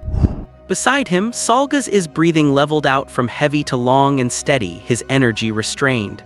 They had known each other for years, and Lance knew his comrade was ready to give his life. Griping his spear and discarding all distractions, Lance focused his entire spirit on this unprecedented enemy, gathering his strength and waiting for the moment to strike. Jailan, the man in white, seemed to notice nothing, inviting them like a hospitable host, smiling, "Would you two be interested in coming over as guests? I believe we would certainly." Salgas let out a roar, taking advantage of the moment the enemy was speaking to attack. A flash of cold light erupted in the dark, and in a blink, his blade was descending upon the man. Jailan did not panic, simply bringing his hands together in front of his chest to catch the lightning-fast blade between his palms, continuing in an even voice, "Surely get along quite well." Salgas' full-strength strike had not even interrupted the man's speech. He tried to pull his sword back, but it felt as if it were pinned under a mountain, not moving an inch. Lance's heart sank. He gave a shout, his spear tip arriving before the sound even faded, moving with impossible speed, a streak of cyan light appearing at the tip. Jailan, who had been perfectly still, intended to tilt his head slightly to dodge, but upon seeing the cyan glimmer, his expression shifted slightly. He loosened his grip and drifted backward as if weightless. The next second, the cyan light exploded on the spot like a gorgeous firework, flashing and vanishing, yet appearing to tear through the void. Jailan exclaimed in praise, "Fine spear work, Karu and the others were no match for you." Then he stepped forward again, chuckling, just wondering how many more times can you thrust a spear like that. Salgas retrieved his long sword, gasping for air, and froze. On the sturdy blade, 2 clear palm prints were visible, and even the brilliant edge had dimmed. Salgas looked at his beloved weapon with complex emotions, but his expression gradually hardened. Lance, standing nearby, caught a glimpse, and his heart sank to the bottom. He realized he had still underestimated the enemy. A black nightmare warrior was simply not something they could contend with. The gap in strength was too vast. Even fighting to the death tonight, he feared they would not walk away alive. Salgas, run. Lance drew a long breath, his steel spear pointing straight at Jailan, a thread of cyan light flickering on the blade, preparing for a final strike to buy Salgas a chance at survival. Strangely, Salgas did not respond. Lance turned to look almost instinctively. Salgas was standing there, his gaze deep as the sea. His face shifted from white to red, then to white again, several times. Then his entire body began to emit a light clearly visible in the night. "No, Salgas, stop." Lance trembled, shouting in alarm. The light around Salgas grew more intense, while in contrast, the sword in his hand dimmed as if shrouded in black mist. He turned to look at Lance and shook his head slightly, smiling bitterly. "It is already too late, Lance. Go, do not let me down." As he spoke, his long sword faded away until it vanished. Simultaneously, Salgas' presence surged, the light around him became sharp and piercing, his whole body seemingly turning into a long blade. Jailan, who had been stepping forward, halted. The smile on his face disappeared. He studied Salgas, surprised and hesitant, fusing the blade with one's body. Watching Salgas in this state, Lance's heart felt as if it were being torn apart. For a green oak warrior to promote to silver oak, one must fuse with a silver oak heart and ultimately integrate the weapon with their own spiritual power before reforming it. Only then is it a success. But now, Salgas had swallowed a silver oak heart and directly fused his weapon into his body. There was no chance of success. He was using the power of the silver oak heart to turn his body into a weapon for one final strike. Whether he killed his opponent or not, Salgas was doomed. Fusing spiritual power with a weapon is the path of promotion. Fusing the body with a weapon is a forbidden technique, one that brings death. This ending was sealed the moment he swallowed the silver oak heart and began the fusion. It was irreversible. Salgas knew this consequence, which was why he said it is already too late. Even if he did not launch the attack, Salgas would still die. Like Lance, Salgas had prepared a final strike to create an opening for his comrade to escape. But he had been more extreme and thorough than Lance, leaving himself no retreat. Actually, the moment Jailan appeared, they were dead. The best outcome was for one to escape. If one of the two had to die, why should it be the other? Why could not it be himself? Salgas thought just that and acted accordingly. Beneath his flowing hair, his stern face was filled with pride and determination. Dying in battle against a powerful enemy was, to him, an honor. Taking advantage of Lance's despair and Jailan's surprise, Salgas leapt, kicking Lance away and propelling himself forward. He was like a sharp blade radiating brilliant light, the most radiant moment of his life. "Lance, go." "Bold." Jailan's face darkened, his refined demeanor vanishing. He took a step back, only to realize that Salga's strike had locked onto him, its momentum unstoppable, making it impossible to dodge. He let out a roar, pushing his hands forward, his white jade-like palms seeming to bear the weight of a mountain as he met Salga's, while simultaneously kicking out at Lance's retreating figure with a silent, invisible force. That he had the capacity to deal with Lance while countering Salga's death-defying charge was a testament to Jailan's immense power. Salga's was enraged. The light on his body became even more brilliant and sharp, charging toward Jailan with a momentum that could break anything, never looking back. The pressure was so great that the starlight above dimmed. One's life should be like a candle, burning from end to end. The moment Lance was kicked away, a vision flashed through his mind. After finishing a mission once, sitting on the high walls of Fury City with Salga's, looking down at the vast, endless wilderness and drinking to toast against the year-round, biting mountain winds. "Lance, have you ever thought about how you will die?" Salga's had tilted his head back, taken a large drink and looked at him. Lance had thought for a moment and said, "What is there to fear in life or death? A life should have no regrets before returning to the embrace of the Mother Earth." Salga's had laughed heartily, his long hair dancing in the gale.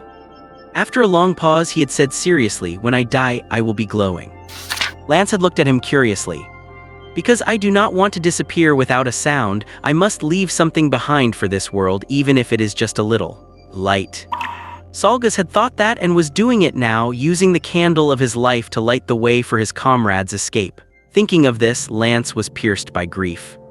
He vaguely felt a cold wind approaching rapidly from behind and instinctively raised his broken steel spear to shield himself. His life was bought by Salga's own. He could not die until he had killed Jailan and avenged Salga's. Not now, never. A massive force struck, snapping the steel spear in two. Lance felt as if he had been hit by a 1,000-pound boulder, speeding forward, leaving a trail of blood in his wake. There was no helpless shouting, no turning back to die. At this moment, though Lance's body was gravely wounded, his mind was clearer than ever. Using his opponent's own attack, he accelerated his escape and vanished into the night. From this moment on, his life was not his own, it belonged to both of them. He had no right to waste it. He must not die, absolutely not. A candle eventually burns out, the light grows dim and finally vanishes. The brilliant, sharp blade turned to ashes, dancing in the wind like his flowing hair before falling to the ground, silent forever. Jailan in white slowly withdrew his hands and wiped the back of his hand, finding a bloodstain on his cheek. His face darkened to the color of water. Salga's had sacrificed his life just to leave a trivial scratch on his cheek, yet to him, it was a massive offense. Looking at the pile of ashes before him, he flicked his sleeve in frustration. The ashes scattered. Jailan's expression returned to calm. He glanced toward the direction Lance had escaped and vanished in an instant. Malaga, Spain in the morning. In a two-story villa by the beach, Li Seixing sat on the veranda, absently flipping through the thick book The Origins of Assyrian Civilization, his expression troubled. He had originally intended for that world to be his private vacation home, a place to recover his strength and rest his mind. After all, he was exhausted from the constant fighting in this world, so he naturally expected to have a good rest when he went there. As it turned out, he became more and more deeply entangled with that world. This time, he had fought 2 consecutive battles there while constantly worrying about the next attack from the realm of chaos, making him feel even more tired than he did here. Li Seixing shook his head with a bitter smile. As the saying goes in the Xia Kingdom, he was simply born to be a workhorse. He was currently considering whether or not to contact Catherine. Back at the town church, at the critical moment of life and death, that ball of flame that had suddenly appeared in his mind and then vanished inexplicably had saved his life. Otherwise, he would surely have died. Coupled with the connections between the valley, the protective shield, and the demon heart, everything seemed related to that egg. He was desperate to know the origin of that egg.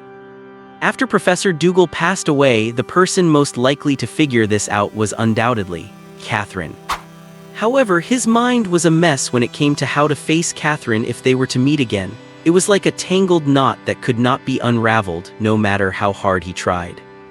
Putting that matter aside, he had other things to worry about. He still had not come up with a good solution for how to deal with Garrix. Forget it, I will not think about it anymore. Better to go for a swim first. Li Seixing set down the book in his hand, stood up, took off his t-shirt and draped it over the book, then set aside all his worries and walked toward the beach. Just then the phone rang. Li Seixing turned back helplessly. No need to ask, it must be Winnie calling again. She was like a teacher during a night study session, keen on hiding behind the door to observe if the students were studying seriously. Picking up the phone, Li Seixing asked in a listless tone, "Hi, Winnie." "Hi, Sezen, what is wrong with you? You sound like you have been dumped." Li Seixing dismissed it casually. "Winnie, do not talk nonsense. I am still young and innocent and I have never even touched a woman." On the other end of the line, Winnie curled her lips. She did not believe a single punctuation mark of that sentence. Li Seixing continued, "It is just that I have been feeling a bit tired lately because you are always bossing me around like a donkey, busy without pause, and I do not even get a single carrot." On the other end, Winnie started to laugh. She could tell that the last sentence was the point of everything Li Seixing had said. "Why, you poor thing." Winnie chuckled. "Sezen, you are not the only one fighting. Everyone is working hard for the organization now. Just the day before yesterday, Picasso paid the price of a serious injury to successfully snipe the traitor Rembrandt in Belgrade. He has now been sent to Hungary to recover alongside Gauguin and Munkacsy. Oh, poor dupe, having to take care of 3 wounded people with his limp. May God bless him." Li Seixing was startled at first. Rembrandt was extremely powerful, having never dropped out of the top 10 in the last 2 years and was a strong contender for the top 5. He did not expect him to die at the hands of Picasso. Then he felt relieved. No matter how capable he was, he could not face such powerful enemies alone. He was not fighting alone. In fact, there had always been many comrades fighting side by side with him. Winnie indicated that everyone was working hard and then she timely tossed out a carrot. "I did not call for a mission this time. I just wanted to inform you that the house by Lake Como is ready and you can go pick it up whenever you want." Sure enough, Li Seixing's spirits lifted and he quickly said, "That is great news, Winnie, I am free anytime." "Then let us confirm it for the day after tomorrow at noon. Someone will meet you at the Queen Louis Cafe next to the Regina Hotel on the left side of Lake Como to hand it over." Winnie was quick and decisive, not leaving him in suspense any longer. "No problem, I will be there on time." Right now, Li Seixing was acting perfectly obedient. Winnie could not help but sigh. "Sezen, if only you had this attitude when taking missions." 2 in the morning, a warehouse area in the suburbs of Le Mans, France. A dozen black Land Rovers pulled over to the side of the road and dozens of figures quickly got out, moving with speed and agility. These people wore black trench coats over bulletproof vests, equipped with headsets and helmets mounted with headlamps and night vision goggles, and were armed with M automatic rifles and MA carbines. Under the command of the lead figure in black, they split into several combat teams, moving in formation with covering fire toward a courtyard 200 meters away. Within minutes, they were standing silently on both sides of the gate. 2 of the men in black produced tube scopes and extended them, immediately displaying the situation in the courtyard on a tablet. The leader adjusted the angle to observe the screen and whispered into his headset, "All units pay attention, there are 6 armed personnel in the courtyard well equipped. Teams A and B are responsible for taking them out, move fast. The duty room is also your responsibility. Teams C and D are to enter the warehouse directly to locate the target. The target is an arms dealer and there must be a large amount of munitions in the warehouse. No grenades or flashbangs allowed, we need him alive." "Copy that. Activate full band jamming, prepare to move." The warehouse was stacked with wooden crates of various sizes, filled with all kinds of weapons. In the innermost corner, a row of ammunition boxes partitioned off a spacious area. Anthony Parker was sitting on a large sofa, his legs resting on a coffee table, swaying slowly, while the Churchill cigar in his hand emitted blue-white smoke. Long accustomed to Parisian nightlife, Parker was not asleep yet and was watching TV out of boredom.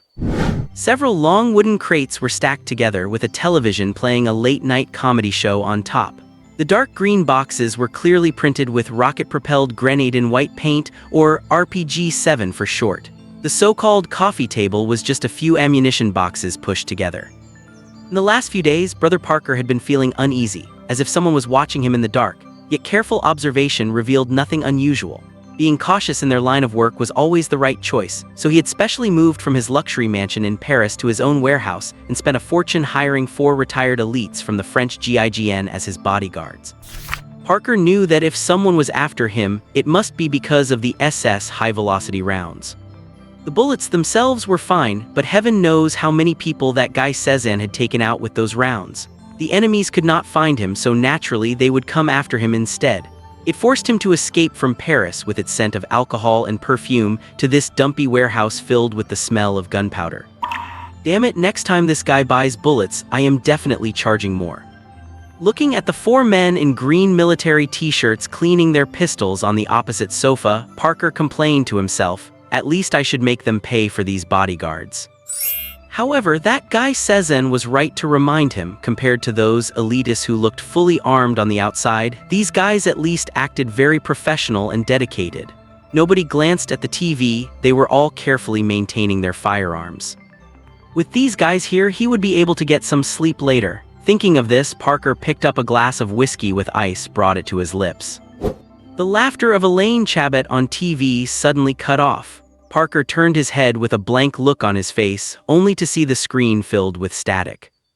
Before he could react, the 4 bodyguards stood up almost simultaneously, grabbed their night vision goggles to put them on, and snatched up their weapons to quickly take cover behind the crates while whispering, "Boss, take cover." At the same time, faint popping sounds could be heard from the courtyard, followed by the sound of heavy objects hitting the ground. Parker scrambled to hide behind the sofa, only then realizing what was happening. Raid, everyone outside was probably done for. Sure enough, a few seconds later, all the lights in the warehouse went out, the doors were forced open, and shadows poured in one after another. The 4 bodyguards pulled their triggers without hesitation. Caught off guard, the lead shadows collapsed one after another.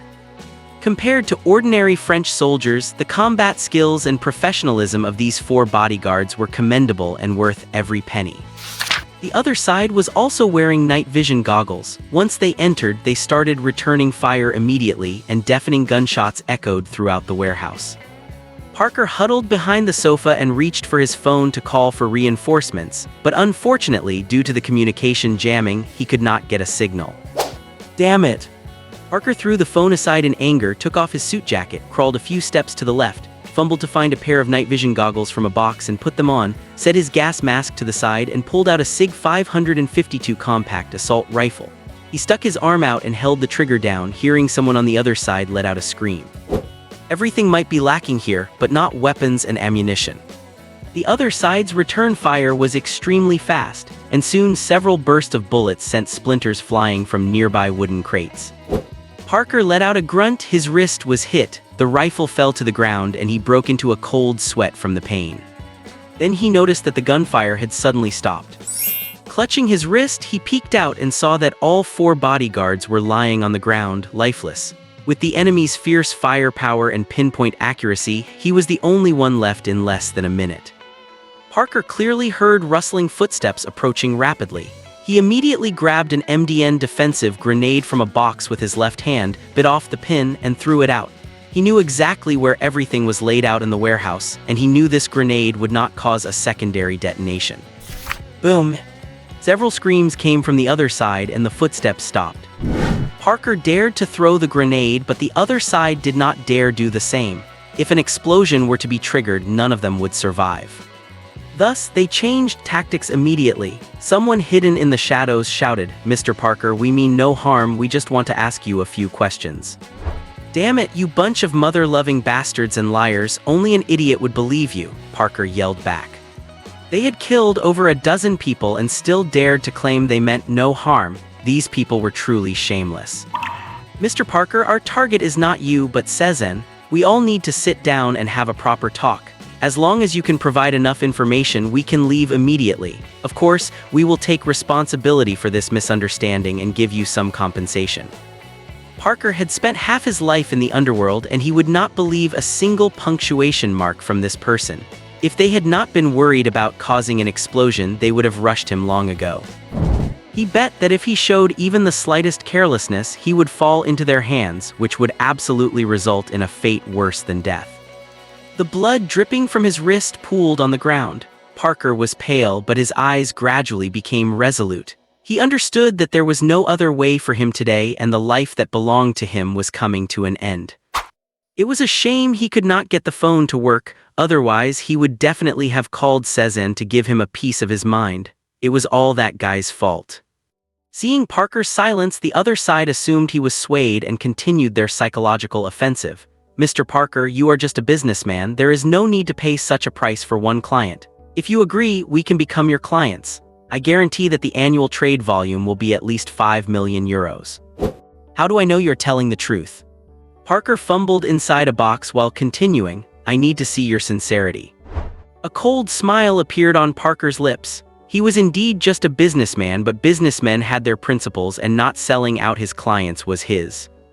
Besides, that man was Cezanne, and he still owed that bastard his life. The voice on the other side replied without hesitation, "Of course, no problem. We will express our sincerity according to your wishes." Parker retracted his left arm, holding a strange-looking grenade. The surface was very smooth, like a miniature propane tank. It was part of his collection, an RG-60TB thermobaric grenade. The interior contained 80 grams of fuel-air explosive, the same principle as the SHML rocket-assisted flamethrower. The blast power was 10 times that of a regular hand grenade, and it was guaranteed to blow up this entire warehouse. "Then come on over. Damn it, I am injured and need to go to the hospital as soon as possible. Do you have a doctor?" Parker wiped the sweat from his forehead with his sleeve, first picked up the half-smoked cigar and put it in his mouth, took out a lighter to ignite it, took a deep puff, then flicked the cigar away, turned his head to pull the pin with his teeth and gripped the handle tightly. "Mr. Parker, I am sorry. Please rest assured we have the best emergency doctors." The voice accompanied a series of chaotic footsteps moving in this direction, mixed with the faint sound of bolts being pulled back. Listening to the approaching footsteps, Parker smiled bitterly and whispered to himself, "Damn you, Cezanne, I owed you, and today, I am paying it back." Then he closed his eyes and let go. Li Seixing did not arrive at the agreed time, but a day early at Lake Como, staying in a hotel near the cafe. In the afternoon, he had gone to observe the Queen Louis Cafe, and he had not even let the Boger Hotel next door off the hook. His cautious nature compelled him to observe in advance and set up an evacuation route before he could feel at ease, even if it was Winnie's arrangement. Fortunately, everything was normal. At dusk, standing on the hotel balcony, the street below was filled with bright lights, and various shops on both sides cast vibrant colors onto the leisurely passers-by. Not far away, Lake Como in the night was quiet and gentle, so peaceful that it was intoxicating. Li Seixing went downstairs wearing a black Burberry casual shirt, wandering along the cobblestone road in the night by Lake Como. In front of a shop diagonally across from the Queen Louis Cafe, two ordinary-looking women sat at a small table, sipping juice and talking in low voices. "Winnie, are you sure Cezanne will appear?" the plump, older-looking one asked in a low voice. The younger woman had a face full of freckles, a high bridge of her nose, and light blue eyes that flashed with wisdom. She bit her straw with her white teeth, revealing a confident smile. "He definitely will. He is as cautious as a mole, and with the slightest movement, he will shrink back. I bet he will definitely come early to inspect the scene." "God, I have never seen such a cautious painter," the older one said in shock. "Does he want to live to be 100? The freckled woman giggled. "I think so too, but his caution always pays off. Paul and I, as well as Gauguin, many people have benefited from it." "So, you want to see him with your own eyes? Winnie, have you ever met him?" The freckled woman smiled. "I said he is very cautious. Except for Paul, no one in the organization has seen his true face, which is why I need you, my dear Lebrun. I need you to find him. After all, you are the #1 makeup artist in the organization." The older woman narrowed her eyes and scanned the bustling pedestrians on the street. A black shirt passed by the cafe unnoticed. She said with confident reserve, "Although that is true, Winnie, you should know that it is very difficult to distinguish who is wearing makeup in a crowd. I might not succeed either." The two of them drank their juice and carefully observed everyone passing by the cafe. A few minutes later, a girl in a floral dress stood before them and presented 2 roses. "2 ladies, these are from a gentleman." "Who is he?" The older woman widened her eyes, shocked at first. They were made up so well, and someone was still hitting on them. What a hellish aesthetic. Then she looked around in a panic. The most likely scenario was that someone had seen through their disguise. Where is he? The freckled one was stunned for a moment too, then smiled and took the flowers to her nose. I guess he must have something to say. The girl looked at her with admiration. That gentleman said the two ladies are like a classic oil painting, and no matter how thick the paint is, it cannot hide your beauty and temperament. The freckled woman narrowed her eyes and smiled. Oops, he found us. Li Seisheng continued along the gravel path by the lake, in a pleasant mood. The reason he noticed those two women was that he recognized the disguise on their faces. The two of them were sitting near the cafe observing pedestrians, obviously looking for him.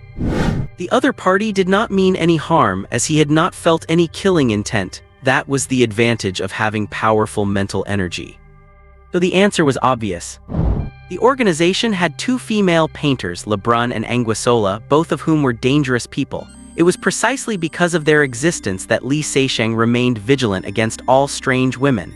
The older one should be Lebrun and the freckled one should be Anguissola. Li Seisheng was sure this must be one of Winnie's tricks. Boring. The next day at noon, at the Queen Louis Cafe. Li Seisheng looked at the person sitting in front of him in surprise. Dupe, why are you here? Are you not supposed to be in Hungary looking after Gauguin and Munkaxi? Dupe smiled. Miss Winnie said that out of respect for your cautious nature, it would be more appropriate for me to meet you instead. Gauguin and Munkaxi have more professional people taking care of them. Li Seisheng shrugged, expressing his regret. It seems Miss Winnie has a deep misunderstanding of me. Dupe smiled without saying a word and pushed a sealed craft paper envelope toward him. Li Seisheng stood in the garden of a 3-story villa, his hands on the stone railing, overlooking the azure lake water and green mountains, and could not help but show a smile. Dupe did not know the specific location of the house, so he left after handing him the items. This house was even better than Li Seisheng had expected. It had a living room with double fireplaces, a balcony and a bar, spacious bedrooms and bathrooms, a laundry room, a wine cellar, a basement, and a veranda, everything one could ask for. In addition, it had a large garden of about 600 square meters and a garage. The garden was planted with flowers, figs, pomegranates, olive trees, walnut and chestnut trees, and even a grape trellis full of greenery. The upper terrace of the villa offered a view of the beautiful lake and mountains, and the surroundings were beautifully landscaped. The villa was not in the densely populated Bellagio, but in the small town of Statler on the east side of Lake Como. There were far fewer tourists here than in Bellagio, which Li Seisheng was very satisfied with. Most importantly, the back of the villa was directly against Lake Como, with stone steps leading right into the water where a white speedboat was docked. Just like the former Lake Whalen Villa, if an attack were to happen, evacuating by water would be very convenient. This was what satisfied Li Seisheng the most. Paul really understands me. Having taken someone's favor, Li Seisheng thought that for the sake of this house, he would just let go of the fact that the old man ruined his reputation. Hey, are you the new neighbor? Li Seisheng was taken aback and turned his head to look. In the yard of another house a few meters to his left, a striking beauty stood, waving at him. The young woman was over 1.70 meters with a tall, slender figure, a tiny waist and long legs. She had long, golden hair cascading over her shoulders and a delicate, straight nose. Most stunning of all were her pale blue eyes, clear and pure as if they could see right through a person's soul. Li Seisheng was stunned for a moment, then a broad smile immediately spread across his face. He straightened up, elegantly reached out a hand and waved. Hey, hello, I am your new neighbor, Erwin Adams. May I have the honor of knowing your name? The young woman took a few steps forward, rested her hands on the stone wall and smiled. Her white teeth seemed to gleam in the sun. I am Alicia Sainta. Welcome to Stattle. Believe me, Mr. Adams, you are going to fall in love with this place. Li Seisheng took a few steps forward as well, leaning against a walnut tree and sighed in admiration. I think I have already fallen in love with it, Sainta. This place is truly beautiful. Sainta clearly caught the implication in his words, her face flushed. Unable to look him in the eye, she stared at her toes and asked softly, Mr. Adams, if you do not mind me asking, what is your profession? I am a freelance photographer. It is my job to travel to every corner of the world, seeking out both beauty and ugliness and documenting them. Among all the professions, Li Seisheng had chosen the one most attractive to young women. Well, sure enough, Sainta's eyes lit up as she pressed on, so you must have been to many places. Li Seisheng shrugged and said with feigned nonchalance, yes, I have left my footprints in Milford Sound in New Zealand, the island of Santorini in the Aegean Sea, the Yerkal Glacier in Iceland, and the ancient city of Machu Picchu in Peru. Of course, Iraq, Libya, and Afghanistan are also on my target list. I believe nothing can restrict a man's path. That is the only way to see the truth of this world. Li Seixing was serious about bragging, especially when his target was a young, beautiful woman. Thanks to Li Seixing's efforts, the two of them quickly warmed up to each other. Through skillful questioning, the young woman naturally revealed her information. Sainta was 22 this year and had graduated from university last year. Because the elder Sainta fell ill, she had to take over her father's small company, which was currently barely keeping its head above water. There were only her father, her, and a maid at home. Most importantly, she had no boyfriend. Li Seixing expressed his concern at the right moment and praised her resilience, which greatly boosted the young woman's favor toward him. After a while, Sainta, urged on by the maid, reluctantly returned inside. Li Seixing watched her back as she retreated, his eyes filled with a smile. The next day, Li Seixing drove out early and returned with many household items. He planned to stay here for a few days to get familiar with the surroundings. At the very least, he needed to figure out how to escape if necessary. This was a habit carved into his bones, and he did not want to change it. Of course, deepening his relationship with Sainta was another goal. As for storing weapons, installing explosives, and remodeling the basement, those were tasks for the future. Actually, what he most wanted to know was whether this house would appear in his mind as a new green dot without having any specific functionality. If it were recognized, it would mean that as long as he had the money to keep buying properties, he could appear anywhere in the world at any time. Of course, Li Seixing himself thought it was impossible. His mind could not possibly contain a star chart filled with stars. In the afternoon, Li Seixing went alone to the nearby Riviera restaurant for dinner. It was about 300 meters from his house, and there were several other restaurants, bars, and convenience stores along the street, which was very convenient. After entering the shop, Li Seixing grabbed a newspaper from the rack at the entrance, ordered a steak and pasta, and waited quietly for his meal. "Sir, your order, please enjoy." The guest did not respond at all. The waitress placed the tray on the table and looked over curiously, only to find the guest staring motionlessly at the newspaper in front of him. A while later, she realized that the guest had already left, though she had not noticed when. When clearing the tray, she saw that the food had not been touched at all. On the table was the open newspaper, which carried a headline, "Massive Explosion at a Warehouse in the Suburbs of Le Mans, France, Suspected Accidental Detonation of Munitions." In the evening, Li Seixing, dressed in a formal suit and holding a bouquet of flowers, rang his neighbor's doorbell. The door was opened by the maid. She was tall and full-figured with a plain face, but her attitude was very warm. Clearly, having seen him talking to her young mistress yesterday, she was happy to welcome this handsome new neighbor for a visit. Following the maid into the living room, Sainta stood there wearing a white dress, looking like a graceful magnolia flower, beautiful and pure, with surprise in her clear eyes. "Mr. Adams, I did not expect you to visit. What an honor." Li Seixing walked up to her step by step and handed over the flowers he was holding. Sainta's smile faltered slightly as she subconsciously reached out to take the bouquet. This bouquet, made of bird of paradise, yellow lilies, and carnations, was suitable for visiting a patient, but for a first-time visit to a neighbor, it was clearly inappropriate. Li Seixing stared into her eyes and said, word for word, "Winnie, is Paul feeling any better?" Sainta's eyes widened and she looked at him in total surprise. "Mr. Adams, what are you talking about? Who is Winnie? Who is Paul? I do not understand." Li Seixing frowned and said, "Winnie, stop playing around. I have serious business." Terror flooded Sainta's clear eyes, and she took a step back like a frightened little white rabbit. "Mr. Adams, what kind of nonsense are you spouting? You are scaring me." The maid placed the teacup on the table and hurried over to stand in front of Sainta, glaring at Li Seixing. "Miss, what is going on, sir? Please leave immediately or we will call the police." Li Seixing sighed and quickly took out his phone to dial a number. 10 seconds later, the ding-dong sound of a ringing phone echoed from the sofa. The room went dead silent, with only the phone continuing to ring. Some people never turn off their phones because there are always critical decisions to be made at any moment, such as Winnie, the current de facto coordinator of the painters' organization.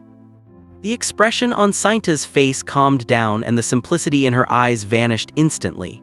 It was as if she had become a different person, her entire demeanor shifted. In the blink of an eye, she transformed from a shy, innocent girl into an efficient, wise queen with immense feminine charisma. She laughed somewhat awkwardly. "All right, Sezen, I am Winnie." Li Seixing looked at her expressionlessly, walked over to the sofa, sat down, took a sip of the tea, and then turned to the maid. "We met the night before last. Are you Lebrun or Anguissola?" The maid and Winnie exchanged glances and she smiled reluctantly. "I am Lebrun, Sezen, it is an honor to meet you." Li Seixing nodded without saying a word. Winnie and Lebrun sat down on another sofa, both feeling quite awkward. Having their act exposed to their face was embarrassing for anyone. Winnie broke the silence first. "Sezen, I have to admire your perceptiveness. How did you find out?" Sitting near the cafe, showing no malice toward me and being disguised, the only people I could think of were the two female painters from the organization. And most importantly, Li Seixing looked at Winnie. "I believe you would never leak my whereabouts." There was a flash of emotion in Winnie's eyes because of Li Seixing's affirmation and trust. Li Seixing picked up the teacup and continued, "I thought it was you meeting me at the cafe yesterday, but it turned out to be Durer." At that moment I was wondering, Lebrun and Anguissola had both appeared, so where was Winnie? In what way would she meet me? As for what happened after, I think it goes without saying, right? Winnie sighed. Of course, it went without saying. Li Seixing had already anticipated that she would appear, so no matter what persona she adopted when she appeared before him, he would have identified her. Li Seixing smiled faintly. "Besides, I do not consider myself charming enough to make such an outstanding beauty fall in love with me at first sight." As he said this, the figure of Catherine flashed through Li Seixing's mind. Winnie nodded slightly, acknowledging the compliment, and then added, "So, you were playing along with me yesterday afternoon."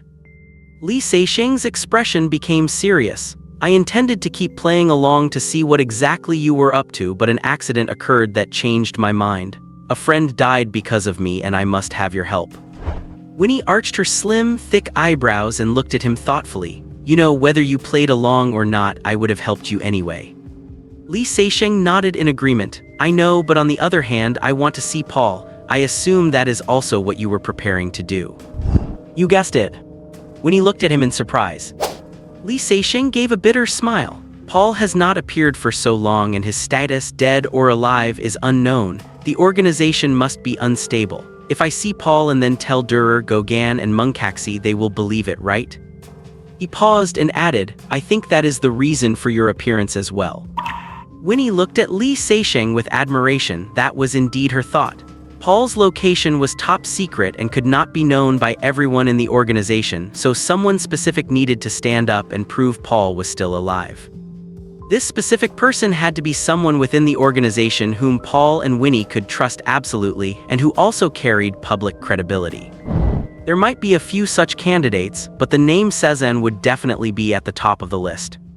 Through these missions, Li Seixing had won the gratitude and trust of many in the organization with his performance. Even Gauguin, who would not admit it out loud, was convinced in his heart.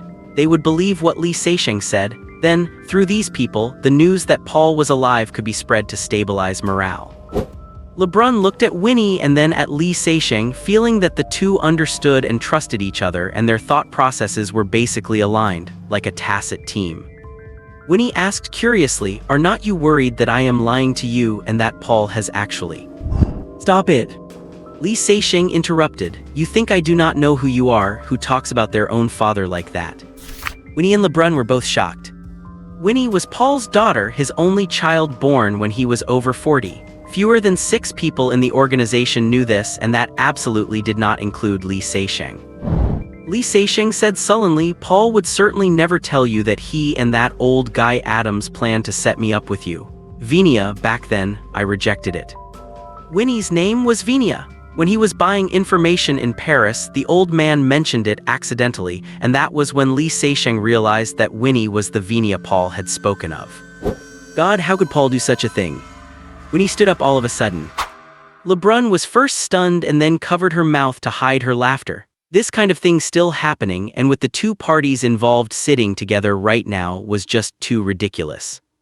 From Winnie's expression, she definitely did not know about this, otherwise she would have rejected it without hesitation at the time. What era was this? How could such a thing still happen? In the Xia language, this was called an arranged marriage, and young people today would never accept such an arrangement.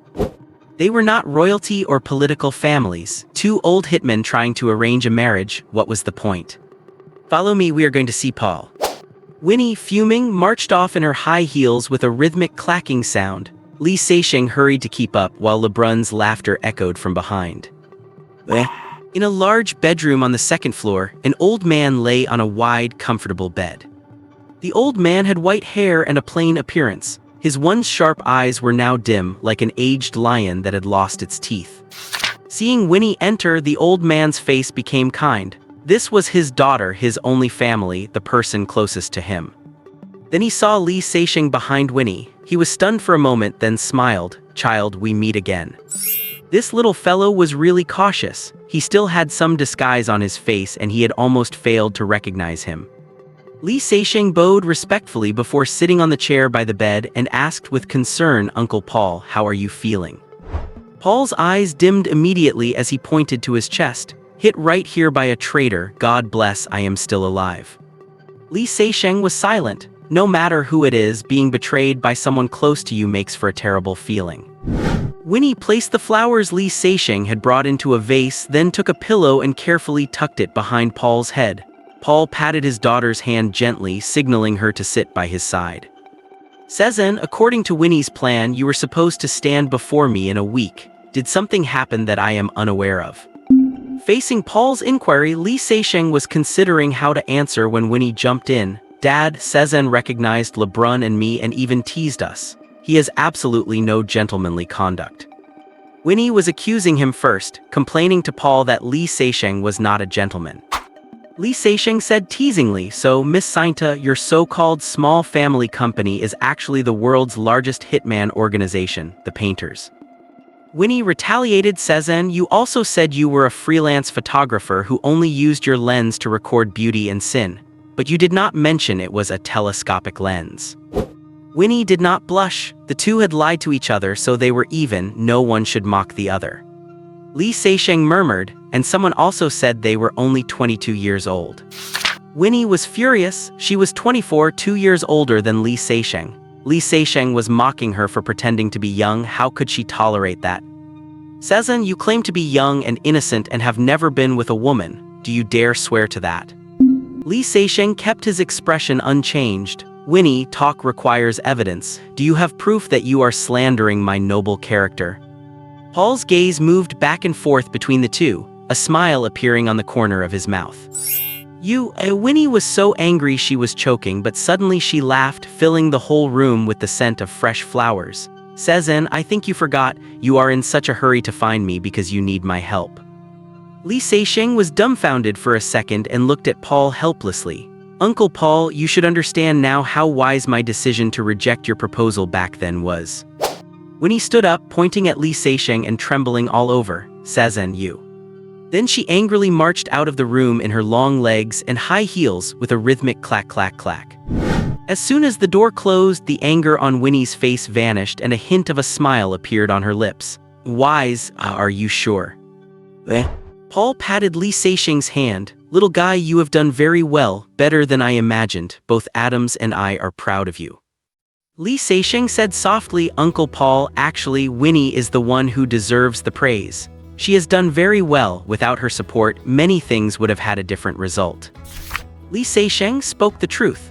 With the organization's vice leader betraying them, most people in a dormant state, traitors lurking within, and powerful enemies eyeing them from without, Winnie deserved the credit for maintaining the organization from collapsing and even successfully counterattacking several times. Without Winnie's trust and support, there were things he could not have achieved on his own. On this point, Li Seixing actually admired her very much. He certainly could not have done it. He might have been able to kill more enemies, but analyzing information, organizing and coordinating personnel, and managing such a large organization was not his strength. He was already accustomed to speaking through the barrel of a gun. The wrinkles on Paul's face deepened into a broad smile. "Child, why do not you say these things to her face?" Li Seixing was at a loss for words. He did not know why either. Perhaps, as two outstanding young people, they were both unwilling to bow their heads before the other. Unlike talking on the phone when facing Winnie, he always wanted to maintain the upper hand. It was just like a boy who wanted to get attention but only knew how to pull a girl's pigtails.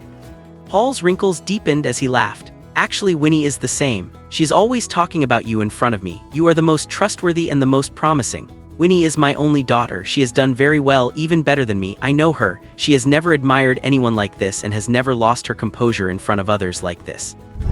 Li Seixing did not know how to respond and just gave a dry laugh. It is never wise to mention age in front of any woman. I think Winnie is no exception. I am very sorry, I should not have said that. Paul looked at him deeply. Child, I ask you one thing as an uncle. After Li Seixing left, Winnie sat down at Paul's bedside again. Child, were you really angry just now? Dad, you know me, how could I be? Winnie tidied Paul's quilt, smiling like a little fox. Men usually do not like women who are too strong. When I left in anger, he could feel a sense of achievement. Besides, I thought you two needed a space to talk without being interrupted. As she spoke, Winnie reached out to stroke Paul's cheek affectionately. Dad, you men, no matter how old you get, are like little children who need women to coax them. Paul pressed his daughter's hand against his face and showed a happy smile. So you like him? It seems that this boy will not be able to escape your palm. Yes, Dad, I like him. Winnie nodded, then winked and laughed. He must be mine. Winnie's pale blue eyes were filled with confidence and pride, making no effort to conceal her affection for Li Seixing. She was not a shy, innocent little girl. She was a queen with a strong will and a powerful heart. There was nothing shameful about loving and hating boldly. If one did not even dare to admit they loved someone, how could they have the right to fight for happiness? Taking on this heavy burden when her father was critically injured could be called receiving a command in a moment of crisis. At first, she was panicked, afraid, and even retreated. She even made fatal mistakes. It was Li Seixing who saved it all, and from that moment on, she developed a soft spot for him. Powerful intellect and insight gave her an understanding of human nature far beyond ordinary people. Her special industry and high position made her walk on thin ice, unable to trust others easily. All of this destined her to have difficulty finding a life partner. Through phone calls and winning over powerful enemies together, their understanding gradually deepened, and she was certain that Li Seixing was that person. In an era where chatting online twice could be called love, Winnie considered herself very conservative. Although they had never met before, she felt the sparks generated in the process of facing difficulties together and winning cooperation were very real and very romantic. Paul pondered, child, what do you plan to do about this? Winnie said, without hesitation, of course, use every connection and go all out to help him. He does not have many friends. Gaining his friendship is a very difficult thing, so he values his feelings far more than the average person. Parker died because of him, and he will definitely take revenge. What I need to do is ensure he succeeds in his revenge and then comes back alive. Paul laughed, laughing very happily. Child, now I am certain that he definitely will not be able to escape your palm. Li Seixing left Lake Como for France early the next morning. He did not go to Le Mans, nor did he risk checking near that warehouse. Instead, he returned to the safe house in Rennes, waiting silently for news from Winnie. The only time he went out was to buy a pack of a paper which he burned under the cover of darkness, mimicking what his father used to do while muttering a few words. Parker, my friend, I could not find any Joss paper, so you will have to make do with this. Li Seixing tilted his head, sniffled, and said in a muffled voice, but do not you worry, those people will be joining you soon, and this matter will definitely not be treated lightly. Parker was already dead, and being impatient was useless. All he could do now was wait. Since the last assassination of Blika, Li Seixing had known that the organization had a strong working relationship with the top levels of the French government. The painter organization was like an iceberg, with only a small portion visible above the water, and no one knew what kind of hidden, powerful forces lay beneath. When Winnie said she would give it her all, she meant it. Late on the very day Li Seixing arrived in France, Winnie's call came. Cezanne, I am sorry to have to tell you this news. Your friend Parker is indeed dead. Li Seixing closed his eyes and said after a long silence, I knew it. He was an arms dealer who never turned his phone off. If his phone could not be reached, it meant something had happened to him. He was a dedicated arms dealer, a professional who followed the rules, and above all, a trusted friend. Li Seixing added silently to himself. According to information obtained by the French intelligence agencies, at least 12 black Land Rovers appeared in Le Mans that day. The incident occurred at 2:20 a.m. and many people nearby were awakened by the explosion. Afterward, at least 25 bodies were found at the scene, not including the casualties and corpses the attackers took with them. Additionally, the bodies of 10 guards were found in the courtyard and the duty room. Winnie paused, then continued. Analysis of the investigation report reveals traces of a large-scale munitions explosion, with traces of thermobaric agents found at the center of the blast. This means the explosion was intentional. Someone detonated thermobaric weapons, causing a chain reaction that blew up the entire warehouse from the inside out. At this point, Winnie's voice became solemn. Sezen, I must say your friend deserves everyone's respect. God bless him. Faced with a desperate situation, he did not surrender to his opponents. He chose to take them down with him. Buddy, in our relationship, you could ask me to die for you, but right now we are talking business. Business is business and not a cent can be cut. The only thing I can guarantee is that I will never betray you, never. He could almost still hear Parker's words in his ears. Li Seixing remained expressionless, but his voice trembled slightly. Thank you, Winnie, thank you for everything you have done. You are welcome? Sezen, no organization has claimed responsibility for this incident so far, and the French are investigating it at full throttle. They specifically called me and I told them that this was exactly what I was looking into as well. We have reached an agreement to share intelligence. Li Seixing understood that the call to Winnie was due to the previous explosion, which, truthfully, was his own doing. Winnie reassured him, I do not have high hopes for the efficiency of the French, so I have already contacted the 3 biggest intelligence agencies in Europe and 6 prominent intelligence clans. I do not have high hopes for the efficiency of the French, so I have already contacted the 3 biggest intelligence agencies in Europe and 6 prominent intelligence clans. Sezen, do not be sad. Wait for my news, I promise. In the suburbs of Paris, several Mercedes SUVs were parked in front of a villa. With the French currently investigating the explosion, the Saturn company had to keep a low profile, and it was better for the black Land Rovers to stay hidden for a while. Several people in black trench coats patrolled the area while dark gun barrels poked out from the attic windows, keeping a constant watch on the surroundings.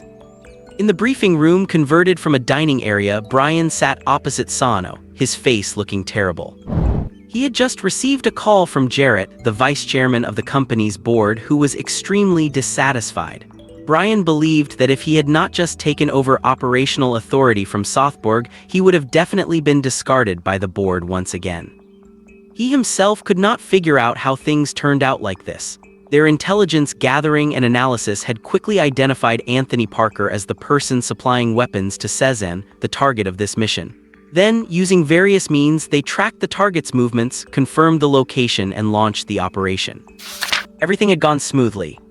But who would have expected the target to blow up the munitions depot, leading Brian to suffer a failure comparable to the one in Grand Faugeray? Colossal failure. 4 C-tier teams, 48 operatives dealing with one arms dealer, no one would have thought the mission could fail. Some even thought Brian was making a mountain out of a molehill, being far too cautious. But what was the result?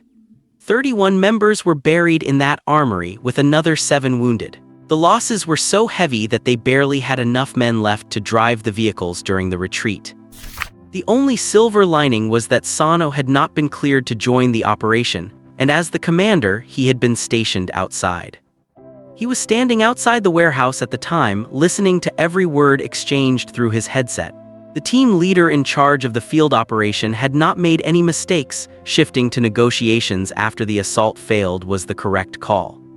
The only mistake was that no one expected the target, Parker, that arms dealer, to have such guts. An arms dealer willing to die for a client, how could that be? Thinking of this, Brian could not help but sigh, God, why are Sezen and his people all so difficult to deal with? Sano suddenly spoke up, Sir, we did not fail. Brian stared blankly at Sano. If this is not a failure, what is? Losing 31 elites for an arms dealer, is that not a failure? Sano did not shy away from his gaze. He rose, gripped the table, and said in a deep voice, Sir, through this mission we achieved at least 2 goals. First, we cut off Sezen's source of weapons, so it will not be easy for him to restock ammo in the future. Second, we confirmed that Sezen's hiding place is in the Rents area of France, which is why he was buying weapons from the dealer in Le Mans. Sir, through this mission we achieved at least 2 goals. First, we cut off Sezen's source of weapons, so it will not be easy for him to restock ammo in the future. Second, we confirmed that Sezen's hiding place is in the Rents area of France, which is why he was buying weapons from the dealer in Le Mans. This was just an accident. Cezanne is like a fish about to be caught in a net, feeling the net tightening and struggling in a desperate attempt to break free, but he will definitely be caught by us in the end.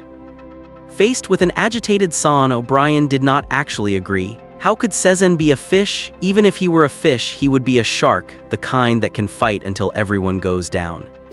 He spread his hands and said helplessly, "Fine, you have a point. What do you think we should do next?" Upon hearing this, Sano immediately pulled a map from his pocket, laid it on the table, and began to explain eagerly. "Sir, look, first, we confirmed Cezanne is in the Rents area of France. Based on our intelligence analysis from the recent operations, I believe he could not be hiding in the city center of Rents, but rather in a single-family house in the suburbs." Sano drew a circle on the map and Brian frowned. "Sano, why?" Sano's eyes brightened as he said word by word, "Because he never harms innocent people." "Cezanne never harms innocents? That is a joke, this explosion maniac he." Brian was about to deny it, but many scenes flashed through his mind. In Grand Fauderay, he detonated a house far away from other residents. The same at Lake Whalen, in Evreux, in Munich, on the streets of Budapest. He had not harmed a single passerby, even the hired hands were still alive. When he sniped at Belenov, the thermobaric bomb was just used to force him out of the house. Good God, is this really true? Brian suddenly looked up at Sano, who nodded solemnly. Upon realizing this, Brian's mind was in a whirl. Even as an opponent, he had to admit that Cezanne was a man of principle. In this regard, he did much better than other killers, even better than they did themselves. What is this supposed to mean? Why would a killer worry about such things? Should not he be like the apostles, treating human life as worthless for the sake of money? In a flash, he thought of that previous question again. How could an arms dealer be willing to sacrifice his life for a client? An arms dealer dying for a client, a killer never harming innocents. What is happening to this world? If this is the case, what does that make us? What does that make people who use an opponent's refusal to harm innocents against him? Brian felt a severe headache. Yes, sir. Sano pushed his shoulder and Brian snapped out of his daze. Oh, Sano, please continue. Sano said excitedly, "Once we confirm this, we know that Cezanne would never live in a densely populated area. That leaves only the surrounding towns of Cesson-Sévigné, Thorigny-Fouillard, and Montfort." Sano tapped heavily on the 3 towns on the map. These places have few people and most houses are detached villas. Cezanne must be hiding in one of these spots. Brian set his previous thoughts aside and began to get excited. Sano, your analysis makes a lot of sense. You do not fail your FBI background. This makes the search range much smaller. What was once finding a needle in an ocean is now finding a needle in a bathtub. The workload and difficulty were reduced by more than 100-fold. Sir, that is not all. Sano took a pen and paper and as he wrote said, "Combining what we have learned so far, Cezanne is definitely under 30, between 1.8 and 1.85 meters tall, and furthermore, he is definitely not black." He then explained, "The black persona we saw last time was something he wanted us to see. Therefore, I can assert that Cezanne might be white or even Asian, but he is certainly not black." Sano did not know how long he had been analyzing the data. His argument was well-reasoned and logical. He had practically stripped Li Seixing bare. Only one force can drive a person to such lengths, and that is hatred. The person who understands you best is usually not your family or friends, but your enemy. Brian slapped the table, feeling invigorated. That makes sense, it makes sense. Sano, I will go back and organize the personnel and equipment. Also, I will definitely report to the board and strive to have you in charge of this mission. Yes, sir. Sano gave a military salute, feeling a burning sensation in his heart and his blood boiling. Brothers, the chance to avenge you has finally come. In the suburbs of Rents, the town of Thorigny-Fouillard. Li Seixing was in his home gym, sweating profusely. His feet moved in quick succession, his fists striking the punching bag repeatedly, while Parker's image constantly surfaced in his mind. Just as Winnie said to Paul, Li Seixing did not have many friends. Those in this line of work are not exactly suited to making friends, and those he would approve of were even fewer. Li Seixing had long been used to solitude, regarding loneliness as his companion. But he cherished every friend he had. Precisely because of this, when he learned of Garrick's betrayal, he felt very sad. As sad as he was about the betrayal, the pain of knowing Parker had died for him was doubled. This pain could not be erased, so he only had to keep telling himself, "Stay calm, stay calm." His adoptive father Adam's words echoed in his ears, "Child, your intuition is strong and you are calm enough. I hope you keep that calmness at all times. When you are lost in your heart or in danger, that is your most powerful weapon." Bam bam bam. Li Seixing, while telling himself to stay calm, beat the punching bag crazily like a wounded beast licking its wounds in private. Many people have had this experience. When your body is extremely exhausted, your mind becomes even more active. Li Seixing lay on the sweat-soaked floor without an ounce of strength, only his chest heaving violently, but his mental energy was active as never before, radiating outward from his body with the whole house in his sensory range. The clock on the living room wall, the bird on the kitchen windowsill, the spider web on the storeroom ceiling, all were as real and concrete as if seen with his own eyes. The sound of the wind, the chirping of the bird, the ticking of the clock sounded as if they were right beside his ears, clearly audible. Li Seixing closed his eyes and tried to pull his mental energy back, then concentrated it and extended it outward. The concentrated mental energy was like a tentacle, even more like an invisible finger, traveling through the wall and exploring along the way. In the courtyard, a cluster of blooming irises bent over as if swept by a strong wind. The wooden fence shook slightly, and the latch on the gate seemed moved by someone sliding back automatically, and the fence gate creaked open. A discarded flyer on the road lifted up, appearing to dance with the wind. A green trash can across the street made a muffled sound, as if kicked lightly by someone. A soda bottle next to the trash can began to shake, increasingly violently like a rocket ready for launch. A few seconds later, the rocket soared into the sky, getting higher and higher, as if supported by an invisible hand, until it reached dozens of meters high, lost momentum, and fell straight down, shattering into pieces. In the room, Li Seixing fainted at the same time. Unknown how much time had passed. Li Seixing was woken up by the ding-dong sound of the phone. He sat up holding his forehead and grabbed the phone with a hoarse voice. "Hi, Winnie. God, what happened to you?" "Cough, cough, I am fine." Li Seixing cleared his dry throat, his mind much clearer. "Winnie, how is it? Is there any news?" "Sezen, 3 agencies gave the answer: Saturn Private Defense Company. Black Land Rovers are standard for their operational units. This company is registered in the Cayman Islands and is very active in Europe, but no one knows where their specific office is located." This answer was no surprise to Li Seixing. Since Lake Whalen, this company had been targeting him. The Black Land Rovers, the black trench coats, the well-equipped, tacitly coordinated, and well-trained operational teams were their trademarks. Li Seixing could feel that while they were enemies of the painter organization, their primary target was himself. "Sezen, I have notified Dura and Renoir they will arrive in France by tomorrow evening at the latest. If necessary, Lebrun will also go at any time. Also, here is a phone number. In the future, if you need weapons and ammunition, you can call this number."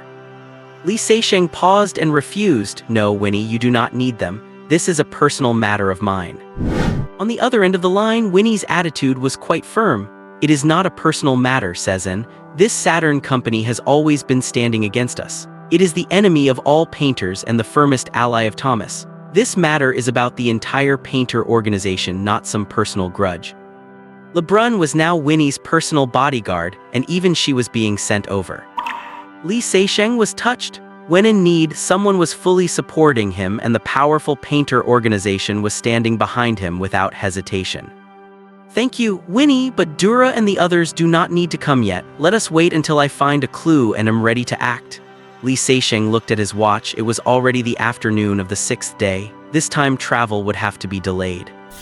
"Winnie, tell me the information about the Land Rovers. I plan to follow this line of inquiry." "Adams." Winnie's tone suddenly softened. "Take care of yourself. Our little company needs you to keep going." Li Seixing paused, remembering the time he and Winnie acted dumb in the garden, flirting with each other. He did not know whether to laugh or cry. "Sinita, I will come back with pictures of Paris." "How childish." Hanging up the phone, Li Seixing sneered, but a smile hung at the corner of his mouth. Paris is the capital of France, one of the 5 major international metropolises, the city of fashion and the city of romance. Everything has two sides. Where there is justice, there is evil, and where there is light, there is darkness. If the Arc de Triomphe, the Eiffel Tower, and the Champs-Élysées are the beautiful and glamorous coat of Paris, then the 18th, 19th, and 20th arrondissements are the scars on her back. These three districts are located in the northwest of Paris, and are the areas where thieves, scammers, and robbers are most rampant. The bordering 93rd province is where the government houses a large number of overseas immigrants, with many from North Africa and the Muslim world, jokingly nicknamed Paristan. If a day goes by there without an incident, it is news. The state of public safety is imaginable. The French traffic monitoring system is a joke. Not only are there few cameras, but most are broken, and the capital, Paris, is no exception. Winnie took personal action to hack into the traffic monitoring system, and combined with the information provided by the French, finally discovered the traces of those black Land Rovers, but the trail went completely cold in the 20th arrondissement. This is because almost all the monitoring equipment here was broken. It was simply a paradise for crime. Li Seixing disguised himself as a black person again to find clues. It is not that he likes dressing up as a black person, but operating in this area, being black is much more convenient than being white. At this moment, Li Seixing was standing in front of the Père Lachaise cemetery in the 20th arrondissement, the last place those vehicles were seen. Buried in the Père Lachaise cemetery are celebrities including composer Chopin, Eugene Potier, the author of the lyrics of The International, Jim Morrison, lead singer of The Doors, French comic writer Molière, French novelist Balzac, British writer Oscar Wilde, American dancer Duncan, and Bizet, the author of the opera Carmen. Li Seixing did not go in but walked slowly north along the stone wall outside the cemetery, reaching out to gently touch the cold stone wall. Countless celebrities lay at rest inside the wall. On the other side, 100 meters away, the Boulevard de Ménilmontant was bustling with traffic, and people of all skin colors gathered there, forming a sharp contrast. Li Seixing was sighing with emotion when a young man with a square face and a pointed chin walked toward him, with long eyes and a wide mouth. The features of a gypsy were obvious. As they brushed past each other, the boy reached toward Li Seixing's pocket with his hand. For some reason, his elbow went numb, his whole arm lost feeling, and it did not gradually recover until a minute later. The boy stood frozen on the spot, staring blankly at his back. "Sir, need to enjoy yourself. A hot 16-year-old girl, I guarantee you will be satisfied. Sir, want to smoke something powerful?" Less than 10 minutes into his walk, Li Seixing had already met several people who came up to solicit him. What was even more excessive was when he passed an intersection, two strong black men rushed out and used knives to force him into an alley. Li Seixing was stunned. He was disguised as a black person, and these guys would not even let their own kind off. When he saw their greedy eyes fixed on his Jaegerle Coulter AMVOX watch, he understood. Wealth should not be flaunted, no matter what color your skin is. When you are wearing a watch worth tens of thousands of euros, you naturally become their target. Li Seixing could not help but sigh. These people's eyes were comparable to the doorstaff of high-end establishments. Lesson learned: next time he disguises himself, he must remember to change watches. The two black brothers looked vicious, pointing their daggers at his chest, one directly reaching to take the watch and the other reaching into his pocket. "Brother, stay honest. Looks like you are doing well. Just think of today as helping out a compatriot." Li Seixing sighed. A minute later, Li Seixing walked out of the alley, adjusting his sleeves. After walking a few steps, he thought for a moment and turned back. The two black brothers were sprawled on the ground, howling in pain while cursing Li Seixing to die badly, promising to get people to hack him to death if they met again. When they looked up, they almost passed out from shock. Li Seixing squatted in front of them, showing his white teeth. "Guys, I want to buy a car, a cheap and good second-hand car. Do you know who has any nearby?" The two lifted their heads, staring blankly at him, clearly not having recovered from the blow just now. So Li Seixing gave them a little motivation. Two 100-euro bills were waved back and forth in front of them, and the two people's eyes followed them involuntarily. One of them swallowed, his voice trembling. "I know the Adam Repair Shop on Children's Road. Cars found nearby are all concentrated there." Li Seixing paused for a moment to understand what found meant. Of course, it meant picking them up when the owner was not looking. Slapping the money on his face, Li Seixing got up and left, the two behind him immediately rolling into a ball on the ground. "Fuck, that was for me. Asshole, share and share alike." Eh? Night fell, and though the gates to Adan's repair shop were shut tight, the interior was ablaze with light. Dozens of cars were scattered across the yard. Renault Megans, Mercedes G-Wagons, BMW XS, Range Rovers, Renault Twingo IIs, and Citroën DS models, you name it, it was there just like a second-hand car market. The only difference was that every single one had a broken lock or shattered window, the extent of the damage depending on the skill of whoever had picked it. A giant standing nearly 2 meters tall sat atop a Ford Raptor. He was built like a bull with a black cross tattooed on his shaved, gleaming scalp and a scar on his cheek that made him look exceptionally ferocious. That was Adan. A dozen or so burly men in tank tops were busy replacing locks and windows on the vehicles before driving them into a massive shipping container truck. These cars would be hauled to the docks, handed over to buyers, and loaded onto cargo ships to be sold all over the world. Adan sat on the roof of a truck, cigarette dangling from his lips, supervising his men while calculating his haul for the trip. His repair shop was the only collection point for several blocks. The local thieves and street thugs had to bring their stolen cars here and walk away with a few $100. If anyone ever tried taking a car elsewhere, Adan and his crew would use fists and knives to teach them about the rules of the game. There is a French saying, ripe grapes do not fall by themselves and turn into fine wine. To reach his current scale, Adan and his crew had dozens of lives on their hands. Only through that did they reach where they were today. By late night, the cars headed for the ships had been hauled away, and the yard fell silent. Adan and a few of his men locked the doors, turned off the lights, and headed toward their living quarters. A dark shadow appeared, quietly tailing the group of men. Back in his room, Adan pulled an ice-cold beer from the fridge, tilted his head back, and downed half the bottle. He let out a satisfied belch, sat on the sofa, turned on the TV, lit a cigarette, and propped his legs up, enjoying the pleasure of the harvest. The door opened without a sound. A young black man walked in slowly. Adan turned his head instinctively, his eyes blank for a split second. He had never imagined anyone would just break into his room like this. In less than a second, Adan reacted, his right hand reaching rapidly under the sofa cushion. "If I were you, I would not do that," the young man said as he pulled up a chair, sitting opposite Adan and blocking his view of the TV. Gripping the gun handle, Adan felt an immediate sense of relief. "Kid, you must be one of Boka's men. You got a grudge against that asshole, so he sent you to die." Boka was the black owner of another repair shop. Both sides wanted to devour the other to become the sole presence in the 20th arrondissement. Li Seisheng's skin color was the only reason Adan could think that way. Li Seisheng shook his head. "I do not know any Boka, I am just a..."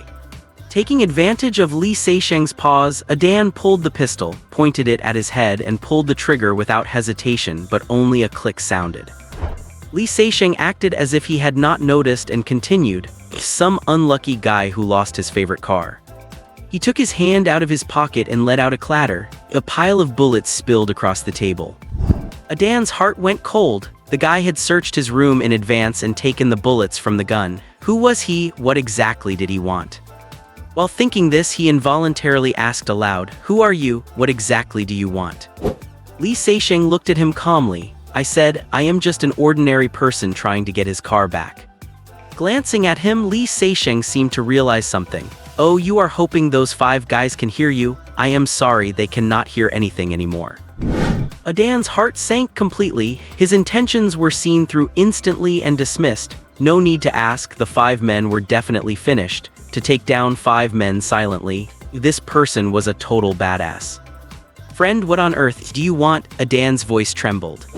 Li Seisheng replied with resignation. "Is something wrong with your brain or your hearing? One last time, I just want to get my car back."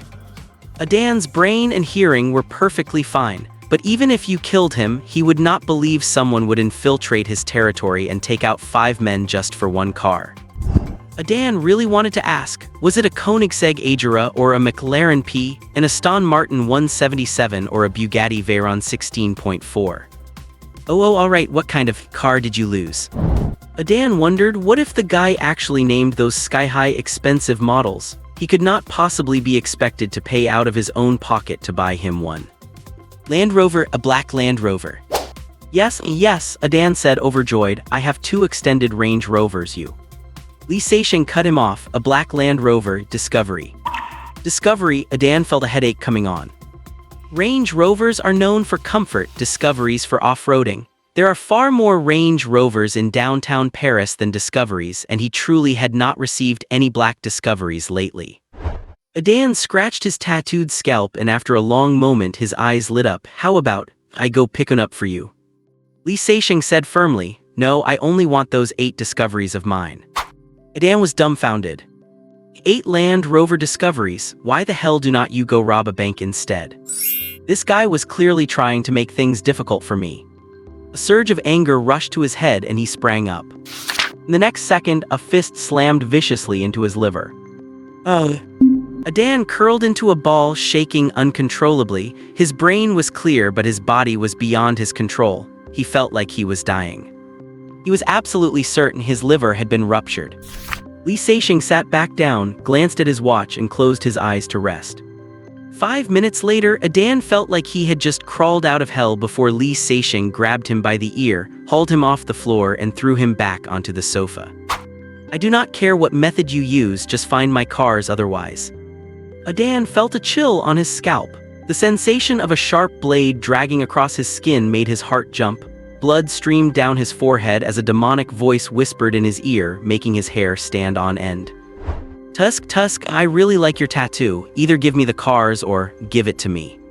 Adan broke down completely. Between his scalp and the cars, he naturally chose the scalp. No, wait, he chose to keep his scalp.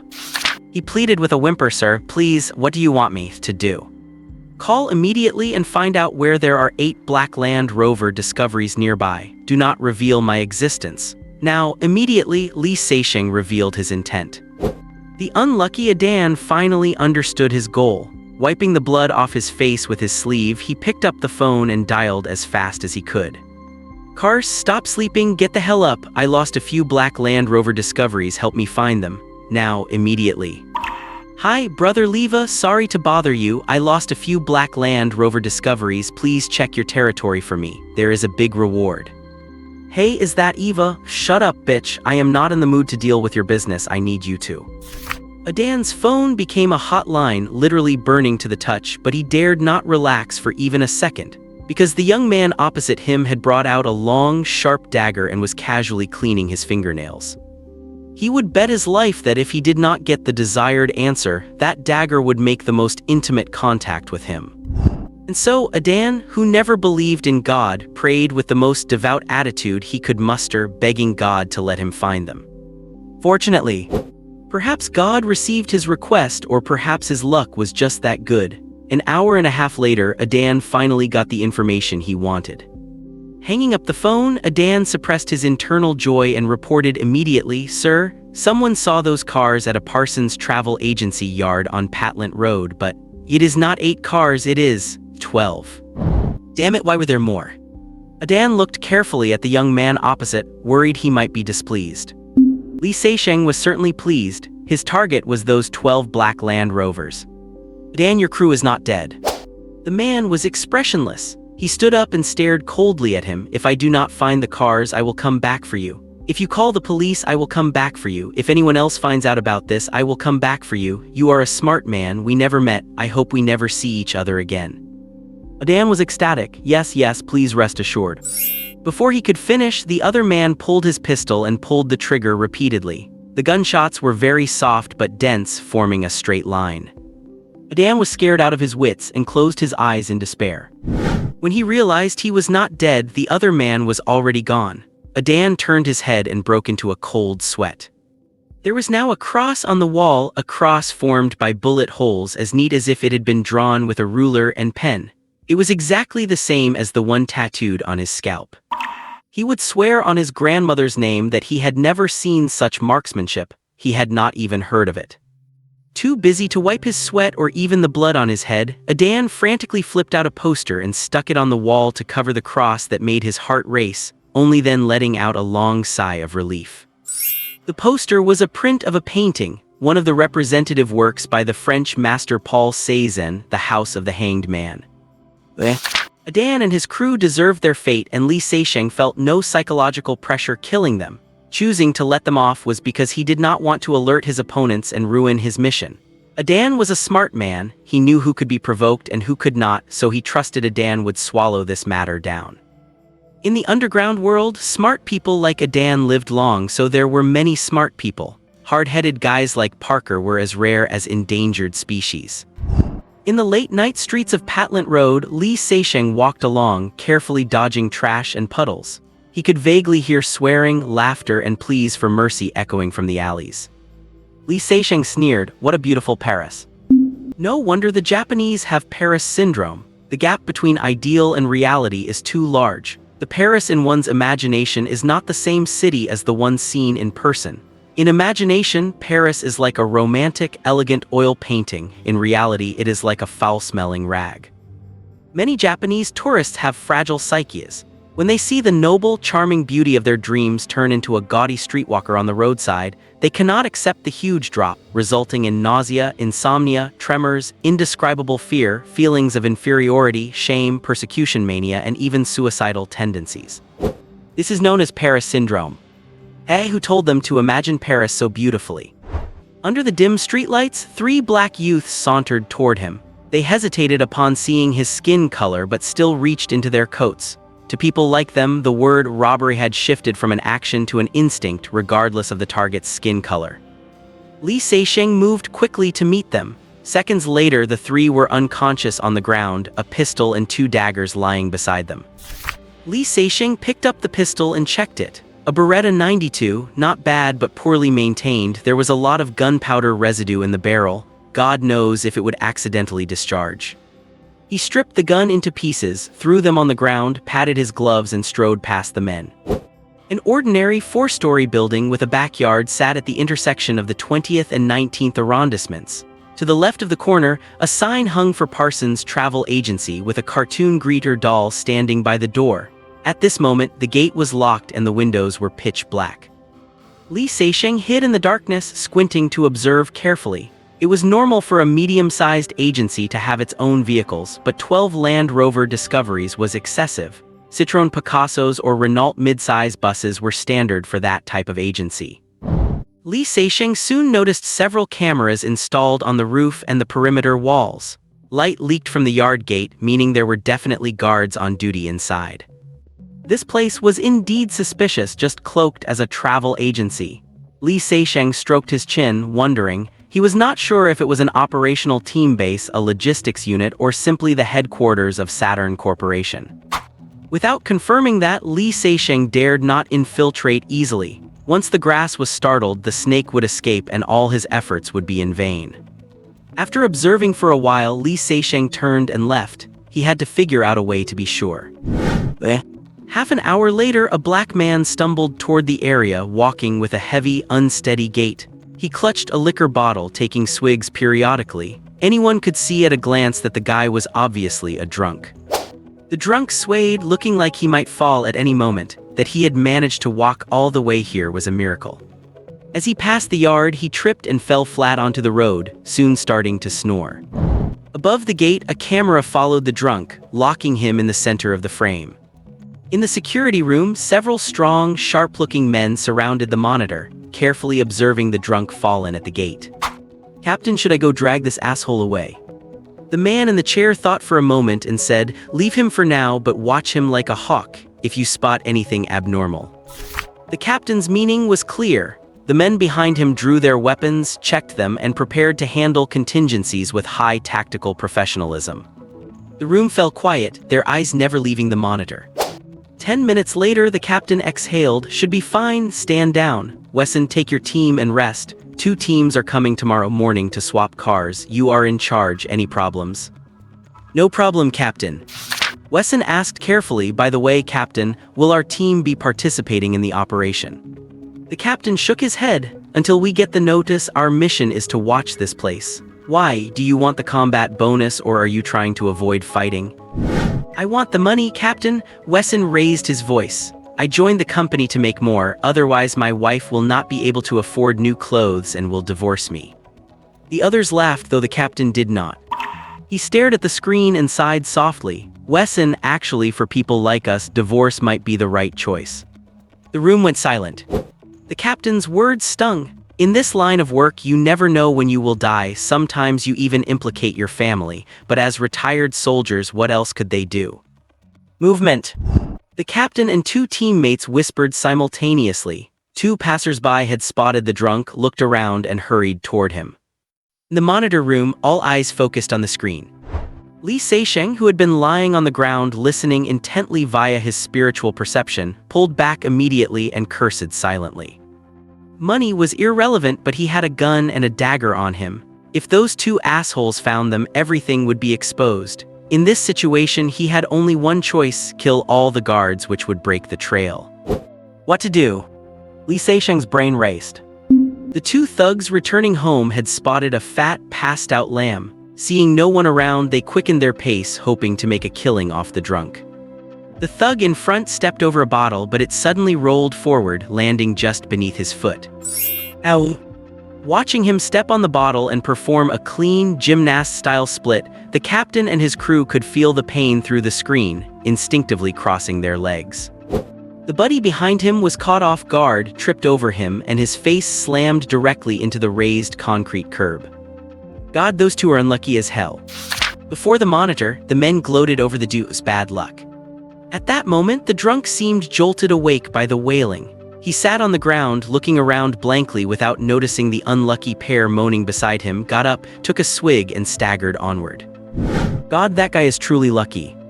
They watched the staggering silhouette, unable to help but exclaim in admiration. The next day, 9:00 a.m. A black Land Rover Discovery pulled into the travel agency's backyard. 10 minutes later, another black Land Rover appeared, repeating the process until 9:50 a.m. for a total of 6 cars. At 10:00 a.m., Mercedes SUVs drove out of the yard, heading south along Patlant Road. At the roadside, a Peugeot slowly started up. Li Seixing sat in the driver's seat, wearing sunglasses and a thick beard, looking like an ordinary middle-aged white man trailing them from a distance. 6 cars, 2 entire operational teams moving together. Li Seixing felt he had caught a big fish, trailing carefully. The Mercedes drove out of Paris, entered the Aquitaine region, continued southwest, and hopped onto the highway after 40 kilometers. Li Seixing was perplexed. Le Mans was only 100 kilometers away. What were they doing in Le Mans? Perplexity aside, Li Seixing followed them onto the highway.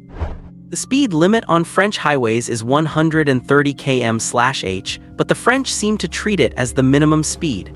Even a Peugeot 205 that looked ready for the scrap heap was cruising at 150 km/h, and it was being driven by an old lady. Can you believe that? An hour later, the Mercedes vehicles exited the highway onto Oaken Road and pulled into a fast food restaurant.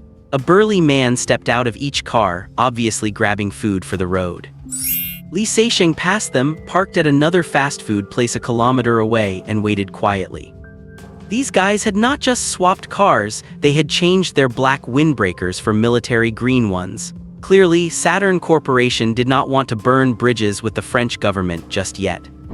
About 5 minutes later, the Mercedes hit the road again, and Li Seixing slowly tailed them once more. Seeing that the cars were bypassing Le Mans and continuing south along the road, Li Seixing's expression became strange. A thought bloomed in his mind: these guys are not going to Rennes, are they? An hour later, Li Seixing's guess was confirmed. The cars slowed down at the Cesson-Sévigné town intersection on the eastern outskirts of Rennes, and then, led by another Mercedes, turned into the backyard of an inn called the Flower Finch. As he drove slowly past the inn, Li Seixing pondered why they were here. Trailing these guys almost brought him to his own backyard. Could it be they still had not given up and were still looking for him? Li Seixing had a bad feeling. He realized that in his mind, the green dot representing his Rennes safe house had turned pale yellow at some point. Without a doubt, there were people from the other side at the safe house location in Torin-Fouillard. Sure enough, Saturn Corporation was still targeting him. This time, Li Seixing was not angry. His expression was ice cold. These people had short memories to forget the lessons of the last explosion so quickly. He needed to give them a reminder, let them relive the nightmare so that whenever they woke up in the middle of the night, they would shake at the thought of him. His goal had been to avenge Parker. Now that they were targeting him again and delivering themselves to his doorstep, why be polite? Li Seixing thought to himself, just let them all be buried with Parker. Li Seixing returned the rental car at a budget branch in the city and had a meal. then caught a taxi heading for the small town of Thorin Fuya where his safe house was located. Sitting in the car, Li Seisheng kept thinking. Combined with the yellow dots in his mind and the operation team's presence in Assassination, he easily concluded that the enemy's targets were several small towns in the suburbs of Rents. The question was, how did they determine that his hideout was in this area? That was something Li Seisheng could not figure out. He certainly did not know that Sano, seeking revenge for his brothers, had poured all his energy into hunting him down, thinking of him even in his dreams. Hatred was the greatest driving force keeping Sano alive. On the way back, he did not notice anything unusual. The town was as calm as ever, but the small yellow dots in his mind indicated that, just like in Assassination, an operation team from the Saturn company had certainly moved into the town, just waiting for the right moment to act. The pale yellow warning level was not high, and since Li Seisheng was currently disguised as a middle-aged white man, there was no need to worry for the moment. Having the driver drop him off at the convenience store, Li Seisheng went inside to buy a heap of food before heading to the only outdoor gear shop in town. "Give me a set of camouflage clothing in the smallest size." The clerk brought it over, but Li Seisheng frowned after measuring it. It was still too big for little Sophia. At this moment, the shop owner walked over, tall and sturdy, with a gruff voice. "Pal, buying for a kid?" Li Seisheng nodded. "You should just say so. I can tell you do not buy things for children very often." The owner glared at him fiercely, clearly dissatisfied with this irresponsible father, boy or girl, height and weight. Li Seisheng felt a bit embarrassed and hurriedly recited Sophia's measurements. "Girl height." The owner's tone suddenly softened. He quickly found a set of ultra-small 1100 camo combat gear, followed by a pair of small military boots and a small boonie hat. "Pal, I bet that once she puts this on, not even Wonder Woman will be her match." The owner laughed and patted his chest. Li Seisheng thanked him profusely. Thank you very much. I think the child will love this gift." The owner slapped him hard on the shoulder. "Pal, I have a daughter too. I think for her, a father's company is the best gift of all." Leaving the shop, Li Seisheng let out a soft sigh.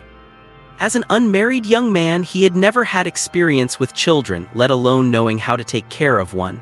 The owner was a good man, and he was right. He needed to spend more time with Sophia from now on.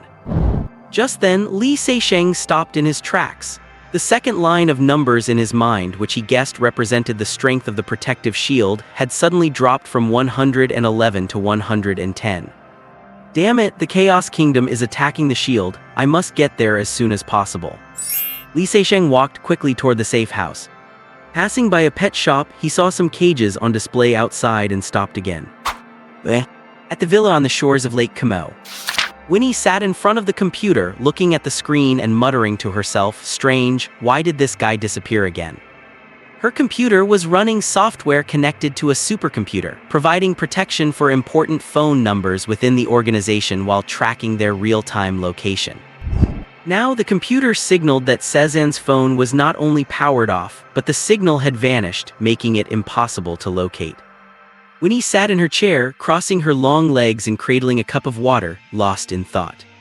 Cezanne disappeared for 2 days every 6 days or so. The signal loss meant he was using a signal-blocking bag or something similar because he did not want people to know his whereabouts. Even more baffling was that when he turned his phone back on, he would often be in a completely different city. How strange. What on earth is this guy up to, always sneaking around? Winnie's eyes widened. Could he be secretly married and have a child? No, I have to ask him next time. Li Seisheng learned for the first time that when you have surplus days, you do not need to wait until midnight to travel to another world. You only need to consume one demon heart. After the dazzling light vanished, Li Seisheng had arrived in the other world. He immediately looked down. The little white rabbit in his hands blinked its red eyes, safe and sound. Li Seisheng felt a weight lift off his chest. The idea had struck him suddenly while passing the pet shop. Run a test, and if it succeeded, it would be a nice gift for Sophia. Now the test proved that he could indeed bring living creatures with him through the portal. A rabbit works, so what about a human? Before Li Seisheng could give it much more thought, the ground began to shake violently. Then, the light through the window was blocked by a shadow, followed by a dull thud and a chorus of surprised shouts. At that moment, the second line of numbers had changed to 107. Dropping the rabbit on the floor, Li Seixing rushed outside. He pushed open the door and was instantly stunned. A massive wild boar was outside the fence, shaking its head and retreating, clearly the source of the shaking and the loud noise from earlier. This wild boar was over 3.5 meters tall and nearly 8 meters long, just like a heavy tank. It was the exact same giant beast he had seen in the Black Pine Forest. A few hundred meters away, the members of the Kingdom of Chaos stood in the distance. Someone blew a sharp bone whistle, urging the boar to charge again. Those lunatics from the Kingdom of Chaos were actually using such a siege beast to attack the protective shield. It was completely insane. Old Harry, Paul, Carl, Thor, Lena, and little Sophia were all standing in the yard, watching the boar nervously. It had been ramming the barrier for a while, but the shield remained intact for now. Yet, faced with the impact of such a beast, no one knew how long the shield could hold. If it were breached, the consequences were obvious, so it was no wonder they were so tense. Sophia turned her head as if sensing something, then ran over with delight. "Daddy, oh, a little bunny." Sophia handed the rifle to Li Seixing and took the rabbit, her big eyes filled with joy. Li Seixing patted her head. "A gift for you, Mr. Sazan." "Mayor." Seeing Li Seixing appear, everyone breathed a sigh of relief, feeling much more at ease. They immediately began their report. The day after Li Seixing left, Lance arrived, seriously wounded. He managed to give Thor a few instructions before falling unconscious. Then the Chaos Kingdom people appeared, and Old Harry and the others immediately led the residents to hide in the valley behind. After their futile attacks and having lost several men to Sophia's rifle fire, the enemies had reluctantly left. Everyone was overjoyed. Mr. Sezan's house was truly magical. No one expected them to return today with this giant wild boar. Bows, arrows, and bullets were like mosquito bites to a creature of that size. Li Seixing picked up Sophia's rifle, and the Chaos Kingdom squad immediately appeared in his sights. These guys clearly knew there were weapons here capable of striking from a distance, so they stood back 600 or 700 meters. Through the scope, Li Seixing recognized the small figure in the middle, Lord Vincent, whom he had met in the Black Pine Forest. This guy is a gray nightmare warrior on the same level as Lance and Thor Gars. Standing beside him were dozens of Sphinx warriors with light gray markings, hundreds of other beasts, and that giant wild boar. It was clear they were determined to take this place. Boom! The boar retreated 100 meters and charged into the shield again. Li Seixing stood there, counting silently in his heart. 10 impacts reduced the shield's strength by 1 point, bringing it down to 106. No, I cannot let the boar keep ramming. Its impact force is too strong and it never tires. If this keeps up, the shield's strength will continue to drop and it might break through at any moment. Li Seixing turned and entered the house. Soon, he came back out carrying an AT rocket launcher. He knelt on one knee and rested the launcher on his shoulder.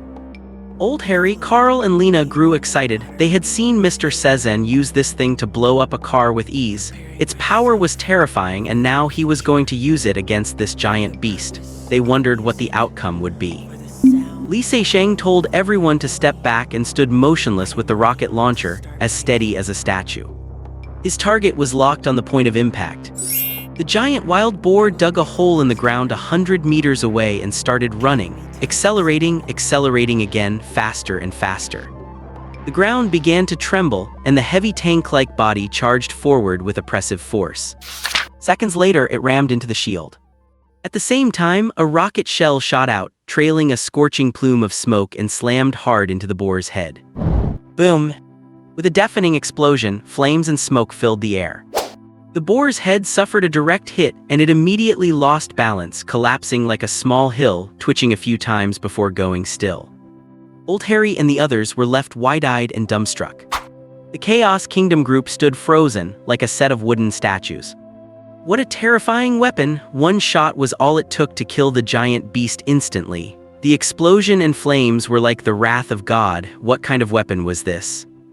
After a long moment, the Chaos Kingdom forces began to retreat. Faced with an unknown and powerful weapon, Vincent did not choose to press the attack. Even he could not kill the giant boar in one strike. In other words, he could not block that weapon either. Seeing the enemy retreat, Old Harry and the others broke into cheers. Li Seixing had them carry Lance inside and lay him on the living room rug. Lance lay there motionless, his back covered in black and purple bruises with a deep, long depression in the center. He was breathing only faintly. The situation was clearly critical.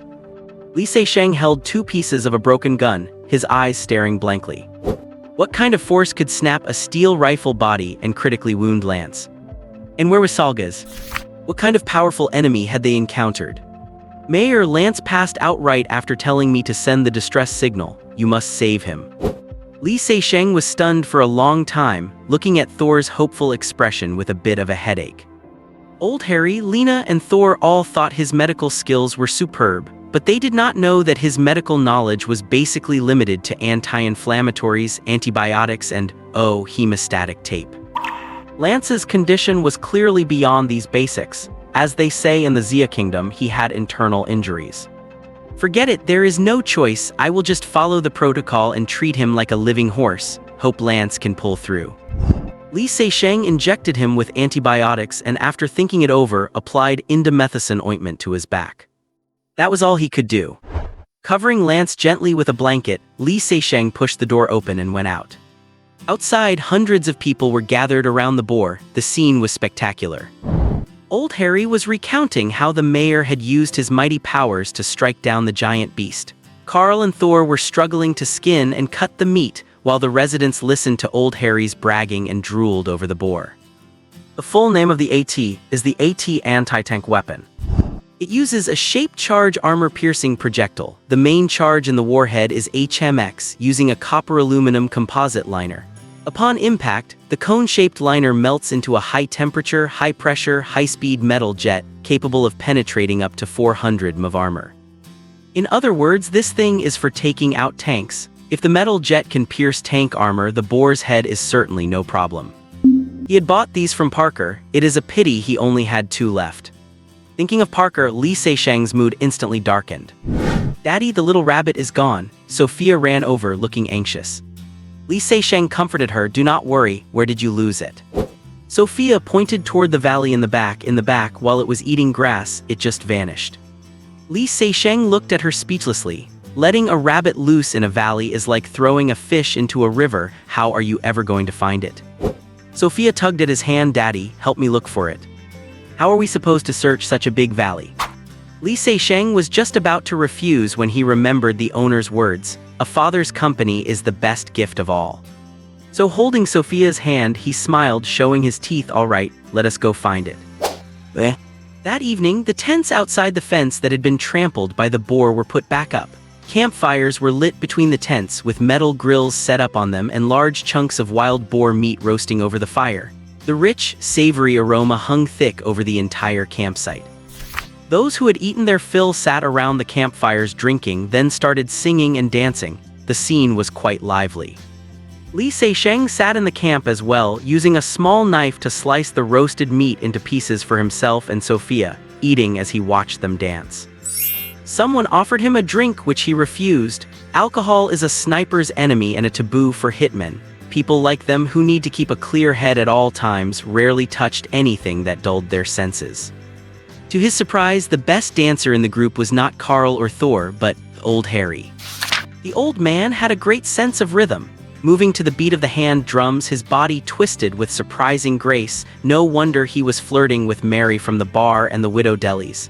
Right now, he was circling Delis, leaving her blushing and looking at him with deep affection. Mr. Sezan, please dance with me. I hope you will do me the honor. Lena stood in front of Li Seixing, reaching out her hand, her face flushed.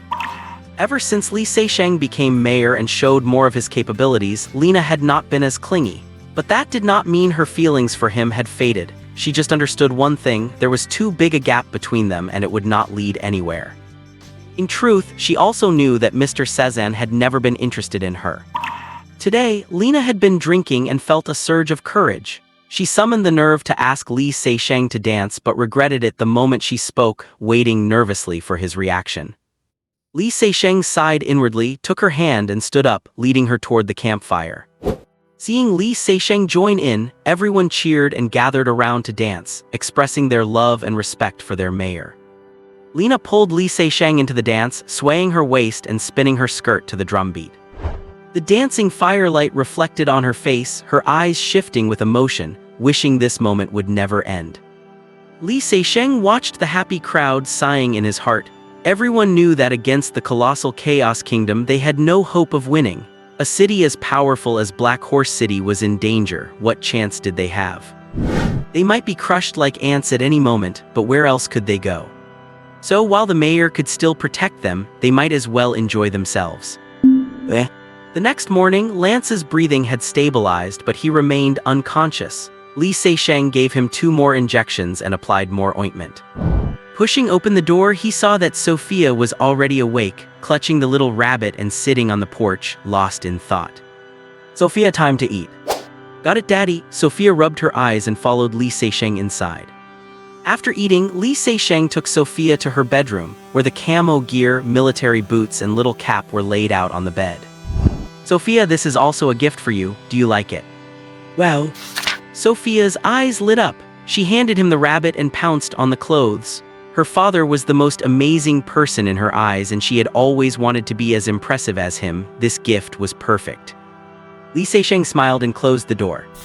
10 minutes later, the door opened. Sophia came out with a thud and stood before Li Seixing, spinning around like a model, looking at him with expectation. "Wow, you look like a real soldier, so beautiful." Sophia squinted, holding back a giggle. "Really, Daddy?" Li Seixing pulled her in front of the mirror and told her to see for herself.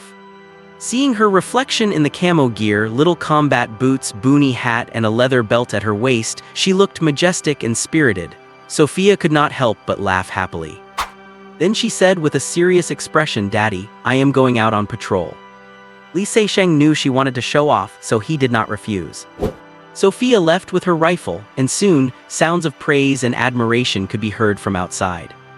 Li Seixing stood by the window holding the little rabbit, smiling. At dusk, Lance finally woke up. He coughed up some clotted blood before opening his eyes. Li Seixing and Sophia crouched in front of him, looking on with concern. Li Seixing muttered to himself, "Can I even treat internal injuries? Do I really have the potential to be a miraculous healer?" Lance frowned in pain, managing a smile. "My friend, you have saved me again." "Lance, your wounds are severe. I'm not sure if I can fully cure you." Lance motioned for Li Seixing to help him turn over. The pain in his back made him groan, but he lay on his back gasping for air. It hurt, but at least he could breathe normally. "I have already had Thor send a distress signal. Gale City will send reinforcements." Gale City certainly had skilled doctors. Li Seixing felt relieved and asked Lance, "What happened? Where is Salgaz?" In an instant, Lance's complexion turned visibly pale. After a long silence, he said with a trembling voice, "We encountered the Chaos Kingdom's commander-in-chief, the Black Nightmare warrior Galen. Salgaz sacrificed himself to cover my escape. He has returned to the embrace of the Mother Goddess. Oh, God bless him." The image of that cool, long-haired figure appeared in Li Seixing's mind, imposing and tall. Then Parker's image appeared in his thoughts as well. Salgaz and Parker had both died for their friends, while he and Lance were still alive.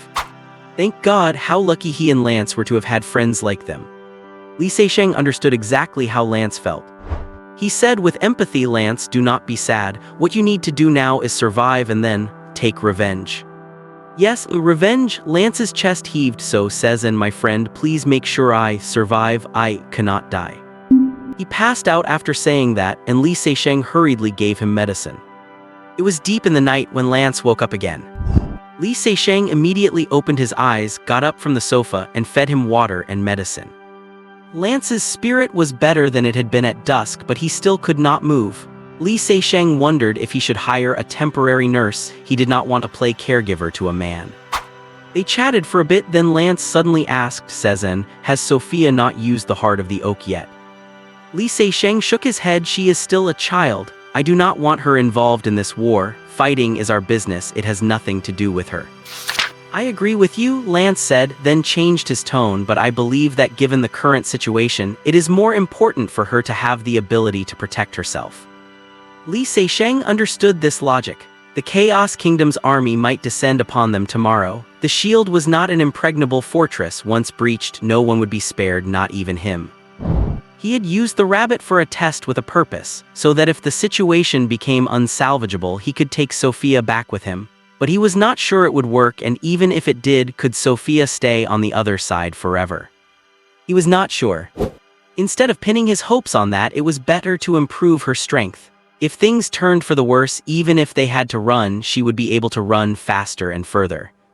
Li Seixing was silent for a long moment, then sighed. "All right, Lance, you are right." Sophia was fast asleep on a pallet outside the door. Li Seixing woke her up and pulled her into the room, looking unhappy. "Sophia, lie down." "Oh." Sophia rubbed her eyes and lay down on the rug. Li Seixing pressed the white heart of the oak against her chest, and it quickly vanished. Li Seixing watched her nervously, only to find that Sophia had started snoring lightly. Compared to what he had gone through, she had no reaction at all. What did this mean?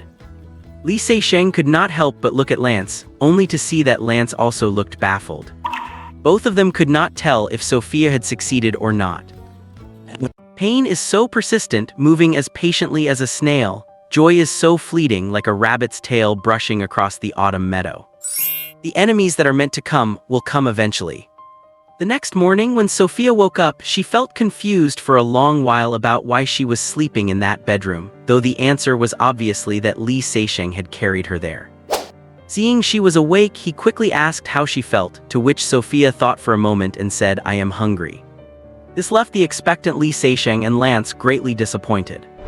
Near noon, Li Seixing was chatting and cooling off with Lance under the eaves, while Sophia was teasing a small rabbit on the lawn. In the distance, clouds of dust were rising. From far away, one could already see the figures of several giant beasts, and Li Seixing's heart sank. The residents, accustomed to such scenes, took their belongings and skillfully formed a long line outside the fence gate. Sophia, wearing her camouflage uniform with her lips pursed, looked as serious as a little soldier, leading them in one after another into the backyard. Soon the outside was completely empty, leaving only the broken tents and household items. Li Seixing rushed into the kitchen as fast as he could and placed all the remaining 10 demon hearts into the slot, bringing the protective shield's strength to 116. At this moment, apart from 2 days of free time, Li Seixing was left with empty hands. There was no time to dwell on that. If he could not even handle what was right in front of him, there would be no future to speak of. Retrieving the last 2 rocket launchers from the basement, Li Seixing strapped on his rifle and grabbed a few hand grenades. He stood in the yard, outwardly calm but burning with anxiety inside. Even if the 2 rocket launchers took out 2 giant beasts, what would they do about the rest? "Seixing, it was me who dragged you all into this." Lance looked guilty. "May the mother goddess of nature protect us. I hope the reinforcements from Gale City arrive soon." Li Seixing glanced at him. "It has nothing to do with you, Lance. The Kingdom of Chaos had already visited us before you returned." Soon, all the residents were inside the valley, and the forces of the Kingdom of Chaos were drawing closer. Looking through the binoculars, Li Seixing's face grew uglier as he spotted at least 5 giant boars and 3 even larger giant oxen in the formation. Such a massive display to mobilize so many siege beasts, they really would not stop until they achieved their goal. The dust cloud stopped a few hundred meters away, and then Vincent and another tall gray nightmare warrior stood on the backs of giant oxen, looking toward them. A few minutes later, the attack began. Driven by bone whistles, the 5 giant boars charged forward with the momentum of a tank division. The ground began to tremble violently, and tents and belongings were flattened as if run over by a speeding train. Li Seixing stood there quietly, holding his HK. Sophia ran back, grabbed her rifle, and stood beside Li Seixing. She seemed much more at ease compared to her past struggles, though Li Seixing did not notice. Li Seixing aimed at one of the boars and began pulling the trigger repeatedly just before it reached the point of impact. With several muffled thuds, the 5 boars crashed into the protective shield one after another, scaring Old Harry and the others into backing away repeatedly. The boars shook their heads and turned away, completely ignoring the bullets from Li Seixing and Sophia. They were so massive that bullets of that caliber felt like nothing more than needle pricks to them. Li Seixing lowered his rifle in disappointment, and little Sophia beside him also lowered her gun, looking up at her father. "Do not be afraid, Daddy is here," Li Seixing patted her head. Soon, the boars launched a second attack. This time, Li Seixing used 2 grenades. One of the boars had an eye injured by the shrapnel and immediately went berserk, ramming the shield incessantly. Li Seixing had no choice but to use the rocket launcher to take it down. At that moment, even Li Seixing felt a sense of despair. Bullets were useless, grenades were ineffective, and only the rocket launcher worked, but there was only one left. The Chaos Kingdom was determined to take this place, driving the remaining boars to attack incessantly. Even if these boars were wiped out, there were still 3 giant oxen with even more devastating impact waiting behind them. Seeing the shield's strength drop below 100 and with the boars charging toward them, Li Seixing hoisted the last rocket launcher. He did not care about the consequences anymore, he just needed to take one down to buy more time. Lance lay on the ground, his expression twisted in pain. If he were not injured, he was confident he could kill these beasts, but now he could not even move, forced to watch helplessly as Li Seixing fought alone. Just as the boar was about to strike and Li Seixing was ready to fire, he suddenly noticed that at some point there was someone on the boar's back. A woman. His first impression of the woman was her icy blue eyes. They held no emotion, like cold sapphires, brilliant yet frozen. Her long eyebrows angled toward her temples, her bridge of her nose was as sharp and prominent as the Alps, and her long silver hair danced in the wind. She wore a light green battle skirt with a strange, metallic-looking texture. Powerful, tough, beautiful, icy. That is what Li Seixing feels. By now, everyone present had noticed her and could not help but gasp in shock. The woman stood on the back of the beast like a deity looking down upon the world.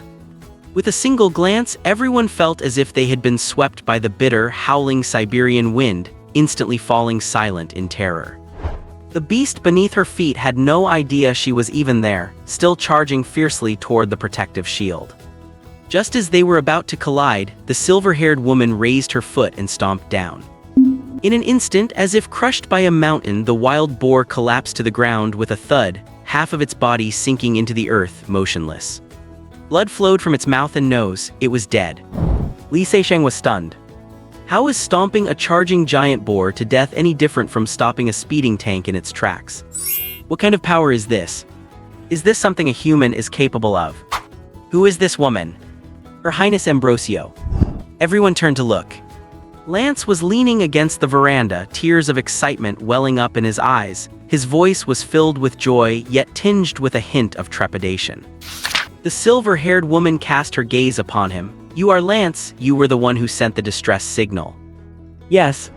Before the word had even left his lips, everyone's vision blurred. The silver-haired woman flickered, and with a single palm strike she slammed into the protective barrier.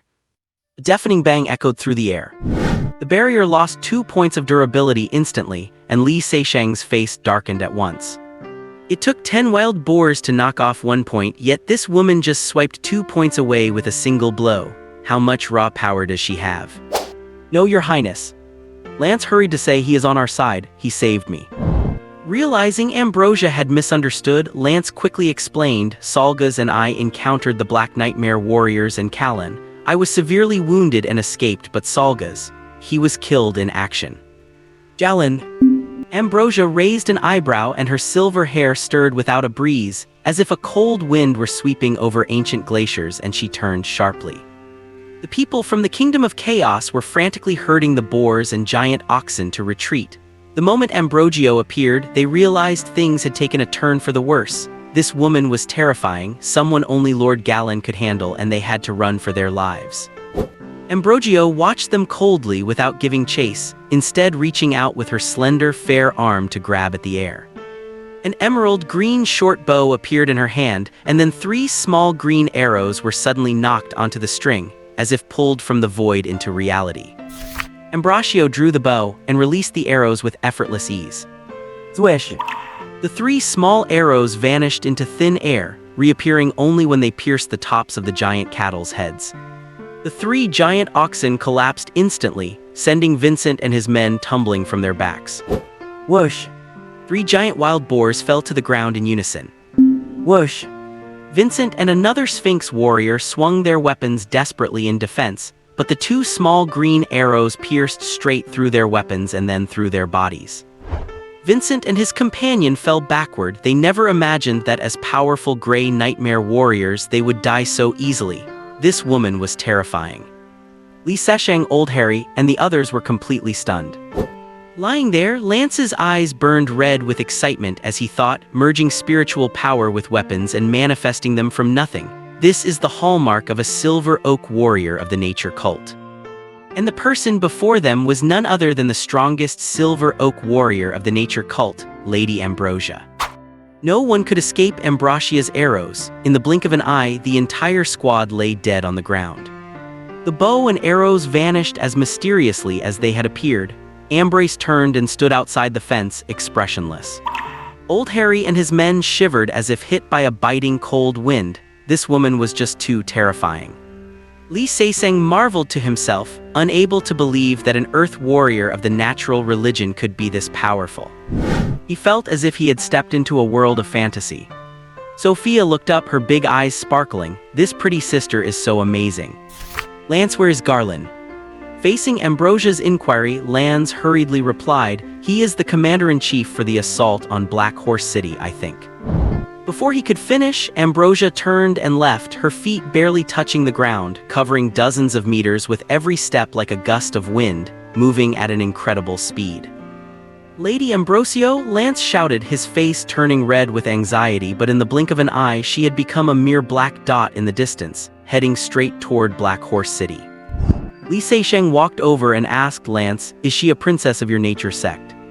The title Highness is a respectful address for empresses, crown princes, princesses, and monarchs, so it was only natural for Li Seisheng to think that. Lance shook his head and said, Lady Ambrosio is a silver oak warrior and the only saintess of the Church of Nature. Li Seisheng was stunned. If silver oak warriors were this formidable, how powerful must a gold oak warrior be? He had previously thought Lance was very strong and a goal for him to surpass, but after witnessing the power of a silver oak warrior, he felt the gap between Lance, a green oak warrior, and a silver oak warrior was simply too vast. Looking at Lance, he could not help but wonder when he would be able to become a silver oak warrior himself. Lance noticed the strange look in his eyes and gave a wry smile. Her Highness Ambrosio is the most powerful silver oak warrior of the nature cult. Ordinary silver oak warriors cannot compare to her at all. It is said she could become a golden oak warrior at any moment. Li Seisheng nodded in realization. So she is the reinforcement for Black Horse City, was not she here to save you? Upon hearing this, Lance grew immediately anxious. Seisheng, Lady Ambrosia has been in secluded training at Star Valley. Although she is powerful, she knows nothing of the secular world. Galen is equally strong and very cunning. I am worried she might fall into a trap set by the Chaos Kingdom, so I would like to ask you to go there. Li Seisheng thought to himself, for a woman like that, what could I possibly do even if I go? Is she going to listen to me? However, faced with Lance's plea, he could only sigh and say, all right, old Harry and I will head out now. Li Seisheng pulled the car into the courtyard, just about to call for old Harry when Sophia came running over with 2 rifles in her arms. Daddy, I am coming too. No way, you. Li Seisheng suddenly realized something and stared at her wide-eyed. Sophia, your strength. Sophia used to struggle to carry even 1 rifle, but now she was jogging while carrying 2. Her strength had more than doubled. Sophia looked at him with a blank expression. Taking the rifles from her, Li Seisheng pointed at the AT rocket launcher on the ground. Go fetch that for Daddy.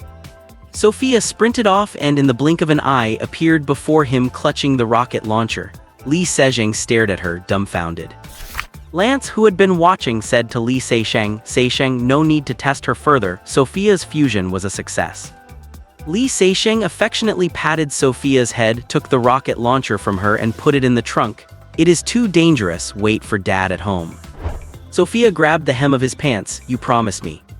Li Seisheng was jerked off balance and felt secretly startled. This child has such immense strength, he asked, when did I promise you? Sophia pointed at the rocket launcher, meaning that by letting her carry it, he had already agreed. Li Seisheng did not know whether to laugh or cry. This was not a good thing, so why was this child fighting to go? After a moment of thought, he said, I can take you, but you must behave. This trip was just to scout, not to fight, and since they had a car, they should be able to make a quick escape if needed. Taking her along for the experience might not be a bad idea. Hearing this, Sophia hurriedly climbed into the car, excited, as she had long wanted to sit in this strange vehicle. Still uneasy even with the rocket launcher, Li Seixing loaded 2 landmines into the trunk and hung several grenades on his belt before setting off with Old Harry and Sophia. At the entrance, the residents worked together to drag the carcasses of several wild beasts aside, leveled the ground, and stood on both sides to clear a path. Li Seixing suddenly remembered something and rolled down the window. "Carl, do not burn the heart of the demon, save it for me." The travel van sped off toward the north. When that black wall appeared on the horizon, Li Seixing stopped the car beneath a small hill, and the 3 of them climbed up and peered over the top. The tall metal wall still stood there, though it bore many new scars from the fighting, and the dried blood covering its surface had almost hidden its true color. Below the wall, corpses of beasts and mutants were scattered everywhere, with spear-like bolts pinned slantwise into the ground, looking just like a patch of tall weeds. Further out, squads from the Chaos Kingdom waited just beyond the range of the giant crossbows, ready to launch another attack at any moment. Deep within the main army, dozens of mountain-sized behemoths were faintly visible. Strangely, there was no sign of Ambrosio at all. Given her route and speed, she should have arrived by now. Could something have happened? Handing the binoculars to Old Harry, Li Seixing stroked his chin and fell into thought. Before long, the binoculars were in Sophia's hands. She skillfully adjusted the magnification and scanned the surroundings. "Dad, look." Sophia handed the binoculars to Li Seixing and picked up her rifle, pressing her eye to the scope and pointing the barrel toward the rear flank. Li Seixing turned to look and saw a small, pale green dot moving rapidly across the wilderness, closing in fast. Why is she only showing up now? Do not tell me she got lost. Li Seixing guessed right. In the wilderness, there are no landmarks, so even knowing the direction is useless. If she had not bumped into 2 wasteland hunters, Ambrosia would never have found this place. In fact, had it not been for the markers left along the way by Lance and the others, Ambrose, who rarely traveled, would never have made it from the distant Gale City to the valley. Through the binoculars, Li Seixing felt as if she had glanced this way, but when he looked again, Ambrosio was already approaching the enemy forces. Facing the army of the Chaos Kingdom just ahead, Ambrosio took a few leaps and sprang high into the air. She shouted aloud, "Jylan, come out." The icy voice rang across the wilderness, causing a stir among the forces of the Chaotic Kingdom. Who was bold enough to call Lord Galen by name? The next second, ignoring the thousands of enemies before her, Ambrosio charged straight into the army. A short, light green sword had appeared in her hand, and mutants and beasts alike fell wherever she passed. Li Seixing was stunned behind his binoculars, then gasped, "God, is she a lunatic?" Lance's worries were justified. This woman was extremely confident in her own combat power to the point of being utterly reckless. Just like that, she charged headlong into the Chaos Kingdom's army. Did she really think she could kill that many enemies by herself? Remembering Lance's request, Li Seixing felt a wave of anxiety. What should he do? Wherever Ambrosio went, the pale green edge of her short sword flickered like solid light. Every enemy nearby collapsed, none able to withstand a single blow. It was like a speedboat carving a white wake across the sea, or a fighter jet leaving a contrail across the sky. She tore through the center of the army, her target set directly on those mountain-sized behemoths. If Lance were here, he would surely be driven mad. That pale green glow was similar to the green light at the tip of his spear that had made Jylan change color, yet it was sharper, more persistent, and more powerful, the very state he had always dreamed of reaching. In the blink of an eye, Ambrosia had fought her way to the middle of the enemy formation, where dozens of giant elephants, tens of meters tall, loomed right before her. "Garen, come out." Ambrose shouted again, then leapt into the air, drawing her bow and letting fly an arrow. A small green bolt vanished into the distance in a flash of light. A giant elephant let out a mournful cry and crashed to the ground like a collapsing mountain, sending sand and stone flying, crushing countless men and beasts beneath it. Ambrosia landed on the elephant's carcass, holding her short sword, looking down on the battlefield with disdain. At that moment, the setting sun cast its long shadows. Bathed in the golden light, Ambrosia looked like a goddess of war, brilliant, dazzling, and unconquerable. The surrounding enemy troops recoiled one after another. No one dared to face her blade. Just then, a tall figure stood up on a platform behind one of the giant elephants.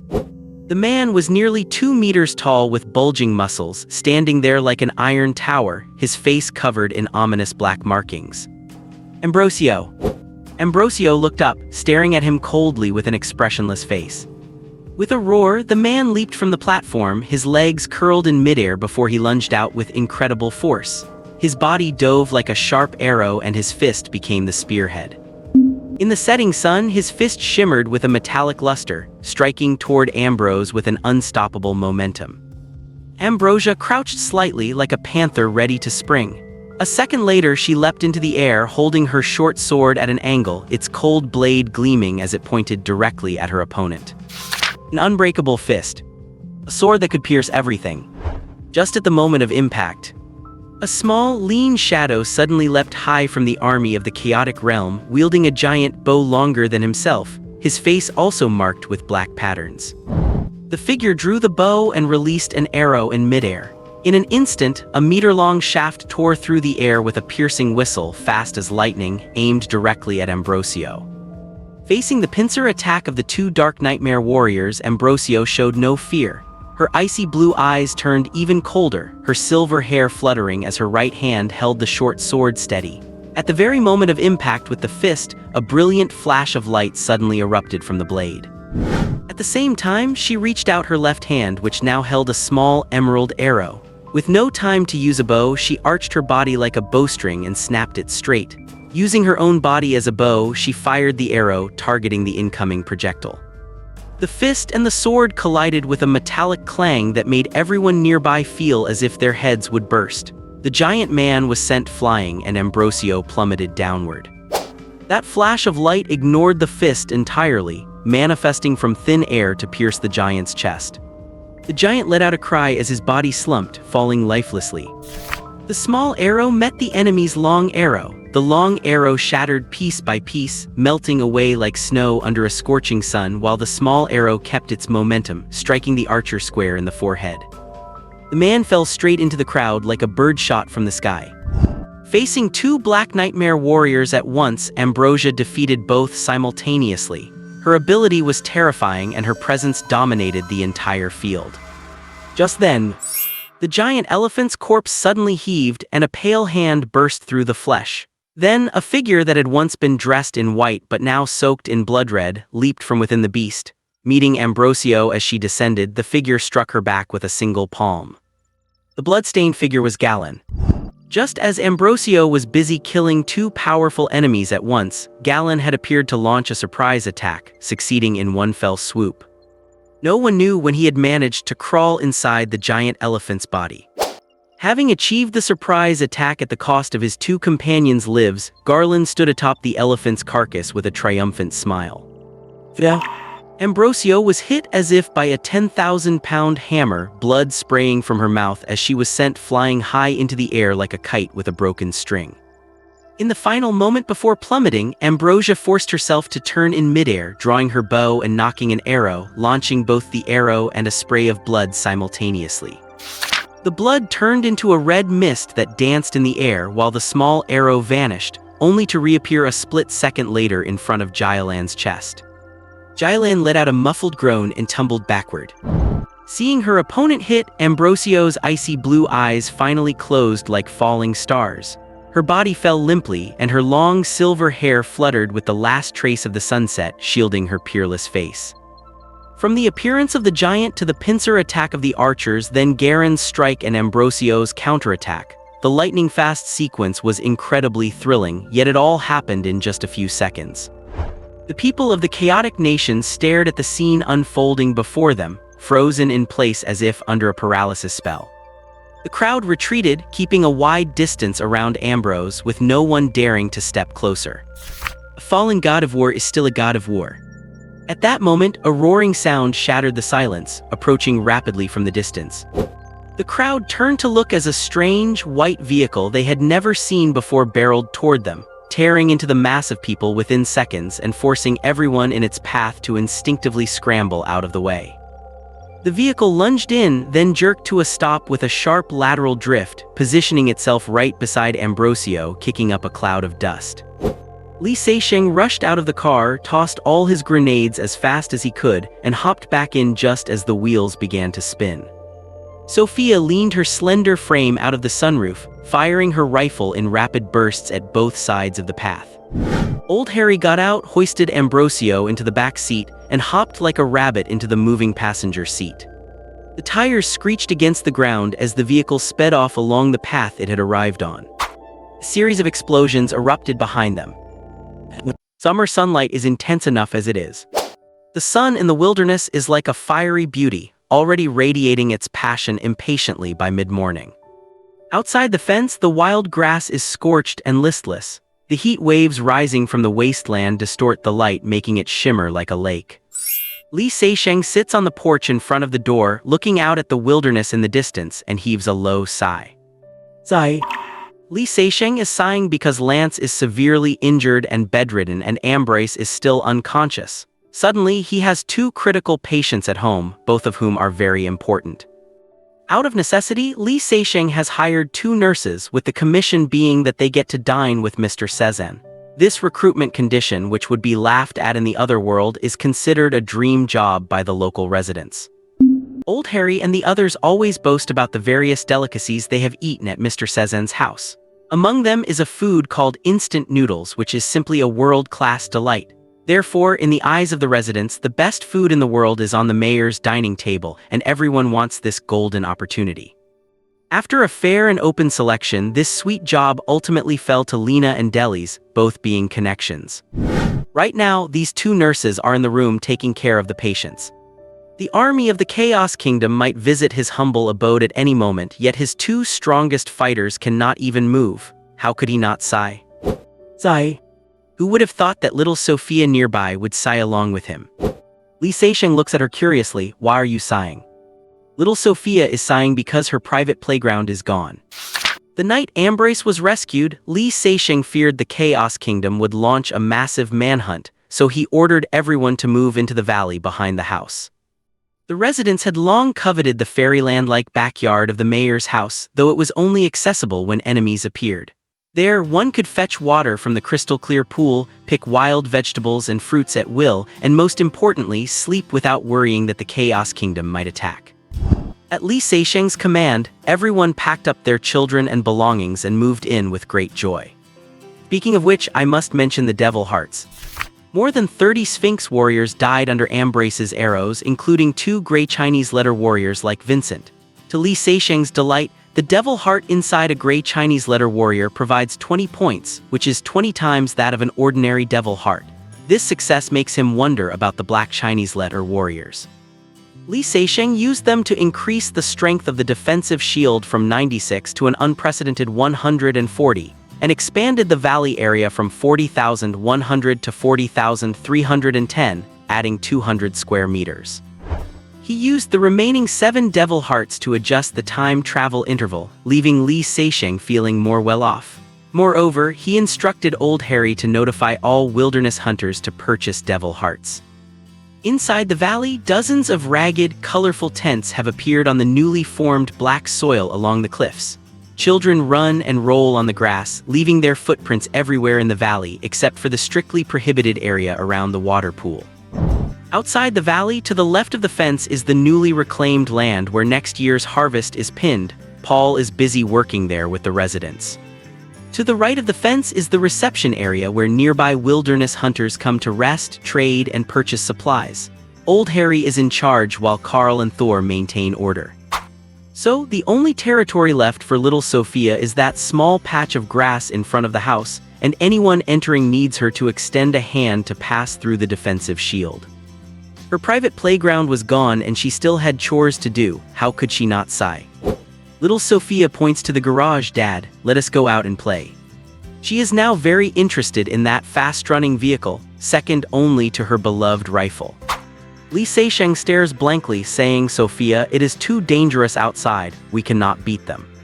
Sophia immediately recalls the breathtaking battle she saw the day before yesterday, cupping her chin and sighing again.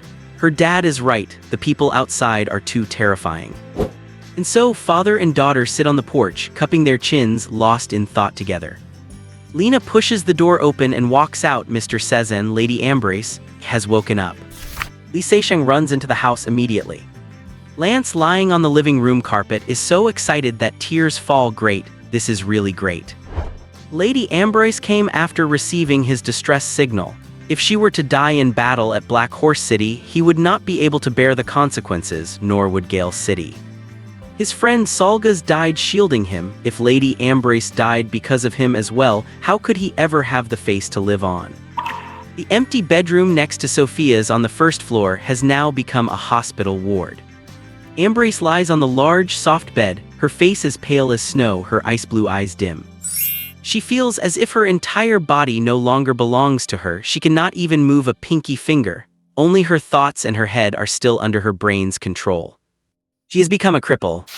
A female warrior god turned into someone worse than an ordinary person, like falling from the sky into the dust. Ambrose's heart is covered by eternal ice and she feels a bone-chilling cold. What sustains her is the omnipotent power of the goddess of the nature sect.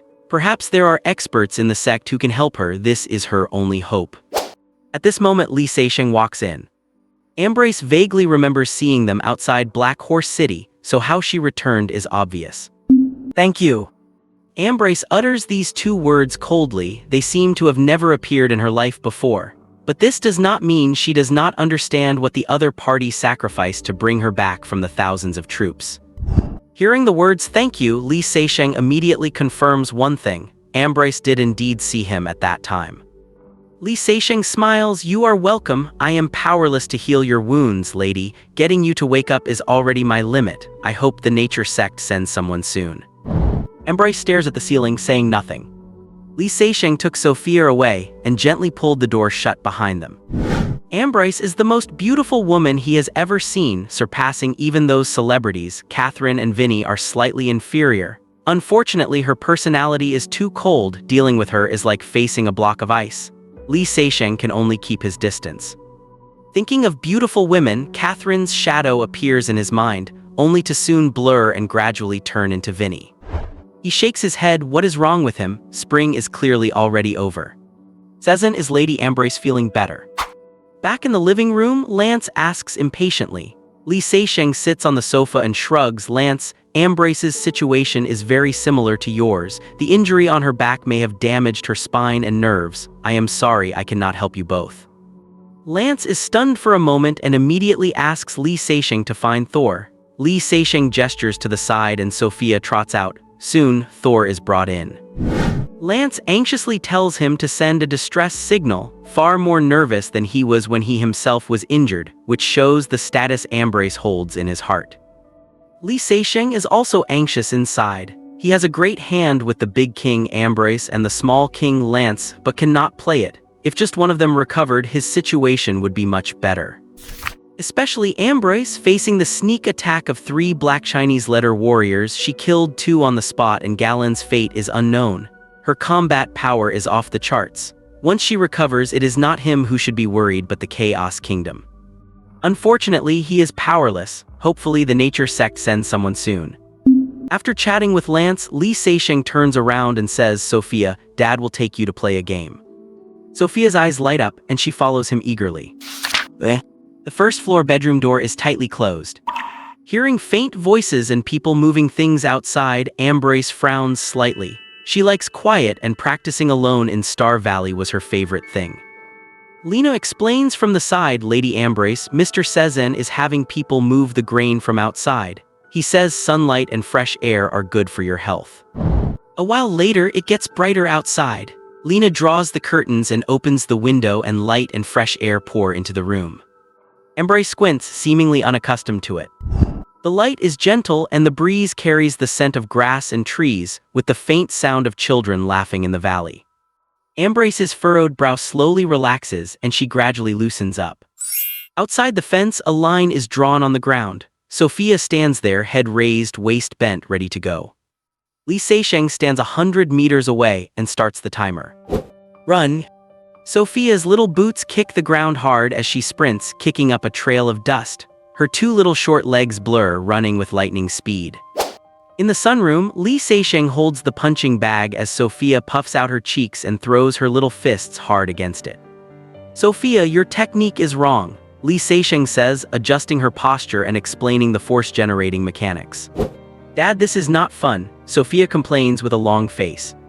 Li Seisheng thinks for a moment and says, Sophia, do you want to help Dad? Sophia does not hesitate, yes. Dad needs your help too, so you must become strong, right? Sophia nods vigorously.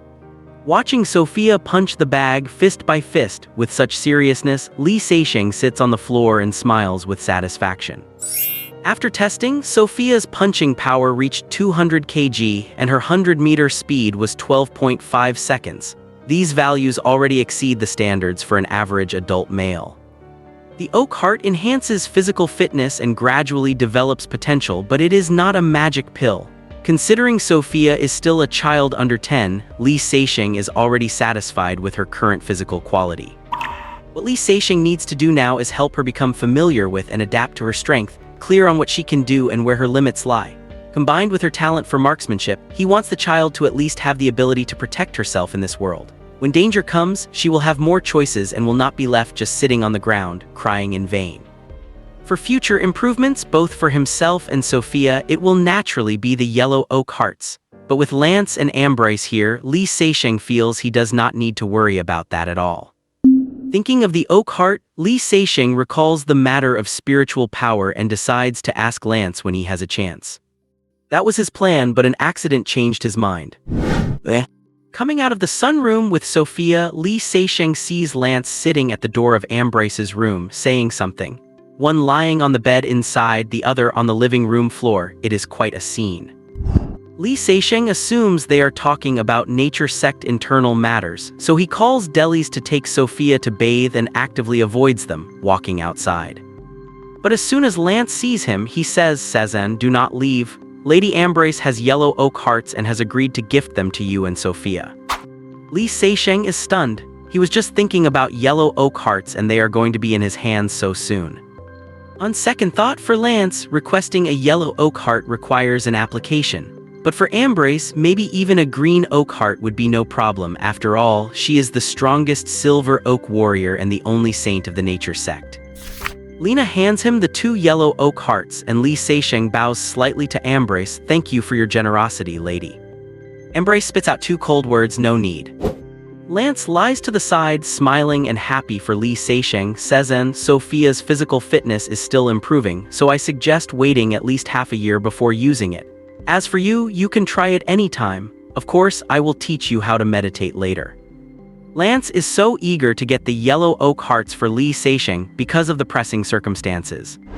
Through long contact, he has seen that Li Seisheng has decent strength, but he is far from being a green oak warrior. If you exclude those powerful weapons, his physical fitness is not even up to that of a yellow oak warrior.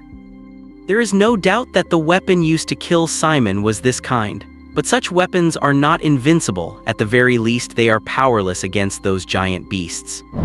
Now that he and the lady are seriously injured, the Chaos Kingdom could find them again at any time, so improving Li Seisheng's strength has become the only viable option. Meditation. Li Seisheng is puzzled. Meditation is recorded in both Europe and India. It is said that closing one's eyes in a quiet environment, clearing one's mind, and directing thoughts can exercise the senses and even surpass oneself. In China, Buddhism and Taoism have concepts like entering deep meditation, but Li Seisheng was never interested. He believes that with a gun in hand, he is God within 50 meters. Lance says in a low voice, we cannot disturb the lady's rest. I will explain it in detail in a while. Back in the living room, Lance explains, Cezanne, I once said that after becoming a yellow oak warrior, physical fitness continues to improve, but beyond that, there is a new path, spiritual power. Li Seisheng is shocked, spiritual power. Before he even asked, Lance brought it up himself, so he listens intently. Lance continues, the human body holds infinite mysteries. The body is one aspect, the spirit is another. When you combine the two, you will discover a brand new, vast, and brilliant road to heaven, and this road is endless.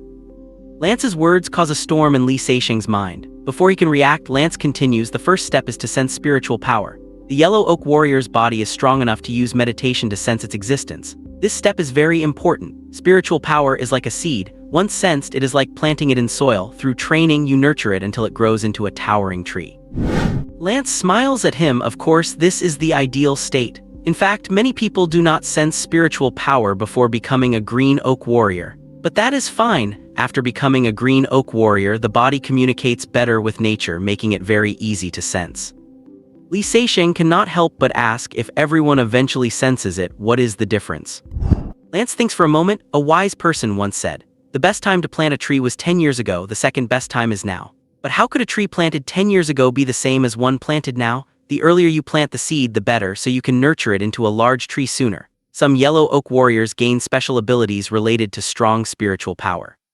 In fact, I know of almost no one who sensed spiritual power only after becoming a green oak warrior who then managed to advance to silver oak. Not only that, green oak warriors like me can already initially use spiritual power to integrate with weapons in combat, the power of which I believe you have seen. For instance, those giant beasts from 2 days ago, while I cannot kill them as easily as the lady, solving them is no problem. Li Seixing's heart beats wildly. He really wants to ask Lance, has anyone sensed spiritual power while being a white oak warrior?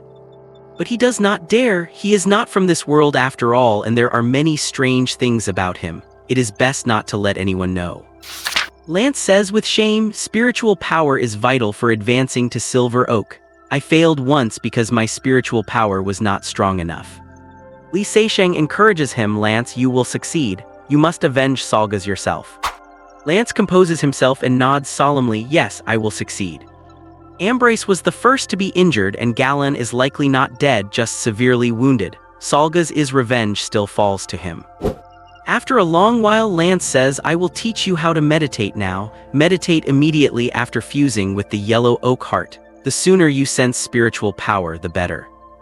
Lance whispers, it is said that Lady Ambrace succeeded on her first attempt at meditation and sensed the descent of the Mother of Earth, which is why she became a saint and the most powerful silver oak warrior.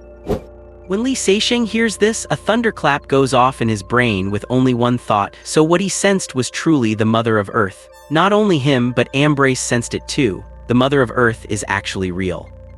She became a saint and the strongest silver oak warrior, so what about him? Lance's voice resonates slowly. You must empty your thoughts, breathe naturally, do not lose consciousness, let your mind be clear, your heart tranquil, and banish all distractions. Night falls. Li Seixing sits on the bed in his bedroom with his eyes tightly closed. He has already successfully fused with the yellow oak heart and has begun his first meditation. Following Lance's instructions, Li Seixing struggled to clear his mind, maintain natural breathing, and keep his thoughts empty and silent, free from any distractions. Soon, Li Seixing felt his consciousness drifting naturally, sensing everything around him. His mental energy was unprecedentedly active, and his perception of both himself and the surrounding environment was clearer than ever before. Moreover, the range was expanding and the intensity was rising. Lance, lying in the living room with his eyes closed, and Sophia, who was curled up under a quilt on the veranda snoring softly, were as clear to him as if he were seeing them with his own eyes. Lance slowly opened his eyes in the living room. He felt as if something was watching him, so he held his breath and felt around quietly but discovered nothing unusual. Could it be that Cezanne has already sensed his mental energy? As soon as this thought crossed his mind, he dismissed it. It could not be that fast. Could Cezanne be even stronger than Her Excellency Ambrace? Besides, even if he had sensed his mental energy, he could not possibly have learned how to use it so quickly, let alone have such an extensive sensing range. Right, it must be Her Excellency Ambrace cultivating her mental energy. Lance closed his eyes, reassured. He had no idea that when Li Seixing first merged with the white oak heart, he had sensed the arrival of the Earth Mother Goddess, then quickly sensed his mental energy, started training it, and had even used it in several battles. Now, even Li Seixing himself had no idea how powerful his mental energy had become. Gradually, Li Seixing's mental sensing range continued to expand, becoming even larger than it was a few days ago in Rents. The entire house and even half the valley were within his perception.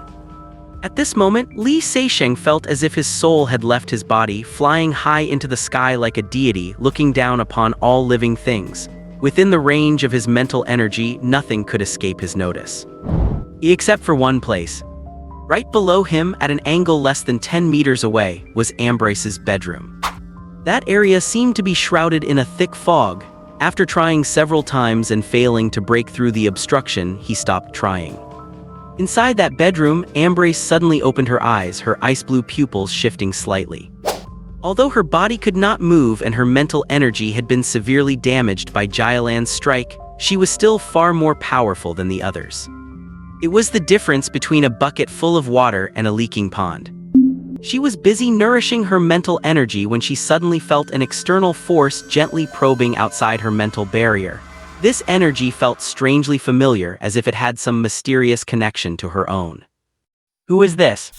Lance's mental energy is not this strong, and he would not do this anyway.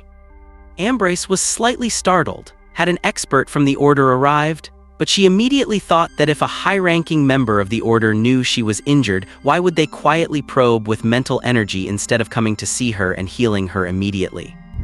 Could it be that the people from the Chaos Kingdom have come? Probing someone with mental energy is a rude act and could even be interpreted as a sign of hostility. Only a rookie like Li Seixing would unleash his mental energy so recklessly. Just as Ambrace grew wary, Li Seixing's mental energy continued to perceive everything within its reach, much like a child with a new toy. In fact, during this process, Li Seixing's mental energy was constantly being consumed, much like a drop of ink in water. The outermost energy dissipated, turning into invisible particles that scattered into the sky. If he were in that other world, he would soon fall into a coma from exhaustion, just as he did in Rents. At this moment, the magic of the protective barrier showed itself again. Not only could it stop objects from entering, but it also prevented certain substances from leaving. The dissipated particles of mental energy hit the barrier and were reflected back, merging into Li Seixing's consciousness once more, allowing him to squander it without worry. In the valley, Carl was snoring loudly. Thor had his head buried under his pillow, and old Harry. Li Seixing's mental energy retracted quickly. Shit, why are there two people? This old guy is in good shape, and the other one seems to be délaissé. Li Seixing blushed slightly. His mental energy did not leave the house anymore, but there was not much worth sensing in such a small place, so he ultimately turned his target back to the fog surrounding Ambrace. This time, Li Seixing retracted his energy, imagining it as a single finger, just like he did in the safe house in Rents. But the consequence of his increased mental capacity was that it was hard to condense it to that size again. It is like how you can flatten a small bread roll and stuff it in your mouth, but a large steamed bun does not work. As Li Seixing's mental volume grew, the difficulty of control naturally increased. Trying to compress it to that level became exponentially harder. After struggling for a long time, Li Seixing finally compressed his mental energy into a finger shape thicker than a radish, and then cautiously reached toward the fog with this plump finger. Ambrace had been on guard for a while, and since there was no more movement, she had just closed her eyes when suddenly, it came again, and this time with far greater power and intensity than before. This was not a probe, it was an attack. Her ice blue eyes flashed in the darkness. Ambrace immediately mobilized her mental energy to fight back, having the range of her fog barrier and doubling its intensity. In the upstairs bedroom, Li Seixing felt he had made progress, but the opponent had stepped back, standing battle-ready again, and had become an impenetrable fortress. Like playing a strategy war game, he attacked and she defended, then shifted formations. Li Seixing's interest was piqued and he attacked once more. Downstairs, Ambrace felt the opponent's mental energy was quite strong, certainly far weaker than hers before the injury, but much stronger than Lance's. However, it felt like the opponent did not know how to use it, just mindlessly charging at one spot like a beginner. She only needed to defend that one point, making it easy to cope. She even managed to make him suffer a few times, forcing him to retreat in a flurry. A few minutes later, Ambrace did not think so anymore. The opponent's progress was astonishing. He had begun to learn to probe everywhere, searching for her weaknesses, making things quite difficult for her. Upstairs, Li Seixing was so happy he could have danced. The opponent was strong and her counterattacks were razor-sharp, driving his mental energy back. He had already learned to divide his energy into two fingers, one strong and one weak, applying strategies like feigning an attack in the east while striking in the west, or a secret flank and fighting with great enthusiasm. This game is really interesting. Downstairs, Ambrace's expression changed. The opponent's offensive was becoming harder to parry, his control was becoming increasingly refined, and his attack patterns kept growing. If he had been a raw recruit before, he had now become a qualified field commander. Upstairs, Li Seixing was fully immersed, trying his best to split his mental energy into 3 or 4 strands, attempting to apply even more tactical strategies. Downstairs, sweat was forming on Ambrace's fair forehead as she mobilized all her mental energy to withstand the assault, the strain even causing pain in her back wounds. Upstairs, Li Seixing fought while trying to recall the art of war and the 36 stratagems his father taught him, combining them with war stories and throwing everything at his opponent, from stunning the snake by beating the grass to luring the enemy into the open. Downstairs, Ambrace's expression changed completely. The opponent's mental energy was still weaker than hers, but his endless tactical maneuvers kept her scrambling. If he had been a field commander moments ago, he had now become a master general. Even more insulting, he had broken through her defense lines several times but did not seize the chance to attack her source of consciousness. Instead, he kept getting entangled with her barriers, leaving her feeling mocked and humiliated. If her mental energy had not been so badly damaged, she would have crushed the opponent directly. If it were even a bit stronger, she could have manifested weapons from her consciousness to finish him off. How could she be toyed with like this? Faced with such humiliation, how could the proud, iceberg-like Ambrace stand for it? If that is the case, then let us perish together. Her silver hair flew without wind, her ice-blue eyes filled with resolve. She pooled all her mental energy, abandoning all defense and rushing desperately toward him, preparing to detonate. Upstairs, Li Seixing was having a blast when his opponent suddenly abandoned all defense and lunged at him in a suicide charge. His brain instantly sounded a high-level alarm and he was stunned. It is just a game, why is she reacting so strongly? Is she a sore loser? God, what is wrong with this woman? To kill oneself over a game, this is a massive tragedy. If he had known, he never would have provoked this crazy woman. No matter what he thought, he could not change the outcome. Mental energy moves much faster than the body, and in a flash, the two forces collided violently on the verge of exploding. At this moment, Ambrace finally realized who her opponent was. She never expected it to be Li Seixing. But it was too late. Once the mental energy burst, even she could not control it. The final outcome would be total mutual destruction. Just at this critical moment, the mysterious connection hidden within their mental energies began to work. It acted like a gentle, slender hand, weak in strength but immense in power, soothing the two enraged little beasts and bringing them to nestle against each other. The two once mutually repellent mental forces became docile and naturally drawn together under its comfort. A tiny oak tree appeared out of thin air, landing at the boundary between their mental energies, swaying gently. Both of their energies began to grow, purify, and solidify along with it. Both of them quietly savored the wonderful sensation of this mental evolution. After a long while, the little tree vanished. Li Seixing and Ambrace exchanged a glance in the mental realm before returning to their bodies. The next morning, Li Seixing appeared in the living room feeling refreshed. Lance asked in surprise, "Sezen, you succeeded." "That is wonderful, I knew you could do it." After receiving a positive nod, Lance smiled broadly, then looked at him in shock. "Was that you last night?" "What do you mean me?" Li Seixing looked confused. "Oh, never mind." Lance chose to believe him, and Li Seixing breathed a sigh of relief. In the dining room, the table was set with milk, juice, jam, bread, wheat cakes, bacon, and sausages. Lena entered, looking puzzled. Li Seixing, Lance, Sophia, and Delissé were waiting for her. Lena pulled off a piece of bread and spread some jam. "Her Excellency Ambrace still has not woken up. It is strange." "It is strange, Her Excellency usually wakes up very early," Delissé added. Lance said thoughtfully, "Her Excellency wants to recover as quickly as possible. Perhaps she was training during the night." Li Seixing ate his wheat cake and bacon in silence, not daring to look up. He was still lingering in fear from last night's game. Due to his ignorance and recklessness, he had nearly killed himself and Ambrace. Luckily, the ending turned out all right and both had benefited. However, he reckoned Ambrace must be furious, so it was best to avoid appearing in front of her for the next couple of days. After breakfast, Li Seixing moved Lance to the veranda, helped him sit in his chair and pulled up one for himself, while little Sophia went to the sunroom to train. Over the past 2 days, Lance's condition had improved. He could move his arms slightly and eat on his own, and his mood had lifted, but he was still paralyzed from the chest down, just like Ambrace, waiting for the order to send someone to treat them.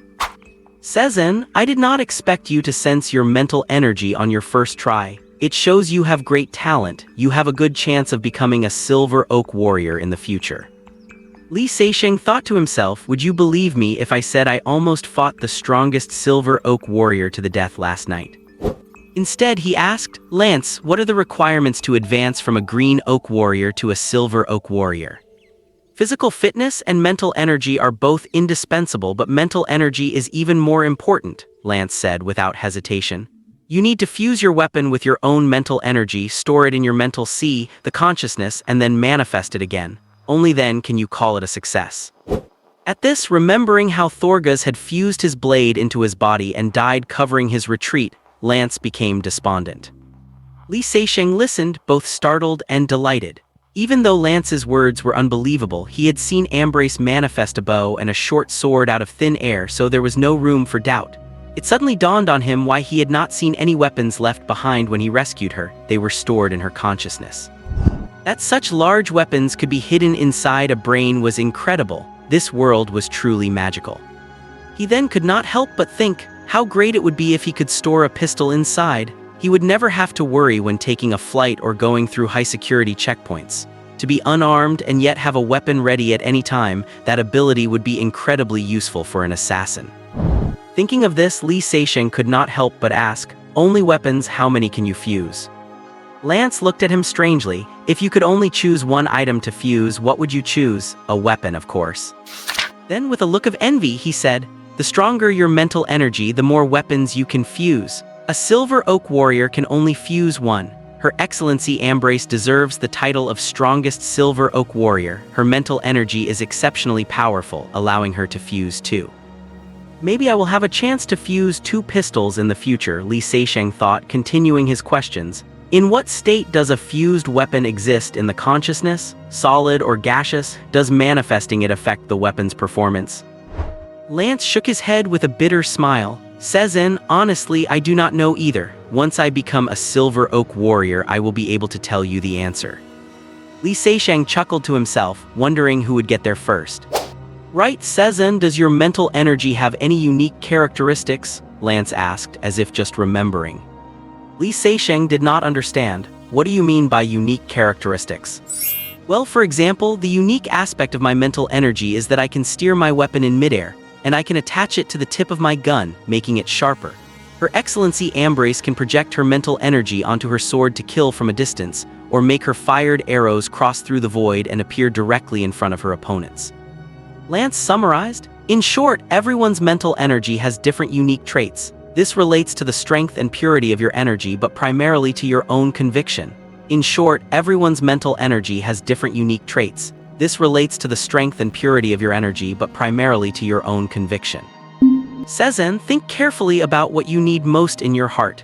Next time you lie in bed meditating, try to engrave that need into your subconscious. Once successful, it will likely be the very ability you most desire. Li Seixing furrowed his brows. What was the ability he needed most?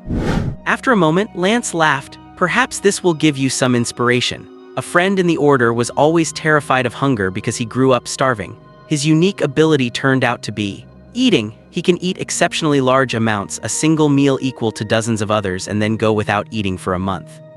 Li Seixing also laughed. That ability was not useless, but it was not helpful for combat, which was a pity. Then he suddenly thought of Lance's previous words. Lance, is not meditation done in a cross-legged sitting position? Lance looked at him strangely. Sezen, where did you hear that? Meditation obviously requires the most relaxed posture possible so you can enter the mental world more quickly. Seeing Li Seixing's bewildered look, he smiled. Sezen, there is still so much you need to learn, so no rush, think about it slowly. You must be clear about what you want. Right now, it is better to think about how we will handle it if the Chaos Kingdom comes back. Before Lance could even finish his sentence, a massive cloud of dust appeared in the distance. At the same time, the urgent sound of a wooden flute pierced the air outside the fence. Lance was stunned. Li Seixing gave him a meaningful look, then turned and went inside to prepare his weapons. The residents working on both sides of the valley and the wilderness hunters who had come to trade were brought into the backyard, leaving only Li Seixing, Lance, Sophia, Old Harry, Carl, and Thor in the front. The massive dust cloud approached quickly. Through the haze, a giant elephant the size of a small mountain came into view, surrounded by numerous great beasts, mutants, and sphinx warriors. On the platform on the elephant's back, human silhouettes were vaguely visible. Soon, the party stopped a few hundred meters away. The giant elephant folded its 4 thick legs, kneeled, and lowered its head, revealing the platform on its back. Standing on the platform were over a dozen Grey Knight Sphinx warriors with gray markings on their faces. Sitting in a chair in the center was a man dressed in white with a pale complexion and a scholarly look. Most peculiarly, the markings on his face were black. Jailand.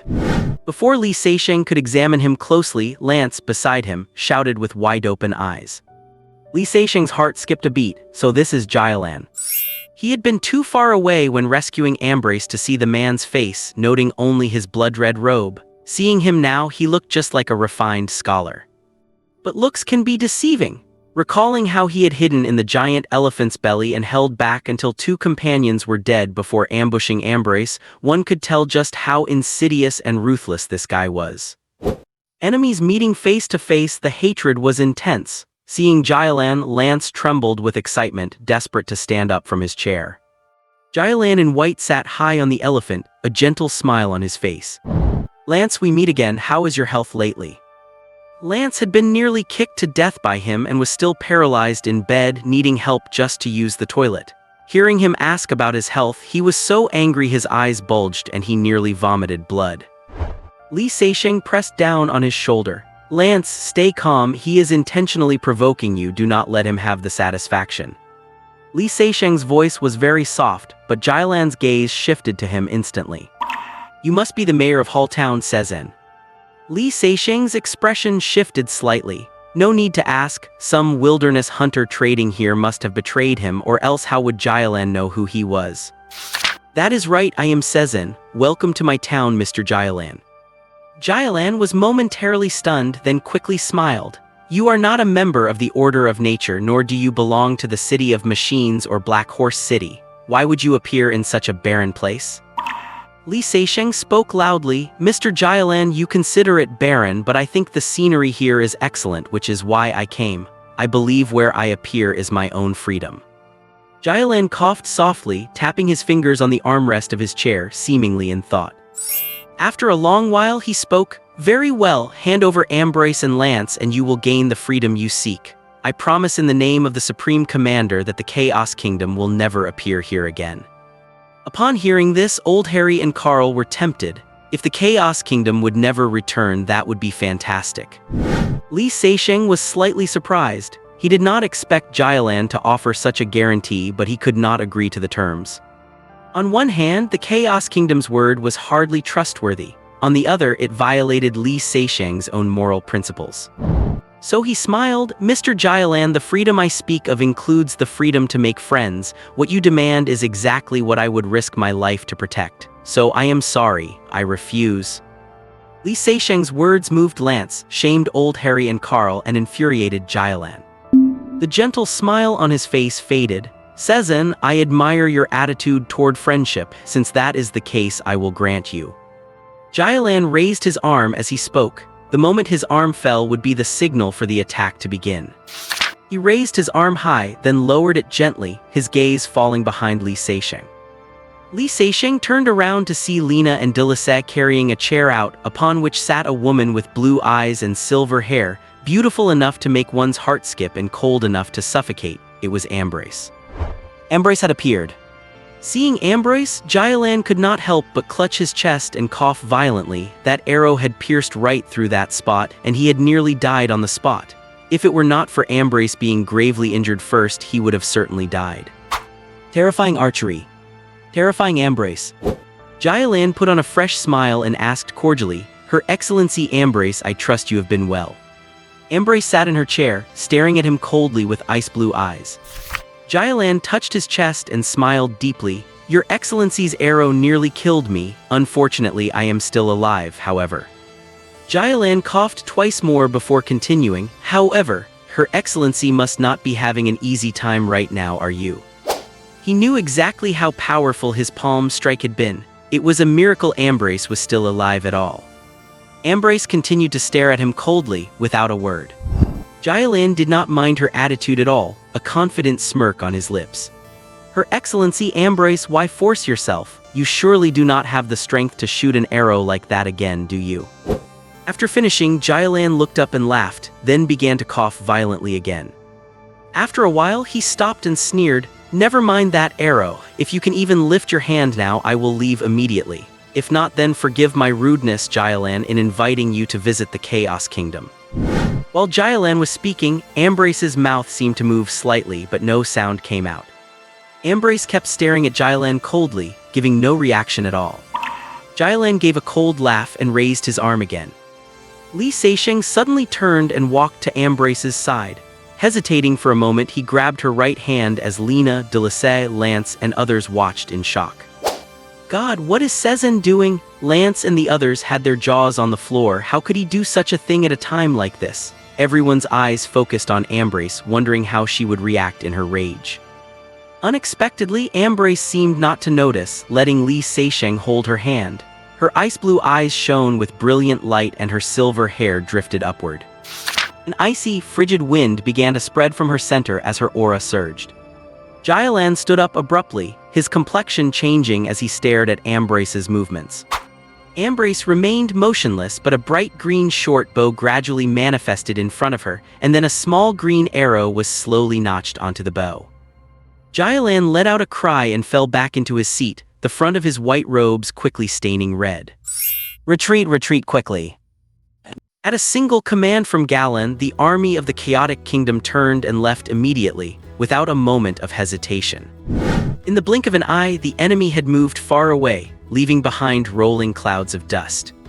Ambrosio had appeared, and without saying a word or making a single move, she had frightened Galan away. Everyone felt like they were dreaming. No one could have imagined that Lady Ambrosio still possessed such immense power at this moment, and they were all just about to cheer. Puff. Ambrosio spat out a mouthful of blood, and the short bow and arrows vanished without a trace. My lady! The group exclaimed in shock. Ambrosio whispered to Li Seixing, "Take me back." Ambrosio was carried back to her bedroom by Lena and Delis. Li Seixing stood there, a faint, jade-like chilly fragrance seeming to linger on his fingertips. A moment ago, Ambrosio's lips had moved slightly. No one else heard her speak, but Li Seixing heard a cold, clear voice resonate in his ear. "Come here quickly and take my hand." Li Seixing could hardly believe his ears, but at such a critical moment, there was no time to overthink. He had to make an immediate choice. And so he chose to comply. The moment their hands touched, Li Seixing felt a cold surge of spiritual energy rush along his arm toward his head. Naturally, his own spiritual energy immediately erupted from his brain to block the intruder. This was the instinct of life. Without any command from Li Seixing, his spiritual power had proactively mobilized to defend its own territory. Then something incredible happened. When the two strands of spiritual energy met, there was no violent clash. Instead, they gently touched and embraced as if old friends greeting one another. Immediately afterward, Ambrosio's spiritual energy led the way, with his own following behind, and they surged rapidly through his arm and into Ambrosio's right hand. What happened inside Ambrosio after that, he did not know. She had shielded it from him. He only knew that his spiritual energy was pouring into her like a burst dam. Then the scene he had just witnessed occurred. Ambrosio stood motionless and scared Galan away. Only now did Li Seixing realize that Ambrosio had been borrowing his strength. She had tapped into his spiritual energy. But what he could not understand was why his spiritual energy would obey Ambrosio's command.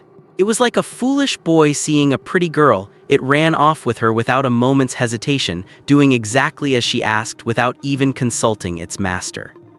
Why would that happen? Li Seixing had a faint suspicion that this might be related to them both perceiving the arrival of the Mother Earth Goddess and the little oak tree that had appeared last night. His and Ambrosio's spiritual energies were likely of the same origin, which was why she could borrow it. He felt this guess was likely the truth. Otherwise, why would not Ambrosio have let Lance hold her hand? It certainly could not be that she had taken a fancy to him. Seixing, Lance interrupted his thoughts. Why did you dare to do that just now? Lance asked urgently. Could it be that it was the lady's request? What else could it be? What did you think? Li Seixing rolled his eyes. If Ambrosio had not asked, how could he have dared to do that? They had almost perished together last night, and to rush up and grab her hand today, was he in such a hurry to die? Heh, that explains it. Lance scratched his head and then asked, what happened later? Why did the lady ask you to? Li Seixing shrugged. You saw what happened later. As for the reason, I do not know either. I suggest you go ask her yourself. With that, Li Seixing turned and walked away quickly. He left Lance behind, bewildered. He felt as though something had happened between the lady and Seixing, but he had no proof and certainly did not dare to ask Ambrosio. After the chaotic kingdom made its hasty retreat, everyone felt a sense of relief. They all understood one thing: as long as Lady Ambrosio was here, even if she was lying in a hospital bed, the enemy would not dare return. Unless someone even more powerful than Galen appeared. Li Seixing went to Ambrosio's bedroom to show his concern and quickly stepped back out. Ambrosio's injuries were not severe. When she borrowed Li Seixing's spiritual energy, the coexistence of two different types of energy inevitably caused some friction, which had inadvertently aggravated her internal wounds, causing her to cough up that congealed blood.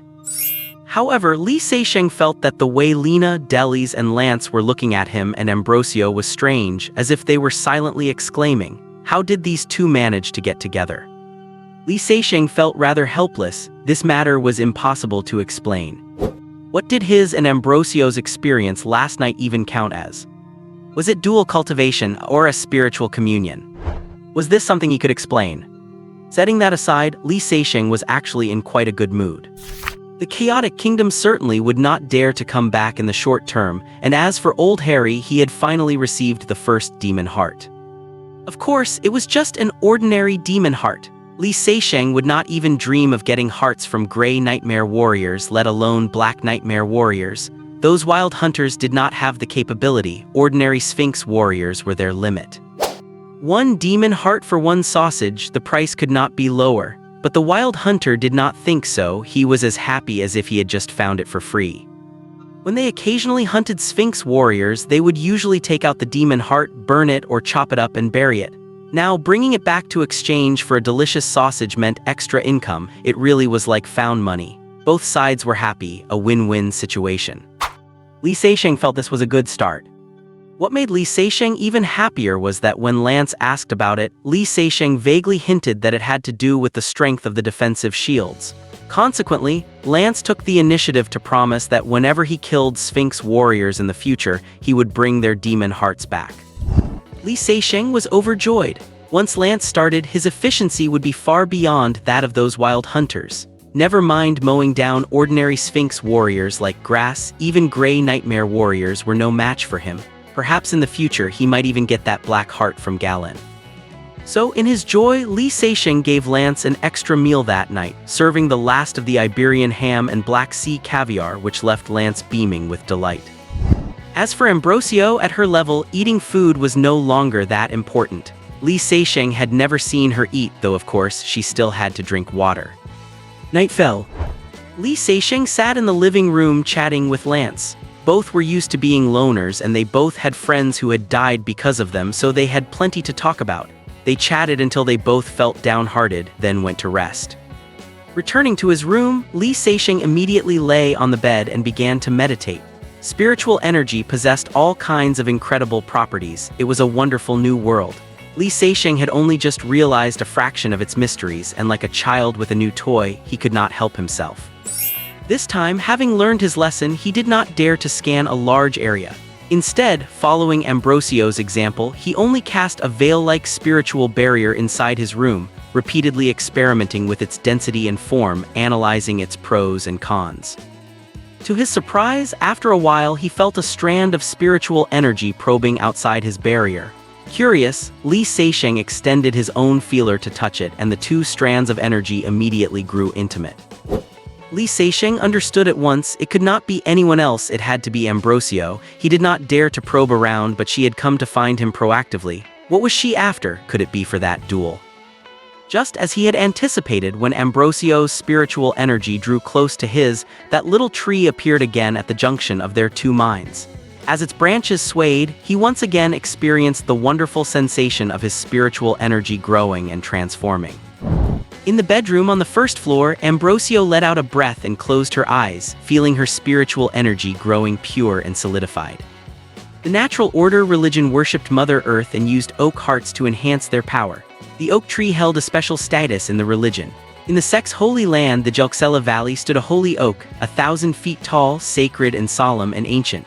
All oak hearts came from this holy oak. It was the sacred object and totem of the religion. A miniature version of the holy oak appearing in one's spiritual world to enhance power was something Ambrosio had never heard of, but having encountered it, she could not let it pass.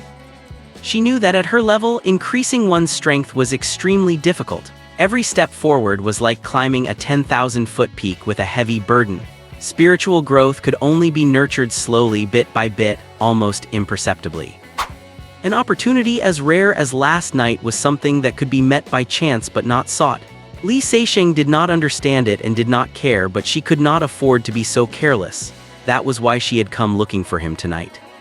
Ambrosio had her own guesses. She did not know where Li Seixing's spiritual energy came from or why it was so powerful, but she could feel a strange connection between their energies, likely of the same origin.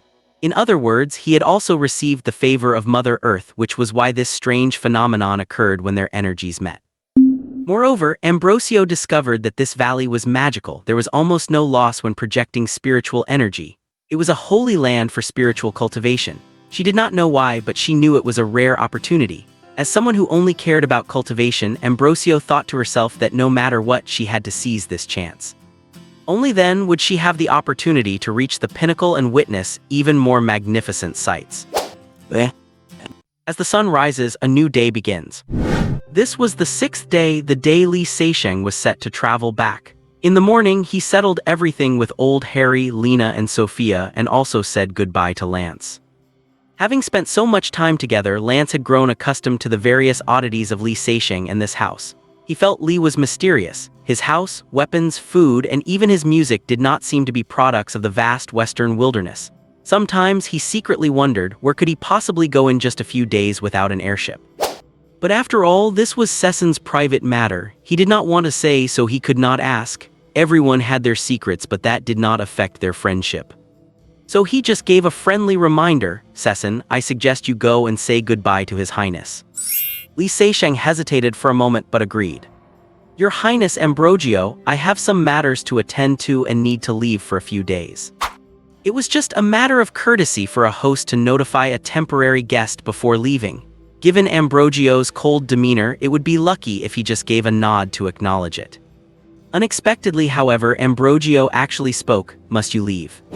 Lena, Delise, and the others were nearly stunned. The intent for him to stay was practically written all over that sentence.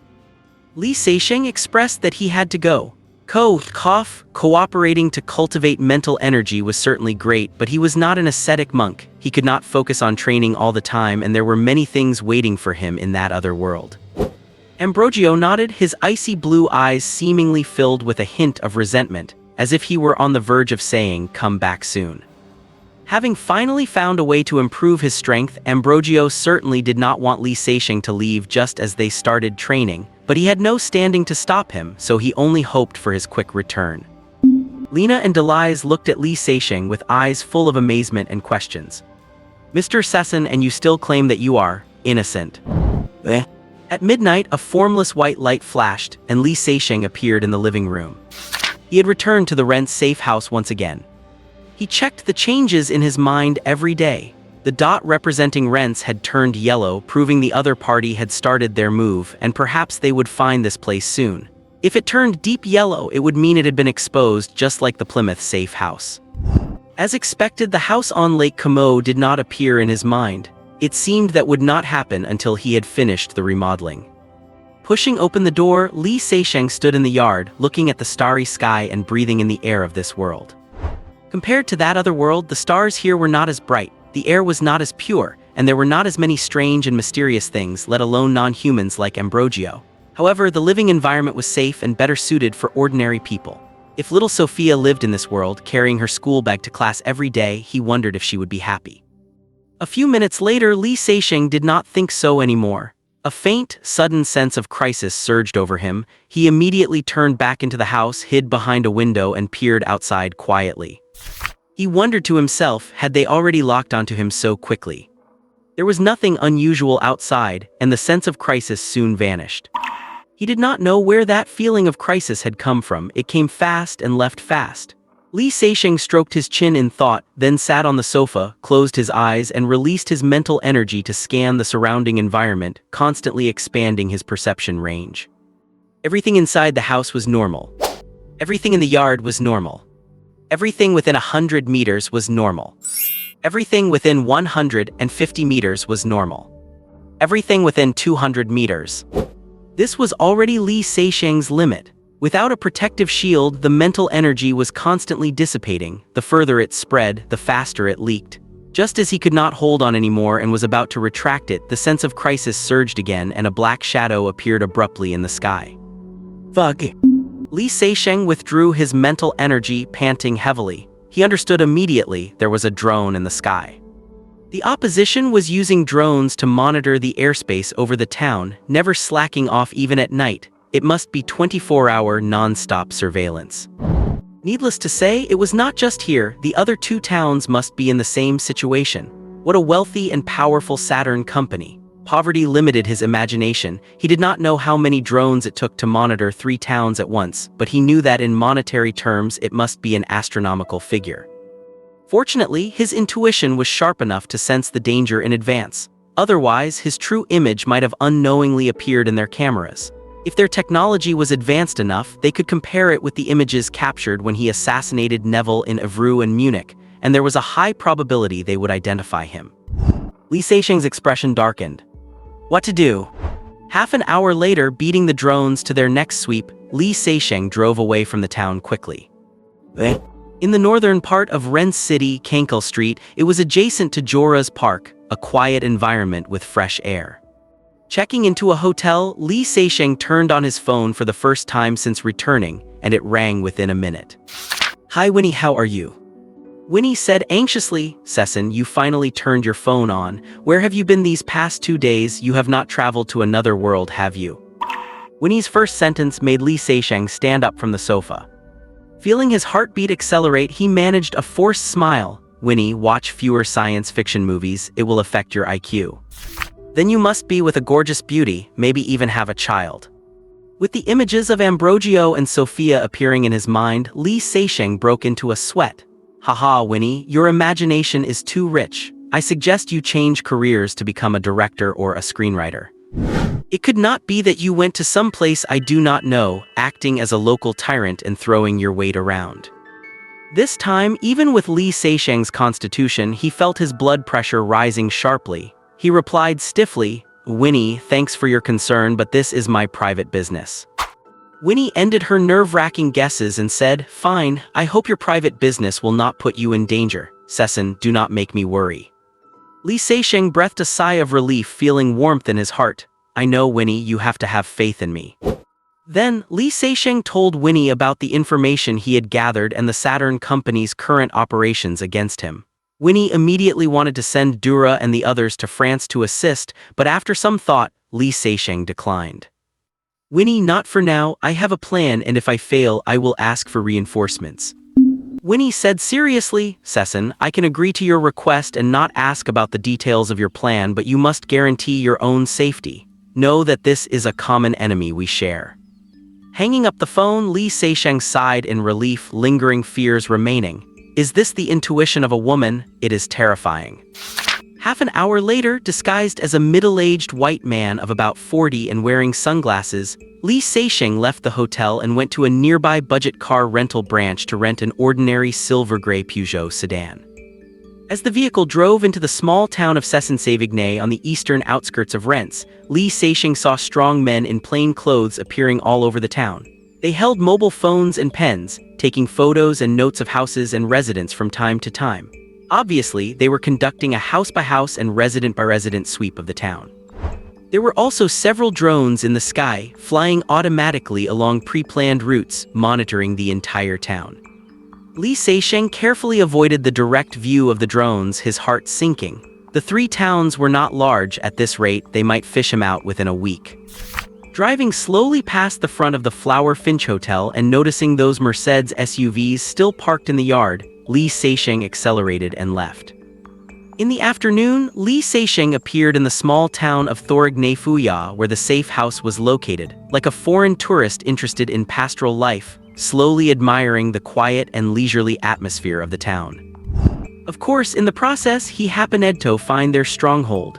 The wealthy Saturn company had directly rented a large villa as a base, less than 2 kilometers from Li Seixing's safe house. The next morning, Li Seixing went to Montfort. Just like the other 2 towns, people from the Saturn company were appearing everywhere and drones were patrolling back and forth in the sky.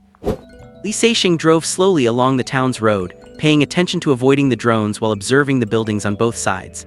Half an hour later, the vehicle passed a hotel named Holiday Star. The Mercedes SUVs parked in the yard and the strong men entering and exiting the doorway all indicated that this was their stronghold. This hotel had been entirely booked by the wealthy Saturn company. In a conference room on the top floor of the Holiday Star Hotel, Captain Sano stood before the floor-to-ceiling windows, silently watching the passers-by below. 4 or 5 people sat at the conference table behind him, each with several laptops in front of them, monitoring the footage sent back by the drones. Suddenly, Sano fixed his gaze on a passing car outside the window and said urgently, "Will redirect a drone over there, that car is very suspicious." Having confirmed his location, Li Seixing wanted to accelerate away, but his expression flickered slightly. A drone suddenly changed its preset route and flew towards his direction. He initially wanted to speed away, but immediately realized doing so would be a mistake. So he pretended not to have noticed the drone and, like a normal tourist, continued to drive slowly along the street, admiring the scenery. Under Captain Sano's command, the drone quickly flew to the upper right of the car, keeping pace with it. Will pointed to the zoomed-in image on the screen and said, "Sir, this car was rented from Budget. A middle-aged white man looks like a tourist. I have not found any suspicious points."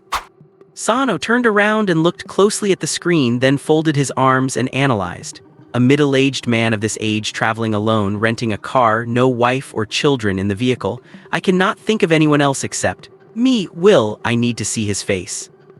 Li Seixing felt the drone still following him and continued to calmly pretend to be a tourist, driving slowly forward. Unexpectedly, the drone suddenly accelerated, pulled ahead of the car, hovered, and its camera began to rotate. Li Seixing cursed to himself. They must be suspicious of him. Seeing an intersection on the left, he immediately turned the steering wheel and ducked into a side street. Will immediately reported, "Sir, the target has suddenly turned." Sano punched his palm and said excitedly, "Sure enough, there is a problem. Will follow him and report his position at all times. George, notify the hack team to mobilize immediately." "Yes, sir." In less than a minute, a roaring sound erupted in the yard as 3 black SUVs charged out and chased quickly in that direction. The car adjusted its direction from time to time along the rugged alley, making it impossible to pick up any speed. While keeping an eye on the pedestrians on both sides, Li Seixing pondered where he had slipped up and why the other side would be suspicious of him. He was certain that it was impossible for them to monitor every passing car, let alone specifically film the faces of every driver.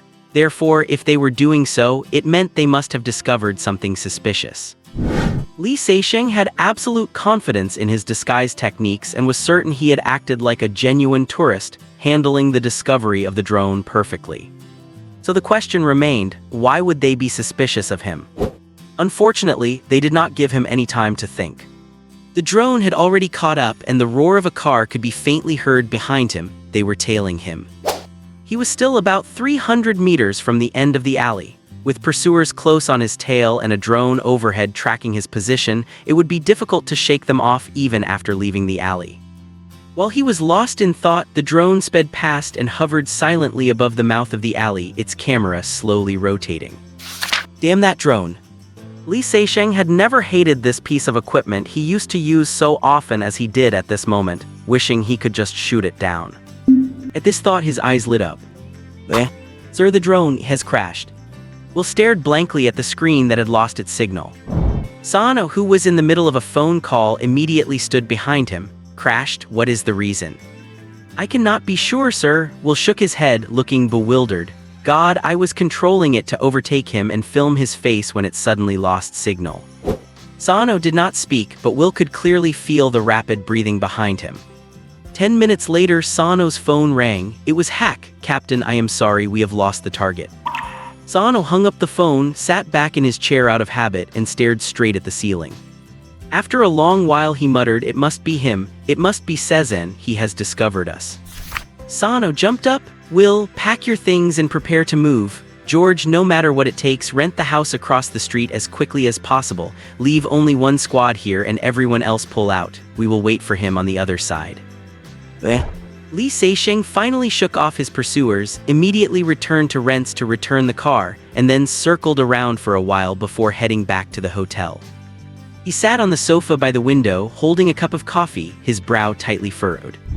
If he had not used his mental power to knock the drone down in a panic, and then knocked over the trash can at the alley entrance, he would have been in real trouble. Facing both a drone and pursuers at the same time, it would have been very hard for him to get away. Not knowing why he had been exposed, Li Seixing decided not to take any further action, otherwise it would be irresponsible to his own life. A middle-aged white man visiting an unfamiliar place, renting a car to travel, what could possibly be the problem? Why would he be exposed? Li Seixing was completely baffled. If you cannot figure it out, then call for backup. Among Adams, Winnie, Durer, Gauguin, and Munkaxi, Li Seixing thought of Winnie first, and then listed Munkaxi as a backup. Adams, he did not want his foster father to worry about him. Durer was only interested in rifle scopes and nothing else. As for Gauguin, while his marksmanship was excellent, Li Seixing did not have much confidence in his intellect. Ultimately, he decided to choose Munkaxi. Subconsciously, he did not want Winnie to know that he had a problem he could not solve. He wanted to maintain his omnipotent image in front of her. Therefore, the official reason was that among all the people mentioned, Munkaxi was the only other middle-aged man. The call was connected quickly, and Munkaxi said loudly and enthusiastically, "Hi, Sezen, I am glad you called me." Hearing the loud noise on the other end, Li Seixing could not help but raise his voice. "Hi Munkaxi, how is your injury? Why is it so noisy over there?" Munkaxi laughed, "My injury is almost healed. I am sitting on a tractor, so of course it is noisy." Li Seixing immediately remembered that it was harvest season, and Munkaxi had even invited him to experience it. So he could not help but advise, "Munkaxi, your injury has not fully healed yet. I do not think such strenuous activity like harvesting is suitable for you." Munkaxi laughed loudly, "I know, so I am just sitting on it to feel the joy of the harvest. Thanks for your concern, Sezen, but I assume you have other matters." "Alright, you guessed right." Li Seixing recounted his situation and finally asked, "Munkaxi, why do you think I was exposed?" On the other end of the line, Munkaxi roared with laughter, and it took a while for him to stop. "Sezen, let me tell you something. I was once married and had a son, but later I chose to divorce. Do you know why?" Li Seixing asked curiously why. "Just because I wanted to go out alone, but I could never manage to do it." Munkaxi began to complain, "Sezen, you are still young, you do not know how miserable the life of a middle-aged man is. Once you are married and have kids, you will understand. Forget about traveling alone, you will even have to ask for permission just to go to the door to buy a pack of cigarettes." Li Seixing was shocked. "My God, that really is a tragedy. That is why I chose to divorce." Munkaxi's tone was calm. "People like us find it hard to adapt to married life unless you decide to quit this line of work, but I do not know what else I can do." Li Seixing was also silenced. It was a fact. Munkaxi, his foster father Adams, and all the painters he knew were almost all alone. Perhaps he would be no exception. Marriage was both a responsibility and a shackle. People like them could not afford it, or they would just end up hurting themselves and others. "So, Sezen, do you understand where the problem lies now? Your disguise and behavior might have been fine, but you do not understand the life of a middle-aged man." "Thank you, Munkaxi, I understand now." Li Seixing thanked him sincerely. Asking Munkaxi was the right call. Only a middle-aged man would understand the situation of a middle-aged man. Li Seixing quickly realized where the problem was. A wealthy middle-aged man would not rent a beat-up Peugeot for a trip, nor would he go to that kind of ordinary small town. A middle-aged man without money would only be looking for work, not renting a car to travel. A middle-class man of that age might travel and might rent a car, but he would never be alone. "Got it." In fact, Li Seixing's choices were not necessarily wrong, and under normal circumstances he would not have been exposed, but once he ran into an experienced professional, it was a glaring flaw. Mungkaxi laughed. "Do not be so polite. I am still waiting for you to call me for another collaboration. That would be much more intense and exciting than harvesting wheat." Recalling the assassination of Belianov in Budapest with Mungkaxi, Dürer and Gauguin, a smile could not help but appear on Li Seixing's face. There will be an opportunity, Mungkaxi." Finally, Li Seixing said, "Mungkaxi, Paul is still alive, but he was seriously injured and I saw him. Tell Dürer and Gauguin about this." Hanging up the phone, Li Seixing took a sip of coffee. It had already gone cold, but he did not care. Having understood where the problem lay, Li Seixing's confidence returned immediately, and he prepared to execute the plan he had long since conceived. Reims was no different in essence from other French cities. Other cities had famous attractions, and Reims did too, such as the Place des Lycées, the Brittany Parliament, and the Museum of Fine Arts. Other French cities had gangs, and Reims was no exception, such as the Musketeers. The Musketeer organization was one of the largest and most notorious gangs in Reims. They did everything: collecting protection money, running casinos, human trafficking, and contract killing. Of course, their most lucrative and core industry was drug trafficking. The luxury mansion on Fabry Street. Costa, the leader of the Musketeers and one of the most powerful people in the city's underground world, was in his 40s. He had a long face with slick back hair and two thin, narrow eyes. He usually looked at people with a venomous glare, and whenever he narrowed his eyes, it meant someone was about to suffer. At this moment, Costa was sitting in a luxuriously decorated living room, chomping on a cigar, listening to his subordinates report with a blank expression. A beautiful girl with a curvaceous figure and blonde hair and blue eyes was kneeling in front of him, dressed in a maid's uniform, holding out her fair, delicate hands to catch the falling cigar ash. Those familiar with Costa knew he had a habit of using young, beautiful girls as human ashtrays. A man around 30 in a sharp suit stood before the sofa, trembling as he reported. This matter was too big, he had to report it in person.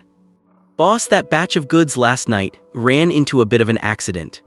"Decide what kind of accident?" Costa flicked the ash into the girl's hands, casting his venomous gaze over. Cold sweat poured down Desai's neck, soaking his shirt. He braced himself and continued, "A stranger suddenly appeared, killed 4 of our brothers, and then stole the goods." "What?"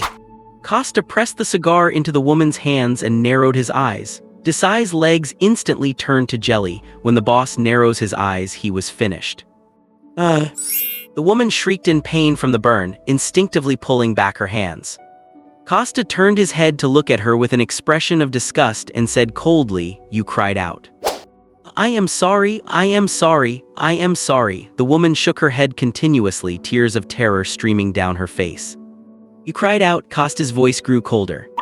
"I am sorry, I am really sorry. It will not happen again next time," the woman apologized, sobbing in even greater terror. "You cried out." A faint smile appeared on the corners of Costa's mouth, his eyes narrowing into slits. "I am sorry, I..." Bang! The sound cut off abruptly. The woman slumped to the floor with a bullet hole in her forehead, her eyes still filled with terror. Costa put away his pistol and wiped his hands with a snow-white silk handkerchief, wearing a look of satisfaction. The world is finally quiet. Desai's legs were shaking like a sieve. He had nearly pissed himself. Costa said coldly, "Desai, you are lucky. I will give you 2 days to find out who did it, kill him, and bring the goods back. If he is not dead, you are dead. Understand?" The lucky survivor nodded desperately. Understand, I swear, I will definitely take care of that person and get the goods back." In a warehouse, piles of wooden crates filled the space. Along the wide central aisle stood dozens of tough men, both white and black. Some were bald, while others sported bizarre hairstyles ranging from dreadlocks to mohawks. What they had in common was an array of tattoos, and each of them had a musket tattooed on their arm. This was the mark of the Musketeers organization. Desai strode over, followed by several bodyguards who wore expressions of utter frustration. Tossing his suit jacket to a bodyguard, Desai climbed onto a forklift, loosened his sweat-soaked tie, and glared viciously at the crowd. "You motherfucking losers, you useless bastards, you actually let someone steal the goods. That is 5 million in merchandise, not some damn 5 euros. Desai waved his arms, eyes wide, shouting curses. Because of you incompetent trash, I almost died just now. I was this close. The thought of what had just happened sent a chill down Desai's spine. If it had not been for that unlucky girl, he would have been the one lying in the line of fire. After the initial fear, Desai felt even more enraged. As the confidant responsible for drug deals and a key figure in the Musketeers, he knew exactly what kind of person his boss, Costa, was. In Costa's eyes, no one was irreplaceable except himself and money, and Desai was no exception. If he could not recover the shipment on time, he would certainly end up keeping that girl company. If I die, none of you bastards will survive. Before I die, I will make sure every one of you motherfucking losers and useless maggots gets flushed down the toilet. Desai's expression turned ferocious. Your miserable lives are not worth 5 million, you are only worth the price of a single bullet. I am going to. Desai ranted for 10 full minutes. The tough men stood there, battered and dazed, questioning their lives with blank stares. After venting his rage, Desai finally remembered the priority. What the hell are you waiting for? Now, immediately, right this second, get out of here. Mobilize every brother and find that damn guy for me. If you cannot find him, do not even bother coming back. Just then, a guy stumbled in. Boss, it is a disaster. Another shipment has been stolen by that same guy. Everything went dark before Desai's eyes. His legs gave out and he tumbled off the forklift, but luckily his bodyguards were quick enough to catch him. It is over, this is absolutely over. I am a dead man. Boss, that guy came to hijack the goods again. 2 of our sharp guys followed him. The asshole is driving a black Mercedes heading east. What? Desai grabbed his collar as if clutching at a final straw. Go after him, find him, you must find him, otherwise, we are all going to die. In the eastern suburbs of Rennes, in the small town of Assassination. Across the street from the Saturn Company's stronghold, the Flower Finch Hotel, stood a building called the Galliena Hotel. The hotel roof had several decorative dormers. Inside one of the small attics, the barrel of a silenced rifle rested gently on the windowsill, with Li Seixing's emotionless face behind it. Across the street in front of the Flower Finch Hotel, 2 burly men wearing army green trench coats paced back and forth, keeping a wary eye on passers-by. Li Seixing's disguised face was covered in a thick beard. He muttered to himself, why are not they here yet? You cannot even follow such obvious clues and you have the nerve to call yourselves drug dealers.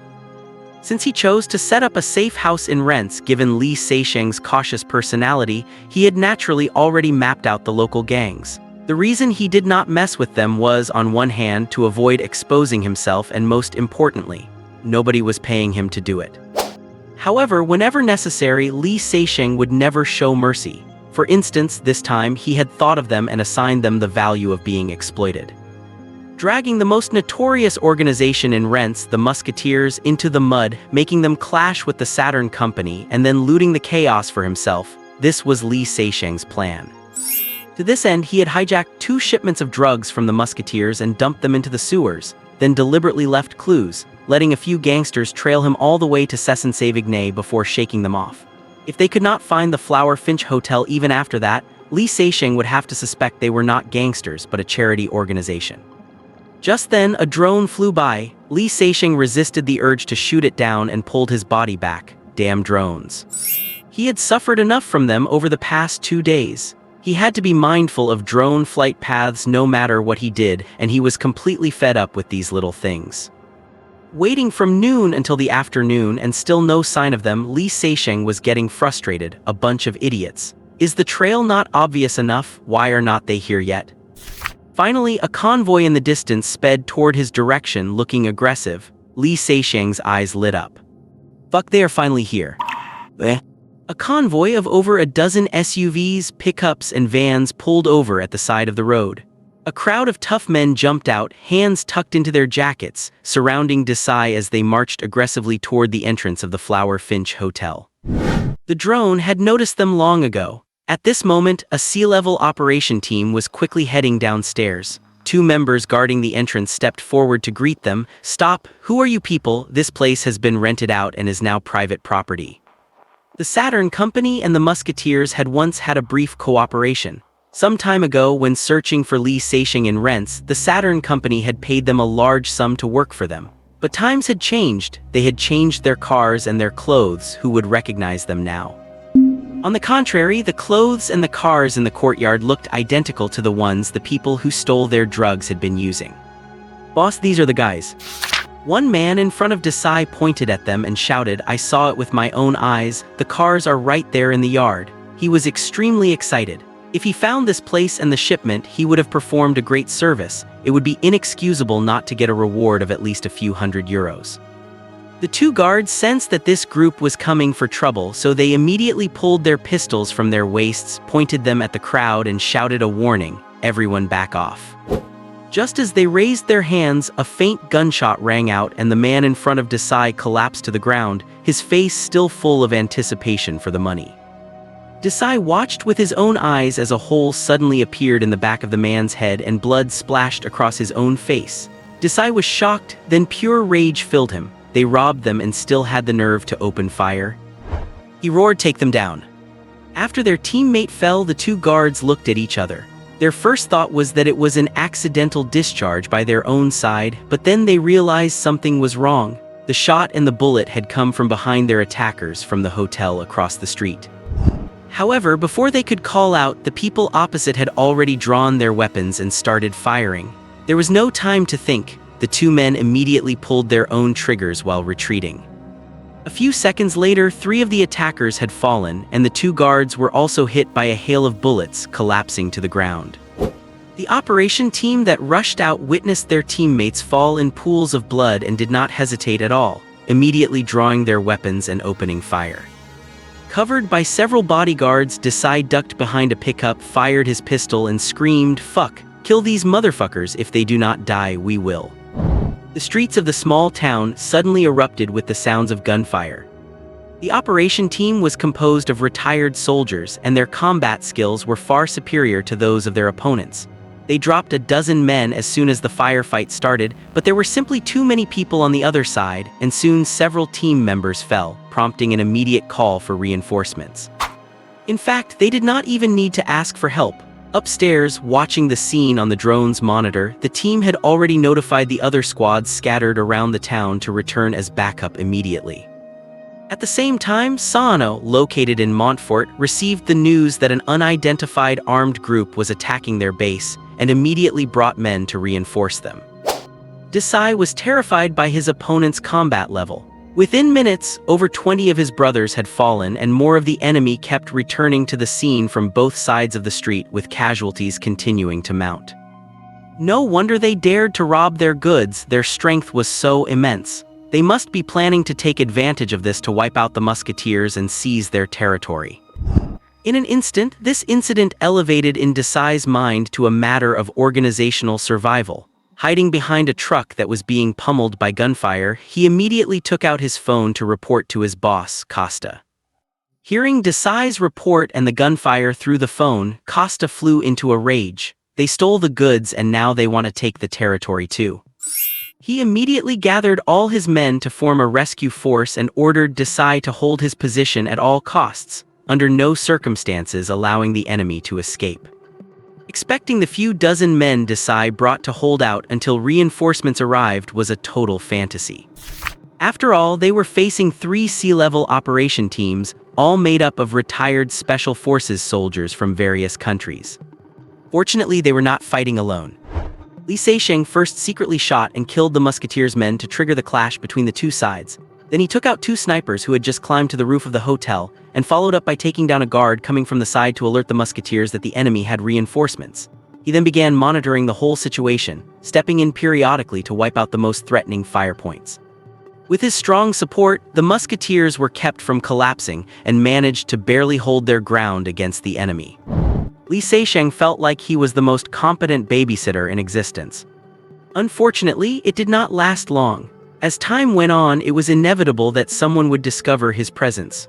Plus, as dusk began to fall, Li Seixing's gunfire was drowned out in the chaos of battle, but the muzzle flashes became even more conspicuous in the dim light. When several barrels turned and fired toward his position simultaneously, Li Seixing knew it was time to pull out. Climbing from the attic to the roof, he threw down a rope he had prepared earlier, slid quickly down the back of the building, got into his car, and made a swift getaway. Li Seixing's departure did not mean the battle was over. On the contrary, as more people got involved, the fighting only grew more intense. Minutes later, because they were closer, Costa arrived first with a large number of reinforcements, and immediately after, Sano also arrived with his men. Under the hazy night sky, the sound of gunfire over the small town intensified once again. The massive street shootout only came to an end when the boss, Costa, was killed, and the musketeers completely collapsed and fled. In fact, after Sano arrived, he quickly realized something was wrong. The people on the other side were clearly gangsters. He vaguely recognized some of them as musketeers whom they had collaborated with in the past. It was highly likely that a misunderstanding had triggered this conflict. But at that moment, Sano was powerless to stop the fight. Once Li Seixing slipped away, the advantage immediately shifted to the other side. Yet, having seen so many of his men fall to the enemy's gunfire, the rest of his team were blinded by rage, bent on revenge for their fallen brothers. Stop them at a time like this. Unless he did not want to lead these men anymore, his only choice was silence. When the fighting ended, Sano and his team left in a hurry with the bodies of over 30 men, unaware that the vast majority of them had been killed by Li Seixing. Half an hour later, the French police gingerly entered the scene. The officer in charge was stunned at the sight of corpses scattered everywhere and immediately reported the situation. Over 80 deaths was a major incident anywhere. Without a doubt, someone had to take responsibility. But after discovering the bodies of several key musketeers, including the boss Costa, the situation immediately took a turn. Sano had originally set an ambush in Montfort, waiting for Cezanne to take the bait, only for this infuriating incident to happen. After catching a few musketeers and questioning them, the truth was clear. Someone had deliberately stolen the musketeers' cargo and redirected their rage toward the Saturn Company, resulting in the gang war. The plan was simple, but the results were clear for all to see. Saturn Company's heavy losses were the best proof. Sano realized in an instant that this must be Cezanne's handiwork. It must have been him who led the musketeers there. That guy is too despicable. Unfortunately, the incident blew up too big. Sano had to pause his plans and they left Rennes that same night, waiting for things to cool down before taking the next step.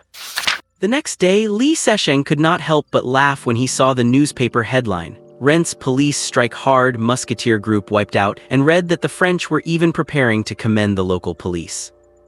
Useless at everything else but number one at stealing credit. This kind of French maneuvering actually suited Li Seixing's taste. The way things ended was a happy ending for everyone. Shortly after, Winnie called him. "Cezanne, was that incident in assassination you're doing?" Li Seixing followed his usual policy of denial and non-responsibility. "Winnie, the papers say it was a heavy strike by the French police. It has nothing to do with me." On the other end of the line, Winnie rolled her eyes and mocked him. "Cezanne, is there a need to be so cautious? I just want to know when you became such good friends with someone like Costa that he was willing to die for you." Li Seixing quickly replied, "Do not talk nonsense, Winnie. My taste is not that poor." He then told her the truth. After hearing it, Winnie exclaimed, "The plan was simple, but the results were unexpectedly good. Cezanne, I have to say, you are truly sinister. It is called driving tigers to fight wolves. It is a strategy from the Xia Kingdom." Li Seixing immediately tried to clear his name. "The French must have a different opinion on this. I have actually done a great service." To be fair, the disappearance of an organization like Costa and the Musketeers was indeed a great thing for the government and the people of Rennes. "All right, you are right," Winnie asked directly, "what is the next step?" "I must also say, Winnie, you really know me too well." Li Seixing had never told Winnie he had a next step, but she just knew there had to be one. On the phone, Winnie squinted and smiled. "Of course, you kept that Parsons travel agency. Surely it was not just to keep fishing." Winnie had already guessed his intention. Most importantly, she did not believe Li Seixing would consider taking out these field operatives enough revenge for Parker. He wanted much more. As a killer, Li Seixing's work attitude was not exactly proactive. He would complete assigned missions brilliantly, but he never initiated one. Only when his safety was at risk would he fight back like a viper, ruthless, cold, decisive, and unforgiving. Saturn Company had always been a target for the painter, and Li Seixing had struck them hard a few times, but those were passive counters. Now, because of Parker, Li Seixing's attitude had clearly shifted. He was taking the initiative. Sure enough, Li Sesheng said, Winnie, you guessed right, small fry are not satisfying. This time I want to catch a big fish. Winnie mused, the Saturn company does not realize it, but the biggest mistake they ever made might just be Parker. The villa in the Paris suburbs. The villa was heavily guarded, serving as the company's temporary headquarters in France. In the briefing room converted from the dining hall, intelligence officers sat before their computers. Brian placed the newspaper on the table, displaying the news about the shootout in Rennes. That bastard is too cunning, too despicable. Brian slammed the table in anger, using gangs against us and causing so many casualties. Does he have no bottom line? He is a demon. As he said this, he forgot that he had recently collaborated with the Musketeers to hunt Li Sesheng, and even more, that he had exploited Li Sesheng's reluctance to hurt innocents to find his location. This had put him in a very passive position. Sea-level squads were not cheap. Members were all retired Special Forces personnel. While they could not compare to the elite B-level squads, let alone the level squad that even the CEO Brian could not command, losing over 60 men in a short time was an immense loss. Because of this, Brian was interrogated by the board during a conference call again. If not for the lack of a suitable replacement, his position would be in jeopardy. After venting, Brian sighed. Cezanne knows we are hunting him. He must have left Rennes. Sano, do you think we can still find that guy?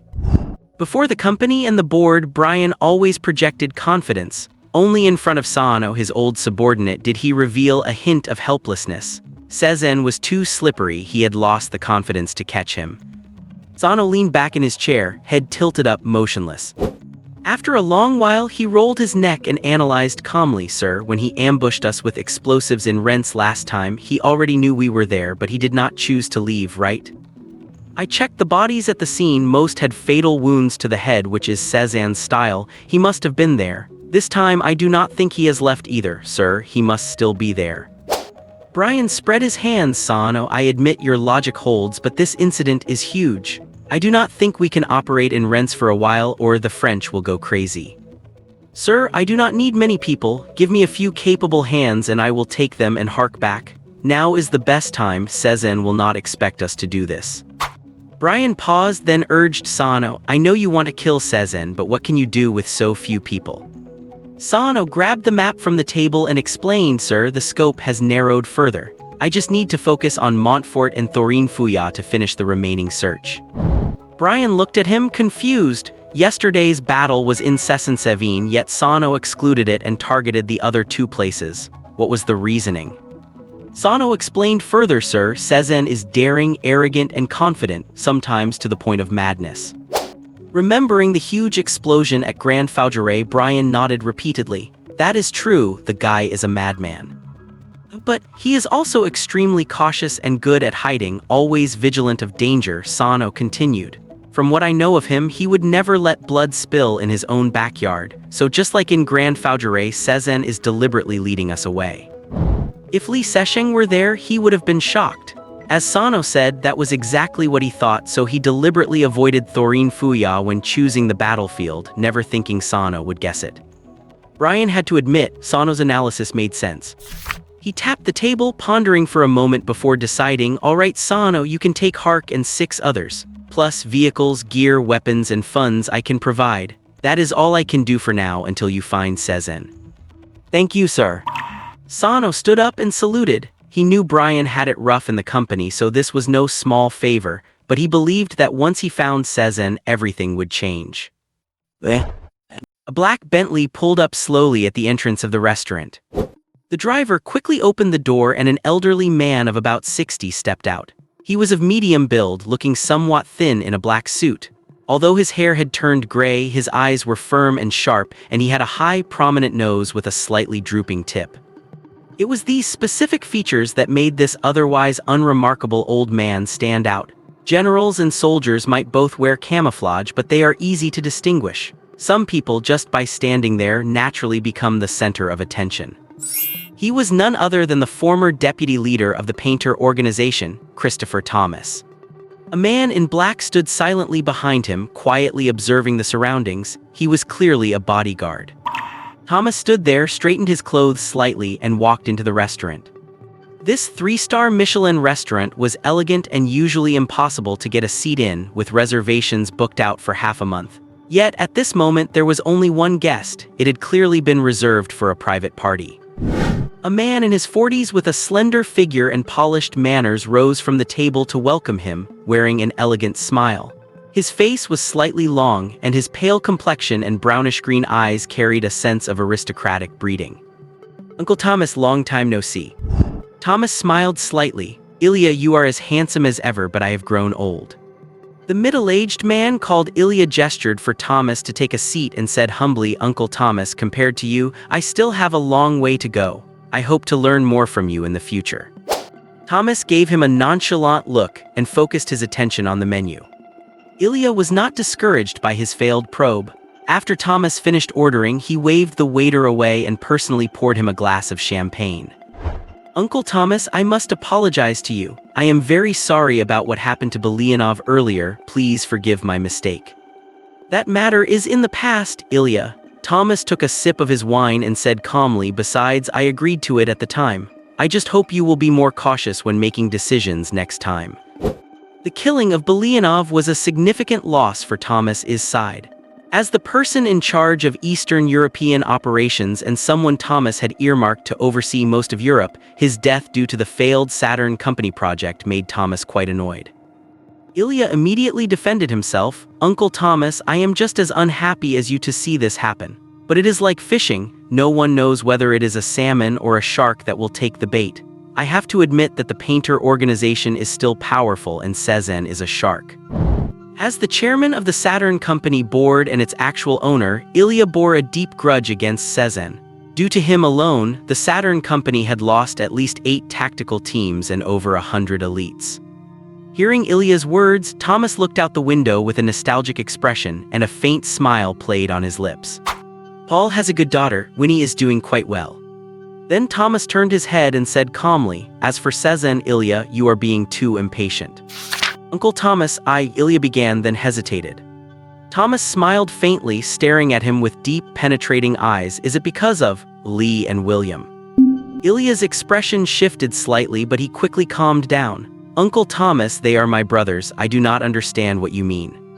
At that moment, the waiter served the appetizers and vegetable soup in turn, and the two stopped talking. After the waiter left, Thomas tasted his food first, nodded slightly, and then asked, "Ilya, what is your view on the current situation?"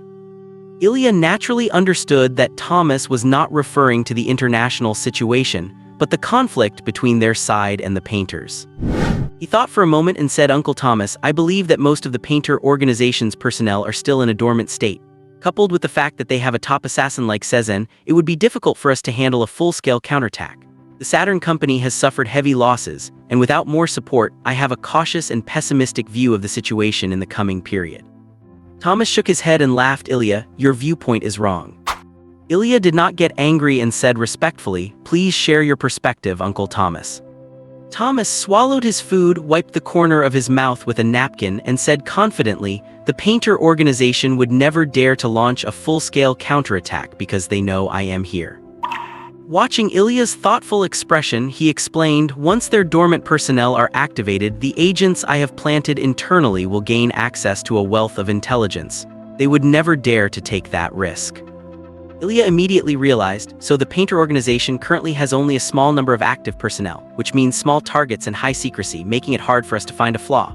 But once they prepare a counterattack, the number of participants will increase, communication between them will grow, and secrecy will inevitably decline, revealing weaknesses. Because they have no idea who among them is your mole, right? Thomas smiled. Actually, this was exactly what he had hoped to see, but unfortunately, Paul and Winnie had not given him the chance. Ilya pressed further, "Anything else, Uncle Thomas?"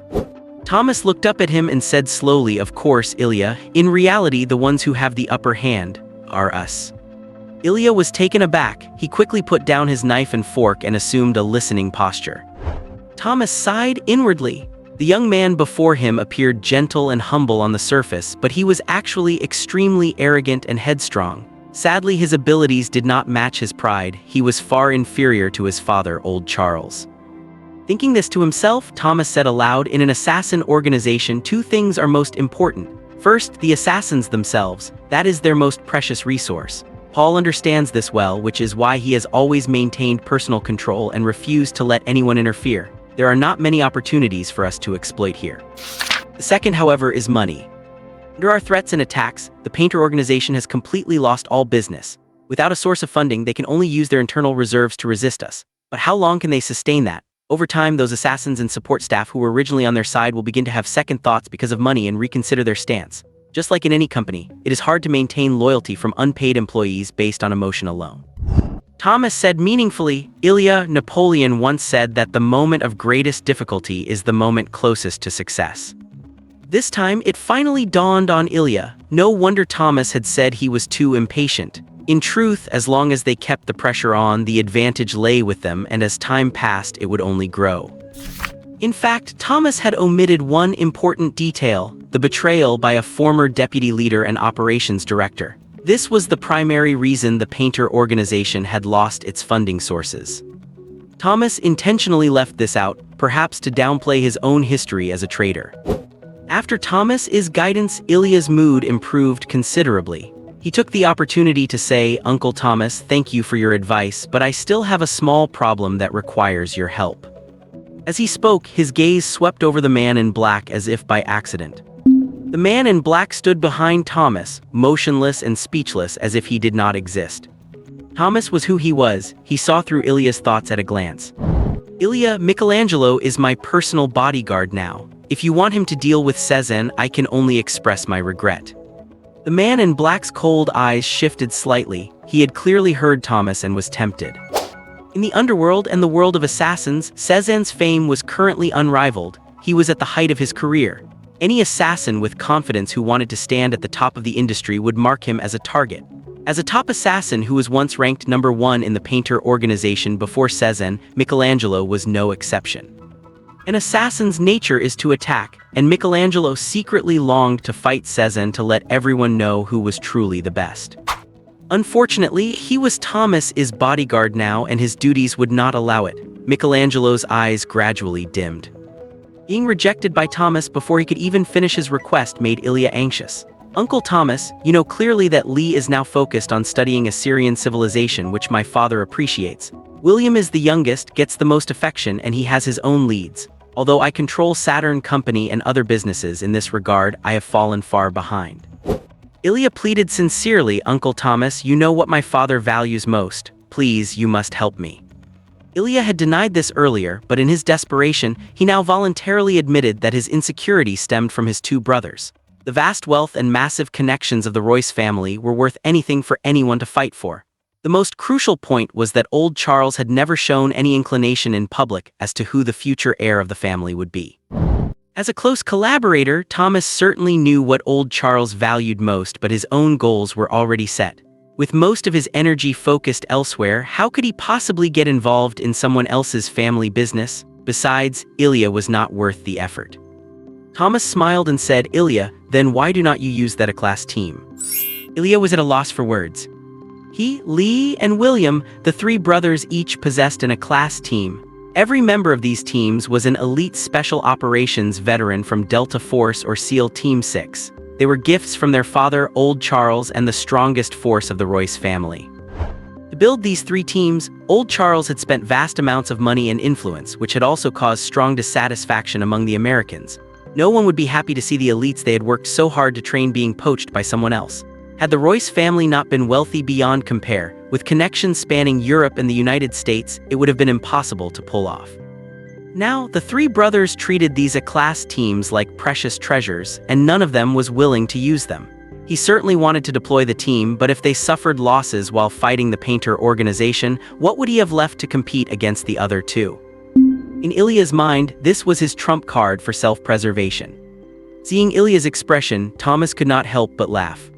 "Ilya, since you are unwilling to use them, then find a way to lure Cezanne out." Ilya immediately put on a humble face and looked to Thomas for advice. "Please, I must ask for your guidance." Thomas smiled faintly. "What do you think of the apostles?" In that villa by Lake Como. Vinny sat by Paul's bed, swinging her legs like a little girl, complaining to her father, "Dad, the house you gave him has been empty all this time. Why will not he come back?" Paul looked at her with loving eyes. Child, a man has to work to support his family and he has to avenge his friends.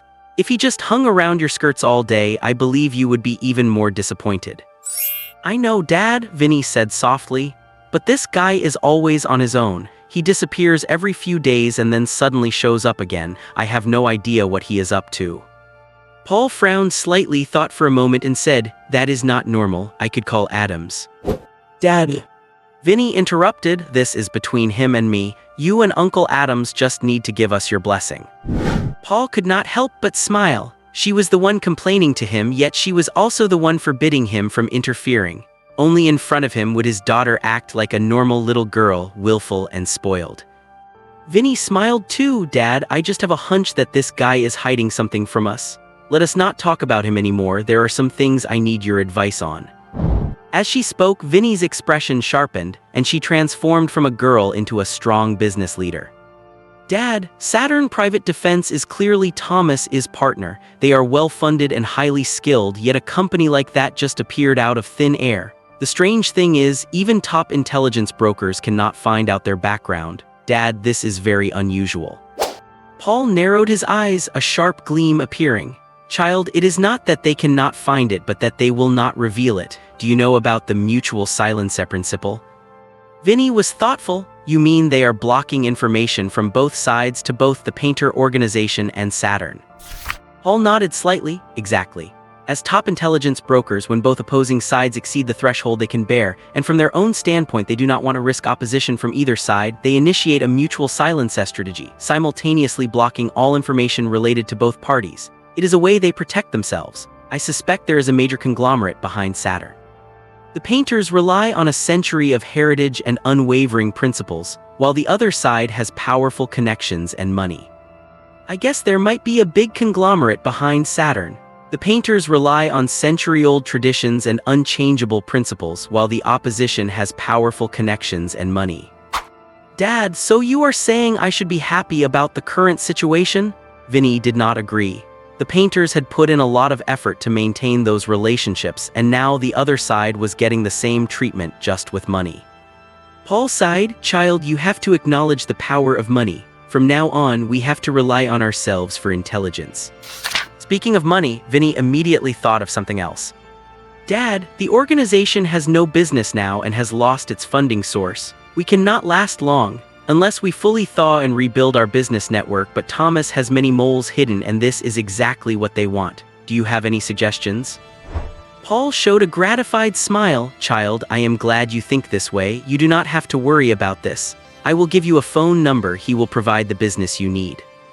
Dad, Vinny said in surprise. I always thought all the business was in Thomas's hands. It turns out you were prepared all along.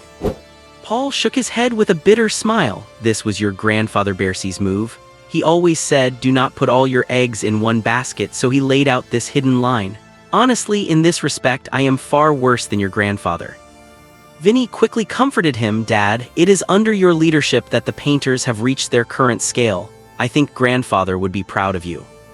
Child, it is precisely because of me that the painters have become what they are today, Paul said sadly. If your grandfather were here, Thomas would never have dared to do this. Vinny comforted her father a few more times and then changed the subject. Dad, Thomas has not made any big moves lately. I am worried. What on earth is he planning?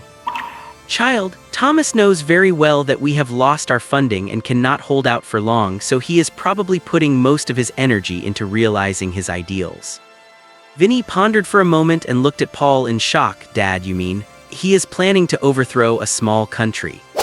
Paul nodded slightly, speaking slowly as he weighed his words. Based on my understanding of him, his target would be in Africa, Guinea-Bissau, the Gambia, Togo, or Benin. This is Thomas's ideal and he is willing to become a traitor for it. Therefore, he will never give up. Vinny immediately said, Dad, should we go and mess things up for him? Paul could not help but laugh and cry. Child, do you have that many personnel and that much energy right now? Vinny looked disappointed, then her eyes lit up. I want to tell Cezanne about this. Maybe he will be interested. Child, he is only interested in revenge and money right now. Dad, you forgot we will have money soon. Patrant Road, 100 meters away from the Parsons Travel Agency. In a cramped room, Li Seixing was quietly observing the activity across the street through a slightly lifted curtain. From this position, he could see the back gate of the travel agency perfectly. Every vehicle entering or exiting could not escape his eyes. Li Seixing noticed that security had tightened significantly since the clash at Assassination. Not only were there a dozen more guards and many new cameras installed, but drones were also constantly monitoring from above, making it very difficult to get close. He could, of course, use his mental perception, but mental energy is limited. It consumes energy every time he uses it, so he can only use it a few times a day. The rest of the time, he has to rely on his eyes to observe, which is why he chose this dilapidated house as his monitoring post. Just then, a drone passed by again on its scheduled route, and Li Seixing immediately pulled the curtains shut and lay down on the bed. He was absolutely fed up with the drones during this period. These little things that he used to find handy were causing him a lot of trouble in the hands of the enemy, especially at night, as even hiding behind the curtains could not escape the drone's infrared camera detection. Damn drones! Judging by the number of vehicles entering and leaving and the level of security, Li Seixing was now certain that this was not the location of Saturn but a logistics supply point. The tactical teams needed to come here to change vehicles and restock weapons. Li Seixing's target was those incoming and outgoing vehicles, hoping to catch the big fish among them. To catch a big fish, you have to be able to endure loneliness. In fact, it is the same with anything. You must discard everything else, focus entirely, and get used to being accompanied by solitude and loneliness to finally smell the fragrance of success. Li Seixing closed his eyes and entered a state of meditation. He had been meditating and exercising his mental energy every day for the past few days, but he found that his mental power was growing very slowly, far behind the speed of joint cultivation with Ambrace. Wait, cooperative training. No wonder Lance's mental power never reached the standard. Doing this on your own is just too slow. As he went into deep meditation, Li Seixing's mental energy flowed slowly within his consciousness and body like a thin mist, growing at an almost imperceptible rate. Li Seixing did not notice, but just as Lance had said, because of a certain strong intent, his mental power began to undergo some unknown changes. Meanwhile, Sano, along with Hark and 6 other elite operatives, quietly returned to Montfort and rented a house to stay in. After they settled in, they sat around the dining table. Sano, who had been waiting at the head of the table, looked at them intently. "Gentlemen, you are all elite soldiers and the people I personally selected. I must honestly tell you all who our target is this time." He pushed several enlarged photos across the table to them. In the photos, a person in a black leather jacket wearing a mask stood in a hallway looking sideways at the camera. This was the footage left behind when Li Seixing assassinated Neville in Munich. The photos were a bit blurry and only showed the side profile, but the eyes left a deep impression, cold, sharp, and as deep as a bottomless pool. Sano tapped the photo and said gravely, "This is the target, the ace of the painter organization, the world's top assassin, codenamed Sezen." The team members were shocked and looked solemnly at the photo in front of them. Sano's voice was deep and powerful. "I have confirmed that he is definitely hiding here or in Thorin Fuya. This means that once we step out of this door, we could come face to face with this person at any time. If that happens, do not panic. Stay calm, break contact immediately, and do not try to subdue or kill him, otherwise you will surely die." The team members were startled again, but then they felt Sano's words were a bit exaggerated. As Sano said, they were all former elite soldiers and there was a natural pride in their hearts, believing that in a head-on confrontation, no one could easily defeat them. Sano saw their expressions and sighed inwardly. He had not wanted to dampen their morale, but in order for them to have a proper understanding of the target they were about to face and not get killed due to carelessness, he had to change his mind. "You might not realize that in Lake Whalen, in Grand Faugeré, in Budapest, in Le Mans, and in Cesson-Savine, because of this person, we have lost at least 8 tactical teams, including 2 B-level squads and over 100 brothers." The team members stiffened, screaming in their hearts, "That is impossible. No one can do that unless he is God." But seeing Sano and Hark's incredibly grave expressions, they realized it was true. After a long silence, Sano continued, "Do you understand now? Alert as a mole, cunning as a fox, ruthless as a viper, enduring as a lone wolf, and ferocious as a crocodile, that is the target we have to deal with, Sezen." This time, the team members were completely convinced. Their hearts began to race wildly, they felt their hair stand on end and cold sweat poured down their foreheads. If not for the pride of being former Special Forces soldiers, they would have wanted to scream, "I am out." Seeing their state, Sano realized he had been too realistic and had scared them. He quickly added, "Everyone, do not worry, our purpose is just to find him, not to kill him. As long as we find the target, the mission is complete. The company will definitely send a large number of elites to take care of him." Only then did the team members breathe a sigh of relief, and their tense bodies slowly relaxed. Seeing this, Sano also secretly breathed a sigh of relief. "Now I will arrange the tasks." After Lee Seixing exited his meditative state, he felt a bit puzzled. He felt that his mental energy seemed to have gained a faint trace of blue, so faint that he almost thought it was an illusion. What is going on?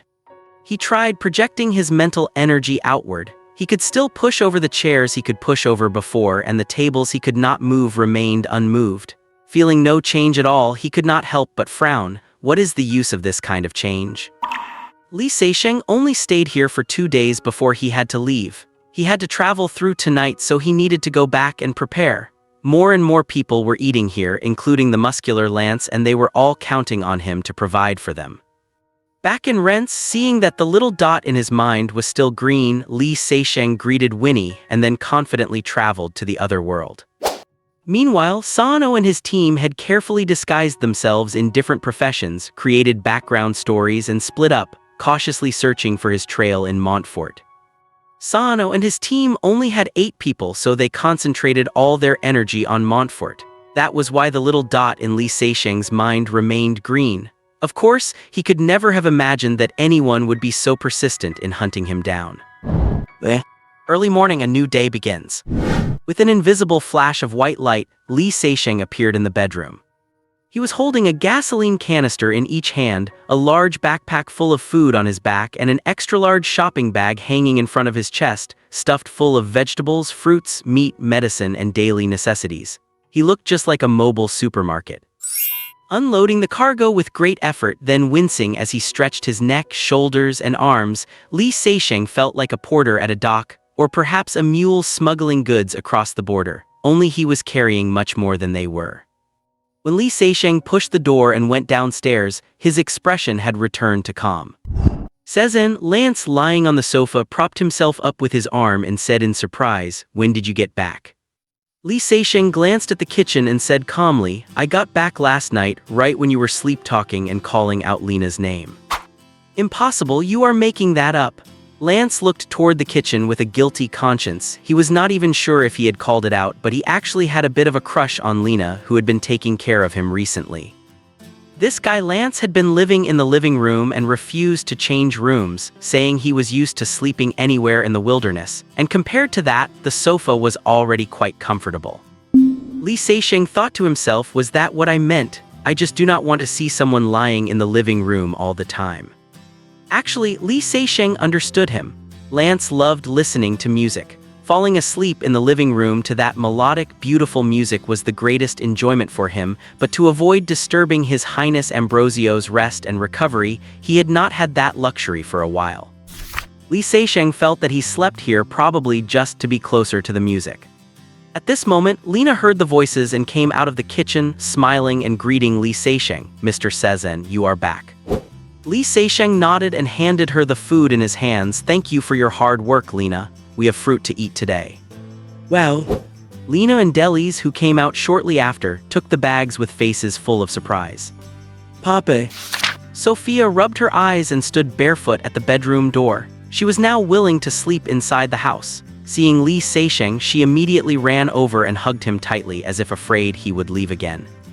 Lee Seixing patted her head, feeling a little guilty. "I should have bought the child a pair of slippers. I am such a careless father." With Lee Seixing back and bringing fruits that were rare in the wilderness, the atmosphere in the room immediately became cheerful and bright. Even the chill in Ambrosio's eyes faded a bit, and they could collaborate on their practice again. Lee Seixing first went to check the fields outside. Paul reported to him that everyone had been working very hard, everything was going smoothly, and they would definitely not miss the planting in September. Afterward, he went to Old Harry's place. He happened to run into some wilderness hunters who had finished resting and resupplying and were preparing to leave in a group. Seeing Li Seixing, they all respectfully bowed with hands on their chests. Li Seixing smiled and nodded, watching these people face the morning sun and march boldly into the wilderness toward the battlefield. "Mr. Sezen, you are back. I have received 2 more demon hearts." Old Harry hurried up to report the good news upon seeing him. This unexpected joy made Li Seixing pay a little more attention to this makeshift trading area. In the tattered tents, some wilderness hunters who arrived last night were still sound asleep. There were also several injured people who had stayed for several days. Resting here was safe and convenient, making it the first place they thought of when injured. Besides rest and providing food and water, the trading area also had residents specifically repairing weapons, armor, and buying and selling various items. Old Harry would take people out periodically to collect materials, which the residents would then turn into various utensils, clothing, leather armor, and bows and arrows for them. It was a pity there was no coal or steam engine here, otherwise they could even manufacture weapons. Of course, all of this required them to trade with prey. Prey included, but was not limited to, beasts from the chaotic realm and the hearts of Sphinx warriors.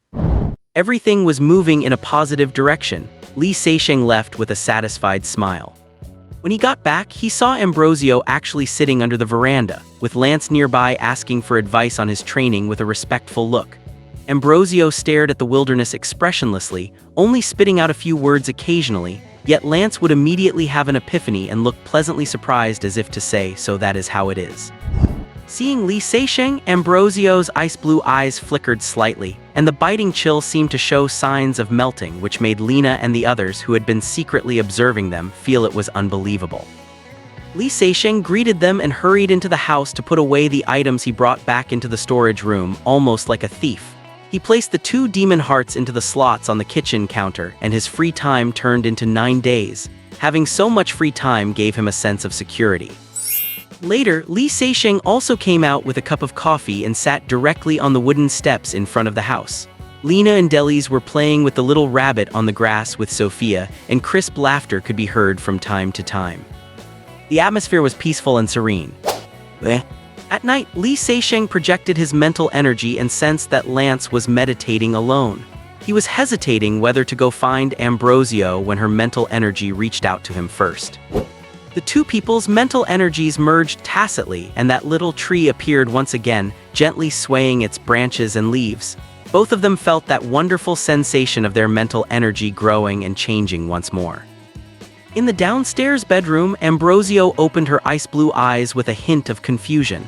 Sezen's mental energy seemed to have changed slightly, but after contact, she felt nothing different. Soon, she closed her eyes and began to experience it again. I do not know how much time passed, but the little tree disappeared. Li Seixing and Ambrosio's mental energies touched gently in farewell, and then each returned. A new day begins. The morning sun carried a golden hue, giving people a sense of vitality. Li Seixing went downstairs full of energy. "Good morning, Lance." Seeing Lance, who had been meditating and working hard alone last night, Li Seixing felt a bit guilty. But let him and himself go. Well, never mind. Even a cultivation novice like Li Seixing knew that not everyone could cooperate in cultivation. Otherwise, why had Ambrosio never mentioned this to Lance, even though they were both of the natural god sect? Lance propped himself up with his arm, looking at Li Seixing with some envy.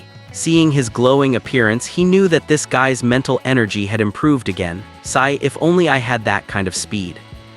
During this time, Lena and Delis had learned to use the kitchenware and the refrigerator. Breakfast was usually handled by Delis with Lena's assistance, and they did a decent job. It was mostly because Western food is much simpler compared to Xia country cuisine. After Li Seixing's replenishment, the food on the table became rich again, and all the men and women were satisfied. After the meal, Li Seixing and Lance sat on the veranda to chat as usual. Not long after, Lena and Delis brought Ambrosio out and placed her to the side. With Ambrosio there, Li Seixing and Lance suddenly found it hard to chat. The only benefit was that the temperature under the veranda seemed to drop, as if they had installed an air conditioner. Just then, Ambrosio suddenly tilted her head and looked toward the northwest. Li Seixing and Lance could not help but look up too, just like that joke about someone having a nosebleed. Although they could not see anything, neither of them thought Ambrosio was bored and playing a joke, so they squinted their eyes to observe carefully. Sure enough, a small black dot appeared in the sky, getting bigger and bigger, flying in this direction. Li Seixing immediately stood up to get his weapon, and Ambrosio's cold voice sounded. "It is fine, it is the Lord of Gale City." Hearing that it was the Lord of Gale City, Lance was overjoyed. "Great, I did not expect the City Lord to come in person." Then he thought, "I do not have that much face, the City Lord must have come for Her Highness Ambrosio." Li Seixing was deeply shocked. The Lord of Gale City shared the same name as his foster father, the person in charge of the western region of the natural god sect, the Golden Oak Warrior, Adams. He represented the highest combat power of the natural god sect, with a martial strength even above Ambrosio's. Even Li Seixing could not help but feel a little excited about meeting such a figure. Soon an airship appeared above the valley and slowly lowered its altitude.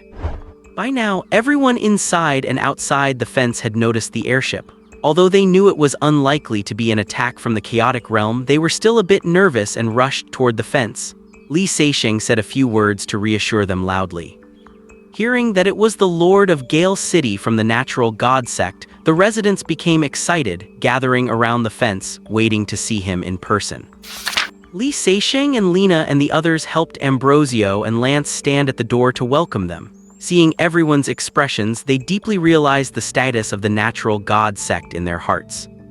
Compared to the Black Horse City one, this Gale City airship was half the size, only dozens of meters long but more exquisite. The silver-gray hull had portholes and fins, shimmering with a metallic luster. The airship carried 2 chimneys on its back, and propellers were slowly rotating on the upper and lower parts of its fishtail-shaped rudder. On the side of the hull, an oak tree emblem was clearly visible. Finally, the airship landed a few dozen meters away, with 4 metal spears thicker than an arm driven deep into the ground along with cables to fix the airship in place. An old man in formal attire was the first to walk off the airship. Formal attire had a dark gold base with complex patterns, looking exceptionally majestic and solemn. The owner of the attire had white hair, a lean build, and wrinkles on his face as deep as if carved by an axe. He looked extremely ordinary, no different from any common person, except for a pair of deep brown eyes that were incredibly profound, as if they contained a starry ocean. This was the Lord of Gale City, Adams. "Welcome, City Lord." Ambrose and Lance bowed their heads in respect. All the residents respectfully placed one hand over their hearts and bowed, chanting, "Welcome, Lord of Gale City." Adams walked forward slowly, waved gently at the crowd with a smile, and said, "May the Earth Mother bless all living beings." His voice was vigorous and deep, echoing throughout the valley. At first, Li Seixing was disappointed to see the City Lord looking so ordinary, much like a neighbor's grandfather. But the moment their eyes met, he felt his spirit being pulled in, and his heart instantly skipped a beat. Adams walked up to Ambrose and gave a slight bow. "Greetings, Your Highness." Ambrose returned the gesture. "Thank you for coming to our aid, City Lord." Behind Adams, a woman in her 50s wearing light blue robes and a burly man of about 30 with a long blade strapped diagonally across his back stepped forward and bowed deeply. "Greetings, Your Highness." Li Seixing was slightly startled, never expecting Ambrose to hold such a high position in the Church of Nature that even Adams had to greet her. Afterward, Lance exchanged greetings with Adams and introduced Li Seixing. Li Seixing, supporting Lance, bowed and signaled, "Greetings, City Lord." Adams' gaze landed on him. He paused for a second, then nodded and said, "Thank you for your help to the Church of Nature. May the Earth Mother bless you." Li Seixing felt as if he were being scanned by an X-ray, his muscles tensing up involuntarily. After the formalities were over, they could not just stand at the door, so the task of guiding them inside naturally fell to little Sophia. Adams stood curiously before the protective shield, looking it over and reaching out to touch it. Li Seixing's heart immediately leapt to his throat, hoping he would not try to test its durability like Ambrose did. God knows how many points would be lost if a Gold Oak warrior started attacking. Fortunately, Adams did not do that. He smiled down at little Sophia, a flash of shock passing through his eyes before he returned to his composed self, laughing as he took Sophia's hand and walked into the yard. The 2 people who had arrived with Adams went into the house to check on the injuries of Ambrose and Lance, while Adams himself stood in the yard, hands behind his back, looking around casually. The residents dispersed one by one. Li Seixing invited Adams inside, but he waved it off, saying, "No need. Marcia and Gate are handling the healing. I do not know much about medicine, I will just look around here. Seeing that Adams was just like an ordinary old man except for his fancy clothes, Lee Sesheng felt a sense of friendliness and went in to brew 2 cups of coffee. When he came back out, he saw Adams actually squatting on the grass, playing with the little rabbit alongside Sophia. Adams took the coffee, sat on the veranda and took a gentle sip, saying casually, "Your physical body is average, but your mental strength is very strong. You seem to carry the aura of Her Highness Ambrose. Interesting." Lee Sesheng was taken aback. Adams had seen through him at a glance. It was true that since fusing with the Oak Heart, things had been strange. His physical stats had not changed, but his mental strength had surged. He was even more shocked that Adams could detect the connection between his mental strength and Ambrose's. As if reading his mind, Adams gave him a smiling look. "What are you worried about? Her Highness Ambrose and Lance have both received your help. You are naturally a friend to the Church of Nature. Besides..." Adams continued meaningfully, "Besides, you have fused with the Oak Heart and gained the recognition of the Earth Mother. Your relationship with the Church of Nature is deeper than you imagine." Lee Sesheng was shocked again. What was Adams referring to? Did he know about the descent of the Earth Mother? Adams looked at Sophia and said idly, "You have some secrets on you, but everyone has secrets. As long as it does not hinder others, let them remain secrets." Lee Sesheng almost stood up in shock this time. This old man was terrifying. He felt completely transparent in front of him, but there did not seem to be any malice, and having it said out loud was better than being plotted against in the shadows. Lee Sesheng let out a secret sigh of relief, only to hear Adams say, "This world is about to fall into chaos. Some entities are unable to suppress the ambitions in their hearts and will bring darkness to this land. But darkness will eventually be defeated by light. What was once sacred will surely return and restore this sky to its rightful path." Lee Sesheng was thoroughly confused, wanting to ask but not knowing where to begin. He could not help but think of that terrifying statue in the church of Hall Town. Although he had not fought the entity behind it or even seen its face, he felt that it was the closest he had ever been to death. Bringing darkness to the land, did he mean that entity? Adams ignored him, beckoning to Sophia. Sophia ran over, clutching the little rabbit, staring at him curiously. He smiled. "Child, would you like to come back with me? Gale City has..." "No, I want to be with Papa." Before Adams could even finish, Sophia rejected him directly and decisively. Lee Sesheng felt a sense of relief. The child had not been raised in vain. This old man had been observing Sophia the whole time. He was likely coveting her potential. Adams gave him a strange look, thought for a moment, and then stretched his hand out toward Sophia, a tiny seed resting in his palm. Sophia and Lee Sesheng both stared curiously at his hand, wondering what Adams was planning. They watched as the seed in Adams' palm turned into a green sprout which grew rapidly, becoming a sapling in the blink of an eye. The sapling shot up, becoming a small tree instantly. Amidst the emerald branches, a small white flower bloomed, then the petals drifted away, leaving behind a green fruit that quickly swelled and turned red.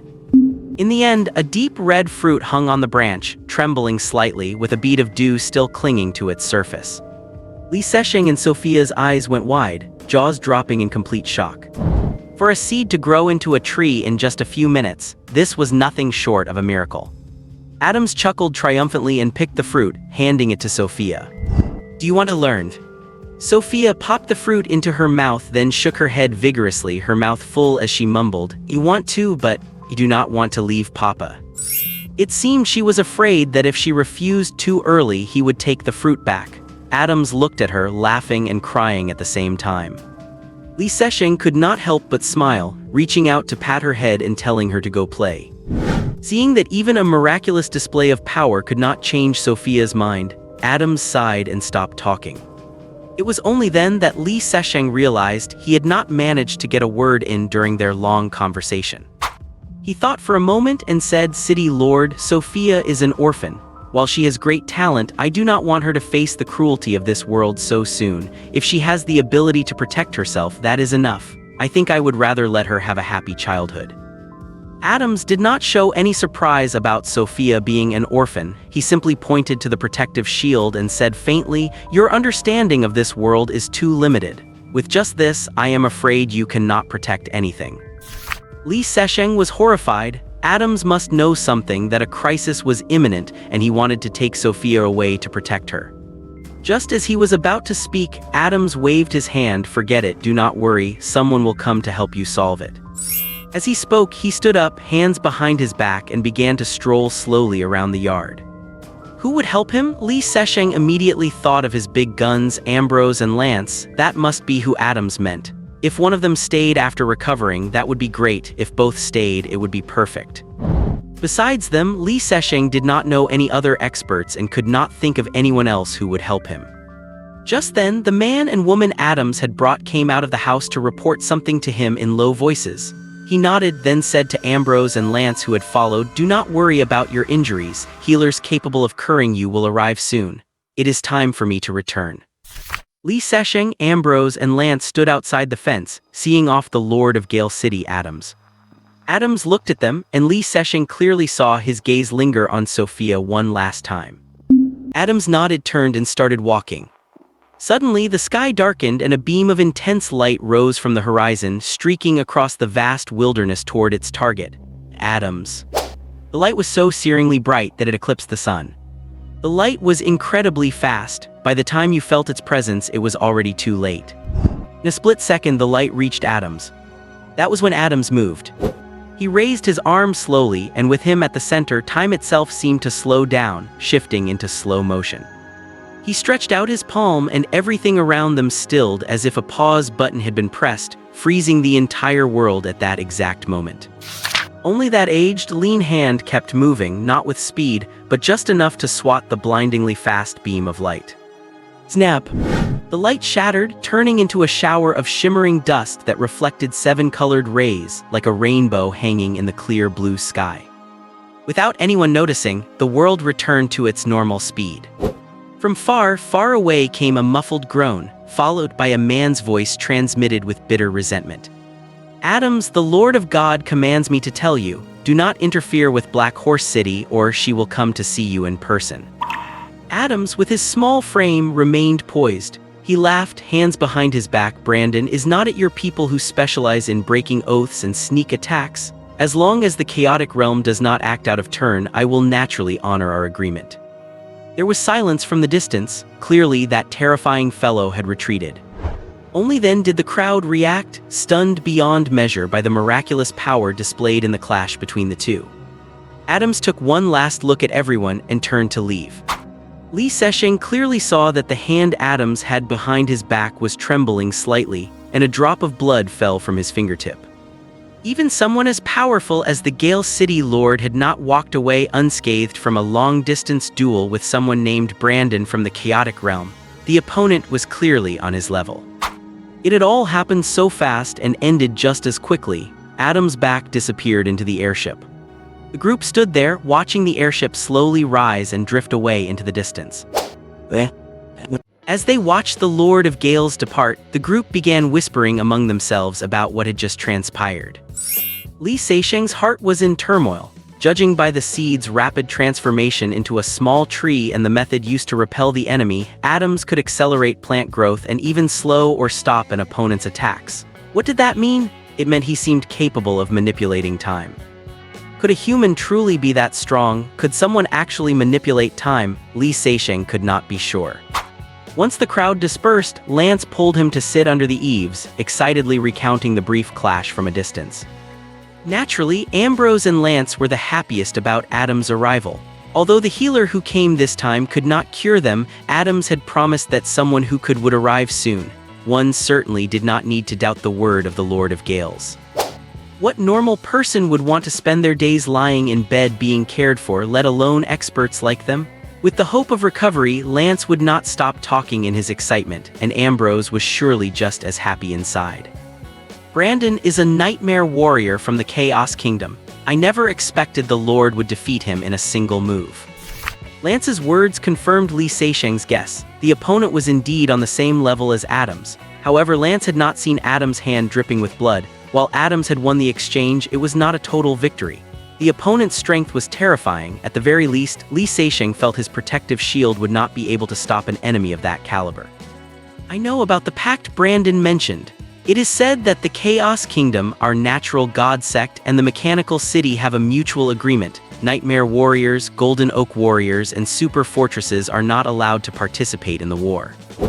A Super Fortress is an airship, the largest and most powerful in the Mechanical City. It is at least 1,000 meters long and is equipped with a giant crossbow known as Divine Punishment, which is on the same level as Nightmare Warriors and Golden Oak Warriors. Lance kept answering Li Seixing's questions. The guy really knew quite a lot. Li Seixing asked Lance was the Lord manipulating time just now. Lance shook his head, looking discouraged. I do not know either. Honestly, I am still very far from that level. He thought for a moment and added, however, I have heard the Lord say that for humans, time is relative. It depends on the space we inhabit and all things that exist in the world, changing as they do. When there are few reference points, you can influence it through speed and spatial changes. For example, the arrows Lady Ambrose fires can ignore distance, traveling through the void to appear directly before an opponent. That is actually a change in speed and space, but limited to her and her target. It is essentially as if time sped up. Li Seixing had hoped to hear about the profound mysteries of cultivation, but who knew Lance would give him a physics lesson? Still, he understood Lance's point. Basically, he was not there yet, but Ambrose was much stronger than him and had already grasped the basics of this mystery. He wanted to ask how Ambrose changed space, but then thought, never mind, this guy surely does not know. I will just ask her directly later. Turning his head to see little Sophia jumping around on the lawn, Li Seixing fell into thought. Why was the Lord of Gales, Adams, so interested in her? Was it really just because of her talent? Sophia was running happily on the lawn by herself. She was actually easy to satisfy, just being able to see her father's figure whenever she wanted was enough. But her father left every few days. How nice it would be if he could take her along, then Sophia would be even happier. Sophia! Li Seixing waved at her, and Sophia hurried over. Dad. Li Seixing smiled and patted her head. Come on, let me take you for a drive. Sophia cheered immediately. Li Seixing brought the car out and drove south with Sophia. Sophia had always wanted to ride in the car. This time, Li Seixing had brought 2 barrels of gasoline which would satisfy her wish. Let this be her reward for firmly refusing Adams. The vehicle sped across the wilderness along the tracks left by Old Harry and the others. Sophia gripped the car door, watching the scenery flash by, her eyes sparkling. Li Seixing felt a pang in his heart looking at her and slowly slowed the car down. Sophia, do you want to try? Sophia was a bit stunned, thinking for a moment before she understood what he meant. She nodded quickly, looking surprised and delighted. Really, Dad? Li Seixing stopped the car. Of course, come and give it a try. With Li Seixing's help, Sophia sat in the driver's seat, looking ahead with excitement, her back straight. This is the ignition button, press it to start. Step on the gas, right that one, gently Sophia, gently. To the left turn, excellent. Children usually learn quickly, especially things they are interested in. Sophia was naturally bright and soon looked like she knew what she was doing. The only difficulty for her was that, given her age and height, reaching the gas and brake pedals was a bit of a challenge. Li Seixing sat in the passenger seat watching Sophia's serious expression and smiled with relief. Adam's words were a warning. The Chaos Kingdom was powerful and no one knew if they would come back. Perhaps one day they would stage a comeback and appear outside the fence. If she learned to drive, Sophia would at least have one more chance at survival. Li Seixing's intentions were deep. On one hand, he did not want her dragged into this war. On the other, he was doing everything he could to increase her survival skills while hoping she would never have to use them. The healer mentioned by Adams did not keep Ambrose and Lance waiting for long. Ambrose was accustomed to silence while Lance, usually talkative, had become quiet. Li Seixing could clearly sense his anxiety. With hope reignited, even Lance could not maintain a calm state of mind. The next day at twilight, a woman stood outside the fence. She wore a moon-white robe, her long brown hair secured at the crown with a wooden pin and allowed to cascade down.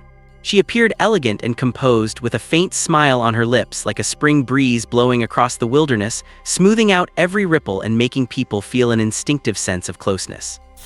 As for her age, honestly, Li Seixing could not tell. Anywhere from 18 to 38 was possible. Her demeanor and charm made one forget her age.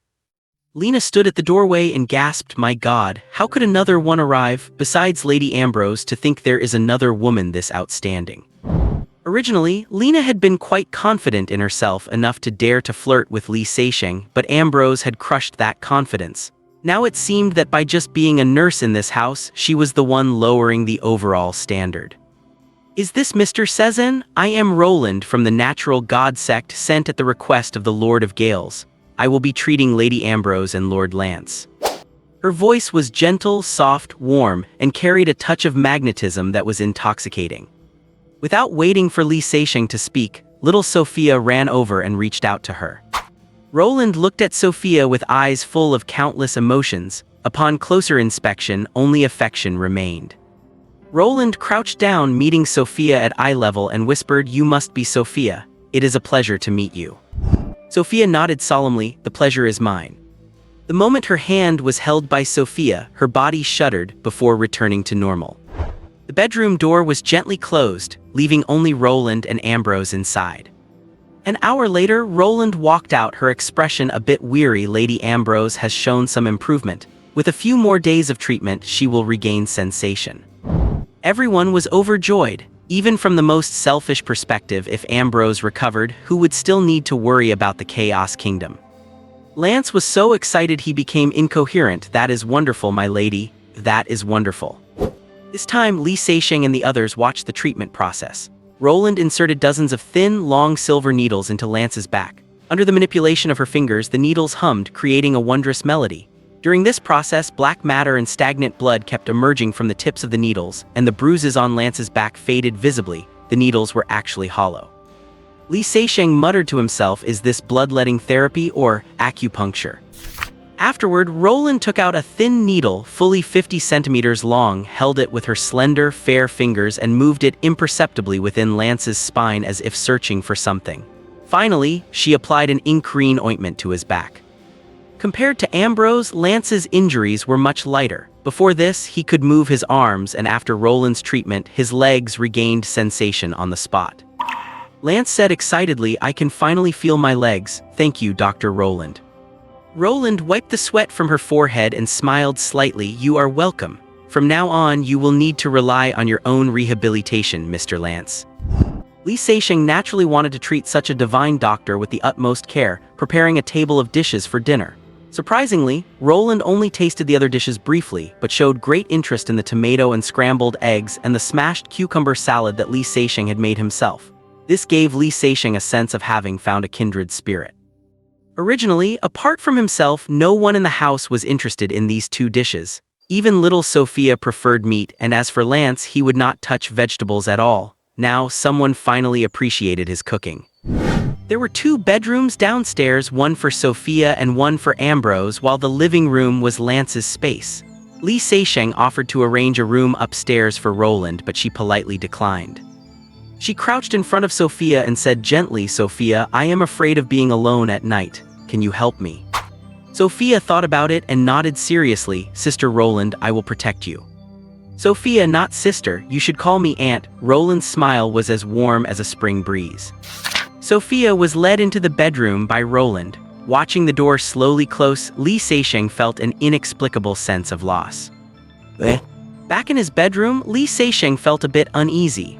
Roland was indeed a divine doctor from the Natural God sect, but her behavior made him feel something was slightly off. He was worried about her being with little Sophia, so he carefully checked with his spiritual sense.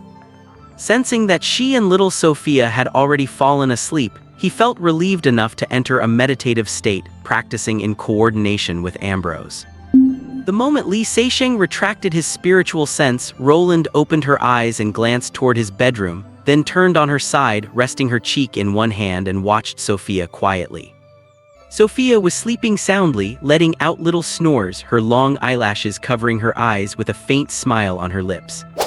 As if facing the most precious thing in the world, Roland looked on with such intensity, her eyes shining in the darkness as crystal liquid slid from the corners of her eyes. Just then, as if dreaming, Sophia giggled and said, "Dad." Roland was startled and could not help but cover her mouth and sob softly, "My Sophia, I am sorry, I am sorry, I am sorry. Mother is sorry for you." Early the next morning, the The sky was overcast, looking as if it might bring the kind of rain rarely seen in the wilderness. Coming downstairs, Li Seixing saw Lance leaning on a wooden stick, dragging his leg as he moved slowly, large beads of sweat dripping from his forehead.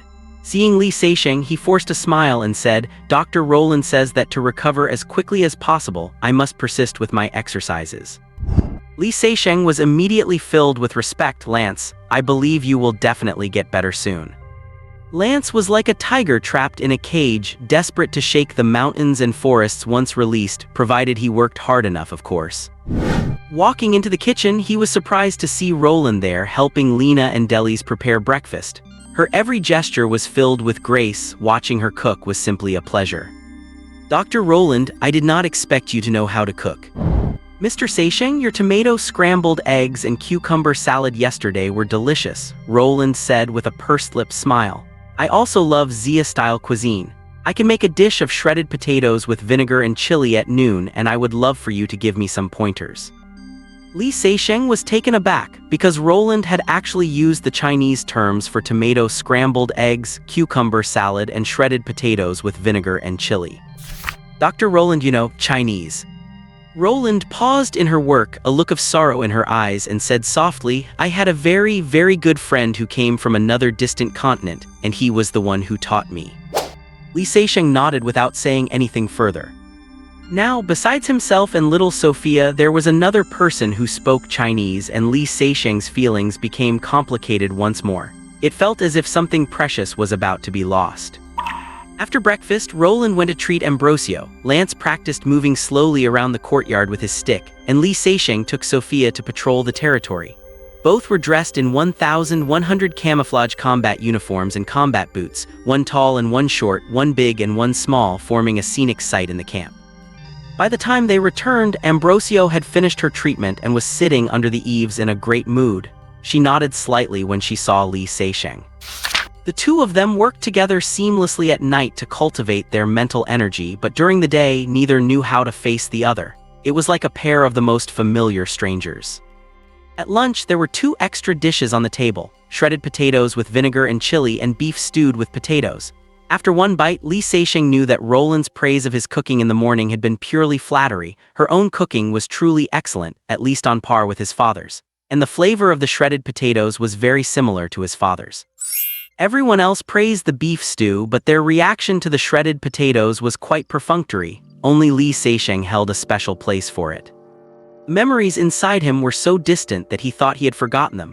But at this moment, he realized this taste was something he would never forget in a lifetime. Eating the shredded potatoes, he thought of his father, and thinking of his father, he remembered the Seixing Jiangnan his father always spoke of, that place he longed to visit but never dared to go. His eyes turned slightly red, and he kept his head down, swallowing slowly as if savoring that happy, short-lived childhood. Pain is so persistent, moving as patiently as a snail. Joy is so fleeting, like a rabbit's tail brushing across an autumn meadow. Because of a dish, a long-lost taste, Li Seixing's defenses crumbled. "Daddy, eat." As if sensing his mood, Sophia reached out her arm and held the spoon to his mouth. Li Seixing looked up, her clear eyes filled with concern and a hint of panic. He swallowed a big mouthful of beef, patted her head, and squeezed out a smile. "Thank you, my Sophia." Roland sat beside Sophia, her gaze shifting between her and Li Seixing, deep and inscrutable. Li Seixing was still taking a nap when Sophia came to knock on the door. "Daddy, open the door." He rubbed his eyes as he got up to open the door, and Roland stood there with Sophia, a smile on her face. "Daddy, let us go for a drive," Sophia said, her little face brimming with excitement. Li Seixing shrugged. "All right." The white Audi all-road wagon sped across the wasteland, with Sophia sitting in the driver's seat, gripping the steering wheel earnestly and laughing happily. Roland sat in the back, initially a bit surprised, curiously checking out the interior, but soon returned to her normal state, gazing at the passing scenery outside the window. The car stopped beside a mound. Sophia ran up to it, turned around and gestured, "Daddy, Auntie Roland, come on." The two shared a smile and walked toward the mound side by side.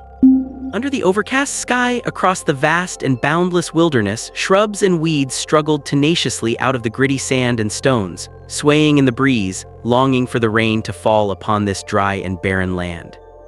Little Sophia jumped and played about, while Li Seixing and Roland stood at the top of the mound, watching her lively figure. "Mr. Seixing, you are from the City of Machines?" Roland asked, seemingly casually as she looked out over the wasteland. Because of Li Seixing's car and weapons, many people had this misconception. "Dr. Roland, I do not belong here," Li Seixing thought for a moment before saying in Chinese, "Perhaps I come from the same continent as your friend." Roland turned around, looking at him in shock. "Mr. Seixing, you speak Chinese too." He had also said this in Chinese. Li Seixing laughed and called out in Chinese, "Sophia, it is about to rain." "Daddy, do not worry, I will get you back safely," Sophia replied in Chinese as well. "Dr. Roland, you see, Sophia knows it too." Roland was completely stunned, and after a long while she asked, "I heard that Sophia is an orphan, and since she was very young, how does she?" Li Seixing shrugged, "I do not know either. Maybe Sophia herself knows the reason, but she never says." Roland's body trembled slightly. At that moment, raindrops began to fall from the sky. The rain had finally arrived. Roland tilted her head back, letting the rain drop onto her face and slide down slowly. It is raining, Daddy, it is raining." Sophia cheered. The long parched wilderness was finally nourished by the rain, and the plants that had been struggling tenaciously stretched out their limbs with all their might. Roland lived up to her reputation as the divine healer of the natural god sect. Lance had fully recovered. All he needed to do was train to let his legs readapt to the weight they were meant to bear. The desire to regain control of his body and his belief in vengeance kept Lance immersed in his exercises without interruption. After several treatments, Ambrosio's body regained sensation and she could walk slowly, and in a great mood she actually began to eat again. Facing Li Seixing's surprised look, she offered an unprecedented explanation. Dr. Roland said this would speed up the recovery. With Roland around, Sophia no longer followed Li Seixing around like a little tail all day. When he was busy, Roland would appear by Sophia's side in time to keep her company and play, and the relationship between the two grew increasingly close. Surprisingly, Roland did not just treat the injuries of Ambrosio and Lance. She took the initiative to go into the valley to treat the illnesses of the residents, curing them easily with her medical skills. She then extended her reach to include the injured wilderness hunters in the trading area. As a result, her status in everyone's hearts rose sharply, second only to the town mayor, Li Seixing, and the pinnacle of power, Ambrosio. As a member of the natural god sect, Roland should have left soon after healing Ambrosio and Lance, but she seemed to have forgotten this and stayed in the house very naturally, as if she had always belonged there. Roland always wore an elegant smile that made everyone feel warm. She would help Lena and Delis with cooking, teach them simple medical skills, treat everyone's illnesses, and accompany Sophia in playing and laughing. Yet Li Seixing still felt she was somewhat mysterious. Strangely, as divine healers of the natural god sect, neither Ambrosio nor Lance had ever heard of the name Roland. She claimed to have been cultivating at the holy site of the sect, the Jelshela Valley, but she also said she was just a yellow oak warrior, which clearly did not add up. With her medical skills, she could not possibly be obscure anywhere. Intuition told him that this Roland was not simple. Fortunately, Li Seixing did not detect any malice from her, so he let Roland stay in the house. At least with a divine healer around, everyone could feel a bit more at ease. Soon the sixth day arrived. Li Seixing started making arrangements early in the morning, giving instructions to Lena, Lance, and Old Harry, and also speaking with Roland and Sophia. "Daddy, can I go with you?" Sophia asked, holding his hand, feeling a bit attached. "Sophia, there will be opportunities in the future. Daddy has something very important to do," Li Seixing said, gently stroking her hair to comfort her. "I will bring you a gift." "Oh." Sophia nodded obediently, and Roland offered, "Mr. Seixing, do not worry, I will take good care of Sophia." Roland's voice was gentle, but Li Seixing seemed to hear a trace of hidden joy in it. Finally, Li Seixing went to Ambrosio's room. "Your Highness, I need to leave for a few days." Ambrosio nodded, her icy blue eyes showing a hint of reluctance. They had been working together on their spiritual cultivation every night, and with the support of the little tree, their spiritual power had been growing at a speed much faster than when she cultivated alone. It was a pity he had to leave. As Li Seixing turned to leave, Ambrosio's cold voice came from behind, "You do not know how to use spiritual energy." Li Seixing turned around immediately. "Please, Your Highness, instruct me."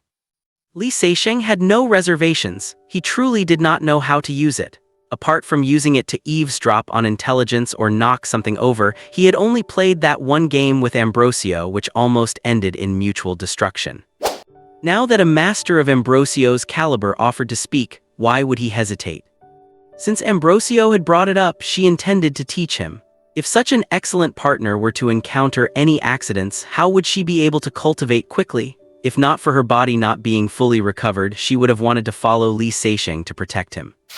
So, Ambrosio explained to Li Seixing the techniques of how to apply spiritual energy in combat. Li Seixing was suddenly enlightened. No wonder Lance said this was a brand new path. It turned out spiritual energy could be used like this. Thank you for your guidance, Your Highness. No need, you take care.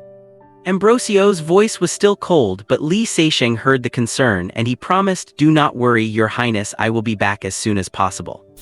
Li Seixing added silently to himself, to come back and cultivate with you. At midnight, a flash of invisible white light swept by, and Li Seixing appeared in the Ren's safe house.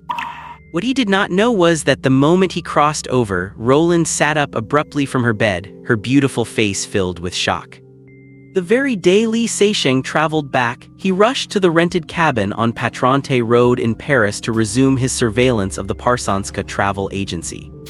Li Seixing was very patient. This time he was determined to land a big fish.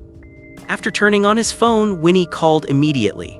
Hi Cezanne, you popped up again? Sometimes I really wonder if you already have a wife and kids and you sneak off to visit them every now and then the three of you go for a drive together.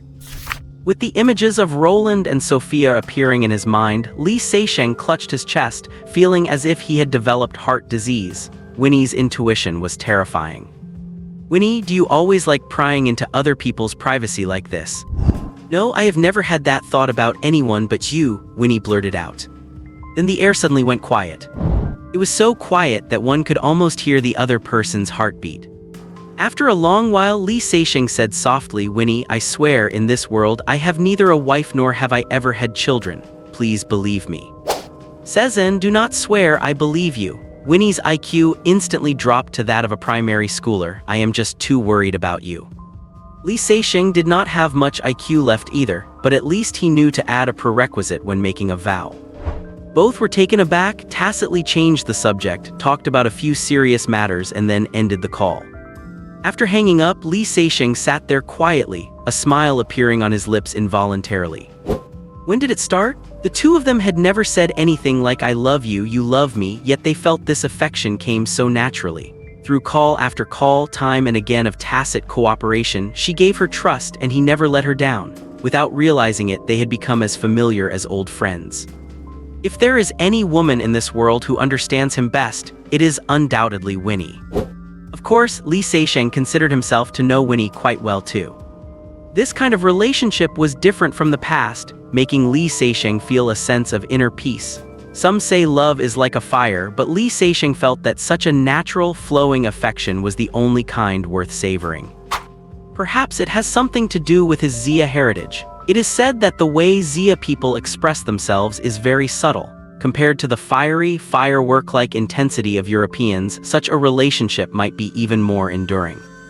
After sitting there in a daze for a while, Li Seixing pulled back the curtains to look across the street. Winnie sat in front of the computer, excitedly kicking off her slippers, her delicate, ivory-white feet waving a few times. This was a breakthrough. Although it was unexpected, the result was good. She was certain that Cezanne felt the same way about her. Two people who always remained rational could not go around talking about love like those ignorant teenagers. As long as they understood that they both had feelings, that was more important than any sweet words. Yeah. Winnie laughed until her eyes squinted, lifting her fist and pumping it. A house in the town of Montfort. Hark and several other team members sat on both sides of the dining table. Sano sat at the head of the table, tapping his fingers on the surface. Everyone, thank you for your efforts over the past few days. We can now confirm that Montfort is not Cezanne's hideout. Scanning the room, Sano continued, do not think that our efforts were meaningless and do not slack off just because we have not found a trace of Cezanne. Because if my speculation is correct, then we will definitely encounter Cezanne at our next target, Thorigne Fuya.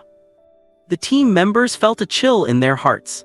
They had taken over the screening work that was already half finished, found no trace of Sezen, and just as they were starting to relax, they had to face an even more dangerous situation. Believe me, everyone, once you slack off even a little, you will put yourself in extreme danger and even God will not be able to save you then. The next day, Sano brought his team to the town of Thorigne Fuya, where Li Seisheng's safe house was located, and began their work with extreme caution. In the cramped room, Li Seisheng stood by the window, motionless. After a long while, he gently lowered the curtain and let out a soft sigh. 2 more days passed, and he had not found any valuable targets. Usually, only one black Mercedes would come in and out to deliver supplies. Looking at the frequency, it seemed the Saturn company was not making any big moves recently. Although there were no discoveries, Li Seisheng did not relax in the slightest. As an assassin, he was long accustomed to loneliness. As a fisherman, he had the best patience. Of course, it was not that he had not gained anything. At the very least, he felt he had made great progress in the use of his psychic power. After Ambrosio's guidance, he realized that psychic power could be used in such ways. Following the method taught by Ambrosio, he could condense his psychic power into a finger of normal size, a qualitative leap compared to the turnip-thick one from before. Although it still could not kill anyone, it could at least scare them half to death. He could condense his psychic power on the surface of his body to form an invisible barrier. According to Ambrosio, this barrier could shield one's own presence, reducing the chance of being discovered by opponents. Li Seisheng thought its primary function was dealing with police dogs and smoke grenades.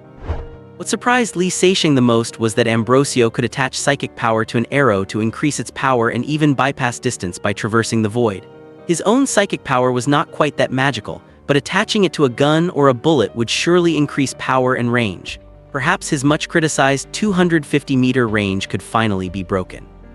As for what kind of effect it would actually achieve, he had not tried it yet, so he was constantly hoping for a big fish to bite so he would have the chance to test it. There was only one thing he could not get his head around. His psychic power had turned a faint, light blue color. What purpose did this actually serve? Even Ambrosio could not tell if this change was good or bad, let alone him. He would just have to slowly explore and experience it in actual practice. Just as Li Seisheng was about to use his psychic power to scout the situation, his expression shifted. He discovered that the small dot in his mind representing rents had actually turned yellow again. Li Seisheng was stunned for a moment, and then a flame of anger rose in his heart. These damn guys still will not give up. They had just suffered heavy losses in assassination, and now they were already plotting against him again. It seemed the lesson had not been profound enough. Li Seisheng prepared to go back immediately to take out those who were looking for trouble, then come back to continue fishing. As a result, a surprise appeared. The big fish arrived at this very moment. 3 Mercedes SUVs drove into the backyard of the Parsanska travel agency, and then 2 guards quickly closed the gate. Li Seisheng was energized. Judging from the situation with the guards, they attached great importance to the visitor. The big fish he had been waiting for finally appeared. Li Seisheng immediately released his psychic power to begin sensing. In the backyard of the Parsanska travel agency, the agency manager and 2 team captains in charge of the guard station stood in front of the cars. Brian stepped out of the car in the middle, and 12 fully armed action team members stepped out and secured the perimeter. President Brian, welcome to your inspection. It is our honor. The manager smiled and walked up to greet him, while the 2 captains raised their hands in a salute. Brian carried a majestic air, shook hands with the manager, and then turned to the 2 captains to return the salute. Wilson, Jed, you need to increase your vigilance. Have you heard about assassination? The situation has been a bit tense lately. We cannot be careless. Yes, sir. Brian nodded in satisfaction and walked toward the office building, accompanied by the manager. While walking, he said, "Oh, by the way, Steven, in a few days, half a team will be coming. You get the weapons and equipment ready. After they receive them, they will head directly to Rents to reinforce Sano. We do not have enough manpower there." "Mr. President, no problem, I will have it ready." Li Seisheng withdrew his psychic power and muttered, "Brian, President Rents, Sano, could he be the president of the Saturn company? He really is a big fish." After Brian finished his inspection, he took a car back to that villa in the suburbs of Paris. It was now a temporary headquarters where intelligence officers and liaison personnel had set up a makeshift command center. A silver-gray Peugeot trailed far behind. Several cars navigated through the dense traffic of Paris and headed north. The vehicles gradually thinned out, and an hour later they entered the northern suburb of Saint-Denis, eventually turning into North Gabriel Street. Li Seixing made a slow right turn onto the adjacent Auguste Road and saw several cars enter a villa out of the corner of his eye. An hour later, Li Seixing rented a black Renault and drove into North Gabriel Street. Just as he entered the street, he had the feeling of being watched, and it was a strong feeling. Clearly, there was more than one surveillance method. As he drove past the gate of one of the villas, Li Seixing felt a faint tingling in his left temple, and the hair on his body stood up. He kept his eyes ahead and drove past at a normal speed until the feeling disappeared at the street corner. After leaving, Li Seixing breathed a sigh of relief. He was certain it was that villa. There were people in plainclothes walking back and forth around the entrance of the villa, definitely security personnel. The whole street was discreetly equipped with several cameras, and not only that, there were drones patrolling overhead. There were no blind spots. Moreover, there must have been a sniper on the rooftop aiming their rifle at him earlier. Fuck, the level of security in this place is just insane. Li Seixing slapped the steering wheel in frustration. However, this also illustrated the importance of that villa. If it was only suspicion before, now he was certain that this President Brian was highly likely to be the president of the Saturn Company, and this was the company's headquarters. He really had landed a big fish this time. Finding a hotel nearby to stay in, Li Seixing took out his phone. "Hi Winnie, I have some good news for you. I may have discovered a big fish." Winnie asked excitedly how big. A target that Li Seixing would call a big fish was definitely very important. Li Seixing laughed bitterly. "Very big, so big that I might not be able to handle it alone. Winnie, I may have found the Saturn Company's headquarters and their president." "My God, it really is a big fish," Winnie said, losing her composure. She had guessed it would be an important target, but she did not expect it to be to this extent. She hurriedly said, "Cezanne, you are not allowed to act rashly. I will send people to support you immediately." Li Seixing did not refuse this time. "Okay, Winnie, I will not do anything reckless because I am afraid of being swallowed by this big fish." Li Seixing knew one thing well: only thorough preparation is the prerequisite for ensuring the success of an operation. Therefore, instead of just waiting for support, he began to scout the scene, gather intelligence, and formulate a plan on his own, preparing for the mission. To this end, he even passed by the front of that villa on Gabriel North Street again, risked secretly taking a few photos, and used his mental power several times to probe the area. As for Ryan, he had no solution for the time being. He could not leave the big fish unattended and choose to go back to take out those people. Otherwise, what if the big fish got spooked and ran away? So he could only watch the safe house turn from light yellow to yellow bit by bit. Even though trading a safe house for a CEO was a good deal, Lee felt somewhat depressed. Following the Whalen Lake safe house and the Plymouth safe house, the Ryan safe house would soon be compromised as well, leaving him with only 3. His safety factor was cut in half, which significantly lowered the sense of security for someone as cautious as him. So Li Seixing called Winnie and asked her to help renovate and arrange the house on Lake Como as soon as possible. Winnie happily accepted the request. Just like having a key to a partner's home for a cautious person like Lee, this reflected ultimate trust. Moreover, decorating his house according to her own wishes gave her the pleasure of building a world for the two of them. The next evening, Li Seixing disguised himself as a middle-aged white man with a full beard and appeared alone downstairs at a residential building in the 17th district of De Gris. This place was not far from Clichy Square, and the security situation was relatively better. Li Seixing cautiously observed his surroundings before stepping inside. A few minutes later, he stood in front of the door on the 6th floor and knocked gently. "Who is it?" a woman's voice asked. "Adams, scientist sent me," Li Seixing replied in a deep voice. No need to ask, such a lame contact code must have come from Winnie. The door slowly opened, and a woman in her 30s with an ordinary face stood at the door with a smile. "Please come in." Although the woman was wearing makeup, Lee recognized her at a glance. It was Lebrun. He said in surprise, "Lebrun, why are you here? Where is Winnie?" "Winnie is reportedly helping our neighbor Adams tidy up his house." Lebrun winked and explained, "She asked me to tell you not to worry about her. Anguissola has returned." That was exactly what Li Seixing was worried about. With Lebrun here, what about Winnie? As it turned out, Winnie had guessed it and gave him a reassuring answer directly. Following Lebrun into the living room, Lee saw Dura, Munkaxi, and a man with a full beard. A smile appeared on his face. Dura stepped forward and extended his fist, forcing a stiff smile on his face. "Hey, Seizen." Lee Seisheng bumped fists with him and, ignoring his stiff expression, gave him a hug. "Dura, it is great to see you."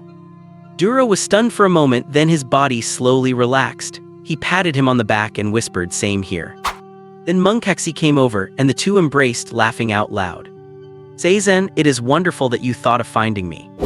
Lee Seisheng laughed. "Of course, we agreed on it. How are your injuries?" Munkaxi spread his arms and spun around like a model. "They are all healed. Feels like I am fresh out of the factory." Lee Seisheng could not help but laugh. It felt so good to see old friends. Finally, there was the bearded man, who actually looked somewhat similar to Lee Seisheng in his disguise. "I am Renoir, nice to meet you." Renoir smiled and held out his hand. "Honestly, Seizen, it is an honor to work with you." Lee Seisheng also extended his hand and said modestly, "You are quite good yourself. Hope we have a pleasant cooperation." Dorp will arrive tomorrow morning, and then this will be the complete lineup for the operation. After everyone greeted each other, Lebrun spoke. "Gentlemen, Mr. Seizen is in charge of this mission. Does anyone have any objections?" Dura nodded. Munkaxi laughed. "Of course not." Renoir gestured. "No problem." Dura had cooperated with him many times. Munkaxi had been won over by him during the Budapest operation, and Renoir had long heard of Seizen's name, so he had no issues. As for Lebrun, she had a different kind of encounter with him at Lake Como and was also convinced by his observation and analytical skills. In fact, Winnie would not have allowed anyone problematic to participate in this mission. Although she was not there in person, she would definitely handle the logistics for Lee Seisheng. Lee Seisheng looked at these people, a sense of heroism rising in his heart. Compared to the last time in Budapest, Gauguin, who was dragging a leg, was missing, but there were two new faces, Lebrun and Renoir, making the lineup even stronger. Lee Seisheng clapped his hands and said, "Everyone, I have named this operation Operation Fishing because the target is a big fish." "Seizen, how big is the fish?" Munkaxi asked curiously. Lee Seisheng pondered for a moment. At least bigger than the one in Budapest." "Whoa, that really is a big fish." Munkaxi was excited. Every experience working with Lee Seisheng involved big scenes, and it felt fantastic. Dura's lips curled up slightly, secretly hoping for another chance in the operation, a chance for a one-shot kill, a chance to decapitate the target. Renoir and Lebrun were excited but also a bit nervous. The last time Seizen and the others took out Belenov in Budapest, this target was even more important. Could it be the traitorous deputy leader Thomas? Lee Seisheng did not wait for them to ask and announced directly, "Everyone, the target for this operation is the headquarters of the Saturn Private Defense Company and their CEO, Brian." "My God. Wow." Everyone was stunned. This really was a big fish. Ugh. Several people sat around the dining table. Lee Seisheng distributed the satellite images provided by Winnie and the photos he risked taking to everyone, then pulled over a map of Paris and pointed to the location of the villa. "The target is right here, 4 Gabriel North Street." Comparing the photos to the map, everyone quickly identified the corresponding location. Renoir pointed to one of the photos. "That is right, you can smell the military air off these two guys even through the photo. They must be retired military and recently retired at that." Lee Seisheng agreed with his observation. "That is right. There are at least 8 more like them in the vicinity." Dura pushed over a photo and pointed to the attic. "There are at least 2 snipers here." Several people immediately leaned in to observe carefully, and indeed, through the window grills, they saw 2 dark, cylindrical objects. There was no doubt those were gun barrels, and they were the very ones aimed at Lee Seisheng that day. Lebrun's observation skills were not bad either. She pointed at the photo. "Here, here, and here, these should all be cameras." Munkaxi was not to be outdone and found 2 hidden cameras. After they finished, Lee Seisheng tapped the table gently. "Everyone, let me introduce the intelligence I have gathered over the past 2 days. There must be guards inside this villa, and there is a high probability there are 12 of them because as far as I know, each of their tactical teams has at least 12 members. As for the cameras, there are at least 10 hidden on this street and 6 more in the villa's courtyard." While speaking, Lee Seisheng marked the locations of these cameras one by one on the photos and the map. then continued, in addition, they have drones conducting 24-hour non-stop surveillance. What? Fuck. Everyone was startled. The security measures were already so tight and they had drones too. Li Seixing thought to himself that since Ryan's 3 small towns and the 20th district's logistics supply point had drone surveillance day and night, why should it be surprising that the headquarters had it? Such lavish behavior was typical of the Saturn company. The group looked at each other, speechless. The opponent's defense was so tight that it seemed completely flawless. Li Seixing swept his gaze over them and said slowly, "Not only that, take a look." He pulled over another photo and continued, "This villa opposite seems to have been vacant, but a careful observation reveals that someone is on duty behind the curtains on the 2nd floor, and there are snipers in the attic on the top floor as well. I estimate there are at least 2 tactical teams hiding there. If someone were to launch a frontal assault on the headquarters, they would realize that the opposite side is the real source of the firepower." To be honest, if it were not for Li Seixing's mental projection, even he would have overlooked this. If it really came to that, once the fighting started, his side would definitely suffer a huge loss because of it. This time everyone was silent. As expected of the Saturn Company headquarters, the defense measures were simply outrageous. Even if discovered, it was extremely difficult to break in. "A frontal assault is impossible. We could take him out when Brian comes out." Munkaxi's suggestion was immediately rejected by Lebron. "No, the operation might not succeed, and once we make a move, we lose the chance to attack the headquarters. The value of those intelligence analysts is no less than that of the CEO. A qualified intelligence analyst can find the clues they want from many seemingly useless pieces of information. Each one is very precious." Li Seixing, Dura, and Renoir all nodded. Munkaxi also had to admit that she made sense. Such talent was hard to come by, but the more valuable they were, the greater the threat, so they had to be eliminated. Renoir pondered, "We could disguise ourselves as plumbers." Speaking of which, he shook his head himself. The opponent's defense was so tight that it was impossible for anyone to infiltrate easily. Even if 1 or 2 people got in, it would not be effective and they would most likely become sitting ducks for the enemy. The group struggled to think of ideas while staring at the map, completely at a loss. Seeing that no one else had any ideas, Li Seixing thought it was time for him to step in, so he cleared his throat. "Ahem, everyone, I have a premature plan." Dura and Munkaxi had cooperated with him before and admired his planning ability. Lebrun and Renoir had heard of Seizen's name and wanted to know what kind of plan he could come up with. So everyone's eyes focused on Li Seixing. In Xia, there is a tactic called besiege the point to strike the reinforcements, and 2 idioms called make a feint to the east and attack in the west and lure the tiger away from the mountain. I have discovered that we can. Li Seixing began to explain in detail. Li Seixing finished laying out his plan. The plan was divided into 3 parts. The first 2 would be completed by the others, while the third part, the most difficult and dangerous one, would be shouldered by Li Seixing alone. The difficulty of this segment was practically a death sentence. None of them believed they could pull it off, yet this was Li Seixing's plan, and he was taking personal responsibility for this impossibly daunting task.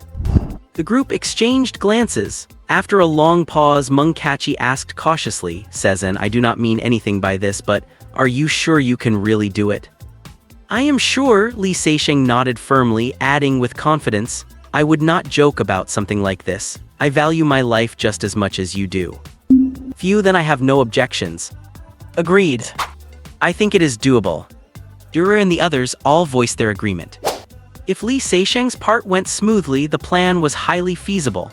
Everyone was indispensable. A failure in any single link would affect subsequent operations or even endanger their teammates' lives.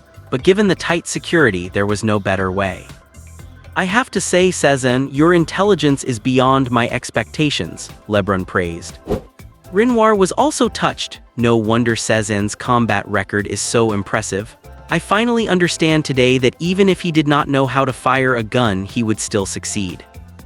Li Seixing gave a humble smile, thinking to himself that if they were from the Xia kingdom, they would have a different perspective. Look up The Art of War, The 6 Secret Teachings, and The 3 Strategies of Huang Shigong. Unlike Western logic, where strength determines everything, the core of Xia military thought is winning against the strong with the weak. Throughout thousands of years of Xia history, no commander has gone down in history simply for winning battles they were destined to win. The ones celebrated are those who achieved legendary feats of defeating the strong with the weak and turning defeat into victory. Zhuge Liang remains legendary not just because he was almost supernatural in his intellect, but because of his courage to do the impossible. Had he stood with the powerful Wei forces, what would unifying the world have meant? The Xia culture has its own unique heroism and romanticism. To stand alone against the tide and hold up a collapsing building. Even if one ultimately fails, one remains a hero remembered for millennia.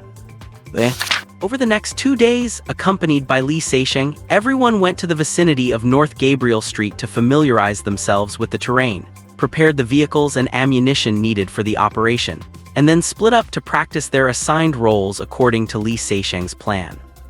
Even the most perfect plan can encounter accidents during execution, and the enemy's reaction might exceed expectations. Therefore, they had to draft several contingency plans for rapid correction or extraction in case of emergencies. Everyone was working hard to refine the plan. When Dop arrived the next day, he was dragged by Li Seixing to scout the scene before he could even greet the others. In the dining room, Li Seixing, Durer, and Renoir were discussing the assault plan over the villa's blueprints. The most crucial and dangerous part was handled by Li Seixing, contingent on Durer and Renoir completing their parts and providing support. Once the action starts, the guards in the villa will react in one of two ways: come out to reinforce or hide inside and bolster their defenses, Li Seixing mused. If they choose the latter, then we have got a real fight on our hands. Normally, the enemy should come out, but if someone saw through their intent and hunkered down, they would be in serious trouble. So what should we do? Renoir stroked his beard. Thinking of Li Seixing charging in under a rain of bullets, his hand trembled, plucking out a few hairs. Li Seixing looked up and thought for a moment. It is fine, leave it to me. Your goal remains the same, those snipers must be taken out. No problem, Durer was expressionless but gave a solemn promise. We will definitely do it, Renoir said, rubbing his beard. He then shook his head. Cezanne, I still do not understand how you are going to deal with those drones and cameras. Li Seixing dared to take this job because he had finally discovered the secret of his mental energy. When his pale blue mental energy acted on electronic devices like cameras and drones, it produced an effect similar to an electromagnetic pulse, destroying their internal components. He had discovered this accidentally while using his mental energy to scout, stemming from his frustration with the drones. This ability was a bit of a mixed bag. It could only show its power in this world. Back in his world, you could not even find a light bulb except in his own house, so it was useless. He wondered if it would improve as he grew stronger. Li Seixing definitely could not say that, so he put on an inscrutable expression. Renoir, you know, the organization has a lot of high-tech gear. Oh, understood. Renoir filled in the gaps himself, looking enlightened. That evening, the group gathered around the dining table again. Everyone, I believe we are all ready. It is time to start the operation. Li Seixing's gaze swept across their faces one by one. Okay. No problem. The others expressed their agreement, feeling both nervous and excited. This was a major operation. Li Seixing estimated the enemy had at least 30 elite armed personnel, and they only had 6. To breach the villa under such heavy defenses and take out the president of Saturn Defense and his intel team, they needed not only a sound plan and perfect execution but also a bit of extra luck. God help us. Li Seixing was also excited. Avenging Parker, striking a heavy blow against the organization's high-value target, and using the feint to draw Rent's group back to guard the safe house. This operation meant so much to him. He stood up with a solemn expression, then, I announce, Operation Fishing officially begins tomorrow morning. 2 Saturn Company operatives were driving a small van, returning to the villa from the market. With 3 teams and other personnel, there were nearly 50 people eating. Someone had proposed ordering from a nearby restaurant, but President Brian rejected it, citing the risk of being wiped out by poisoning. For this reason, Brian specifically hired 2 chefs. Since Saturn Company was wealthy, the chefs were skilled and everyone happily accepted the decision. So they went shopping every other day. The chefs provided a list, they bought the groceries, and the company paid the bill. They were lucky today. They snagged an extra dozen oysters from Kankel to enjoy secretly with the chefs tonight, a special perk for the shoppers. The 2 were excitedly discussing which brand of white wine paired best with oysters. Bang! Passing through a quiet stretch, a Citroën suddenly darted out at a turn and collided with the side of their front bumper. The two operatives parked the car and jumped out, one hand reaching into their shirts to grab their holsters. Fuck, how the hell are you driving? I am sorry, I was upset and was not paying attention, so. I am so sorry. A plain-looking man got out, looking panicked, still holding a phone. Clearly he had been on a call just now. The two operatives vigilantly examined the man. One snatched the phone, a woman's voice was still berating him endlessly, while the other grabbed his hand to inspect his index finger and web of the thumb. The two shared a look and relaxed. No one noticed a figure quietly approaching the van's rear door. Is she your wife? The two operatives found nothing suspicious, handed the phone back and softened their tone. I am so sorry, I did not think I would run into her, and last night, why would she? God, what did I do wrong? The man seemed to be on the verge of a breakdown, smelling of fresh grass. One operative, seeming to sympathize, patted his shoulder. Buddy, what is there to cling to with a woman like that? Believe me, you are better off alone.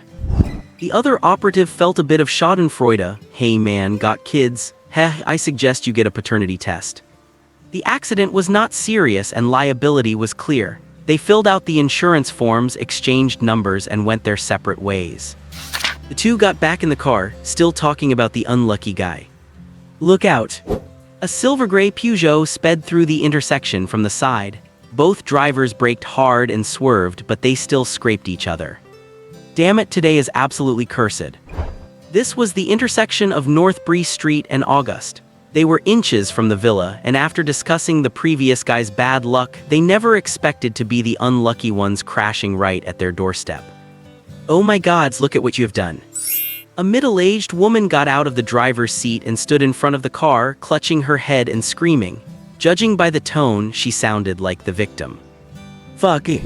The driver slammed his hand against the steering wheel and started to get out, but his partner held him back. Do not get out, our guys are coming. He looked up and saw two partners who had spotted the situation walking toward them quickly from North Bree Street. They were alert, one hand inside their clothes while the other signaled them to drive off. At the same time, two cameras at the street corner turned toward them, and a drone flew toward the intersection. Let us go, John, they will handle it. John in the driver's seat shook his head. No, I want to see how this bitch has the nerve. During that time, the two partners had walked up behind the woman. One reached out his left hand to pat her shoulder.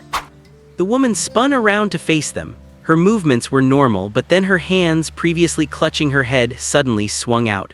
A cold flash and two awl-like daggers plunged into the men's eye sockets.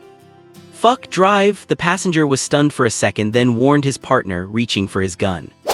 It was too late. The woman released her daggers, turned, pulled a pistol from the car door, and fired at the van. Her movements were impossibly fast. Bang! The woman raised her gun, expressionless, as the two big men behind her fell backward, their eye sockets pierced, serving as the backdrop for this cold scene. John saw a hole appear in the windshield. His partner slumped over, shot in the forehead. He reflexively started the car and slammed on the gas while hunched over. The tires screeched and the van lunged forward. In just a few seconds, more bullet holes appeared on the windshield, but luckily he remained unharmed. As the van sped past the woman, John felt a wave of relief at having escaped death, accelerating toward the villa. We have been hit. Team A, provide immediate support at the intersection. Other teams on level 1 alert. An intel analyst grabbed the radio. Team A copies, moving to support. Team B copies. Team C copies. The drone and cameras caught the scene and called the response teams, who acted immediately. Seeing the van rush into North Bree Street, they breathed a sigh of relief. But then, the feed from the corner cameras and the drone went black, followed by the roadside cameras blinking out one after another. If anyone watched closely, the cameras failed in sync with the van's movement. As the van drove into the villa courtyard, the cameras nearby sparked with faint blue arcs and the drone overhead crashed. Sadly, no one noticed the connection. Parking in the courtyard, John felt his whole body go limp. He could not even find the strength to get out. Even he doubted how he had survived that woman's gun. Fuck, my luck is insane. Shit, the enemy must have high-powered jamming equipment. The intel room was in chaos. They were analysts, not combatants. Sipping coffee and analyzing data was their job.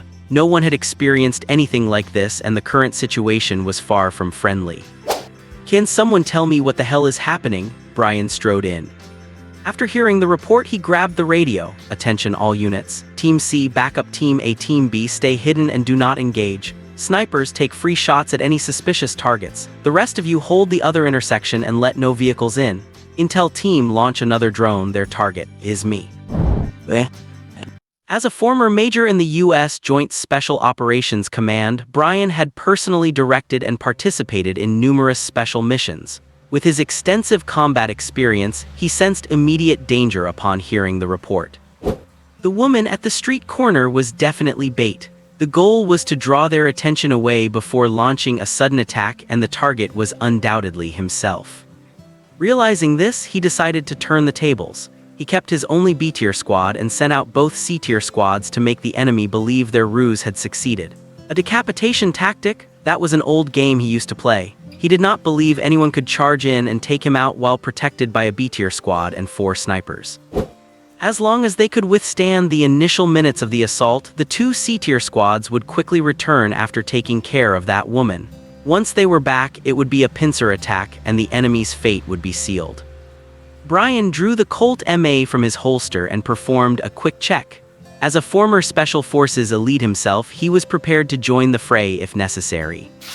At that moment, the 12 elites of A-Team were fully armed and formed 4 triangular combat groups, advancing rapidly toward the intersection.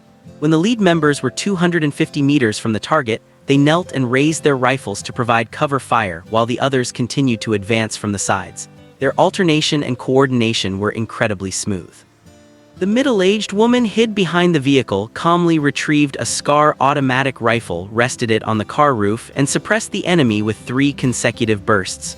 Her marksmanship was deadly precise. A team member was hit on the spot, though his heavy body armor saved his life. The entire squad immediately spread out, encircling the target in a fan formation while keeping up suppressed fire, leaving the car body riddled with holes and shattering the glass. The middle-aged woman ducked back behind the car. She had not chosen to leave before, and now it was too late. In fact, if she had not reinforced the car with steel plates beforehand, she would have been turned into a sieve by now.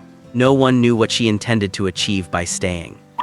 But whatever she was thinking did not matter anymore. Facing a squad of 12 elites, she was as good as dead. Just as A-Team pushed to within 40 meters of the vehicle, a truck suddenly appeared on the left side of Augusta Road, charging at them with a deafening roar. If John had been there, he would have recognized the person in the driver's seat as the same unlucky green-clad fellow from earlier. Under these circumstances, any regular vehicle would have fled in terror. The appearance of this truck without a doubt spelled danger. Look out!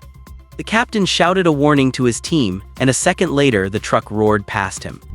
The team members in its path had no time to dodge. Their bodies collided violently with the truck, sent flying like footballs and tossed high into the air, splashing blood and limbs everywhere. Everyone was stunned by such a bloody and brutal scene. And the middle-aged woman seemed to have foreseen this. As the truck sped past, she stood out again and viciously pulled the trigger. 2 team members in shock were shot in the head and fell instantly. The rest of the team then scrambled to take cover and return fire. The tires screeched against the pavement as the truck slammed on the brakes and began to reverse slowly. A dark gun barrel extended from the rear, spewing muzzle flashes at them. A-Team has taken heavy casualties. The captain has been hit and killed, requesting backup, requesting backup. Urgent voices came over the radio, accompanied by the sound of intense gunfire. Brian hesitated for a second before ordering C-Team pick up the pace, reinforce immediately. "Sir, the drone has gone down again," someone reported. Brian was shocked. The bait the enemy threw out was unexpectedly tough and even carried large-scale jamming equipment. They were clearly prepared. What were they planning to do next? At that moment, Lebrun and Munkaxi were fighting at the street corner. Seeing the enemy reinforcements rushing in, they felt anxious. Had not the operation on the other side started yet, they were barely holding on. Meanwhile, behind the villa across the street, 2 dark shadows quietly climbed through a window and began moving toward the attic. "Durer, be careful. Cezanne says you are a glass cannon marksman and I have to protect you. Also, watch your pistol, do not have an accidental discharge," Renoir whispered, holding a suppressed SIG-P pistol. Durer, carrying his sniper rifle and a pistol, tiptoed behind him, his face turning dark. Ever since they were cornered on a rooftop in Budapest, Cezanne had given him that nickname. It had to be revenge for Dürer once mentioning Cezanne's range limitations. It definitely was. Dürer had to admit that his close-quarters shooting was terrible. Compared to his sniper rifle, giving him a pistol was less effective than a rock. Indoor combat was basically suicide for him, which was why Lee Cezanne had specifically paired him with Renoir. The guy was conscientious, just a bit talkative. This villa was the base for A-Team and C-Team. Both squads had been deployed to the street corner, and the two had crept all the way to the attic without running into a single person. They realized Munkaxi and Lebrun must be under heavy pressure, and they needed to hurry. Renoir nodded at Dürer and climbed the stairs quietly. A few seconds later, he burst into the attic, followed by the sound of several gunshots. "Come on up, buddy," Renoir poked his head out.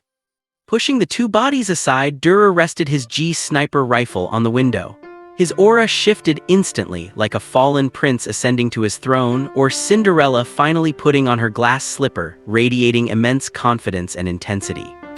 He said coldly, "Renoir, leave the rest to me. You just need to ensure no one charges up here." Renoir looked at him, stunned, then shrugged helplessly. "Fine, Your Highness the marksman." Brian paced back and forth in the dining room, listening to the gunfire at the street corner. He heard two distinct shots followed by another. They were close, coming from the villa across the street. He immediately picked up his radio. "Sniper position 2, report. Why did you fire? Did you spot a suspicious target?" There was no response on the radio. Just then, a team member burst in. "Sir, both snipers at position 1 have been KIA. The shots came from across the street." Position 1 referred to the attic of that very villa. The radio slipped weakly from Brian's hand. He understood immediately. The enemy had taken advantage of the villa being empty to neutralize the snipers at position 2, and then used that vantage point to take out the two snipers on the roof. They used bait to lure out the two squads, then seized the chance to eliminate the biggest threats. The enemy was methodically dismantling his advantages. No cameras, no drones, and now no snipers. What would they do next? At that thought, Brian was alarmed and immediately ordered A and C squads to abandon their opponents and return for reinforcements. He shouted, "Watch out, they are already here." Before he could finish, heavy gunfire erupted at the door. Brian's heart sank. Dürer took out the opposing snipers with 2 consecutive shots. The enemy had no reaction at all. Who could have expected that the other side, which was supposed to form a crossfire, would turn their weapons on their own people? Then he immediately shifted his aim toward the truck. Renoir hurriedly reminded him, "Be careful, buddy. Do not hit Cezanne." Dürer gave him a cold look and pulled the trigger without hesitation. Renoir's words were an insult. The weapon in his hand was no mere pistol. Renoir glanced at the truck and apologized sincerely. "Buddy, I was wrong. I apologize for what I just said." In the villa's courtyard, a bullet hole appeared on the top right corner of the truck's cargo bed, and a small, bright beam of light shined through. In the darkness, Lee Cezanne opened his eyes abruptly. Dürer's signal had arrived, confirming that all 4 snipers were neutralized. Everyone had completed their part. Now it was up to him. Lee Cezanne pushed the car door open and jumped out, sprinting toward the villa at top speed. As he ran, he fired a shot behind him without even looking. John, who had survived by sheer luck, sat in the cab recovering for a long while. Hearing the gunshot, he hurried out of the truck, only to see a figure rushing toward the villa. Before he could react, the man waved his hand casually and his run of good luck came to an end. Lebrun had a different opinion on that. If they had not needed to use him to lead Lee Cezanne inside, he would have been shot dead long ago. His luck was provided by her. Lee Cezanne pushed the villa door open and charged in without hesitation. God, did he really just go in like that? Renoir stood in the attic across the street, dumbfounded. Judging by the plans Cezanne made, he was rational and cautious, never acting recklessly like a young man, but there was at least one squad inside that villa. Cezanne just stormed the front door. What kind of tactic was this? Dürer's eye remained behind the scope as he said coldly, "You should be guarding the perimeter. The enemy will be back soon." Right, Renoir left, looking bewildered. Lee Cezanne was certainly no brute. In fact, he was more cautious than anyone. He had just activated his mental energy. In his mind, there was a 3-dimensional map of the villa. The position of every enemy was displayed, waiting for his arrival. Once inside, Lee Cezanne immediately hit the deck. dense bullets whizzed past his scalp, sending his adrenaline spiking. With a Glock 19 in his left hand and an FN in his right, Lee Se-zhen crawled on the floor like a frog, hands stretched forward. Gunfire merged into a single line. In an instant, the opponents hiding behind curtains, sofas, stairs, and vases fell almost simultaneously. Lee Se-zhen rolled rapidly across the floor to dodge bullets and pulled the trigger again. Near the stairwell, the restaurant entrance, the bathroom, and the storage room corner, several more men were shot in the forehead. Lee Se-zhen did not pause. He leaped forward like a rabbit, firing at the balcony with his left hand in midair while pointing his right toward a bedroom. After landing, he performed a forward roll, knelt on the floor, and pulled the triggers toward the staircase with both hands. Every move was seamless, executed in one breath.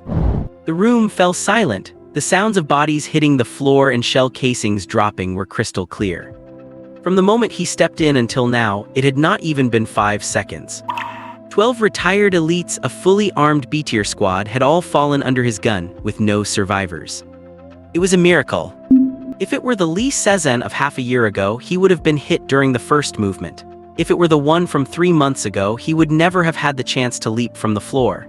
And if it were the Lee Se-zhen without his mental energy, he definitely would not have dared to charge in. However, there are no ifs. With the aid of mental energy, Lee Se-zhen was like a player with a cheat code. His opponent's positions were all in his mind, their every reaction anticipated. This was how he created such an incredible feat. Even he felt this was his peak state. Lee Se-zhen rubbed his knee lightly, stood up, and walked toward the dining room with long strides. The dining room door was ajar, and inside it was deathly silent. Lee Se-zhen pushed the door open and walked in, as if he were arriving home. After a few steps, he fired a shot behind him. The door closed slowly. Behind it, a man slid down the wall with a bullet hole in his forehead, leaving a bright red streak on the white paint. He walked a few more steps and fired again. A Colt MA clattered to the floor. A burly man with a dignified air slowly stood up from behind the dining table. "You must be Se-zhen." "I am." Before he could finish, Lee Se-zhen raised his hand and fired, hitting him right in the forehead. "I know you are Brian, CEO of Saturn Corporation." Lee Se-zhen's voice was flat and emotionless. Brian fell backward, his eyes filled with shock and disbelief. He never expected that, even when faced with a big catch like him, Lee Se-zhen would open fire without saying a single word. Lee Se-zhen sneered. Supporting characters lose because of grandstanding and villains die because of talking too much. He was the protagonist. He would not make such a low-level mistake. The former major in the U.S. Joint Special Operations Command and current CEO of Saturn Private Defense had fallen under Lee Se-zhen's gun, just like that, without a ripple. The battered A-team and the arriving C-team had already gained the upper hand, completely suppressing their opponents, but then they received a strict order from Brian and were forced to abandon the hard-won advantage to reinforce him immediately. After all, there were only 2 of them, Munkachi and Lebrun, and they were being brutally suppressed by a dozen enemies, unable to even lift their heads. Munkachi had been shot in the left arm, leaving a bloody gash from a grazing bullet. A moment ago, the enemy had thrown a grenade into the carriage. Luckily, it did not detonate and bounced back out before exploding, nearly scaring him to death. Seeing the enemy retreat now, the 2 realized that Se-zhen and Dura must have made their move. They let out a sigh of relief, exchanged a look, and shouted, "Let us go." Dop, who had been huddled in the driver's cab with his head in his hands the whole time, got up, restarted the truck, and shifted into reverse. With the cargo hold in front and the cab in the back, the truck drove toward Gabri North Street. Huddled in the reinforced cargo hold, Munkachi and Lebrun felt like 2 WWII soldiers riding on a tank to pursue the enemy. Renoir stood behind a window, dodging the heavy suppressive fire. It was fortunate that the enemy had split half their men to the opposite villa, otherwise he would not have been able to hold them off at all. He then began to worry about Se-zhen, wondering what his situation was and whether he could hold out while facing an attack from both inside and outside. Bang! A gunshot from Dura echoed from the rooftop, and an enemy charging toward the opposite side fell, followed immediately by several muzzles pointing toward the attic, spitting flashes of fire. Renoir gritted his teeth, lunged out, and pulled the trigger repeatedly. Protecting Dura was his most important task. The enemy had been targeting him all along. The moment he popped his head out, a hail of bullets descended. One bullet grazed his neck and he could even smell the scent of singed stubble. Another grazed his shoulder, shredding his clothing. Terrified, Renoir scrambled back and turned to run. A grenade flew in, nearly hitting his back. He lunged out of the room just as an explosion roared behind him. Fuck. With a buzzing sound in his ears, Renoir leaned against the wall, gasping for air. Fuck, I almost bought the farm. Just as he regained his breath, he heard faint but rapid gunfire coming from across the way. The six-man combat team ran toward the makeshift headquarters, only for one of them to be taken out by a sniper at the entrance.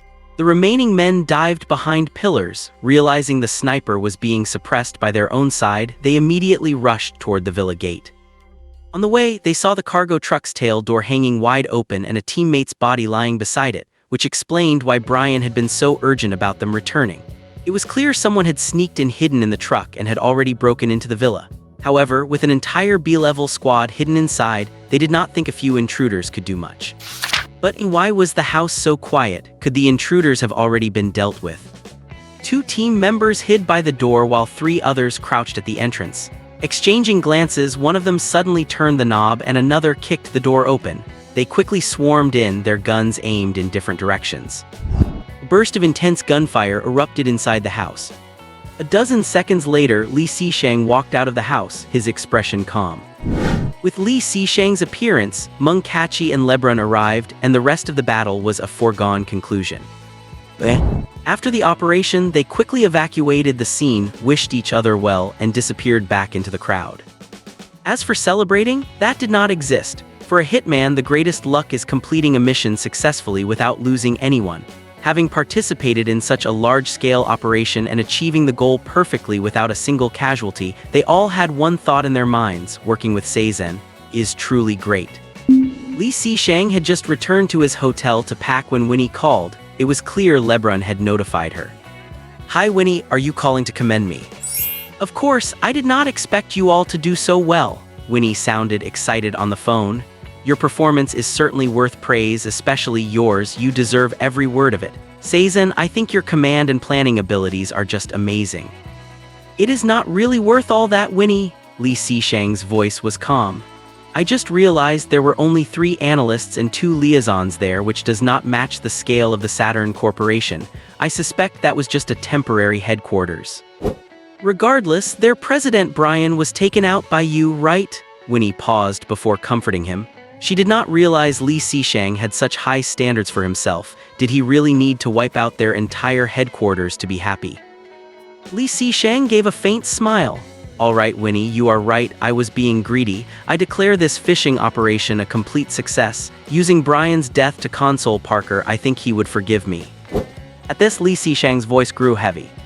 "In truth, dead is dead. No matter how many people he killed, he could not bring anyone back." Li Xisheng understood this. He had just been making excuses not to think about it. Now that the operation was over, the excuses were gone and he had to face the reality.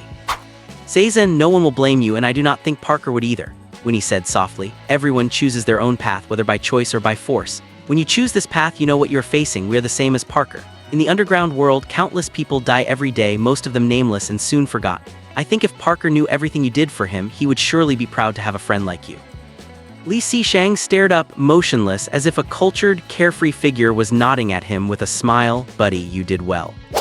After a long while he replied, "Thank you, Winnie, you are right."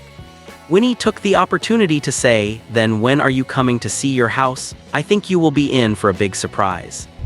"God, you did not paint my house pink, did you?" Li Xisheng was a bit shocked now. "Giggle, that is not for sure, so you would better come soon," Winnie laughed. "Not now." Li Xisheng's expression turned cold. "I have to return to Rents first. There are a few annoying flies buzzing around my door and I am going to go back and squash them." Seeing the dot in his mind that was almost turning a deep yellow, Li Xisheng was filled with killing intent. The town of Rents, Thorigne Fuya. Sano sat at the dining table, absorbed in the files in front of him. After days of effort, he had checked every household in town, and the papers in his hand were the suspicious individuals filtered from the search. He was certain that Seizen was hiding among these few. Unfortunately, these people were rarely seen, so he could only rely on descriptions from neighbors and convenience store clerks to sketch out their ages and appearances. Sano carefully analyzed every profile, finally narrowing it down to 3 he found most suspicious. The 3 files were laid out, the names being Christopher Lee, Kevin Brighton, and Gabri Eric. Christopher Lee, 27, seemed to have a military-related job and rarely returned to rents. Kevin Brighton, 26, was said to be an IT mogul, spending most of his time in the US and only using his house here for occasional vacations. Gabri Eric, 22, was allegedly a luxury goods salesman, frequently on the road for a living.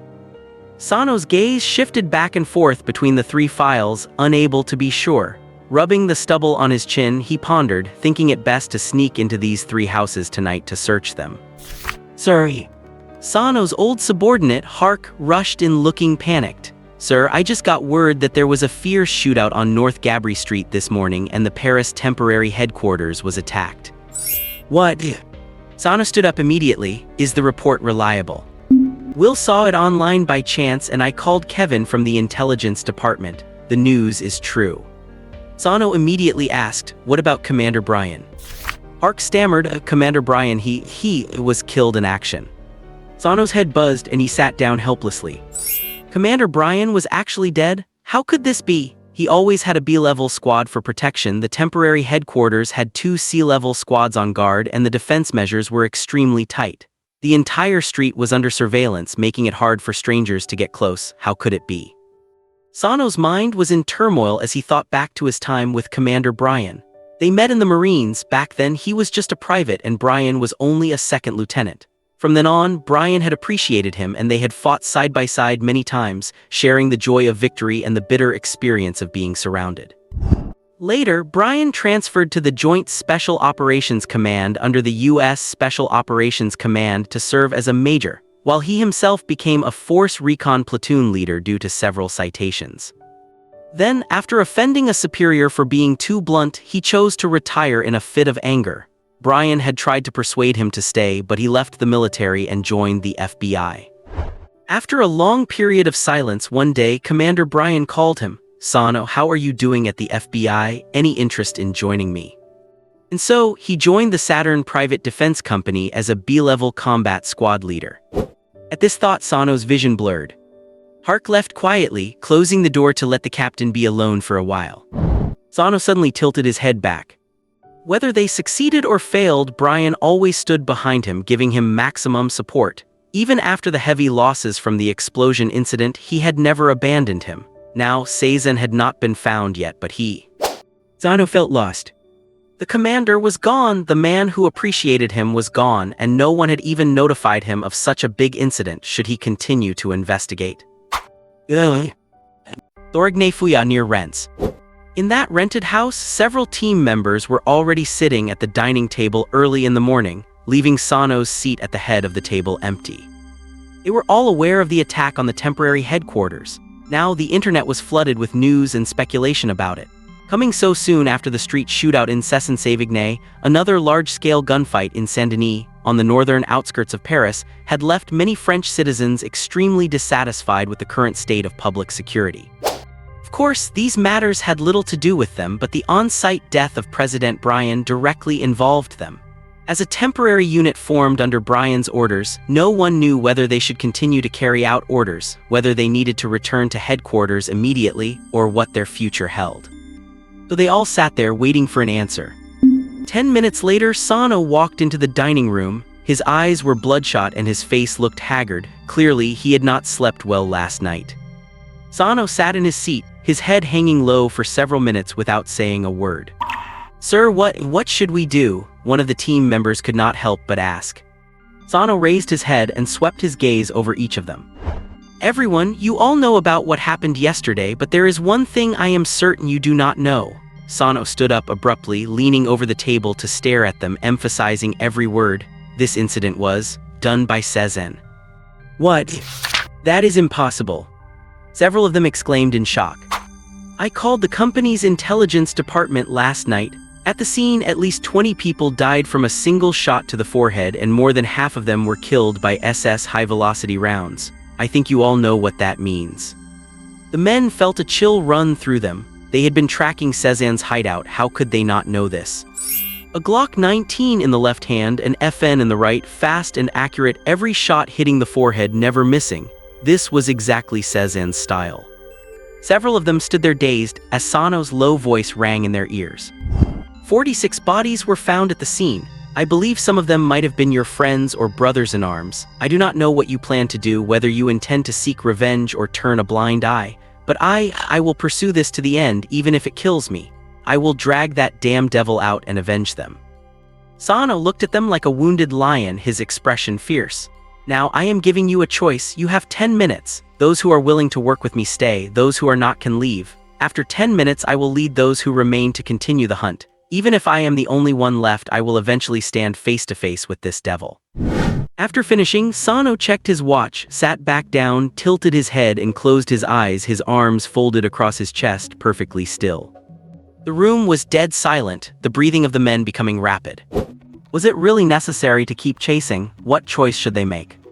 A few minutes later, one team member slowly walked toward the exit. Captain, everyone, I am sorry.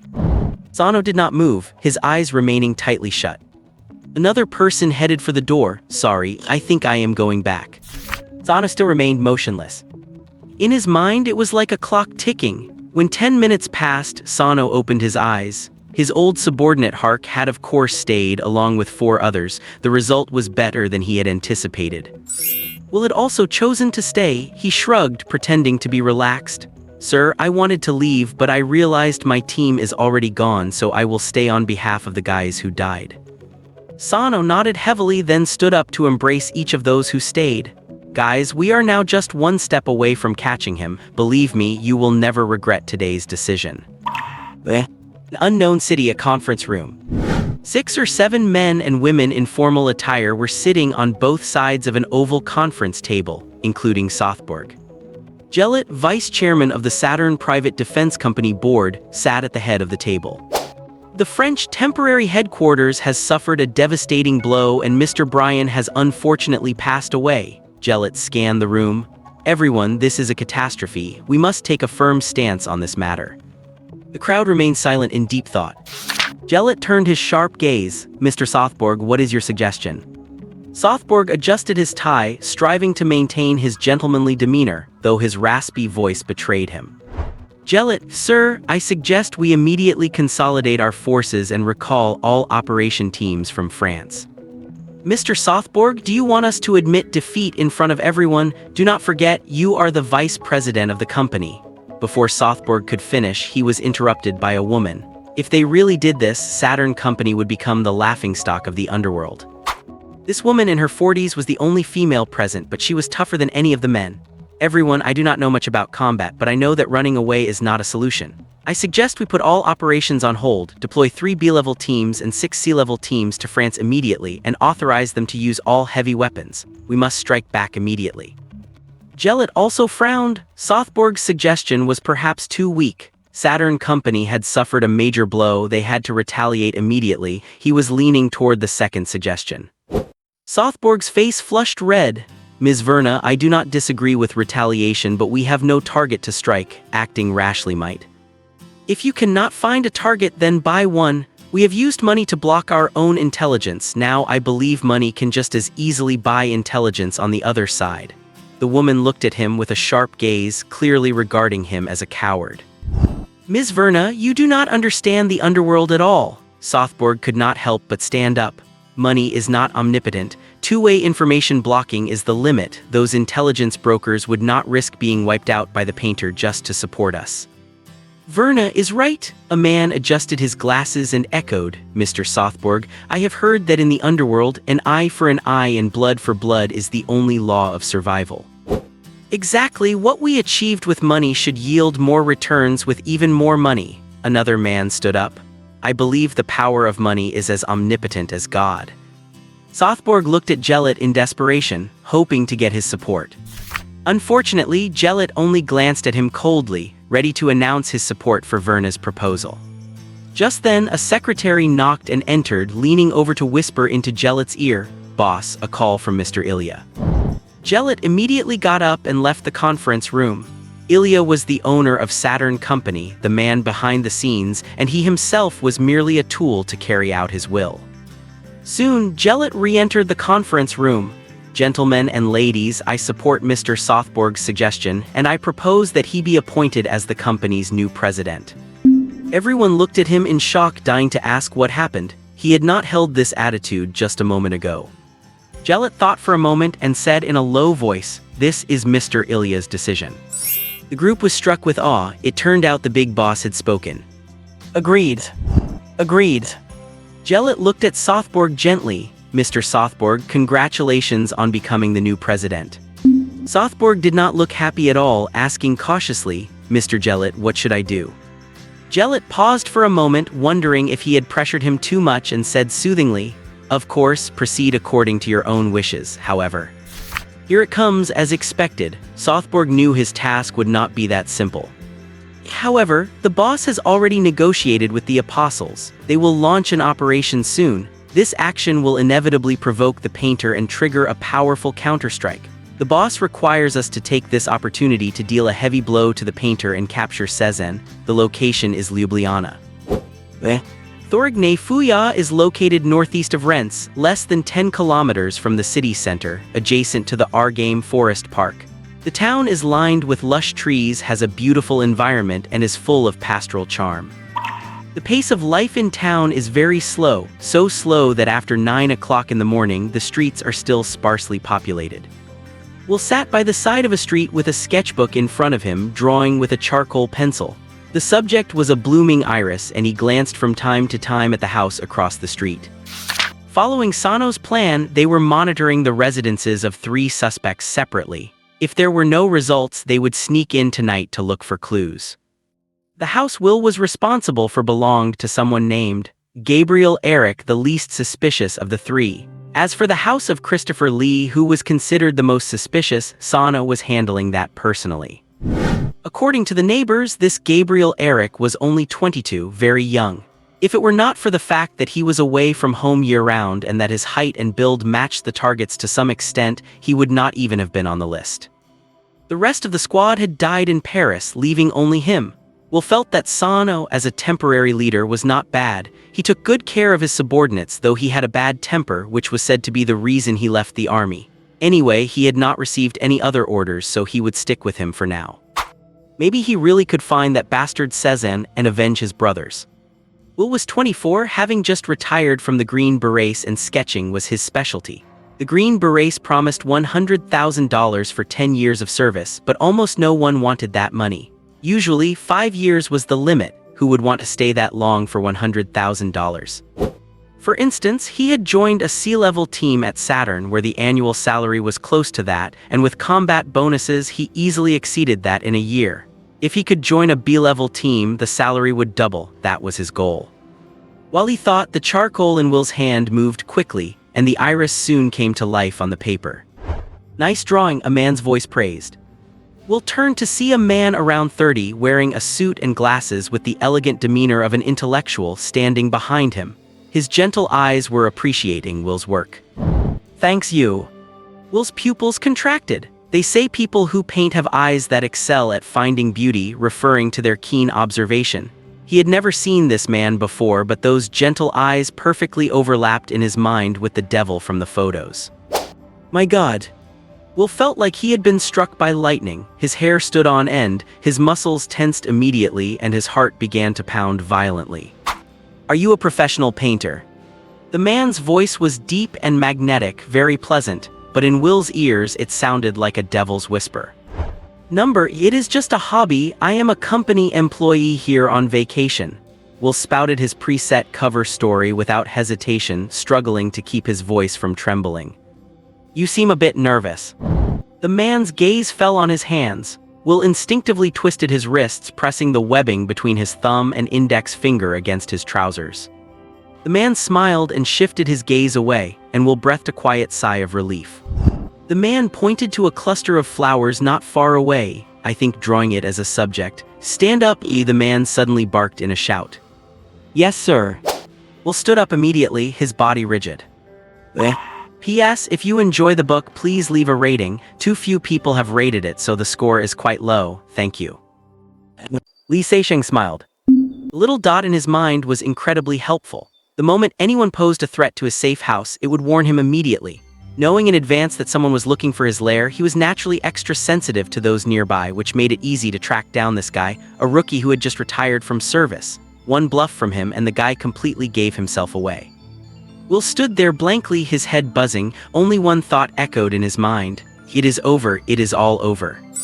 Li Seixing smiled at him. Come with me, I do not think you want to end up lying on the street. With that, Li Seixing walked ahead, seemingly unconcerned about him running away, clearly possessing strong self-confidence. Will looked at his back, a flurry of thoughts crossing his mind. Run, draw his weapon, notify Sano. In the end, he did nothing and wisely followed behind Li Seixing. He was a smart man and knew full well how vast the gap was between him and Sezhen. Any sudden move would mean his death. The place was not far. After passing through the gap between two houses, Li Seixing stopped in front of a small grove. Name. Will. Why are you monitoring my house? It is an assignment. How many of you are there? This time Will shook his head. Sorry, I cannot say. In the next second, Li Seixing had an FN 5.7 in his hand, pointing it at Will's head. He said coolly, now what? Will's face turned pale as sweat trickled down his neck, but he still shook his head firmly. I will not betray my team. Li Seixing sneered. What kind of teammates are they? I am an assassin, you are a mercenary. People like us fight for money, we do not deserve real teammates. Think it over, is it worth sacrificing yourself for them? Will was sweating even more now. He knew the man was speaking the truth. He was not in the military anymore, and he certainly was not fighting for his country. He was doing it for a paycheck. Teammates' salary sacrifice. Will's mind was in total chaos. I will give you 5 seconds to decide. Li Seixing watched him coldly. Just like Sano, Li Seixing gave him time to think and a chance to choose. The difference was that the former was a choice about leaving, while this one was about life and death. Will regretted not choosing to leave yesterday. 1, 2. Forget it, Will said, his face ashen. There are 6 of us. Will was a smart man, and in the end, he made a choice between his own life and the lives of others. Good. Li Seixing lowered his arm. Who is your supervisor and the address? Minutes later, Li Seixing had obtained what he wanted and walked away. Passing by Will, he paused for a moment. I had a friend who once faced the same situation as you, but he refused to sell his soul. Oh, you should know, he is an arms dealer named Parker. After saying this, Li Seixing strode away. Will's face turned beet red and his body began to tremble violently. He slowly drew his pistol and lifted his arm, shaking. Hearing a gunshot behind him, Li Seixing did not stop for even a second. Not everyone is that smart and not everyone is named Parker. Based on the intelligence provided by Will, Li Seixing first found the residence of Kevin Brighton across the street, easily neutralized 2 members, and then headed directly to their hideout. The enemy might have already discovered Will's disappearance, so he had to hurry. Rounding the corner, Li Seixing observed the surroundings and walked toward the house. Pushing open the slightly ajar courtyard gate, Li Seixing had only taken 2 steps when the front door unexpectedly opened. Someone walked out, saw Li Seixing and froze. Instead of running, the man immediately shouted, "Sir, he is here, get out of here." Li Seixing lunged forward, his dagger flashing as it pierced the man's heart, and immediately rushed toward the house. He almost tripped. Looking down, Li Seixing saw that the man had grabbed his trouser leg tightly after falling, his eyes wide open, constantly murmuring, "Get out, sir, get out." In the end, it was barely audible. At the same time, the sound of tires screeching came from the backyard. Li Seixing's eyebrows twitched. He wanted to kick the man off, but in the end, he sighed and squatted down. Your superior has left, you can rest easy. Li Seixing gently reached out and helped him close his eyelids. In this world, there are smart people like Will and there are fools like Parker. The person before him was certainly an enemy, but Li Seixing had to admit that he was of the same breed as Parker, equally deserving of respect. Sano had escaped, and he did so in such a hurry that he did not even notify anyone. Later, Li Seixing waited at the hideout and ambushed the last member. From him, Li Seixing learned the name of that person, Hark. Sano's escape presented Li Seixing with a dilemma. The documents left on the dining table and Will's confession all indicated that this guy named Sano had almost found his house. He had narrowed the range down to one of 3 possibilities, and the rest was just a matter of time. If he had returned one day later, he would have been completely exposed. Now, the safe house was still yellow, and Sano's flight did not change that fact. Even if he would not return to the Saturn Corporation, Li Seixing could not let his guard down. This man was like a time bomb that could threaten his safety at any moment. Li Seixing hesitated for a moment before deciding to abandon the place. In their line of work, one must never harbor any wishful thinking. Such people do exist, but Li Seixing is definitely not one of them. Forced to give up this safe house, Li Seixing felt quite depressed. He went to a used car market and bought a small van. Li Seixing loaded all his weapons, ammunition, and emergency supplies into the vehicle, drove to the nearest port of St. Malo, boarded a cargo ship through channels provided by Vinny, went on a long detour along the Iberian Peninsula, landed at the port of Genoa, Italy, and drove for another 3 hours to finally reach Lake Como. The overland route would have been much closer, but carrying so many weapons and explosives, it was difficult to pass through the French-Italian border. In response to the refugee crisis, France had just set up border checkpoints on the border this year.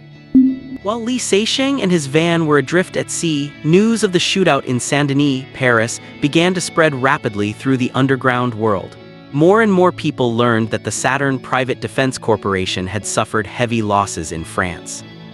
Although the Saturn Corporation was established not long ago, its tactical teams, composed entirely of retired soldiers, combined with sophisticated weapons and equipment and strong financial backing, had left a deep impression on everyone. They were like a ferocious dragon crossing the river, crashing through everything. Wherever they went, others retreated, nursing their grievances in silence. Few dared to go up against them. And now their CEO was actually dead. Although there was no evidence, everyone knew it must have been the artist who did it. Saturn's biggest rival was the artist, and only the artist had the ability to make them suffer repeatedly. Now, even the CEO had been taken out. And news soon leaked from the French police that the SS high-speed bullet had been found at the scene, and the underground world erupted. By now, the news that Cezanne used the FN 5.7 could no longer be hidden. Apart from him, few people would use a pistol with such obvious advantages and disadvantages as their primary weapon. Or rather, among those who used this weapon, Cezanne was the most famous. It had become his signature. The name Cezanne, already rising like a star, became even more dazzling in the underground world. Some called him the god of killers, some saw him as a demon king, and many young people even worshipped him as their idol.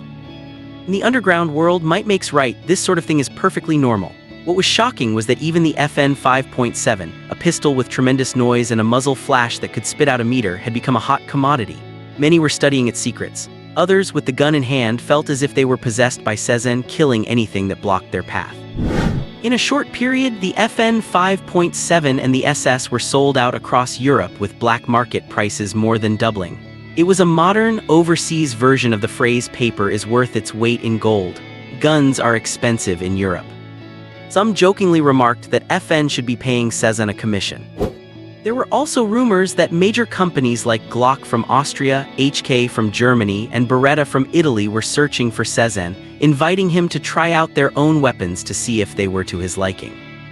Unfortunately, Li Seixing did not receive any commission from FN.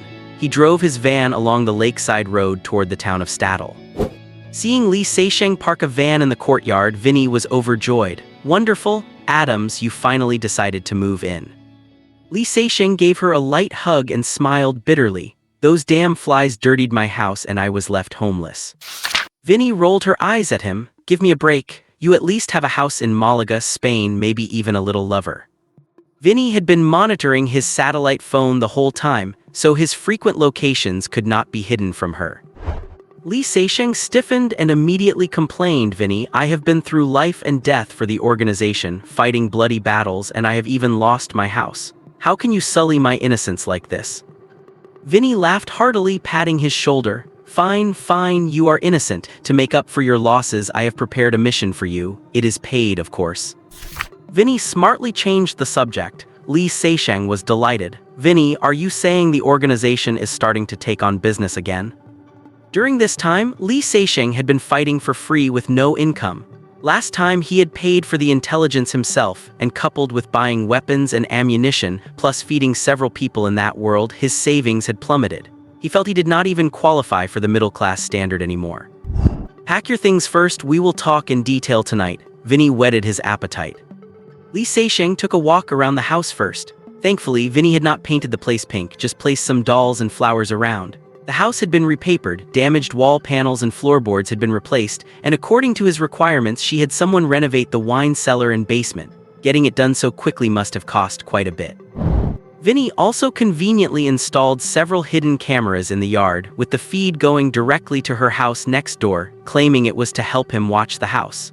Lee Se-sheng had no choice but to accept, hoping only that he would not see any of those cameras in his bedroom. Lee Se-sheng put his weapons, ammunition, and emergency supplies in the basement, hid some weapons in various concealed spots around the house, and finally stacked 15 kilograms of C neatly in the corner, carefully connecting the detonator and the dual-mode trigger. This was his last resort. He hoped he would never have to use it. After finishing this, seeing a new green dot appear in his mind, Lee Se-sheng finally managed a smile, his gloom from losing the rent's safe house slightly diminished. Vienna, Malaga, Bergen, and Como, he now had 4 safe houses at his disposal. Shabby hotel room. Sano leaned against the wall under the window, chugging liquor. The room was a mess with over a dozen empty bottles scattered across the floor. What happened in Torigny-Fuya, Rain's town, was like a poisonous thorn stuck in Sano's heart. His teammates were all dead, his old subordinate Hake was dead, and he alone had escaped, hiding in this small hotel and numbing himself with alcohol. "Sir, he is here, run." Hake's shout echoed endlessly in his mind. Every time he closed his eyes, Hake's honest face appeared before him. Sano was filled with regret. He regretted running away back then, regretted not dying alongside Hake, and regretted not having the guts to stand before that devil Sezen. It was laughable. He had been searching for Sezen's trail all this time, and when he finally appeared, he had shamefully fled without even daring to look at him. Remorse gnawed at his soul like a demon. He was alive, yet he despised himself. A shameful defeat, a coward's escape, leaving all his self-esteem and confidence behind in that place. Living such a shameless life was meaningless.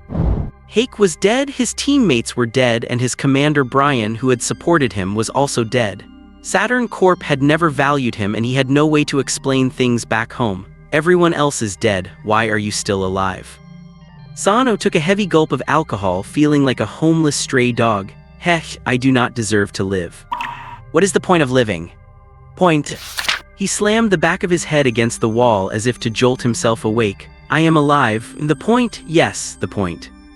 An image flashed in Sano's mind. Sezen, seemingly looking down at him with cold, merciless eyes. It was this demon who killed his teammates, killed Hake, and killed himself. As if clutching at the last straw, Sano finally found a purpose to live, giving himself a reason to keep going. Revenge, I must have revenge. Sano's eyes were bloodshot, his face twisted a ND Chinese letter, looking just like a demon. That evening, Lee Sezen and Winnie went to a nearby restaurant for dinner. The environment was quite elegant and there were not many guests. Sitting alone at a table across from them was a woman in her 20s with long blonde hair and a tall, curvaceous figure. She was Anguissola. Lebrun was off on a mission, so she was currently serving as Winnie's personal bodyguard. Winnie was in a good mood. Adams, this is the first time you have treated me to dinner. Sainta, were not you the one treating? Lee Sezen looked shocked. Winnie giggled, your acting is too dramatic. Lee Sezen laughed as well, even though I am so broke I cannot even afford bullets, it is my honor to treat Miss Sainta to a meal.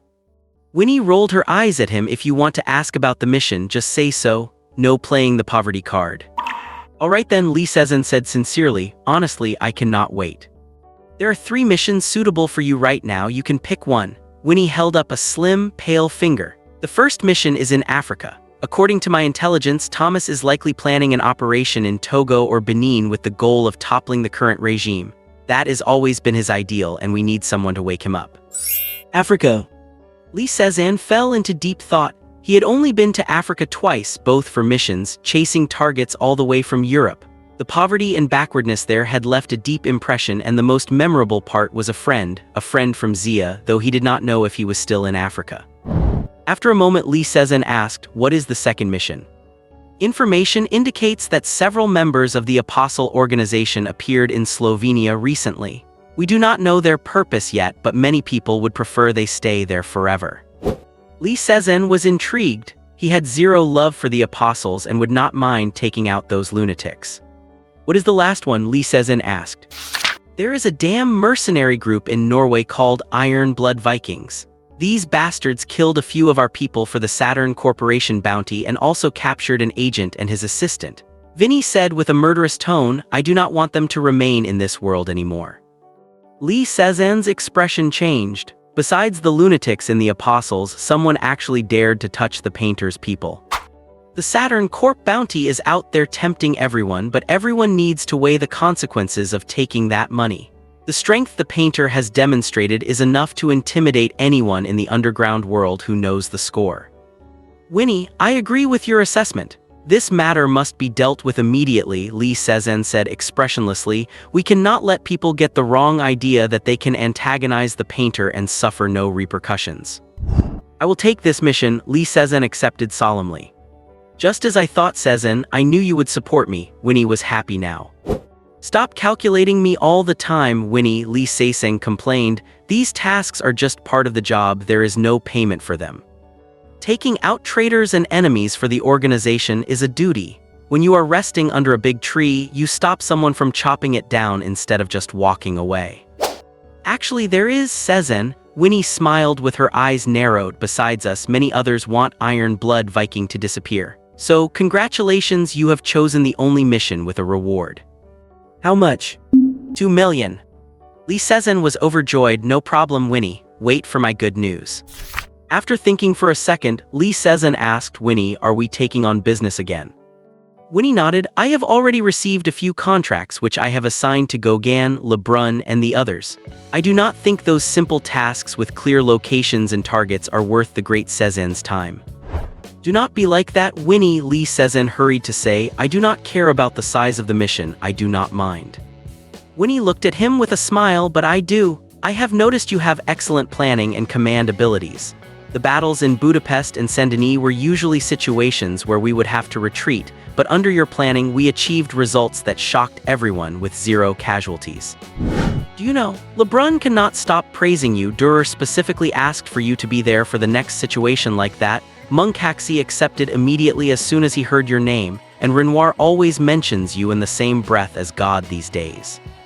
Lee Sezen replied modestly, they are too kind. Actually, I think, well, I deserve all that praise. Winnie laughed heartily. Sezen, it is always so pleasant being with you. Lee Sezen looked at her and said softly, Winnie, I feel the same. The next morning, Winnie sat in front of the computer, tapping the keyboard in frustration. This guy has disappeared again. Seriously, I do not know what he is up to. Lee Sezen had to leave. He had stayed for 8 days this time and had used up 2 demon hearts. He told Winnie he was going to Norway, then crossed over to the other world that night. As for the mission, he planned to appear at the Bergen safe house next time. With a flash of intangible white light, Lee Sezen appeared in his bedroom. As usual, he had his backpack, a jug of gasoline in hand, and a shopping bag in front. Of course, he had not forgotten to buy Sophia slippers and pajamas. He went downstairs and saw no one in the living room. Strange, where did Lance go? He took the bag of food to the kitchen where Roland, Lena, and Delis were making breakfast. They greeted him upon seeing him. He had not seen them for a few days, and Roland's air seemed more gentle. Her eyes showed a hint of surprise as she looked at Lee Sezen. Lee Sezen exchanged greetings, handed over the bag, and asked casually, where is Lance? Mr. Lance left the day before yesterday. He said he was going to check around Black Horse City, Lena replied. Has his body fully recovered? Roland smiled slightly. Mr. Sezen, you should have confidence in my medical skills and Lance's hard work. Oh, sorry, Dr. Roland, I will go wake Sophia up. Lee Sezen hurried away. Hearing Lee Sezen's voice, Sophia immediately climbed out of bed, still sleepy, and hugged him in surprise. Papa, you are back, I missed you.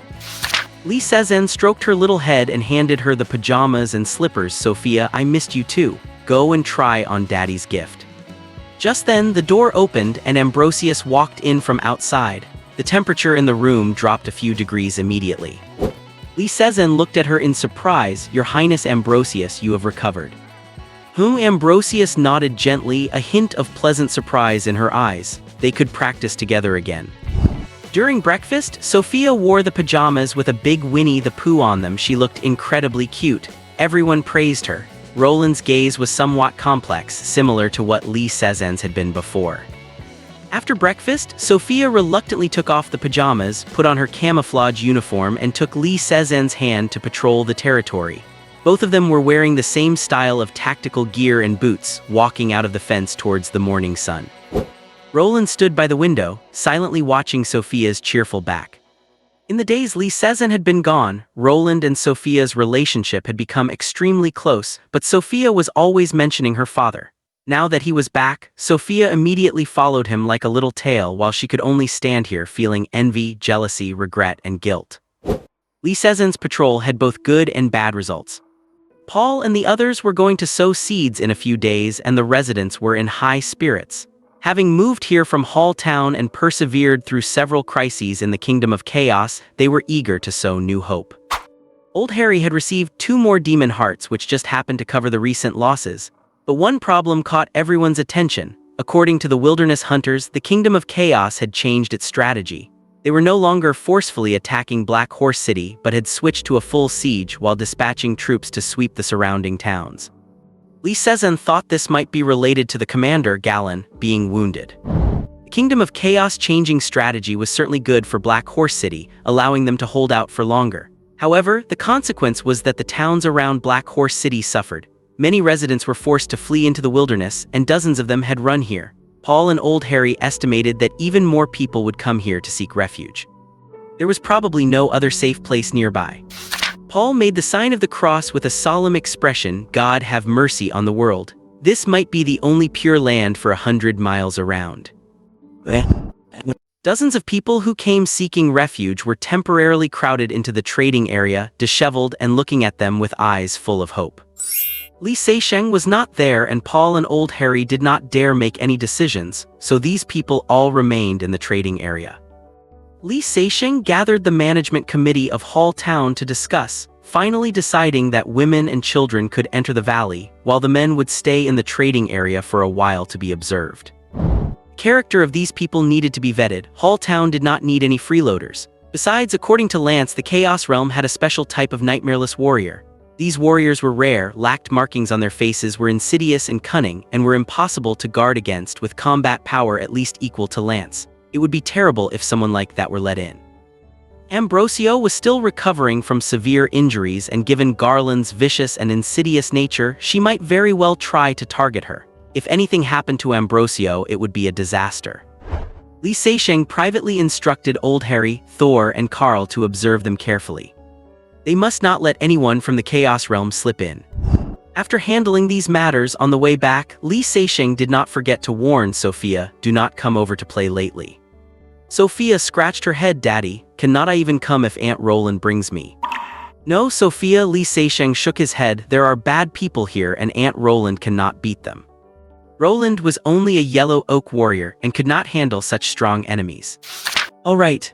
Sophia was very smart and knew when to be serious. Li Seisheng patted her head with a sense of relief. On the way back, they saw Ambrosio moving her body in the yard. Every gesture was elegant and free, yet carried a certain heroism, like a rose blooming in the biting cold wind. The two of them stood outside the fence, Li Seisheng staring blankly. Was that dancing or practicing combat? Sophia's eyes were full of stars. If Ambrosio were not so cold-natured, she would definitely have rushed over to ask for lessons. Ambrosio's gaze swept over, and she paused for a moment before actually smiling slightly, which was enough to melt 10,000 years of ice and snow. Before lunch, Li Seisheng brought this up at the dining table, and both Lena and Delisse were shocked. Roland was slightly stunned, then nodded in agreement. Ambrosio's icy blue eyes were filled with frost, and she said coldly, "Give me 3 days." Li Seisheng felt an immediate sense of relief. Ambrosio meant that even if she were not fully recovered in 3 days, she would have no problem dealing with enemies at the level of a nightmareless warrior. At dusk, Lance returned. Not only did he bring back several demon hearts for Li Seisheng, but he also brought news. He was travel-worn and weary, but he did not wait to rest before pulling Li Seisheng to sit in the living room where Ambrosio, Roland, and Lena were also present. "Seisheng, I need your help. We must get to a certain place as soon as possible," Lance said with a stern expression. Li Seisheng hurriedly asked where. "Ruhr Town." Li Seisheng had heard of Ruhr Town. It was over 100 kilometers northwest of Black Horse City, situated between Shake Town, which produced black oil, Cane Town, which produced steel, and Zilan Town, which produced coal. It was a distribution hub and transit station for steel, coal, and black oil, making its importance to Black Horse City self-evident. Seisheng, I just returned from near Black Horse City and ran into someone who had escaped from Ruhr to deliver a message. He told me that one of Black Horse City's airships was shot down by the Chaos Realm.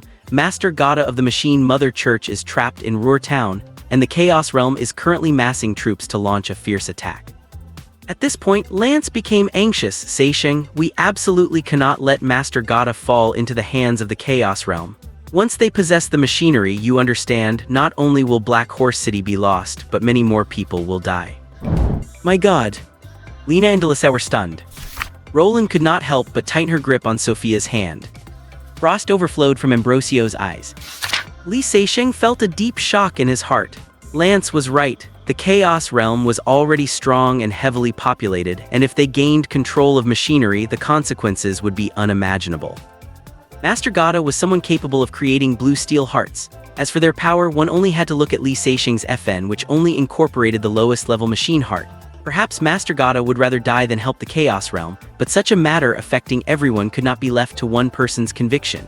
Besides, no one knew if the Chaos Realm had ways to corrupt people. Thinking of the eerie and terrifying statue in the Hall Town Church, Li Seisheng felt a chill. He stated solemnly, "We will leave first thing tomorrow morning." Good. Lance nodded hurriedly. However, Li Seisheng changed his tone. Lance, we will do everything in our power to save him, but if it becomes impossible, then we finish him off. Hearing this, everyone was startled. Although Li Seisheng's words were cold, they were the most correct choice in such a situation. Lance thought for a moment and slowly nodded. You are right. We absolutely cannot let him fall into the hands of the Chaos Realm alive. The next morning, Li Seisheng filled up the car and left with Lance. Ambrosio originally wanted to go but was eventually persuaded by Li Seisheng. If they were leaving in 3 days, Li Seisheng would have invited her to join, and perhaps Ambrosio could have saved Gata alone. Unfortunately, they could not wait that long, and her recovering her strength was more important than anything. After Li Seisheng and Lance left, Ambrosio was the only person here to rely on. Little Sophia wanted to go too, but Li Seisheng naturally would not agree. And besides, with Li Seisheng gone, everyone depended on her for access to the defensive shield. Everyone stood outside the fence, watching the vehicle drive away, silently praying in their hearts that they would return safely. After Li Seisheng left, Roland comforted the dejected Sophia for a while, told her to go back on her own, and then walked toward the trading area alone. Good day, Dr. Roland. The miracle doctor is here. Everyone greeted her, and the new refugees were no exception. Roland walked past them with a warm smile on her face, and everyone felt as if they were bathing in the warm sun. After turning around, she whispered to herself, so there really is such a thing that exists. That evening, one of the lone refugees died suddenly, and after death, strange gray markings appeared on his face. Li Seisheng drove the car, and the two headed north. Lance was a bit panicked at first after getting in the car, but he gradually calmed down and stared blankly at the scenery passing by outside the window. It was not his first time in this car. It had brought him back when he was injured last time, though he had been unconscious then. Lance, where's your gun? Li Seisheng looked at Lance curiously. Lance took a long cylindrical leather case from under his feet, inside of which lay his broken spear, one end wrapped in a piece of steel pipe. He gestured, it can be slotted together, this is the best I can do for now. His beloved weapon in such a state, it certainly would not be easy to handle. Lance looked regretful. Master Gata will definitely be able to fix it. I hope we can save him. Lance, what I said was only the worst case scenario. I also hope Hall Town has a master machinist. Li Seisheng comforted, if it does not work out, I can help you. In that other world, Li Seisheng could find a small shop and weld the two pieces together without any difficulty. The two chatted as they drove north along the tracks. After passing the original Hall Town, Lance started giving directions and the road became rugged. Li Seisheng had to be careful, regretting for the nth time why he had not kept an off-road vehicle in the garage. It was not until the afternoon that the road became smoother, and a few minutes later, a flat gravel surface appeared before them. Black Horse City put a lot of effort into building this road. Lance pointed ahead. Black oil, coal, and steel are transported continuously to Black Horse City along this road. The road, usually bustling with vehicles, was now completely empty, devoid of any people or cars.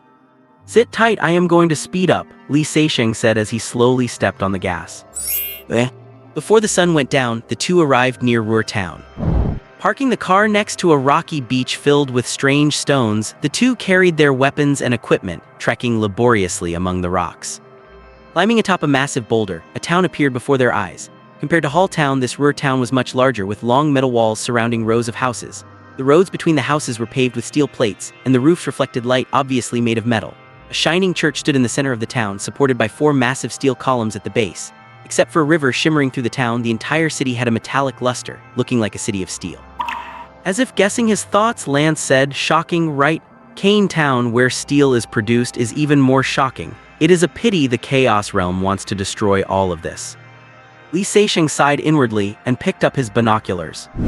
In his view, the Steel City was surrounded by a dense army from the Chaos Realm: beasts, giant monsters, mutants, and Sphinx warriors. They pushed forward, braving dense volleys of arrows to swarm the walls. The original 8-meter-high walls were now only about 4 meters left, piled high with corpses below.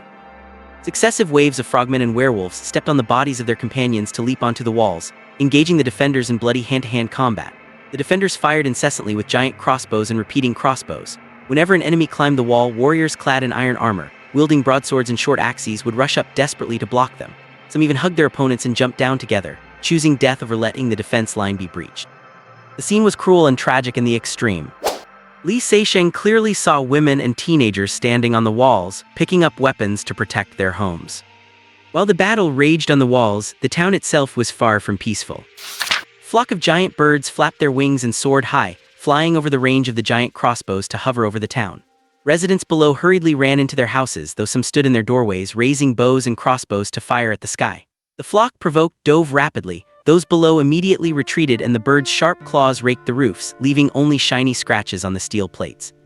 Facing this city of steel, the flock circled a few times before sullenly flying away. After a long while, Li Seixing handed over the binoculars with a serious expression. "Lance, we thought too simply.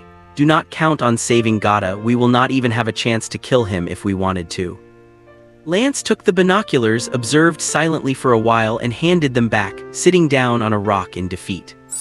Li Seixing was right. In the face of this situation, the two of them could not possibly charge in, and even if they did, they could not get out. Looking at the current state, the fall of the city was only a matter of time. This city of steel was finished, and Master Gata was finished too. Li Seixing glanced at him and picked up the binoculars again.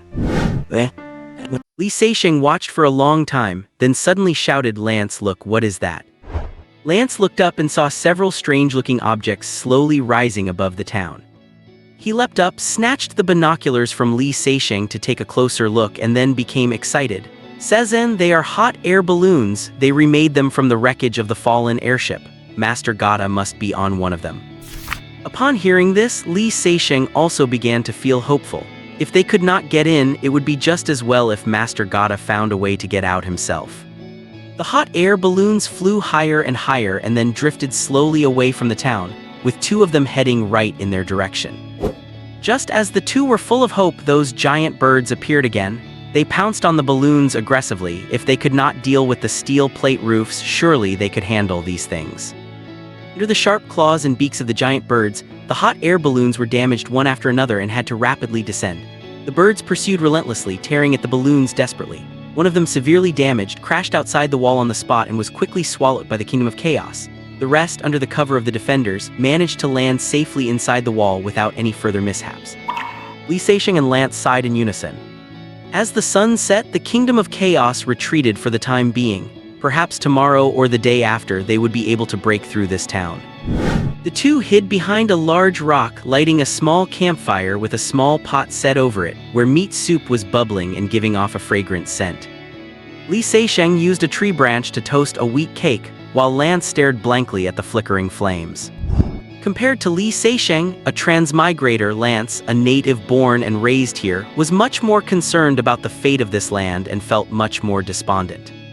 It was not until Li Seixing handed him a bowl of meat soup and a piece of wheat cake that he sighed. "Sezen, I really hope Gata was on that balloon that just crashed." Lance no longer held any hope. he would rather Master Gata had died in the crash, as that would be the best result for now. That would require God, or rather, the Mother Earth, to bless us. Li Seixing drank the meat soup and ate the wheat cake, but while he was speaking, his mind was busy thinking. Li Seixing's perspective was unique. He did not think of Gata as a rescue target. Instead, he assumed that if Gata were an assassination target protected by the people of the Kingdom of Chaos, how could he eliminate the target amidst such heavy protection? Using an assassin's way of thinking to save someone, Li Seixing felt he was quite creative. Lance. Li Seixing suddenly asked, "How deep is that river?" It seems to be 4 or 5 meters deep." At this point, Lance understood what he meant and shook his head. "It is impossible. The Kingdom of Chaos has frogmen and snakemen who can go into the water. The defenders must have installed iron bars at the inlet and outlet, so we cannot get in. Even if we get in, there is no way we can bring Gata out with us." Right. Li Seixing thought to himself that he really had treated Gata as an assassination target and had not considered the issue of bringing him out at all. He and Lance could dive and swim across, but old man Gata definitely could not swim out. After the meal, the two leaned against the rock, neither in the mood to speak. Night fell quickly. Tonight there were no stars or moon, only thick clouds. Perhaps it would rain tomorrow. Except for the faint roars of wild beasts in the distance, there was not even a bird in the sky, and it was extremely quiet. Several fireflies flashed and flew back and forth over the extinguished campfire. Li Seixing stared at the fireflies intently and suddenly slapped the stone, startling Lance. "I have got it." Li Seixing's eyes shone in the night. "Lance, among those giant birds earlier, did you notice any owls or nightjars?" Lance looked at him with a bewildered expression and recalled, "I do not think I saw any." Li Seixing leapt up. "Let us go, I have a way to save Gata." In the darkness, countless wild beasts and mutants fed on the corpses of their fallen comrades. After they were full, they went to the river to drink and eventually settled down hundreds of meters outside the wall. Occasionally, wild beasts would fight and bite each other, and the patrolling Sphinx warriors would go over to stop them. Not far from the riverbank, several high-ranking gray nightmare warriors leaned against a giant ox that was lying on the ground, resting with their eyes closed. A black leopard walked quietly past them, went to the riverbank, lowered its head and took a few sips of water. Its eyes widened with curiosity. Two thin bamboo tubes poked out of the water in the middle of the river and moved as if a big fish were hiding underneath. Its eyes lit up and it quickly chased along the bank, then quietly slipped into the water. The leopard is a feline, it eats fish. The water surface rippled violently and splashed a few times before gradually calming down as if a fish had jumped out. In the darkness, a trail of blood stained the river water and the two bamboo tubes slowly moved away.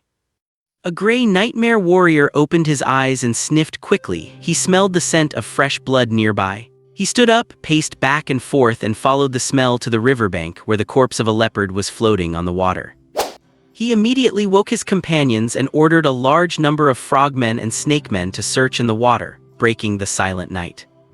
Under the water, Li Seixing felt a vibration behind him and tapped Lance to signal that there was trouble. Lance nodded, and the two swam forward at an increased pace, soon arriving near the wall. Behind them, several frogmen and snakemen were quickly searching along the river. The disturbance outside alerted the guards on the wall, and the dim torches immediately brightened. Seeing movement in the river, several large crossbows were aimed at the water and fired a flurry of bolts. One of them almost hit Lance, scaring the two into swimming forward desperately. Fortunately, a snake man was hit and thrashed violently in the water, attracting everyone's attention. In an instant, that stretch of the river was covered by crossbow bolts, and the remaining frogmen and snakemen fled quickly. The two emerged from the water and gasped for air in the culvert under the wall. Lance, still shaken, cursed fuck, almost died at the hands of our own people. Li Seixing gave a wry smile, stop talking nonsense and hurry up and break the bars. As expected, in the center of the culvert, a row of thick iron bars formed a grid of about 20 centimeters, sealing the river entrance tightly. Watch me. Lance took out two broken spears, connected them together, and pressed the tip against one of the bars. With a low shout, a faint cyan light appeared on the spear tip, and a bar as thick as a child's arm snapped instantly. Li Seixing looked at Lance with envy, coveting his ability. What the heck is an electromagnetic pulse? Why is my own mental power so useless? In that world, it could deal with cameras and drones, but here, there is not even a flashlight, and his ability has no place to be used. It would be different if I could turn into ball lightning after I become stronger in the future.